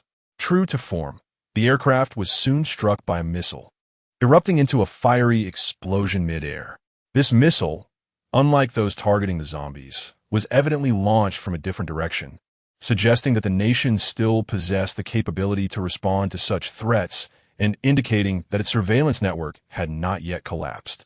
The missile that obliterated the plane clearly originated from another city, hinting at a semblance of cooperation among the surviving urban centers. However, such assistance proved insufficient. Shortly after the plane's destruction, 2 artillery shells were launched from the ruins, heading straight for the walls. Lin Guo was astounded. Even the Holy Blood sect had acquired such weaponry. Moments after the missiles were fired, the defending city responded in kind, unleashing its own missiles in a cacophony of thunderous explosions. The peril posed by the encroaching zombies was becoming alarmingly evident, as they climbed atop one another in a desperate effort to scale the walls, rendering the machine guns increasingly ineffective. To Lin Guo's shock, 2 more planes ascended from the desolate city, but this time, their fuselages were crawling with zombies. It was a mystery how they clung to the aircraft without being swept away by the force of takeoff. As the planes gained altitude, 2 more missiles streaked towards them with deadly precision, leaving the aircraft with no avenue for escape. Lin Guo watched as the zombies on the planes began to leap from the rooftops, some equipped with parachutes, and others clad in gliding suits, plummeting downwards. Even Lin Guo was rendered speechless by this scene, as if the Holy Blood sect had not taken this assault seriously at all. They fought with an air of jest, as though it were merely a game. From such a height, even a zombie would be reduced to a pulp upon impact. Even with parachutes, they were likely to be shot down by machine gunners. Yet, they seemed utterly unconcerned. A A cacophony of wails erupted from the zombies and half-dead, their mouths agape as they plummeted from the skies, resembling a grotesque carnival of demons. Below, the zombies were nearly scaling the towering walls, while the sounds of explosions from planes echoed above, accompanied by countless zombies descending through the inky curtain of rain, transforming this corner of the world into a hellish panorama. A veritable rain of zombies fell from the heavens, while many gun barrels on the city walls were raised, attempting to shoot down the parachute-clad zombies and half-dead beings. This, however, resulted in a diminished firepower aimed at suppressing the horde. As more zombies ascended the high walls, the gunfire atop gradually waned. The defensive line had crumbled.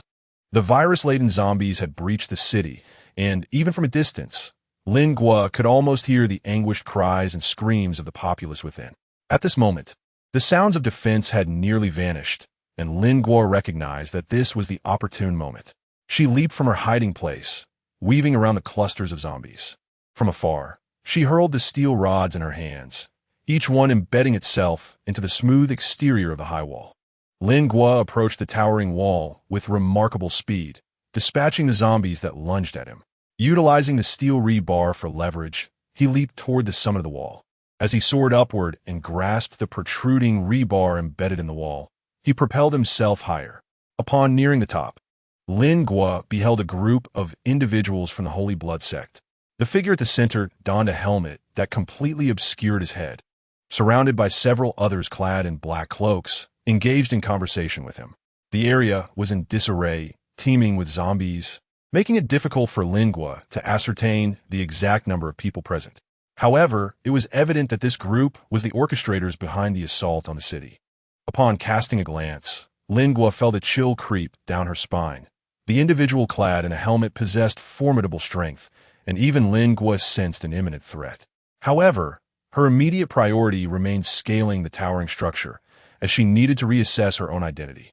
Henceforth, she would assume the role of faithful adherent Wang Exine, poised to enter the long-anticipated Sacred Blood sect. Just as Lingua was about to reach the pinnacle of the high wall, a figure donned in tactical police attire suddenly emerged from the top. The individual was wielding a rifle, seemingly intent on thwarting the encroaching zombies from ascending the wall. Upon catching sight of Lingua's face, he paused momentarily, perhaps taken aback by the unexpected presence of a human in such a precarious situation. Chapter 118. The city defender Lingua was momentarily taken aback upon seeing the individual clad in tactical police attire, as the appearance inevitably reminded her of a lone wolf. The original lone wolf had donned a similar guise, fully equipped in police gear, concealing his entire face and emanating an aura of menacing lethality. However, Lingua's moment of distraction was fleeting. This was a pivotal moment, and she could not afford any mistakes at such a critical juncture. Lingua grasped the long knife firmly in his hand. With a powerful push against the last steel bar beneath his feet, he leaped onto the towering wall. The special police officer atop the wall, armed and vigilant, immediately aimed his weapon at Lingua, sensing the murderous intent emanating from him as he ascended. Lingua did not afford him the slightest opportunity to draw his weapon. Upon scaling the high wall, she swiftly maneuvered behind him, her blade gliding across his throat. Vivid crimson blood gushed forth from the wound, and for reasons unknown, Lingua suddenly felt a sharp pang in her eyes at the sight of such a scarlet hue. In that fleeting moment, as blood erupted, the visage of the lone wolf flashed once more in her mind, as if the man before her were he. As he collapsed with a resounding thud into the rain-soaked ground, Lingua felt an unsettling jolt in her heart. A wave of irritation began to swell within her. She was seized by an impulse to charge forward, blade in hand, and eradicate every member of the Holy Blood sect, sparing herself the convoluted path that would only lead her to endure this torment again and again.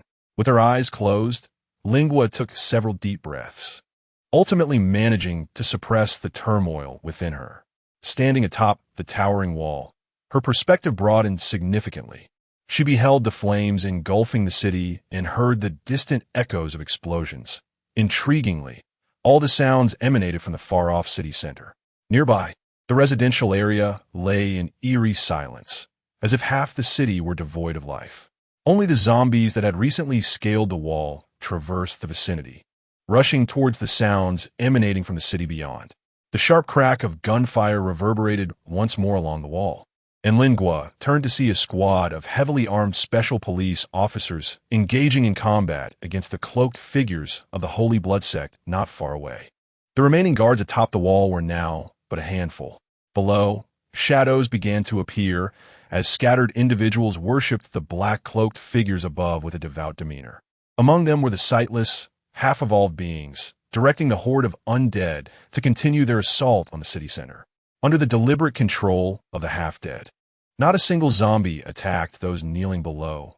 Consequently, the posture of the worshippers grew even lower. It was evident that these individuals aspired to join the Holy Blood sect. Yet even if they were to successfully integrate, direct entry into the inner sanctum remained an impossibility. Lingua furrowed her brow. She could not rely on such a method. It was imperative that the leader recognized her uniqueness. Although this approach bore some risks, it was indeed the most expedient means to achieve her objective. If she were to commence from the bottom, it could take years before she had any encounter with the fusion agent, and by then, it was likely that most would have perished, rendering her efforts futile. Lingua swung the long knife in her hand. She could charge directly forward and eliminate all the special police officers who were resolutely resisting, but such a conspicuous action would undoubtedly arouse suspicion. As she hesitated, she suddenly noticed someone climbing up the inner high wall. Upon closer inspection, she discovered that there were climbing holds affixed to the wall's surface. These holds were exceedingly discreet, making them difficult to spot unless one looked closely, and they were exclusively located on the inner side, likely intended for the guards to scale the wall. At that moment, a few individuals were ascending the holds, sprinting a few paces before crouching atop the high wall, seemingly eager to greet their deity. Yet, the figures cloaked in black paid them no heed.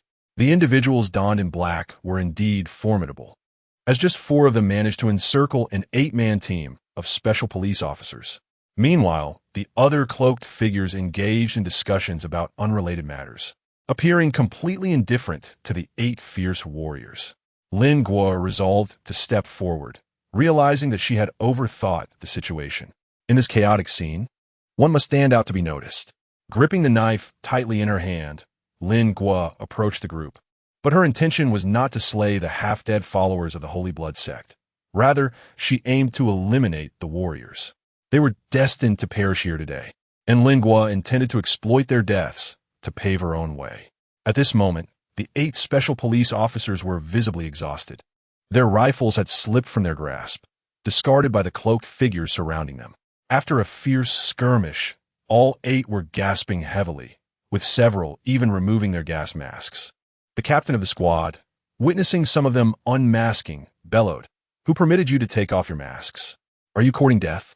A brash man from the team tossed aside his helmet, grinning as he replied, "Captain, given the circumstances, who among us isn't afraid of death?"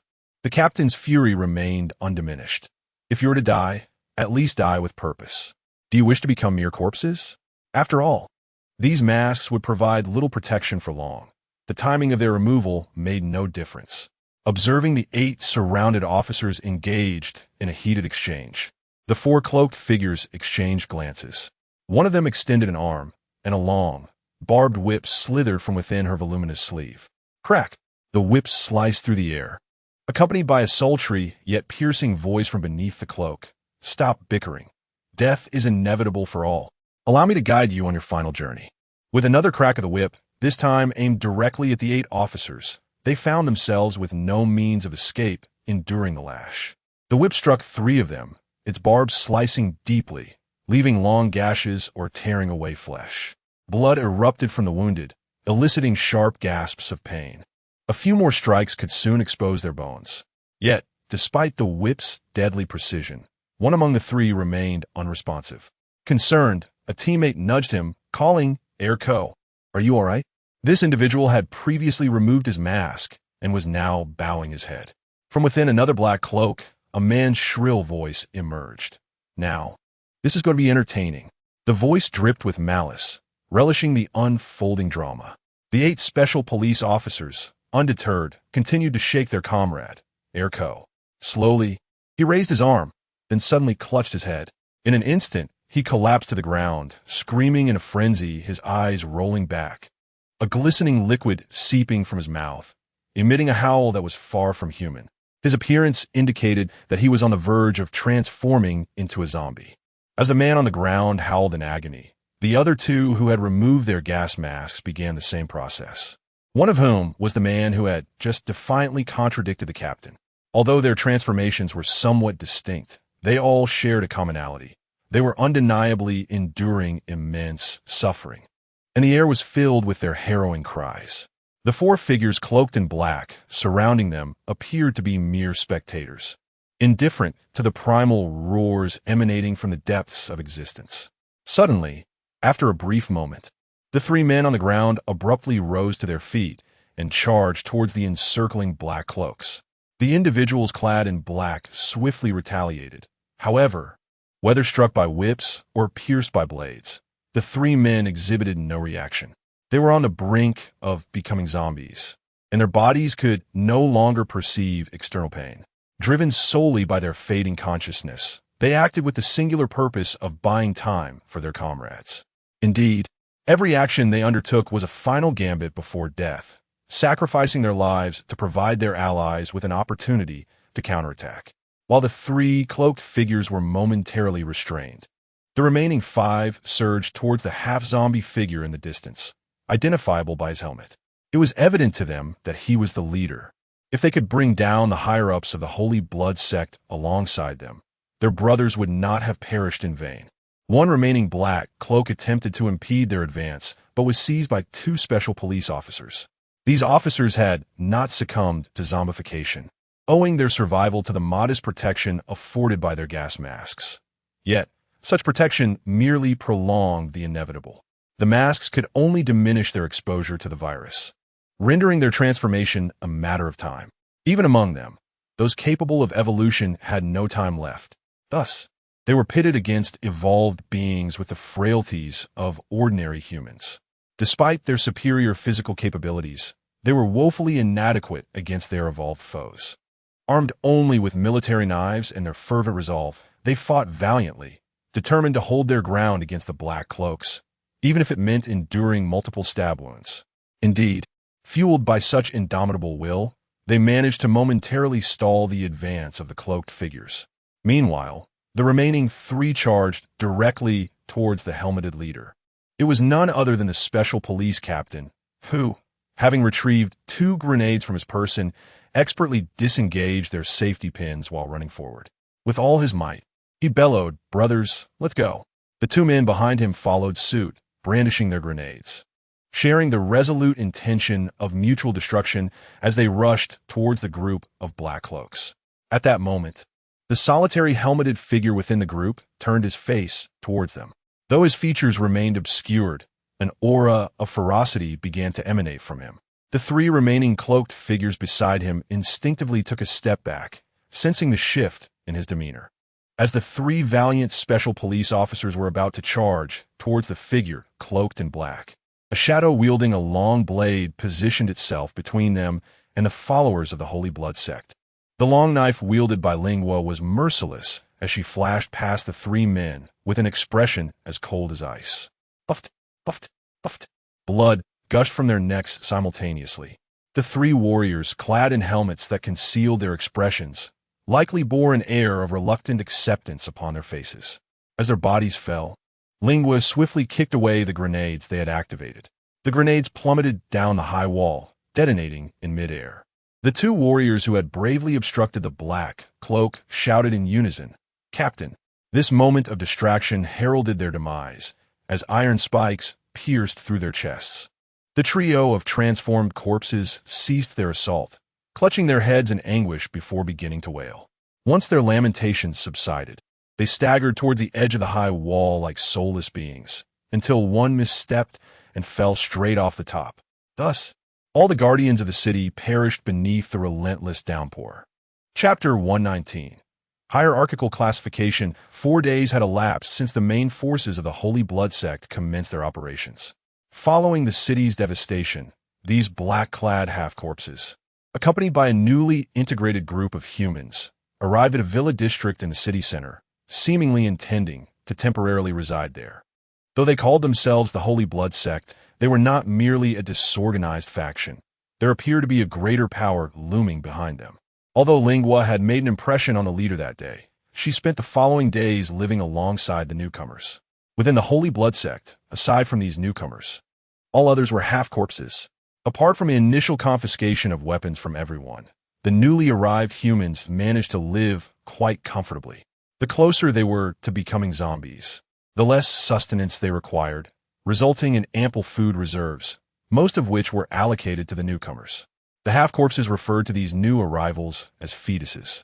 The hierarchy within the Holy Blood Sect was distinctly defined, with subordinates exhibiting great respect towards their superiors.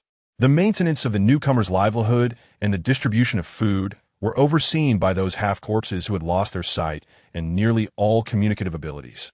Their outward appearance indistinguishable from that of zombies, yet retaining a semblance of consciousness.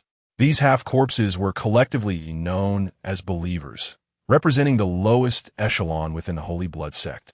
Above the believers were the half-corpses known as familiars.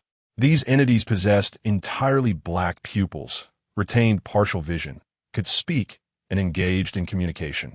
Appearing remarkably similar to ordinary humans aside from the reddish veins coursing through their bodies, much like those half-corpses encountered previously at the nuclear power plant. However, the familiars were not the ones clad in black cloaks. Those cloaked figures belonged to a higher rank, referred to as ministers within the Holy Blood Sect.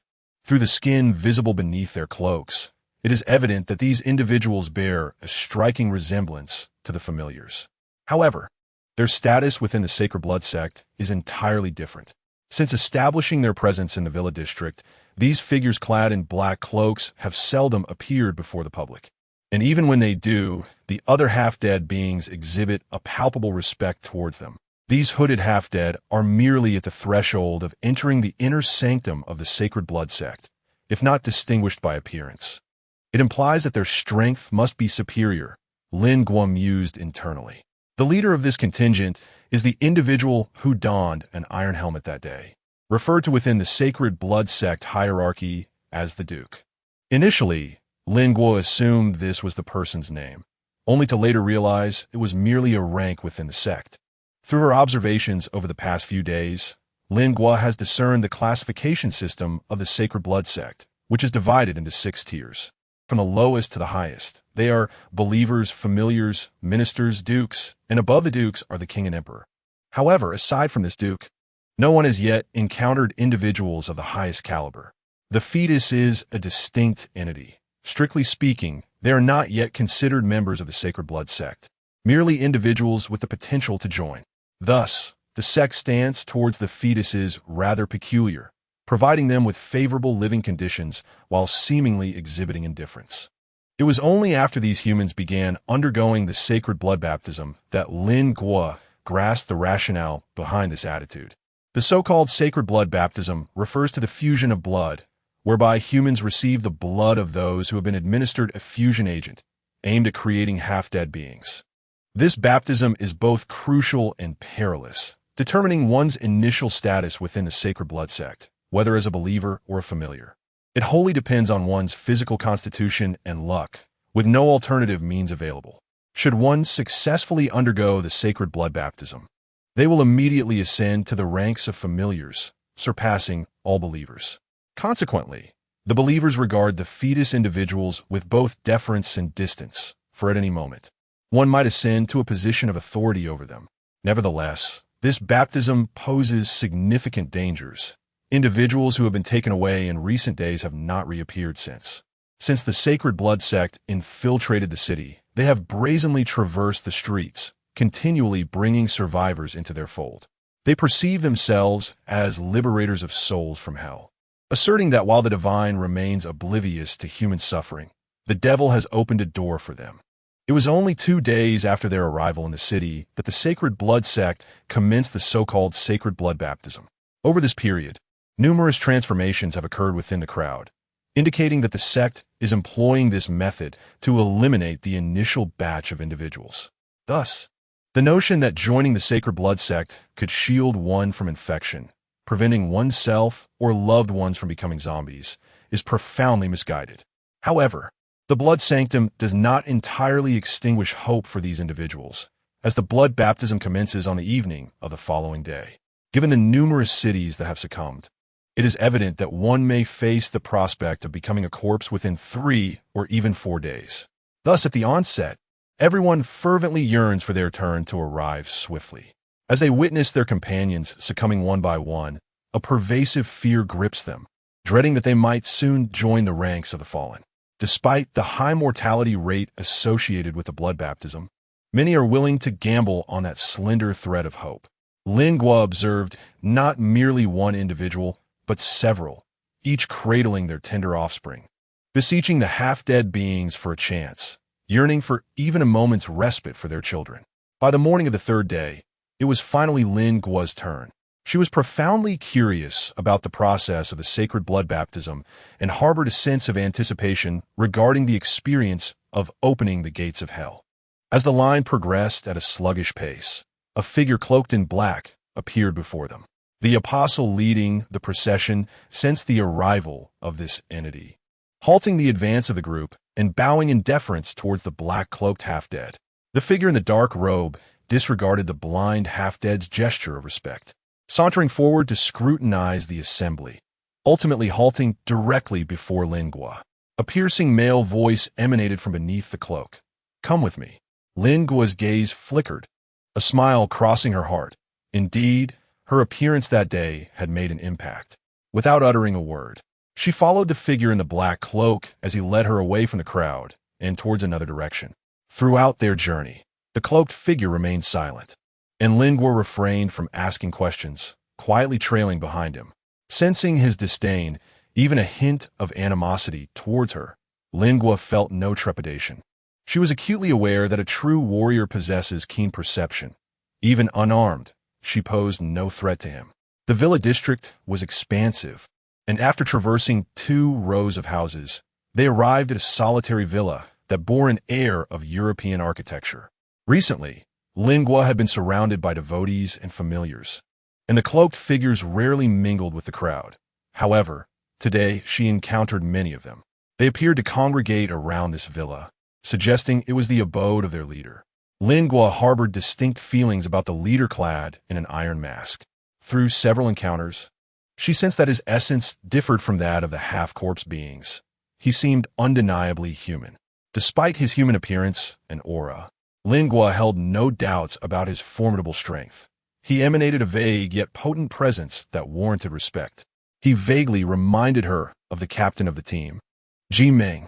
Perhaps he was the only one among them who had ever ingested the fusion agent. Having met him only a few times, Lingua had already formed a conclusion in her mind. Before long, they reached the entrance of the villa. The cloaked figure pushed open the grand door, and even before stepping inside, Lingua caught a whiff of a metallic tang that hinted at blood emanating from within. The cloaked figure led her into the villa, which was remarkably spacious. The ground floor featured a vast hall, although a few scattered seats adorned the room. Only the leader in the iron mask sat upon a solitary armchair, while the other cloaked figures stood around him.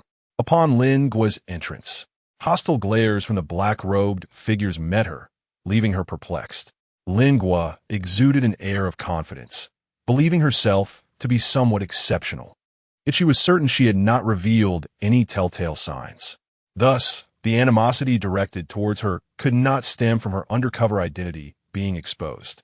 Since it was not a matter of her identity being compromised, Lingua dismissed further contemplation. These cloaked figures held no real threat in her eyes.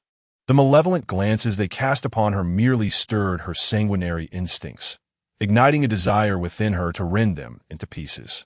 Therefore, she refrained from scrutinizing their faces and shifted her gaze elsewhere. Upon entering the grand hall, Lingua discerned the source of the metallic scent of blood. Lying on the ground was a man, drenched in blood, or rather, a half-corpse.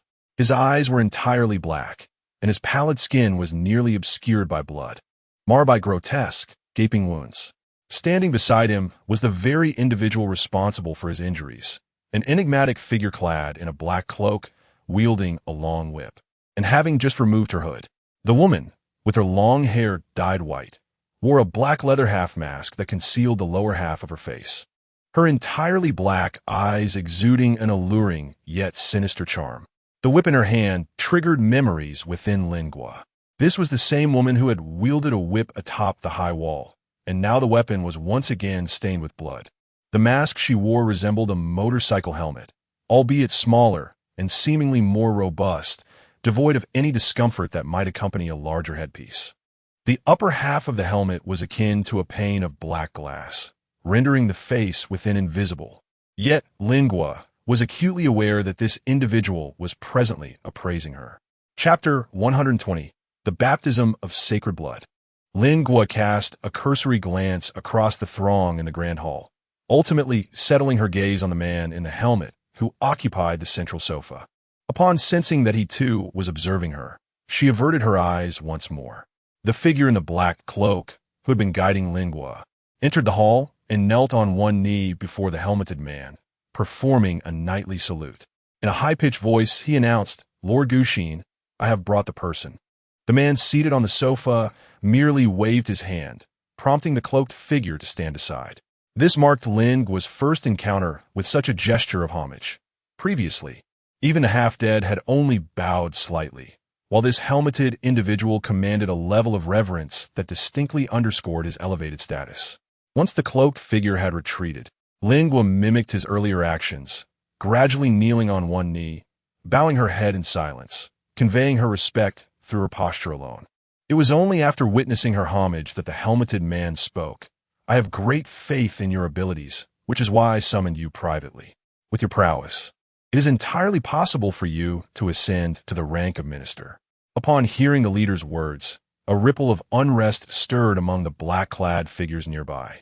Their gazes directed at Lingua now, laced with heightened hostility. Lingua speculated inwardly that the identity of the officials must indeed be distinct, perhaps even characterized by a competitive dynamic, which could explain the hostility directed towards him. It was likely Lingua's rising prominence and the prowess he exhibited that had incited feelings of threat among those cloaked figures. Lingua's demeanor was not akin to those fervent devotees outside, whose zeal seemed almost delirious. Instead, she emanated an aura that resonated with the same gravitas as that of the half-dead figure within the room. Lingua harbored but a singular ambition, to ascend as one of the devils, to become an object of reverence. Her demeanor incited collective animosity from the surrounding figures in black robes, yet it seemingly garnered the approval of their leader. "Stand up. I have further inquiries for you." The voice of the helmeted man was deep and gravelly, at times resembling anything but that of a human. "You have undoubtedly noticed the peculiarities within the city. By the time we arrived, half of it had already been evacuated, as many individuals had been relocated in advance. I wish to hear your analysis." It became evident that during these past days, these individuals had been investigating this matter, with half the city deserted. They must have surmised that there were likely spies among their ranks. Lingua cast another glance at the bloodied half-corpse on the ground, realizing that this individual was indeed the traitor they had identified. At this moment, was the opposing party posing this question as a means of probing? Such behavior was understandable. Having just discovered a spy in their midst, it was only natural to suspect that there might be other infiltrators attempting to blend in, especially given Lingua's conspicuous demeanor. Gu Xian's voice was low and profound, imbued with a hint of ulterior meaning, as he inquired, "Could it not be that the city's inhabitants orchestrated this movement? What leads you to believe that information has been leaked?" The psychological chess game rendered the atmosphere in the room silent and oppressive. If a large-scale refuge or significant base had indeed been established, the relocation of such a vast population would be even more implausible. A base capable of accommodating half a city's populace would undoubtedly be substantial. It was inconceivable that such a structure could be erected in such a brief span of time. There was no rationale for the abrupt migration of half a city's population, leaving only one possibility: an impending crisis. Moreover, it must be a significant crisis to trigger such mass relocation, likely of the magnitude of a city's collapse. Thus, my analysis suggests that intelligence has been compromised, and the traitor appears to have already been apprehended. Lingua wore a faint smile of confidence as he glanced at the man on the ground, bloodied and convulsing. Upon hearing Lingua's assessment, the room fell into a profound silence for considerable duration. Lin Guo noticed a tray on the table by the wall, containing a syringe filled with a dark red liquid. This, it turned out, was what was referred to as the holy blood baptism, merely the act of injecting another person's blood into one's own body. Ling Guo picked up the syringe and examined it briefly before decisively plunging it into his arm. As the blood from the syringe flowed into his body, he felt a chilling sensation gradually permeate through him. This coldness swiftly coursed through his veins, and for the first time, Ling Guo became acutely aware of the pathways of his own blood vessels. As this icy sensation spread throughout his entire being, he sensed the warmth of his body gradually dissipating, leaving him with a slight chill, yet devoid of significant pain. Ling Guo gazed at her hands, bewildered by the minuscule reaction she was experiencing. Suddenly, a chilling sensation within her body transformed into an intense heat, as if her very blood were igniting.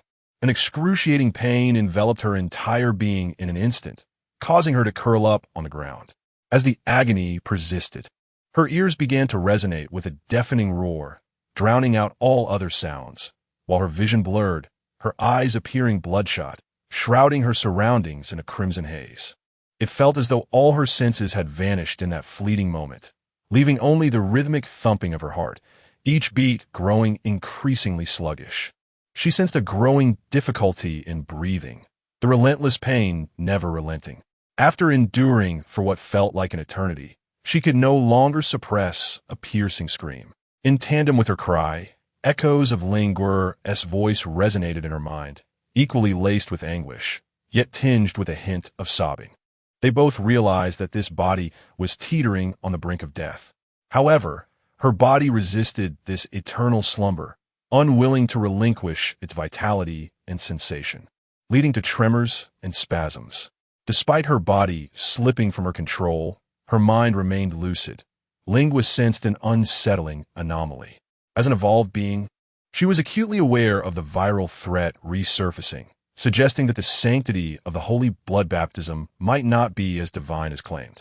Under natural evolution, humanity had achieved qualitative leaps in various aspects, and aside from the initial fever, natural evolution bore no side effects. Professor Wang had explicitly stated that those who underwent fusion treatments would experience a dramatically shortened lifespan. The case of Captain Ji Meng was illustrative. Despite his relative stability, the risk of losing consciousness loomed ever-present. This indicated that the fusion agent was not a miraculous panacea, while it might indeed enhance the probability of evolution. It came at the cost of a Faustian bargain. Ultimately, this substance seemed to benefit those destined to become ghouls, while for individuals endowed with innate evolutionary potential, receiving the fusion agent was akin to a forfeiture of their natural evolution prospects. Ling Guo's situation was even more precarious. If the effects of the fusion agent were so limited and required a sacrifice of life, then the act of injecting blood containing the agent was tantamount to self-destruction. The so-called augmentation of power might very well stem from certain parts of the body having perished or approached a state akin to death. If humans did not require breathing, they would navigate water with ease. Similarly, if sustenance were unnecessary, hunger would cease to be a concern. This enhancement was merely a facade, obscuring the truth that genuine evolution remained paramount, with those who had undergone fusion relegated to a secondary status, while those injecting blood were unwittingly sacrificing everything. Perhaps the doctrine of the Church of the Holy Blood is to exchange life for fleeting power. Those who undergo the rite of baptism naively believe they have been granted the chance to become demons. In truth, the leaders at the apex of the Church harbor exceedingly twisted ideologies, arrogantly convinced that wielding this virus will enable them to summon hell upon earth and subsequently reign over it. They remain utterly oblivious to the fact that this zombie virus is, in essence, the greatest demon of all. As Lin Guo cast her gaze once more upon the individuals gathered in the hall, a trace of pity flickered in her eyes. This entire room, filled with self-righteous individuals, turned out to be nothing more than fools. The pain gradually subsided, leaving Lin Guo drenched in perspiration. Her skin took on a pallid hue, and her heartbeat slowed to an almost lethargic rhythm. 2 crimson lines emerged along her right arm, entwining like thorns that spiraled down to her wrist. Lingua's eyes differed from those of other half-dead beings. Her right eye, like theirs, had transformed entirely into a pitch-black pupil, yet her left eye retained its original appearance. Upon witnessing Lingua's visage, gasps of astonishment echoed throughout the hall, accompanied by faint murmurs of admiration. Lingua struggled to rise to her feet, acutely aware of her altered state. At that moment, her right eye had become blurred, while her left eye remained clear. Consequently, whenever she attempted to focus on an object, her eyes could not converge upon a single point. Despite the peculiar nature of her condition, she sensed that from this instant forward, she was no longer fully human. Perhaps she had transformed into a being akin to a half-corpse. The figure known as Gu Xin, who had been seated on a single armchair, straightened his posture upon observing Lin Guo's predicament, clearly taken aback. "From this day forth, you shall serve as one of my ministers," Gu Xin, he declared. "What is your name?" Lingua knelt once more upon one knee, revealing her assumed identity. "Wang Xin. Return her weapons to her. Henceforth, Wang Xin shall be the 10th minister under my command." A figure clad in black handed Ling Guo her long knife and a dagger, which she accepted with grace as she gradually rose to her feet. "This man's life is now yours. Consider it a gift," Gu Xin remarked, gesturing towards the male, half-dead figure lying feebly on the ground. Lingua gazed at the man who might be a spy like herself and drew her long knife. Since her identity had already been exposed, it would be better to end it decisively and grant him a swift conclusion. Lingua stepped forward, swinging his long knife, and the neck of the male half-dead was severed almost completely. He gasped for breath, yet his eyes continued to move, even casting a pleading glance toward Lingua, as if hoping for a merciful release. At that moment, Lingua recalled that the body of a half-dead was unlike that of a living person. With unwavering resolve, he raised his long knife and plunged it into the creature's eye socket, ensuring that the half-dead was utterly devoid of life. Blood sanctified the blade, and human lives served as tribute. Thus, amidst hostility and suspicion, Lingua formally joined the Sacred Blood sect. Chapter 121, Identity Indeed. The status of a minister within the Sacred Blood sect was distinct. Those holding this title donned black cloaks. Each minister was permitted to possess 10 familiars. One could also select individuals from among the believers, provided the total did not exceed 10. These 10 half-deads were assigned as both subordinates and servants to each minister, destined to accompany them in the execution of the Sacred Blood sect's tasks. Being chosen as a familiar or believer conferred an additional layer of prestige upon their existing identity, making it a coveted opportunity for the half-deads to be selected, representing a rare chance for advancement within the Sacred Blood sect.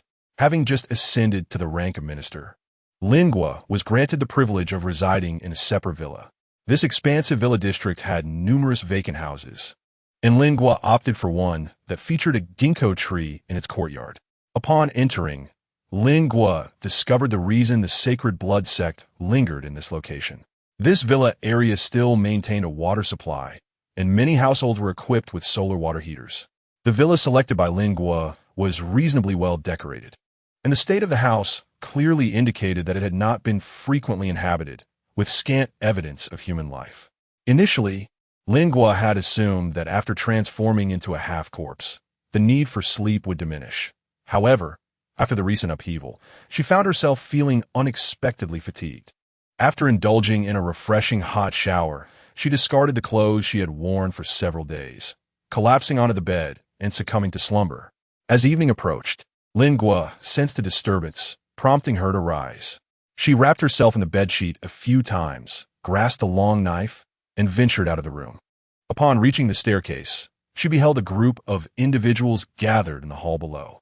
At the forefront stood 2 cloaked figures, both clad in black. Lingua recognized them.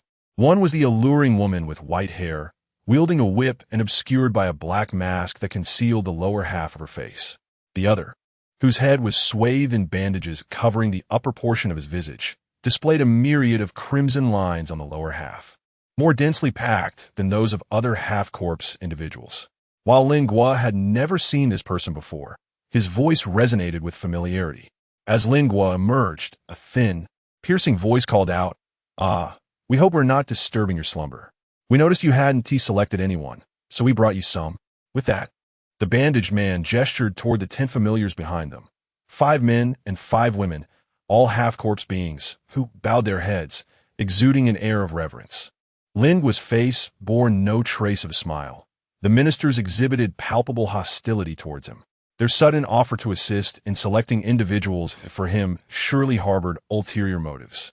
With a frosty gaze sweeping over the crowd, Lingua stated coldly, "It is indeed a bother for you all. You may leave now, but the individuals will remain." The woman wielding the whip snapped it through the air, producing a sharp crack within the villa's grand hall. She then addressed the bandaged man beside her with a tone laced with disdain. "I told you, why waste your efforts? They are utterly ungrateful." Despite his eyes being covered, the bandaged man conveyed a wealth of emotion, as if attempting to console the whip-wielding woman. In a high-pitched voice, he remarked, "Oh, come now. We shall all be companions moving forward. Let's not dwell on trifles. What matters is that our goodwill has been extended." Lingua cast a cold glance at the 2 figures in black cloaks conversing in the hall, a glimmer of icy disdain flickering in her eyes. Were they merely performing for her amusement? With a swift motion, she hurled the long knife in her hand, the blade slicing through the air with a sharp whoosh, embedding itself directly at the feet of the 2 cloaked figures. The minions trembled in unison, and the alluring woman wielding a whip glared furiously at Lingua, demanding loudly, "What do you mean by this? I won't send you off." Lingua's voice was frigid as ice. The 2 figures in black gritted their teeth, but said nothing further. With a flick of their sleeves, they turned and departed. Lingua, who had only recently transformed into a half-corpse, required time to fully comprehend her new body. Since they had come to her, she could hardly be bothered to expend further effort. Surveying the 10 individuals standing around her, she commanded the minions, "Each of you, procure a new outfit for me." Upon hearing her words, the 10 exchanged confused glances, seemingly unaware of her intent. "I do not relish repeating myself. If you fail to satisfy me, you need not work under my command." At this, the 10 minions swiftly dashed out of the room. Her current physical prowess was undeniably greater than before, with both speed and strength significantly enhanced. Moreover, her observations indicated that aside from the believers who resembled zombies, the other half-corpses still required sleep. Regarding sustenance, the more evolved and human-like the half-corpses became, the more food they needed, indicating they had withstood the side effects and retained some vitality. Lingua found herself in such a predicament. Yet, she pondered why only half of her body exhibited pronounced half-corpse traits, an answer that eluded her. Nonetheless, she was certain she was no longer human. Her heartbeat was exceedingly slow, her breath nearly imperceptible, her body temperature alarmingly low, and her skin deathly pale. A savage aura roamed within her, causing her emotions to frequently spiral beyond her control, instilling an incessant urge to rage and roar, a matter that deeply troubled her. Externally, aside from her right eye's pupil having turned jet black and the emergence of crimson lines across her skin, no other changes were evident. Having infiltrated the Holy Blood sect, she deemed her first step as a success. As for suspicion and hostility, Lingua remained largely indifferent. This was not a place for ordinary individuals, and a sense of tranquility would be far more bizarre. Among the male half-corpses, one particularly sycophantic male opened a suitcase, having procured an assortment of clothes, shoes, and supplies from an unknown source. His face, marked by bloodlines, bore elongated eyes, and his neatly kept brown hair set him apart from the other male half-corpses. At this moment, he reveled in his cleverness, anticipating praise. However, not a word of commendation came forth. Lingua merely inquired coldly, "Do you remember what I said?" The male half-corpse seemed eager to speak further, but Lingua forcefully struck the ground with the sheath of his long knife, causing the half-corpse to collapse to his knees. Silenced by fear. Witnessing this scene, the other half-corpses felt a shiver of apprehension. It appeared that this master was not easily appeased. Without wasting words on the others, Lingua pointed to a female half-corpse clutching lingerie and a seductive dress, and a male half-corpse holding sportswear and sneakers, commanding, "You too, follow me." Arriving at the threshold of Lingua's bedroom, he took the garments from their hands and entered alone, leaving the two half-corpses to wait outside, understanding the unspoken cue. The pure black sportswear aligned perfectly with Lin Guo's preferences, and he chose them for their distinctiveness compared to the others. Throughout her speech, these two maintained their gaze downward. Unlike the others, whose eyes darted furtively, betraying their ulterior motives. Once dressed, Lin Guo beckoned them inside, where they stood obediently to one side as he perched on the bed, scrutinizing them. Both possessed identical black pupils and pale skin marred by veins. The boy appeared youthful, perhaps of the same age as Lone Wolf, yet he lacked the latter's stature and looks. The thought of Lone Wolf made Lin Guo shake his head. The girl, however, was different. Her slender frame and striking beauty, accentuated by her ghostly pallor, rendered her exceptionally enchanting, a true beauty. After a thorough observation, Lin Guo spoke. Sit. The two, noticing the absence of chairs, were momentarily flustered. The male half-corpse settled directly onto the floor, prompting the female half-corpse to follow suit. "What are your names?" Lin Guo inquired. "I am Tian Jia," the female half-corpse replied, betraying a hint of nervousness. "How long have you been part of the Holy Blood sect?" Lin Guo continued. "I have been here for less than 2 weeks," Tian Jia responded, revealing that she had recently transformed into a half-corpse and hailed from the city. "I have also arrived not long ago and am unfamiliar with this place." "Chu Yi, please tell me about it," Lin Guo requested. Chu Yi began to elaborate.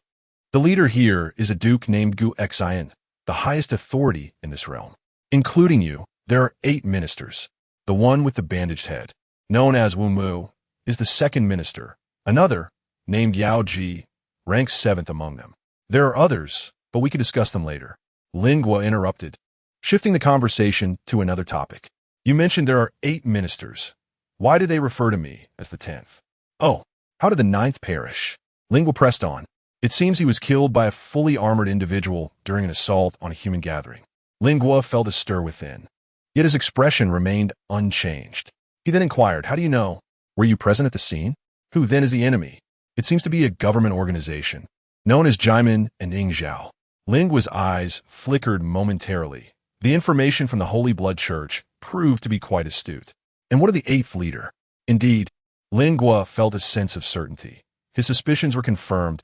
Both factions of half-corrupted beings belonged to the same power.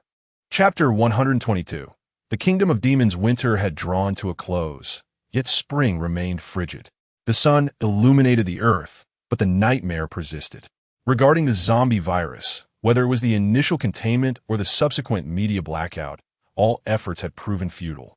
The undead had spread across the globe, and humanity was acutely aware of the calamity that had befallen their world. Only a handful of cities still upheld the facade of a civilized society. The existence of the Holy Blood Church was no longer a secret. It had metamorphosed from a terror organization of little concern to the state into a formidable power influencing the world. Perhaps they no longer wished to remain in the shadows of hell, boldly emerging into the sight of humanity. From the onset of the catastrophe to the present, within a year, the Holy Blood Church had seized a significant portion of the world's territories. Numerous small nations crumbled instantaneously under the initial wave of the undead. The realm of the Holy Blood Church expanded relentlessly, with all zombies becoming their soldiers. In this verdant spring, the leaders of the Holy Blood Church proclaimed to the world the establishment of their nation, which they named Heavenly Kingdom. The Heavenly Kingdom adopted a centralized system of governance, with an emperor seated in the capital. The scattered factions of the Holy Blood Church were also rebranded, now referred to as the Holy Blood Army. They audaciously declared to the world that the gates of the Heavenly Kingdom were flung wide open. Their audacity to challenge the world stemmed from the stark reality that the nations of this world were dwindling, and even those that still held steadfast were on the verge of being devoured. The Blood Saint Army, commanded by the Duke of Guxin, gathered to celebrate for 2 days upon receiving the news. During the banquet, Guxin raised his glass to all the ministers, proclaiming, "Our allocation of fusion agents has increased, which means that 2 of you will qualify for the injection." Upon hearing this, the minister's eyes sparkled with excitement. Lin Guo's gaze flickered as well, realizing that only the ministers had the opportunity to receive the fusion agents. It was no wonder that everyone seemed to be both companions and wary of one another. As the clock approached midnight, the guests in the banquet hall began to disperse, leaving only 8 ministers behind. Clad in black cloaks, they formed a circle that resembled a sinister ritual. Gusheen occupied the central seat and gestured for everyone to take their places. Apart from the cloaked figures and Gusheen, the room was devoid of any other presence. Once everyone was seated, Gusheen spoke. "I trust you have all noticed that the times have changed. Our nation, Heavenly Kingdom, symbolizes this new era. Each of you is a member of my blood-saint army, and when we return victorious, each will receive appropriate status and rewards in Heavenly Kingdom based on your merits and contributions." He began the conversation by instilling visions of a promising future, before addressing the pressing issues at hand. The land we occupy is vast, yet our progress lags behind other armies. The strongholds we maintain are dwindling, while the enemy has begun to muster forces capable of opposing us. His words ignited a spark of excitement among the ministers. Lingua was indifferent to the potential benefits of the fusion agents. Her sole desire was to acquire one. However, obtaining it in her current capacity was impossible. If she were to secure a fusion agent, she would have to find a way to deliver it to the state, risking exposure regarding her lack of injection. The most prudent course of action would be to steal it, but she would need to assess the situation at that time. No one interrupted as Gusheen continued. "The 8th member, Iron Mask, has been confirmed dead, indicating that confronting the government army is now urgent. Our next objective is the city of Dawn to the west, where they are sure to gather all available forces to protect it. Thus, our immediate priority is to establish contact with another squad of the Bloodsaint Army to the south. Number 1, your task remains to stay at the camp and investigate the infiltrators. It is imperative to eliminate all rats from our ranks before we rendezvous with our allies." A deep male voice emanated from Number 1's cloak. "Numbers 2 and 3, I shall provide you with a route. Your responsibility is to scout it thoroughly. Clean the path as best as you can. Numbers 4, 5, and 6, you are to gather intelligence on the government army. The 2 individuals known as Ji Minjing are particularly noteworthy. Exercise caution during your movements and bring additional personnel. Strive to avoid direct confrontation should danger arise. Act with prudence rather than impulsiveness." Beneath cloak number 4, an aged voice inquired, "If they are too feeble, should we simply eliminate them?" The master need not worry excessively. Gu Xian pondered briefly before responding, "As for the specifics, you shall decide for yourselves. I have faith in your capabilities, yet exercise utmost caution. Though their numbers are few, various indications suggest they should not be underestimated." It was evident that this leader, Gu Xian, possessed a modicum of intellect. If they were to adopt Cloak 4's recent attitude and engage in open conflict with Ji Minjing, Lingua surmised they would surely suffer a devastating defeat. Perhaps the superior physical attributes of the half-corpse beings compared to the evolved ones instilled them with this unwarranted confidence. Cloaks 7 and 10, proceed to scout the city of Dawn that lies ahead.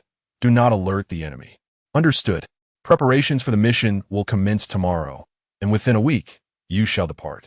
As for the number of companions you choose to take, that is for you to determine. For today, this is all. Yes. Cloaks 7 and 10, please wait a moment.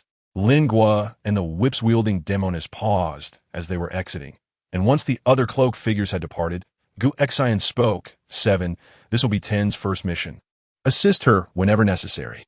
10, I hold your abilities in high regard. Do not let me down. I am thoroughly satisfied with both of you, and I will closely monitor your performances. This statement, while urging mutual assistance, also hinted at a competitive spirit between the two. Lingua could not help but smirk inwardly. As rain began to fall outside, upon exiting the villa, 2 figures awaited at the door, holding umbrellas as if they were butlers waiting for their master. Upon seeing Lingua and the demoness emerge, the 2 individuals advanced to pay their respects. One raised an umbrella to shield Lingua from the rain, while the one accompanying the demoness not only held an umbrella, but also draped a coat over her shoulders. Lingua observed that this man was none other than the obsequious figure who had initially pretended to carry a suitcase. It seemed that since the day he was expelled by her, he had fallen into the service of the Enchantress. Perhaps this man had been an undercover agent planted by the Enchantress, intending to exploit his striking appearance to earn Lingua's trust or affection. Lingua scoffed inwardly. Noticing Lingua's gaze upon her, The enchantress smirked and remarked, "What a handsome man he is. It's truly a pity he does not know how to cherish such beauty." As she spoke, she provocatively tilted the man's chin, as if to flaunt something to Lin Guo. Lin Guo completely disregarded her and walked straight into the curtain of rain. After Siyu bowed once more, she hastily followed suit. The night in the villa area was shrouded in darkness, and amidst the gentle patter of the rain, Lin Guo strode forward in silence, with Siyu obediently trailing behind. Lin Guo walked briskly, unconsciously quickening her pace whenever she found herself deep in thought. Behind her, Chu mistakenly assumed that Lin Guo was upset. As they approached the doorway, Chu mustered her courage and softly suggested, "My lady, we happen to have an available seat here. Perhaps I could select someone handsome for you tomorrow." Lin Guo suddenly halted his steps and said, "No, find a follower. They require little sleep. I need someone to stand guard, and your judgment is commendable, so I entrust this task to you." Guyi, realizing that Lin Guo was not angry about the earlier incident, replied flusteredly, "Yes." Ever since that day when Lin Guo had privately summoned Chu and Tianjia, they had become his most capable aides. Tianjia managed the internal affairs, while Chu frequently accompanied Lin Guo on outings. Upon entering the study, Lin Guo instructed them to take a seat and proceeded to outline the distribution of today's tasks. He then inquired, "Chu, since you have been here for quite some time, how many people did you usually take on missions?" It appeared that there was considerable freedom in the selection of personnel, revealing that the Holy Blood organization held little regard for human lives, as there were far too many willing to join. Apart from the 10 ministers, the rest seemed akin to the lower-class citizens of slave society, where the existence and quantity of familiars and followers were scarcely valued. Guyi, Tumoho, you shall select one from the followers to remain and guard. Tianjia, you will accompany him to choose someone you deem suitable. This time, Tianjia, you need not go on the mission. You will stay with the follower to safeguard the place, while the other 8 familiars will accompany me. No one else. Understood. After assigning the tasks and sending the 2 away, Lin Guo relaxed in his chair, gazing out at the rain. The Holy Blood Church had transformed considerably from its inception. Initially, it operated under the pretense of rescuing souls from hell, predominantly recruiting those who were desperate and ideologically extreme. Now, however, the Holy Blood Church, it was now renamed Heavenly Kingdom, utilized a hierarchical system to govern humanity. Here, anyone who could survive the Holy Blood baptism and possessed considerable strength could acquire many privileges unattainable in a peaceful society. Wealth, power, and desire, a dominance rooted in strength, was yet another allure for those long suppressed in modern society. Many believed themselves to be exceptional, rather than merely existing under the current system. They might as well join the Heavenly Kingdom and take a chance, perhaps rising to prominence. Such temptation would inevitably lead to a substantial increase in the Heavenly Kingdom's populace, thereby expanding their influence further. Chapter 123. A common goal this spring was unusually cold, a sentiment shared by many survivors. However, those residing in the Yingzhou camp would no longer be affected by the chill of spring. Within just a few months, the Yingzhou camp had undergone a remarkable transformation, and Yingzhou and Jimeng had only just begun to comprehend the significance of the nuclear power plant they were safeguarding. The government had been engaged in the construction of underground fortifications, with this nuclear power plant serving as the primary energy source for the underground complex. This network of fortifications was centered around the city government where Yingzhou was located. Although there had been little change on the surface, the underground had been utterly transformed. A year ago, the disaster had only recently begun, and the leadership within the government had yet to feel its effects. At that time, General Luo within the government proposed the nascent concept of the Demon Emperor plan. He discerned the alterations in the physical capabilities of evolved humans and anticipated the gravity of the impending catastrophe, thus presenting this proposal at an early stage. However, he encountered resistance, as a faction within the higher echelons of power did not share his views. They possessed a trained military force equipped with machine guns and missiles, and naturally, they were reluctant to regard a militia composed of civilians as a matter of paramount importance. Furthermore, the initial iterations of the Demon Emperor plan reported only a minimal number of personnel in each squad, often fewer than 10, which they deemed less significant than a single missile.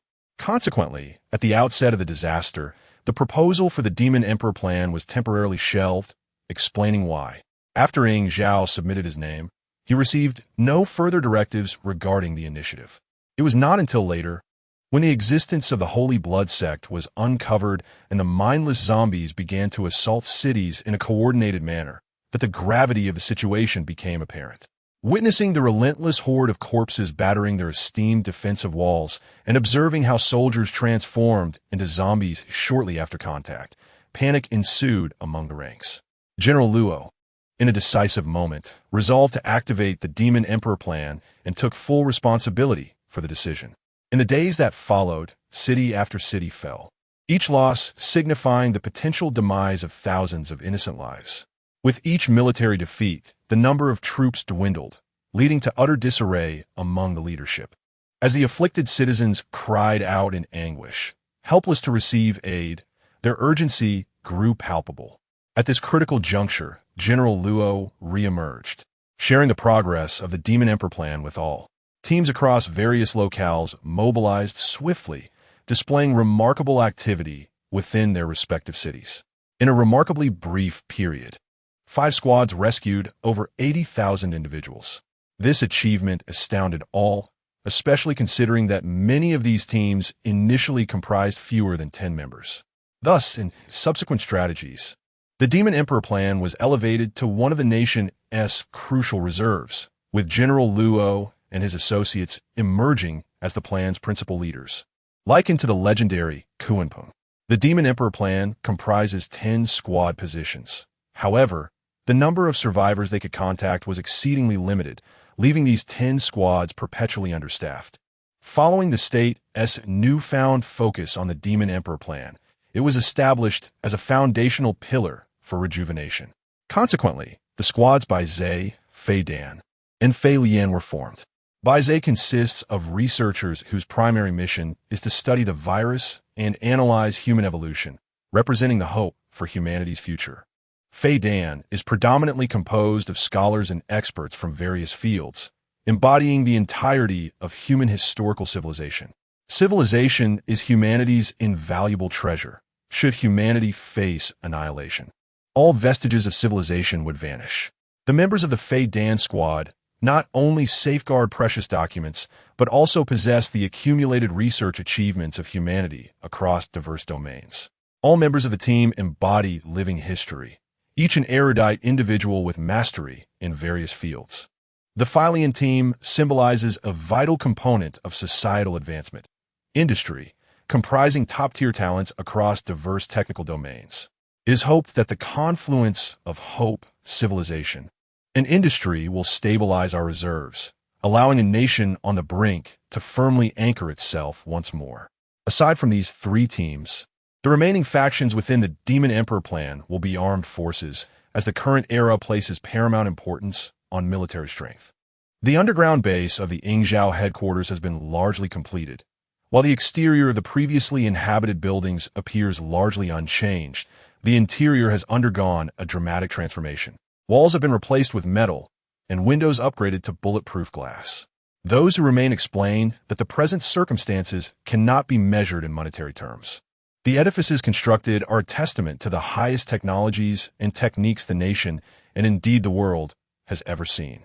The subterranean realm is increasingly fantastical, with structures delving 10 layers deep and an expansive layout, meticulously organized into various zones. The underground fortress is replete with essential facilities, including water and power supply systems, drainage, and not merely residential areas, but also entertainment zones like gyms and bars. To date, the busiest faction within the Demon Emperor plan is the Philian team. Although not everyone can join, Philian has emerged as the spiritual leader for all technical workers of this era. Despite this seemingly positive trajectory, the rapid spread of the virus poses a grave threat, with few civilized cities remaining.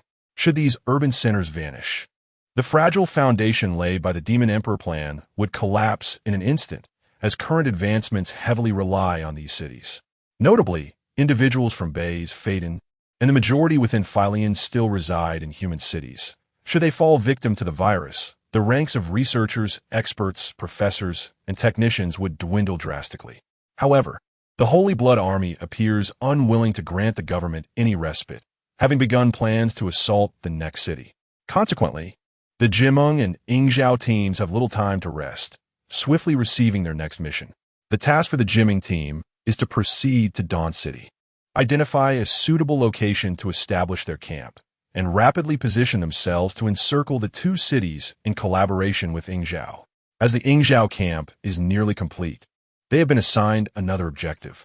There exists a formidable contingent of the Holy Blood Army near Dawn and Shuyang cities. The Yingzhou team must shadow their perimeter to monitor their movements while acting as the liaison for our undercover agents. Using her abilities, Xiaoyang determines the general direction, then enlists the evolved canine, Dahe, to pinpoint their exact location. They will not directly engage with our undercover agents, but will serve solely as intermediaries for communication. The solitary wolf often finds himself before the gravestones etched with the names of his former companions. He remains silent, simply standing there. For it is not only Uncle Yang and son Peng who lie here, but also Du Wenhao, Zheng Zhe, and the brothers who once shared the same battalion with him. A grand monument bears the names of his special police comrades, who lived together in life and are now inscribed upon the same gravestone in death. He believes they would not mind. After receiving a mission, the solitary wolf returned to the cemetery, lingering for an extended period before the tombstones of Uncle Yang and the others. He spoke not a word, yet it seemed as though he was confiding in Uncle Yang. Jin Shun approached from behind, standing beside him for a moment before saying, "My mission will not take me far. If you find her, do let me know." A gentle breeze swayed their garments as the solitary wolf replied, succinctly yet resolutely, "Understood. Thank you." An unspoken understanding passed between them. Both harbored the same thought. Once they found her, she would no longer be allowed to wander freely. Since Lin Guer had departed, Jin Shun and the solitary wolf had ventured out numerous times in search of her, yet their efforts yielded no results, and their expressions grew increasingly grim. Jin Shun regretted having once permitted Lin Guer to undertake certain actions alone, never anticipating her complete disappearance, rendering their search futile. He sensed a disheartening possibility of never seeing her again, a feeling that morphed into frustration. Jin Shun wished to afford Lin Guer as much freedom as possible within his capacity, having reminded her more than once to reach out to him should she need assistance. In this moment, the solitary wolf shared a similar sentiment, believing he had made his feelings abundantly clear to Lin Guer, expressing his willingness to share both life and death with her. If it were merely his unreciprocated affection, he would have nothing to say. However, how could he explain that kiss on the rooftop? He felt Lin Guer owed him an explanation. Part of the solitary wolf's anger stemmed from within himself. He wished he were stronger, capable of resolving all matters, so that Lin Guer would not have had to leave alone. Previously, the solitary wolf was content merely to observe her from afar, but he no longer harbored such passive thoughts. Since that kiss, he realized he had changed, becoming greedy. He yearned for more than to merely stand behind Lin Guer. He desired to see his reflection in her eyes, to obtain her love. The two individuals standing in the cemetery seemed to be searching for the same person, yet they felt as if they were not the same. The initial animosity and strange atmosphere between them dissipated the moment Lin Guer departed. Chapter 124, Attempting to Reach Out.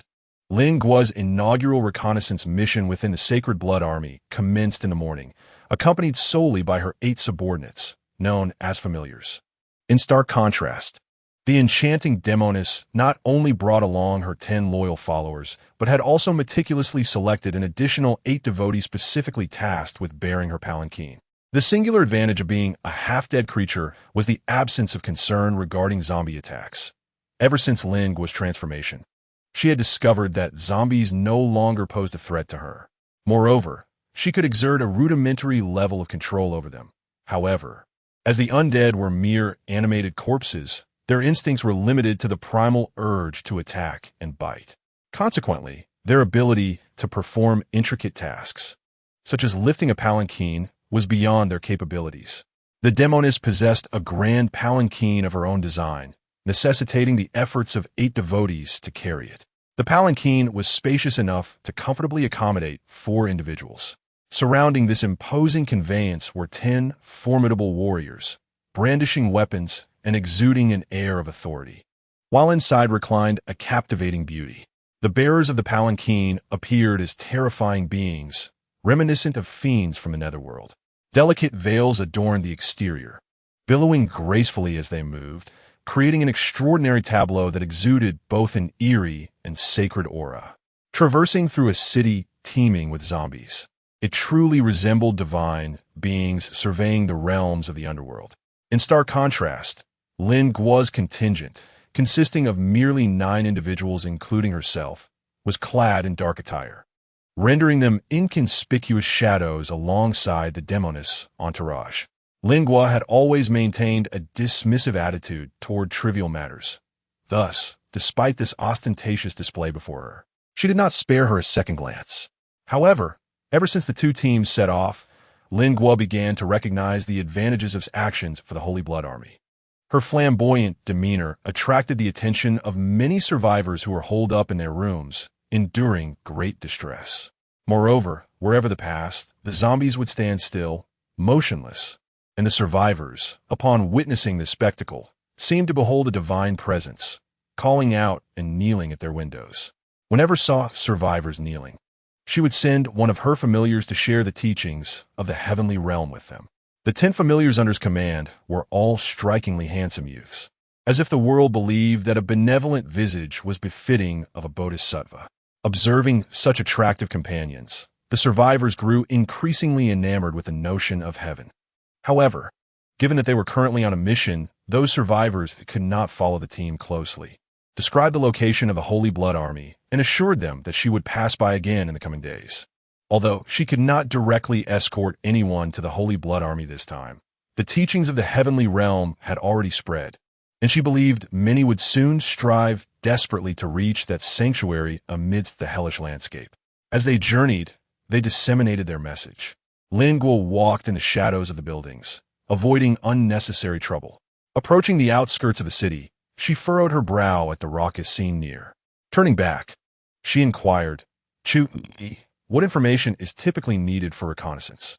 Generally, one must ascertain the locations of significant structures, such as airports, power plants, and military zones, as well as the overall distribution of the city walls guards, and whether there are vulnerable areas or potential dangers, such as government forces, came the reply.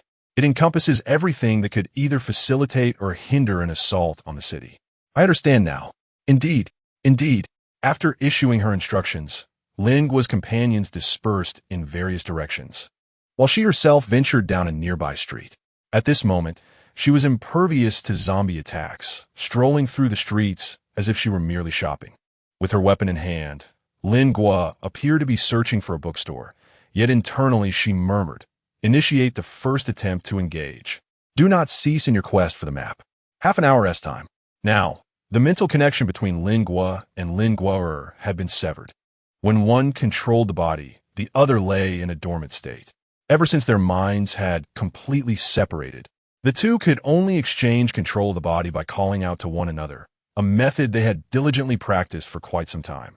Presently, they could not communicate while awake, only hearing each other's voices in that fleeting moment of exchange. Thus, their messages needed to be as concise as possible. Lin Guo experienced the sensation of this half-dead body for the first time, and she felt quite unaccustomed to it. In her dreams, Lin Guo perceived the anguish of death. She understood that her body had undergone a transformation. Yet, the tangible experience evoked a different sentiment. She gently traced the red line on her right arm with her left hand. Lin Guo was astonished to discover that at this moment, she no longer needed to close her eyes. She merely had to focus her gaze on her mutated right eye. With just her right eye, she could perceive the vast expanse of the starry sky. As Lin Guo wandered through the streets, she attuned herself to her surroundings, her perception rippling outward like surging waves, continuously expanding. She sensed the presence of zombies and survivors, and soon the location of the half-dead team, led by the enchanting demoness, materialized in her mind. What else lay in the distance? It wasn't until her awareness had nearly enveloped the majority of the city that she failed to detect the shadows of Ji Ming and Ying Zhao's team, indicating that they were not in the vicinity. Despite not perceiving Ying Zhao and the others, Lin Gui'er did sense other elements. Not far ahead lay a vast area fraught with peril. Lin Gui'er was able to discern certain evolutionary creatures, and it was her first time encountering such a dense congregation of evolved animals.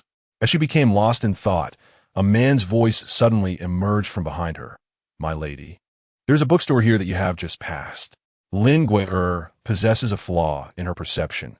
When she becomes overly focused on distant threats, she tends to overlook the dangers lurking nearby. Since the zombies do not currently pose a threat to her, Lin Gui'er naturally remains oblivious to her immediate surroundings. She has no inkling of when this man appeared behind her, as her senses failed to register his presence. Upon hearing his words, Lin Gui'er recalled that she was supposed to be searching for a map. Fortunately, from his tone, she could discern that her status was not insignificant. Startled by the voice, Lin Gui'er made a concerted effort to steady herself, recognizing through the aura that the person behind her was a half-zombie. Lin Gui'er quickly composed herself. Drawing upon her vision of Lin Gui'er from the dream, she mimicked her tone and endeavored to keep her voice devoid of any emotion as she said, "Then you may enter and take a look." At this moment, Lin Gui'er turned around, catching only a glimpse of Chu Yi's silhouette as he entered the bookstore. Possessing a subtle ability to perceive the intricacies of human emotions, she gazed intently at Chu Yi's retreating figure, her brow furrowing in contemplation. This individual's aura struck her as particularly enigmatic, suggesting a depth of thought that was profoundly inscrutable. To have such a person in her vicinity could prove to be exceedingly perilous. Lin Gui'er was uncertain about her current surroundings. She only knew that she had infiltrated the Holy Blood sect, assuming the guise of an undercover agent among the half-dead. Consequently, she was perpetually encircled by countless dangers, and trust was a luxury she could not afford. Her primary responsibility was to establish connections and pinpoint locations, while she endeavored to let Lin Gu take the lead during other times to avoid disrupting the larger scheme. Given the inability to rendezvous this time, it was imperative for her to switch personas swiftly, as prolonged exposure could lead to revealing vulnerabilities. Concurrently, as Lin Gui'er transitioned, she imparted a cautionary message to Lin Gu. The contact was not nearby, and she should not trust anyone around her. Awakening anew, Lin Gu pondered the meaning of this warning until she saw Chu Yi emerging from the store before her, which illuminated her understanding that Lin Gui'er must have sensed something amiss about Chu Yi, thus prompting her admonition. However, Lin Gu was not appreciative. She felt that Lin Gui'er was merely being overly anxious. Did she truly believe that without her warning, Lin Gu would naively place her trust in others? As Chu Yi exited the bookstore with a map in hand, he noticed Lin Gu standing outside, her demeanor radiating an icy aura as she fixed her gaze upon him. Chu Yi respectfully extended the map he held and, bowing his head courteously, announced, "My lord, I have found it." Lin Gui'er did not take the map from his hands. Instead, he merely gazed at him coldly for a moment. It was not until Chu Yi felt a twinge of unease that he inquired, "Do you recall what I mentioned earlier?" Upon hearing this familiar question, Chu Yi panicked momentarily, yet he still responded with utmost respect. "You said that we should disperse to locate the newsstands and bookstores." Chu Yi answered respectfully indeed. Walking behind Lin Gui'er, Chu Yi's eyes were deep with contemplation. He sensed a distinct change in Lin Gui'er, though he could not quite pinpoint the source of this feeling. Yi. Lin Gui's failure to turn and look at him was indicative of his focus on something else entirely. Chapter 125. The Forest Zoo having acquired the map. Lin Gui'er, accompanied by a few subordinates, meticulously scouted all the significant locations surrounding Dawn City as marked on the map. Each usable and abandoned site was diligently noted. Only when they had comprehensively understood the local conditions did Lin Gui'er lead his team at a distance, following the procession of the enchanting Demoness, eager to discern her strategy for this reconnaissance mission. As the group exited the urban area, the surrounding residences became increasingly sparse, and it had been quite some time since they encountered any survivors. Yet the Demoness remained seated in her palanquin, appearing remarkably at ease. Suddenly, Her palanquin was upended by the trunk of a colossal elephant. From a distance, Lingua and his entourage witnessed this astonishing scene, their expressions filled with shock. Emerging from the thicket was a towering elephant, approximately 6 meters tall, its enormous tusks resembling 2 long blades. The elephant flapped its ears, seemingly enraged that intruders dared to encroach upon its territory. Instantly, chaos erupted within the demonist party as everyone scrambled to evade the elephant's assault. It was only after they had fled a considerable distance that someone remembered the demoness, who had been tossed along with her palanquin. Lingua faintly discerned other elephants resting among the thickets, suggesting the presence of a herd. Perplexed by the proximity of such creatures to the city, he was soon enlightened by Chu-E, who, holding a map, explained that ahead lay a wildlife sanctuary. As they navigated around the elephant's resting place, the astonishing sights multiplied. Lurking behind the trees was a creature measuring 4 to 5 meters in length, adorned with intricate patterns, its teeth resembling sharp blades. Was it a tiger? How had zebras grown to the height of giraffes? While the giraffes themselves towered above the surrounding low trees, their forms faintly visible among the scattered giants. In this ruthless epic of survival of the fittest, the colossal beings, evolved to thrive in harsh environments, re-emerged on the planet. These creatures were starkly different from the domesticated cats and dogs, as well as the oversized rodents inhabiting the urban landscape. Even before their evolution, they posed a threat to humanity. Their post-evolution forms were even more formidable. Should humanity remain unenhanced, the food chain of this world would undoubtedly be rewritten. What astonished Lingua was not merely the presence of these beasts. Given previous observations, it seemed that the probability of animal evolution was significantly lower than that of humans. This virus had initially been engineered with humanity as its primary target, rendering it nearly lethal to animals. In a city teeming with countless cats and dogs, the number seen over the past year had barely reached 10, underscoring the stark reality of animal evolution's rarity. Yet, the tigers and elephants here must have originated from the same wildlife sanctuary, indicating an astonishing rate of evolution within that haven.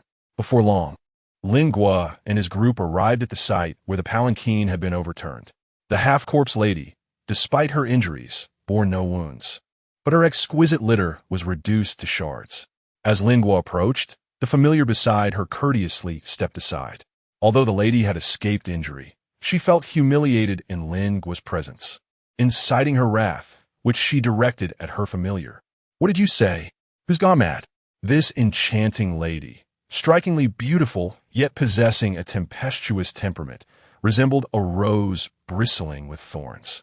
As she prepared to confront Lingua, her familiar quickly intervened, smoothing her hair and attire. Lingua maintained her steady tone, continuing, "This area is not only inhabited by elephants but also by tigers. I suspect other carnivorous beasts are not in short supply here. We must circumvent this region." "Oh, are you planning to traverse directly through the middle?" Lingua raised an eyebrow at her. This time, the enchanting demoness wisely chose to remain silent, refraining from making an impulsive decision driven by her emotions. Yet, she was unwilling to concede defeat, resorting instead to a silent glare at Lingua. Lingua disregarded her and led his followers deeper into the thicket. The enchantress, after venting her frustrations, proceeded with her subordinates, deliberately veering slightly off Lingua's path out of defiance. Chu-E, locate the nearest road. Do not stray off course within the woods. The dangers lurking in the forest are omnipresent, so remain vigilant and report any discoveries, no matter how trivial. Understood. Lingua's decisiveness and composure profoundly influenced those around her. The crowd, initially fraught with anxiety due to the presence of the enormous evolved creatures, gradually found their tranquility. Consulting the map, Lingua and her companions swiftly navigated the periphery of the forest zoo, moving rapidly through the thickets. However, Lingua understood that, despite their caution, encountering the evolved animals was nearly inevitable, for the evolution of these beings had rendered the zoo's barriers ineffective. Many animals had undoubtedly ventured beyond the confines of the zoo. Proceeding with utmost care, Lin Guo and her group managed to circumvent the zoo without incident, save for some peculiar noises emanating from the rear where the succubus's contingent trailed. Upon exiting the woods, Lin Guo discovered that the terrain between this city and Dawn City was not a vast plain, but rather a series of undulating mountains. Realizing the implications of this topography, she sensed that the situation was dire. Typically, animals tend to avoid human settlements. Even in this apocalyptic era, they instinctively steer clear of urban areas. Consequently, it was likely that a significant number of those animals that had escaped the zoo had retreated into the mountainous region ahead. Completely bypassing the series of mountains that lay before them was an impossibility. Apart from the railway connecting these two distant cities, the only remaining passage was the winding mountain roads. Lin Guo did not hesitate for long before making a decision to proceed along the railway. At such times, there would be no trains operating on the tracks, and the railway mainly consisted of tunnels carved directly through the mountains, making it significantly faster than climbing directly or traversing mountain paths. The only concern was the potential encounter with evolved creatures on the elevated tracks or within the tunnels, leaving them with no place to hide. This issue was raised by Chu Yi at the moment of Lin Guo's decision, and the female half-zombie in the group also displayed a look of trepidation. A hint of a sinister smile curled upon Lin Guo's lips as she remarked, "Let me witness your true strength." Upon seeing her smile, everyone was rendered speechless. Until now, Lin Guo had consistently maintained a demeanor of coldness and seriousness. They never anticipated that she would display a smile. However, this smile bore a somewhat wild and unsettling quality. Lin Guo led the way towards a dark railway tunnel, entering without a hint of hesitation, while the other familiars followed anxiously behind. The half-corpse beings moved with remarkable speed, traversing the 100-meter-long tunnel in the blink of an eye. Upon reaching the exit, Lin Guo slowed her pace, pleased to find her predictions accurate. Within the mountainous terrain, train tracks were typically elevated high above the ground. With deep ravines below, shadows of animals darted through the gorge, causing the trees to sway, confirming her earlier conjecture that a significant number of creatures had taken refuge in this forested area. Fortunately, the height of the overpass ensured that the individuals above would remain safe from any potential attacks by the animals below, as the virus only affected mammalian species. "Let us go," Lin Guo urged, not lingering any longer, and upon seeing that everyone had followed, she set the group in motion once more. As they sprinted across the overpass, Lin Guo observed the procession of the who seemed intent on traversing the mountains via the trails. Without dwelling on this observation, Lin Guo and her companions soon arrived at the entrance of the next tunnel, where they heard rustling sounds emanating from within. It appeared that a considerable number of creatures resided in the cavern, most likely rodents. The expressions of the other half-corpse beings darkened at the sound. While they were immune to the attacks of zombies, the evolved creatures would show no distinction between humans, zombies, or half-corpse beings. Since entering this forested zoo, the absence of zombies might also be attributed to being preyed upon by certain carnivorous animals. For Lin Guo, the rodent swarm posed no threat. Even if they encountered moles or other creatures, there was little cause for concern. Yet, for the other half-corpse beings under her command, the situation was perilous. A moment's carelessness could render them as potential prey for the evolved animals. "Prepare to enter," Lin Guo instructed the others. "Ma'am, inside." A female half-corpse began to tremble as she attempted to voice her concerns. Before she could finish, Lin Guo flashed a knowing smile. "Hold your weapons at the ready." Lin Guo's smile was not solely directed at the other half-dead beings. It also stemmed from her own exhilaration for the impending battle. As it had been quite some time since she had tasted blood, Lin Guo was the first to enter, and Chu Yi, eager to stay close to Lin Guo, followed closely behind. The others, upon seeing this, quickly joined in as well. Indeed, it was not long before they encountered a swarm of mutated mice. The size of small dogs, these rodents, startled by the humans, erupted into chaos within the cave. In the darkness, the long knife danced continuously, with Lin Guo moving gracefully among the throng of mice, each swing of the blade scattering vibrant ribbons of crimson. Lin Guo became increasingly exhilarated as she continued to slay, the smile on her face expanding uncontrollably. Her body, which had been dormant for a prolonged period, awakened once more with fervor. She was acutely aware that she should hasten her departure from the cave, yet her excitement rendered her unwilling to cease. The cave was engulfed in darkness, with mutated mice emerging incessantly. The scent of blood provoked these creatures, inciting them to a heightened frenzy. Chapter 126, The Tunnel. As Lingua emerged from the cave, her hands were stained crimson, and her long knife dripped with blood. Following her were 4 others, 3 men and 1 woman, including Chu-yi. They bore a grievous appearance, their garments tattered and their bodies marked with bloodstains, further exacerbated by the blood of the mutated mice that clung to them, rendering them a pitiful sight.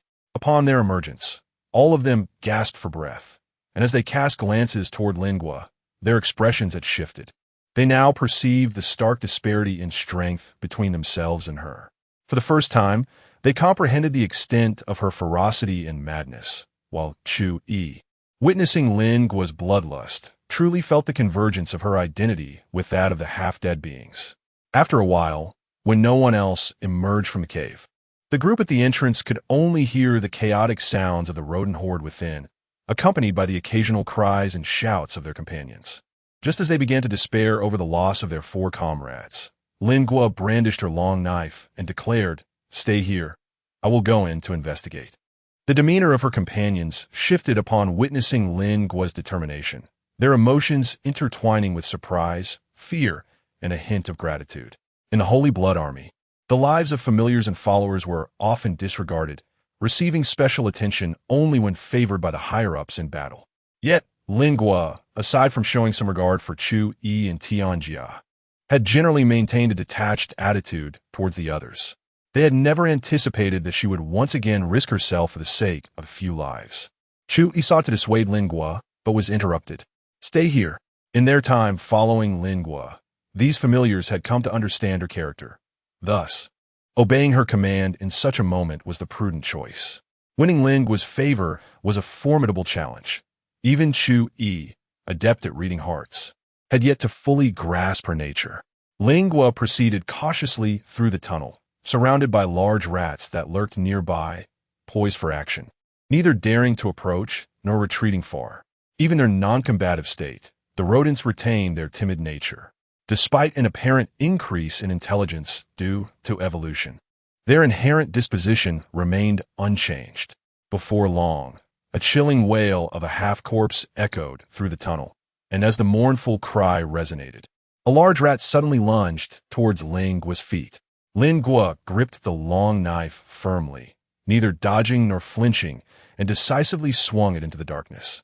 The large rat emitted a sharp squeak before being cleaved in 2, crashing to the ground and twitching a few times before lying still.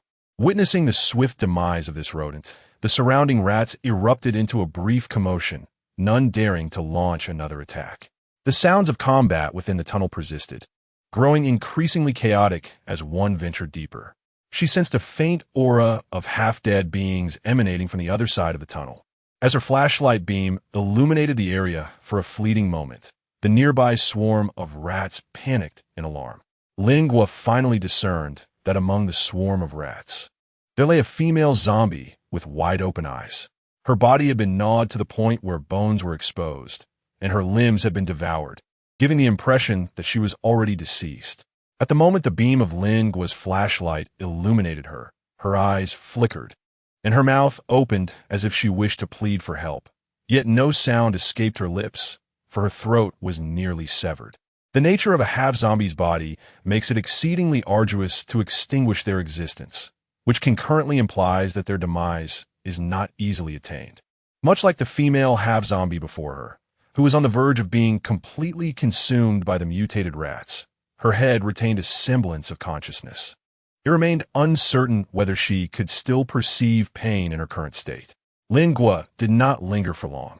He cast a fleeting glance before continuing his journey into the depths of the tunnel, entirely indifferent to what the other party wished to convey. Lingua had no intention of rescuing anyone. She merely believed in seizing every opportunity to gather information, which also served as a means to establish her authority within the Holy Blood Army. The rats that frequently scurried through the tunnels were exceedingly sensitive to the beam of her flashlight, their blood-red eyes glinting in the darkness as they fixated on her. The pungent scent of rat blood clung to her, causing the rodents to hesitate, yet it was evident that the deeper she ventured, the more restless they became. The tunnel was cluttered with a myriad of objects, some resembling stones, others the remains of animals, obscuring her line of sight. Ahead, there was a distinct sign of struggle, accompanied by the heavy breathing of a man. Lin Guo placed the illuminated flashlight directly into the outer compartment of his backpack, where a layer of fabric dulled its brightness, casting only a faint glow around him. Concealed by the clutter, he observed a half-corpse of a man struggling amidst a throng of rats, wielding a military knife and desperately attempting to claw his way out of the swarm. The evolved rodents, in their frenzied state, exhibited a ferocious aggression. Despite being repeatedly overwhelmed by the onslaught of rats, the man fought valiantly, his body already bloodied and battered, yet he persisted in his advance. It was only after being knocked down for the third time that he rolled on the ground, unable to rise again. Ling Guo observed coolly from the corner, yet he noticed a faint glimmer of light emanating from the man's neck. It was a pendant, which the man clutched tightly, the light flickering increasingly with intensity. Ling Guo glanced down at the communication ring on his hand, and a conjecture formed in his mind. The man was in excruciating pain, unable to suppress a wretched scream. Just as Ling Guo approached with his blade drawn, the swarm of attacking rodents surrounding the man was in a frenzied state, and they lunged without hesitation at the newcomer. As Ling Guo entered the fray, the mice that had been watching him intently also commenced their assault. 5 minutes later, a ring of evolved rodent corpses lay around the man, who stood dumbfounded, staring at Ling Guo, who was reveling in the center of it all. After Ling Guo had exterminated approximately 4/5 of the mice, the frenzied onslaught finally ceased, leaving a few remaining creatures to hastily burrow into the concealed openings of the tunnel walls.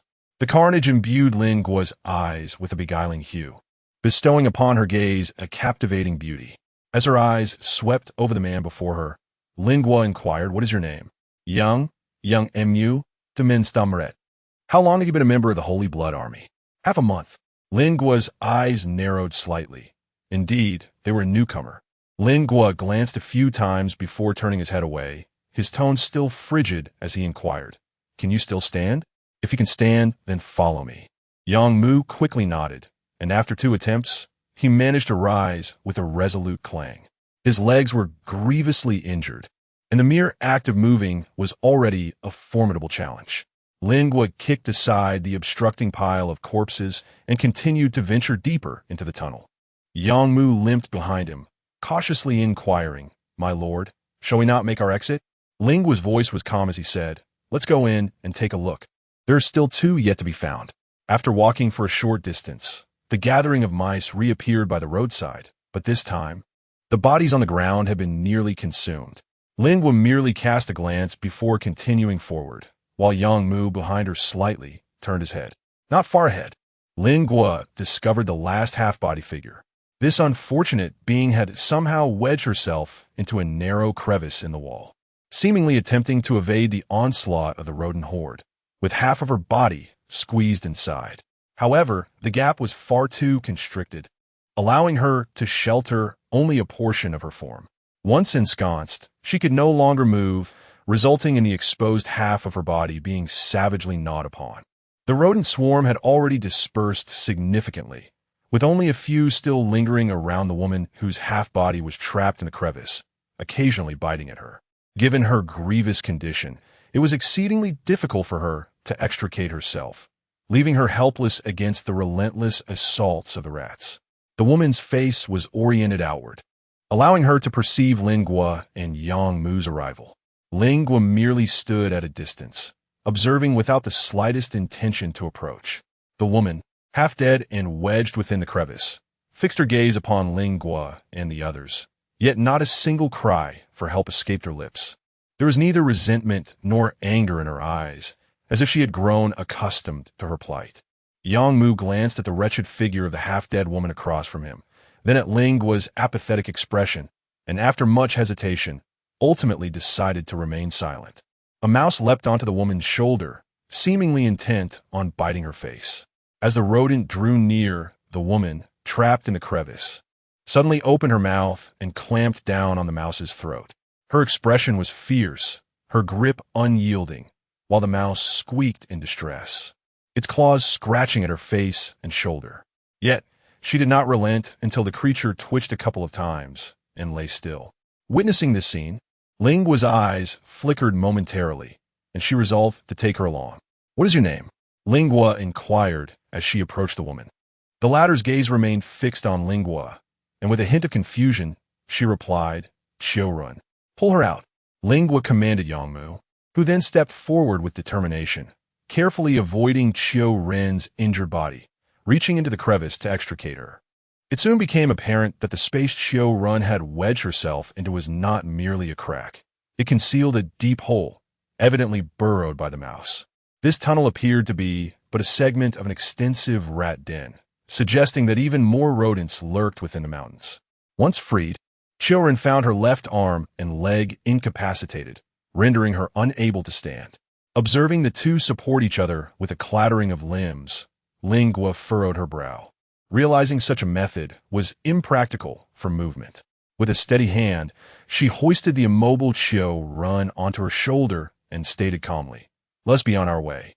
Lingua's action was merely a spontaneous gesture, one that did not weigh heavily on his mind. However, Chiorun, who was slung over Lingua's shoulder, appeared utterly astonished, her eyes brimming with disbelief. Chapter 127, The County Town Station. As Lingua emerged from the tunnel accompanied by two injured half-dead beings, several other half-dead creatures outside were intently gazing down into the valley below. Chu-yi, feeling anxious, inquired, "My lord, are you unharmed?" Lingua casually tossed the autumn blade from his body into his embrace and inquired, "What are you all observing?" Lingua looked down and saw only a few animals darting swiftly through the thickets. Several large trees had been snapped in half, clearly having just endured some immense force. The dense forest below obscured the true nature of the events transpiring, and the expressions of those nearby were pallid, displaying signs of lingering dread. Chu-yi timely stepped forward to elucidate, "My lord, it appears that below is the troop of the Demonist Pavilion." Upon hearing this, Lingua cast another glance, and from the circumstances, it seemed they had encountered carnivorous beasts. Lingua could not help but exclaim, "How fierce indeed! No more lingering, let us proceed," he urged. The tunnel was primarily inhabited by animals. If this was their storage place for food or a nursery for their young, then traversing the tunnel would undoubtedly invite an attack. Given that there were injured members in their party, Lingua chose to moderate his pace, maintaining a reasonable distance from the others. At this moment, the moon hung high in the sky, and as the group departed the mountainous region, the chilling howls of wolves echoed from within the hills. Continuing along the railway tracks for a short distance led them to a small train station, likely a stop in a minor county. The station was not overly crowded, with only a few zombies occasionally wandering in and out. "Let us rest here for the night and set out tomorrow. It will also allow us to wait for the Demonist troop," Lingua decisively declared. Lingu concentrated her spirit, striving to exert control over the zombies as they meandered within the waiting room. Yet, regardless of how fervently she endeavored, the zombies appeared oblivious, aimlessly shuffling around her. This was perplexing. When she had first transformed into a half-zombie, she found it relatively easy to command them. Why was it so different this time? Chu-yi approached with a knife in hand and respectfully remarked, "My lord, the zombies require a certain level of evolution to perceive the signals you emit. The ones here have only recently mutated and have yet to develop any semblance of thought." Lingua raised an eyebrow, as this was the first time she had encountered such a situation. Naturally, she stepped back, leaving the matter to Chu-yi.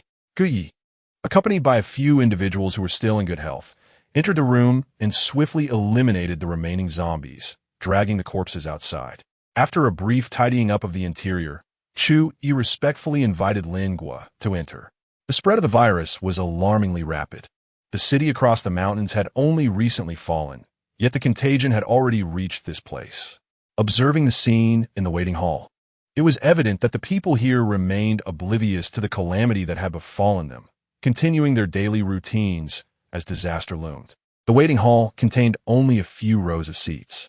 Once inside, the individuals found their respective corners and settled down to rest. Chu-yi approached Lingua and respectfully inquired, "My lady, there's still some water here. Would you like to wash up first?" As he spoke, he raised his hand, revealing clothing he had just retrieved from his suitcase. Lingua took the garments and walked alone into the restroom. Indeed, Chu-yi proved to be an exceptionally competent steward. After cleansing herself, Lingua emerged, towel in hand, and observed several individuals attending to the two injured parties. "How are their injuries?" Lingua inquired from the side. Chu-yi replied, "Yangmu's injuries are not severe. A couple of days of rest will suffice for him to resume normal activities. However, Xiaoren's injuries are rather serious. He will need at least a week of recovery. All right, you all should freshen up and rest early. I believe the tall wall nearby is not far off." As soon as Lingua's voice faded, another wolf howl pierced the air, this time resonating much closer. Upon hearing this sound, Lingua furrowed his brow, and the others also exhibited signs of unease. Lingua relaxedly settled into a chair on the side and addressed the group. "Why are you all lost in thought? Hurry and wash up." A formidable leader plays a crucial role within the entire team. Having just emerged from the terrifying wilderness, everyone was acutely aware of the sounds made by the beasts. Only the leader's composure could instill a sense of calm among them. Chu-yi lingered at the back, appearing somewhat hesitant beside Lingua. "If there is something to discuss, speak up." Lingua's tone was frosty. Chu-yi cautiously inquired, "My lord, if the team from the Yaoji Pavilion has not descended by tomorrow, shall we wait?" Lingua lifted his gaze and cast a glance at Chu-yi, a faint smile gracing his lips as he countered, "What do you think we ought to do?" Lingua held a profound concern for Chu-yi, not due to his eloquence, but rather because she firmly believed that he had been dispatched to monitor her, though she remained uncertain of his true master. Chu-yi's responses were steeped in the cold, analytical tone reminiscent of the Holy Blood Army, devoid of any emotion, merely weighing the pros and cons. Nevertheless, it became apparent that Chu-yi was not affiliated with the enchanting demoness, for her temperament could never subdue someone as introspective as Chu-yi. "It depends on the situation," Lingua casually remarked. Chu-yi fancied himself a master at discerning the human psyche, yet all his experience seemed futile in the face of Lingua, whose thoughts were elusive and whose inner world appeared impenetrable. The spring night was remarkably tranquil, infused with the scent of rejuvenation. Occasionally, the faint sound of something passing outside could be heard, mostly zombies, though some animals were likely among them. This small county, situated closest to the mountains, had undoubtedly transformed into a hunting ground for carnivorous beasts, as numerous predators ventured into the area under the cover of night. However, there was no cause for alarm. Compared to those sheltered indoors, it was the wandering zombies outside that posed the initial threat to the animals, for to them, the distinction between human and zombie was utterly inconsequential. Lingua gazed out of the window at the luminous full moon, feeling an overwhelming sense of fatigue. Yet sleep eluded her. Surrounding her was an atmosphere thick with peril. Even when she did manage to drift off, it was merely a light slumber, as any sound would rouse her. Fortunately, her half-zombie state rendered late nights less taxing on her. This shared trait with her counterpart, Lingua, was perhaps the only similarity between them. Despite Lingua's belief that fear did not grip her, the insecurity of her environment made sleep a distant luxury. It was only when the first light of dawn began to grace the horizon that she managed to briefly close her eyes. However, just then, a cacophony erupted from the mountainous direction, prompting the half-zombies within the room to swiftly grasp their weapons as the clamor intensified. Lingua led the group out of the waiting room, and soon they witnessed a commotion in the mountainous direction. A group of individuals was entangled with some ferocious creatures. "It appears to be the entourage of the Demoness Pavilion," Chu-yi remarked. "Let us proceed to offer assistance." Spurred by Lingua's words, several members of the group hastened toward that direction. At this moment, the Demoness was far removed from her earlier grandeur. Her long, white hair was disheveled, and her attire bore numerous gashes. The 8 followers who had previously accompanied her had vanished, leaving only 5 of her 10 summoned creatures, all of whom appeared utterly disheveled. They were besieged by 5 colossal wolves, rendering the demoness and her companions as diminutive as rabbits in the face of such formidable foes. Nevertheless, the demoness demonstrated considerable strength, wielding a whip with lethal precision. In stark contrast, her remaining summoned creatures faltered greatly. Their once pleasing visages were now twisted with fear or rage. Each pair struggled to face a single giant wolf, revealing countless vulnerabilities. Seizing an opportune moment, one of the wolves lunged at a summoned creature, which writhed desperately on the ground, crying out for salvation. The demoness swung her whip violently toward the wolf's head, but by the time it arrived, the beast had already snatched the individual and retreated. Upon closer inspection, the man clamped between the wolf's jaws was a familiar face, one whom Lingua had previously expelled, only to find him now aligned with the demoness. Blood dripped from his mouth as he wailed, "Demoness, save me!" His cries were heart-wrenching. Yet the demoness paid him no heed, instead gazing mournfully at her tattered garments, lamenting the loss of her new dress. The remaining 4 summoned creatures beside her wore ashen expressions, too fearful to witness their companion's plight. Observing Lingua and her companions, who were clad in pristine attire while her own group appeared so wretched, the demoness' mood soured further. Without uttering a word, she brushed past them, making her way toward the station where Lingua and the others had settled. As a slender, tall male summoned creature trailed behind Lingua, he paused to bow earnestly. Expressing his gratitude, Lingua recognized him. He was the only one capable of exchanging a few words with the demoness, having previously intervened during her provocations toward Lingua. Lingua gazed for a considerable time before inquiring of Chu-yi behind him. "What is this person's name?" Lingua's expression was peculiar. The name sounded rather effeminate. Chu-yi noticed Lingua's strange demeanor and remarked, "The subordinates of thee are all named by her personally." Lingua felt a twitch in his cheek. Could it be that the adults have a particular interest in Yuju? He is the trusted confidant of the demoness, and it is likely. Lingua cast a chilly glance at Chu-yi, stating, "Do not speculate on my thoughts. This is my final warning." Chu-yi lowered his head once more, resolutely deciding within himself to refrain from discussing matters of romance with Lingua ever again. However, he found it curious that, despite possessing absolute power, neither men nor women could escape the entanglements of desire, with Lingua being an exception. What Chu-yi remained unaware of was that he had not misjudged.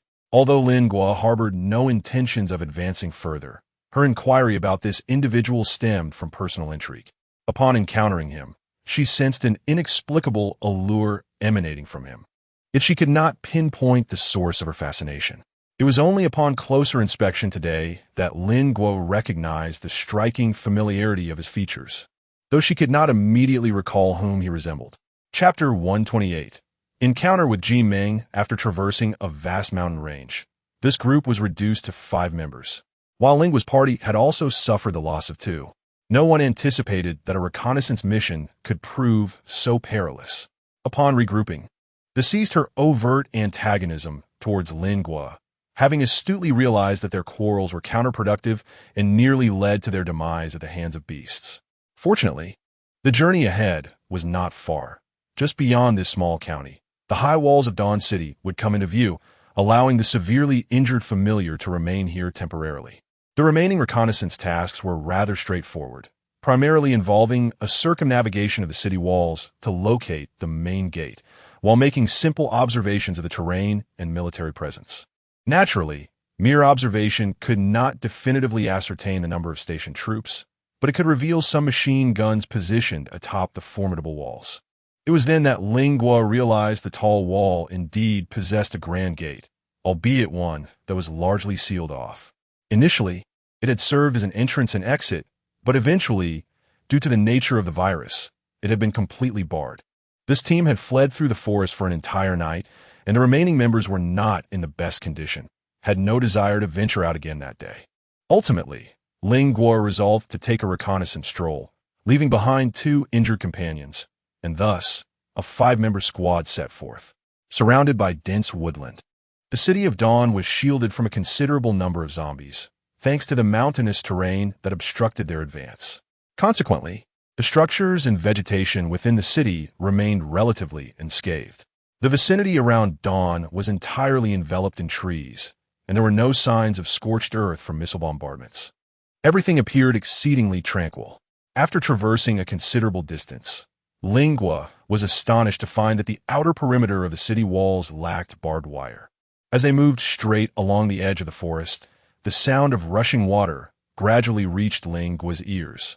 Upon emerging from the thicket, she discovered a mighty river flowing outside the high walls of Dawn City.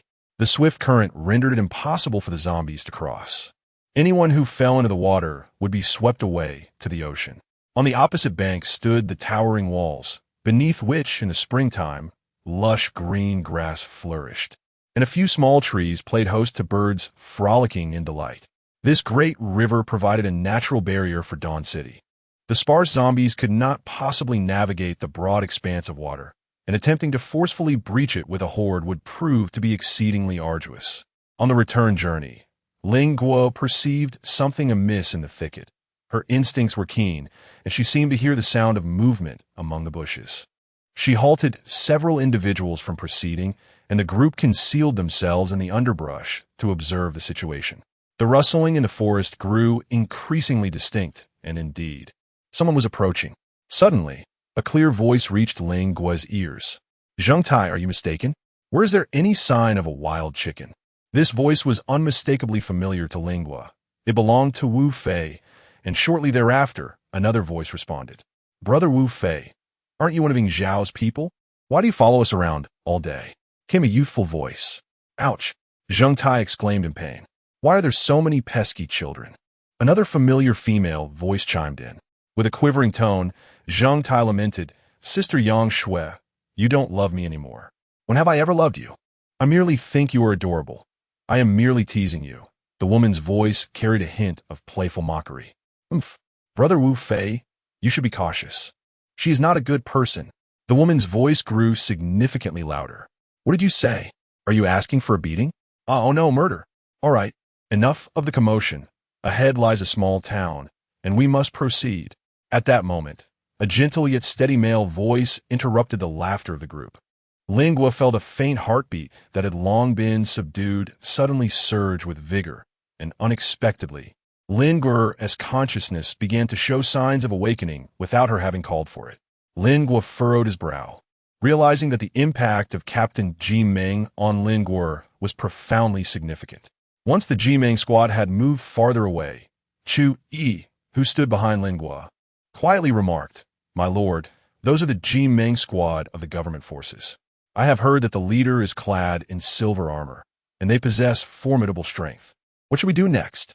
We must circumvent them and reach the train station ahead of their advance. If they discover us now, we shall find ourselves in grave peril." Lingua replied with urgency. Chu Yi felt a twinge of confusion. When had this lord become so cautious? He had assumed that Lingua's character would prompt her to charge headlong into the fray, a reflection of her true nature. They maneuvered to avoid the route taken by the Ji Meng squad, with Lingua sprinting at full speed towards an alternate approach to the previously visited train station. "Once we enter the building, you will carry the injured, and we shall retreat with utmost haste.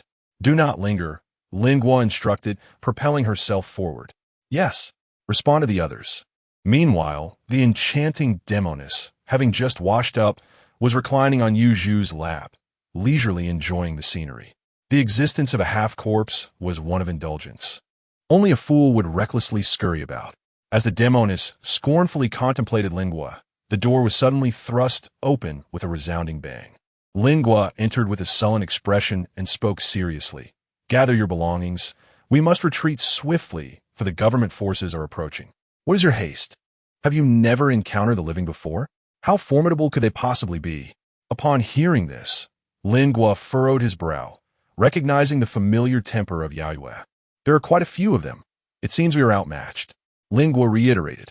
With narrowed eyes and a hint of schadenfreude, Yayue replied, "Today, I have come to realize that your courage is surprisingly feeble." Lingua's expression grew increasingly somber. This was not the opportune moment for a meeting.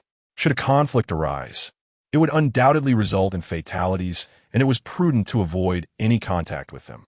As time slipped away, Voices began to filter in from outside, indicating that someone was indeed approaching. Noticing Linggua's uneasy demeanor, the enchanting lady chuckled softly and said, "My darlings, let us venture forth and discover who has frightened our esteemed Wang Xian pavilion into such a state." Ha ha! With laughter echoing behind her, the enchanting lady led her followers out into the fray. Lingua was genuinely incensed, darkness flickering in his eyes as he muttered the word fool. Chu Yi, standing nearby, inquired, "My lord, what should we do next?" When confronted with Lingua's somber gaze, Chu Yi trembled, for it was the first time he sensed a palpable intent to kill emanating from Lingua. His usually sharp mind fell into a void, engulfed by an overwhelming chill.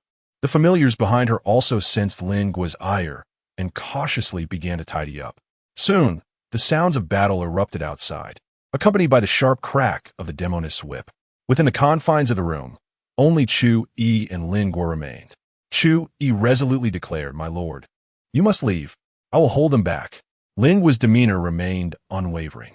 It was then that Chu Yi leapt through the window, just as the demonist's whip fell silent.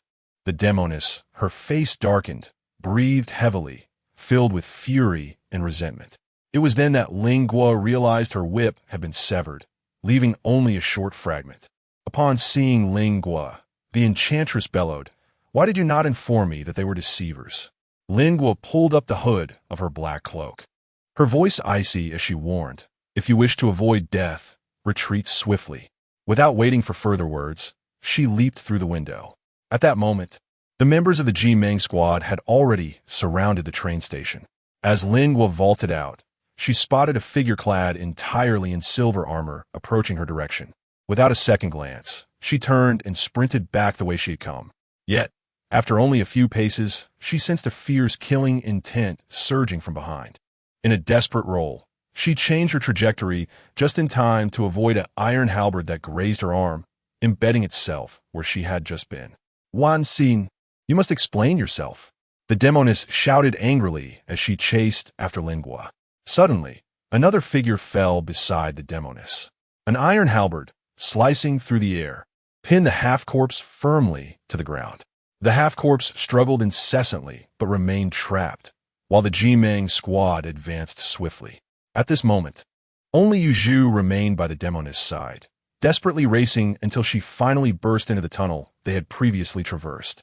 Seeing Chun halt the pursuing members, the captain of the Ji-Meng squad commanded, "Do not chase. Remember our mission." Only then did everyone cease their advance, turning to secure the area. However, the silver-armored Ji Chun stood rooted in place, his mind racing. He had just glimpsed the figure in the black cloak during its roll, and a glimmer of a long sword scabbard had caught his eye. In that instant, he felt an uncanny familiarity with that silhouette, though the loose black cloak obscured any identification based on form alone. Once this thought crossed his mind, he became entranced by the notion that this figure was someone he had long sought. Ji Chun chastised himself for being so deluded, attributing his conviction to merely a glimpse of a scabbard. Sun Tze approached from behind, inquiring, "Captain, what troubles you?" With a sigh, Ji Chun replied, "Nothing of consequence. We must report our encounter with the Holy Blood Army to Kunpeng promptly. Their presence nearby indicates they likely have plans to strike at Dawn City."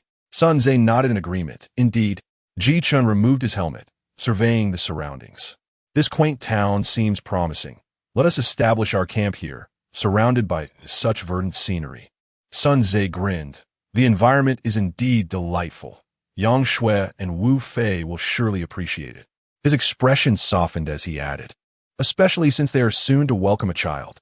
Ji Chun was taken aback by the news, then smiled warmly. "Is that so? What wonderful tidings." In the wake of a year marked by calamity and the specter of death, this was the first time the Ji-Meng squad faced the joyful anticipation of new life, and everyone rejoiced at the prospect. Chapter 129. Escape from the mountains. Lingua disregarded her and turned to continue deeper into the forest. With her inclusion, the now comprised only two individuals. Thus they dared not act on their whims and separate from Lingua. With a slight pout, she followed suit. Lingua followed the path taken by the individuals ahead, pursuing them with determination.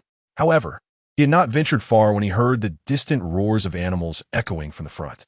The enchantress frowned and remarked disdainfully, "How dare those beasts linger here?" Lingua cast a glance at her, and without a moment's hesitation, dashed forward, for the individuals ahead were likely in peril. Before Wei Yaoji could intervene, Lingua had already sprinted out. All she could do was murmur behind her, "I truly wonder if she is audacious or timid." As she navigated around the thicket, she indeed spotted the few who had ventured ahead, now encircled by 4 enormous hyenas. This zoo truly housed an array of creatures. The hyenas bared their teeth, drool dripping from their mouths. Among the group that had set out first, 2 individuals were burdened with an injured companion, leaving only 3 capable of moving freely, utterly disadvantaged before the 4 hyenas. Without a moment's hesitation, Lin Gua charged forward, aiming for the throat of a hyena that sought to launch a surprise attack from behind. The cunning hyena, however, recognized the imminent threat and halted its advance, swiftly veering aside. Known for their pack mentality and preference for carrion, these creatures had now also taken to hunting live prey. "Sir!" Upon witnessing Lin Gua's approach, the encircled individuals felt a wave of relief wash over them. Their voices noticeably lightened. "Stay focused. They are exceedingly clever." Lin Gua swiftly cautioned his companions.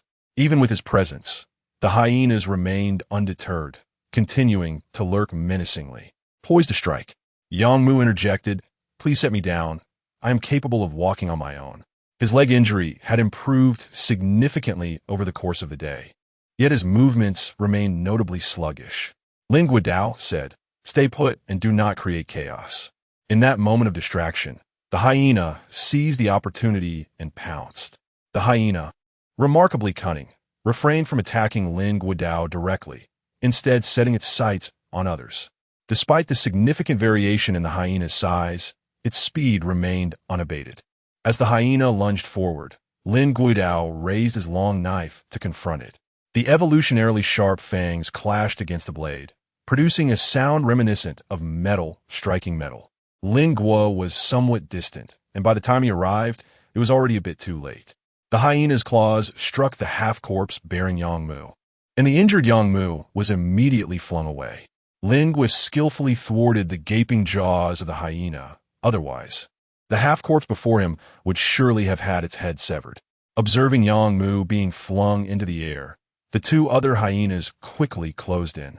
As wild beasts possess an uncanny ability to discern the most vulnerable prey within a group, Yang Mu crashed heavily to the ground, instinctively attempting to land on his feet.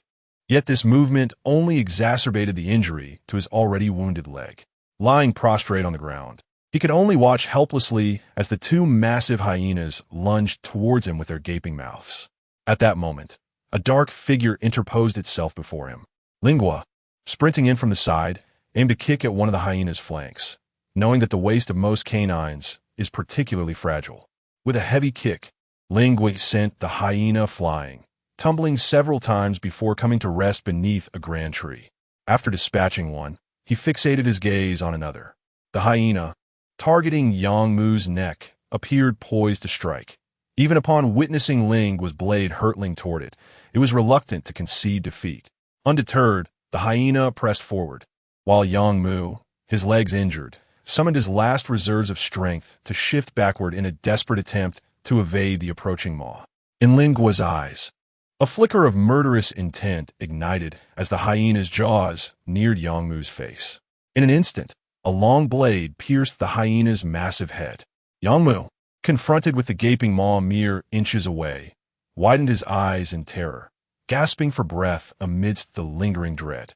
At that moment, the hyena, having been kicked away by Lingua, struggled to rise, baring its teeth menacingly at him. "Quickly, help him up," Lingua commanded, remaining vigilant against the possibility of another assault from the hyena, while instructing others to hoist Yang Mu once again. As the hyena prepared to charge once more, a colossal figure emerged from the woods behind it. Even Lingua couldn't suppress a gasp of astonishment as a massive lion leaped from the trees, swiftly bringing the hyena down, its powerful jaws clamping tightly around the creature's neck. This was a lioness, twice the size of a typical lion. What astonished Lingua further was the realization that such a formidable beast had been lurking nearby, unnoticed. Upon closer inspection of his surroundings, he discerned that there were likely several lions hidden within the thicket.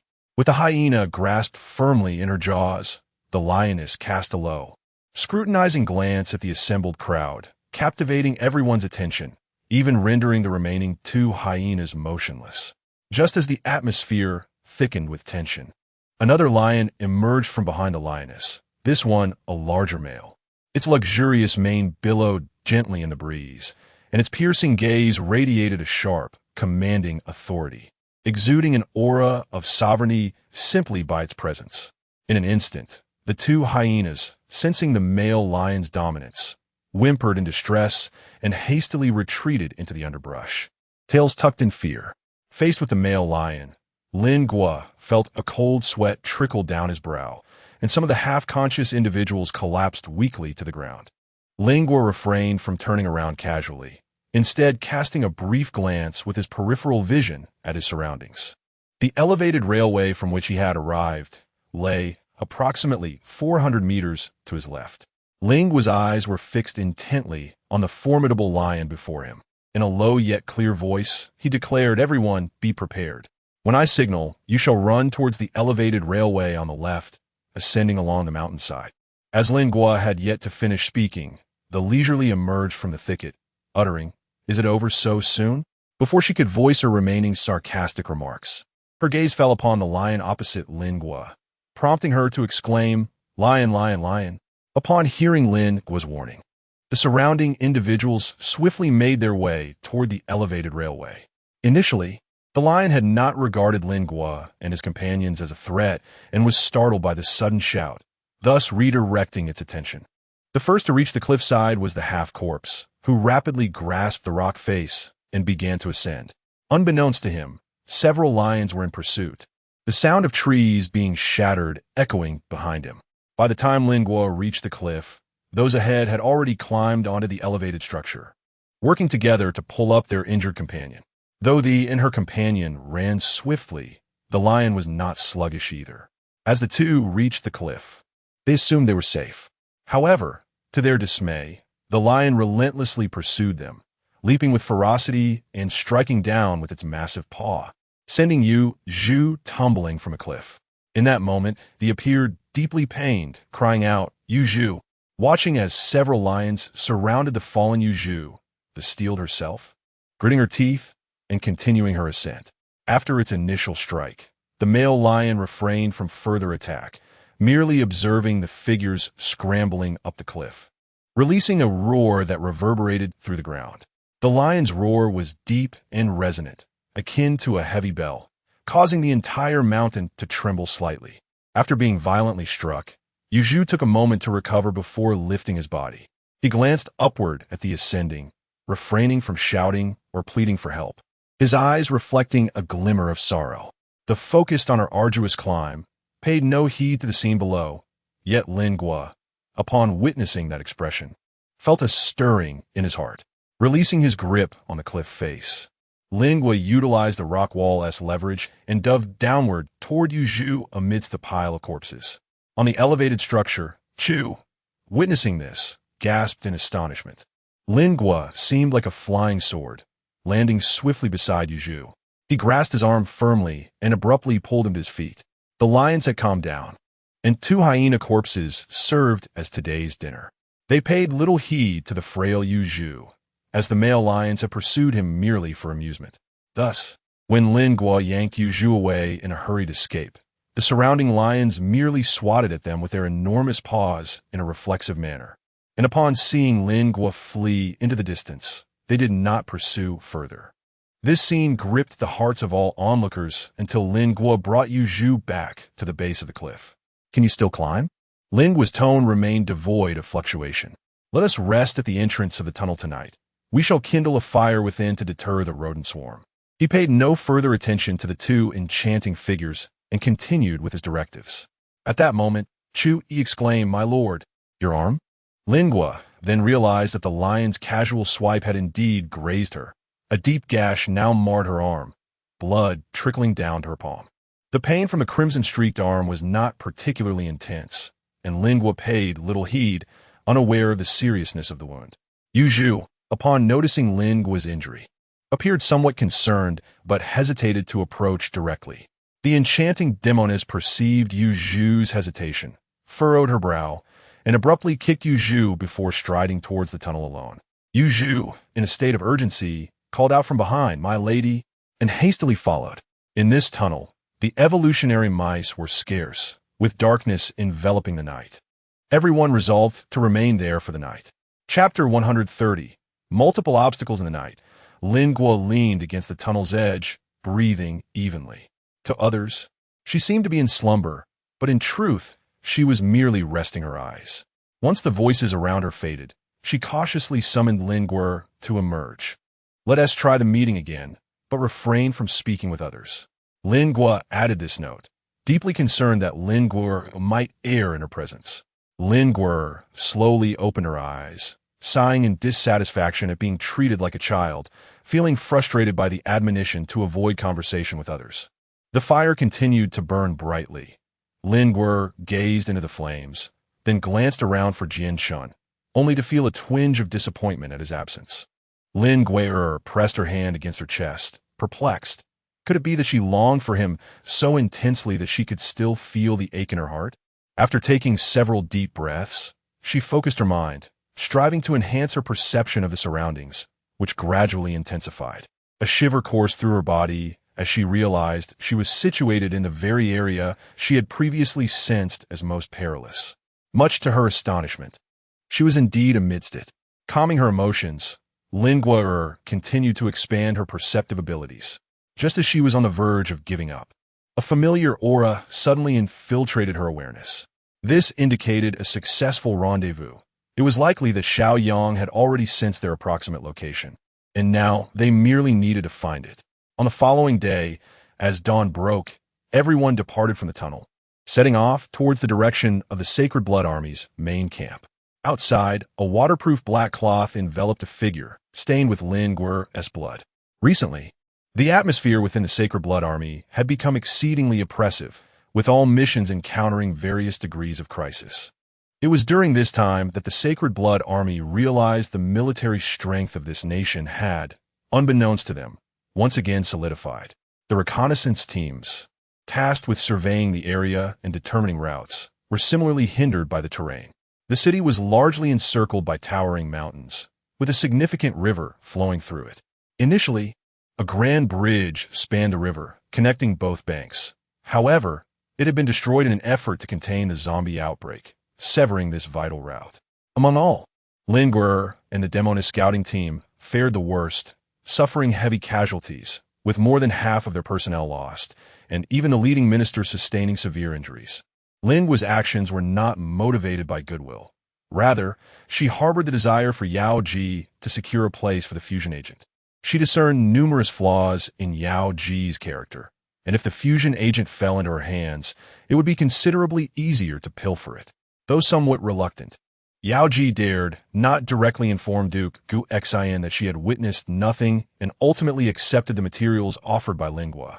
After completing her report, Yao Ji walked alongside Lingua towards the hall's exit, her demeanor betraying a struggle to articulate her thoughts. After much internal conflict, she finally spoke softly, expressing her gratitude. "Thank you this time. I have always been averse to being indebted to others. Should you have any requests, do not hesitate to voice them, as long as I am capable of fulfilling them." Observing Lingua's gaze directed at Yu Zhu, Yao Ji, in a state of agitation, insisted, "Yu Zhu is not suitable. Please, choose another." It was evident that Yao Ji was genuinely reluctant, resembling a child distressed at the prospect of losing her most cherished toy.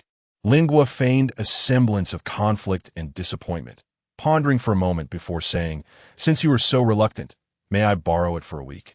I shall return it to you afterward."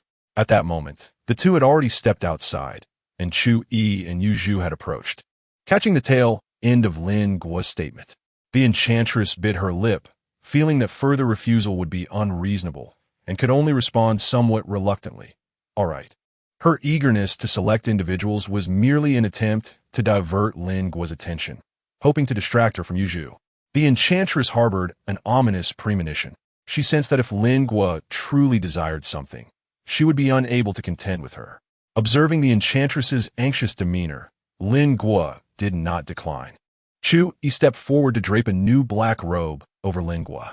At that moment, Chu Yi appeared somewhat battered, clearly having waited outside with the garment without a chance to tidy herself.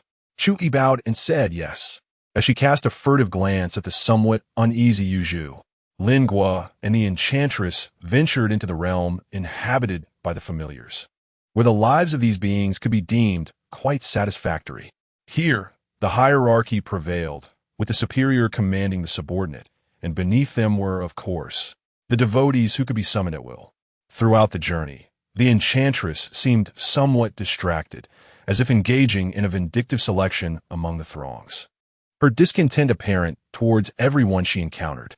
Lin Guo was visiting this place for the first time, her curiosity piqued by the thought of how individuals in the modern era could suddenly endure a transformation reminiscent of a slave system. Upon witnessing the scene, Lin Guo realized that while building trust among humanity may take an extensive period, the complete collapse of an individual could occur in a fleeting moment. Those present had chosen to join the Holy Blood sect, undoubtedly in search of refuge, each driven by distinct motivations that compelled them to humble themselves. Contrary to her expectations, the atmosphere was not as pitiful as she had imagined. It bore a resemblance to a workplace recruitment setting, with the summoned spirits exhibiting both eagerness and trepidation. Lin Guo accompanied the enchanting demoness as they wandered through the crowd, selecting newcomers. At that moment, a pair of eyes in the throng was fixated upon Lin Guo. This individual was a familiar face, one who had garnered the attention of the Holy Blood sect by vanquishing Du Wenhao. Following the baptism of the Holy Blood, he had ascended to the rank of a familiar within the Holy Blood army. However, due to his unremarkable appearance, mediocre abilities, and a slightly hunched posture, he had never been favored and remained overlooked by the council members. Upon catching sight of Lin Guo, he felt an uncanny familiarity, as if he had encountered him before, yet he struggled to recall the specifics. This moment of confusion was compounded by the fact that Lin Guo had often concealed his eyes during his time at the Yingzhou and had not participated in battles, rendering him momentarily unrecognizable to this individual. As their gazes met, Lin Guo also became aware of him and quickly lowered his head. Lin Guo squinted her eyes, as she could not recall that individual, having lost the clarity of her consciousness at that moment. Nevertheless, her intuition was remarkably acute. She felt as though she had encountered this person before, a matter she intended to explore in her dreams with Lin Guo. Haven't you chosen anyone yet? Are you leaving already? I find these two quite appealing, so I shall relinquish them to you, the enchanting lady said, her smile tinged with reluctance. As she passed the two most striking summoned beings to Lin Guo did not refuse and said, "Thank you." Before turning away, he reminded Yuzhu, "Let us go."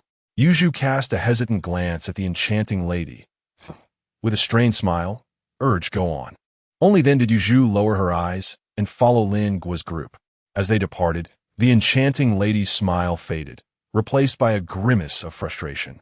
This scene did not escape the attention of an onlooker in the crowd, who upon seeing Lin Guo's blade, was reminded of a veiled figure from the Yingzhou team. His suspicion lingered, though he was not entirely certain. Yet he believed this information might capture the attention of the minister. For that reason, he would portray the matter as truth, even if it were merely a fabrication. Observing the enchanting lady's demeanor, he was convinced she would appreciate such news. On the way back, Lin Guo pondered the possible identity of that individual. If she sensed something amiss, there must be a reason behind it. However, the only opportunity to connect with Lin Guo was fleeting, occurring only in dreams, as she had not enjoyed a restful night in quite some time. Yuzhu felt a deep pang of sorrow. Her feelings for the enchanting lady transcended mere loyalty from a subordinate to a superior. Instead, it was a one-sided affection that had compelled her to remain by the enchanting lady's side. Now, treated as a mere gift, she harbored no resentment, only heartache. Throughout the journey, she contemplated how to tactfully refuse any overly familiar advances from Minister Wang Hexen. Upon reaching the door, Chu Yi and Tianjia awaited Lin Guo's arrival. As Lin Guo entered, Chu Yi took his cloak, while Tianjia inquired if he wished to take a bath first, holding out prepared garments. After instructing Chu Yi to arrange matters for the three individuals, Lin Guo followed Tianjia to the bathroom. Stripping before the mirror, Lin Guo noticed that his minor wounds had nearly healed in such a short time, and the most significant injury on his arm had ceased to bleed. When Lin Guo awoke, the sky outside had darkened. It seemed that the encounter with his adversary had ignited a glimmer of murderous intent in his eyes. Chapter 131. A resemblance to him. Chu Yi, having learned from experience, resolved that regardless of Lin Guo's apparent interest in Yu Zhu, she would not take the initiative to cleanse and present Yu Zhu unless commanded to do so, not even daring to ask a single question. In recent days, Lin Guo had indeed ceased to think of Yu Zhu, as if he were merely a borrowed tool for cleaning. Each day, Yu Zhu performed trivial tasks like any other familiar spirit. Lin Guo had been preoccupied with various matters, becoming increasingly cautious due to the recent circumstances. The mask remained essential to her, for encountering acquaintances again would be undesirable. Thus, she devoted her time to devising a mask that could be worn for an extended period. Moreover, she had not overlooked the man who had slain Du Wenhao. After several days of investigation, Lin Guo confirmed that the man had joined the ranks of the demonists, seemingly seeking her protection. It was imperative to suppress this information before it spread, and if necessary, eliminate all who were privy to the knowledge. It was not until the fifth day that Lin Guo found a moment of respite, allowing her to appreciate the sunrise from within her own abode for the first time.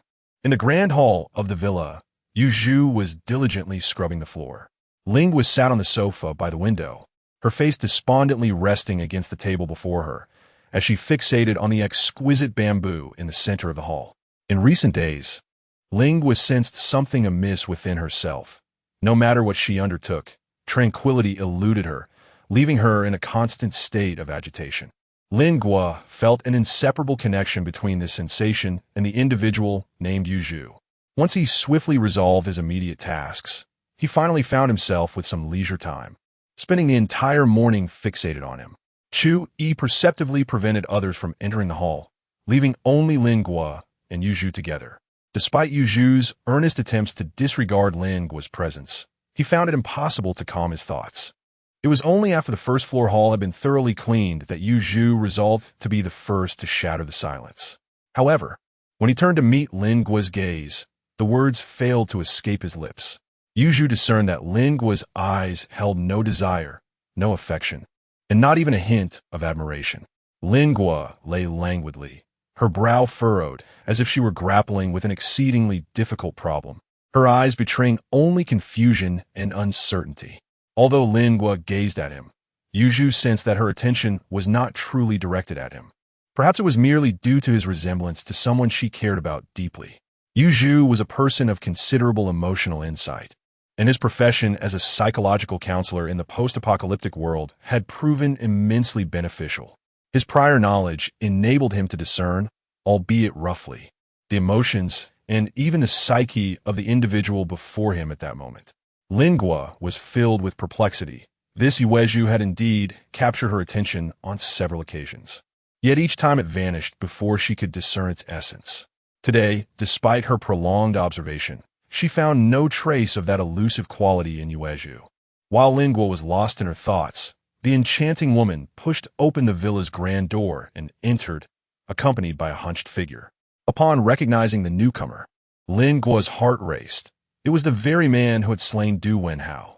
Once inside, this man furtively scanned the room with beady eyes. Glancing at Lin Guo's face more than once, he made his way directly to the sofa opposite Lin Guo and sat down. The enchanting woman elegantly crossed her long legs and leaned back on the sofa with an air of ease, casually remarking, "Have you heard? We've discovered traces of the government forces nearby, specifically that individual named Ying Zhao." Lin Guo's expression remained unchanged as he coldly remarked, "Oh, no one has indeed informed me. I surmise that Lord Guxin will soon take action against those insects. Where did you hear all this?" This face stiffened, as if she were momentarily choked. Chu Yi approached with a tray, serving tea to the two, thus breaking the silence. Casting a glance at the companion beside, Lin Guo struck again. It has only been a few days since we last met, yet I never imagined that your taste has expanded so greatly. Are you now fond of this type? If that is the case, Yuanju naturally would not capture your interest. Perhaps it would be better to leave her with me. Upon hearing this temper flared once more, and she abruptly turned her head, exclaiming loudly, "You wish not. I advise you not to be so arrogant." With that, the furiously turned to leave. At that moment, Yuanju was eavesdropping in a corner of the hall, merely wishing to catch a glimpse of for this girl always left her feeling unsettled. On the verge of exiting, noticed Yuanju in the corner. Her eyes momentarily sparkled upon seeing her, yet she soon furrowed her brows and huffed before stepping out the door. Not far from the entrance, they, still seething with anger, fiercely questioned the man following her. "Did you see clearly? Is she truly the one you spoke of?" The man, hunched over, firmly asserted, "Indeed, it is she." How could he dare to say otherwise? His current standing depended entirely on this information. Mind your words. Do not let this leak out. This significant achievement is undoubtedly mine. The man behind him timidly added, "My lord, you are being somewhat hasty." Yuanju's familiar is also beneficial to her. This will aid in gathering evidence. The smile on this face gradually faded, her brows knitting together, for she was aware that this was indeed the case. Initially, she had placed someone around Yuanju with this very intention. However, the thought of relinquishing Yuanju made her heart uneasy. At this moment, the man behind her, undeterred, continued to persuade, "My lord, the sooner you obtain leverage over her, the sooner you will acquire the fusion agent." At that time, how many Yuances could there be? This anger inexplicably surged again. She turned and slapped the stooped man, vehemently declaring, "What do you understand? This idea shall not be mentioned again." As they walked away, the stooped man scoffed, muttering, "A woman can never accomplish great things." After this departure, Lin Guo began to contemplate how to send them all to their doom. Such individuals, if allowed to linger, would only lead to more uncertainties. And should this matter spread within the Holy Blood Army, it would spell trouble. At that moment, Yuanju was clearing the tea set from the table, and her gaze fell upon him. Lin Guo reached out, gripping Yuanju's chin, compelling her to raise her head. With a look of confusion still in her eyes, Lin Guo scrutinized her features closely. He had always felt a peculiar familiarity with her visage. "My lord?"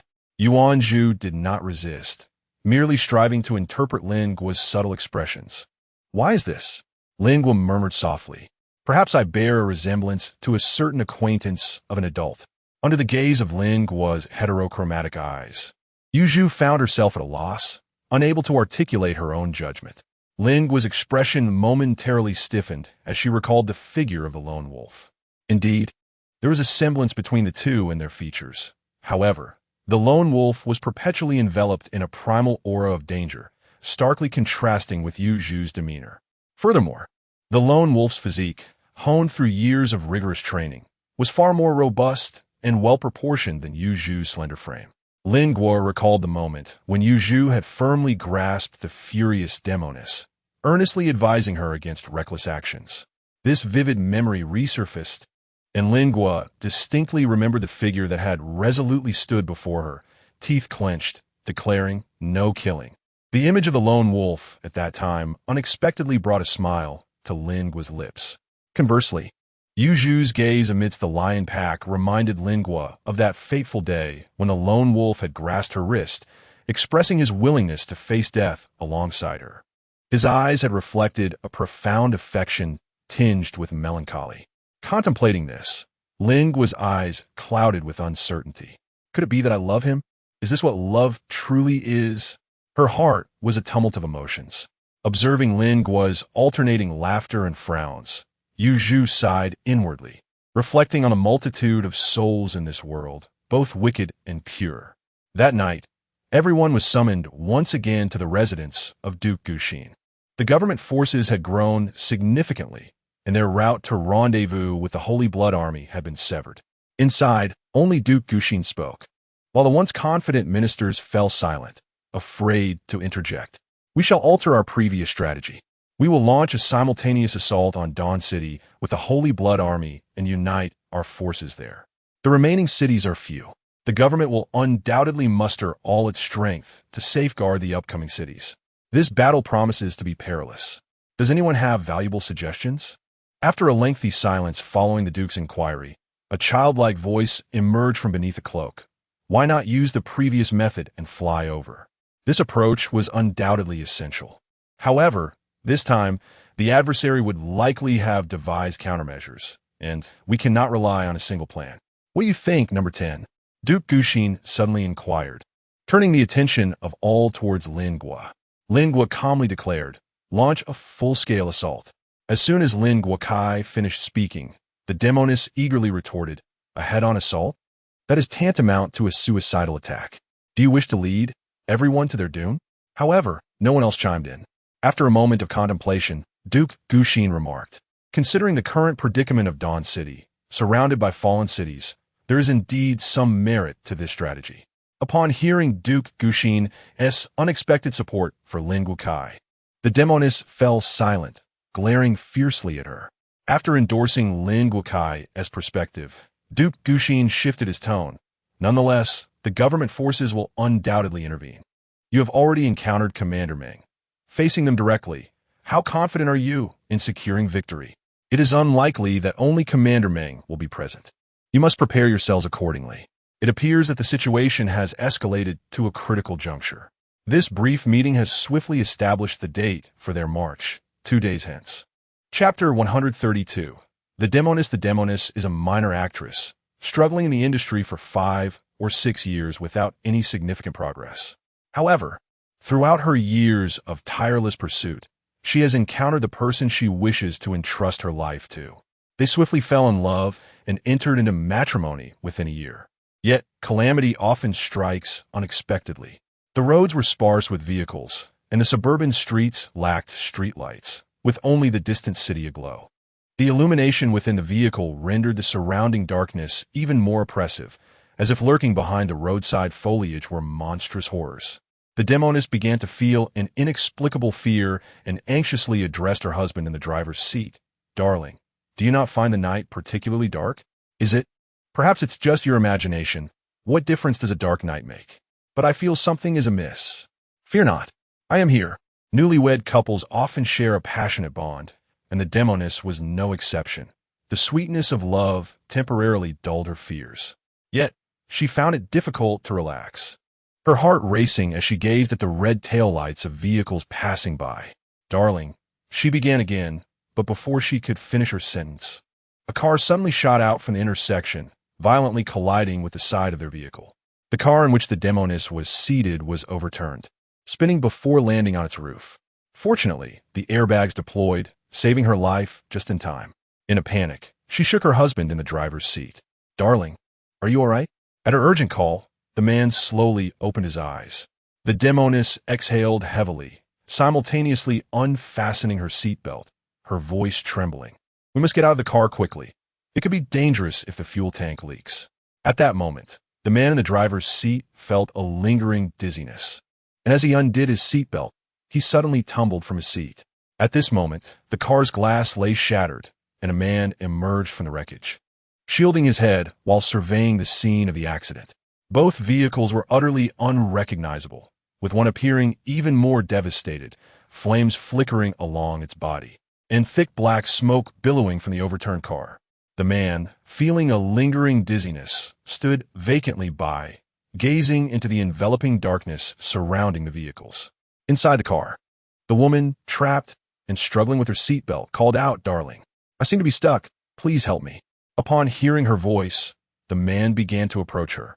But after only 2 steps, he abruptly halted, his expression morphing into one of sheer terror. Noticing his distress, the woman inquired with concern, Darling, what is wrong? Instead of advancing, the man retreated 2 steps, suddenly looking up as if he had seen something alarming. Without a moment's hesitation, he turned and fled into the thickening shadows. The woman stood frozen, astonished by her newlywed husband's unexpected behavior. In her mind, he was a humble, courteous, gentle, and responsible individual, someone who would never abandon her in such a perilous situation. Unfortunately, confined in her seat, her view was obstructed, leaving her unaware of what had terrified him. Desperate, she fumbled with her seatbelt, hoping to escape the vehicle that seemed poised to explode at any moment. just as she felt the blood rushing to her head. A pair of feet stepped onto the shattered glass beside the driver's window, slowly approaching the car. The woman's heart soared, believing help had arrived. "Someone's here. Please. I need help. I'm stuck," she cried out. Strangely, the figure remained unresponsive, and her unease grew. Then she noticed another figure slowly advancing from a distance. Though far away, she could discern much of the person's silhouette, their gait stiff and unnatural, their movements eerily peculiar. Overcome with fear, she refrained from shouting again, instead fixating her gaze on the two figures while continuing her struggle with the seatbelt. Suddenly, the nearest pair of feet retreated a step before awkwardly bending at the waist. A ghastly visage appeared before her, an undead face, its eyes a pallid gray, yet it still recognized her presence beneath the car. Just as panic surged within her, a loud snap signaled the release of her seatbelt, granting her the freedom to rise from her seat. At that moment, the zombie lunged toward the interior of the car. Fortunately, seated in the passenger side, the door provided a barrier, preventing the creature from easily entering. Having seen enough horror films, and with the ominous darkness of the night enveloping her, she felt no doubt or hesitation, quickly realizing the dire predicament she faced. The enchantress exerted all her strength to crawl out from beneath the overturned vehicle. Before she could even rest upon the ground, the chilling howl of another zombie reached her ears as it lunged towards her. Without a moment's hesitation, she sprang to her feet and dashed along the road. Recalling that a gas station lay ahead, the more she ran, the more fear gripped her. The greater her terror, the less she dared to slow her pace. Drawing upon this surge of adrenaline, she miraculously evaded the pursuing undead. At last, a glimmer of light appeared in the distance, igniting a flicker of hope within her. However, as she drew nearer, it became evident that the brilliant illumination emanated not only from the gas station's bright lights, but also from the flames of burning vehicles. A chaotic scene unfolded before her eyes, clearly the aftermath of a horrific accident. With each step closer, her heart sank further. She discerned that the flickering flames surrounded not merely terrified individuals, but also ravenous zombies. At that moment, a vehicle approached from behind, halting not far from her as it caught sight of the fiery glow. Several individuals emerged, standing at a distance to observe the tumultuous situation within the gas station. Noticing the enchantress running towards them, a man approached, calling out loudly, "Excuse me, do you know what has happened here? It's utter chaos. Run," she shouted, not pausing to engage further, merely issuing a warning as she dashed past him. The commotion attracted the attention of the zombies within the gas station. In a moment of desperation, the enchantress suddenly dove into the vehicle that had just stopped midway. "Close the door quickly," she urged. The occupants, startled by her appearance, hesitated to heed her warning, concerned for their companions still outside.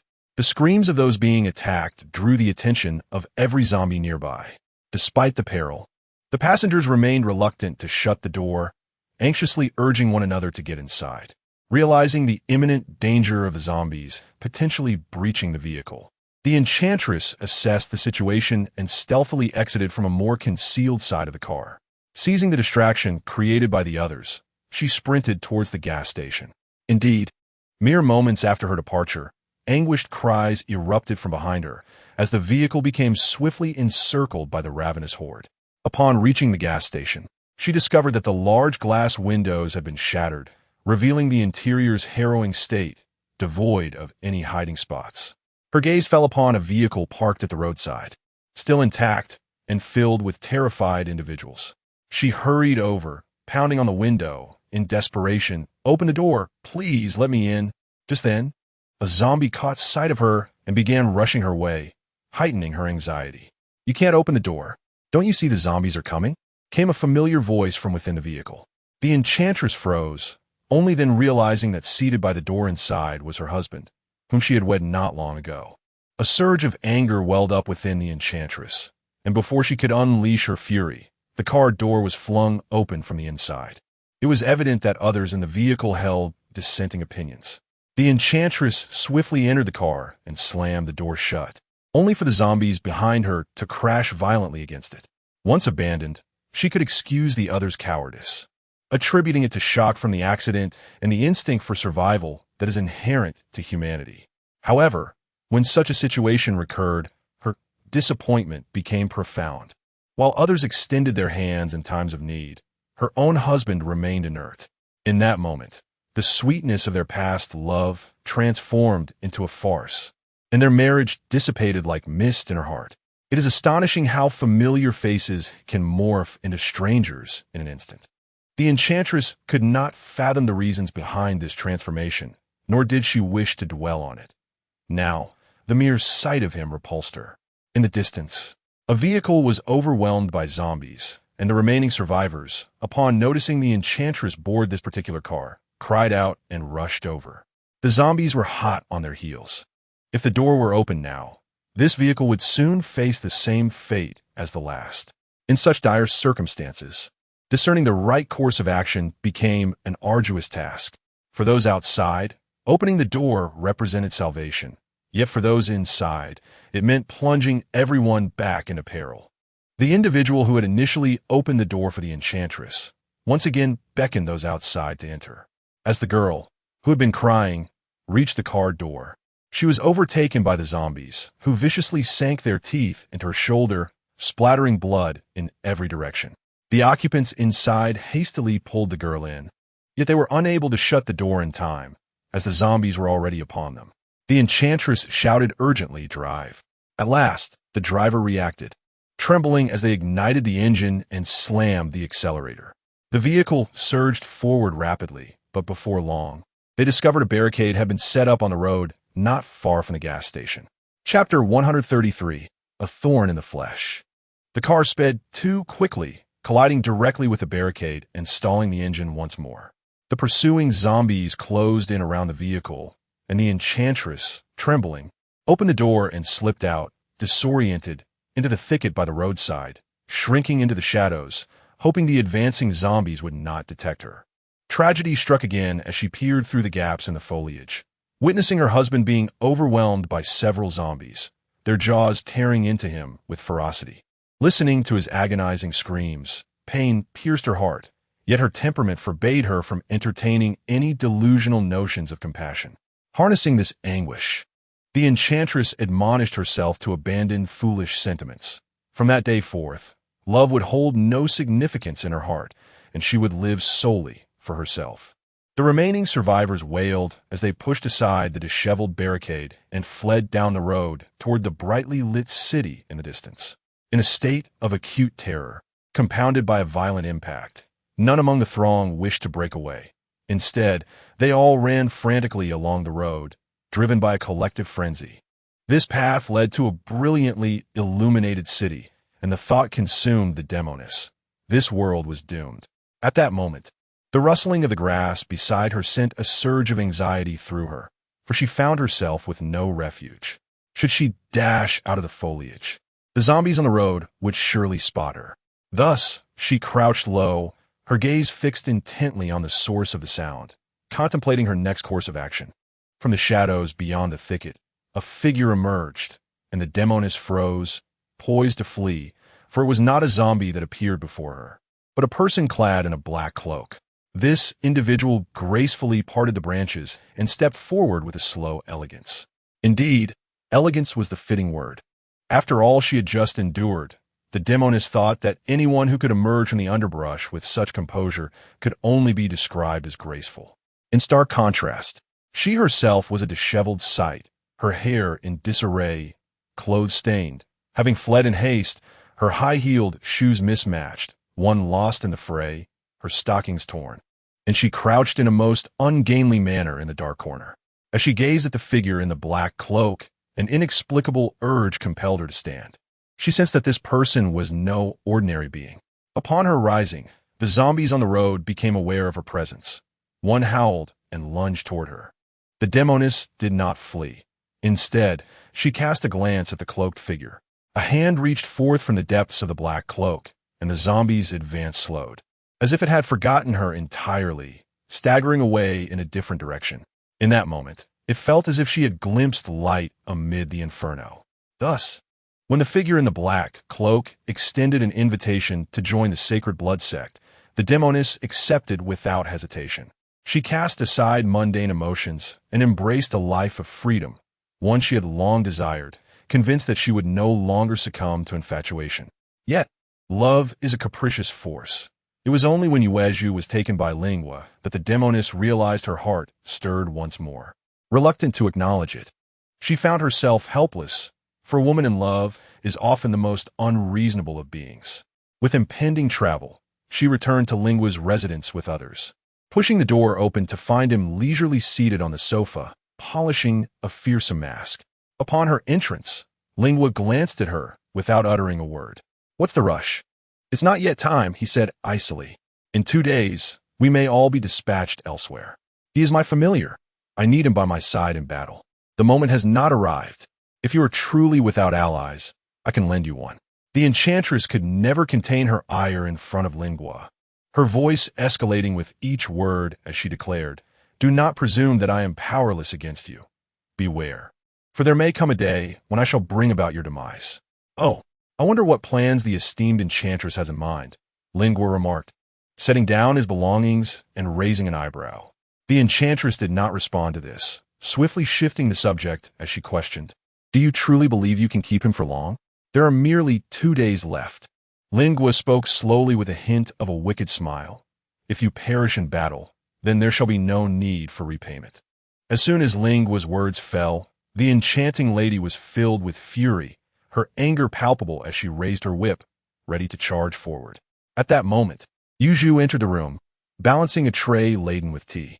Upon witnessing the tense atmosphere, she hastily set down the tray and stepped forward to dissuade the enchanting lady. "My lady, please temper your anger. Let us speak calmly. We are on the brink of conflict, and it would be unwise to let emotions mar our relations at such a time." With a sharp glare directed at Lingua, she turned and exited the room. The enchanting lady, though short-tempered, spoke words devoid of true malice. "You, being perceptive, should not take them to heart."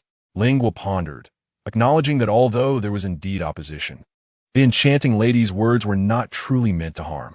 Yuezhu remained unaware that the bond between Lingua and her associates was one of irreconcilable enmity, especially given that the enchanting lady had already begun to harbor suspicions regarding Lingua's identity.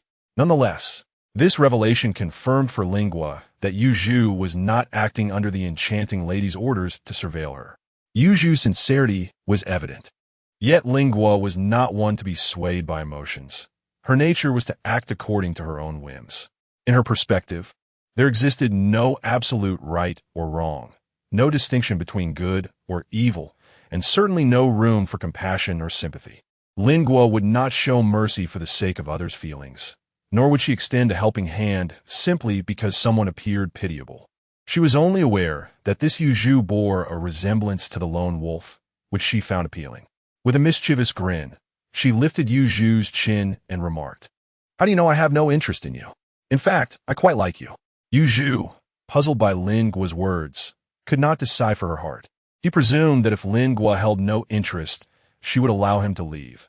Yet, if she was indifferent, why would she choose to keep him by her side? Wasn't that merely inviting resentment from others?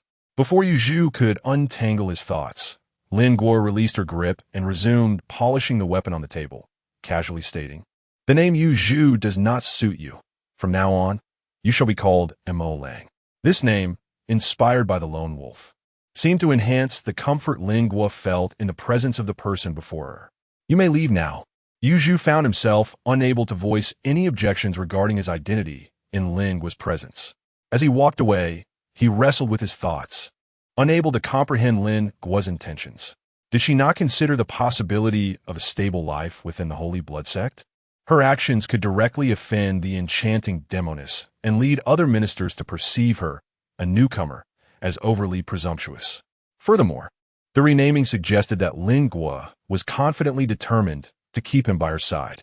Every decision and action she took seemed devoid of pattern, yet it left him with the impression that Lingua possessed a deliberate agenda.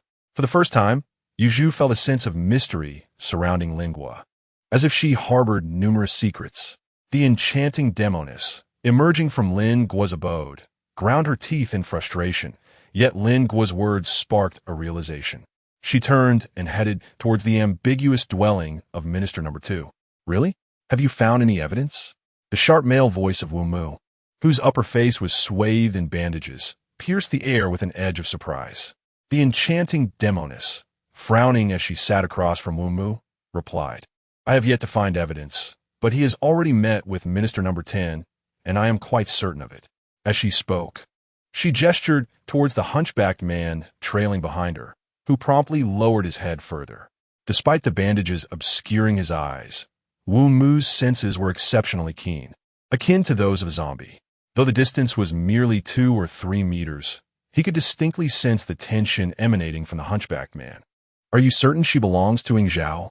Wu Mu inquired of the hunchbacked man. Yes, absolutely. Why have I never heard of such a figure within Ing Zhao before? Wu Mu's voice took on a more perilous tone. This was a point of uncertainty for him, especially since the individuals he encountered were typically perpetually blindfolded, resembling a blind person. How could he dare to voice such thoughts? The enchanting demoness, sensing the discord, began to question Wu Mu with growing curiosity. What is it? Do you suspect he is lying? Wu Mu, you are being overly hasty. I have heard that Wang Xin has taken your people. You must harbor some dissatisfaction towards her. I am not concerned with a mere familiar. I cannot abide the presence of a rat among us. Wu Mu sighed softly and remarked, Are you aware that Lord Guxin places great importance on Number 10? One of the serums is undoubtedly Number 1, while the other is highly likely to fall into Number 10's hands. When that time comes, and Number 10 ascends to the rank of Duke, how shall you position yourself beneath her? As you said, it is merely a familiar, so try to be more open-minded. However, if she is indeed an infiltrator, we can seize this opportunity to eliminate her.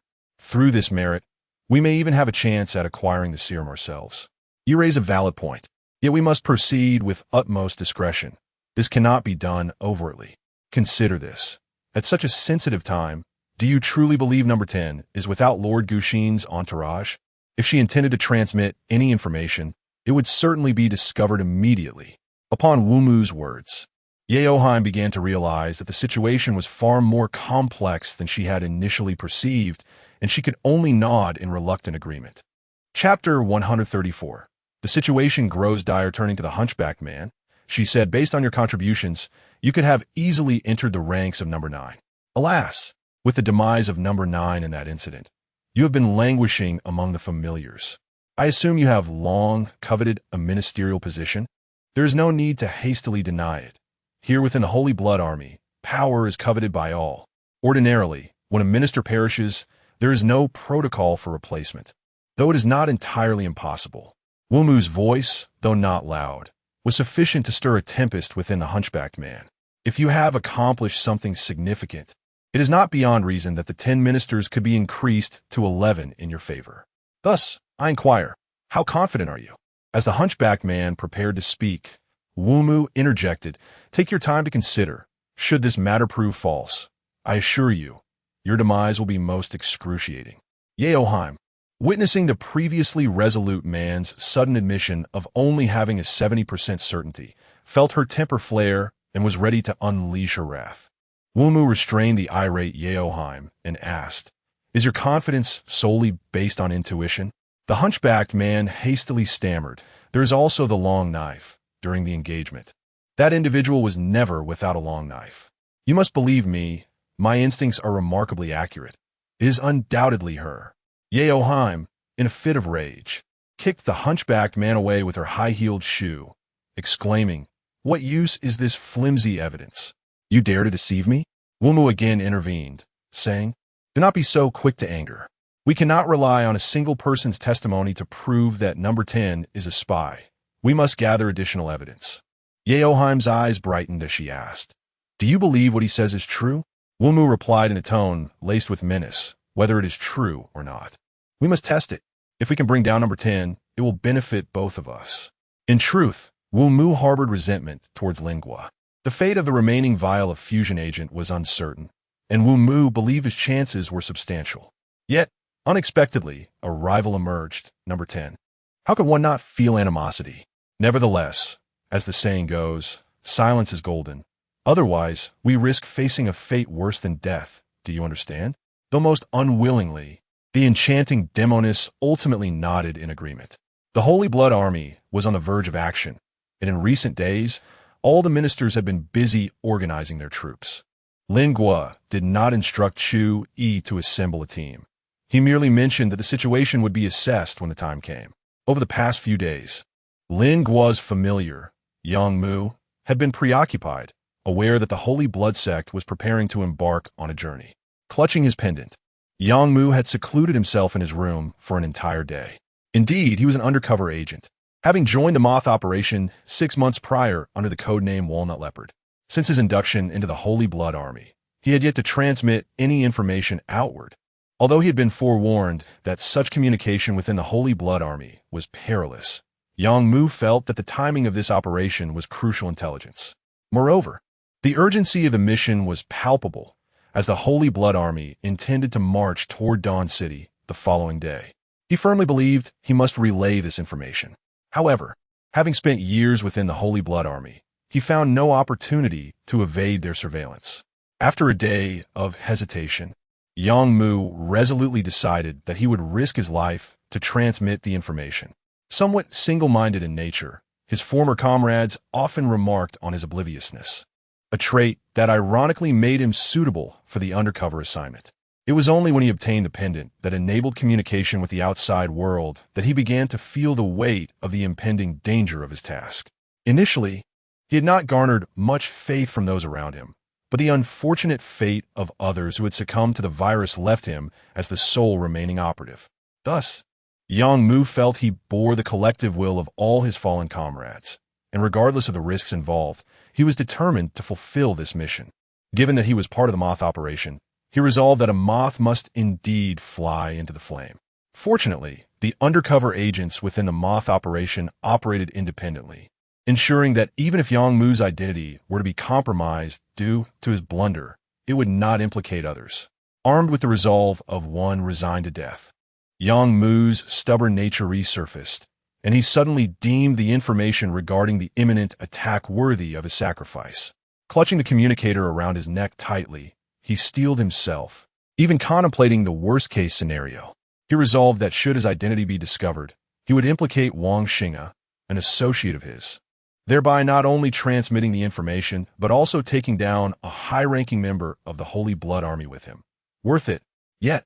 Recalling how Wang Xing'e had saved his life amidst the mutated rat horde, Yang Mu grimaced, feeling a twinge of guilt towards him. Just as Yang Mu wrestled with his inner turmoil, a knock resounded at his door. Quickly regaining his composure, he opened it to find Xiao Ren standing there, her shoulder-length black hair framing her face, clad in a sharp red and black ensemble. Her expression was impassive as she said, "The master has summoned us for a meeting. Let us proceed." Yang Mu took a few deep breaths and, alongside Xiaoren, made his way to Lin Guo's study. Upon reaching the door, Xiaoren knocked lightly, and it was then that Chu Yi opened the door from within, revealing that all the familiars had already gathered. Due to the inner turmoil he had just experienced, Yang Mu felt somewhat hesitant to meet Lin Guo's gaze. Choosing a place to sit, Lin Guo surveyed the assembly and stated, "Tomorrow we shall embark on our journey. Prior to our departure, we encountered the government forces led by Jimeng outside of Dawn City. I trust that this remains fresh in your memories. Given that Jimeng has become aware of our movements, it is certain that the government forces will be prepared. This upcoming battle will undoubtedly be perilous, and I urge you all to brace yourselves." After Lin Guo finished speaking, he surveyed the crowd, his gaze intentionally or unintentionally lingering on Yang Mu. Since rescuing Yang Mu from the tunnel that day, Lin Guo had discerned the man's true identity.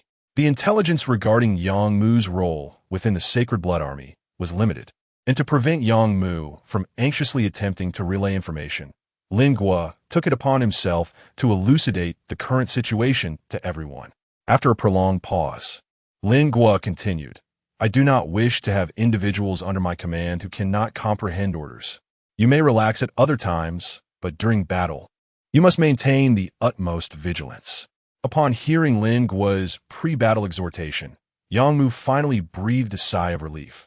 How had he not considered it? Since they had already encountered the government forces, it was inevitable that the government had received this intelligence.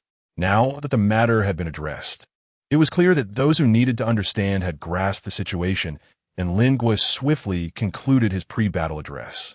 However, the following day brought unforeseen developments within the Sacred Blood Army. All the ministers were summoned to the chamber of Duke Guxin early in the morning. In recent days, Duke Guxin's aura had grown increasingly unstable, and upon entering the room, everyone felt as if they had stepped into an ice cellar. Once everyone was seated, Guxin stated, "After some inquiries, it has come to my attention that the elevated railway used by teams 7 and 10 on their last journey to Dawn City has been destroyed. Now, the only way to reach Dawn City is to traverse the entire mountainous region. This area is predominantly inhabited by evolved creatures, and if ambush is the strategy, I believe the government forces will undoubtedly opt for this path. Our previous plans must be scrapped. We shall now shift our focus to reconnaissance." All the ministers remained silent, awaiting Duke Guxin's next words. "Teams 2, 3, 4, and 5, today you shall take your men and conduct a probing mission, bringing along a considerable number of zombies. The mountains are rife with wild beasts, so do not venture in recklessly. If we can lure the beasts towards the government forces, it would be most advantageous. There is no need for concern, Duke Guxin. This assault on Dawn City is not solely our endeavor. There's another team involved as well. I doubt they will encounter the same level of complications that we face here," remarked Team 3 in a childlike voice. Duke Guxin's expression darkened for several moments before he replied. "The other team is led by Duke Basong, with whom I have always had a contentious relationship. I find it rather unreliable to depend on him." Upon hearing Guxin's words, the atmosphere grew tense with silence. At this moment, Team 1's low voice broke the stillness. "Duke Guxin, we have long been perplexed by the phenomenon of collective evolution among the forest creatures. Do you think this matter might be linked to Duke Basong?" Lingua listened quietly, realizing that the Holy Blood Army was not as harmonious as it seemed. Just as ministers often compete and harbor animosity towards one another, it was evident that the hierarchy of the Duke remained unchanged, likely entangled in mutual interests and possibly engaged in some form of rivalry. Indeed, all the ministers solemnly responded. That afternoon, the grand procession of the Holy Blood Army set forth, and accompanying Lingua was an additional minister, number 6, a formidable fitness instructor named Wuda, whose muscular physique was quite apparent. For reasons unknown, number 6 appeared to harbor a strong disdain for the enchanting, casting a contemptuous glance at the fair and beautiful boys surrounding her. This situation was rather pleasing to Lingua, as she had already resolved to take action against during this excursion, and if number 6 held any prejudice against her, it would certainly alleviate many complications. On this outing, chose not to travel in her ostentatious sedan chair. The three groups swiftly made their way toward the airport. Ghostly phantoms will forever remain phantoms, no matter how one pretends. They cannot become true deities. Chapter 135, The Airport Encounter at the Onset of the Calamity. The series of victories achieved by the Holy Blood Army largely relied on their initial advantage, and the fact that the virus itself was untreatable and spread with alarming rapidity. However, a nation as vast as the Divine Land would not be annihilated overnight.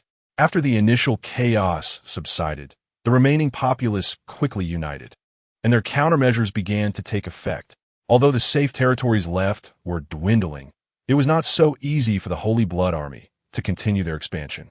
After an unceasing journey, Lingua and Wuda finally arrived at the airport of the city.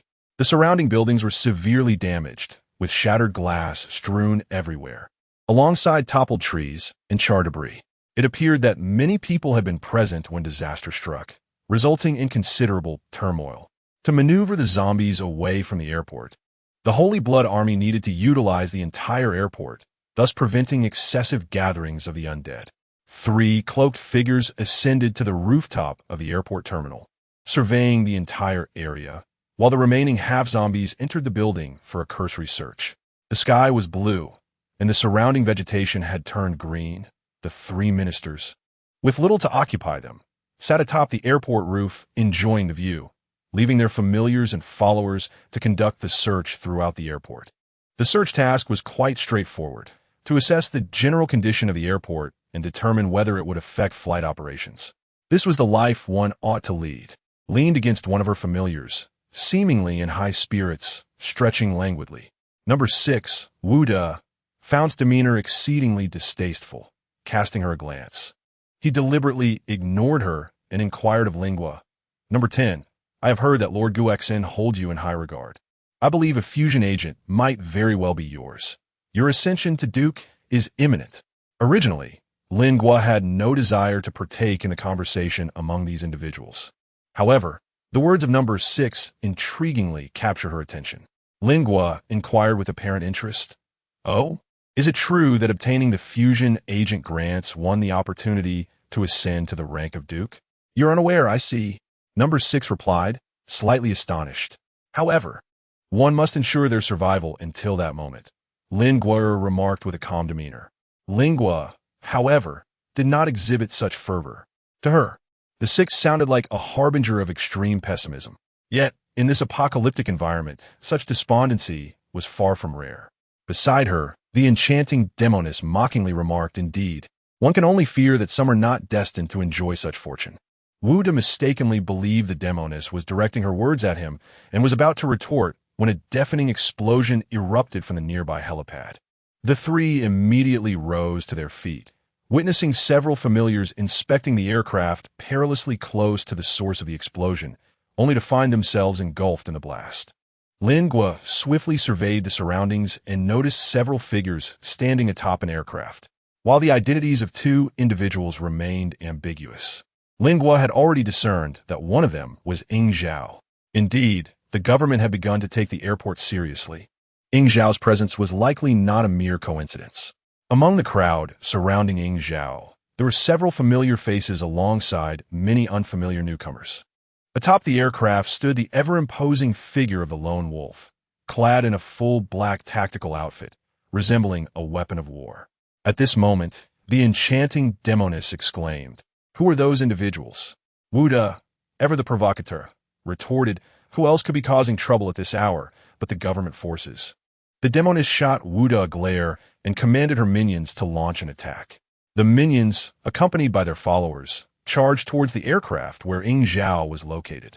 However, as they traversed past another aircraft, an explosion erupted once more. The fiery blast surged skyward, hurling half of a corpse away from the explosion's force, while those nearby were engulfed in flames, rolling upon the ground in agony. The demoness cried out, "Ah, my people, are you merely going to stand by and watch?" She never hesitated to vent her frustrations upon those around her. Wu De mockingly replied, "Who can blame you for your lack of foresight?" Calmly, Lingua stated, "This mission is merely reconnaissance. We can withdraw directly." As the 3 pondered this, a rocket propelled towards their position. They swiftly leaped in different directions, yet still felt the shockwave's impact. Once they regained their composure, Lingua noticed that a portion of his black cloak had been torn away by the explosion. Following the launch of the rocket, the forces of Ying Zhao engaged in combat with the remaining half-dead. The enchantress discarded her tattered cloak and brandished her long whip as she charged forward. At that moment, Chu Yi appeared behind Lingua, somewhat disheveled, and inquired, "Master, the opposing team is Ying Zhao. What should we do next?" "We must take action, scatter, and be cautious not to confront their leader." "Understood." Once everyone had dispersed, only Chu Yi remained, demonstrating unwavering loyalty as she followed Lingua closely. Led by the enchantress, all the half-dead confronted the Ying Zhao forces once more. The opposing team had significantly increased in number, now far surpassing their initial count. Lingua observed the unfolding situation from a vantage point.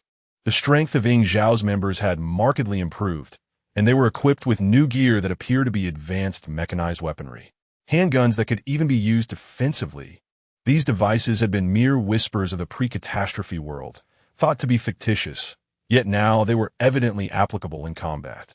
With these mechanical enhancements, the disparity in power between Ying Zhao and the half-dead had diminished considerably. Some individuals with exceptional physical attributes could now completely suppress their half-dead counterparts. The leading enchantress and Wu De still maintained an edge amidst the throng, as their martial prowess set them apart. A lone wolf bore a mechanical object on his back, resembling a pack. Without much movement, a rifle appeared in his hands, and gunfire erupted amidst the crowd. This scene astonished the other half-dead. as the advantages they once held over naturally evolved humans were now rendered ineffective due to the machines. Chu-E, do you know what those devices are? Chu-E expressed her own confusion. I have never seen anything like it. It seems to be their new weaponry. This cannot continue. I fear we do not hold the advantage. Lingua seemed to be murmuring to himself, his gaze never straying from the enchanting figure before him. The enchantress, relying on her formidable strength, charged forward with great enthusiasm, bolstered by the deliberate protection of her familiar. Gradually, she surged to the forefront of the formation. Her conspicuous display soon caught the attention of Captain Lone Wolf of the Yingzhou team, who began to drift gradually in her direction. As Lingua assessed the situation, he turned to Chu-E and said, "Go and instruct everyone to retreat. I will hold the opposing forces at bay." Chu-E found Lingua to be an enigmatic figure, difficult to decipher. Such obscurity hinted at either a person shrouded in secrets or one with profound thoughts. Thus, Chu-E maintained a vigilant stance towards Lingua. He had to concede that Lingua's actions had been impeccable thus far, yet he could not entirely quell his unease. Lingua's reluctance to engage in battle raised Chu-Yi's suspicions. It was only when Lingua finally made his move that Chu-Yi chuckled to himself, pondering that if Lingua were indeed an undercover agent, he would surely possess remarkable abilities, unlikely to reveal any telltale signs in such a setting. Indeed, Lingua would not hesitate to act merely because the opponent was Yingzhou. He had a far more significant objective in mind: the Demoness. The sound of explosions reverberated as bomb blasts echoed, suggesting that the detonations were orchestrated by Yingzhou's faction, with only the nearby aircraft of the half-corpse individuals succumbing to sudden destruction. The cacophony of explosions continued, and soon the tarmac was engulfed in flames. It was at this juncture that the Demoness realized she had advanced too far, encircled by fire, while her half-corpse followers lagged behind, leaving only 3 familiars steadfastly at her side. Shortly after entering the passage, the Demoness spotted Lingua approaching, brandishing a knife. At this moment, Lingua had sheathed his long blade, wielding only a military knife. As one of the familiars stepped forward to speak when they reached Lingua, the military knife plunged into his eye socket. Witnessing the death of her familiar at Lingua's hands, the Demoness halted in her tracks alongside the remaining 2 half-corpse individuals. The flames and explosions raged on outside as the Demoness, panting, gazed at the menacing mask on Lingua's face, striving to keep her tone composed. "Wang Xinga, I concede that there are grievances between us, but must we settle them at this moment? The situation is dire. I implore you to be mindful of the circumstances." Lingua had never been one to indulge in idle chatter. Without hesitation, he brandished his blade and charged forward. The Demoness quickly retreated, while the 2 familiars beside her remained oblivious to the unfolding situation. In an effort to conceal his habitual propensity for murder, Lingua concealed his long knife, wielding only a military saber against his adversary. This choice proved perilous when confronted by the Demoness' lengthy whip. However, the palpable aura of menace emanating from Lingua instilled a sense of trepidation within the Demoness, compelling her to instinctively retreat. She retreated swiftly, but her minions remained rooted in place, and before they could react, Lingua closed the distance between them, as yet another minion fell to the ground. The last one finally registered the unfolding chaos and, gripped by terror, sought to flee. Yet, Lingua's speed was unrelenting, offering no opportunity for escape. The Demoness, whose complexion had already been devoid of color, now appeared even more pallid. Her hand trembled around the whip, her lips quivering as she uttered, "Ew." At that moment, footsteps echoed behind the Demoness, and Lingua knew that whatever he was about to do must remain unseen. Sensing the approach, he launched yet another assault on the Demoness. Just as she raised her whip, Lingua cast his long knife with precision, the blade slicing through the air and severing the whip in an instant. Lingua's decision to eliminate the Enchantress at this moment was indeed a perilous gamble. The Enchantress had already begun to vaguely suspect her true identity, and Lingua felt compelled to act. Delaying further would inevitably lead to significant troubles. For the first time, the Enchantress sensed Lingua's murderous intent, a stark contrast to the aloof and somewhat conservative demeanor she typically exhibited during combat. twisting the handle of her whip. The enchantress unveiled a sharp blade, just in time to parry Lin Guo's strike. However, she soon realized that Lin Guo's strength was far beyond her previous estimations, even exceeding her expectations. After just a brief exchange, the enchantress felt as though she had danced on the precipice of death. Why do you wish to kill me? Our grievances cannot be that profound, can they? Is it merely because of Yu Zhu? The enchantress had always believed that Lin Guo was unaware of her suspicions regarding her being an undercover agent. She had thought her actions were sufficiently discreet, never uttering a word about her doubts. The enchantress could not fathom why Lin Guo was so intent on eliminating her. Could it be that Wu Mu had betrayed her? No, that was implausible. She quickly dismissed such thoughts from her mind. Only one possibility remained. This 10th agent was indeed an undercover operative. As this realization struck her, a chill coursed through her. The daily demeanor of the 10th agent was impeccable, leaving no trace of suspicion for her to grasp. If the 10th agent truly was an undercover operative, she would pose the most perilous and lethal threat to the Sacred Blood Army. Could it be true? The enchantress's words lingered on the tip of her tongue when Lin Guo swiftly positioned herself behind her, seizing her jaw and covering her mouth, rendering her voiceless. The enchantress only saw a glint of a sharp dagger looming before her eyes, and a sudden jolt of pain surged through her mind. Yet, death approached too swiftly for her to even fully comprehend the agony. As the enchantress's lifeless body gradually descended to the ground, Lin Guo heard the unmistakable sound of a rifle being chambered behind her. She slowly straightened and turned her face. Following the enchantress into the corridor was the captain of the Silver Wolf team, Du Lang, whose menacing aura was palpable. He had witnessed the scene of the enchantress's body sliding down from Lin Guo's grasp. When Lin Guo recognized that the newcomer was the Lone Wolf, he exhaled a sigh of relief. Had it been anyone else, regardless of who they were, they would undoubtedly have met their demise at the edge of Lin Guo's blade today. This matter must not be disclosed in the slightest. However, the Lone Wolf was different. Setting aside his position as captain, his character alone ensured that he would not casually share any uncertainties with others. Furthermore, Lin Guo was confident that upon witnessing the situation, the Lone Wolf would act cautiously to protect their undercover operative. Just as Lin Guo had anticipated, the Lone Wolf could have easily drawn his weapon at that moment. Given the adversary's garb of the Sacred Blood Army's dark cloak, yet he refrained from doing so. This was not solely because the Lone Wolf considered the undercover operative. Rather, it was because he immediately recognized Lin Guo. Despite her masked visage and cloaked form, the moment their eyes met, the Lone Wolf could identify her. It was an inexplicable intuition, a faculty perhaps only comprehensible to the Lone Wolf himself. Lin Guo merely cast a glance at the newcomer before turning away and heading in the opposite direction. Wait a moment. The Lone Wolf, sensing the imminent departure of the individual before him, felt a surge of urgency. Upon hearing the tone of the Lone Wolf, Lin Guo realized that he had recognized her. However, this was not the moment for idle conversation. Lin Guo did not pause. The Lone Wolf raised his leg, eager to pursue, his voice tinged with urgency. Don't go. Adorned with a mask of malevolence, Lin Guo shook her head at the Lone Wolf. There was nothing to be said. In moments like these, silence was paramount. Both understood that, given their current identities, it was best for them to remain utterly mute. The explosions outside caused the ground to tremble, and the flames gradually engulfed a significant portion of the airport.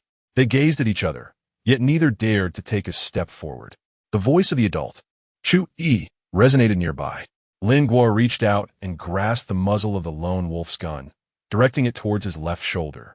Lowering his voice, he spoke deliberately to the Lone Wolf. I have delayed too long. When I emerge shortly, do not hesitate to fire at this location. The Lone Wolf, gazing into Lin Guo's eyes, felt a constriction in his breath, but he quickly regained his composure and nodded emphatically. Upon seeing the Lone Wolf's affirmation, Lin Guo discarded his military knife and drew forth his long blade. He then turned and leapt through the shattered window, racing at full speed towards the direction where the other half-corpses had retreated. Not far from his escape, he spotted Chu Yi, who had come searching in this direction, as well as the zombies surging in from the airport breach. At this point, there was no longer any concern about the damage to the airport. The horde could provide a safe retreat environment for the half-corpses. Master, Chu, he exclaimed upon catching sight of Lingua, hastening towards him. Lingua's voice was tinged with anxiety as he shouted, "Don't come any closer, Ron." Just as he leaped forward, he was struck, causing him to stumble precariously, nearly losing his balance and falling to the ground. Chu E was startled. The two shots were clearly aimed at vital points, the head and the heart. Turning to look, he saw a silhouette of a special police officer, gun in hand, standing at a shattered window. To his astonishment, it was none other than the leader of Ing Zhao's team, the Lone Wolf. A faint smile curled upon the face concealed beneath the mask of Lingua, who mused to himself, "What a clever lad, already adept at drawing inferences." He dashed from the flaming airport, and it was not long before Chu he caught up with him, inquiring, "My lord, did Lady Yeoheim not accompany you?" "She is dead," Lingua replied calmly, delivering the somber news. Chu he was taken aback, as was number 6. Every half-corpse within earshot was similarly startled. Number 6, Wuda, took a moment to collect himself before stating, "Her boldness drew the attention of Captain Ing Zhao." The ranks of Ing Zhao were formidable, and rockets periodically rained down upon the forces of the Holy Blood Army, leaving no time for reflection, compelling everyone to retreat swiftly. This reconnaissance mission had resulted in the loss of over half the familiars and followers, alongside the demise of a minister, and the airport lay in ruins. The toll had indeed been severe. It turned out that not only the team heading to the airport faced peril. Those sent to scout the mountainous regions encountered grave troubles as well. The lion prides within the mountains, for reasons unknown, had aligned themselves with the government forces. A vast horde of zombies summoned by the Holy Blood Army vanished upon entering the hills. The minister leading the expedition quickly discerned the troubling situation. Despite efforts to avert large-scale conflict, an encounter with Ji Ming was inevitable. With the assistance of the evolved lions, the government forces inflicted heavy casualties upon the Holy Blood Army, resulting in the death of Minister Number 5 amidst the fray. Within a matter of days, Duke Guexion's retinue had lost 2 ministers, alongside a significant number of familiars and followers, casting a pall over the entire atmosphere of the Holy Blood Army. Upon entering the hall, Lingua and Wuda respectfully performed a knightly salute. Wuda stepped forward, addressing the Duke, "My lord, we encountered the government forces led by Ing Zhao. The airport was destroyed, and we lost Lady Yeoheim." Duke Guexin, evidently already aware of numerous ill tidings, could not suppress his fury, clenching his fist and striking the table with a muted thud. Though his force was modest, his anger was unmistakable. Observing the Duke's silence, Number 1 ventured to inquire, "What exactly transpired? Did Lady Yeoheim meet her demise in this manner?" At this juncture, Wuda glanced at Lingua. Lingua calmly spoke. "The envoy of the Demonist Pavilion was slain by the captain of Ing Zhao, the Lone Wolf." Number 1, puzzled, inquired, "6, were you not present at the scene?" Wuda elucidated, "We were all scattered by the explosion, so I did not witness it. However, I did see the captain of Ing Zhao, the Lone Wolf, pursuing the envoy of the Demonist Pavilion."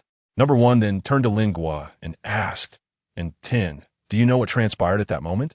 Upon hearing Lingua's words, Number 1 felt a twinge of disappointment. At that moment, Number 2, with an acerbic tone, interjected, 10. "As far as I know, there has been quite an unpleasant rift between you and 7 due to a familiar. What do you wish to say?" Lingua's demeanor remained unperturbed as he retorted, "Given the long-standing enmity, it is only natural that one might resort to underhanded tactics in such circumstances." Number 2 continued to press aggressively. Lingua, displaying an air of composure tinged with sarcasm, remarked, "It seems that the 5th individual who perished in this mission frequently engaged in disputes with you. Could it be that you have been covertly orchestrating his demise?" Upon hearing Lingua's words, the 2nd individual found himself momentarily rendered speechless. The 7th individual not only had quarrels with Lingua, but even harbored suspicions regarding her identity as a spy, a matter far more serious than the trivial disagreements of the 2nd. Yet, the 2nd individual understood that he could not voice his thoughts at this juncture. His intended accusations extended beyond mere arguments to encompass Lingua's very identity, but lacking evidence, he was compelled to swallow his indignation. Silence enveloped the room for an extended period until the aged voice of the fourth individual shattered the stillness, stating, with the assistance of those evolved beasts, the government forces may prove increasingly challenging to contend with. Wuda murmured, I wonder where all these evolved creatures are coming from. After a prolonged silence, Duke Gu Xian spoke once more. It is Busong who has conducted experiments within this forest zoo. The revelation left everyone in a state of shock. Duke Busong is aware of our movements. Why has he not disclosed this information? Such knowledge would have allowed us to prepare, inquired the first individual, perplexed. Duke Gu Xian struck the table with force, declaring, of course, he would not reveal it. He is eagerly hoping for the demise of all those aligned with me. The third individual, with a youthful voice, queried, why would they wish to do such a thing? Because a king is destined to emerge from this land. The proclamation left everyone astounded. In the ranks of the Holy Blood Army, or within the hierarchy of the Heavenly Kingdom, the title of king exists between the Duke and the Emperor. Aside from the Emperor, who serves as the central authority governing the nation, kings wield considerable power, possessing direct administrative rights over their domains. If dukes are akin to generals, then kings hold a status resembling that of feudal lords. The various dukes within the Holy Blood Army are allocated across the globe, and once all territories are seized, one will be selected from among the dukes to ascend as the king of that land. With 72 dukes in total, only 10 may attain the title of king, making the competition for the throne exceptionally fierce. Moreover, the Holy Blood Army does not shun internal conflict. Aside from a prohibition against open skirmishes with subordinates that might jeopardize mission success, employing alternative methods to vanquish rivals and ascend is highly encouraged. Additionally, a king may command up to 7 dukes simultaneously. Should Duke Gu Xian ascend to kingship, it would provide the ministers present with opportunities for elevation to dukedom, benefiting all in attendance. However, it was evident that Duke Gu Xian's rival, Busong, was no easy adversary, especially considering the presence of a third duke's faction on this land. My lord, what course of action shall we pursue next? Inquired the first individual. We must remain inactive for now. Dividing our forces in such a manner will lead to our swift erosion, replied Gu Xian.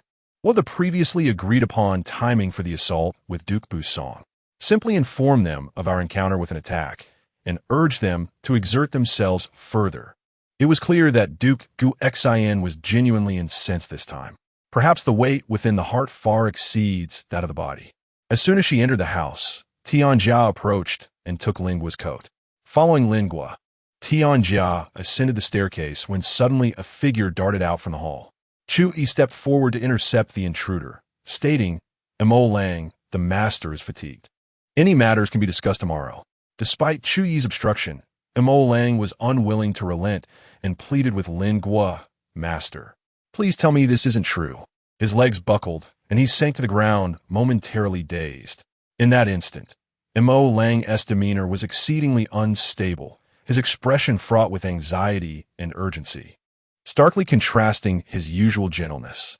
Master, I implore you, let me just take a glance. No matter the appearance, I only wish to see. I'm sorry. I cannot acquiesce to your request. The Holy Blood Army has just lost 2 ministers. It is a time of tension, and I cannot take you out without authorization. With that, Lingua ascended the stairs, leaving Mo Lang below to plead incessantly. Seated in the bathtub, Lingua relaxed her body, closing her eyes to gather her thoughts. However, the situation was far from resolved, as a significant threat remained, the hunched man who recognized Lingua. Master, do not soak for too long. Your wounds should not be exposed to excessive water, Tianjia cautioned. Hearing her words, Lingua opened her eyes and slowly rose from the bath. As Tianjia draped a bathrobe over her, she inquired, Master, what of this Yuzhu? Will Mo Lang remain with us henceforth? Indeed, Lingua replied. What position should he be assigned? Tianjia asked cautiously, sensing that the master harbored a particular interest in Mo Lang, pondering whether he might directly supplant Chu Yi. Arrange as you see fit, just like everyone else. Understood. After tidying up for Lingua, Tianjia intended to exit, but Lingua called her back.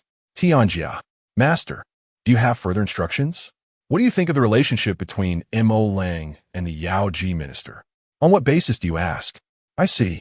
Lin Guo appeared somewhat disheartened. Noticing the master's low spirits, Tian Jia hastily added, "However, the Yaoji minister does not treat Mo Lang well. He pales in comparison to you, master." "Oh, is that so?" Ling was interest-piqued. Tian Jia brightened, continuing, "Mo Lang has been by the Yaoji minister's side the longest, yet whenever a newcomer arrives, he is cast aside. The minister's temper often directs toward him." "Tian Jia, I recall you joined not long ago. But you know all this?" Ling Guo inquired casually. I overheard others discussing it."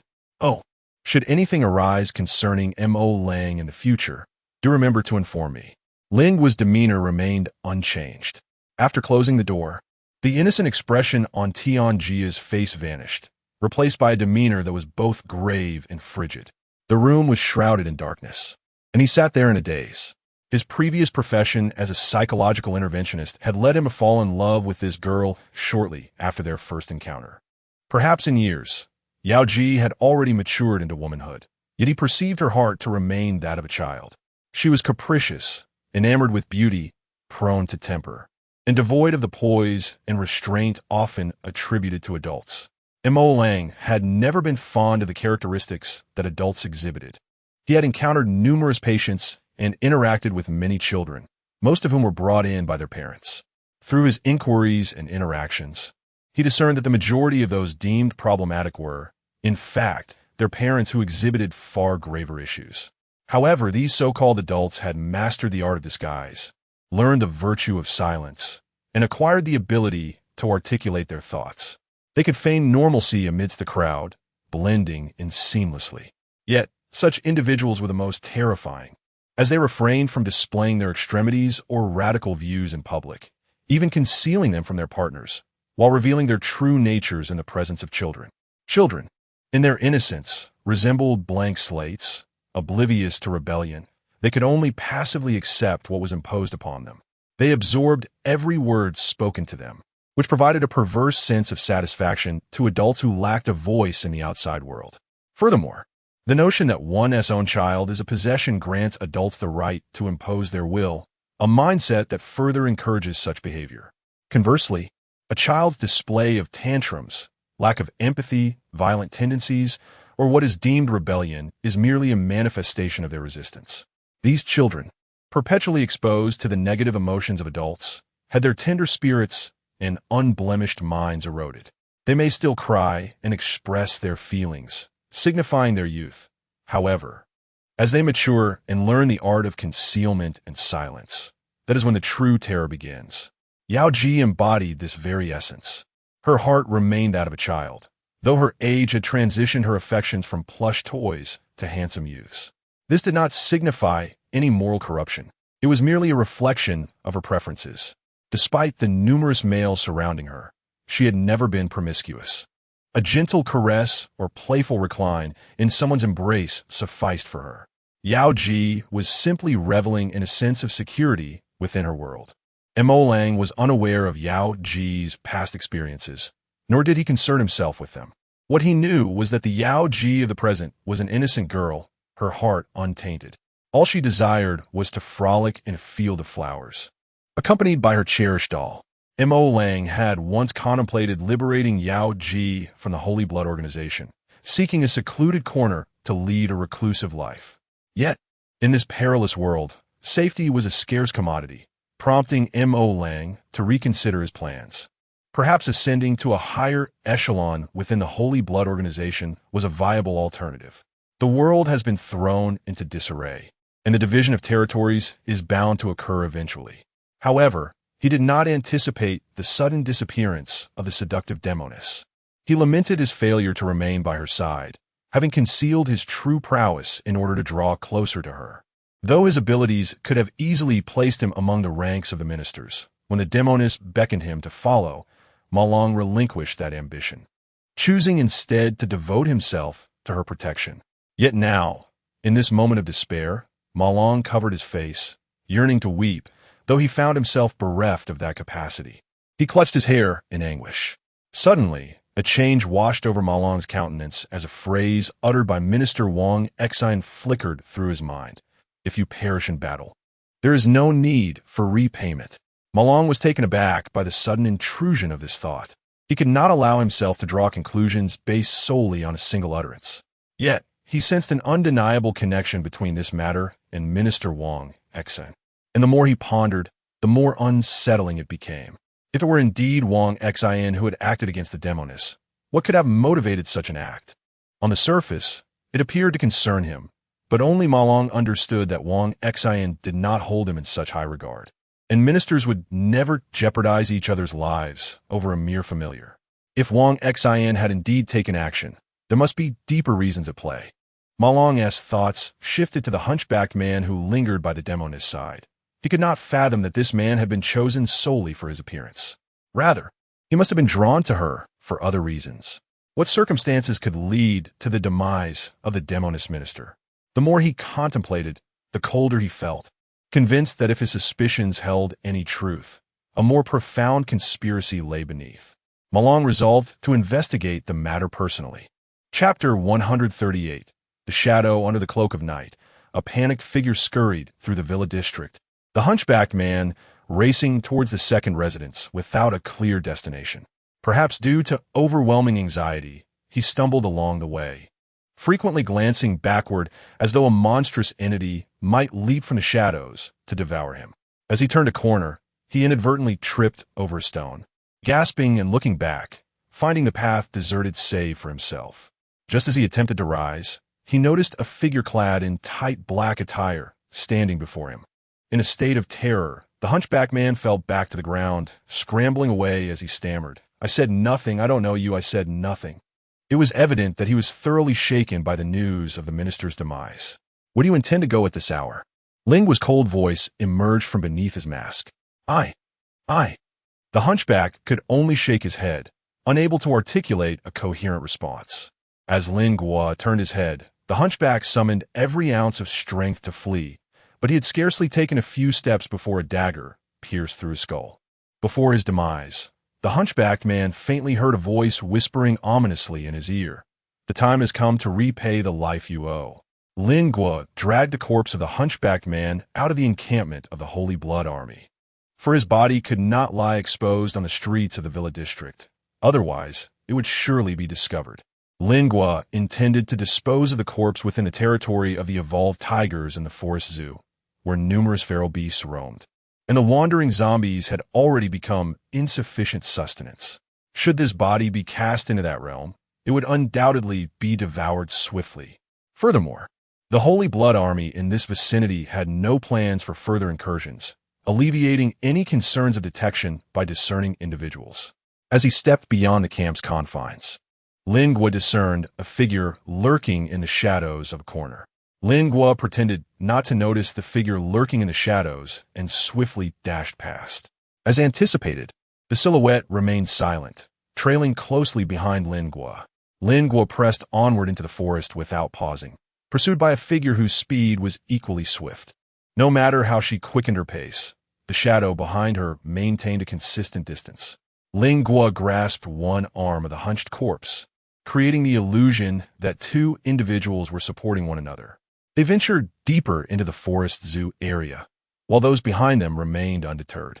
Lingua could only advance towards the mountainous region, intending to lead those behind him to perceive that it was the government forces conducting a nocturnal exploration of the Holy Blood Army, striving to prevent the situation from escalating within the confines of the Holy Blood Army itself.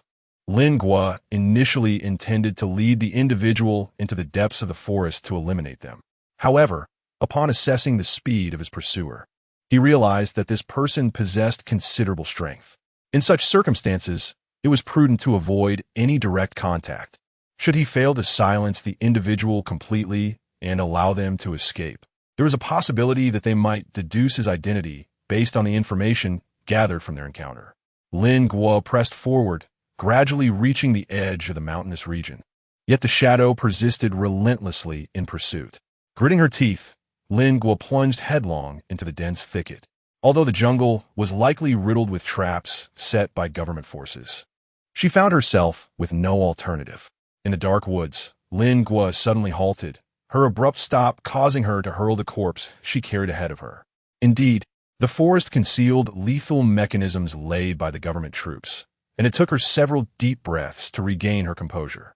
The ominous premonition of death had spared her from peril. This was a sensation she had never experienced before, prompting an immediate response. Had she hesitated even a moment longer, she would have met the fate of that lifeless body, reduced to mere fragments. Under the cover of night, Lin Gua discerned no visible weapons or machinery around her. Only the fleeting sparks emitted as the corpse passed through the underbrush, offering no other illumination. Judging by the recent events, it appeared to resemble a laser-like apparatus capable of instantaneously severing flesh, entirely undetectable to the human eye. Upon closer inspection, Lin Gua noticed scattered remnants of dismembered bodies around her, evidently those of the undead. If such a weapon were present amidst the horde, traversing this area would prove exceedingly treacherous. Lin Gua felt no need to scrutinize the nature of this peril. She had no desire to experiment with her own body. The mere knowledge of the existence of such a dangerous weapon sufficed. Who could tell if that shadow would linger around the forest?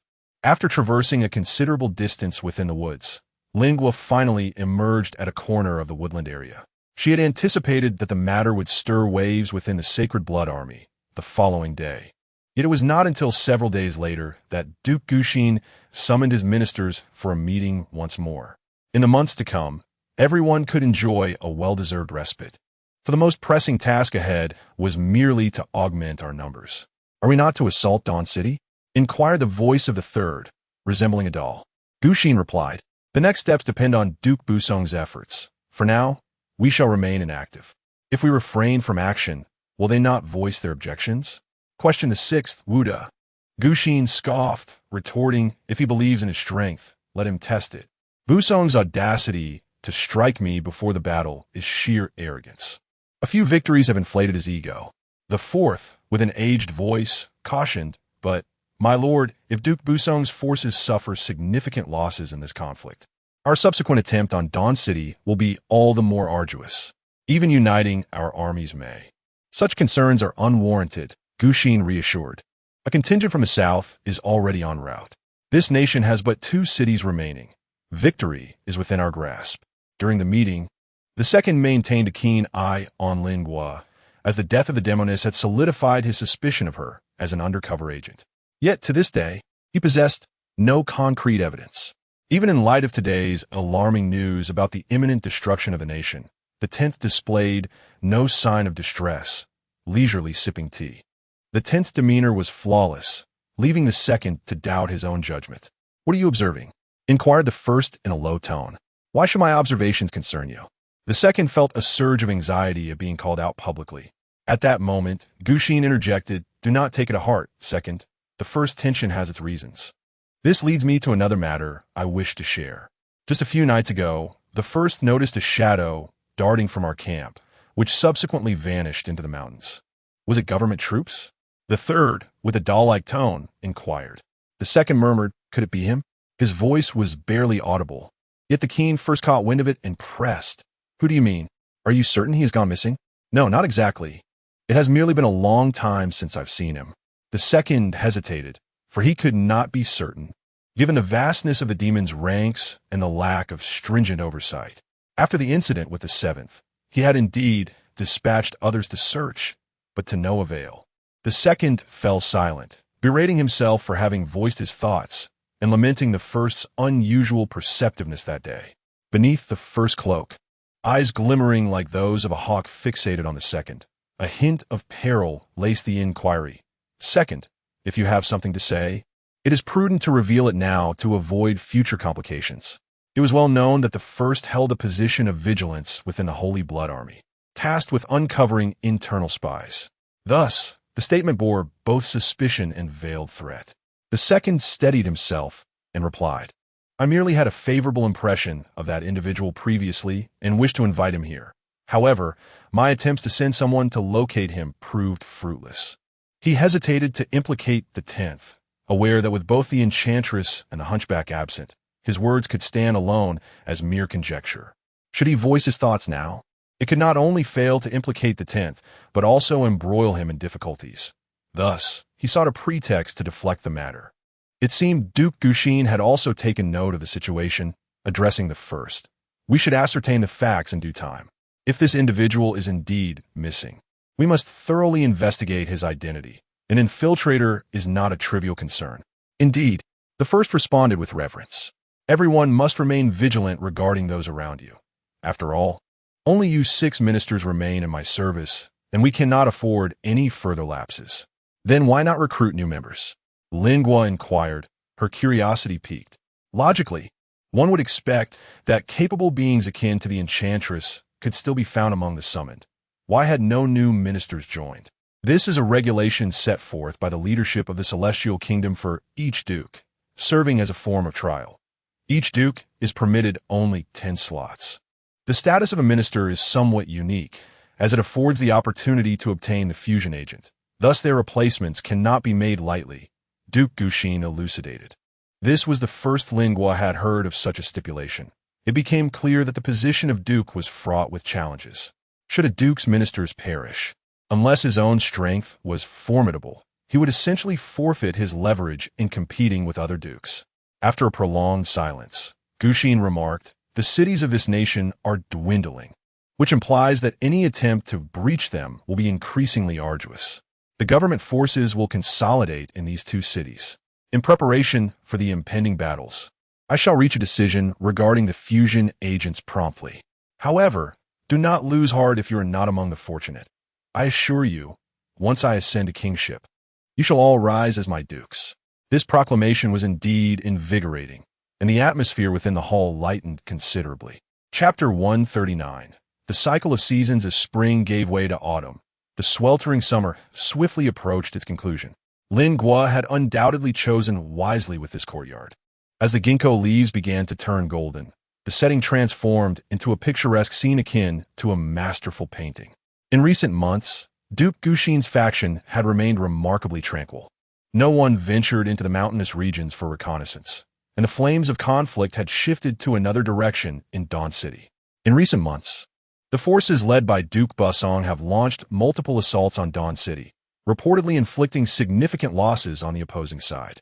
The Qiming squad has remained inactive, likely due to the presence of other teams from the Demon Emperor also converging upon Dawn City. In the stillness of the night, Lin Guo frequently summons Lin Guo, and the 2 engage in conversations within their dreams to comprehend the current situation. This nocturnal exchange has unveiled numerous intriguing revelations to Lin Guo. She has observed that Tian Jia often visits the residence designated as number 2, typically during the late hours when Lin Guo happens to be awake. Even a third figure, known for their doll-like voice, seems to have an insider among their ranks, although Lin Guo is not well acquainted with this informant, who rarely appears before her. It is presumed that this cautious individual, referred to as number 3, is reluctant to take risks that might lead to exposure.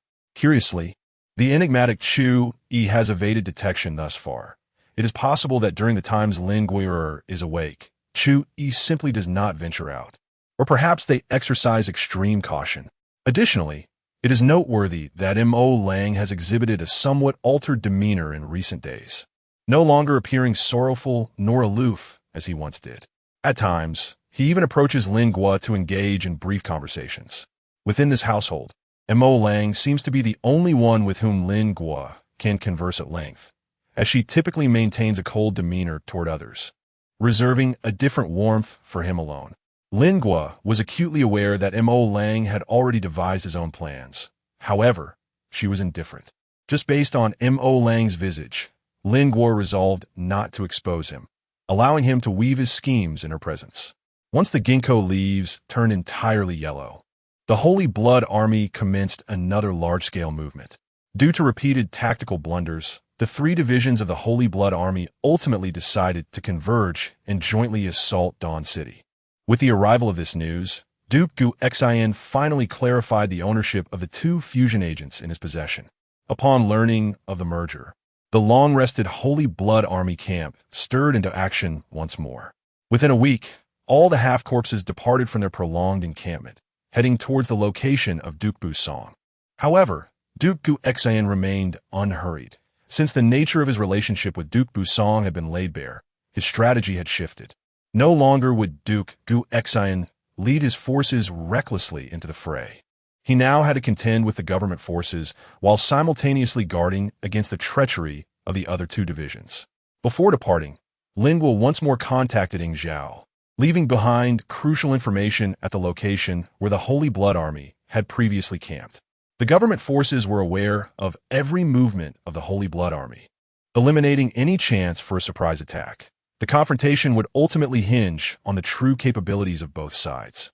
This marked the second correspondence, during which Lin Guo meticulously documented all the intelligence she had gleaned from within the Holy Blood Army. By concealing it in an inconspicuous spot and adding a few drops of her own blood, the message would be securely transmitted. On the 7th day after their departure, the ministers were summoned once again. Judging by the atmosphere, Duke Gu Xian appeared poised to announce the distribution of the fusion agents. As anticipated, the recipients of the fusion agents were individuals 1 and 10. Upon hearing that individual 10 had received a fusion agent, the other ministers secretly sighed in relief, grateful that they had not harbored enmity towards her, except for individual 2, who seethed with resentment. Individual 2 harbored doubts regarding Lin Guo's identity but lacked evidence to voice his suspicions. Now, witnessing Lin Guo poised to advance further, his fury intensified. After the assembly dispersed, only Lin Guo remained, retained by Duke Gu Xian. Much like their initial encounter, he reiterated, "I hold you in high regard, Wang Hexing," his tone reminiscent of an old friend reminiscing. Lin Guo sat quietly to the side, refraining from interjecting, merely nodding as she awaited him to continue. "As I previously stated, a Grand Duke may have at most 10 ministers. I have already lost 4, and my current strength pales in comparison to the other 2. Thus, I place greater hope in the 2 of you. With number 1?" During her conversation with Grand Duke Guxin, Lin Guo's hand continuously caressed the well-packaged fusion agent within the wooden box beside her. Noticing her keen interest in the fusion agent, Guxin appeared somewhat concerned and said to Lin Guo, "Do not fret excessively. Although there is a risk of death associated with the injection of the fusion agent, this is primarily a concern for ordinary individuals. You possess innate evolutionary abilities and have undergone the sanctifying baptism of holy blood, so you should encounter no issues.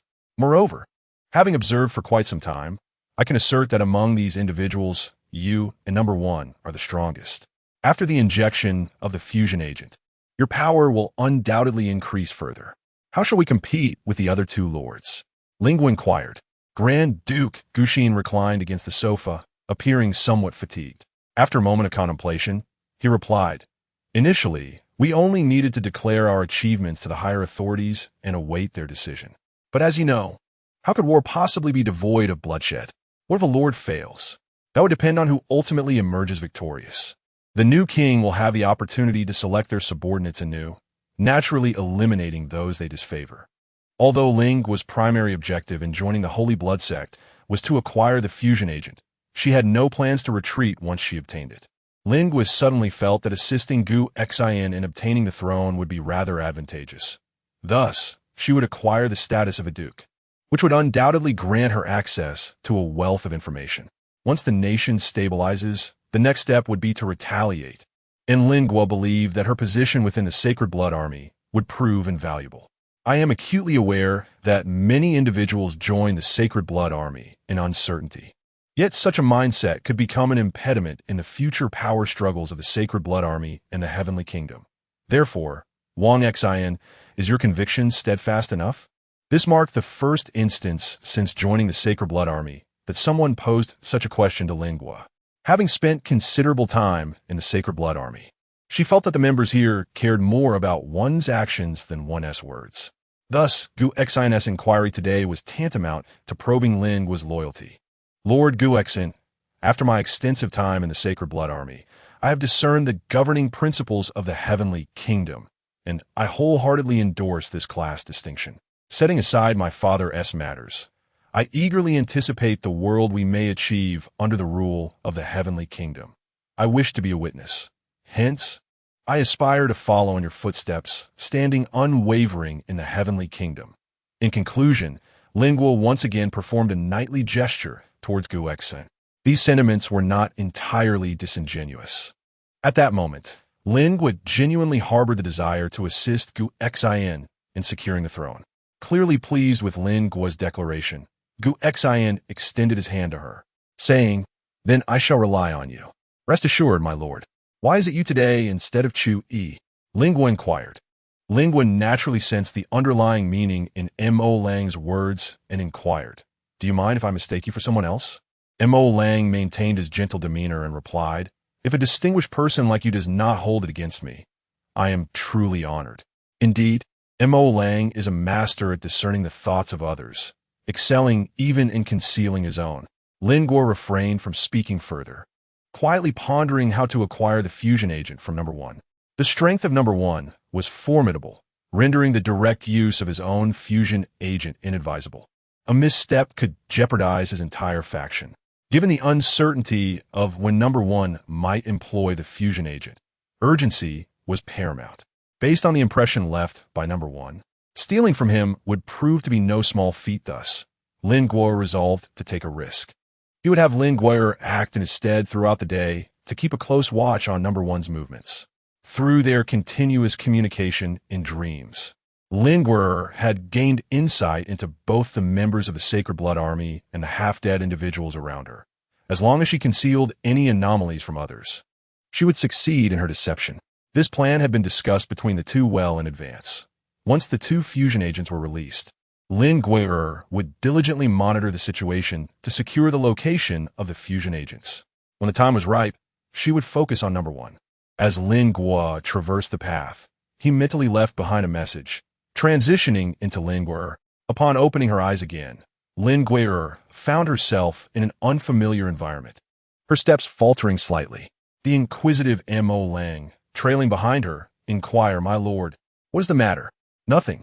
Lin Guo strove to make her voice sound rigid and cold. Along the way, she swiftly pinpointed number one's location, meticulously documenting his movements. This operation required a flawless collaboration between Lin Guo and Lin Guo, and success was imperative. Having acclimated to the presence of half-dead beings around her, Lin Guo found that mimicking Lin Guo's manner of speech was her greatest challenge. Chapter 140. A night at the amusement park. On this night, the Sacred Blood Army had settled in an amusement park. Taking a circuitous route, the army passed through the suburbs, where signs of decay were evident in the surrounding city. For reasons unknown, after humanity's disappearance, the towering edifices seemed to have been draped in dust overnight. Each building now appeared to be a hazardous structure, best left undisturbed.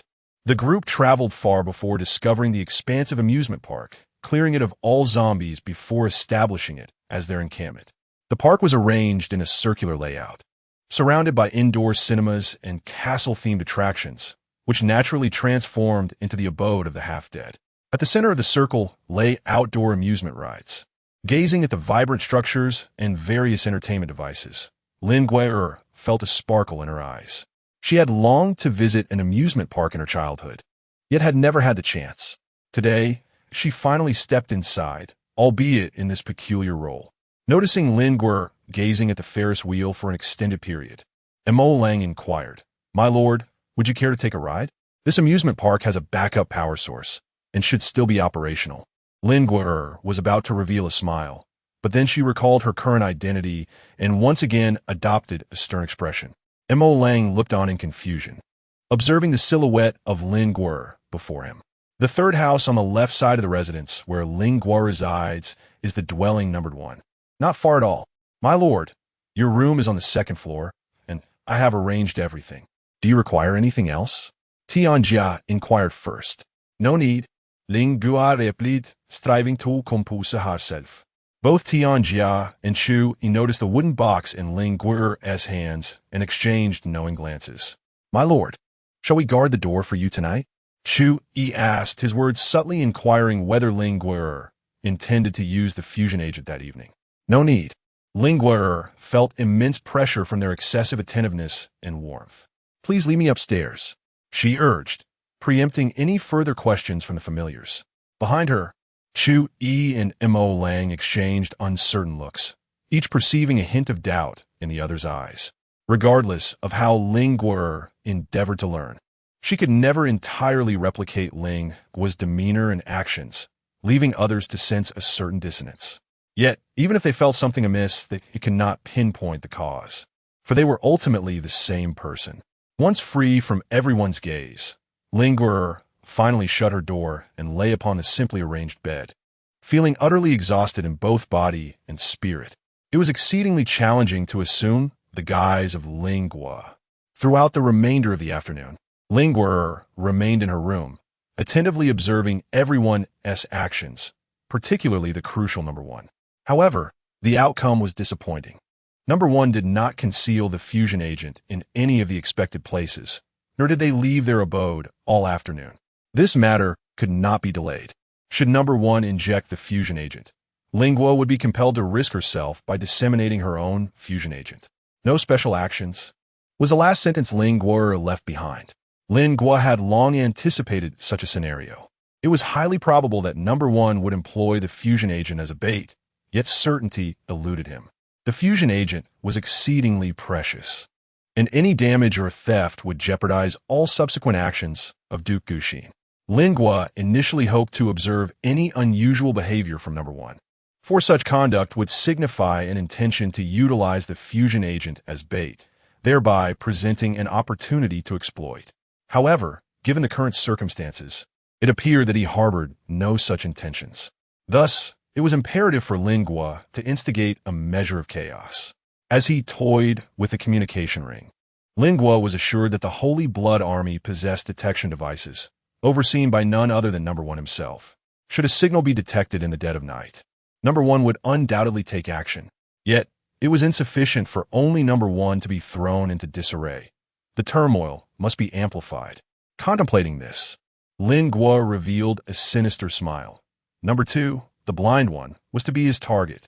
However, a solitary communication device would not suffice. Lingua required ample time for his machinations.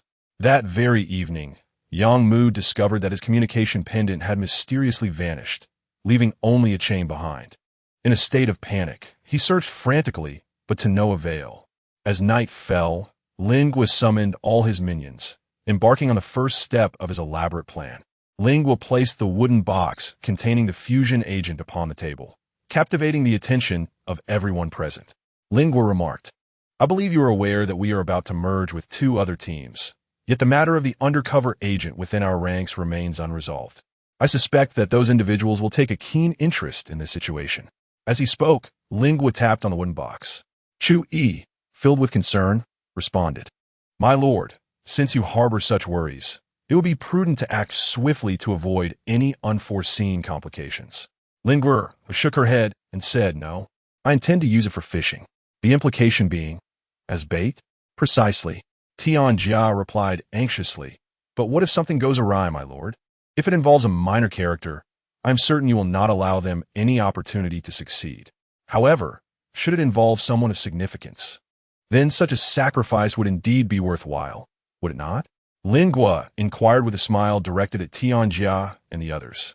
Tian Jia stiffly nodded and replied, "Your reasoning is sound, my lord. This evening, I shall place the fusion agent on the table in my room. I hope you all can muster the effort to take turns guarding the door outside in ambush." "But what about the window?" Chu Yi asked. "I shall remain inside, waiting for someone to enter. If you manage to secure the perimeter effectively, the intruder may choose to abandon their attempt. After all, as bait, we must offer them an opportunity," she explained. There were no objections from anyone present.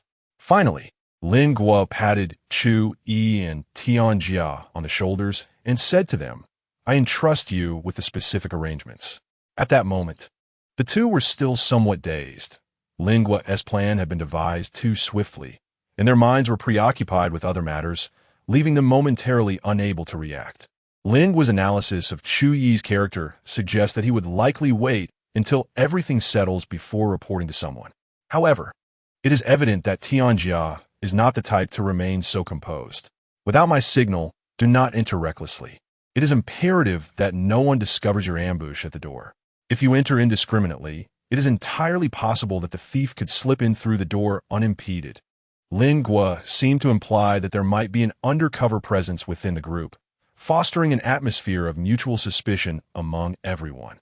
Under Lingua's command, There were indeed numerous spies dispatched by other ministers infiltrating his ranks, although they could not be classified as traitors. It was undeniable that such a situation would create an atmosphere of mutual suspicion among them. Once the door was closed, Lingua transformed into Linguer, biding her time for the opportune moment. Lingua was concocting a plan, known only to her and no one else. In the dead of night, a faint signal was suddenly intercepted by the personnel monitoring the Sacred Blood Army.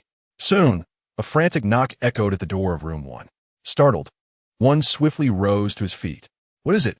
he inquired, furrowing his brow as he opened the door.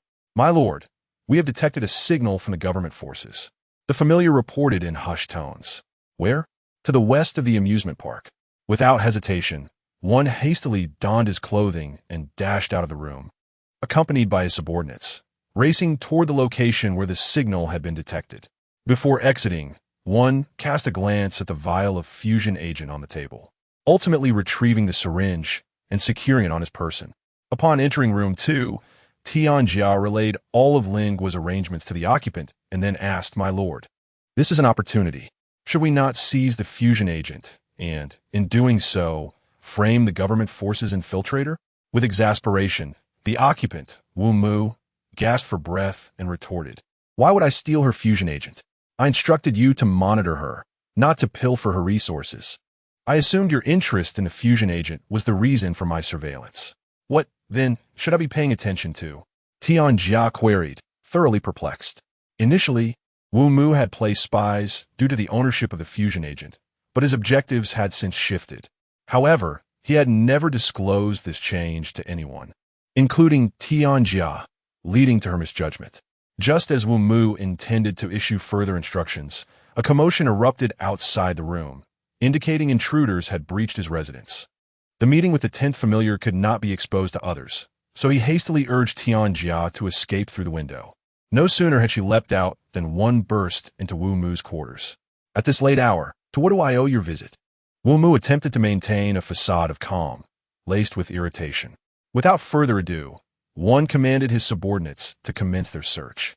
"1. Your abrupt intrusion demand an explanation." Wu Mu ceded. In the stillness of the night, a slight disturbance stirred in Room 2, causing the half-dead inhabitants nearby to peek curiously, eager to discern the unfolding situation. At that moment, Lingua opened the door to her bedroom and inquired, "What is happening outside?" Chu, Yi, and others, who were waiting in the shadows, stepped forward, their faces etched with confusion. "Send 2 individuals to investigate. If there is any danger, do not get involved. Merely observe the situation from a distance." Lingua commanded with urgency. Chu Yi promptly organized a few comrades who were lying in ambush to conduct the observation. Turning back, Chu Yi asked Lingua, "My lady, what about our plan?" "Proceed as intended. This commotion may very well be orchestrated by an infiltrator. We must remain vigilant," she replied. "Understood." After Lingua firmly closed the door once more, he swiftly donned a black cloak and leapt out of the window. Chapter 141. Night at the Amusement Park 2. Upon discovering an empty box within house number 1, a glimmer of excitement flickered in Lingua's eyes. It appeared that the first individual indeed concealed the syringe on their person. Due to the formidable nature of the first, the second individual persisted relentlessly, and soon, a multitude of half-corpses surrounded the exterior of the house. "Number 1, I eagerly await your explanation," the second individual shouted furiously from the side. At that moment, the monitor approached number 1 once more and whispered, "Sir, we have received another signal, this time from the central amusement area." As he spoke, the monitor abruptly paused, then exclaimed in astonishment, "Oh, there are 2 signal points." Now, even number 1 felt a sense of urgency. With so many undercover agents contacting them simultaneously, what on earth did the government forces intend to accomplish this night? In the pitch blackness of the night, the central amusement area of the amusement park suddenly illuminated, with all the rides commencing operation and cheerful music resonating throughout the park. The other ministers and half-corpses were gradually awakened, standing in astonishment around the attractions, gazing at the dazzling scene of joy. When number 1 and his companions arrived, they too were taken aback. Was it truly so ostentatious?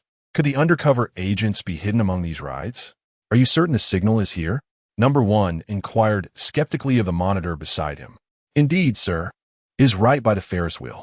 As Number 1 urged those around him to clear a path, the jubilant music of the amusement park drowned out his urgency, forcing him to push through the crowd as he endeavored to approach the Ferris wheel.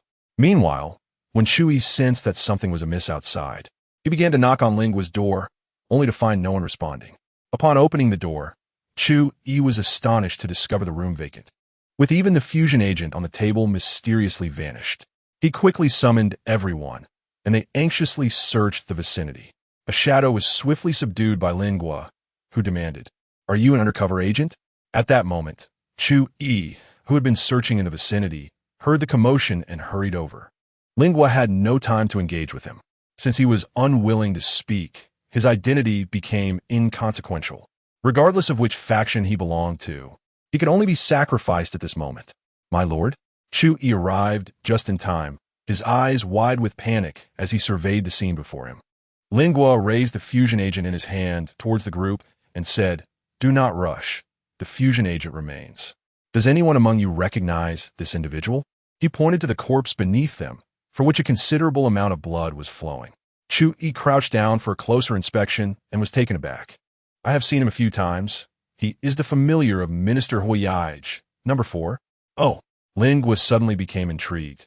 "This matter is growing increasingly fascinating. Why did the master remain silent inside the room just now? We outside were unable to assist in time," Chewie inquired. "This is merely a small fish. I wish to ascertain where he intended to take the fusion agent. There must be a larger fish behind him. It is unfortunate that tonight is exceedingly chaotic.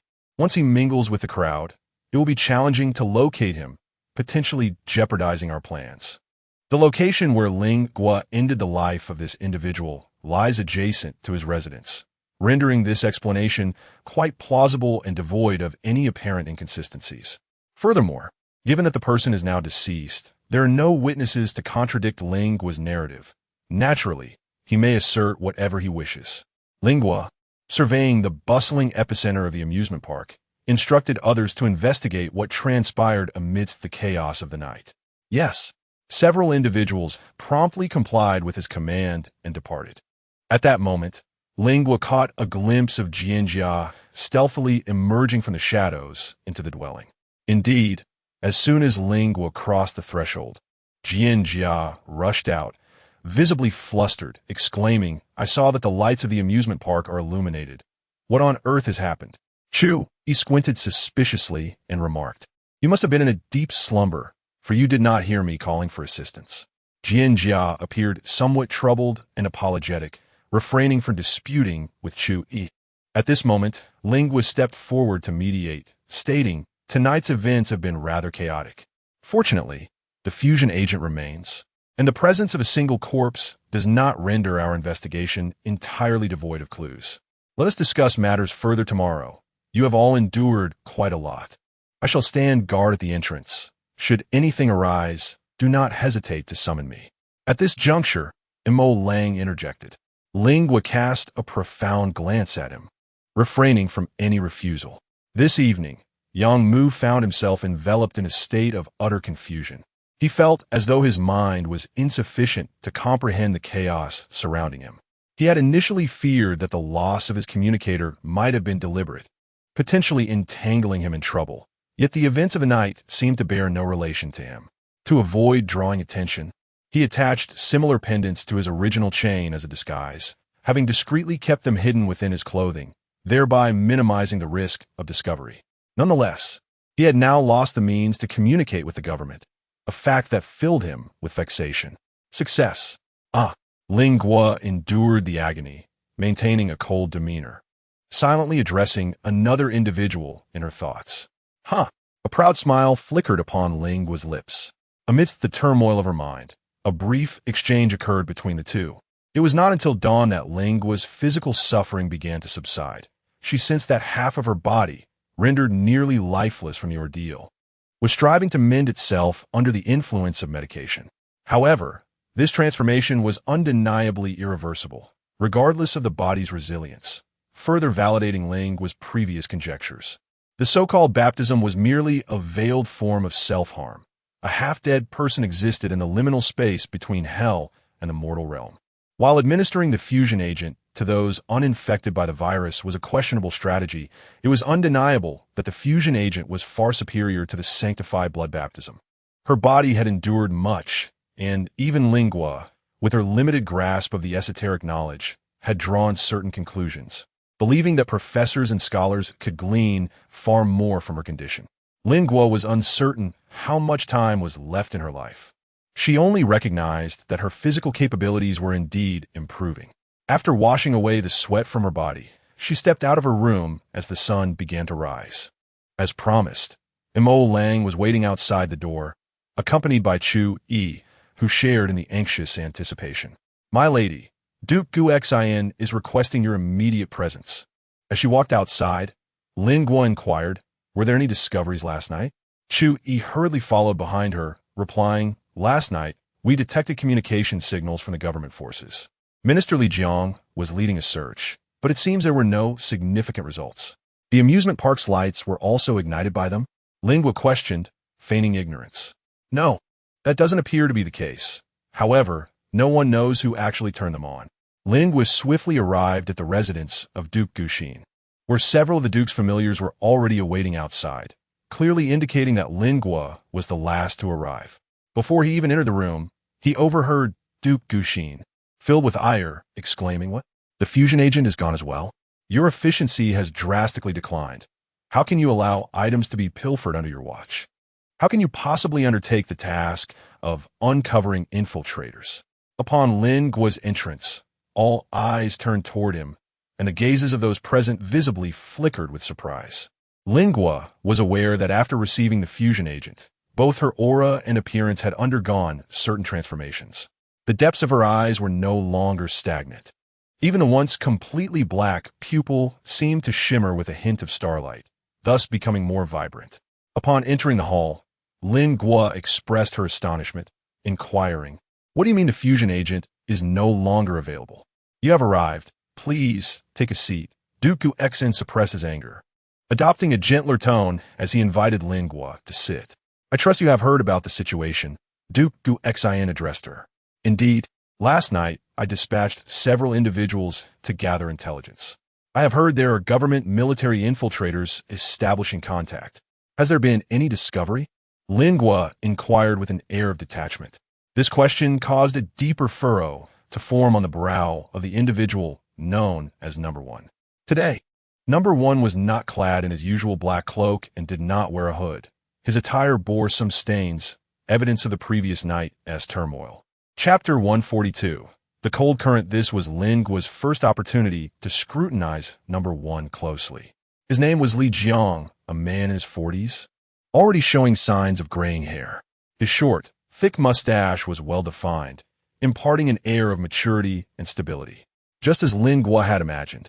Number One's appearance mirrored the authority and composure of his voice, yet the events of the previous night had etched a certain weariness upon him.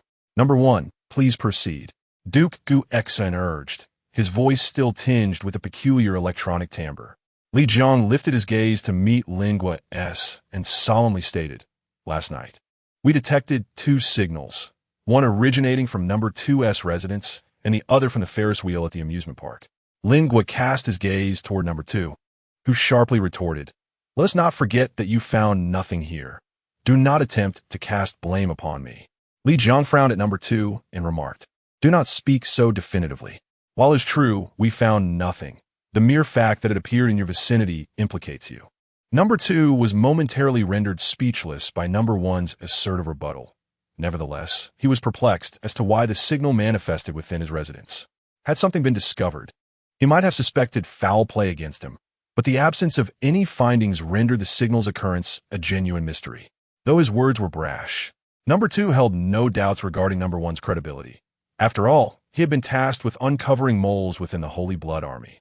If Number One claimed a signal was detected in his quarters, it must have been genuine, a truth that baffled him as well. "Have you located any moles?" Lingua inquired. Number One continued to frown, replying somberly, "No. You found absolutely nothing?" Lingua expressed a hint of surprise. The only thing discovered was a communication device that had already suffered automatic damage. Number 1 indicated, gesturing toward the table. Lingua noticed a small piece of silver metal on the table beside Number 1. The destruction was so complete that it was impossible to discern that it had once been appended. It is probably of no use now. Lingua lamented. The fusion agent of Number 1 has been stolen. Number 6, Wuda, kindly informed Lingua. What? How could it have been stolen? Had they caught the thief? The room fell silent again, and the atmosphere became oppressive once more. Lingua spoke again. I believe my situation may offer some clues. What do you mean? What happened? Duke Gushin and Number 1 inquired in unison, clearly intrigued by the matter. Last night, I was also visited by someone who intended to steal the fusion agent. As Lingua recounted the events, a flicker of panic flashed in the eyes of No. Forhua. The voice of Number 3, reminiscent of a doll, chimed in with a scathing remark. What? These undercover agents are utterly unrestrained. How many infiltrators have actually blended in? Is our team already riddled with leaks? Have any suspects been apprehended? Number 1 inquired anxiously. Lingua regretfully shook his head and said, It cannot be considered an arrest, for the individual is already deceased. Lingua wore a faint smile as he continued. However, it cannot be said that there were no gains, for this individual is likely quite familiar with someone present here. Last night, chaos erupted within the Holy Blood Army. Not only did the esteemed Li Jiang, a high-ranking official, fail to apprehend the undercover agent from the government forces, but he also lost his own fusion agent. This marks the most significant blunder since his induction into the Holy Blood Army, representing a considerable failure for the entire organization. Thus, when Lingua brought the corpse from last night into the hall, all eyes were drawn to it. Perhaps not everyone recognized this face, but the one responsible for identifying undercover agents within the ranks certainly held a vivid impression. Lingua's deduction was not misplaced. Upon sighting the corpse, the first individual, Li Jiang, abruptly lifted his gaze towards the fourth minister. Minister Hua appeared somewhat stiff, his voice aged and tremulous as he remarked, Why do you look at me? I know nothing of this matter. He was an elderly man, his hair completely white, and his wrinkled skin bore the marks of crimson veins, while his pitch-black pupils lent him an air of a sorcerer. Li Jiang, typically a composed individual, found himself profoundly affected by the events of the previous night, and the theft of the fusion agent had ignited his fury. Rather than hastily engaging in a dispute with the fourth minister, he turned to Duke Gushin, saying, Your Grace, this incident is indeed my responsibility. Yet I beseech you for a little more time. I believe our team requires a thorough examination. Duke Gushin appeared weary. Indeed, as the journey progressed, Li Jiang, accompanied by a small contingent, frequently traversed the ranks, occasionally taking individuals away, and corpses would sporadically appear, causing a palpable tension to envelop the entire Sacred Blood Army. The sight of Li Jiang's iron-fisted approach was unprecedented for these seasoned witnesses of death, and even the most hardened among them felt a chilling dread. On the night following a week of travel, as the camp had just settled, the fourth minister, along with 11 of his subordinates, was apprehended by Li Jiang. The tranquility heralding the night was shattered, drawing the attention of all half-dead beings to the ensuing chaos. The winter's chill had set in, and Lingua, draped in a cloak, stood before his quarters, toying with a communication ring while observing the turmoil within the camp. Hua Yi, bound like twisted dough and pressed by two familiars, was escorted by Li Jiang to the residence of Duke Gushin. All the while, Hua Yi shouted in fury, Li Jiang, you must provide me a reason. I have done nothing at all. For half the night, Hua Yi and his familiars exchanged heated words, and by the dawn of the following day, Lingua found Hua Yi a mere shadow of himself, not due to mistreatment, but rather the despondency stemming from mental breakdown. All 10 of his familiars had been slain by Li Jiang the previous night, including one who had been selected just a day prior due to a vacancy. It was evident that Hua Yi harbored a concealed identity, a fact that did not surprise Lingua, though the involvement of the familiars remained uncertain. At this moment, however, no one paid heed to such matters. With Hua Yi's downfall, Li Jiang's desire to eliminate a few familiars went unchallenged.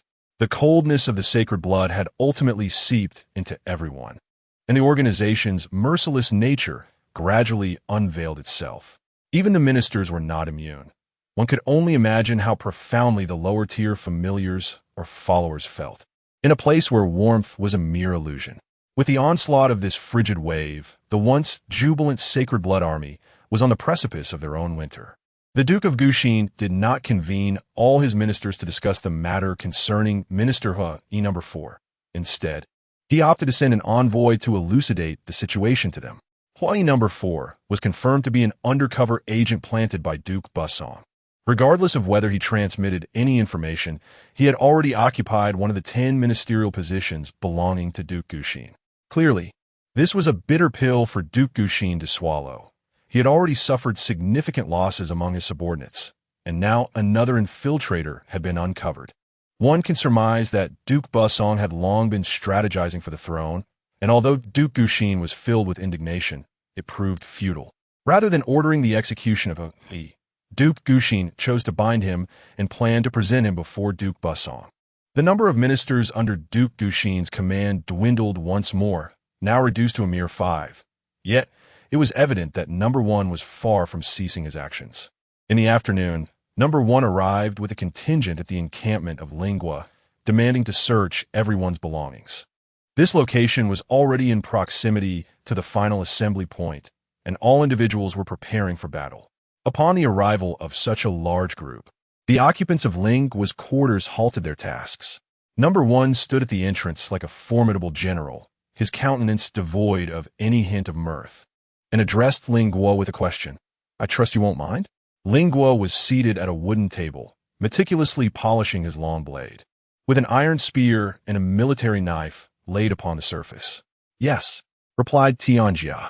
"Do not cease your preparations. Let them search at will." Lingua addressed the others. "Indeed," came the response, and everyone resumed their activities. Yangmu was exceedingly anxious, having witnessed numerous deaths in the aftermath of disaster. The murder of the familiar last night rekindled his fears. However, the events of the previous night served as a stark reminder that this was not merely a matter of survival. It was war. Dying at the hands of a zombie, succumbing to the claws of a beast, and being bound and beheaded were entirely disparate fates. Moreover, it was evident that the group he found himself in was governed by a brutal and merciless ethos, where savagery was commonplace. In this moment, Yang Mu felt a profound sense of relief that his communication pendant had mysteriously vanished, for the current search was remarkably thorough, with every ornament on each individual meticulously scrutinized. The surrounding individuals exhibited signs of unease, yet Lingua remained unfazed, continuing his deliberate task of weapon maintenance. Suddenly, the individual seated on another wooden chair, designated as No. 1, inquired, "On that night, the man perished beside your dwelling. Did you not notice his entrance into your abode?" Indeed, No. 1 was far from ordinary.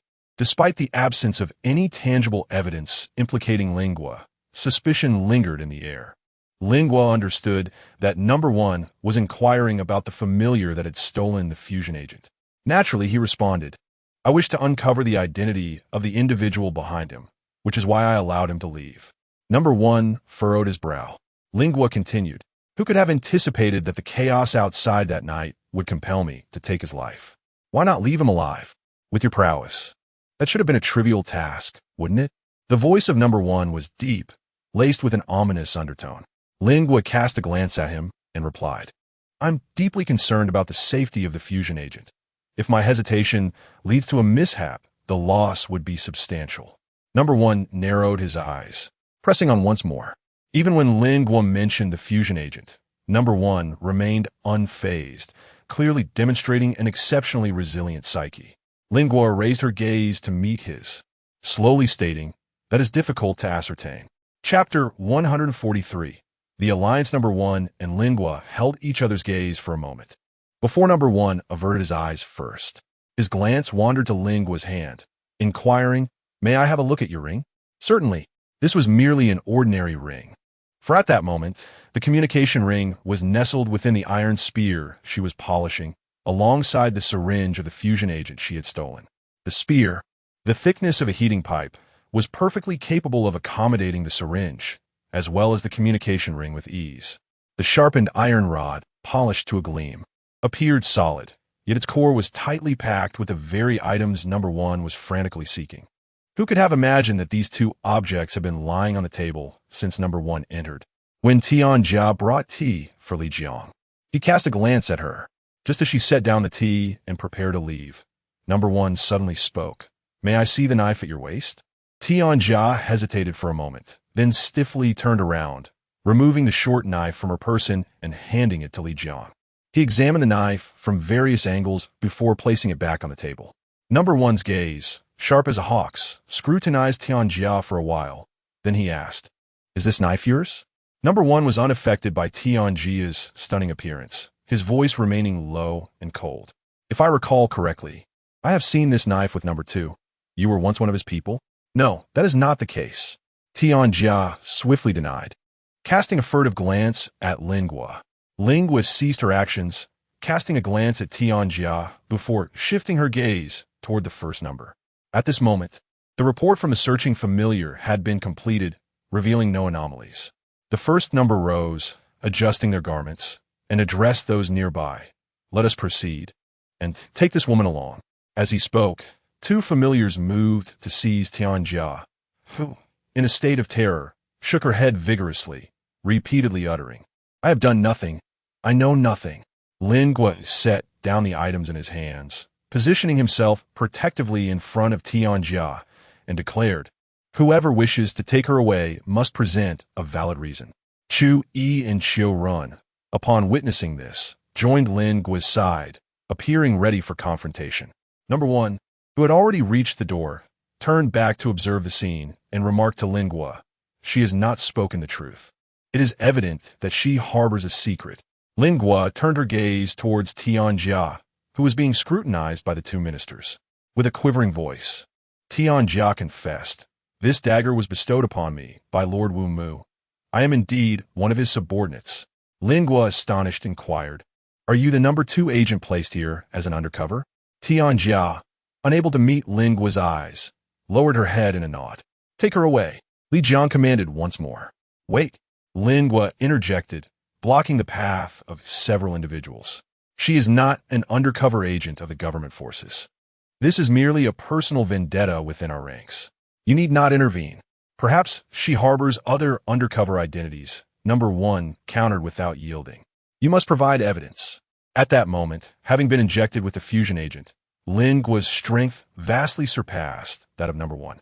Under the clash of murderous intent and overwhelming pressure, number one ultimately ceased further argument, throwing his hand dismissively before turning away with his entourage. Before Lingua stepped out the door, he remarked, "The next time you visit number two, perhaps you should inquire as to why they feel the need to place undercover agents among their colleagues.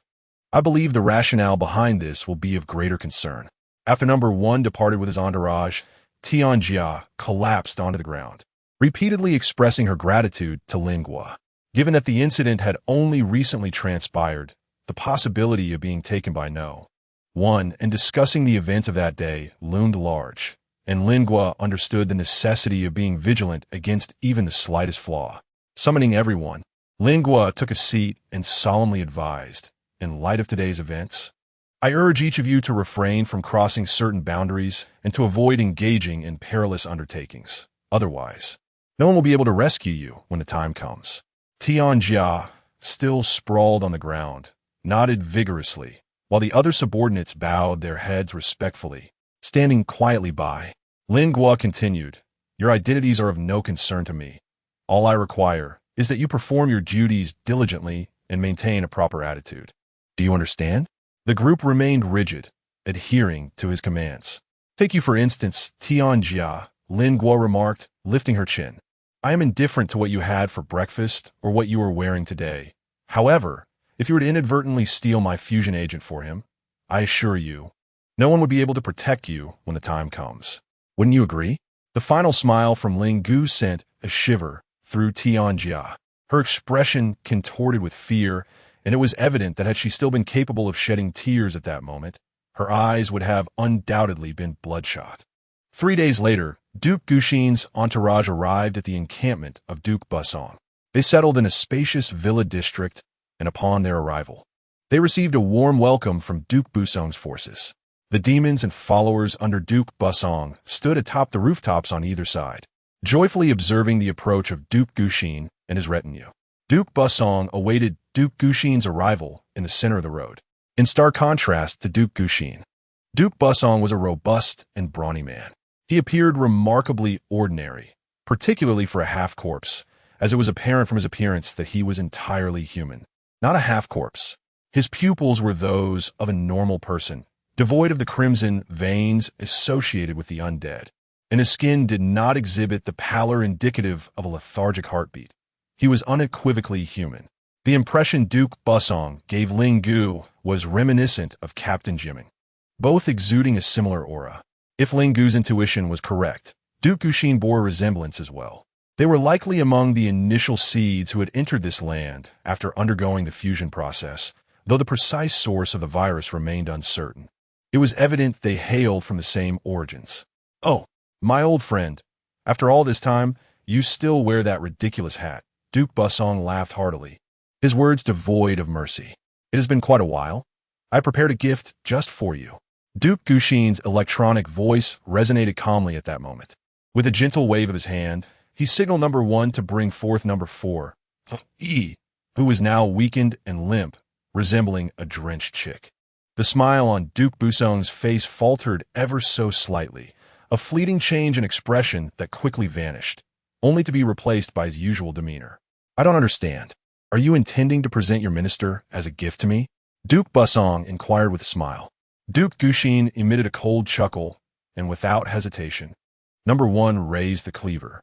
In an instant, Hui's head was severed and placed upon a platter before Duke Busong, causing the smile on his face to finally evaporate, his countenance darkening like the depths of water. Duke Guxin uttered no further words, leading his party past Duke Busong without a backward glance. Lingua, positioned at the rear of the procession, had maintained this position consistently. As she brushed past Duke Busong, he noticed her heterochromatic eyes, and for a fleeting moment, his expression transformed into one of profound astonishment. Lingua did not look at him, merely passing by with an air of indifference. The individuals who had previously stood atop the roof, intending to embarrass the team, ceased their revelry upon witnessing the expression of Duke Busong. A lanky youth leapt down from the rooftop and approached Duke Busong, inquiring, "My lord, shall we continue?" Once settled, Duke Guxin reiterated the same question to all present. The 1st and 10th individuals were kept aside. Duke Guxin turned to Lingua and asked, "Now do you comprehend your uniqueness? Are you referring to my eyes?" Lingua replied, "Indeed. The distinction between a believer and a familiar lies in vision and skin, and this differentiation persists at higher echelons. And you have ascended into their ranks," Duke Guxin stated with utmost seriousness. While such words might deceive others, Lingua understood them to be fabrications. Their human semblance was merely a result of the fusion agents they had consumed, while Lingua had been injected with blood containing a slight fusion agent alongside a substantial amount of viral matter from another's body. Nevertheless, Lingua refrained from exposing this deception, simply nodding in acknowledgement. Duke Guxin continued, addressing the 2 individuals, "In the coming days, another team led by Duke Jamongli will arrive. Although I harbor no animosity towards her, the struggle for the throne has commenced, so you must remain vigilant. Remember, you are my sword." Individual 1 stood quietly to the side, displaying signs of unease. Noticing this, Duke Guxin remarked, "Li Jiang, do not dwell too heavily on it. Once I ascend to the throne, the fusion agents will inevitably return." Individual 1 uttered no further words, merely nodding in affirmation, "Yes. Yes." It was evident that even without the infusion of the fusion agent, Duke Guxin had not forsaken Individual 1. "Wang Xin, the security of our residential area shall henceforth be entrusted to you. You may utilize all familiars and believers at your disposal. The external conflict is exceedingly perilous, and we must ensure that no treachery befalls us during our moments of respite." Upon reaching the assembly point, the demeanor of Duke Guxin and the other ministers towards Lingua underwent a notable transformation. The other ministers instinctively lowered their status when addressing Lingua, and even Individual 2, Wu Mu, ceased to trouble him. Perhaps due to Individual 1's halt in search, A sense of unity emerged among them overnight, as if they sensed the hostility and crisis encroaching from their surroundings. That night, Lin Guo stood atop the roof, gazing through a telescope at the distant high walls. The lights of Dawn City remained ablaze even in the night, with figures perpetually moving along the ramparts. It seemed that Dawn City too had sensed the impending turmoil. A tempest drawing near. Chapter 144. Prelude Foolishness. We must probe the enemy's situation. It will be beneficial for the battles to come. Waiting will only result in missed opportunities.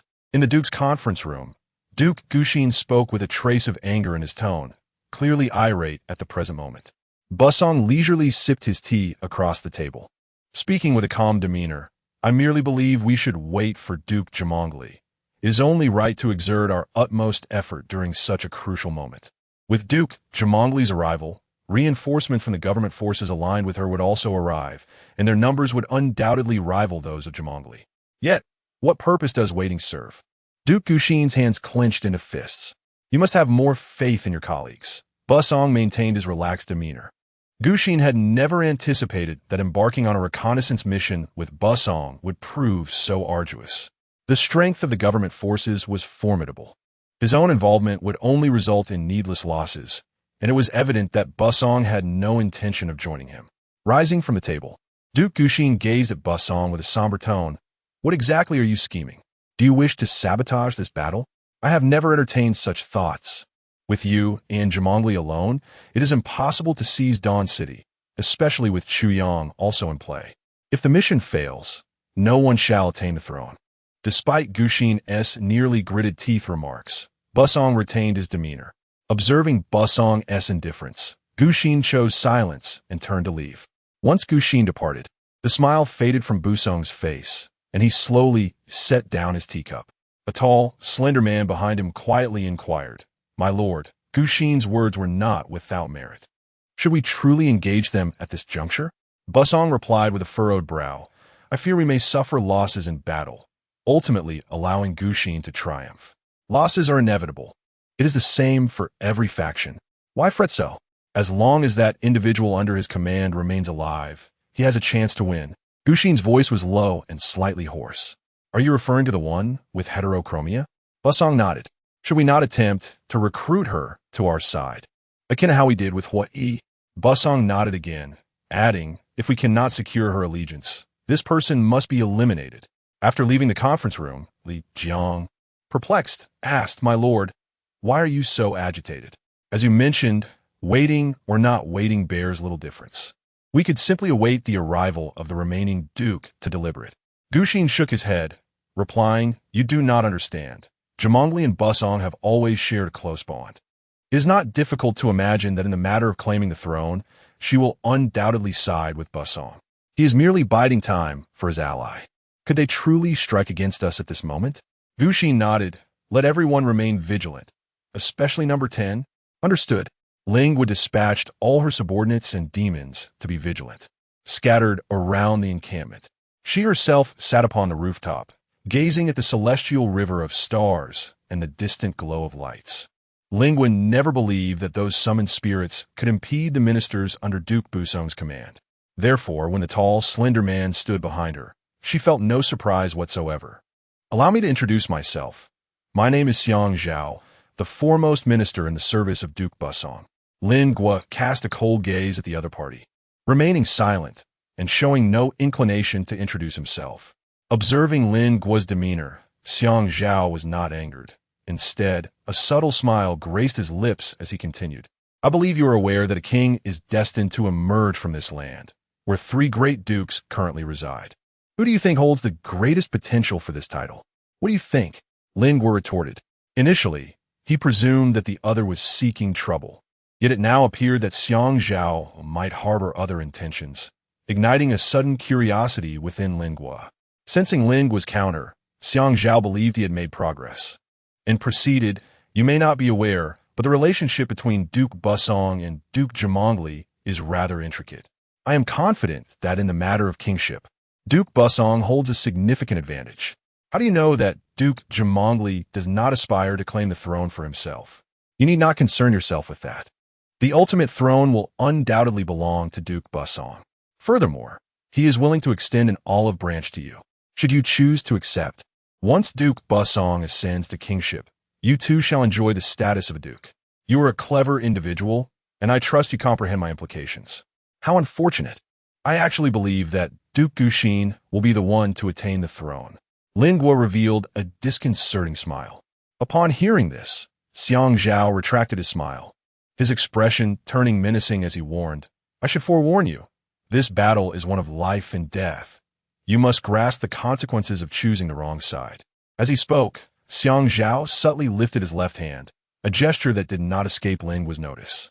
In an instant, before Xiang Zhao could react, Lin Guo had darted behind him, delivering a swift kick that sent Xiang Zhao flying towards the spot where he had just stood.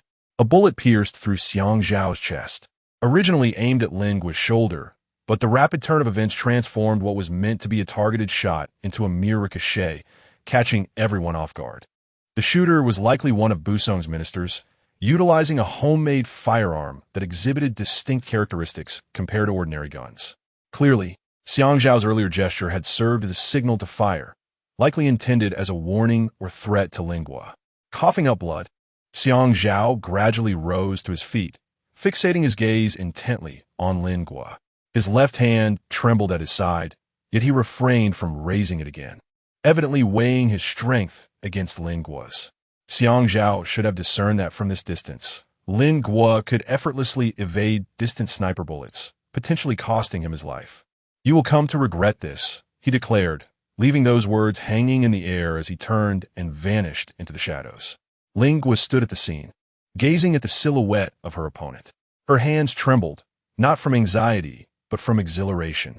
This adversary had previously undergone the fusion injection, possessing considerable strength and a fierce murderous intent. The bloodlust within Lin Guo surged anew, compelling her to strive against this overwhelming impulse. In a shadowy corner, Chu Yi quietly departed, making his way back to the residence of Duke Guxin. He had initially been dispatched to monitor Lin Guo, serving as an observer by her side. With the imminent battle looming, Chu Yi felt it imperative that Duke Guxin should be apprised of the recent events, which would also alleviate many of his own concerns. Meanwhile, Yang Mu, stationed around the camp, found himself unable to find peace. Unknown to others, his homeland was Dawn City, and as he gazed longingly at its distant lights, he felt an overwhelming urge to weep. He was engulfed in turmoil, questioning his own identity. He was not yet prepared to turn against his fellow countrymen and feared he might never summon the resolve to do so. Fortuitously, he had long ceased to shed tears. Otherwise, he would undoubtedly be weeping uncontrollably. At that moment, Dawn City was shrouded in ominous clouds, and everyone sensed that war was on the horizon. Aside from the lights flickering along the city walls, the once vibrant metropolis was reduced to a mere smattering of scattered glimmers. It was not merely a matter of forced waiting. Many were striving for the collective good. Numerous individuals voluntarily joined the ranks of those guarding the high walls, marking the largest assembly of defenders to date. Although they could not stand on the front lines, they were resolutely prepared to take up arms. Additionally, the Qiming squad had already established their encampment beneath the high walls outside Dawn City. Upon receiving news of the Holy Blood Army's plans to unite, they promptly began their preparations. Advancing along the wall, the Qiming squad arrived at their designated position earlier than Duke Guxin's Holy Blood forces. Not only Qiming, but also City and Shangyang were en route, as these two squads were among the original formations of the Demon Emperor's plan, trailing behind the Holy Blood Army led by Duke Jimengli. Upon reaching their designated locale and receiving battle readiness updates, the Qiming squad learned that Kunpeng was within Dawn City, serving as its stronghold. With Kunpeng's presence, the morale of all surged higher, yet the mastermind behind the Demon Emperor's plan, General Luo, remained deeply troubled. After the nation's foundation was stabilized, all communication methods were meticulously reorganized. Now, certain key figures could engage in video conferences, and at this moment, General Luo was convening with other decision-makers of the nation. If a crisis arises, we may have no choice but to abandon Dawn City, General Luo declared, his brow furrowed in concern. From the other side of the video call, immediate dissent echoed. No, there are only 2 cities left. It is time to give our all. Indeed, we must exert every effort. We cannot afford to abandon hope any longer.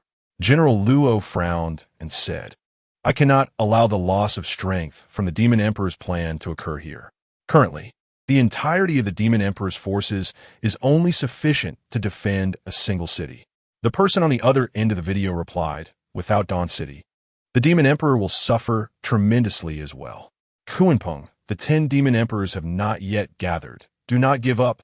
Others echoed in agreement. Yes, we absolutely cannot abandon Dawn City. Without it, the efforts of the Moths will be rendered meaningless. We must resolutely defend Dawn City. Voices rose and fell, all insisting on persevering. General Luo deeply desired to continue living, to witness the victory of his homeland. Yet he felt that such a course was perilously reckless. Kuanpeng, you must believe that the Moths will surely bring the last 2 Demon Emperors, Qin Yuan and Guiche, to you. Have faith in the Moths, and trust in your Demon Emperors. General Luo had already made concessions, and this time, no one voiced opposition. Moreover, I will distribute the fusion agents that Base has yet to fully develop. If the city falls, I will do my utmost to annihilate the Sacred Blood Army within Dawn City. What? Distributing it to the citizens? That is far too risky. What if something goes awry? Dawn City would descend into chaos. General Luo's gaze was resolute. The fall of Dawn City is inevitable. I cannot allow millions of our compatriots to await their deaths in despair and fear. Everyone furrowed their brows and fell silent. The decision to abandon the city weighing heavily upon them, as if the lives of billions were a mountain of burden. Do not abandon hope. By the end of the meeting, this sentiment resonated in the hearts of all. Chapter 145.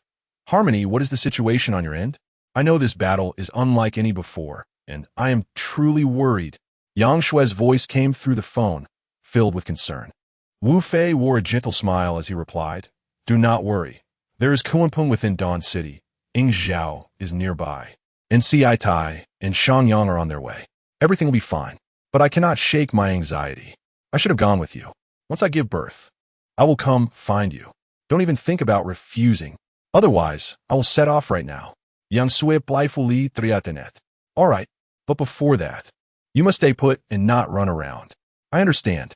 After hanging up, Wu Fei stared vacantly at the ground for a long while. Noticing his dejection, Jin Shen came and sat beside him. Wu Fei's hand tightly gripped the phone, his body trembling slightly. Jin Shen, I am truly not a coward.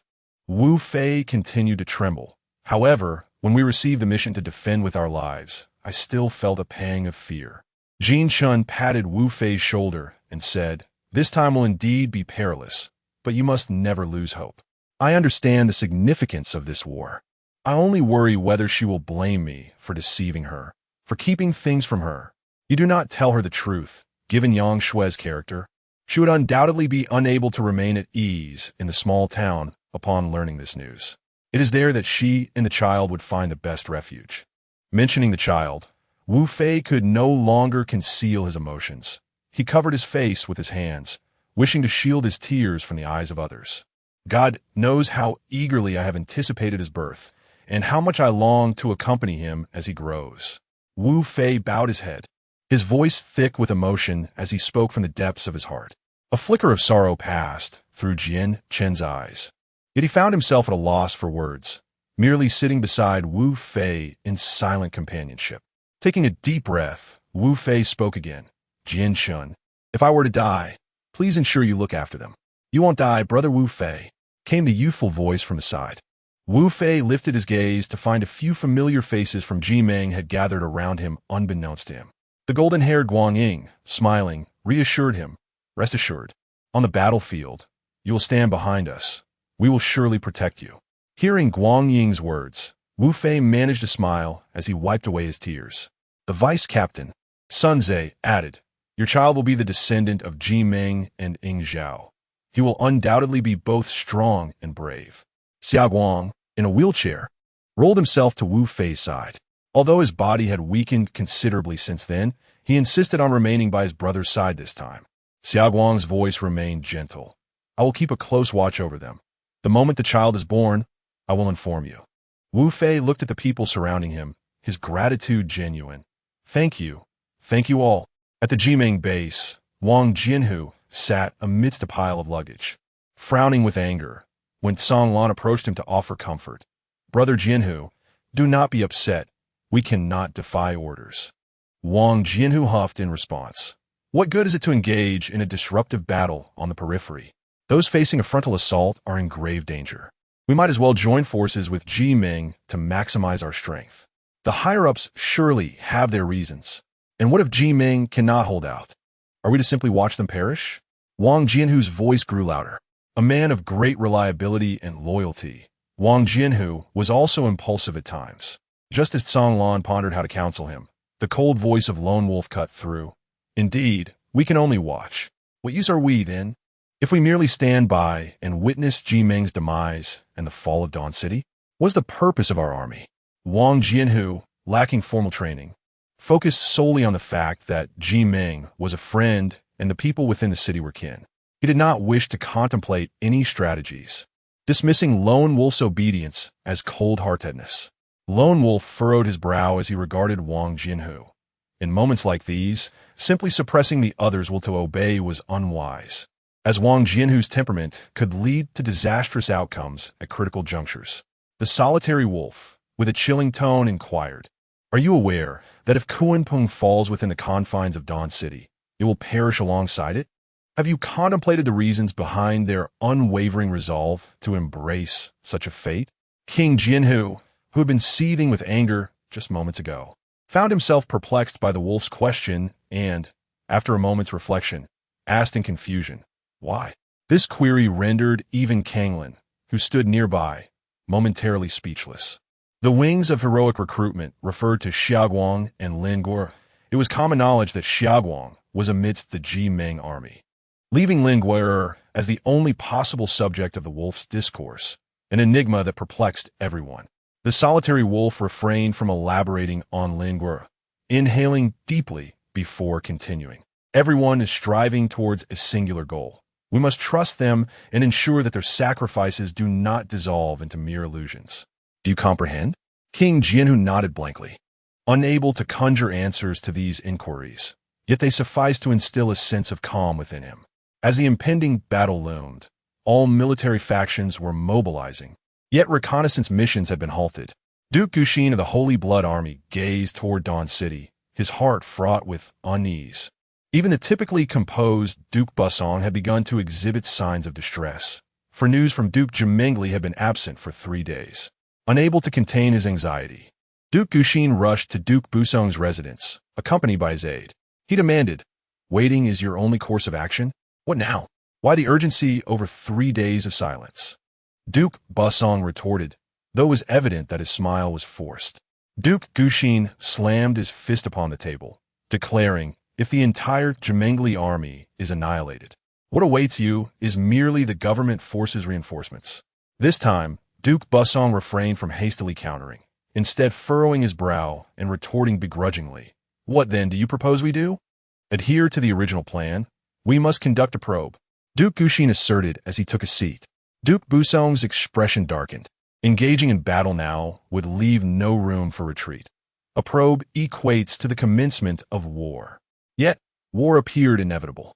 In the best-case scenario, both Jimengli and the government reinforcements would arrive simultaneously. Conversely, should misfortune strike, only the government forces might come to aid. Thus, waiting was no longer an option.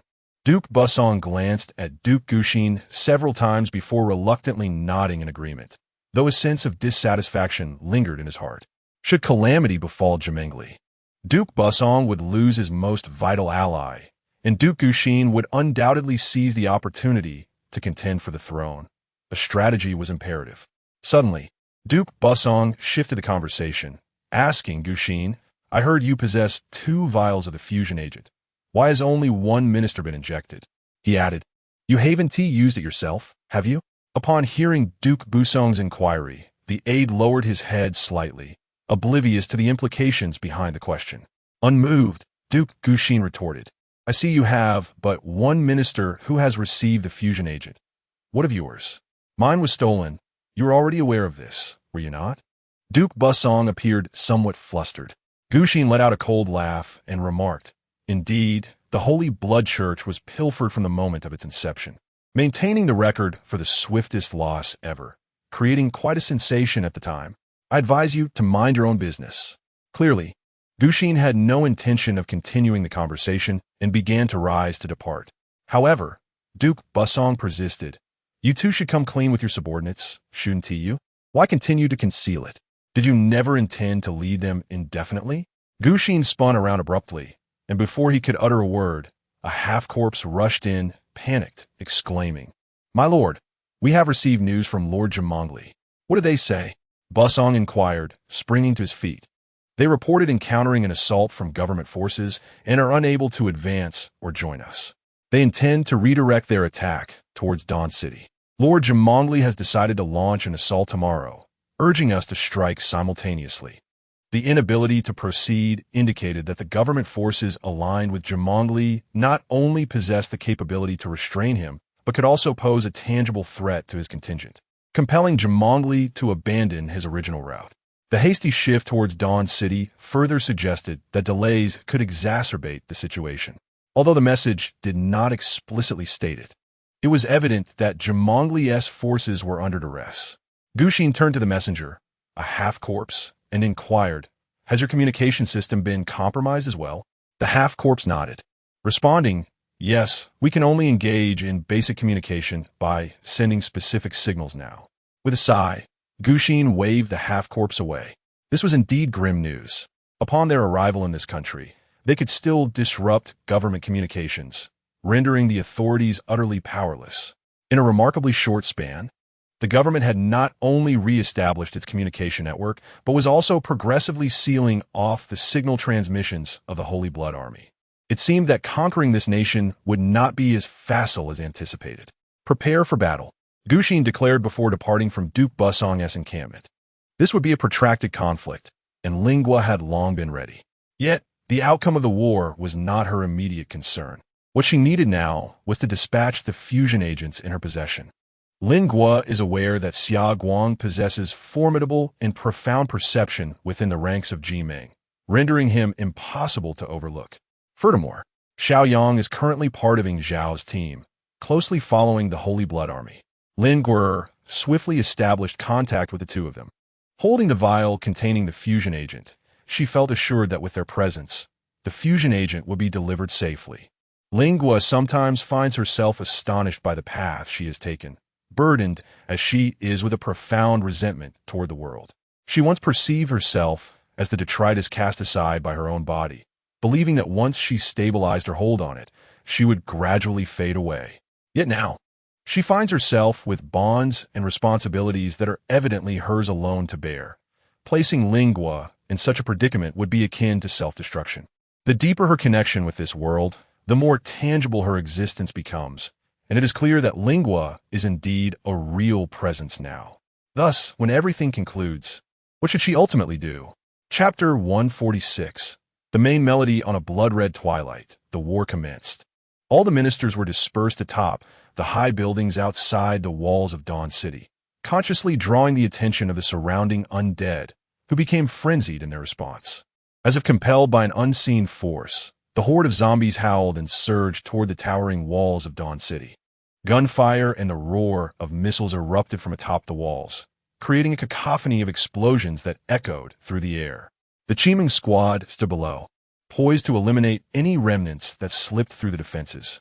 The thunderous sounds persisted from dusk until darkness, and under the illumination of the searchlights atop the walls, the grotesque forms of the undead appeared even more terrifying. In the distant shadows, where light could not penetrate, zombies continued to emerge in relentless waves, instilling a sense of dread among all those atop the walls. This initial wave of the undead persisted for much of the night. However, it was evident that Dawn City was well prepared, and this onslaught posed no threat to its defenses. Only Lingua noticed the faint glimmers amidst the explosions, reminiscent of the lights seen in the forest, suggesting the presence of new weaponry. By dawn, half the city's zombies had nearly been eradicated, and before the sun rose, Duke Guxin and Duke Busong arrived on the rooftop. They stretched their arms toward the sky, resembling devotees in prayer, marking the first time Ling Guo witnessed the distinct nature of the dukes. For a long while, they stood there like statues, yet no minister dared to question them. For as half-undead beings, they could sense that the dukes were using their minds to attract the zombies. Ling Guo raised his binoculars to survey the surroundings. In less than 10 minutes, the once desolate outskirts of the city revealed a throng of heads in the distance. The nearby zombies had been thoroughly depleted overnight, yet such a multitude still remained, indicating that this horde had originated from even farther away. The sheer number suggested that Duke Guxin's ability to attract zombies was beyond imagination. As the first rays of dawn illuminated the earth, a second, even larger wave of the undead approached. With the arrival of light, the Sacred Blood Army also became aware of the unusual circumstances on the battlefield. Certain positions were capable of cleaving through the zombies upon their passage, and the shortcomings of this new weapon were laid bare in the open expanse of the battlefield. Upon recognizing the situation, Duke Guxin swiftly issued commands, instructing his followers and summoned spirits to mingle among the horde and dismantle those devices. With the guidance of the loyalists and summoned beings, the onslaught of zombies intensified. Dawn City did not waver either. The cacophony of explosions persisted throughout the night in a relentless effort to annihilate the horde. The remnants of buildings that once lay on the ground had now been reduced to dust, leaving the terrain pockmarked and uneven. Since the missiles were launched from within Dawn City, the Sacred Blood Army could not target this weapon for destruction and could only strive to traverse the bombardment zone with utmost speed. Ministers and their summoned beings remained on distant rooftops, refraining from joining the fray. The Sacred Blood Army intended to utilize the incessant waves of the undead, alongside other loyalists and summoned beings, to carve a path and deplete the enemy's strength. As time progressed, amidst the thunderous explosions and the wails of zombies, noon arrived, prompting the Duke to command all Sacred Blood Army forces to advance toward Dawn City. Although they pressed forward, caution prevented them from drawing too near. The Sacred Blood Army halted at a position where bullets could not reach, affording them a clear view of the battlefield beneath the towering walls without the aid of binoculars. The intervals between bombings gradually elongated, allowing many summoned beings and half-zombies to breach the bombardment zone and engage in large-scale combat with the Jimming forces. You may initiate your assault based on the situation, but do not rush too far forward, Duke Guxin ordered, confident that Duke Busong shared a similar sentiment. As the ministers on the opposite side began to take action rather than merely observe, Ling Guo stood atop the building, vigilantly awaiting the opportune moment. She surveyed the entire battlefield, unable to discern which side held the advantage amidst the chaos. However, missiles are finite, and humans tire. The zombies, on the other hand, are relentless and inexhaustible. Suddenly, with a resounding boom, the doll-like figure on Ling was left, known as Number 3, hoisted a rocket launcher and fired in the direction of the Qimeng team. The projectile exploded among the crowd, sending both zombies and humans alike flying through the air. Ministers under Duke Busong also commenced their assault. The sharp crack of sniper rifle echoed, and a soldier fell lifelessly to the ground, a victim of a headshot. Gu Xian and Duke Busong remained steadfast on the rooftop, drawing the horde of zombies towards them, occasionally directing mutated zombies to single out the most formidable threats. Naturally, Jian Chun, clad in gleaming silver armor, became a prime target, yet his formidable strength rendered him impervious to the onslaught of mutated zombies surrounding him. As the battle raged beneath the walls of Dawn City, a familiar imp rushed in from the rear, shouting, "My Lord Duke, we have trouble. The government troops are approaching from behind. It's the Ying Zhao." "What?" Duke Gu Xian exclaimed in surprise. Simultaneously, on the opposite rooftop, a half-zombie relayed the same alarming tidings to Duke Busong. "Number 3, take your team to investigate the situation at the rear." Duke Gu Xian swiftly issued commands, and in tandem, a minister from Duke Busong's ranks was dispatched as well. Despite the interference caused by Ying Zhao, the pressure on the front lines of Dawn City remained unabated. The sheer number of zombies was overwhelming, and under the tactics of human waves, members of the Qimeng team were steadily injured and forced to withdraw from the fray.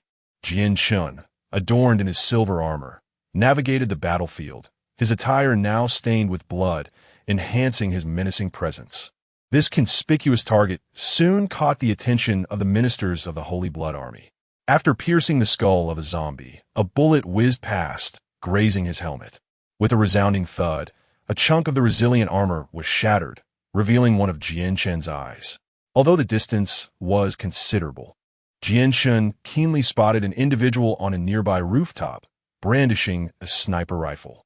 The minister lay prone, exposing only part of his upper body and the firearm. Having struck the silver-armored figure, the minister felt a surge of pride, boasting to a colleague nearby. Jianshen focused intently on this figure who, through the scope, also caught sight of Jianshen's eye. However, given the distance, the minister felt no apprehension. Another minister standing nearby jested. "Hey, they've noticed you. Perhaps you should tone it down." The sniper, chuckling, replied, "Their firearms can't reach this far. What is there to fear? Even if they see me, what can they do?" Just as the sniper reveled in his arrogance, a sudden gasp erupted from the adjacent minister. "Whoa. Hey, watch out." The minister, holding a sniper rifle, was utterly perplexed. He hastily aligned his eyes with the scope, a motion that ultimately sealed his fate. Within the scope, he beheld a gleaming silver spear hurtling towards him. It was too late to evade. The spear pierced through the scope and then through the minister's head, resulting in his immediate demise. A fellow minister, who had been standing nearby, was so startled by the scene that he stumbled back, retreating to a more distant rooftop. "Fool!" exclaimed Duke Busong, witnessing one of his subordinates being struck down. The other ministers, gripped by fear, also fell back, while he alone leaped onto the rooftop. Removing the damaged scope, Duke Busong steadied the sniper rifle. After a swift aim, he pulled the trigger. With 2 shots, Duke Busong's figure merely swayed slightly. He maintained his stance, effortlessly absorbing the recoil of the rifle. Both shots were directed at Jianshen. One bullet whizzed past Jianshen's side, while the other struck his chest with precision. The chest armor shattered upon impact, but fortunately, it mitigated the bullet's force, causing Jianshen to stagger, but not fall. Just as Duke Busong prepared to fire again, he witnessed Jianshen, clad in silver armor, suddenly pierced through the chest by an iron spear. This spectacle astonished the nearby Qiming soldiers, and several rushed forward to carry Jianshen away to safety. Duke Busong turned to see that the one who had thrown the spear was none other than the woman with heterochromia, one of Guxin's subordinates. Lingua stood atop the roof, not merely surveying the battlefield. She had summoned Lin Guo'er to send a signal to Xia Guang within the ranks of the Jaimin army. Lin Guo'er's heightened perception enabled Xia Guang to ascertain her location in an instant. Lin Guo'er hoped that Xia Guang would take notice of her, believing that amidst the rippling waves of perception, he would comprehend her intentions. Subsequently, at the moment when Jianshen revealed a flaw, Lin Guo'er unhesitatingly leaped from the towering building, propelling the spear in her hand, infused with the agent, with all her strength into the air. Lin Guo deliberately avoided the critical point of meeting Chun, yet this still elicited a response from the Lin Guo'er within her. Lin Guo opened her eyes, anxiously gazing towards the battlefield, but the figure of Chun had already vanished from sight. Tears streamed down her unblemished left eye. "My dear, what has happened to you?" Lin Guo discreetly wiped away her tears and gradually stood up, regaining her composure. "It's nothing," she declared. Jianshen had long been aware of Lin Guo's presence, and, upon receiving confirmation from the lone wolf that she was within the Holy Blood Army, he instantly recognized her as the individual he had encountered in the small town. He regretted his earlier hesitation, lamenting that despite her proximity, he had failed to recognize her. In truth, Jianshen was not well acquainted with the cold demeanor of Lin Guo, making it difficult for him to discern her aura at that time, which explained why she felt familiar, yet remained unrecognized. Having confirmed Lin Guo's identity, Jianshen anticipated their eventual meeting on the battlefield. Thus, upon the advance of the Holy Blood Army, he was the first to spot her amidst the chaos of war. Subsequently, after hearing from Xia Guang that Lin Guo had made contact with him, Jianshen felt a surge of excitement, fully assured that Lin Guo stood just across from him. While remaining vigilant to Lin Guo's silhouette, Jianshen sensed the approach of a spear, yet he did not evade it. Though he lacked a deep understanding of the icy Lin Guo, he harbored an unwavering faith in her. Chapter 147.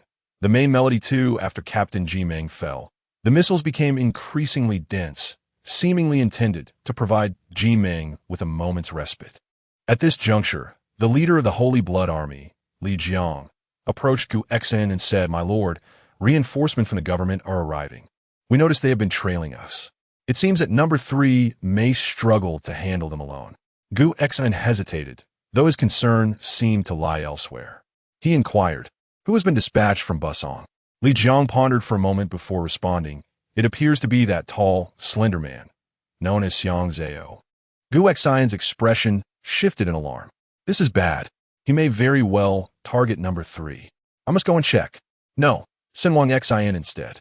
The opponent's number 1 is formidable. You are not his match," Li Jiang interjected, pausing momentarily but refraining from further argument. Upon receiving the news, Ling Guo retreated from the front lines, preparing to head towards the rear of the troop. Before departing, Ling Guo cast a cold glance at Gu Exen and inquired, "Shall we kill?" Understanding that Ling Guo was referring to the first minister under Busong, Gu Exen furrowed his brow, hesitating for a moment. Ultimately, he clenched his fist, resolutely declaring, "If the adversary harbors intent to kill, then we shall not hold back." Ling Guo nodded. The third doll's voice struggled to resist Ing Zhao's relentless assault, while the first under Duke Busong merely commanded the spirits from a distance, showing no intention of engaging in the fray. It was evident that the doll was in a perilous predicament. Ing Zhao was tightening the encirclement around her, and the spirits by her side had suffered heavy casualties. At this moment, retreat was no longer an option. Ling Gu glanced at the battlefield, gripping his long knife as he swiftly approached Xiang Zhao from behind, the blade resting menacingly against Xiang Zhao's chest. It was only then that the nearby familiars reacted, brandishing their weapons to attack Ling Gu. The first to arrive after Ling Gu was Chu Yi, followed closely by Qiu Run, particularly Qiu Run, who fought with reckless abandon. Before Ling Gu could make a move, Qiu Run had already evaded and blocked a swinging axe aimed at Ling Gu, swiftly redirecting his blade to blind the opposing familiar. Xiang Zhao remained motionless, unperturbed by the long knife poised at his neck. He merely cast a sidelong glance at Ling Gu and inquired, "What do you mean by this?" With a furrowed brow, Xiang Zhao added, "You seem to be meddling in my affairs." Indeed, Xiang Zhao's inaction could lead to a perilous situation for Hua Yin. Yet such passive observation could hardly serve as evidence of his murderous intent. As the two remained locked in their tense standoff, a sudden explosion erupted in the direction of Hua Yin, revealing that her familiars had suffered devastating losses, placing her in an extremely precarious position. Ling Guo abandoned his confrontation with Xiang Zhao and hastened towards the direction of the doll-like voice. Observing Ling Guo's departure, Xiang Zhao revealed a faint smirk and murmured, "Humph, only a fool would engage you in a direct clash." Before Chu Yi and the others could react to this remark, Xiang Zhao suddenly leapt back, while a grenade descended from above. The grenade seemed to possess a keen sense of direction, landing with remarkable precision at the spot where Chu Yi and the others stood, detonating violently before it even touched the ground. The timing of the explosion was impeccably orchestrated, catching the group off guard as it erupted amidst them, instantly propelling all the summoned entities present into the air. In mid-flight, Xiang Zhao again hurled 2 grenades towards the direction of Ling Guo. Just as Ling Guo reached the vicinity of the doll-like voice, the grenades arrived beside him. Ling Guo caught sight of the grenade and instinctively hurled number 3 away, exclaiming loudly, "Go report to Lord Guxin. They have made their move." Boom! The grenade detonated, drowning out Ling Guo's voice in the deafening roar of the explosion, and she was violently propelled away by the immense force. Number 3 spoke with a child's voice, yet her body was that of a mature woman. Due to the subtle dynamics between women, she had previously harbored a slight animosity towards Ling Guo. However, Ling Guo's decisive action to push her out of the grenade's blast zone altered her perspective. Witnessing Ling Guo being thrown through the air, she was taken aback, and upon landing, she quickly scrambled to her feet and exerted all her strength to sprint towards Guxin's location. At that moment, another grenade landed, exploding directly above her, resulting in number 3's head being obliterated.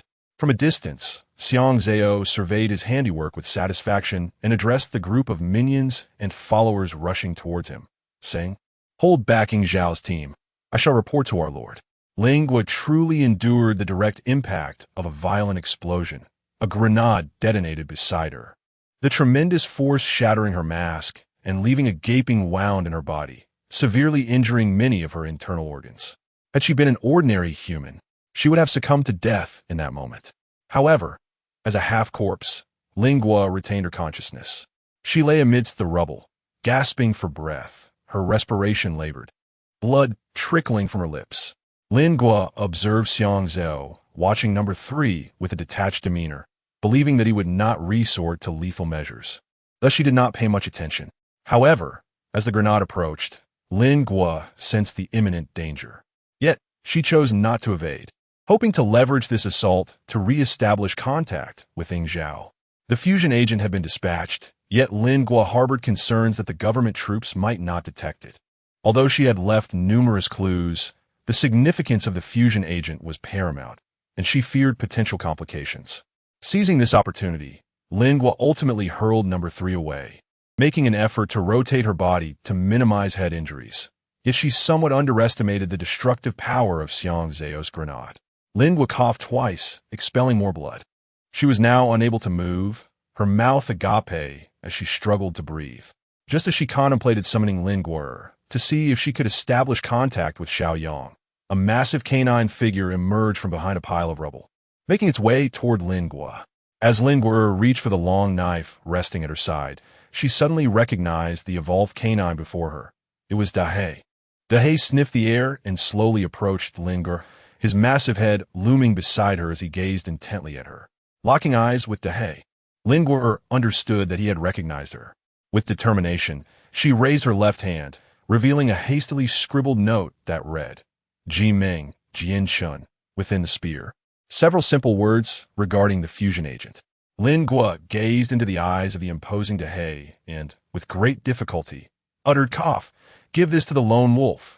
Dahei's eyes sparkled with intelligence as it gently grasped the small note from Lingua's hand. At that moment, a panicked shout from Chiu Run echoed nearby. "My lord! My lord!" Realizing the urgency, Lingua summoned all his strength to implore Dahei, "Hurry!"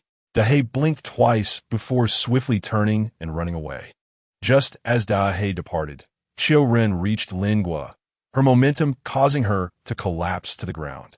She crawled a few steps before finally reaching Lingua. Seeing that Lingua still breathed, Chiu Ren felt a wave of relief, followed closely by Chu Yi and others who rushed to their side. With the death of the 3rd soldier, 5 of Lingua's familiars had also perished, inciting the wrath of Duku Xin, who resolved to sever ties with Busong completely. Upon learning that Lingua was still alive, Busong's expression darkened, as the discord within the Holy Blood Army had reached a point of irreparable conflict. The lone wolf retrieved the note from Dahei's mouth, trembling as he unfurled the blood-stained paper. His eyes widened in shock as he urgently directed those behind him, "Quickly send word to Ji Ming." Within Ji Ming's army, the iron spear had been extracted from Chun, and it had not been discarded. Xiaoguang remained acutely aware of Lingua's connection to the battlefield. Simultaneously, a message emerged from the organization responsible for the Moth mission, indicating that they had detected a communication signal belonging to the Moth organization. The location of this signal was currently within Ji Ming's army, and they were eager to ascertain the identity of the sender and any potential developments. The information from the Moth mission organization coincided with news from Ing Zhao. Ultimately, the fusion agent contained within the iron spear was swiftly delivered to General Luo's desk. Before General Luo could fully express his excitement, he immediately instructed his aides, "Send this to Bai Zhe, and do it quickly." Yes, the aides, clutching the fusion agent, hurriedly exited the room. In the video conference hall, General Luo relayed the news to those on the other side of the screen, eliciting sighs of relief from everyone present. One voice proclaimed, "The Moth has done well." Another chimed in, "Now Dawn City has hope." Yet, General Luo's furrowed brow remained tense as he cautioned, "We cannot afford to relax just yet. Once Bai Zhe confirms the authenticity of the fusion agent, we must act swiftly to replicate it in greater quantities." Indeed, This operation requires a change of plans. We must do everything possible to protect Dawn City for as long as we can. With the fusion agent, they would possess the Qi Yuan and the ghost car. Nevertheless, the forces available to Dawn City were still somewhat limited, and the specter of death loomed large. General Luo solemnly stated, "I believe many citizens would be willing to join our cause. If we do not manage this properly, chaos will ensue." General Luo nodded, "I understand, and I will ensure it is arranged correctly." In a remarkably short time, General Luo received confirmation from Bai Zhe, who reported that the research on the fusion agent was already quite advanced, making mass production an achievable goal. In less than half a day, the entire city of Dawn began to stir. The city established a quarantine zone at its center. Some individuals moved inward while others ventured outward. Dawn City was swiftly divided into two segments, with all those on the periphery poised to become potential candidates for the Qin Yuan and the ghost vehicles. General Luo stood atop the high wall and gravely inquired of his deputy behind him, "How many are willing to join the Demon Emperor?" The wind atop the wall howled fiercely, prompting the deputy to draw closer as he replied, "Currently, there are 96,000 who have registered. Have they been adequately informed of the current situation?" "Yes, each one has been briefed and questioned." General Luo nodded. "It is imperative to clarify the possible consequences of administering the fusion agent. How many half-finished products have been distributed?" "We have just distributed them to the brothers in the ranks. No one else has received them yet." The deputy hesitated before asking, "General, with so many joining the Demon Emperor, will the numbers of Qin Yuan and ghost vehicles not become overwhelming?" "Overwhelming? In the past, we possessed a military force in the billions. Now, the total of all remaining is far less. The future world will be entirely different. We require more soldiers." The deputy remained troubled. "But many have not undergone formal training. They may descend into chaos." General Luo stood tall, his expression resolute. "Let the soldiers of the army come first. As previously determined, those who become evolved beings after administering the fusion agent will be Qin Yuan, while those who turn into half-corpses will belong to the ghost vehicles. There is little time for them to adapt. They must join the city defense forces at the quickest pace. Combat serves as the finest training. We shall reorganize after this battle concludes." "Understood." Chapter 148. Harmony. The battle beneath Dawn City remained intense. The Holy Blood Army was perplexed as to why the defenders of Dawn City had suddenly regained their vigor. What was once an advantage for the Holy Blood Army now appeared to be reversing. Recently, there had been discord between the two leaders of the Holy Blood Army, a fact evident to all, which directly hindered their unity. The half-corpses of both factions, influenced by their leaders, began to harbor animosity towards one another. However, the misfortune of the Holy Blood Army did not end there. A graver piece of news soon followed. The forces of Duke Jamongli were completely annihilated on the opposite side of the city by the government troops, resulting in the total loss of Duke Jamongli and all of her ministers. Devoid of leadership, the Holy Blood Army on that side disintegrated into disarray, while the government forces grew increasingly formidable, with no reinforcements forthcoming for the Holy Blood Army. Within the ranks of Guzin's forces, everyone had gathered in the room where Lingua was recuperating. Duke Guzin, upon hearing this news, could no longer remain seated. He paced restlessly within the room, his anxiety palpable to all. After a prolonged silence, Duke Guzin declared, "Busong will be arriving shortly." "What?" Li Jiang, number 1, queried in confusion. "What is he coming for? To negotiate peace?" Duke Guxin shook his head, lamenting, "I fear this may be an attempt to eradicate us entirely." At such a vulnerable moment for the Holy Blood Army? Wu De inquired with curiosity. Guxin nodded, then fell silent for a moment, addressing the remaining 4 ministers. "I believe it is time I disclose certain matters to you."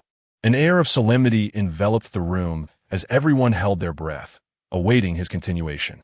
Guxin placed his hand atop the helmet adorning his head, seemingly uncertain of his next move. With a sudden click, the mechanism of the helmet released, and he gently removed it. Gasps filled the room as they beheld Guxin's visage. He was devoid of hair, and on either side of his temples were gaping wounds, while the helmet bore protrusions resembling needle-like spikes. As the helmet was lifted, a trickle of dark crimson blood seeped from the wounds.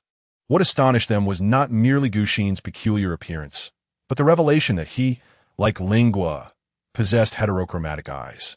One, I retained the semblance of humanity, yet the other lacked a pupil, its blackness transformed into an eerie white, giving the impression that the entire I was devoid of color. Silence reigned in the room as Guxin dabbed at the blood trickling from his temples with a handkerchief, speaking slowly. Should one fail the evolution after administering the fusion agent, they become a half-corpse with white eyeballs, and I am one of them. Despite his seemingly nonchalant demeanor, Guxin's other hand betrayed his bitterness regarding his half-corpse status. The atmosphere was heavy with unspoken words. Guxin continued, "Thus, my struggle against Basong for the throne is already fraught with difficulty. I had hoped that with the fusion agents administered to number 1 and number 10, we would have an advantage. Yet one of the agents has gone missing. Jamonli had been a supporter of Basong, yet her presence also served as a counterbalance. As a fellow half-corpse, she would not have allowed Basong to seize the throne through extreme measures. However, with Jamonli now deceased and our ranks diminished, Busong's temper would undoubtedly have reached a boiling point, rendering us no match for him at this juncture." Then, Guxin shifted the conversation. "You are now aware of my identity. So should you wish to align yourselves with Basong, I would not hold it against you." He surveyed the remaining 4 ministers. Number 1, Li Jiang.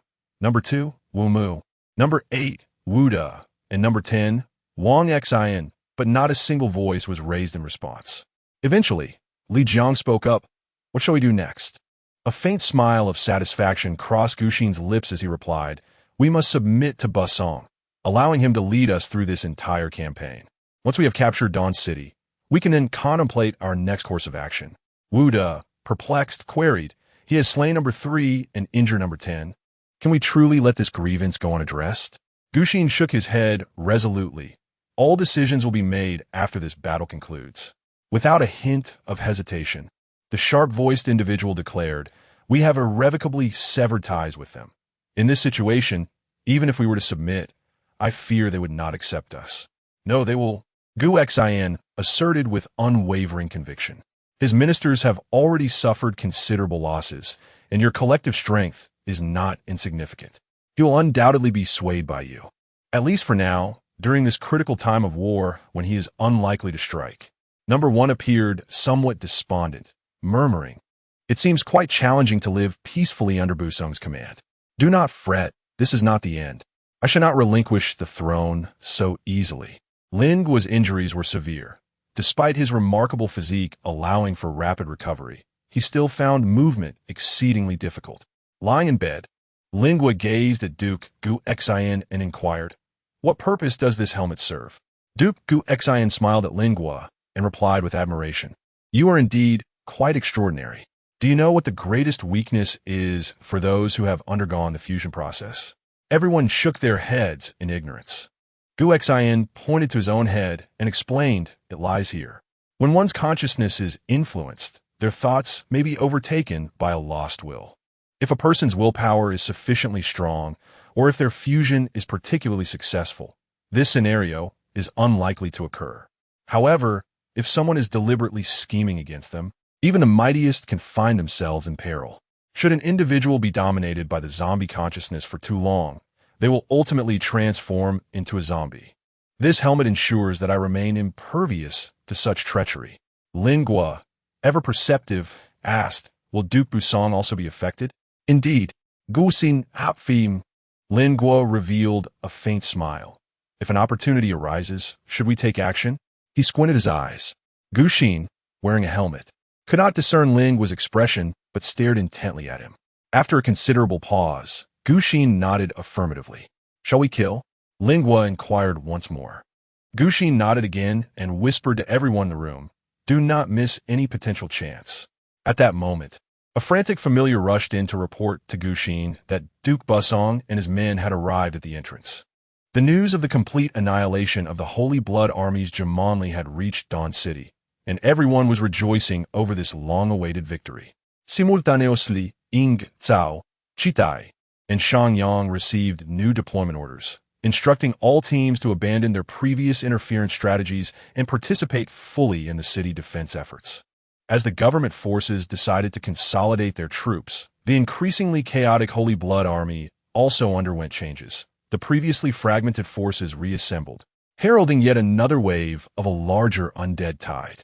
Ing Zhao's ambush against the Holy Blood Army yielded significant results, prompting him to remain in position, launching rear attacks on the undead, while Ci Tai and Shang Yang hurried to assist in defeating Jimanli.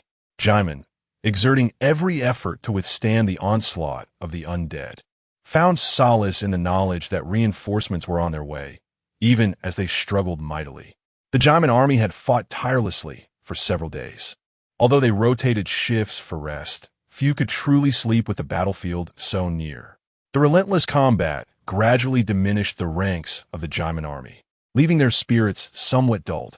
Silence pervaded the air as they wielded their weapons, focused solely on the slaughter. This grim reality persisted for yet another day until the early hours of the following day, when the incessant bombardment suddenly ceased. Everyone was bewildered by the abrupt silence, unsure of what had transpired, yet the artillery fire had simply stopped. Initially, the bombardment lasted a day, astonishing everyone with the unyielding firepower of Dawn City. After 3 days, they had grown accustomed to the explosions, learning to synchronize with them. Missiles and machine guns perched atop the high walls collaborated with the Jaimin army, affording them precious moments of respite. The discovery that missiles served as a formidable shield on the battlefield brought a measure of comfort. However, the sudden cessation of the bombardment startled all, raising concerns that their fears had materialized. The firepower had indeed run dry.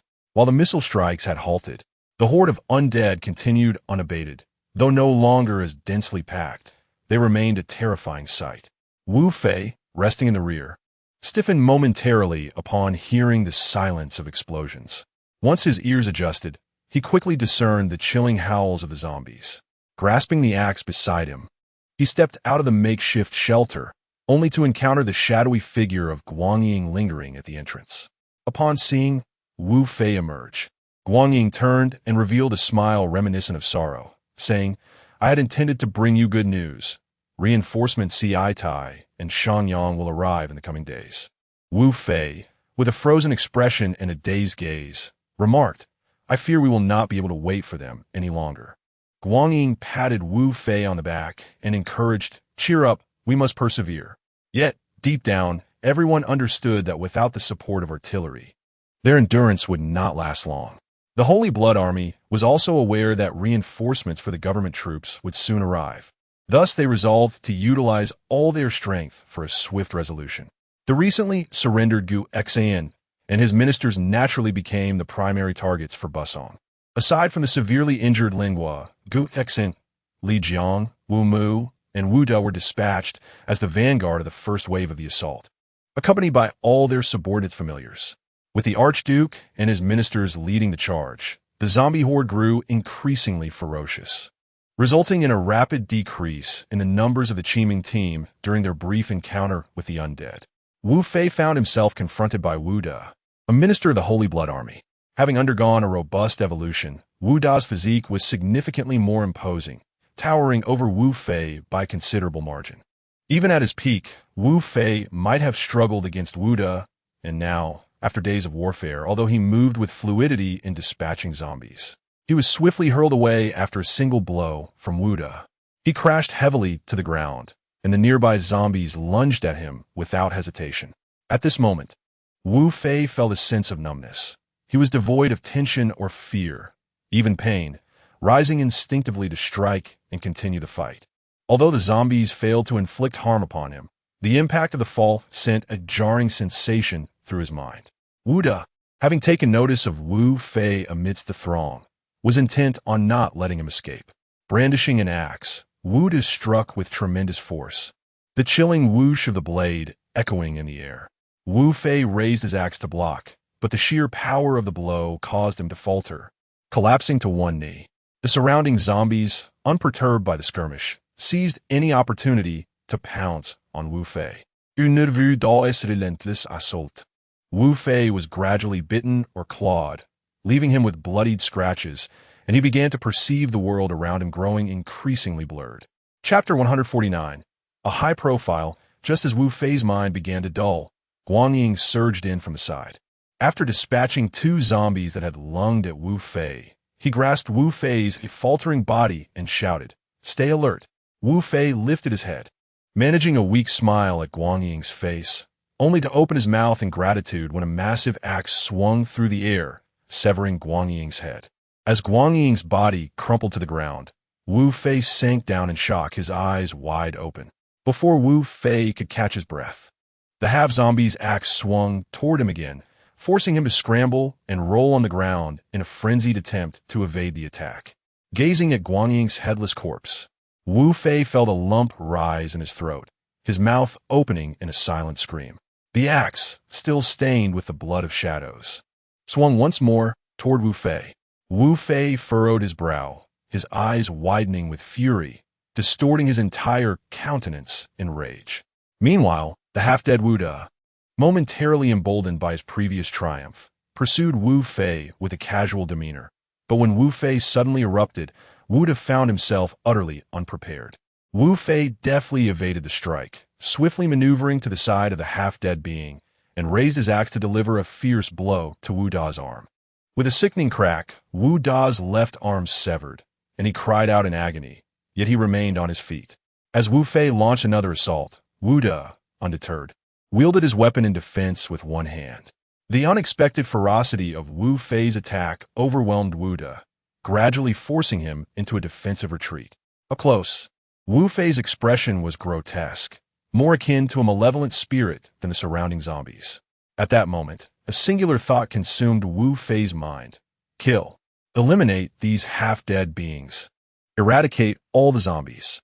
Tirelessly, he swung his weapon, attacking mercilessly, an unrelenting barrage. Suddenly, a chill seized Wu Fei's chest. Upon glancing down, he discovered an iron spike protruding from his torso. Death arrived with such abruptness that his fatigued mind succumbed to a state of rest, and he felt an overwhelming weariness wash over him, an irresistible drowsiness threatening to extinguish his consciousness. As he closed his eyes, he contemplated the possibility that he might awaken to find his child had already been born. With no time left for contemplation, Wu Fei collapsed upon the battlefield. In the rear, Xiaoguang trembled, prompting Jian Shun, who leaned nearby, to inquire, "What is it?" Xiaoguang's countenance bore a hint of anguish as he slowly replied, "Guanyin and Wu Fei have fallen in battle." "What?" Jian Shun shot up, the sudden movement pulling at his wounds, causing him to wince. "What is the state of affairs now?" he asked through gritted teeth. "Brother, we may not survive until reinforcements arrive." "How is that possible? Did you not say that Ci Tai and Shan Yang were nearing?" Jian Shun grasped Xiaoguang's wheelchair in disbelief. Noticing Xiaoguang's continued frown, Jian Shun sensed something amiss and gasped, "What is the situation outside?" Xiaoguang clenched his fists, his lips moving soundlessly before he managed to utter, "The number of Jimeng's forces has dwindled to less than a layer." Upon hearing this, Jian Shun abruptly grasped the spear beside him, struggling to rise. Determined to charge out, Xiaoguang grasped Jian Shun's sleeve, urgently imploring, "Brother, you cannot go. Your wounds will only lead to your demise. I cannot allow them to perish before my eyes." Jian Shun's voice resonated with the primal roar of a beast emanating from deep within his chest. As he exited the tent, Jian Shun collided with an oncoming boy, the impact light, yet the boy stumbled and fell. Jian Shun swiftly extended his hand to grasp the small body of the boy before him. At that moment, the boy's clothing was already soaked in blood, and crimson droplets trickled from the corners of his mouth. Upon seeing Jian Shun, tears instantly welled up in the boy's eyes. Captain, we can't hold on any longer. Vice Captain Sun, Zay has just died in battle." With that, the just-turned 11-year-old boy clutched at Jian Shun's lapel and began to weep uncontrollably, his tears mingling with the blood and staining Jian Shun's front. Jian Shun's own eyes glistened with unshed tears. Perhaps overwhelmed by his grief, the boy suddenly broke into a fit of violent coughing. Jian Shun gently patted the boy's back, only to feel a slick warmth beneath his hand. Upon opening his palm, he discovered it had become smeared with blood. The boy coughed even more fiercely, eventually expelling a large mouthful of blood before he finally ceased. Yet at that moment, his breaths gradually grew weaker and the spark in his eyes began to fade. Panicking, Jian-Chen shook the boy's frail body gently, calling out his name, but the boy still slipped away into silence within Jian-Chen's embrace.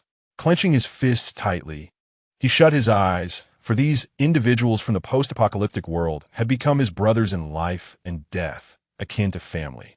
A profound sorrow morphed into boundless fury as Jian-Chen laid down the lifeless body of the boy and strode toward the front lines. Upon arrival, he realized that the situation was far more dire than what Xiaoguang had conveyed.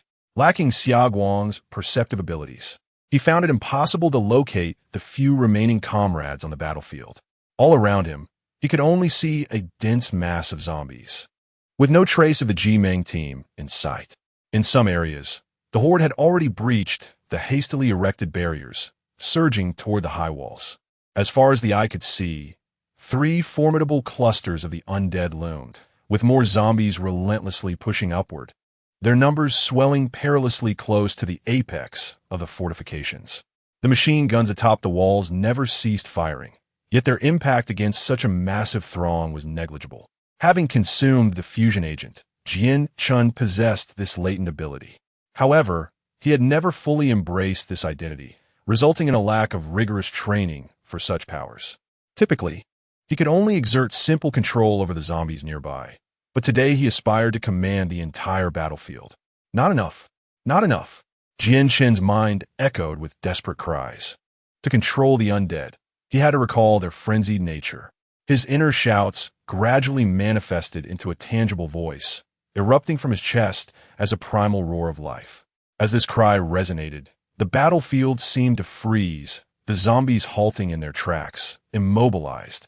With their stillness, the towering walls of corpses began to collapse. Amidst the horde, many of the cultists stood frozen, unable to move, while the few remaining half-zombies of the Holy Blood Army were momentarily stunned by the spectacle.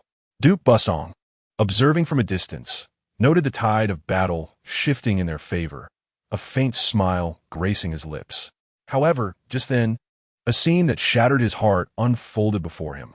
All the zombies appeared as if they had been cast into stasis, ceasing their motion entirely. The roar of the zombies ceased, and Jian-Chen's shout became much clearer. Following the sound, Busong spotted Jian-Chen's figure, causing him to abruptly crush the teacup in his hand. It was him. The voice of Duke Busong, laced with anger, prompted Lin Guo to lift his gaze. Upon seeing Jian-Chen, Duke Busong immediately abandoned his seat, seizing his machete, and rushed down from the rooftop, heading straight for Jian-Chen. Lin Guo asked Xiang Zhao in confusion, "Does Duke Busong know that person?" Lin Guo narrowed his eyes and inquired, "Do you not find it peculiar?" "Peculiar about what?" Xiang Zhao asked, puzzled. "Those who have taken the fusion agent can still maintain their human appearance, yet we are unable to." It was evident that he was also quite curious about Lin Guo's situation and sought to seize this opportunity to extract more information. Lin Guo was unperturbed by his knowledge of these matters, stating, "This is not a result of the fusion agent. I have been this way since the baptism of the Holy Blood." Chang Zhou regarded Lin Guo with a hint of skepticism, yet Lin Guo chose not to elaborate further. "I advise you against harboring ill intentions. Should you attempt to take action against Duke Busong, it is certainly you who will meet your demise." Lin Guo never anticipated that Xiang Zhao, who had been resolutely wishing for his own demise, would utter such words. He cast a curious glance at him. "You may not be aware, given that your Duke is a half-corpse, but Duke Busong, a being of remarkable amalgamation, has the capacity to influence our consciousness, much like they manipulate zombies." As Xiang Zhao spoke, it was evident that a hint of reluctance adorned his visage, indicating that Lin Guo's assertions had indeed crossed his mind previously. Although Lin Guo was astonished within, he maintained an expression of calmness as he said, "I have no intention of taking action against Duke Busong." Despite the outward composure, the revelation was indeed shocking to him. If this were true, it would imply that the Duke possessed absolute control over the other half-corporeal beings. While the extent of this control remains uncertain, it already signals a grave danger. The The utilization of local individuals to assault native cities reveals that those who have been injected with the fusion agent consistently hold a position of undisputed leadership among all half-corporeal entities. Should the entirety of humanity succumb to the virus, apart from a scant few naturally evolved individuals, the remaining half-corporeal beings would inevitably be subjected to the influence of these evolved individuals who have received the fusion agent. Even in the absence of a new nation-S establishment, they could easily compel others to submit, leveraging this advantage. Moreover, heaven is evidently a nation with a distinct hierarchy, tinged with elements of a slave system, where status is of utmost significance. The leading dukes are either evolved beings or half-corporeal entities who have undergone the fusion agent injection, while those blessed by the sacred blood baptism have been mere pawns from the outset. Returning to heaven, the allure of wealth and power is ultimately a distant fantasy. At this juncture, heaven may have already disseminated a considerable quantity of the fusion agent, and individuals of Duke Busong's stature are undoubtedly numerous, constituting the true subjects of heaven. From the very beginning, everyone's status was predetermined. What a masterful game has been played. Initially, all were kept in the dark, and even when some began to awaken to the truth, they found themselves powerless to retaliate, paralyzed by fear, much like the character Xiang Zhao. Across the vast expanse of land, countless individuals are being manipulated by a mere handful of those who have received the fusion agent. Linggua's gaze was profound as she altered her decision once more. Both Gu Xian and Busong deserve their fates. Regardless of who would lead the Holy Blood Army in the future, no outsiders would be permitted to meddle in their affairs. Chapter 150. Variations in an instant. The zombies on the battlefield ceased their movements, with many eyes converging upon Jianshun. Duke Busong valiantly advanced towards Jianshun, his consciousness preceding his physical form. The horde became disarrayed in the presence of two differing signals. They no longer surged towards the high walls, but instead wandered beneath them. Enraged by this turn of events, Duke Busong bellowed, Gu Xian. Emerging from the throng of the undead, Duke Gu Xian stepped forth. The combined will of Busong and Gu Xian proved stronger than that of a single individual, and the horde resumed its advance towards the city walls, albeit devoid of its previous fervor. Jianshun, noticing Busong's approach, unsheathed the spear that stood beside him. His gaze fixed intently on Busong. Busong's fury was palpable. Jianshun's expression remained composed as he met Busong's assault head-on. The clash of their weapons resonated, sending ripples through the surrounding air. Jianshun bore wounds, and even as he faced Busong's full force, blood trickled from the corner of his mouth. With Duke Busong personally engaged in battle, the remaining ministers swiftly joined the fray, plunging Dawn City back into peril. At that moment, another force entered the conflict. Ying Zhao circled around from the rear of the Holy Blood Army. Kuan Peng had been observing the situation. Dispatching a message to Ying Zhao as the Holy Blood Army commenced its large-scale offensive, Jianshun gradually found himself at a disadvantage in his battle against Busong. After a swift slash, Busong delivered a powerful kick, striking Jianshun's side. At that moment, Jianshun was not clad in armor, and the impact was fierce. In his moment of disorientation, Busong attacked once more. The clang of weapons echoed as the massive figure of Yin Shan shielded Jianshun. Yin Shan was a bashful man, often silent in the corners of the Jimeng army. Though he was not socially inclined, he proved to be the most reliable in combat. His upper garment had been reduced to tatters, revealing numerous wounds, while his lower half remained intact due to the armor he wore. Jianshun ceased speaking, gripping his spear once again to stand alongside Yin Shan against their adversaries. Words were futile now. As Yin Shan had rightly stated, there was no retreat left. Busong harbored a long-standing hatred for Jianshun, showing no mercy in his assault.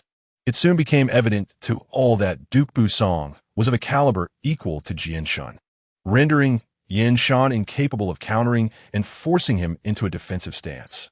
In the main battlefield beneath Dawn City, even with Ying Zhao's intervention, it was insufficient to halt the advance of the horde. The fall of Dawn City loomed ominously ahead. General Luo, perched atop the high wall, surveyed the battlefield with unwavering focus. Clutching a syringe of the fusion agent, he addressed his deputy. We can delay no longer. Relay my orders. All those who have been administered the fusion agent for over 2 days must enter the fray and join the guard. But they require time to adapt after exposure to the virus. This will surely result in heavy casualties. The deputy's voice quivered with alarm. There is no time for such concerns. If we linger any longer, both Ji Ming and Ying Zhao may meet their demise here. As the deputy turned to convey the orders to the officers trailing behind, General Luo resolutely injected the fusion agent into his own chest. The deputy gasped in horror.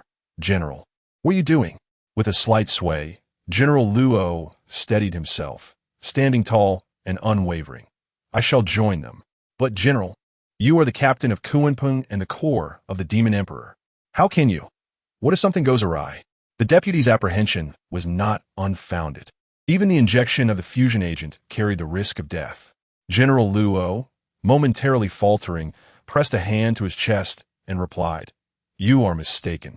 The core of the Demon Emperor has never been me, but those vibrant lives battling below the walls. Should I perish, it will be your duty to lead Kunpeng. With that, General Luo removed his gas mask, inhaling deeply the air thick with the scent of blood from the battlefield. Below the high wall, the winds had already spread the virus across the sky, and the soldiers atop had donned their masks to prevent immediate transformation into the undead. After waiting for what felt like an eternity, General Luo found no signs of mutation. Behind him, squads began to arrive. But you are still alive. The deputy's voice, muffled by the gas mask, had taken on a raspy tone. Consider me dead. But the deputy hesitated. But General Luo's commanding voice cut through. That is an order. Upon hearing the word order, the deputy straightened, saluted sharply, and replied, Yes, sir. General Luo's gaze softened, and he patted the deputy's shoulder before descending the fixed rope down the wall. At that moment, a considerable number of people had assembled atop the wall. Seeing General Luo lead the way, they too removed their masks and followed him down. These individuals still bore human forms. Yet to join the battlefield teeming with evolved zombies in such a state was perilous. No sooner had they descended than some were overwhelmed by zombies, the sharp crack of rifles echoing around them. They were not only to confront the onslaught of the undead, but also to endure the ensuing bodily mutations triggered by the virus. What awaited them were transformations into evolved beings, half corpses, or outright death.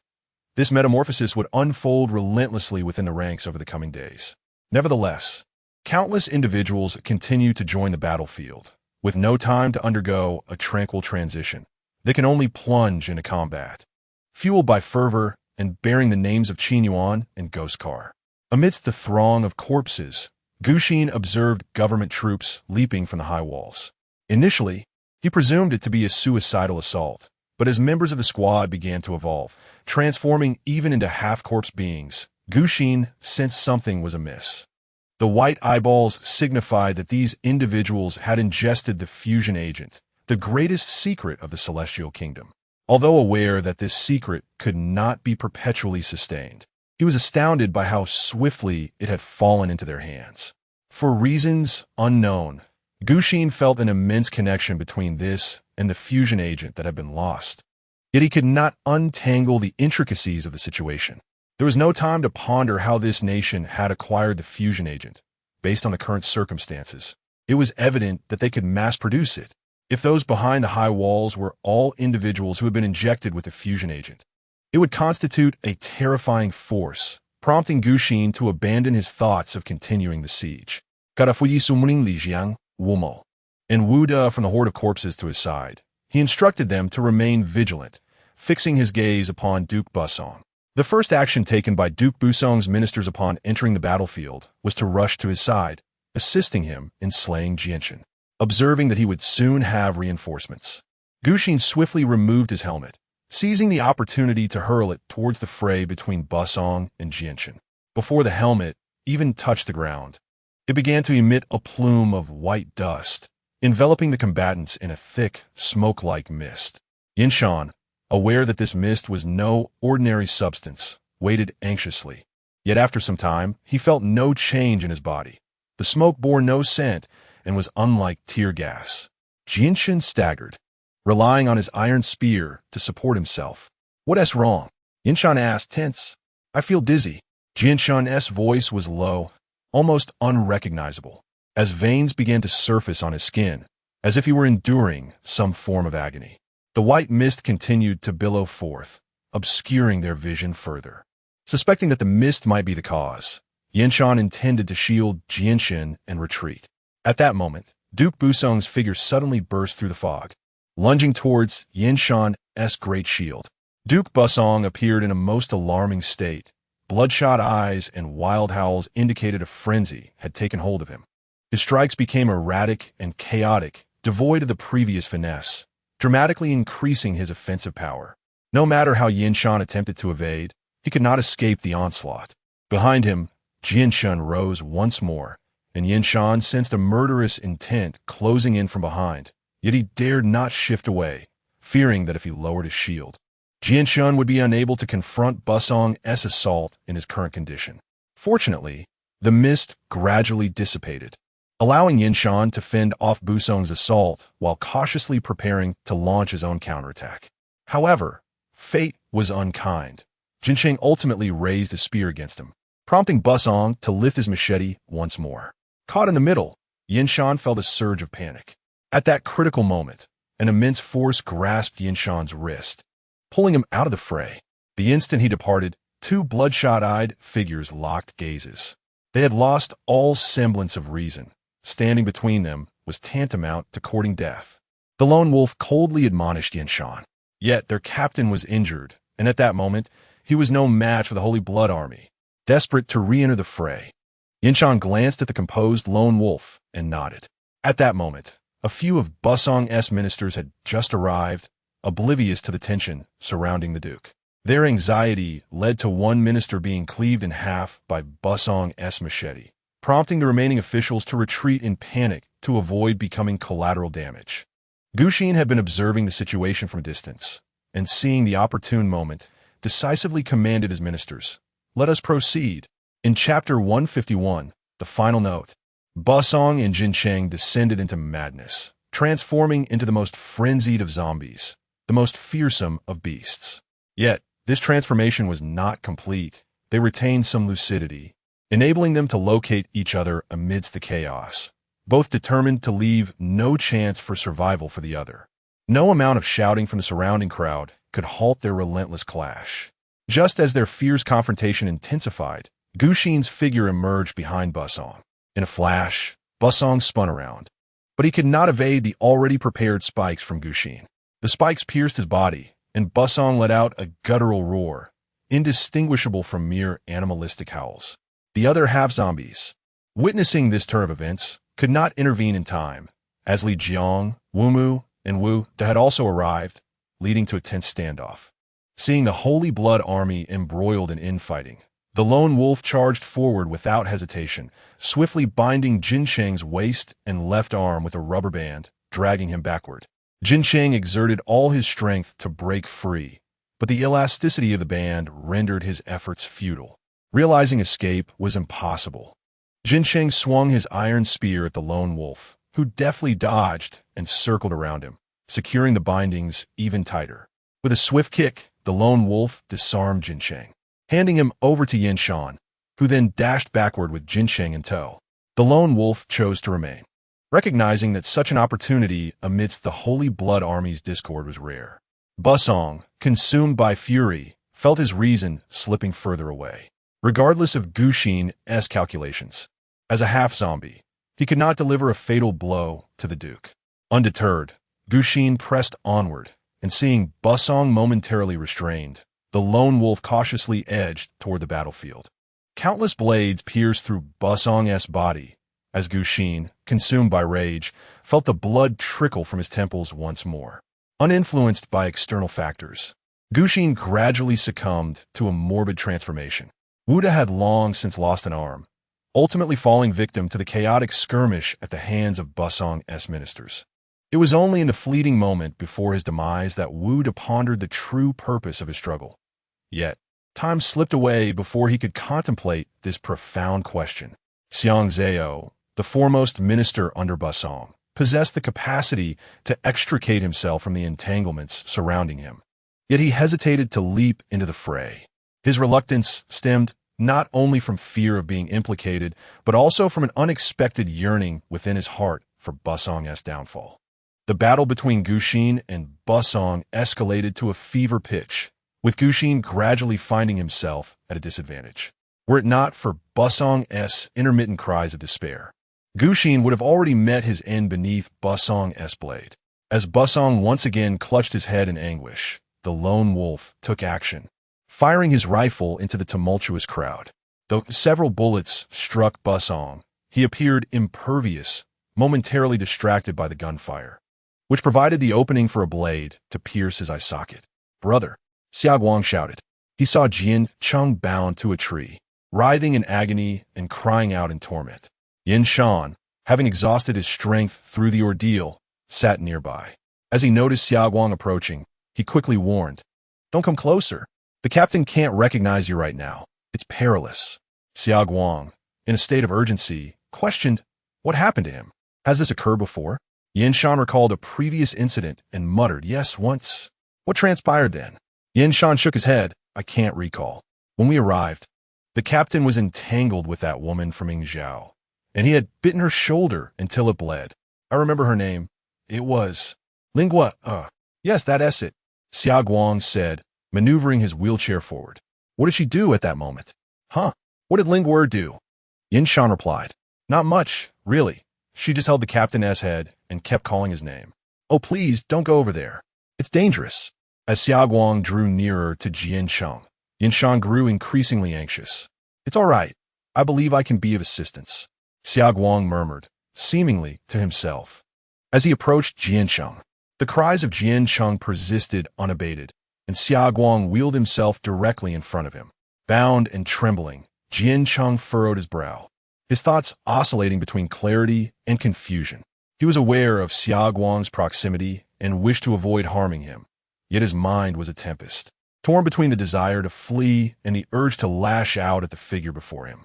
Suddenly, a gentle current surged through Jian Cheng's mind. "Brother, Jian Cheng." Jian Cheng. Intermittent sounds penetrated Jinshin's consciousness, soothing the chaotic thoughts and impulses within him like a calming current, gradually clarifying his surroundings. Yet, the violent energy in his mind remained restless. "Jinshin." The voice grew ever clearer, and his senses began to sharpen. He felt Xiaoguang's hands resting upon his head. It was Xiaoguang calling his name. As the turmoil in his mind subsided, an overwhelming fatigue enveloped Jinshin, and he succumbed to slumber. As Jinshin, bound to the tree, finally ceased his cries and slipped into unconsciousness, Yinshan, astonished, inquired of Xiaoguang, "Captain, what has happened?" Fear gripped Yinshan as he laboriously approached Jinshin, weary and drained, extending a hand to check his pulse. Jinshin's heartbeat was steady, seemingly untroubled. While Yinshan remained perplexed, Xiaoguang reassured him, "He is fine. He has merely fallen asleep." "What transpired?" "He was crying so sorrowfully it nearly frightened me to death." Xiaoguang, panting yet unable to conceal his trembling form, replied softly, "Wu Fei's child has just been born." Upon hearing this, Yinshan stiffened, collapsing back onto the ground. Confined within the room, Lingua had transformed into Lingua. She struggled to restrain herself from bursting forth. Her presence confined, yet her awareness encompassing the entire battlefield like a surging tide. Though she managed to control her body, tears flowed uncontrollably.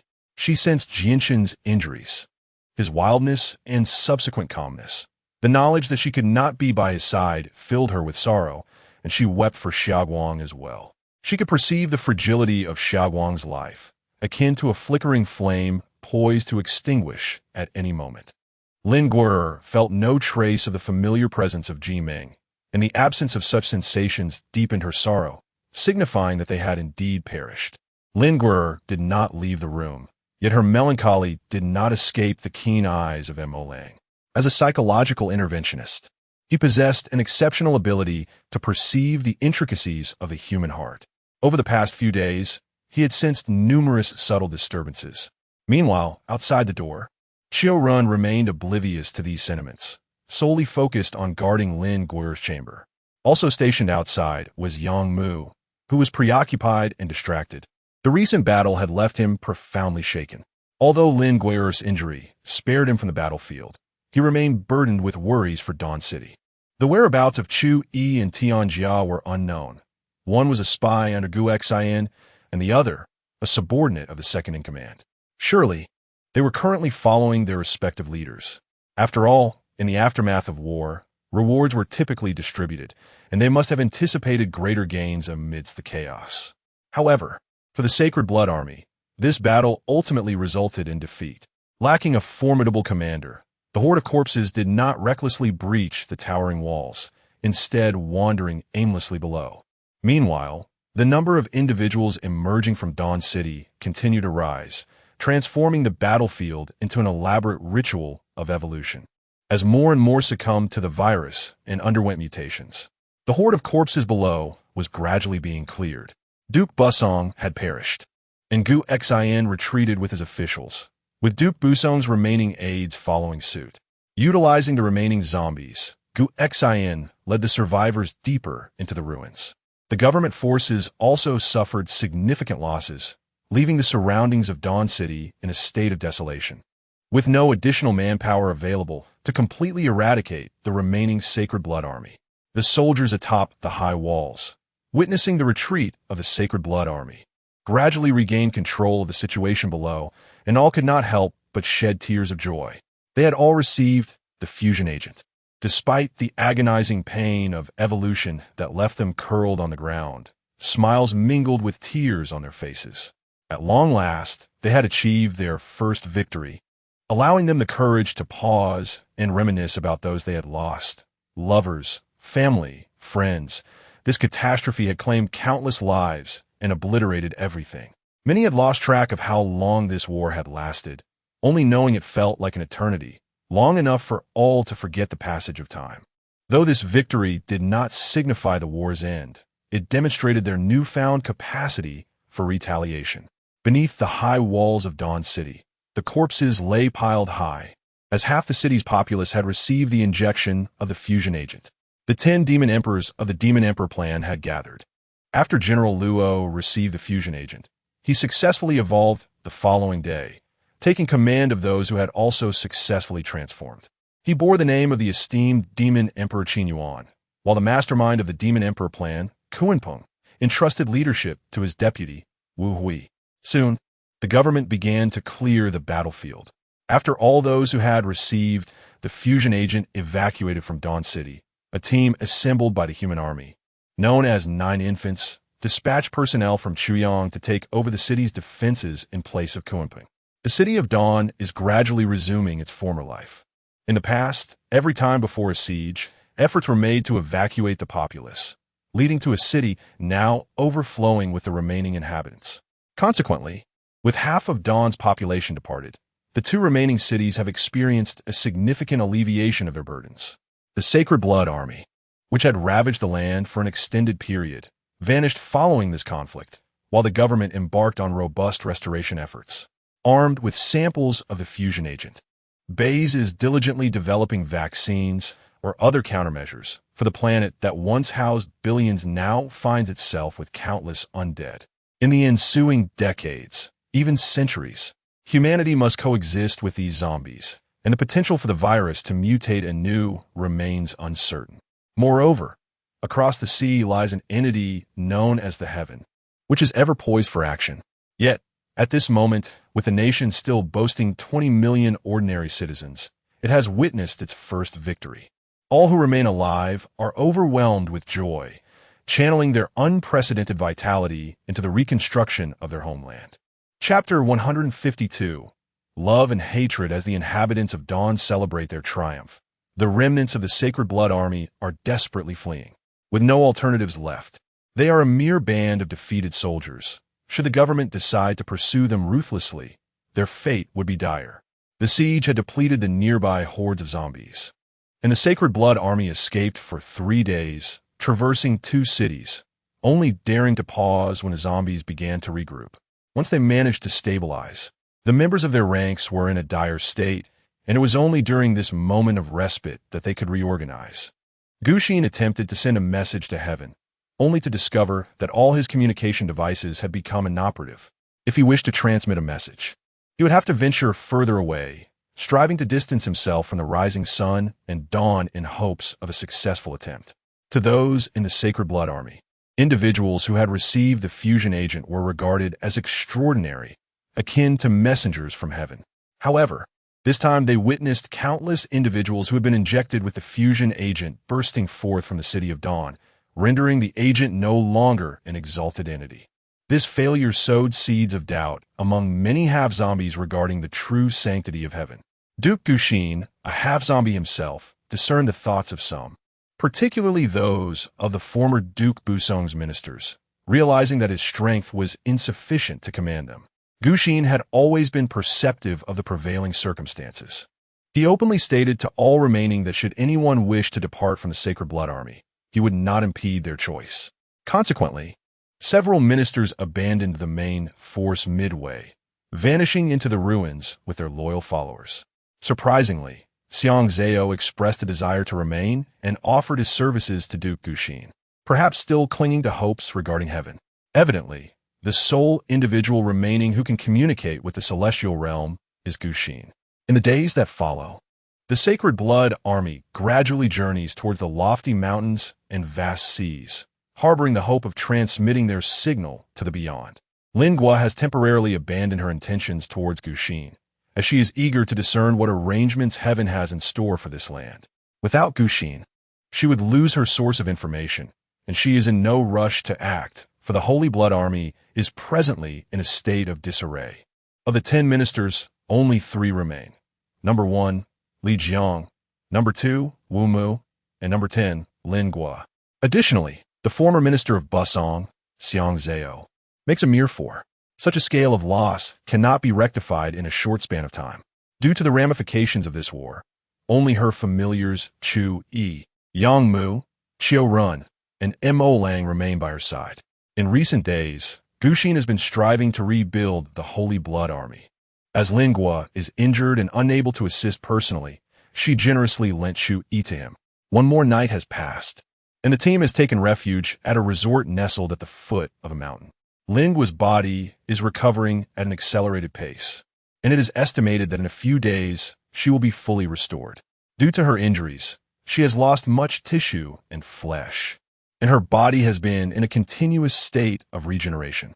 However, the newly formed body bears some subtle differences from the original, akin to water stains on a white garment, leaving behind a faint mark after drying. Lingua merely lay upon the bed, not inclined to leave the room unless absolutely necessary, and his meals were typically brought to him by the attendants. Today, it was Mo Lang who entered. Upon stepping inside, he discreetly locked the door behind him. Even before approaching Lingua, the latter sensed something amiss. Mo Lang appeared somewhat anxious today. Lingua remained with his eyes closed, still in the semblance of slumber. Mo Lang slowly approached the bedside, placing the tray he held upon the adjacent table. Without rousing Lingua, he stood quietly by the bed, gazing for a considerable time. Lingua slowly opened his eyes, meeting the gaze of the scrutinizing M.L. Ing. He nervously averted his eyes, yet unlike before, this time his face bore no trace of gentle smiles. "Is there something on your mind?" Lingua inquired, gradually propping himself against the headboard. M.L. Ing, his body tense yet his gaze resolute, asked, "You were the one who killed the Demoness, weren't you?" Upon hearing M.L. Ing's question, Lingua showed no sign of astonishment, nor did he exhibit any excessive emotion. Lingua has always exhibited a remarkable patience towards M.O. Lang. Even in the face of M.O. Lang's current hostility, she remains willing to offer him guidance. However, M.O. Lang's anger only intensifies, and he continues to press. "Why? You know how deeply I love her." Lingua sighed, realizing that M.O. Lang possessed an uncanny ability to probe the depths of the human heart, uncovering truths from the faintest of signs. Without concrete evidence, one should refrain from excessive conjecture. Lingua still afforded him some leeway. M.O. Lang, clearly irked by Lingua's nonchalance, felt his expression contort in frustration, his voice rising in intensity. "I do not require evidence. I simply know. I know who it is that you love. If that person were to perish at the hands of another, what would you do? Mo Lang spoke through gritted teeth, seemingly intent on compelling Lin Guo to share in his current anguish. As he spoke, he produced a sharp ice pick from behind him, gripping it tightly in his hand. Mo Lang's words evoked memories of the lone wolf in Lin Guo's mind, causing her brow to furrow as she began to sense the impropriety of her present actions. She endeavored to retain Mo Lang's presence, extending him boundless tolerance, even though he harbored intentions to probe her or to eliminate her. Lin Guo found herself devoid of anger. Yet, in that moment, she recognized the unfairness of her approach towards Mo Lang. She had previously been bewildered by his behavior. However, upon hearing his declaration, she began to glean some understanding. If the lone wolf were to be slain, she would undoubtedly act without hesitation, never lingering in the presence of an enemy. And for Mo Lang, she was that very adversary. Lin Guo had never compelled Mo Lang to do anything, nor did she ever demand that he fall in love with her. However, today, Lin Guo acknowledged Mo Lang's right to harbor hatred towards her. Mo Lang possessed the authority to despise her and had justifiable reasons to wish her harm. What Lin Guo perceived as protection might have been nothing but a source of torment for Mo Lang. Having come to this realization, Lin Guo slightly straightened her posture, her expression turning significantly more serious as she said, "Please, tell me what you have come to understand." Noticing the shift in Lin Guo's demeanor, Mo Lang paused for a moment, trembling as he asked, Do you admit that you killed her?" Lin Guo gazed at Mo Lang, his tone devoid of fluctuation. "Is that so? Why?" Mo Lang struggled to suppress his trembling. "You are so astute. Why not enlighten me?" Taking a deep breath, as if speaking to himself, Mo Lang mused, "It cannot possibly be for my sake. It would be unwise to undertake such a perilous decision merely for a substitute. Nor could it be due to the fusion agent, for even without eliminating the demoness, you remain eligible for it." Throughout Mo Lang's musings, Lin Guo sat silently beside him, observing without any movement. Faced with the slightest hint of familiarity on that countenance, Lin Guo found himself unable to harden his heart. "Then there remains but one reason. You are an undercover agent planted by the government forces." Upon uttering this, Mo Lang felt a chill seep into his bones. Observing Lin Guo's seemingly unchanged demeanor, he instinctively took a step back. "Is this the conclusion you have drawn based on such scant evidence? Clearly, this can only be deemed speculation." "No, it is more than that. It is also because I know you love that captain from the Chiming." Mo Lang declared this statement with unwavering conviction. Lin Guo was momentarily taken aback before realizing that Lin Guo's emotional display had undoubtedly led Mo Lang to misunderstand the situation. Lin Guo offered no further explanations. At this moment, none were necessary. He simply remarked, "Since you are aware of these truths, you should comprehend that you will no longer continue to live, correct?" Upon hearing Lin Guo's tacit acknowledgement, Mo Lang appeared incredulous, exclaiming, "You do not deny it? Is it truly the case?" "It is indeed so." Initially wavering, Mo Lang then solidified his resolve, raising the ice spear in his hand, declaring, "I shall avenge the demoness." Lin Guo slowly rose from the bed and stood before Mo Lang, who instinctively retreated 2 steps, displaying an even greater sense of panic than before. This reaction stemmed from the fact that Lin Guo had once been gravely injured, his entire body on one side a ghastly sight, rendering even the act of standing a formidable challenge. Mo Lang had deliberately sought an opportunity when Lin Guo had yet to fully recover, believing that only in Lin Guo's immobility would he have a chance to seize the upper hand. However, he was taken aback to find that Lin Guo could now stand effortlessly. Lin Guo did not pick up his weapon. He merely stood there, gazing somewhat absent-mindedly at Mo Lang's face. At this juncture, Mo Lang felt he had no further avenue for retreat, raising the ice spear and lunging towards Lin Guo. Lin Guo intended to evade, yet in that fleeting moment, she sensed the presence of another, Qiuren. Qiuren swiftly entered through the window, intercepting the ice spear that was launched by Mo Lang. With a deft flick of his wrist, he aimed to disarm Mo Lang. Realizing his attack had failed, Montauk lang quickly vitru. Due to her injuries, Lingwa's vigilance had waned slightly.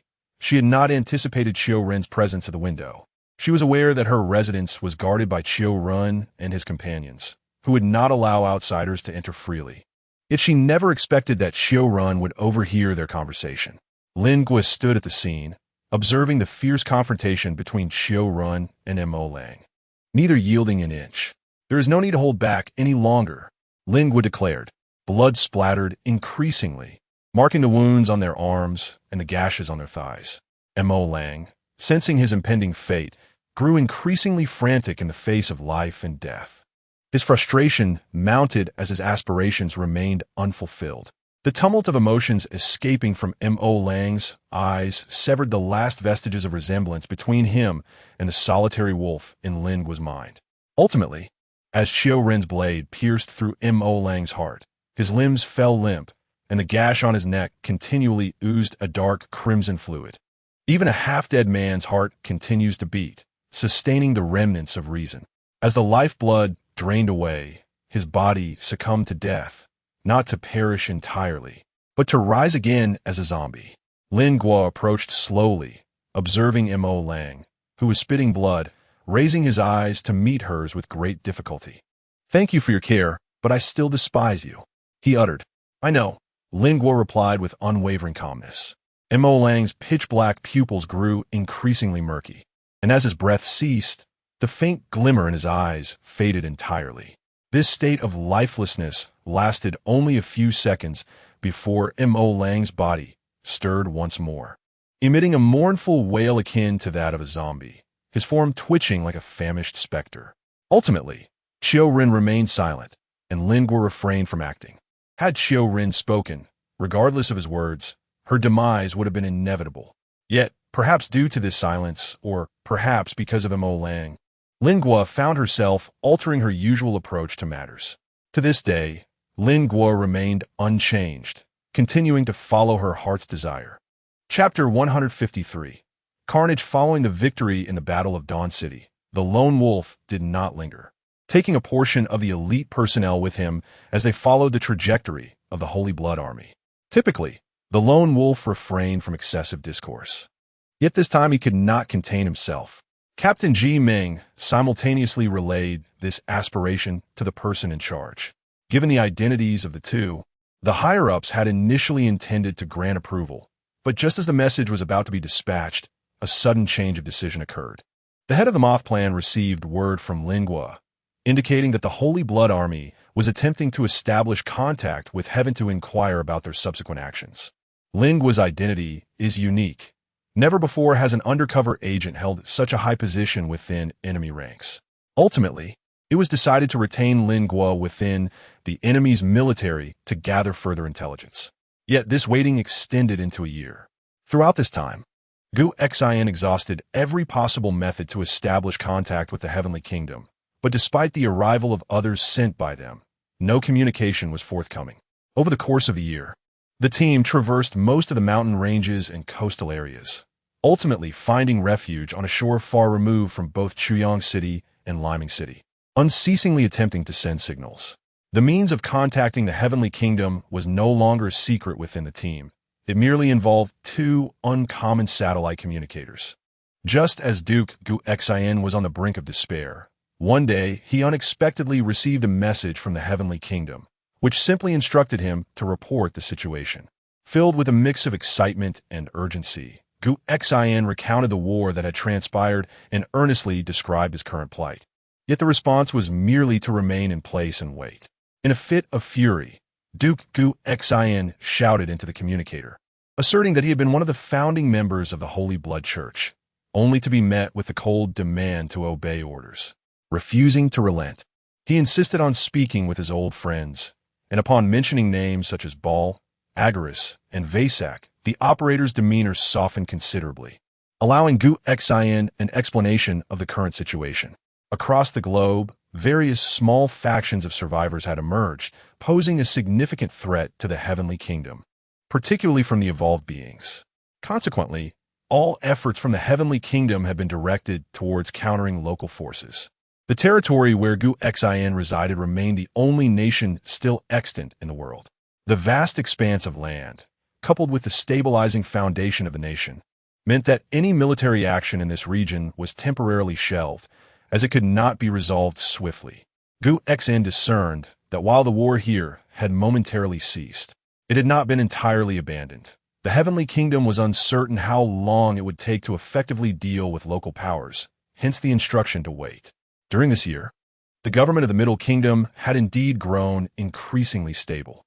Many individuals within Qin Yuan and the Ghost Vehicle had mastered the methods of controlling zombies, greatly facilitating rescue operations and expanding the cleared zones of desolate cities.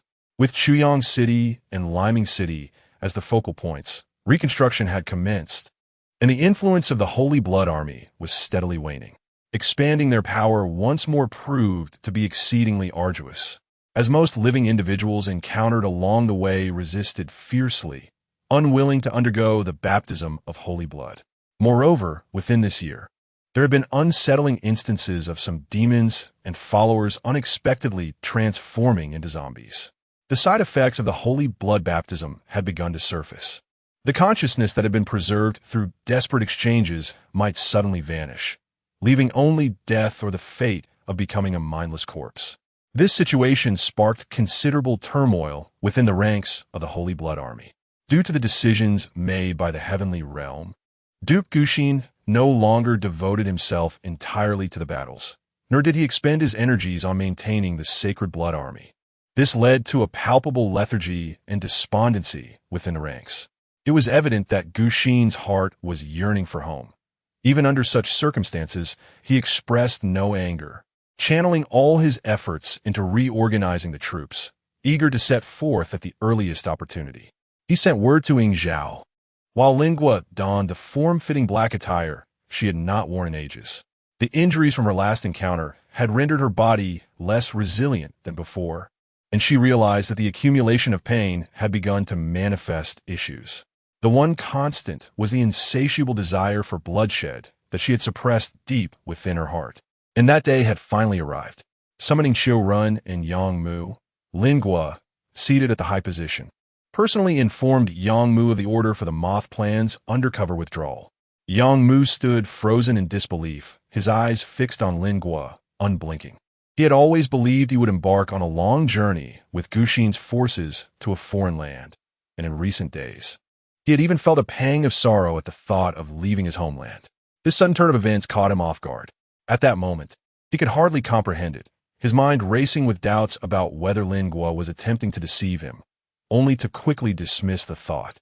Given Lingua's character and the operational style of the Sacred Blood Army, if she had intended harm, she could have simply eliminated him without such elaborate subterfuge. Ignoring Yang Mu's days, Lingua led Xiu Run out of the room. Starting from his doorstep, he spared not a single one of the half-corpse beings. Chaos ensued within the Holy Blood Army, as the majority of the half-corpse beings, still bewildered by the unfolding events, had already collapsed to the ground. Lingua could no longer recall the last time she had laughed. Engaging in trivial conversations with strangers, she often found herself yearning to unsheath her blade and taste their blood. As she advanced with lethal intent, her smile grew increasingly sinister, and soon the ground was soaked in crimson.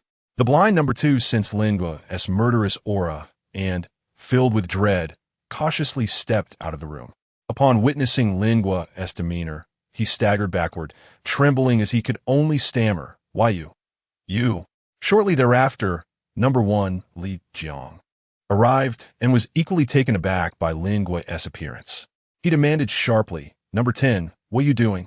The once blind voice had morphed, and no. Two cried out to Li Jiang, "She is an undercover agent. She is a spy for the government." "What?" Li Jiang fixed his gaze on Lingua. Though he had harbored suspicions, he had lacked the evidence to substantiate them. Over time, he had even begun to dismiss such thoughts altogether. Lingua has always despised superfluous chatter. Over the years, she has uttered far too much of it. Without a moment's hesitation, she charged towards the two. Bathed in the crimson of blood, her murderous intent grew ever more frenzied, no longer requiring concealment. Lingua's true strength left everyone astonished. Even when Li Jiang and Wu Mu joined forces, they proved no match for her. Realizing the dire situation, Li Jiang swiftly turned to flee. In that very instant, Lin Guo severed the head of the second target, sending it soaring high into the air. Lin Guo reveled in the allure that danced within her gaze, lifting her head to meet Xiang Zhao's eyes. Xiang Zhao was taken aback by her presence, not due to her identity, but rather by the unexpected strength she displayed, which bordered on the frenzy during combat. He scrutinized the woman before him anew, yet he harbored no desire to engage her in a spar. Instead, he merely observed as she wreaked havoc among the crowd. Noticing Xiang Zhao's lack of involvement, Lin Guo momentarily lost interest in him and turned to enter Gu Xian's chamber. For days, Duke Gu Xian had sat in his room, gazing out at the sky, and today was no different. Perhaps it was the absence of his helmet or the recent series of setbacks that had aged him significantly, as he appeared to have aged a decade in an instant. Though his bald crown had sprouted a few strands of hair, the skin that once resembled that of an ordinary person had become taut and withered.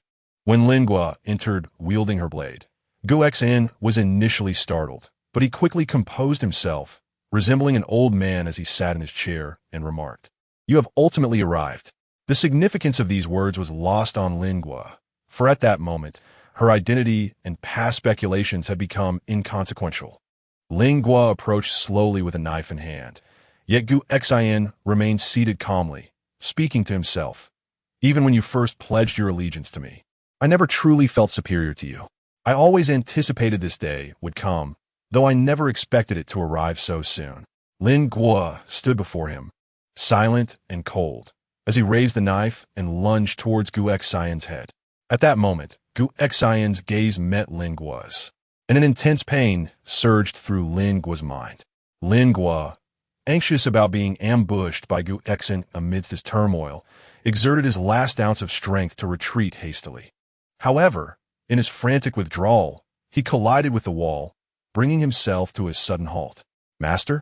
Xiao Ren hurried to Lin Guo's side, displaying a hint of concern.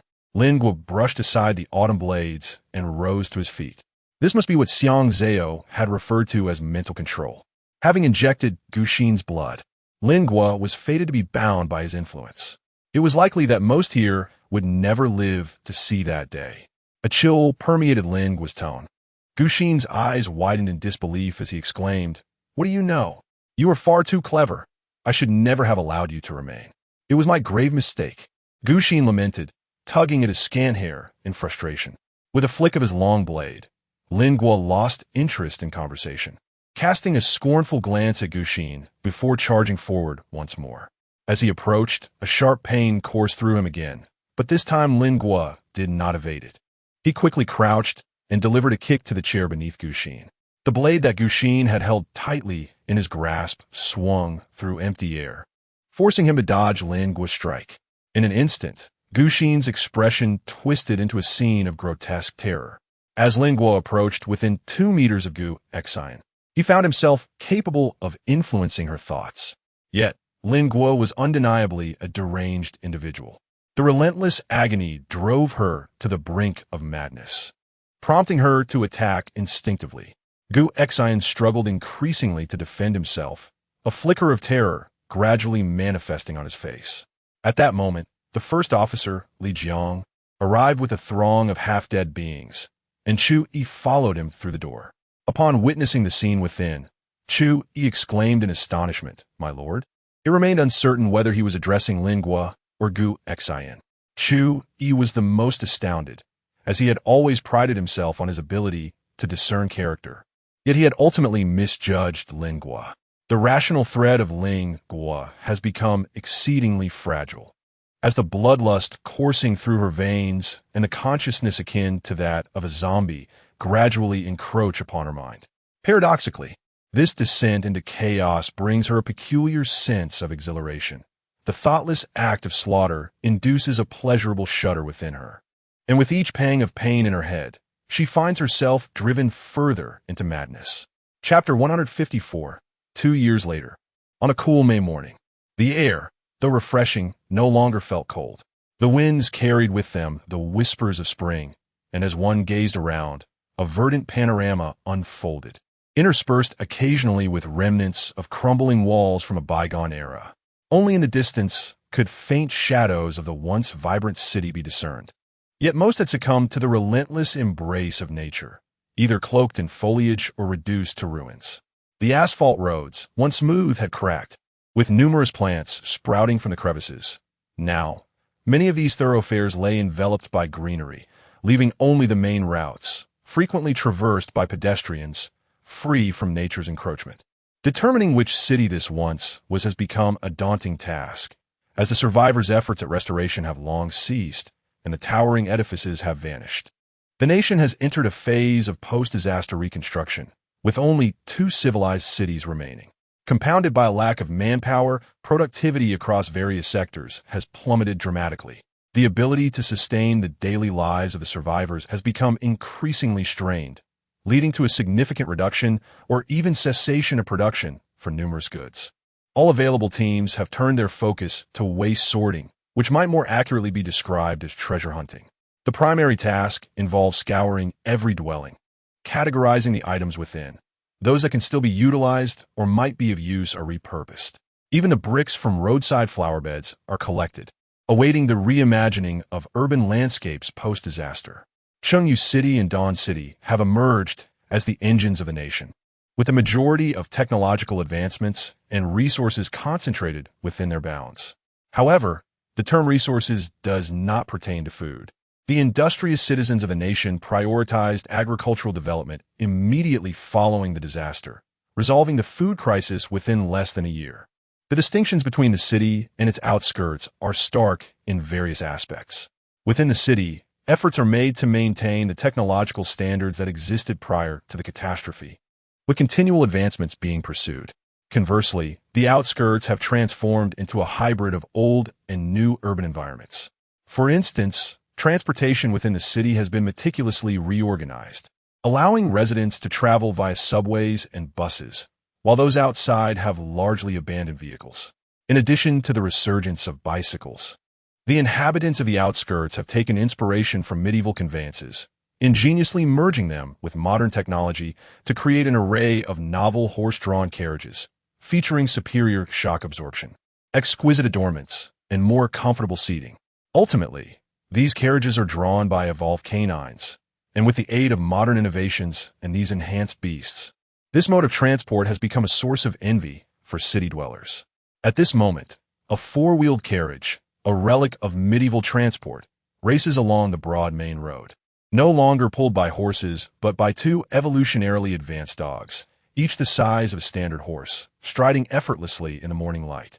Inside the carriage, 2 figures nestled together, as Lin Guer slowly opened her eyes and gazed out the window at the scenery beyond. Bathed in the morning light, a vibrant expanse of greenery contrasted beautifully with the azure sky. Lin Guer inhaled deeply, savoring the fresh air, and as she stretched, the blanket that had covered her slipped down. Beside her, Jianshan gently grasped the blanket, pulling it back around Lin Guer while softly saying, "The sun has only just risen. The morning breeze is still cool. We can afford to wait a little longer before we look outside." He tightened his embrace around her, adding, "Professor Wang did mention that your condition has no precedent. Any occurrence is not surprising. It is prudent to exercise caution." Cradled in his warmth, Lin Guer gradually drifted back in his slumber amidst the gentle rocking of the carriage. This road leads to the renowned city of Yingzhou, where the original camp of the Yingzhou team was established years ago. Now, a substantial town has emerged around it. It was not until the sounds of people increased that Lin Guer awakened once more. "We're almost there," Jianshan said, giving her shoulder a light pat. At that moment, the 4-wheeled carriage slowly entered Yingzhou City, which had transformed significantly from its former self. A prominent military fortress loomed on one side. This stronghold now serves as the headquarters for the Demon Emperor's Yingzhou plan. The remnants of the city that once surrounded the fortress have vanished, replaced by a newly constructed town. With a sparse population and ample land, most of the new buildings are 2 or 3 stories tall. Along the way, one could often find beautifully manicured trees lining the streets, with charming little buildings nestled among them, complete with their own vegetable gardens and flower fields. At present, Only the town's center remains a bustling array of houses, with neat rows of 3- or 4-story buildings. The ground floors are adorned with a variety of shops, and the streets are paved with stones. This area has been designated as a commercial zone by the government. However, aside from a few thriving businesses, very few people reside here. Those who have spent a lifetime in the bustling metropolis now have the opportunity to claim a piece of land and build their own homes, as no one wishes to remain in the noisy commercial district. At this moment, Lingwer turned off the main road and ventured into this vibrant commercial street, requiring passage through this lively thoroughfare to reach her destination. Lingwer gazed at the bustling market, her desire to remain seated in the cart dissipating as she exclaimed with excitement, "Let us alight and explore." Dahay let out a gentle bark, displaying remarkable intuition as he guided another dog to swiftly navigate the thoroughfare while pulling the 4-wheeled cart. Typically, such carts are steered by a person. However, Dahay was exceptional, seemingly capable of comprehending human speech due to his evolved nature. Even in the absence of driver, the stability of the vehicle ensured that pedestrians remained unperturbed. Society currently finds itself in a transitional phase where novel phenomena abound, and evolved beasts gradually gain acceptance among the populace. Much like the evolved canines, dogs have always exhibited a friendly disposition towards humans. With evolution, their intellect has sharpened, and their larger physiques enable them to provide even greater assistance to humanity. Jian Chun, having left the others behind, took the lead with Lin Guer. Not waiting for his ever-following deputy, Yin Shan, he sought to seize this moment to enjoy Lin Guer's company in solitude. Observing her twirl gracefully in her long dress like a fluttering butterfly upon the street, Jian Chun felt a significant weight lift from his heart. Since that fateful victory 2 years ago, Lin Guer had not set her eyes upon the outside world. At that time, the remnants of the Holy Blood Army had been nearly annihilated, leaving behind a scene of utter carnage, with only a handful of half-dead individuals managing to escape. As Lin Guo's rampage intensified, those who drew near her were doomed to face her wrath. When Ying Zhao arrived, he narrowly escaped being claimed by Lin Guo's fury. In a moment of desperation, with no one daring to approach, the lone wolf charged forward recklessly. Before anyone could intervene, he advanced towards Lin Guo, arms outstretched, yearning to embrace the blood-soaked specter before him. Just as every breath seemed to hang in suspense, Lin Guo's blade halted inches from the lone wolf's neck. As he enveloped her in a fierce embrace, it was only when Lin Guo's dagger fell to the ground that others dared to approach, marking one of the rare instances when she regained her senses. With Chun and the lone wolf vouching for her, they still could not extricate Lin Guo from the military camp. Subsequently, it was discovered that the lone wolf played a significant role in calming Lin Guo's turbulent emotions, leading him to remain by her side in the military zone for nearly 2 years. During this period, Lin Guo's dual personality was also unveiled, prompting extensive research from the medical staff. Yang Mu, a member of the Moth organization, swiftly verified his identity, but for Qiu Run, the situation proved more complicated. Having once been part of the Holy Blood Army, her identity warranted immediate execution without verification. Ultimately, Lin Guo personally vouched for her, becoming both her protector and guarantor, which secured her safety. Being an undercover agent inherently resides in the shadows, a status that is exceptionally unique. Like Lin Guo, she had obtained a fusion agent, disseminated countless messages, and directly or indirectly neutralized numerous external leaders of the Holy Blood Army. Although this was a significant triumph, it was not without its darker aspects. She had also slain members of the city's defense forces and participated in assaults, leading to the deaths of countless demon monarchs at her hands. In the hearts of their families, Lin Guo had become indistinguishable from the Holy Blood Army. Moreover, Lin Guo's identity as an undercover agent meant that certain achievements could never be publicly acknowledged. In the end, she relinquished all her honors. These accolades would instead be attributed to Green Spot Princess, a member of the Moth Clan, ensuring that Lin Guo's name would remain unknown to the world. However, the happiness shared between Lin Guo and Jian Chun was an entirely different narrative, for during these 2 years, Lin Guo bore a child for the lone wolf. Although Jian Chun recognized that it was Lingua who had been with the lone wolf, the shared body still ignited within him a violent impulse. Upon seeing Lingua at the camp of the Qinyuan ghost chariot, he sensed that it was Lingua who inhabited that body, rather than Linguayer. Learning that only the lone wolf could alleviate Lingua's condition left him in a state of agitation. At that time, when Lingua was beyond communication, Jianshin feared he had lost Linguayer entirely. Chapter 155. You are my remedy this time. The lone wolf found Lingua, holding her tightly in his embrace, leading her away from the front lines, away from the Holy Blood Army, away from the chaos of war. Lingua oscillated between tranquility and madness, the latter rendering her exceedingly perilous. Dozens of individuals stood no chance against her formidable might. During this tumultuous period, Jianshin and the lone wolf frequently visited Lingua. Yet Jianshin always found her in a dreadful state, her demeanor more frenzied than usual, often clutching her head and howling in despair. No matter how fervently Jian-chun endeavored or pleaded to see Lingua, his efforts proved futile, as her thoughts consumed her entirely. In stark contrast, Lone Wolf's visits elicited a greater sense of calm in Lingua. The doctors were perplexed, for Lone Wolf rarely uttered a word. He would simply sit across from her, separated by iron bars, gazing at her with an expression that mingled concern and affection. With Lone Wolf's presence, Lingua seldom succumbed to her madness. Even in her moments of chaos, Lone Wolf insisted on accompanying the doctors into her room. As the captain of Ing Zhao, his strength surpassed that of the auxiliary doctors tasked with managing her condition, and he evidently contributed positively to her treatment, ultimately gaining the doctor's consent. Upon entering the room, however, Lone Wolf did not heed the doctor's instructions to restrain Lingua and administer medication. Instead, he embraced the thrashing Lingua. Before the doctors could intervene, they observed that the once ferocious Lingua gradually calmed in his arms, transforming Lone Wolf into the most effective remedy for her affliction. In this setting, only a select few were aware of Lingua's true identity. The majority of the medical staff simply recognized her as a person who had made significant contributions to the nation, leading them to treat her with utmost kindness. Were it not for Lingua's formidable aggression, she would not have required such stringent supervision. Lingua was taken aback. Ever since her treatment commenced, she had lost all contact with Lingua, as if the latter had vanished entirely. It was originally Lingua who was supposed to disappear after fulfilling her responsibilities, yet it was she who remained in the end.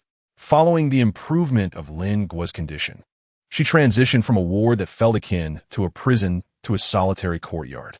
Although she could not step beyond the confines of the yard, at least she was no longer confined to a room.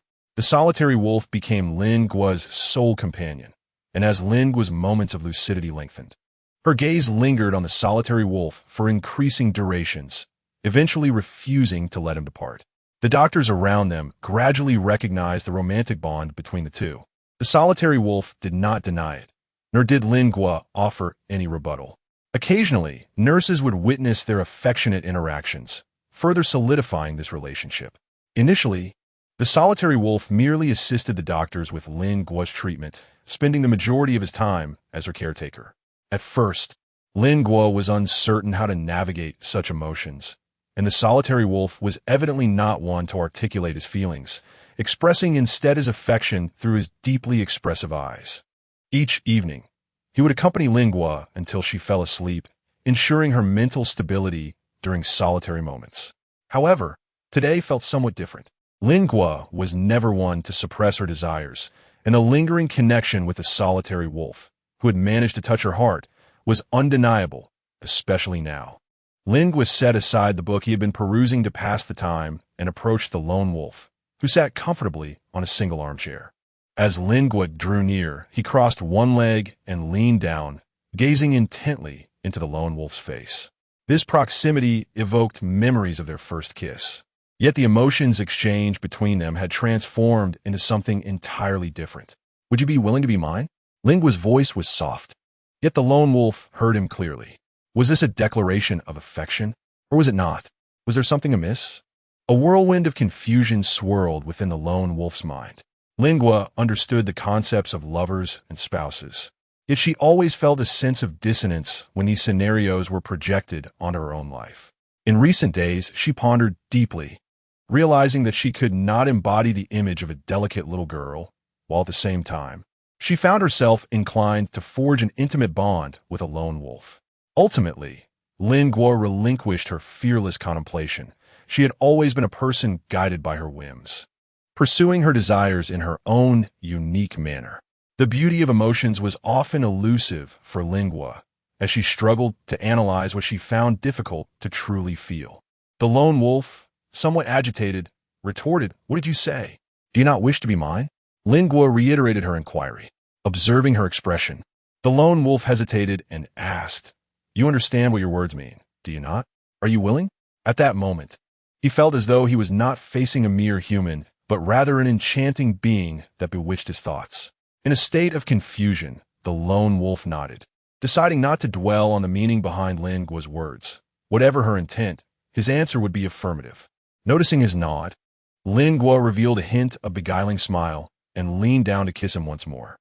Thus, this time, the lone wolf, taken aback for less than a second, swiftly took charge, embracing the elevated Lin Guo in his arms. Lin Guo raised his gaze to meet that of the lone wolf, who in turn lowered his head to look at her. In their eyes resided the same fervor and desire. This time, it was the lone wolf who leaned down. His lips, imbued with fervency and yearning, mingled with hers, their breaths intertwining, igniting the air around them. They embraced tightly, kissing away the deep-seated love and longing that resided within their souls. The atmosphere within the room grew increasingly heated. Instinctively, the lone wolf's hands glided over Lin Guo's form, slowly unfastening her clothing. This kiss awakened Lin Guo to the depths of her own emotions. Amidst the ranks of the Holy Blood Army, she had never been swayed by anyone, yet today she found it impossible to suppress her desires. Perhaps it was the influence of the zombie-esque thoughts that tainted the moment, for as she gazed at the figure before her, she felt an overwhelming urge to tear into his flesh and savor the taste of his blood. At the height of their passion, Lin Guo ultimately succumbed to temptation, sinking her teeth into the lone wolf's shoulder. As the taste of blood flooded her senses, she found it exquisitely sweet. The pain did not deter the lone wolf. He merely narrowed his eyes, a glimmer of predatory light flashing within them. Lin Guo revealed a faint smile. She was captivated by the aura of the lone wolf, which was the very essence that initially piqued her interest. An endless night of intimacy ensued. As the morning sun streamed into the room, it illuminated the two slumbering figures on the bed. The lone wolf lay with poise on one side, while Lin Guo's repose was decidedly less graceful. Lin Guo was curled up beneath the blankets, nestled against the left side of the lone wolf, her face resting on his left arm, while her hand lay gently upon his chest. Owing to the discipline ingrained in him as a soldier, the lone wolf, despite the fatigue of the previous night, awoke shortly after the morning light seeped into the room. As he moved his arm, intending to rise, he suddenly became aware of another presence beside him. The memories of the previous night resurfaced, and the lone wolf found himself in disbelief, cautiously pulling back the corner of the blanket to discern the visage of the person beside him. Lin Guo was completely enveloped in the blanket, curled up beside the lone wolf, resembling a small creature, a stark contrast to his usual demeanor. A hint of warmth flickered in the lone wolf's eyes. As he gazed at Lin Guo's serene sleeping face and the silhouette of his body barely visible beneath the covers, he felt his own body temperature gradually rising. He reached out and embraced the person beside him, only to find a slight chill against his skin. Lin Guo, a half-dead being, perpetually possessed a low body temperature, which jolted Du Lang into a heightened state of awareness. When they had parted ways, Lin Guo had been a warm and vibrant individual. Yet now one could only speculate the multitude of pains she had endured. Du Lang furrowed his brow, the desires in his eyes dissipating, leaving only profound concern. Lin Guo emitted a soft nasal sound, nuzzling her head against Du Lang's arm before languidly emerging from the covers. As she sat up, the blanket slipped away, revealing a glimpse of spring before them. The sight of Lin Guo's body deepened Du Lang's pain. Her alabaster skin was marred not only by the crimson strands emblematic of a half-dead being, but also by faint scars inflicted by various afflictions. It resembled a piece of pure white fabric, dampened yet now dried, bearing subtle water stains. The marks covered much of Lingua's form, illuminating the severity of her past injuries. Awakening from his reverie, Du Lang reached out to draw Lingua closer, only to have her seize his wrist. Swiftly, she gathered the sheets that had accumulated on the bed from the previous night and bound his hands beneath the covers with deft precision, then playfully perched herself atop him. Wearing an expression of triumph, Du Lang, instead of resisting, gazed deeply at her and uttered 3 simple words. "I love you." These uncomplicated words infused the morning light with a hint of passionate warmth. Lingua's eyes deepened in response. Observing her expression, Du Lang's gaze brightened, and he asked, trembling with urgency, Do you love me?" His heart raced with fervor. "Love? I'm not entirely sure what constitutes love, but I like you," Lingua proclaimed from her elevated position, exuding a regal air. In an instant, Du Lang's eyes sparkled, and he surged upward, his strength catching Lingua off guard as he enveloped her, blanket and all, in his embrace. Du Lang's joy was infectious, and Lingua realized that love could indeed bring such exhilaration. The subsequent 6 months of her treatment unfolded smoothly. Gradually, her headache subsided, though she remained disconnected from her previous self. Intense love often ignites fervent desires, yet the arrival of a child was an unexpected turn for Lingua. As a half-dead being, she had never contemplated the possibility of bearing offspring. Yet this miracle had transpired. Perhaps Lingua's evolution diverged from that of others, or some other factor had allowed her to retain the capacity for reproduction. Unlike Lingua, who was taken aback, Du Lang radiated unbridled joy. Upon receiving the news, the perpetual frost on his face began to thaw. He had discovered love and, astonishingly, was to become a father. Never had he felt such happiness as he did in that moment, leading up to the impending arrival of their child. Chapter 156. Letting go of oneself. Although Jianshun had not visited Lingua again, he remained attentive to the news from within, yet each update brought nothing but disappointment. Lingua had not appeared again. The only news that reached him was of the happiness shared between Lone Wolf and Lingua.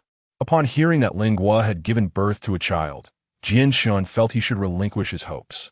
Aside from keeping abreast of Lingua's situation, he spent the remaining time reminiscing about his former comrades.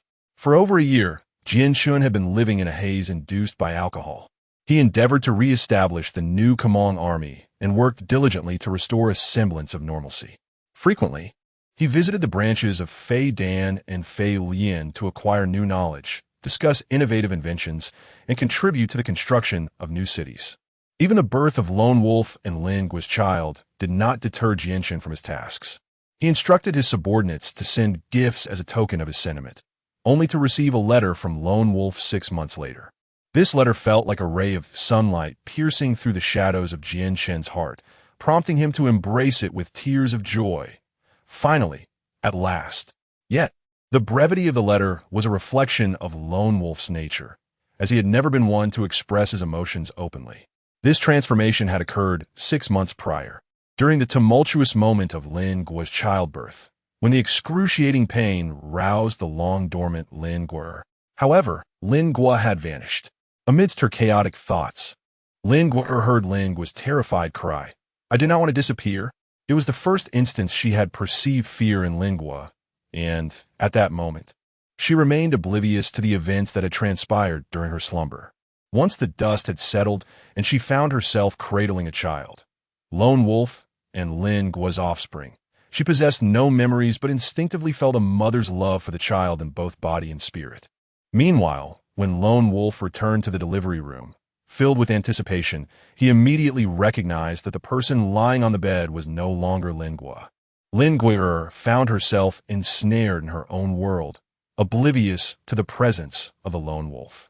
It was only later, through the words of a nurse, that she learned the Lone Wolf had lingered in the delivery room for an extended period before departing in silence. He appeared as though half of him had perished, merely stating that he would wait until Lingua regained her strength before sending someone to inform him, and then he left. She was uncertain if Lingua would ever return. She attempted to search within her heart, yet found no trace. The child in her arms was undeniably adorable, a product of this body. This child represented the culmination of the love between Lingua and the lone wolf. Though she could never become Lingua, she vowed to care for this child, anticipating the day when the lone wolf would take him away once he was older. After all, she could not fully claim the title of mother, and she believed Lingua would also wish for the child's father to nurture him. For days, Lingua had been contemplating the future of Lingua, the lone wolf, and this child, until she finally turned her thoughts to herself and to Jianshun. She now dared not dwell on Jianshun, the one who had brought her warmth and a sense of security. While she could comprehend the bond between the lone wolf and Lingua, even embrace the arrival of this child, she struggled to confront her own reality. Her thoughts still belonged to her former self, yet her body had borne a child for another. Lingua felt this was profoundly unfair to Jianshun. Meanwhile, Jianshun would undoubtedly find another girl to love, and they would share their lives together. Lingua took into account the feelings of everyone around her, yet she neglected to consider her own. Little did she realize that at this moment, cradling her child, her expression was one of profound sorrow and despair. When the lone wolf returned, Lingua confided her intentions to him. After sharing a tender moment with the child, the lone wolf sent a letter to Jianshun. Contrary to Lingua's assumptions, the lone wolf did not dwell on matters excessively. He was acutely aware that his love was for Lingua, and he never intended to impede the happiness of others. Although the reality of sharing a body was undeniably painful, he maintained a clear mindset. From the moment he discovered that two souls resided within this body, he had attained a lucid understanding of their situation. This matter was no longer solely his concern, but rather one that should be resolved between Jianshun and Lingua. The lone wolf informed Lingua of his decision to send a letter to Jianshun and sought her consent to take the child away, assuring her that she could visit whenever she wished. With that, the lone wolf departed with the child, leaving the remaining space for Lingua and Jianshun. Upon seeing Jianshun approach with joy, Lingua could no longer contain her tears, yet she turned away from Jianshun's embrace. Jianshun, witnessing the toll of prolonged gloom on Lingua, felt a deep pang of sympathy. Lingua intermittently conveyed her intentions to Jianshun once more. It was only then that Jianshun regained his composure. Observing Lingua in such utter despair, he enveloped her in his embrace. At that moment, Jianshun was indifferent to everything else. The joy of having regained what was lost consumed him, leaving no room for other thoughts. The stance of the lone wolf was undeniably clear, and Jianshun had long since understood it. Yet Lingua remained unwilling to forgive herself. Regardless of Jianshun's attempt to console her, she kept insisting, "This is unfair to you. Unfair to you." After much persuasion, Jianshun suddenly shifted his tone, stating, "Indeed, it is truly unfair to me. The lone wolf has already welcomed a child of his own, yet you refuse to grant me even one." Upon hearing this, Lingua raised her swollen, tear-streaked eyes, gazing at Jianshun in a daze, as if she were struggling to comprehend his words. Seizing this opportunity, Jianshun cupped her face, gently wiping away her tears, and gazed deeply into her eyes, declaring, "I love you, and only you. Are you truly willing to condemn me to a lifetime of solitude?" Lingua stood in a daze, shaking her head. Jianshun continued, "Then let go of yourself, and also let go of me. But this is unfair to you and to the lone wolf. The circumstances for us are as such. Now we can only attempt to take a step back. The lone wolf has already made his stance clear, and you should also try to step back." Jianshun's voice was always so gentle and infectious. However, Lingua still wanted to say something. Jianshun raised a finger to silence Lingua's words and said, "There is still a long life ahead of us. We can journey together to the places you wish to go, to see the sights you desire. All you need to do when you are with me is to be yourself. I understand this is difficult, but for my sake, for all of us, could you not try a little harder?" At this moment, Lingua had ceased her tears, her thoughts entirely influenced by Jianshun, and she simply nodded obediently. Jianshun then offered a gentle smile, assisting the tearful Lingua to her feet, and said, "I have consulted the doctor. They inform me that you have already received approval for your departure. Please gather your belongings today, and I shall come to collect you tomorrow. Is that agreeable?" Lin Guer nodded once more. Then, what should I say to the lone wolf regarding the child? Lin Guer felt immensely conflicted, as if she had committed some grave error. Seeing this, Jian Shun gently stroked Lin Guer's hair and reassured her, "Do not worry any longer. Leave everything to me. I will speak with the lone wolf. You simply need to gather your thoughts and wait for me to come for you." That afternoon, in a bar, Jian Shun and the lone wolf met privately after a long separation. Jian Shun's deputy, Yin Shan, and the lone wolf's deputy, Sun Hao, stood guard outside, and the details of their conversation remained a mystery to all. The following morning, Jian Shun's carriage arrived, and Lin Guer had not closed her eyes throughout the night. Despite her overwhelming fatigue, she found herself tossing and turning, unable to find solace in sleep. Lin Guer struggled to find a reasonable explanation for everything, her mind racing with thoughts, replaying them over and over. Upon learning that Jian Shun had arrived, she felt as though she had grasped a lifeline and hastily rose from her bed. Jian Shun, having rushed over out of concern for Lin Guer, was taken aback to see her emerging so soon. Her complexion was far from healthy, her eyes laced with blood vessels, and her body, which had only given birth 6 months prior, now appeared frail and delicate. Lin Guer gazed at Jian Shun, her eyes filled with an ache that pierced his heart. This girl was truly heart-wrenching without his presence. Her condition would not only prevent her from waiting for Lin Guer to awaken, but would likely lead to her demise within a year. After bidding farewell to the medical staff who had tended to Lin Guer, Jian Shun lifted her into the carriage, instructing Yin Shan in another carriage to take Lin Guer's belongings. Without waiting for Yin Shan, he set off first. He enveloped Lin Guer in a prepared blanket, allowing her to lean against him, and inquired softly, "Where would you like to go?" It was Lin Guer who had said goodbye to Uncle Yang. Never having had the chance to see him off personally, an unresolved regret that lingered in Lin Guer's heart. She was aware that Uncle Yang's grave lay in the cemetery beside Yingzhou City, and she had long wished to visit it. Seeing Lin Guer drift off to sleep against him, Jian Shun directed He towards the cemetery in Yingzhou.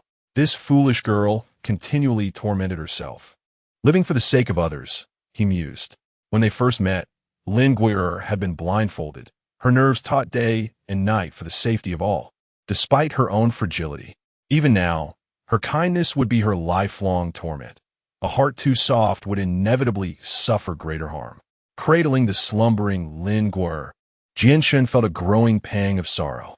Those who had injected the fusion agent would see their lifespans diminished by nearly half, and beings like Lin Guer, sanctified by holy blood yet still half dead, would endure an even shorter existence. Jian Shun had once feared his inability to protect Lin Guer throughout her life, but now he was consumed by the worry that she would not be able to accompany him for long. As Jian Shun gazed at the early morning sky, just before the sun rose, he exhaled deeply, soon calming his mind. If life were fleeting, then each subsequent day must be filled with happiness. The carriage raced along the main road as the morning sun gradually ascended, heralding the arrival of spring. Chapter 157. New Era. The cobblestone street was flanked by quaint, medieval-style houses, where stone and timber intertwined to create a natural beauty. Perhaps due to the fact that all the buildings had been constructed in recent years, the entire street was infused with the scent of fresh timber. The dawn brought forth the opening of various shops along the street, with the shopkeeper stepping out to arrange a wooden sign in front of her window, hand-lettered with the day's offerings and prices. While not as extravagant as theatrical costumes, the items were clearly practical yet aesthetically pleasing. Across the street, the women were dressed similarly. Perhaps after thousands of years, they had rediscovered their love for skirts. A belt cinched at the waist accentuated their figures, adding a touch of elegance. The proprietress appeared to be in her 50s, her figure reflecting the natural aging process, with modern clothing revealing the excesses of her abdomen and the shape of her thighs. At this moment, the woman's accentuated waistline, coupled with the skirt that concealed her lower half, not only prevented her from appearing bulky, but also imparted a touch of elegance. It is no wonder that such attire has gained immense popularity in just 2 years. Meanwhile, Jian Shun, who had been following closely behind, had presumably been officially integrated into the military. He was clad in a sleek black special police uniform, topped with an overcoat adorned with military insignia. Yet, Lin Guer did not perceive any significant transformation in him. However, upon arriving in town today, she noticed a remarkable shift in the fashion sensibilities of the populace. I simply observed that everyone's attire has undergone considerable change, Jian Shun remarked with a smile, gently pulling Lin Guer forward along the street. Indeed, the changes in these 2 years have been profound. The survivors of human evolution have been revitalized, and unlike before, people now seem more attuned to enjoying life. Lin Guer pondered, yet the calamity has only just passed. Resources must surely be scarce. Such dresses appear to consume a significant amount of fabric. Lin Guer suddenly realized that she had lost touch with the contemporary world. Curiously, she inquired, "How do people trade nowadays? Is it through barter?" "Certainly not," replied Jian Shun. "The government has introduced a new currency for transactions." Seeing Lin Guer furrow her brow, Jian Shun, aware of her confusion, gently soothed her by saying, "Unlike us, in civilized cities, a new currency has been implemented outside the city limits. The government has been distributing subsidies for 2 years, which everyone receives, although those who are employed or on the front lines tend to benefit more. But how could those who were once immensely wealthy allow their fortunes to be obliterated so easily?" Lin Guer questioned. Their wealth was rendered null at the moment disaster struck. It was an unavoidable fate. The individuals outside the city have survived in hellish conditions, and I believe they have developed a renewed understanding of the value of money in relation to life. This change may be beneficial for everyone, yet it could also entail significant suffering. Lin Guer turned her gaze towards the street before her. Indeed, the people here are opening their shops in anticipation of a new day, their faces adorned with smiles, and everything is brimming with hope and beauty. The stores have all opened their doors. Shall we venture inside for a glimpse? Jian Shun suggested enticingly from the side. Lin Guer nodded and was led aside by Jian Shun into a quaint clothing store. A brass bell hung from the wooden door, chiming melodiously as patrons entered.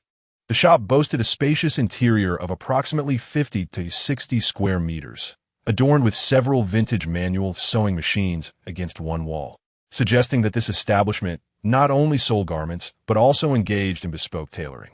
The abundance of clothing was conspicuous, and a woman in her 40s was busily transporting goods in front of the storeroom. Through the ajar door, one could glimpse the storeroom, which was brimming with merchandise.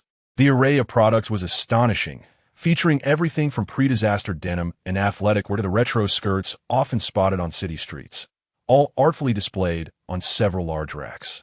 Upon noticing the newcomers, the middle-aged woman called out, shouting, "Please attend to the customers." Almost immediately, a sweet, melodic voice echoed from the second floor, "Coming right away." This was followed by the sound of hurried footsteps descending the stairs. The staircase, positioned against the wall, led inward and through the gaps in the banister. Glimpses of a pink skirt flickered into view. Soon, a little girl, adorned in a blue and pink dress with 2 playful pigtails, emerged from the staircase. Scampering into the shop, her pigtails bobbed rhythmically as she moved. The girl appeared to be around 5 or 6 years old and with an air of maturity. She caught her breath and sweetly asked, "What would you like to purchase, dear customer?" Lin Guer felt a warmth in her heart as she observed the scene, gently inquiring, "Do you have any recommendations?" Nowadays, everyone seems to favor long skirts, and I believe they would look splendid on you as well. As she spoke, the girl lifted her gaze to Lin Guer's face. The girl was quite petite, and looking up for an extended period was exhausting. Lin Guer kindly bent down. Yet the moment the girl caught sight of Lin Guer's eyes, her childlike expression vanished in an instant. "Ah, it's a zombie!"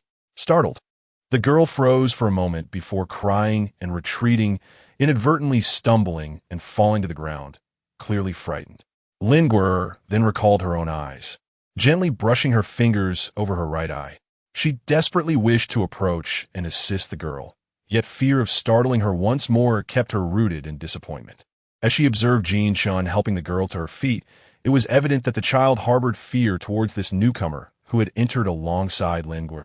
At that moment, her mother, who had been busy in the background, hurried over. Not wanting to incite further chaos, Lin Guo said to Jin Shun, "Let's take our leave." When the mother arrived, she caught sight of Jin Shun rising and noticing the insignia of the Jaimin army on his attire. She expressed her confusion while tenderly cradling her daughter, offering comfort. "Xiaoying, my dear, this brother is a brave warrior. Didn't I tell you to look at the emblem on his uniform?" Held in her mother's embrace, the girl visibly calmed, no longer sobbing in terror, and said, "It's the sister from earlier." Fearing further disturbance, Jin Shun quickly responded, "I apologize for the trouble," and made to exit the store. "Wait," the mother, observing Lin Guo's retreating figure, spoke with a hint of excitement. "May I ask, are you Lin Guo?" Upon hearing her name, Lin Guo paused, her heart filled with uncertainty as she turned around. The moment she revealed her face, the mother's expression transformed from confusion to sheer delight. She set her now calm daughter onto a nearby chair and rushed towards Lin Guo, scrutinizing her closely. "It truly is you. It has been so many years. I am overjoyed to see you safe." Tears streamed down the woman's face as she spoke. However, Lin Guo found no recollection of the woman before her. Glancing questioningly at Jin Shun, who shook his head in response. Only when comparing the woman's current appearance to her memory did Lin Guo sense a flicker of familiarity, though the woman now looked vastly different from her previous disheveled and gaunt self. "Do not say that. We all cared for one another back then." The woman wiped her tears and continued, "You are a kind-hearted girl. Everyone in the camp knew of your goodness. However, it was rumored that you had perished. Seeing you now, safe and sound, is truly a blessing from the heavens." A smile once again graced Lin Guo's face. "I am genuinely delighted to see you all. You have come today to purchase a few garments, I presume? Feel free to choose whatever you fancy. There is no charge." Lin Guo felt a sudden jolt in her heart. This cannot be right. We must collect the payment, or we will incur tremendous losses. The woman chuckled softly and replied, "What is there to fear in incurring a small loss? With government subsidies, I am not reliant on this business for sustenance. Furthermore, the clothing is quite inexpensive. The goods sent directly from the front lines cost me very little." "That is still unacceptable," Lin Guo hastily declined. In the end, she purchased 3 sets of clothing, and the woman only charged her 50 Singapore dollars. The Singapore dollar is the current currency unit, equivalent to 1 yuan, while 100 yuan equals 1 Singapore dollar. Although it was Jin Shun who made the payment, Lin Guo stepped out of the shop feeling somewhat conflicted, expressing, "Being taken care of like this truly places a burden on one's conscience." Jin Shun, carrying a bag filled with the garments, smiled reassuringly and said, "Do not worry. I paid according to the market value." Lin Guo was taken aback. "Is it truly 50 for 3 sets of dresses?" "Indeed, it is 50 new dollars. That is the price," explained Jin Shun. "All the clothing and fabric cleared from the frontline cities are provided to merchants at a minimal cost. Currently, only 2 large cities remain internationally, with 6 military bases newly established. Surrounding these bases, 6 small towns have sprung up, and the collected materials and garments are in ample supply for the time being." As they walked, Jin Shun continued to elaborate, observing the increasing number of pedestrians. Lin Guo inquired, "Jin Shun, do you think I ought to purchase an eye mask? Everyone seems quite concerned about my dark circles." Jin Shun sighed.